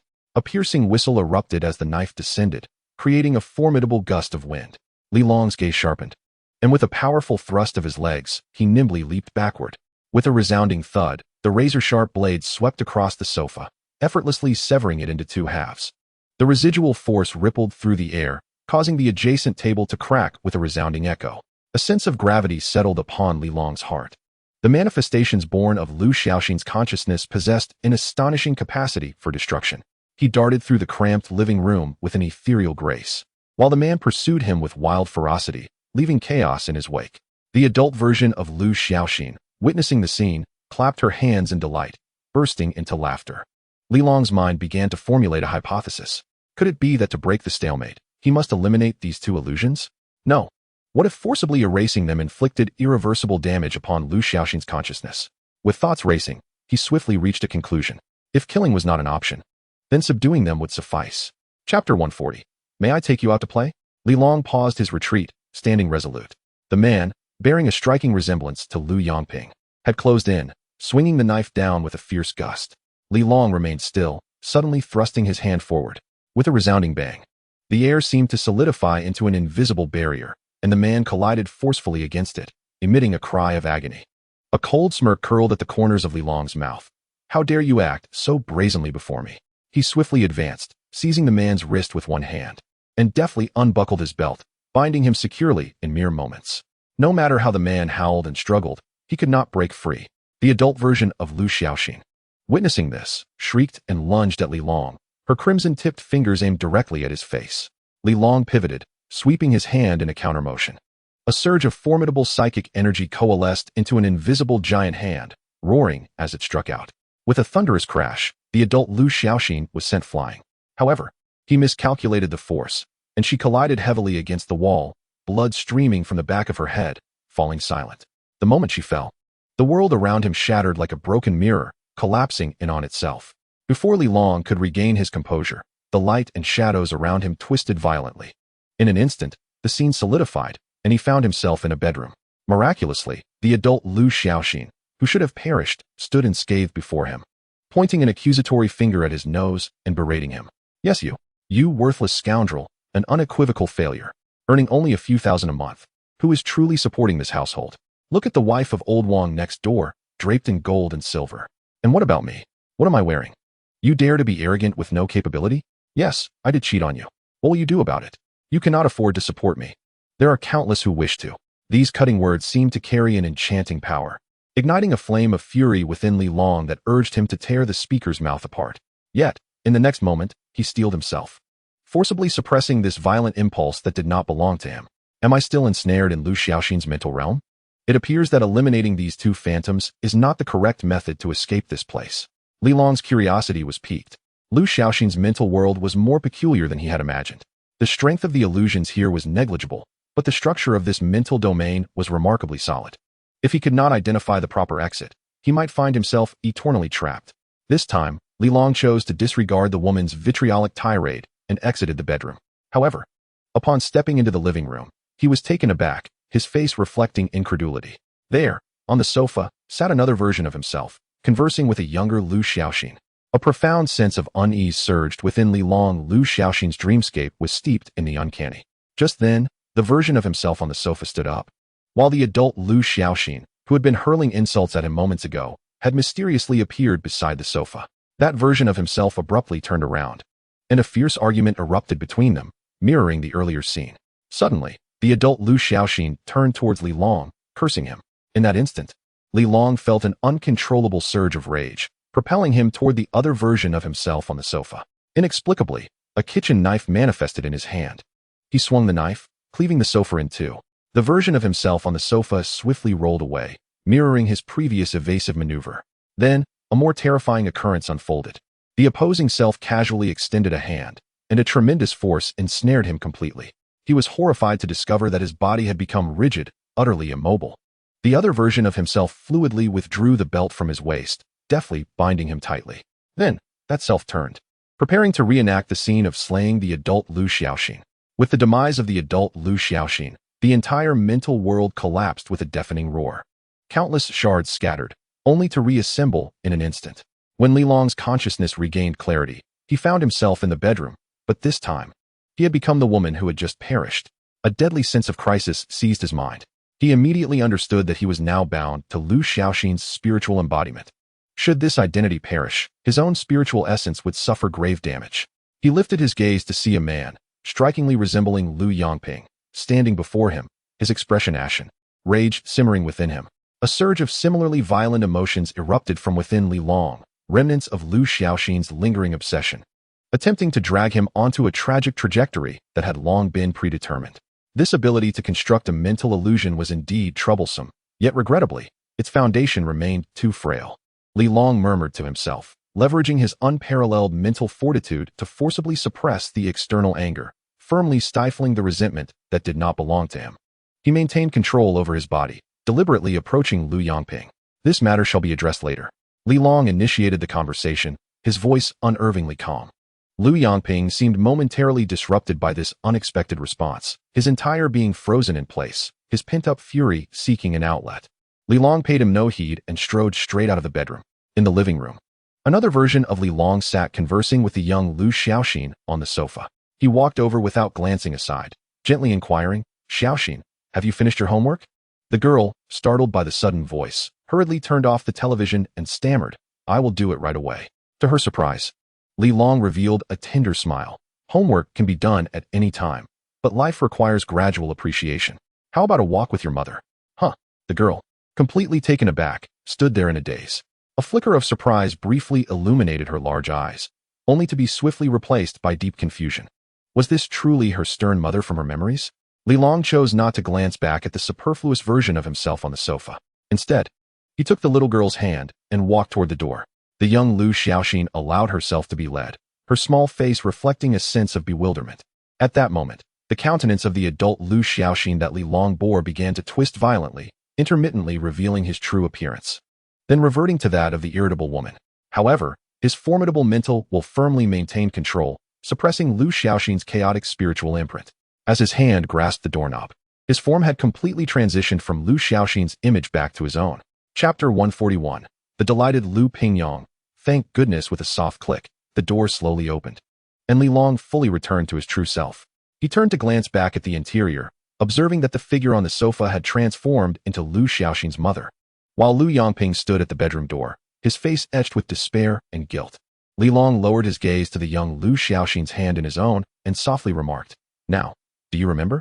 The confusion in the young Lu Xiaoxin's gaze gradually faded as she looked outside, as if a beam of light were streaming in to dispel the long-standing darkness of the room. Her mind, too, began to clear. "Mr. Li?" she called out, her disbelief evident as she recognized him. Li Long tousled her hair and turned to the phantoms of the couple within the room, sighing gently. Having such a childhood must have been truly painful, was it not? An unfortunate childhood requires a lifetime to heal. Yet who among us has not faced our own adversities in this world? Let the past remain in the past. Why burden yourself with eternal confinement in its shadows? Your father was not as inept as your memories might suggest, was he? In the wake of the apocalypse, he exerted every ounce of his strength to protect you. Did he not? While others struggled for mere sustenance, you at least had food and drink. He may have owed your mother, but to you, he dedicated his very all. Awaken, for he is deeply concerned about you. Li Long's words were like a gentle blade, silently slicing through the formidable barriers of her psyche. In an instant, tears welled in the eyes of young Lu Xiaoxin. She turned to cast a lingering glance at the dim room of her memories, then shifted her gaze towards the luminous world outside. Ultimately, with tears in her eyes, She bowed deeply to the phantoms of her parents within the room. Farewell, mother. My homework has, in fact, long been completed. In the realm of reality, since Li Long had closed his eyes, everything had descended into silence. Lu Min stood anxiously by. Her heart lodged in her throat, fearing both the failure of Lu Xiaoxin's awakening and the possibility of her suddenly losing control and causing harm. To her surprise, they waited for 3 to 4 minutes. Suddenly, she noticed Lu Xiaoxin's expression shift dramatically, and to her astonishment, 2 streams of tears cascaded from the corners of her tightly shut eyes. Lu Min was immediately at a loss, utterly bewildered by whether this was a sign of good or ill. Just as she stood there helpless, Li Long's voice resonated in her ear. Quite remarkable abilities. Lu Min whipped around to find Li Long had opened his eyes and was gazing down at his watch. Overwhelmed with joy, she exclaimed, Li Gu, you're awake. Li Long nodded, his gaze falling upon Lu Xiaoxin on the bed as he said, let us step outside for a moment. What about Xiaoxin? Lu Min asked eagerly. Is she all right? Li Long reassured her. She is fine, merely exhausted mentally. Let her rest well. She will be all right upon waking. Lu Min felt a mix of surprise and elation. This is truly wonderful. Li Gu, you are incredible. Li Long smiled lightly. Let her sleep peacefully for a while. We shall speak outside. Rest assured, I will inform Uncle Lu. The two exited quietly, gently closing the door behind them. In the living room, upon seeing them emerge, Lu Yangping and the others sprang from the sofa like springs, their faces etched with anxiety. Mr. Li, what is the situation? Li Long's countenance bore a gentle smile. There is no need for concern. The storm has passed. She is merely asleep. Upon waking, she will be well. I shall return now. Should anything arise, do not hesitate to seek me. His words were like a potent tonic, reassuring Lu Yangping and the others, their anxious hearts finally finding solace. Replaced by overwhelming joy and expressions of gratitude, they accompanied Li Long to the door, then hurried back home in a flurry. Lu Yangping treaded softly, peeking into the bedroom where his daughter Lu Xiaoxin lay peacefully asleep, his weathered face momentarily streaked with tears, then breaking into a foolish grin. Lao Lu, it is all well now. You have heard what Mr. Li said. Hu Hanyu patted his shoulder reassuringly. Let us have a drink tonight, he comforted. Lu Yangping wiped his face, his smile tinged with both bitterness and relief. I am simply overwhelmed with joy. In the past, Xiao Xian's mother would often scold me for my lack of ambition, claiming I couldn't even support a family. Yet, I have managed to raise Xiao Xian little by little. I cannot bear to see her come to harm at this moment. Thank goodness, he murmured to himself, tears cascading down his cheeks uncontrollably. His thoughts drifted back to that distant afternoon, when that woman resolutely turned away. In his rage, he chased after her, forgetting that their child was left locked alone in the house. By the time he returned, little Xiao Xian had been left frightened, her gaze vacant, as if her spirit had been lost. From that day forth, he vowed, even at the cost of his own life, to ensure his daughter would live well. Hu Jian stood by the iron gate of the corridor on the 16th floor, preparing to lock it, when he saw Li Long approaching and hurriedly went to greet him. Brotherly, is Xiao Xian all right? Li Long shook his head. She is safe. Not only is she unharmed, but she has also awakened her mutant abilities. What? Hu Jian exclaimed in surprise, the image of the somewhat familiar girl flashing in his mind, her face filled with incredulity. She has awakened too? Li Long nodded. Let us discuss this inside. Lock the door. All right. Hu Jian promptly secured the door, following Li Long into room 1601. At that moment, Li Long's home was bustling with activity, as nearly all the neighbors from 1602 were present. Previously, Li Long had hired Sister Yuan to assist with the fish catch and had invited Aunt Sue to tend to the flower room, promising her food and lodging. After experiencing so much today, he decided to invite both families over for dinner. In the kitchen, Aunt Sue, Yuan Xiaoya, and Qi Xinxin were busily engaged in preparations. All the women in the house, except Ding Wei, had gathered in the kitchen. Meanwhile, Ding Wei had sequestered herself in Li Long's study, the sound of a sander humming from within as she tinkered with some newfangled weaponry. In the living room, Zhao Yoji and Wang Xian were huddled together, discussing plans for constructing a raft in hushed tones. As soon as Li Long and Hu Jian entered, they abruptly interrupted their conversation. Hey, Hu Jian, what happened to your head? Did you dye it? The banter flowed easily between them as they gazed at Hu Jian's striking ice blue hair, both amused. Hu Jian felt somewhat uncomfortable under their scrutiny, running his hand through his hair and awkwardly admitting, it was an accident. Li Long laughed and came to his aid. Enough of the jokes. Hu Jian has awakened his mutant abilities, and this hair is a result of that transformation. What? He has awakened? Li Long's casual remark struck like a thunderclap, causing Wang Xian and Zhao Yoji to spring to their feet in shock. Their eyes widened as they simultaneously inquired, What happened, Hu Jian? How did you awaken? Is everything all right? Wang Xin asked with concern. Zhao Yoji hastily remarked. Didn't Tiwi say that awakening is perilous and requires a profound stimulus? What sort of stimulus did you receive? Hu Jian quickly waved his hands, insisting, No. I wasn't stimulated. It was brotherly. Brotherly helped me. He gestured toward Li Long, prompting Zhao Yoji and Wang Xin to shift their gazes in his direction. The astonished exclamations from the living room drew the women from the kitchen and Ding Wei from the study. With all eyes upon him, Li Long smiled calmly and explained. It was purely fortuitous. I stumbled upon a mutated fruit. He continued, previously, when I clashed with Zhao Ziqiang, Hu Jian's hand was grievously crushed. Given the current circumstances, where could we possibly find a doctor? Our only hope was for him to awaken a mutated ability, perhaps even a chance at self-healing. Therefore, I took the liberty of giving him that mutated fruit. He acknowledged, I did not consult with everyone beforehand. That was my fault. Upon hearing this, the group suddenly grasped the situation. After a brief silence, they immediately began to speak in unison. Zhao Yoji was the first to wave his hand, saying, Li Long, what are you talking about? There is no need for apologies. The fruit was found by you, and how you handle it is entirely your prerogative. Wang Xin vigorously nodded in agreement, asserting, exactly, old Zhao is right. Why should you apologize to us? Besides, Hu Jian sustained this injury while fighting for all of us against Zhao Ziqiang. It is only fitting that he be the first to benefit from the fruit. Others chimed in, casting congratulatory glances toward Hu Jian. A warm current surged within Hu Jian's heart, instantly dissipating all unease and awkwardness. He felt that this family was genuinely warm. Since the cataclysmic flood had engulfed the world, he had never experienced such a sentiment. Before encountering Li Long and the others, he had lived every day in suspicion and vigilance. Anyone could turn against him for a morsel of food. Those days represented the deepest darkness of his memories. Now, the order established by Li Long had rejuvenated the entire building. The residents finally dared to step outside, fishing below without the constant fear of marauding bandits and bloodshed. This hard-won tranquility was the result of Li Long leading everyone through blood-soaked battles. Being a part of this collective filled him with genuine pride. Yet, upon thinking of her, the smile that had just graced his lips involuntarily faded, a shadow sweeping across his eyes. Ding Wei broke the reverie, curiously inquiring, Hu Jian, what ability did you awaken? Wang Xin and Zhao Yoji were immediately intrigued, adding their voices in a chorus. Yes, Hu Jian, we see your hair has changed. Is your ability related to your hair? Could it be something like a movie character who can control their hair to attack? What kind of character? You know, the one whose hair can grow indefinitely and bind people. This line of conversation elicited hearty laughter from the group. Hu Jian found himself both amused and exasperated.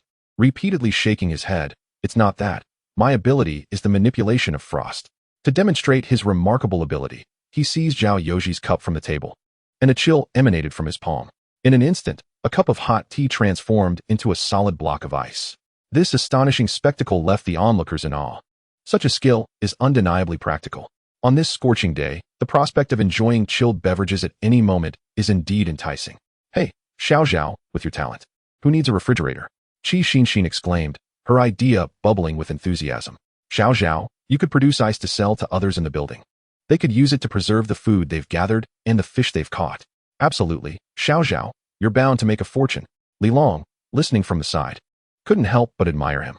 While he was focused on the combat value of such abilities, he overlooked the immense economic potential they harbored in this apocalyptic world.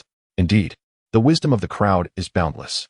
Encouraged by the crowd's excitement, Hu Jian beamed with delight. However, amidst this exhilaration, Ding Wei's attention was sharply different. She was more concerned with the practical application of this ability. Hu Jian, how effective is this attack? Can it freeze someone in place? Hu Jian replied honestly, Sister Ding. I haven't tested it on a person yet. However, I can cover my hand with frost to enhance my defensive capabilities. I can also condense the cold into ice spikes, which can serve as both a short sword and a throwing weapon. This was a method he had devised himself, distinct from the fighting techniques taught by Li Long. Li Long smiled with satisfaction, recognizing Hu Jian's innate talent for combat and his rapid development of his newfound abilities. Without further ado, Ding Wei expressed her eagerness. Come on. Let us practice. Hu Jian suddenly felt a bit flustered. Sister Ding, Ding Wei raised an eyebrow. What? Are you afraid you won't be able to defeat me? No, that's not what I meant. Hu Jian's face was filled with awkwardness as he cast a pleading glance at Li Long, chuckling, intervened. Ding Wei, the food is almost ready. Let us save the sparring for tomorrow on the rooftop. Don't underestimate Hu Jian. His frost ability becomes exceptionally formidable in the presence of water, full of tricks. Dingwei scoffed lightly. Let us hope so. I'd hate for you to waste that mutated fruit you provided him. Li Long laughed heartily, patting Hu Jian on the shoulder in reassurance. Don't take it to heart. She asked just like that, sharp-tongued but soft-hearted. Now, let us take our seats and prepare to feast. Tonight, we shall raise a glass in celebration of Hu Jian's recovery and awakening of his powers, as well as in honor of our victory over Wang Shi and his gang. Cheers erupted among the crowd as Qi Xinxin, Aunt Su, and Sister Yuan hurried to serve the dishes. The atmosphere in room 1601 was filled with a long-lost joy and warmth. As the drinks flowed and the conversation turned lively, the focus naturally returned to the evening star, Hu Jian. After a while, Aunt Su suddenly recalled something and asked Li Long with concern, By the way, Li Long, how is Lu Xiaoxin doing? Li Long set down his glass and smiled. Not only is she fine, but she has also turned her misfortune into fortune by awakening her own powers. This revelation fell upon the gathering like a stone cast into a tranquil lake, leaving everyone stunned. Zhao Yoji gaped in astonishment. Another one? Wang Xian's face was a portrait of disbelief. That young girl has awakened too? What is her ability? Ding Wei, Qi Xinxin, and others cast curious glances in her direction. Li Long did not conceal the truth and stated plainly, it appears to be a psychic ability, akin to creating mental illusions. How she employs it will depend on her own exploration. Psychic? Ding Wei gasped, the weight of those 3 words striking her. Among all present, only she and Li Long understood the terrifying nature of psychic abilities. Whether it was Deng Li, who could manipulate parasites, or Wang Shi, who could conjure illusions. Both had caused her considerable distress, and they were all, without exception, psychic practitioners. She immediately inquired, did she also consume a mutated fruit? Chapter 143. Can one awaken 2 abilities? Li Long shook his head. Her experience is quite similar to yours. Both were catalyzed by intense external pressures, leading to awakening. She was cornered by Chun Zhang's group. It was the life-and-death urgency that stimulated her and prompted her awakening. Had we discovered her any later, she might have remained trapped within her own consciousness until her bodily functions completely deteriorated. Ding Wei's complexion turned ashen as she comprehended the trials Lu Xiaoxin had endured. The others present felt a chill of apprehension. Relying on external stimuli for awakening was akin to walking a perilous cliff. Hu Jian again realized how fortunate and precious the mutated fruit he had consumed was. By this reckoning, there are already 4 awakened individuals in our building? Wang Xian counted on his fingers, astonishment etched on his face. Li Long, however, smiled slightly. Not 4, but 5. 5. Who else could it be? The crowd erupted with curiosity, clamoring for answers. Li Long revealed, Lu Min has awakened as well. What? Lu Min? Qi Xinxin exclaimed in surprise. Aunt Su was taken aback. Little Lu? When did she awaken? I spoke with her earlier today. How did she awaken? Ding Wei could not help but ask. Li Long replied. What I was about to tell you is precisely this. Lu Min's awakening was entirely different from ours. She consumed a pearl from a shell and then awakened. Moreover, this method of awakening had no adverse effects. At least Lu Min herself is unharmed and has immediately gained mutated abilities. Li Long's words detonated like a bombshell among the crowd. A pearl from a shell? That can safely facilitate awakening? What kind of pearl is it? Indeed. What does it look like? They immediately pressed for answers. This was a strategic resource that could ensure a smooth awakening, and they were keenly interested. Li Long reminisced. According to Lu Min's description, it was a green pearl, nestled within a colossal shell, resembling a clam in shape, yet comparable in size to a shield. Qi Xinxin suddenly recalled something. Brotherly, I remember you had obtained shells before. Did any of them contain pearls? Li Long nodded. Indeed, I have received several shells in the past, but only one contained a pearl. However, my shell was quite small, and the pearl's hue was not quite right. I cannot ascertain whether its effects can be compared to the one Lu Min consumed. As he spoke, Li Long flipped his palm, revealing a pure white pearl resting in his hand. It was a pearl he had received as payment for a fishing catch some time ago. The sole one from that shell. All eyes converged upon the pearl, their gazes imbued with fervor. I am truly curious about what would transpire upon consuming this pearl. Wang Xian murmured. Zhao Yoji concurred. Perhaps it could awaken a mutated ability. Among the core members present, they were the only 2 ordinary men. From the perspective of enhancing personal strength or solidifying their standing within the team, they harbored an immense yearning for supernatural powers deep within. Li Long interjected. I cannot make any guarantees, thus I do not advise any of you to consume it at this moment. Currently, the only confirmed method for a risk-free awakening is through mutated fruit. As for the pearl, we have only Lu Min's successful case, which lacks universality. Zhao Yoji and Wang Xian fell silent, understanding this reasoning well. Yet, faced with an opportunity to awaken extraordinary abilities, who could truly remain composed? Nevertheless, both were mature adults. They exchanged glances with their families, ultimately smiling in acceptance. You are right, Li Long. The uncertainties involved are too great. With several of you possessing powers within the team, we need not rush into this, Zhao Yoji remarked with a smile. Wang Xian nodded in agreement. Li Long, perhaps we should keep the pearl for now. If one day any of us suffers a fatal injury and finds ourselves in dire straits, it might serve as a final lifeline. This suggestion immediately garnered the approval of others, deemed reasonable. As life continued smoothly for all, there was indeed no need to gamble on an unknown outcome. Li Long chuckled, saying, "Very well, I shall temporarily safeguard this pearl." At that moment, Ding Wei suddenly spoke. Do you think it is possible for a person to awaken 2 or more abilities? Her words caught everyone off guard. This was a question they had not contemplated. Even Li Long instinctively believed that a person should possess only one ability. After a moment of contemplation, he replied, "Thus far, no one has been discovered to possess a second ability. However, nothing is absolute. Just because it does not exist now does not mean it will not in the future.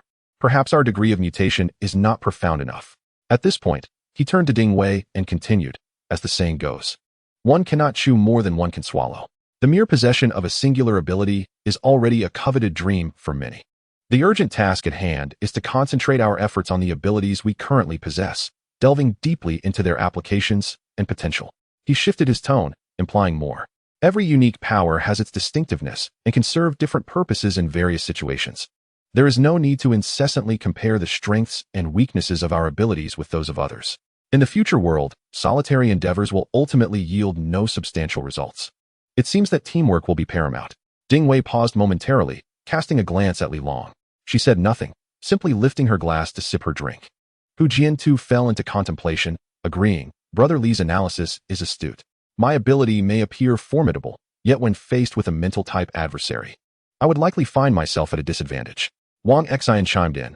Li Long is right. Our numbers are still too few. We cannot sustain ourselves through individual efforts alone. We must unite all available forces and incorporate trustworthy new members.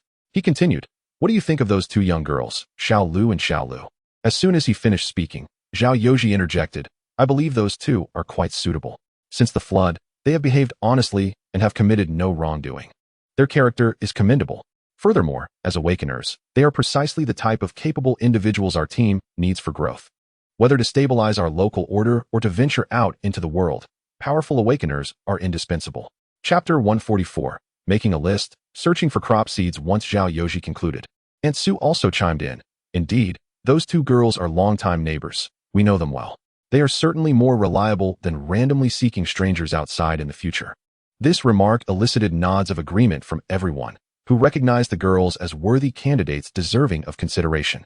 Li Long decisively stated, all right, since there are no objections, we shall proceed with this plan. However, there is no need to rush. Aunt Sue, as our esteemed elder, we need you to take charge of the outreach efforts. Please engage with their families to strengthen our relationships.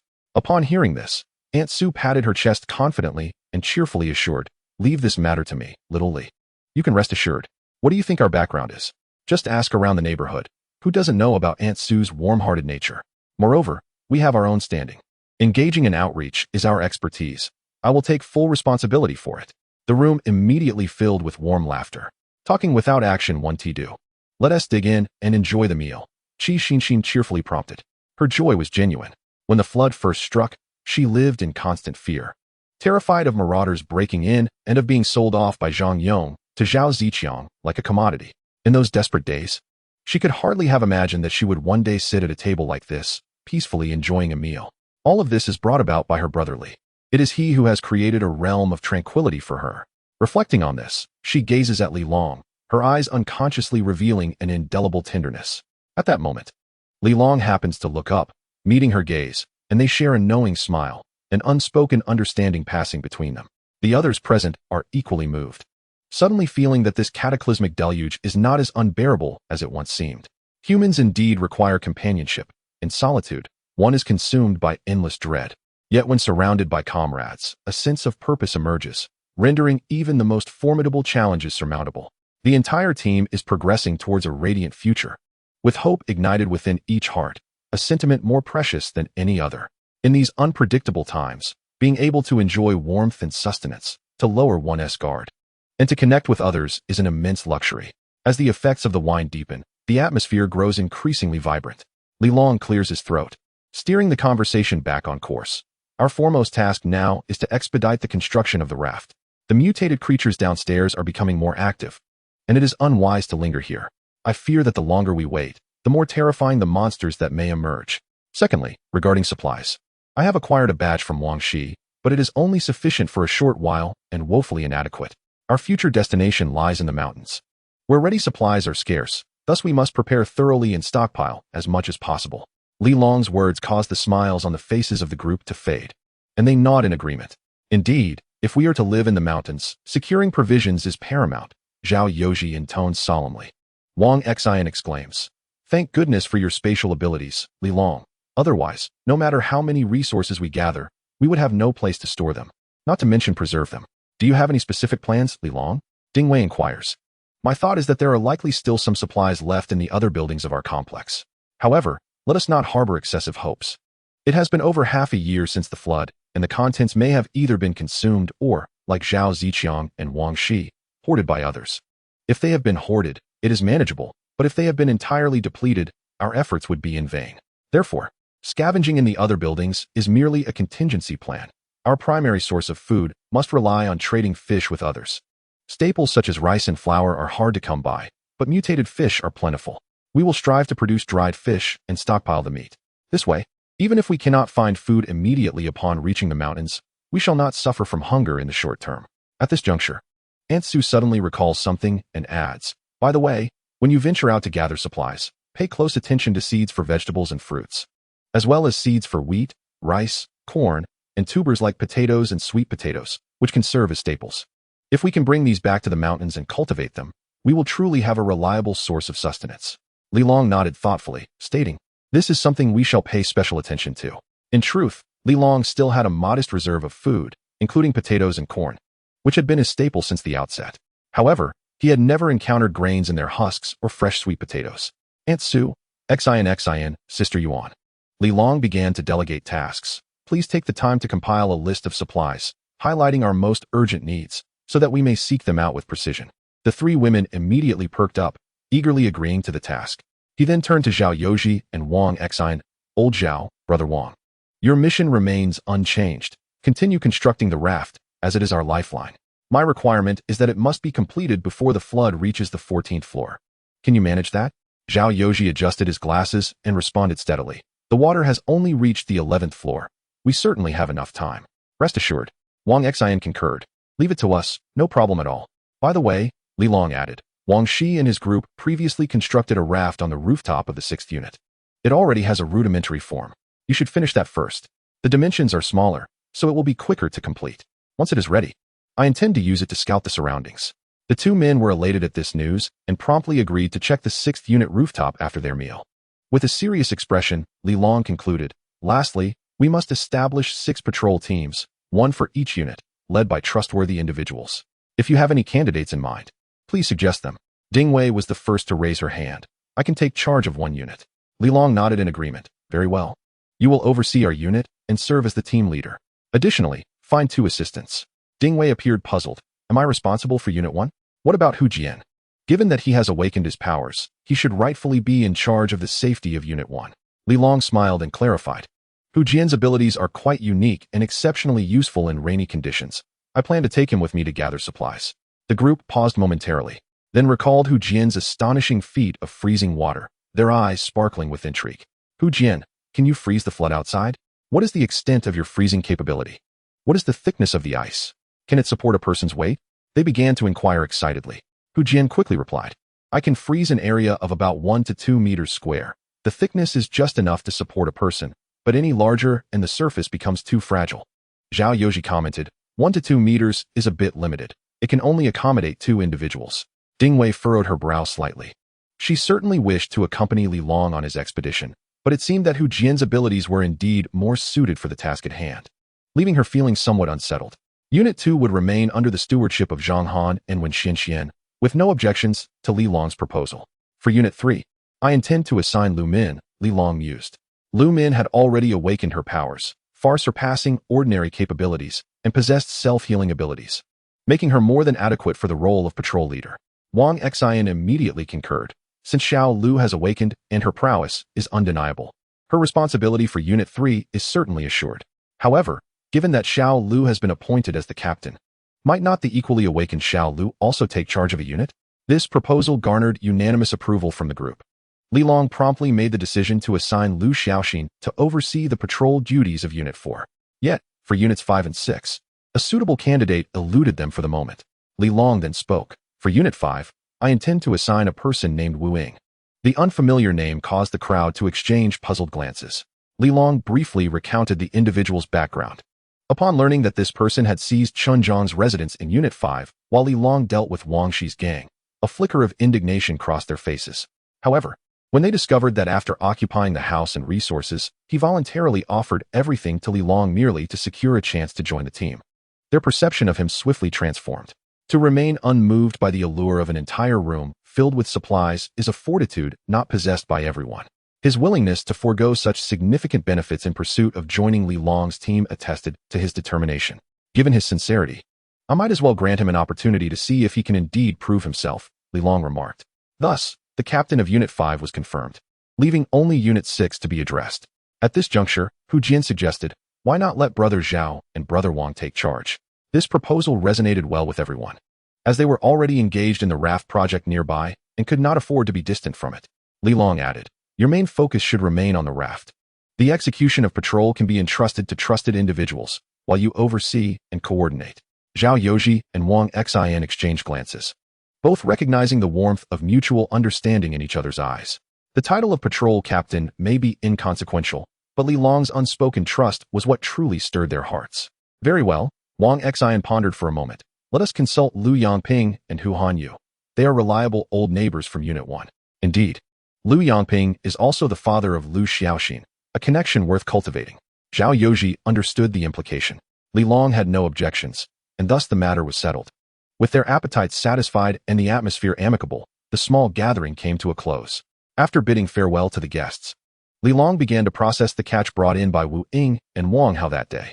23 fish and 2 crabs were not in abundance. After neatly storing the cleaned fish in his storage space, Li Long glanced at the time. It had taken him over half an hour for merely 23 fish. This caused him to furrow his brow. While the current quantity was manageable with his personal involvement, handling the killing of fish himself and delegating the subsequent cleaning to others was feasible. However, once he commenced large-scale acquisitions from other buildings, potentially numbering in the hundreds or thousands, would he truly need to stab each one individually with a knife? Setting aside the depletion of physical strength, this ritual, which must be performed by his own hand, would inevitably arouse suspicion. After all, the act of slaughtering fish is one that anyone can undertake. A more efficient method must be sought. Poisoning. He promptly shook his head. That notion was too crude. While widespread poisoning could indeed eliminate the fish, it would render the flesh unusable, not to mention the challenge of procuring a sufficient quantity of poison. What about using a grinder? Reducing them to a paste? The imagery was too gruesome, and the remains, scales and entrails included, would be entirely inedible. One absurd scheme after another was swiftly dismissed. Ultimately, a bold idea took shape in his mind. Could he bypass physical methods and instead obliterate the consciousness of these fish directly using the most potent mental force? The moment this thought emerged, it ignited within him like a raging fire, leaving him flushed with fervor. This was extraordinarily feasible. If successful, it would not only perfectly resolve the issues of efficiency and secrecy in killing the fish, but also serve as an exceptional means to hone his mental prowess and develop new abilities. Perhaps he could even discover a unique spiritual technique of his own. An overwhelming impulse surged within him, and Li Long eagerly sought a live fish to put his theory into practice, only to find, to his dismay, that there were no live fish left at home. I'm done, brotherly. I'm going to bed now, came Qi Xinshin's voice from the bathroom.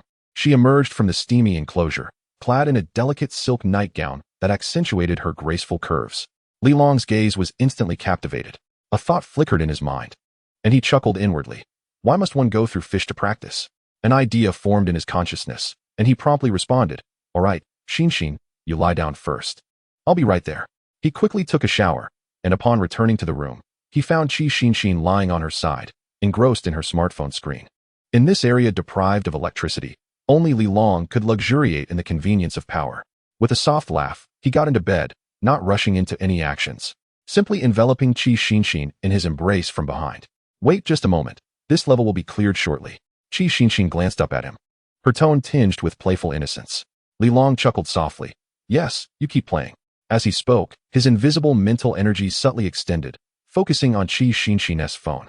He concentrated, carefully manipulating that force as if it were an unseen hand, gently tapping the screen to switch the positions of two differently colored blocks.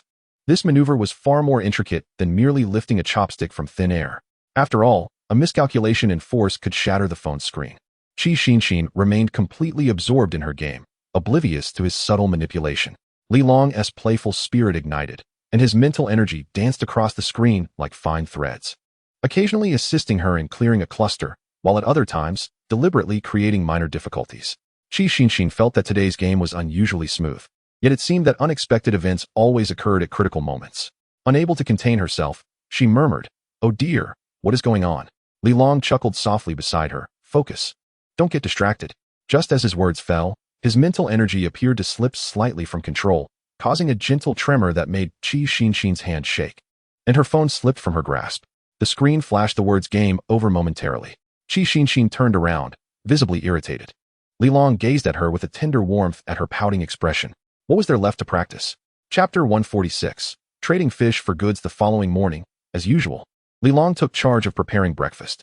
His increasingly robust physique endowed him with boundless energy, while the poor Qi Xinxin, disturbed by him throughout the night, was now enjoying a deep slumber, lacking even the strength to turn over. Li Long's culinary skills were not exceptional, but they were efficient and straightforward. Boiled eggs, pan-fried pork chops, accompanied by a cup of warm milk. Everything was ready within 10 minutes. After finishing his portion, he left a serving for Qi Xinxin on the table and softly called out, "Xinxin, I'm heading downstairs to meet Lu Min and the others to discuss the patrol arrangements. You should rest well." The person in bed responded with a soft, cat-like murmur, without even opening her eyes. As Li Long opened the door, he was momentarily taken aback by the scene outside. In the corridor stood a crowd of about 10 people, nearly blocking the passageway completely. Upon seeing the door ajar, their faces instantly brightened with smiles bordering on obsequiousness.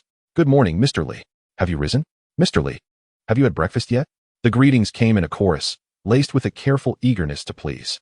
Li Long scanned the room, noticing that each individual bore heavy dark circles under their eyes, all holding water buckets from which the sound of splashing water could be heard. He couldn't help but raise an eyebrow. "Early in the morning, and you all come here to establish a fish market?" Someone quickly stepped forward with a broad grin. "Mr. Li, these fish were caught just last night. Knowing you prefer them fresh, we brought them to you as soon as dawn broke." "Indeed, Mr. Li. There were plenty of fish in the water downstairs last night. We had a good haul. Will you take a look?" "Mr. Li, I also have a few large crabs. Just look at these claws, so powerful. And I have some fresh snails right here." The crowd became animated, each person eager to showcase their catch. Their hopeful gazes fixed upon Li Long. He looked past the anxious faces before him and gave a slight nod towards Hu Jian in the corridor before returning his gaze to the crowd. His voice devoid of warmth as he announced, "I trust you are all aware of the rules. Due to the incident with Lu Haozuan, starting today, the exchange rate here will double." His words were not loud, yet they resonated clearly in each ear, causing an immediate wave of suppressed unrest among the crowd. Many faces turning grim. The voices cursing Lu Haozuan for his lack of foresight echoed incessantly in Li Long's heart, and certainly, the whispers of his own dark thoughts were not few. However, no one dared to voice their grievances aloud. Li Long paid little heed to their opinions. He understood a fundamental truth. Some individuals are driven by fear rather than virtue. Offering kindness indiscriminately would only render one vulnerable to exploitation. Conversely, by revealing one's fangs, they would learn to respect and fear. His resolution of the Zhao Ziqiang and Wang Shi debacle was not aimed at garnering a reputation as a benevolent figure among the survivors. The Lu Haozuan incident served as a warning. He must establish his authority through it. For today, it was Lu Haozuan, and tomorrow, many more would seek to test his limits. "I will only say this once," he declared. "If you wish to barter, then remain. If not, you may leave." Li Long's gaze swept across the crowd, and he added, "Furthermore, I must inform you that my food supplies are running low. Take advantage of the opportunity to trade while you still can. In a few days, no matter how many fish you possess, I will be unable to conjure rice." This seemingly casual remark struck like a stone cast into a tranquil lake, instantly stirring tumultuous waves. The expressions of all present shifted dramatically. If Li Long were to run out of provisions, where would they find a means of survival? In this flood-ridden world, Relying solely on fish to fill one's belly could sustain them for but a few days. Fear swiftly eclipsed their concerns over exorbitant prices. A man was the first to react, exclaiming, "Mr. Lee, I wish to trade. I have 42 fish. I will exchange them all." His shout ignited a frenzy among the crowd. "I too will trade. I have 12 sea snails and 30 fish, all for exchange. And I will trade everything I have." In an instant, the crowd comprehended the stakes. Fish were abundant in this deluge, as long as one dared to venture out. They could always catch more. However, rice and grains, true staples necessary for survival, were only available from Lilong. These commodities had become lifelines, the true currency of value. Whatever price he set would be the price to pay. If you did not trade, there were many behind you eager to take your place. As the situation threatened to spiral out of control, Lilong coldly commanded silence, insisting that they form an orderly queue. Due to Qi Xinxin's need for rest, their neighbor, Sister Yuan, brought her daughter to assist. Lilong entrusted the task of accounting to Sister Yuan while her daughter managed the grain, with Hu Jin overseeing the corridor. He felt no concern that anyone would dare to act out of turn. After arranging everything, he instructed Sister Yuan to set aside the fish collected, as he would handle them personally, before turning and descending the stairs to find Lu Min and her companions. In room 1502, as Lilong accepted the water handed to him by Lu Xiaoxin, he casually inquired, "How is your recovery coming along?" Such a simple expression of concern caused Lu Xiaoxin's cheeks to flush crimson. The mental labyrinth within her heart concealed all the shadows and secrets of her childhood. And this man had traversed its depths, unveiling everything she had hidden away. The previously carefree and familiar demeanor seemed to have vanished into thin air, leaving behind only a sense of embarrassment typical of a young girl. "I'm fine," she stammered, her gaze evasive. "You all continue chatting. I'll go find Lu Min."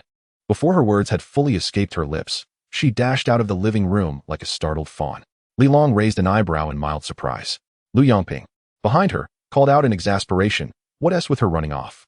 She hasn't even expressed her gratitude to Brother Li yet."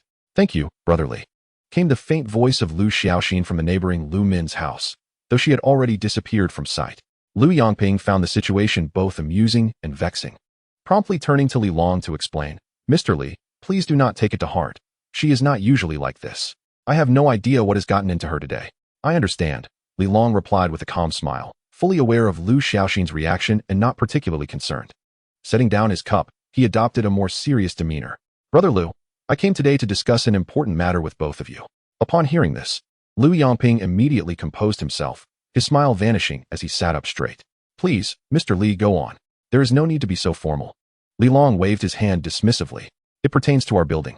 Previously, Zhao Ziqiang and Wang Shi's group had taken over, creating a chaotic atmosphere in all 6 units, leaving every household on edge, fearful of being robbed at any moment. Although we have managed to eliminate this menace, the security of the building requires ongoing oversight. My proposal is to establish a patrol team for each of the 6 units, tasked with maintaining daily safety and order. Only in this manner can we stabilize the situation, allowing neighbors to leave their homes with peace of mind and tend to their livelihoods.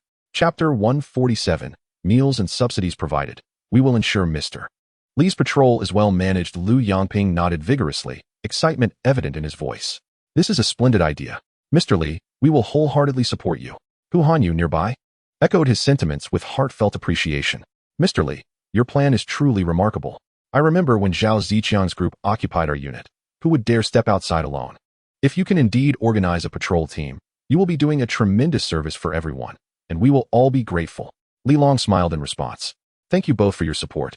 I came to seek your assistance today at the behest of old Zhao and old Wang. You two families are among the earliest neighbors I have interacted with, without mentioning Lu Min. She had already conducted transactions with me via drone while Zhao Ziqiang was still around. As for both of you, I have known you for quite some time and can see that you are good, decent people. Currently, old Zhao and brother Wang are temporarily assuming the roles of patrol leaders for the 6 units, and they highly recommended you, hoping you could lend a hand. Thus, I have taken the liberty to come and inquire about your willingness to participate." Lilong's gaze rested gently on the 2 men, and Lu Yongping and Hu Hanyu were instantly filled with surprise, never having anticipated that Lilong would hold them in such high regard. Hu Hanyu was the first to express his eagerness, his tone brimming with enthusiasm. "Mr. Li, I certainly have no objections. It is my honor to collaborate with you in maintaining the tranquility of our community." He patted his chest, adding, "My family runs a steamed bun business, and I do not expect to fish daily. My wife manages just fine on her own, leaving me with ample free time." Lu Yongping's face, however, was etched with concern. Mr. Li, I would love to join, but once I become a member of the patrol team, I fear I will no longer have time to fish.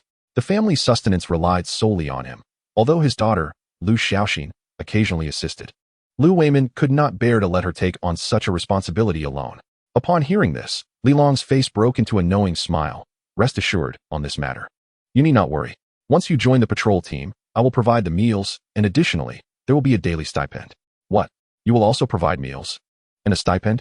The two exclaimed in unison, their initial apprehension swiftly replaced by astonishment and delight. Li Long nodded affirmatively. Indeed, the patrol team works for me, and I shall not allow my comrades to toil in vain. Each member may come to me daily to receive 2 cups of rice or flour, along with 2 random packets of snacks. The team leader will receive an additional portion of rice, flour, and snacks. Furthermore, there will be a daily allowance of 2 pounds of fish. Upon the announcement of these benefits, both Lu Yongping and Hu Hanyu felt their hearts skip a beat. Setting aside other considerations, the mere prospect of 2 cups of rice was enough to solidify their resolve. They were acutely aware that Li Long had raised the stakes. 1 cup of rice now cost 10 fish, and 2 cups equated to 20. A day of labor outside would not guarantee such stable returns. Moreover, the added snacks held even greater value in these times when fish was becoming monotonous.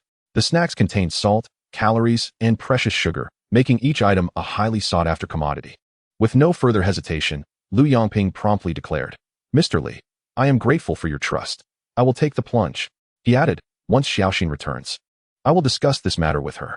Li Long smiled with satisfaction, his gaze shifting to Hu Hanyu, who was equally eager. If I can receive 2 cups of flour daily to make buns, it would be an exceptionally profitable venture. Mr. Li, I am in. I must participate, not for any other reason, but for your trust. Very well, it is settled. Li Long nodded with a smile. Settled, settled. Hu Hanyu and Lu Yongping echoed in agreement. Now, let us discuss the second matter. Huh, there's more? The two were momentarily taken aback. Li Long did not beat around the bush. He directly addressed Lu Yongping.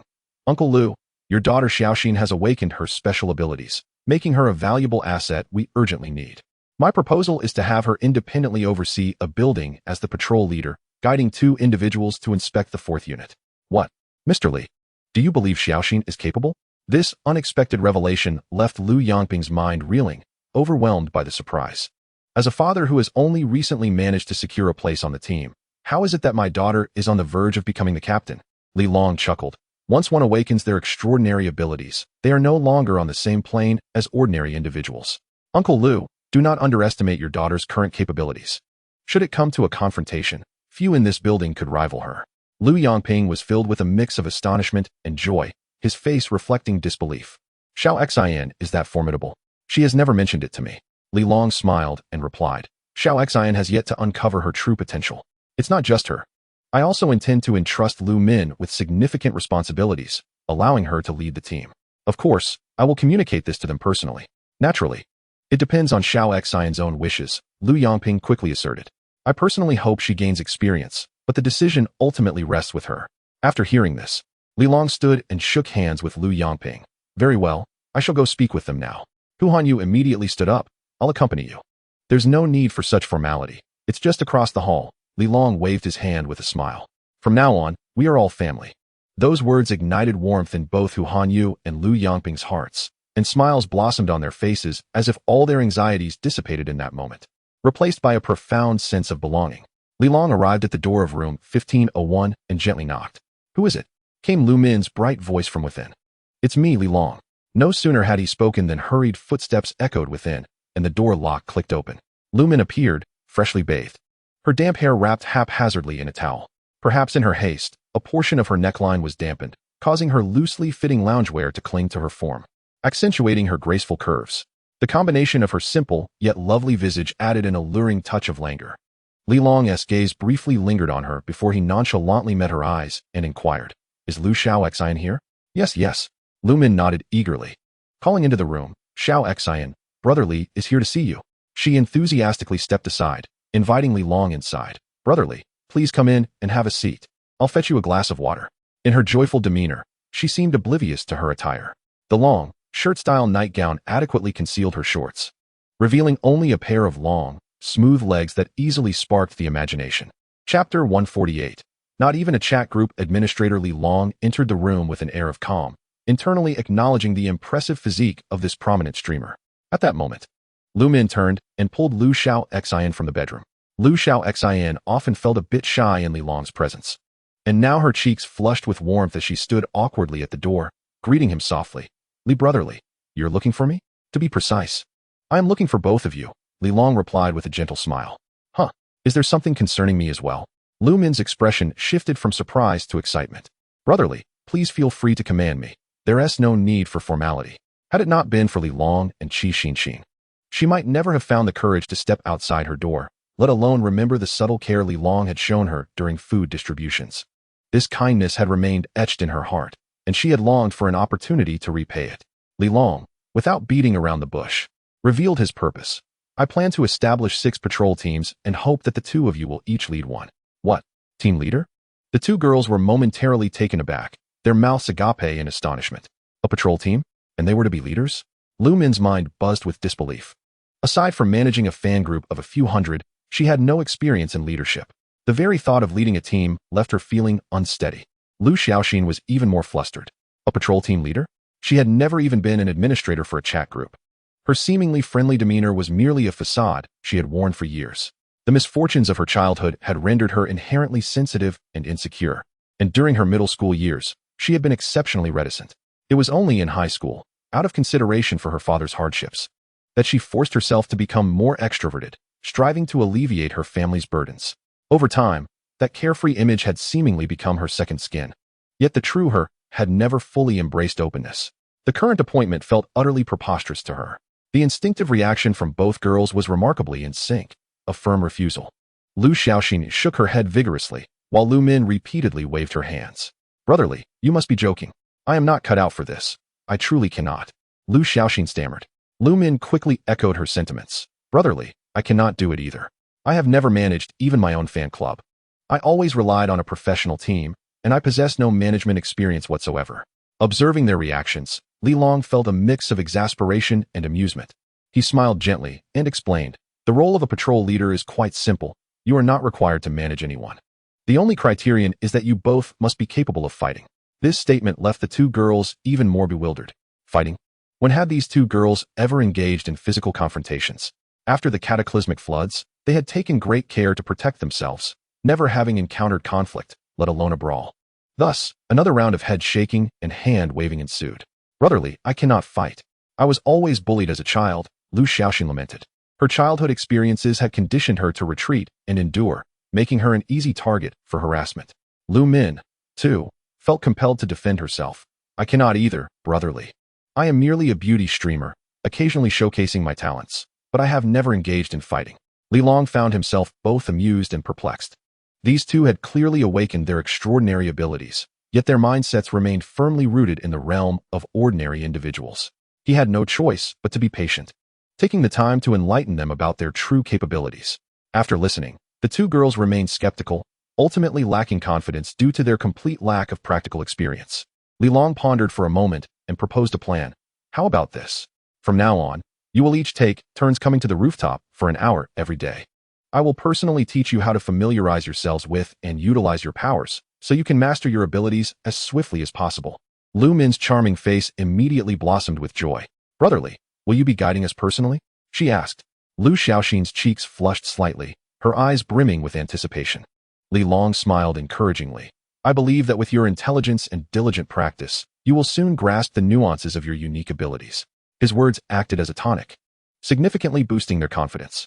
They quickly agreed on a schedule, alternating between morning and afternoon sessions on the rooftop for training.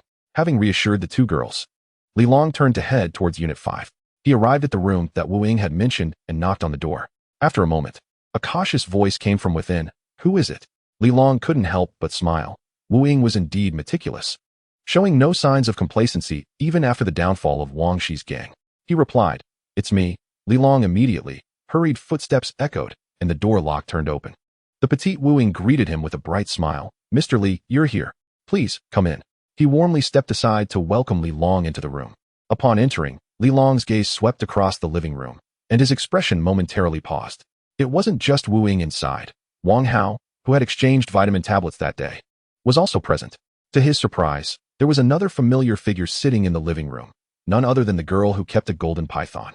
Li Long vaguely remembered her name was Huang Chong, and her python was called a Jean. A flicker of doubt arose in his mind. Why were these two here? What was the relationship between Huang Chong and Wu Ying? Maintaining a composed demeanor, Li Long subtly expanded his mental perception but sensed no presence of the golden python. At that moment, Huang Chong and Wang Hao both stood up, greeting Li Long with a hint of formality. "Mr. Li," they said in unison. "Hello, Mr. Li. I am Huang Chong. Do you remember me? I am the one with the golden python." Li Long nodded nonchalantly, turning his gaze toward Wu Ying, inquiring, "What is going on?" Wu Ying quickly explained, "Mr. Li, as you know, I'm small in stature and physically weak. I find it difficult to go solo. So I thought, why not unite with some trustworthy individuals?" Coincidentally, Wang Gu and Miss Huang shared this intention, and thus we came together. Li Long instantly understood.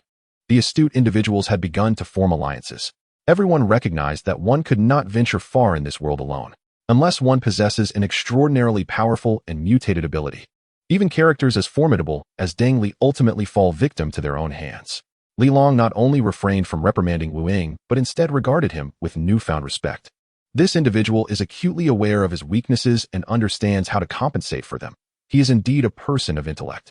He almost immediately discerned the means by which Wu Ying sought to garner support. To speak candidly, given Wu Ying's own attributes, it is unlikely that many would be inclined to follow him. He is diminutive in stature, clearly lacking in physical strength, and when the moment of confrontation arises, he would essentially be fodder. The sole method by which Wu Ying could persuade Wang Hao and Huang Chong is through leveraging influence, specifically that of Li Long. Li Long saw through this tactic, yet felt no displeasure. Rather, he felt a measure of admiration. The other party is one who understands the importance of timing, and he had already promised him an opportunity to join his ranks, appointing him as the captain of the patrol team. It is entirely reasonable for him to utilize his own reputation to cultivate subordinates. A slight smile graced Li Long's lips as he addressed Wu Ying. "Well done. In the current environment, only by uniting our strengths can we survive longer." He settled into the main seat on the sofa and gestured for the others to sit. Huang Chong promptly joined Wang Hao and Wu Ying on the opposite sofa.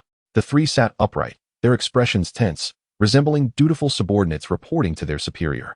Li Long smiled nonchalantly, choosing to remain reticent. Given that Wu Ying and the others were still unfamiliar to him, maintaining an appropriate distance would instill a sense of reverence, which he deemed beneficial. He then spoke. "Wu Ying, let's address what I promised you yesterday. From today onward, you will be responsible for assembling the patrol team for Unit 5, and you will serve as the captain. You may select your own team members. Each member of the patrol team will receive either 2 cups of rice or flour daily, along with 2 packets of snacks. As the captain, you will receive an additional cup of rice or flour and another packet of snacks. You will come to me daily to collect supplies from Shangshin." Upon hearing these words, incredulous joy blossomed across the faces of the three. Wang Hao and Huang Chong, in particular, were visibly overwhelmed with excitement. To them, this was nothing short of a divine opportunity. While Wang Hao had the ability to fish for sustenance, Huang Chong, being a fragile woman, relied heavily on the golden python for survival. Her existence could be described as precarious at best. The chance to join the patrol team and secure a steady supply of resources was akin to receiving timely aid in a snowstorm. Of course, she was also aware that Wu Ying's interest in her was not due to her own merits, but rather her formidable pet, the golden python. Her personal combat capabilities were nearly non-existent, yet the python, when provoked, was a fearsome entity. This was the true reason behind Wu Ying's invitation for her to join. As soon as Li Long finished speaking, Wu Ying sprang to his feet, brimming with excitement, and solemnly vowed, "Rest assured, Mr. Li, I will ensure the safety and order of Unit 5. Even if it costs me my life, I shall never allow someone like Wang Shi to appear here again." Li Long chuckled softly. "You need not risk your life. If you encounter someone or something that proves insurmountable, simply inform me. In urgent situations, you may seek assistance from the neighboring units, 6 or 4. He added with a pointed remark. "However, at present, it seems unlikely that this building will harbor any more short-sighted individuals." The hearts of Wu Ying, Wang Hao, and Huang Chong appeared to skip a beat, struck by the profound confidence encapsulated in Li Long's nonchalant words. Wu Ying was the first to react, hastily affirming, "Of course, in this building. Who does not understand that it is Mr. Li who holds the reins?" Li Long smiled mildly. "I care not for who holds authority, but I, by nature, dislike having others dictate my fate. Therefore, the ownership of this building must rest solely with me. Now, to the matter at hand. I am here to address a particular issue. From today forth, you may commence your operations officially. The primary task of the patrol team is to maintain order within the building. ensuring the safety of all lives and properties. I do not concern myself with the methods you employ, but I absolutely forbid anyone from using force to coerce others. Of course, voluntary transactions between parties need not involve you. However, should a victim come to me, I shall personally intervene. His gaze swept over the three.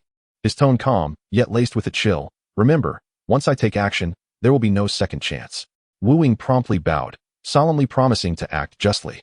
Excellent. Now accompany me for a moment. I shall publicly affirm your position, which serves as an announcement. No sooner had he spoken than Li Long rose. Wu Ying, not daring to delay, immediately followed suit, signaling to Wang Hao and Huang Chong to hasten their steps. Li Long paid no heed to the two trailing behind, leading only Wu Ying as they ascended and descended through the 5-unit. Whenever they encountered a resident, he would pause to clearly inform them that should they face difficulties in the future, they could seek out Wu Ying. This act undeniably affixed an official seal to Wu Ying's role as the patrol captain. Subsequently, he traversed the remaining units in a similar manner. By the time the patrol teams for all 6 units were fully established, time had quietly slipped into noon. Upon returning home, he found Qi Xinxin busily preparing lunch, while Yuan Xiaoya and 2 other women responsible for handling the catch were also engaged in their tasks. Brotherly, you have finally returned. The meal is just ready. Would you care for a drink? Qi Xinxin greeted him warmly, inquiring if he wished for a small libation. Li Long waved his hand dismissively, no need for that. His heightened mental acuity rendered alcohol ineffective at numbing his senses. Moreover, at this moment, beverages had become a rare luxury, and given his disinterest in such indulgences, he naturally felt no inclination towards it. How was the harvest today? He asked, passing through the hallway, his gaze resting upon the several large barrels brimming in the living room, a satisfied expression gracing his face. Sister Yuan swiftly handed over a recording sheet, her excitement palpable as she reported, today's harvest is extraordinarily bountiful, with a staggering 721 mutant fish alone.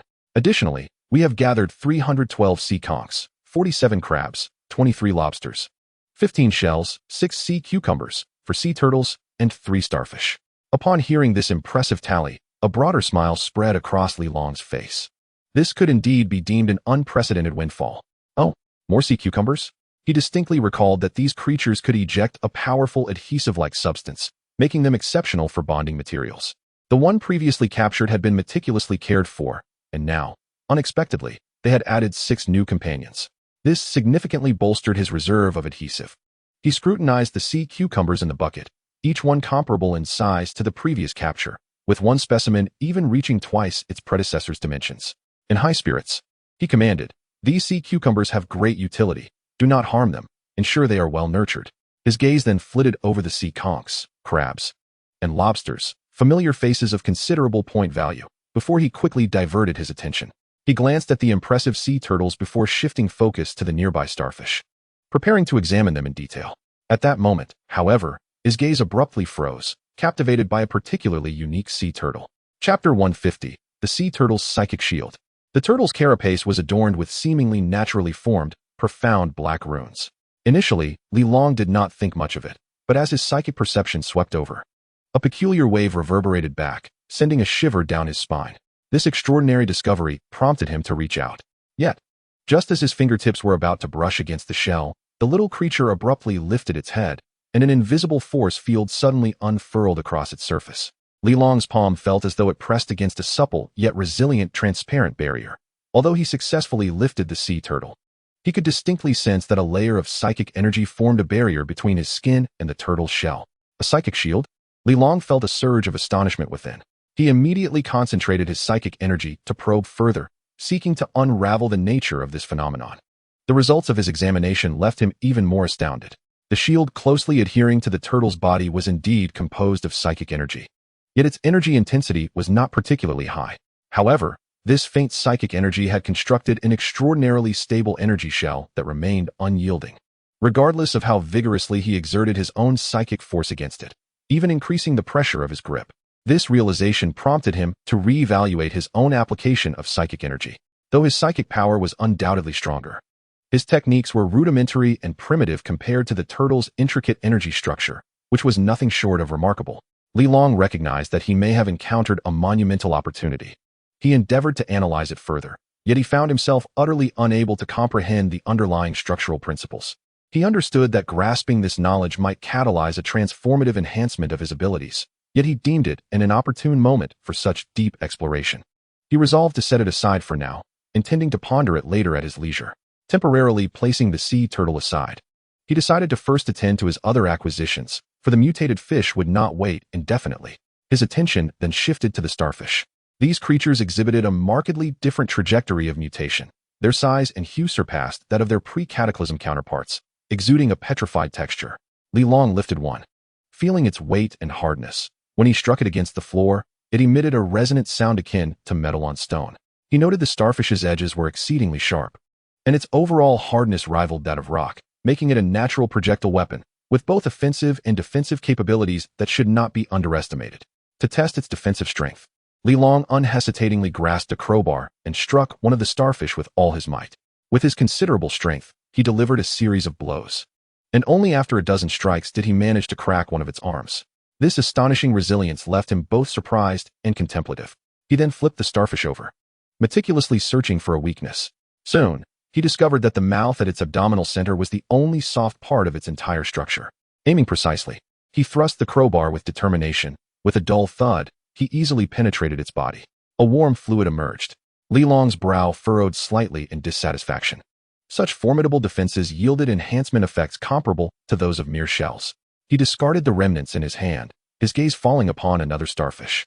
This time, he resolved to employ a different approach. The sheer physical destruction had proven inefficient.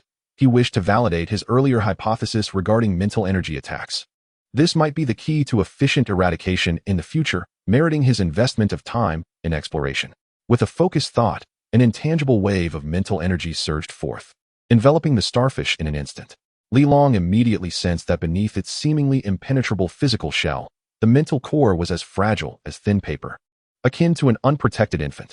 Without hesitation, he concentrated his mental force into a surge, boldly crashing into the chaotic sea of its consciousness. A low, resonant boom echoed not through his ears, but directly within the realm of his consciousness. Subsequently, a viscous liquid began to seep from the starfish's mouth, signaling its complete loss of vitality. Was it truly resolved so easily? Li Long found himself somewhat astonished. He finally comprehended that the modest enhancement of the starfish was not due to its low value, but rather the existence of such a fatal mental vulnerability. To verify this discovery, Li Long proceeded to test lobsters, crabs, and other fish species. After a series of experiments, he reached a preliminary conclusion. The mental defenses of the mutated fish varied significantly. Some could barely withstand his attacks, while others crumbled at the slightest touch. Lobsters and crabs, among other crustaceans, exhibit significant deficiencies in their mental defenses, rendering them incapable of enduring even a single instance of the most brutal psychological assault. However, shellfish and sea turtles stand as exceptions. Their mental fortifications are unexpectedly resilient, requiring Li Long to launch multiple assaults before eliciting any signs of distress. Whether this phenomenon stems from intrinsic species differences or individual variances in strength remains uncertain to Li Long. Nevertheless, this endeavor has bestowed upon him a novel understanding of the application of his mental prowess. While employing thought to manipulate matter, thereby generating what is termed as telekinesis, is feasible, the energy expenditure is disproportionate to the results, rendering it an exceedingly inefficient extravagance. The optimal application of mental strength should involve an intangible assault on the intangible, wherein one will directly shatters the will of the adversary. A direct incursion into the opponent's mental realm could ideally result in cerebral death, leading to instantaneous demise. Even if unsuccessful, inducing a transient state of dizziness or unconsciousness would suffice to create a fatal opening during combat. Li Long found himself in deep contemplation. The validity of all this relies on a paramount prerequisite. His mental fortitude must surpass that of his opponent. Otherwise, should his assault fail, the resultant backlash from the adversary's robust mental barrier could severely injure his consciousness, leading to a net loss. It appears that engaging in mental skirmishes bears considerable risk, and he must refrain from employing such tactics until he thoroughly understands his enemy's capabilities. Mental attacks are better suited as a concealed trump card for unexpected ambushes. If utilized routinely, they could easily be detected and countered by the opponent, with potentially catastrophic consequences. Of course, when faced with the intellectually inferior, mutated marine creatures at hand, he harbors no reservations. His current mental strength is extraordinarily formidable, allowing him to overpower them effortlessly. However, he recognizes that his current method of attack remains too rudimentary. Merely consolidating mental energy for a collision is overly primitive, and its efficacy is limited. If he could compress his dispersed mental energy into a highly concentrated form, shaping it into a pointed cone or a sharp blade, would it not enable him to pierce through and slice the opponent's mental barrier with greater ease and precision, directly annihilating their brain? Li Long believes this line of thought holds merit. The crux lies in mastering the compression of mental energy, which demands an exquisite level of control, as if one were to train the intangible mental force into a tangible entity, a feat that cannot be accomplished overnight. Only upon reaching such a state can he wield his mental energy with the desired finesse, transforming it into an effective means of assault.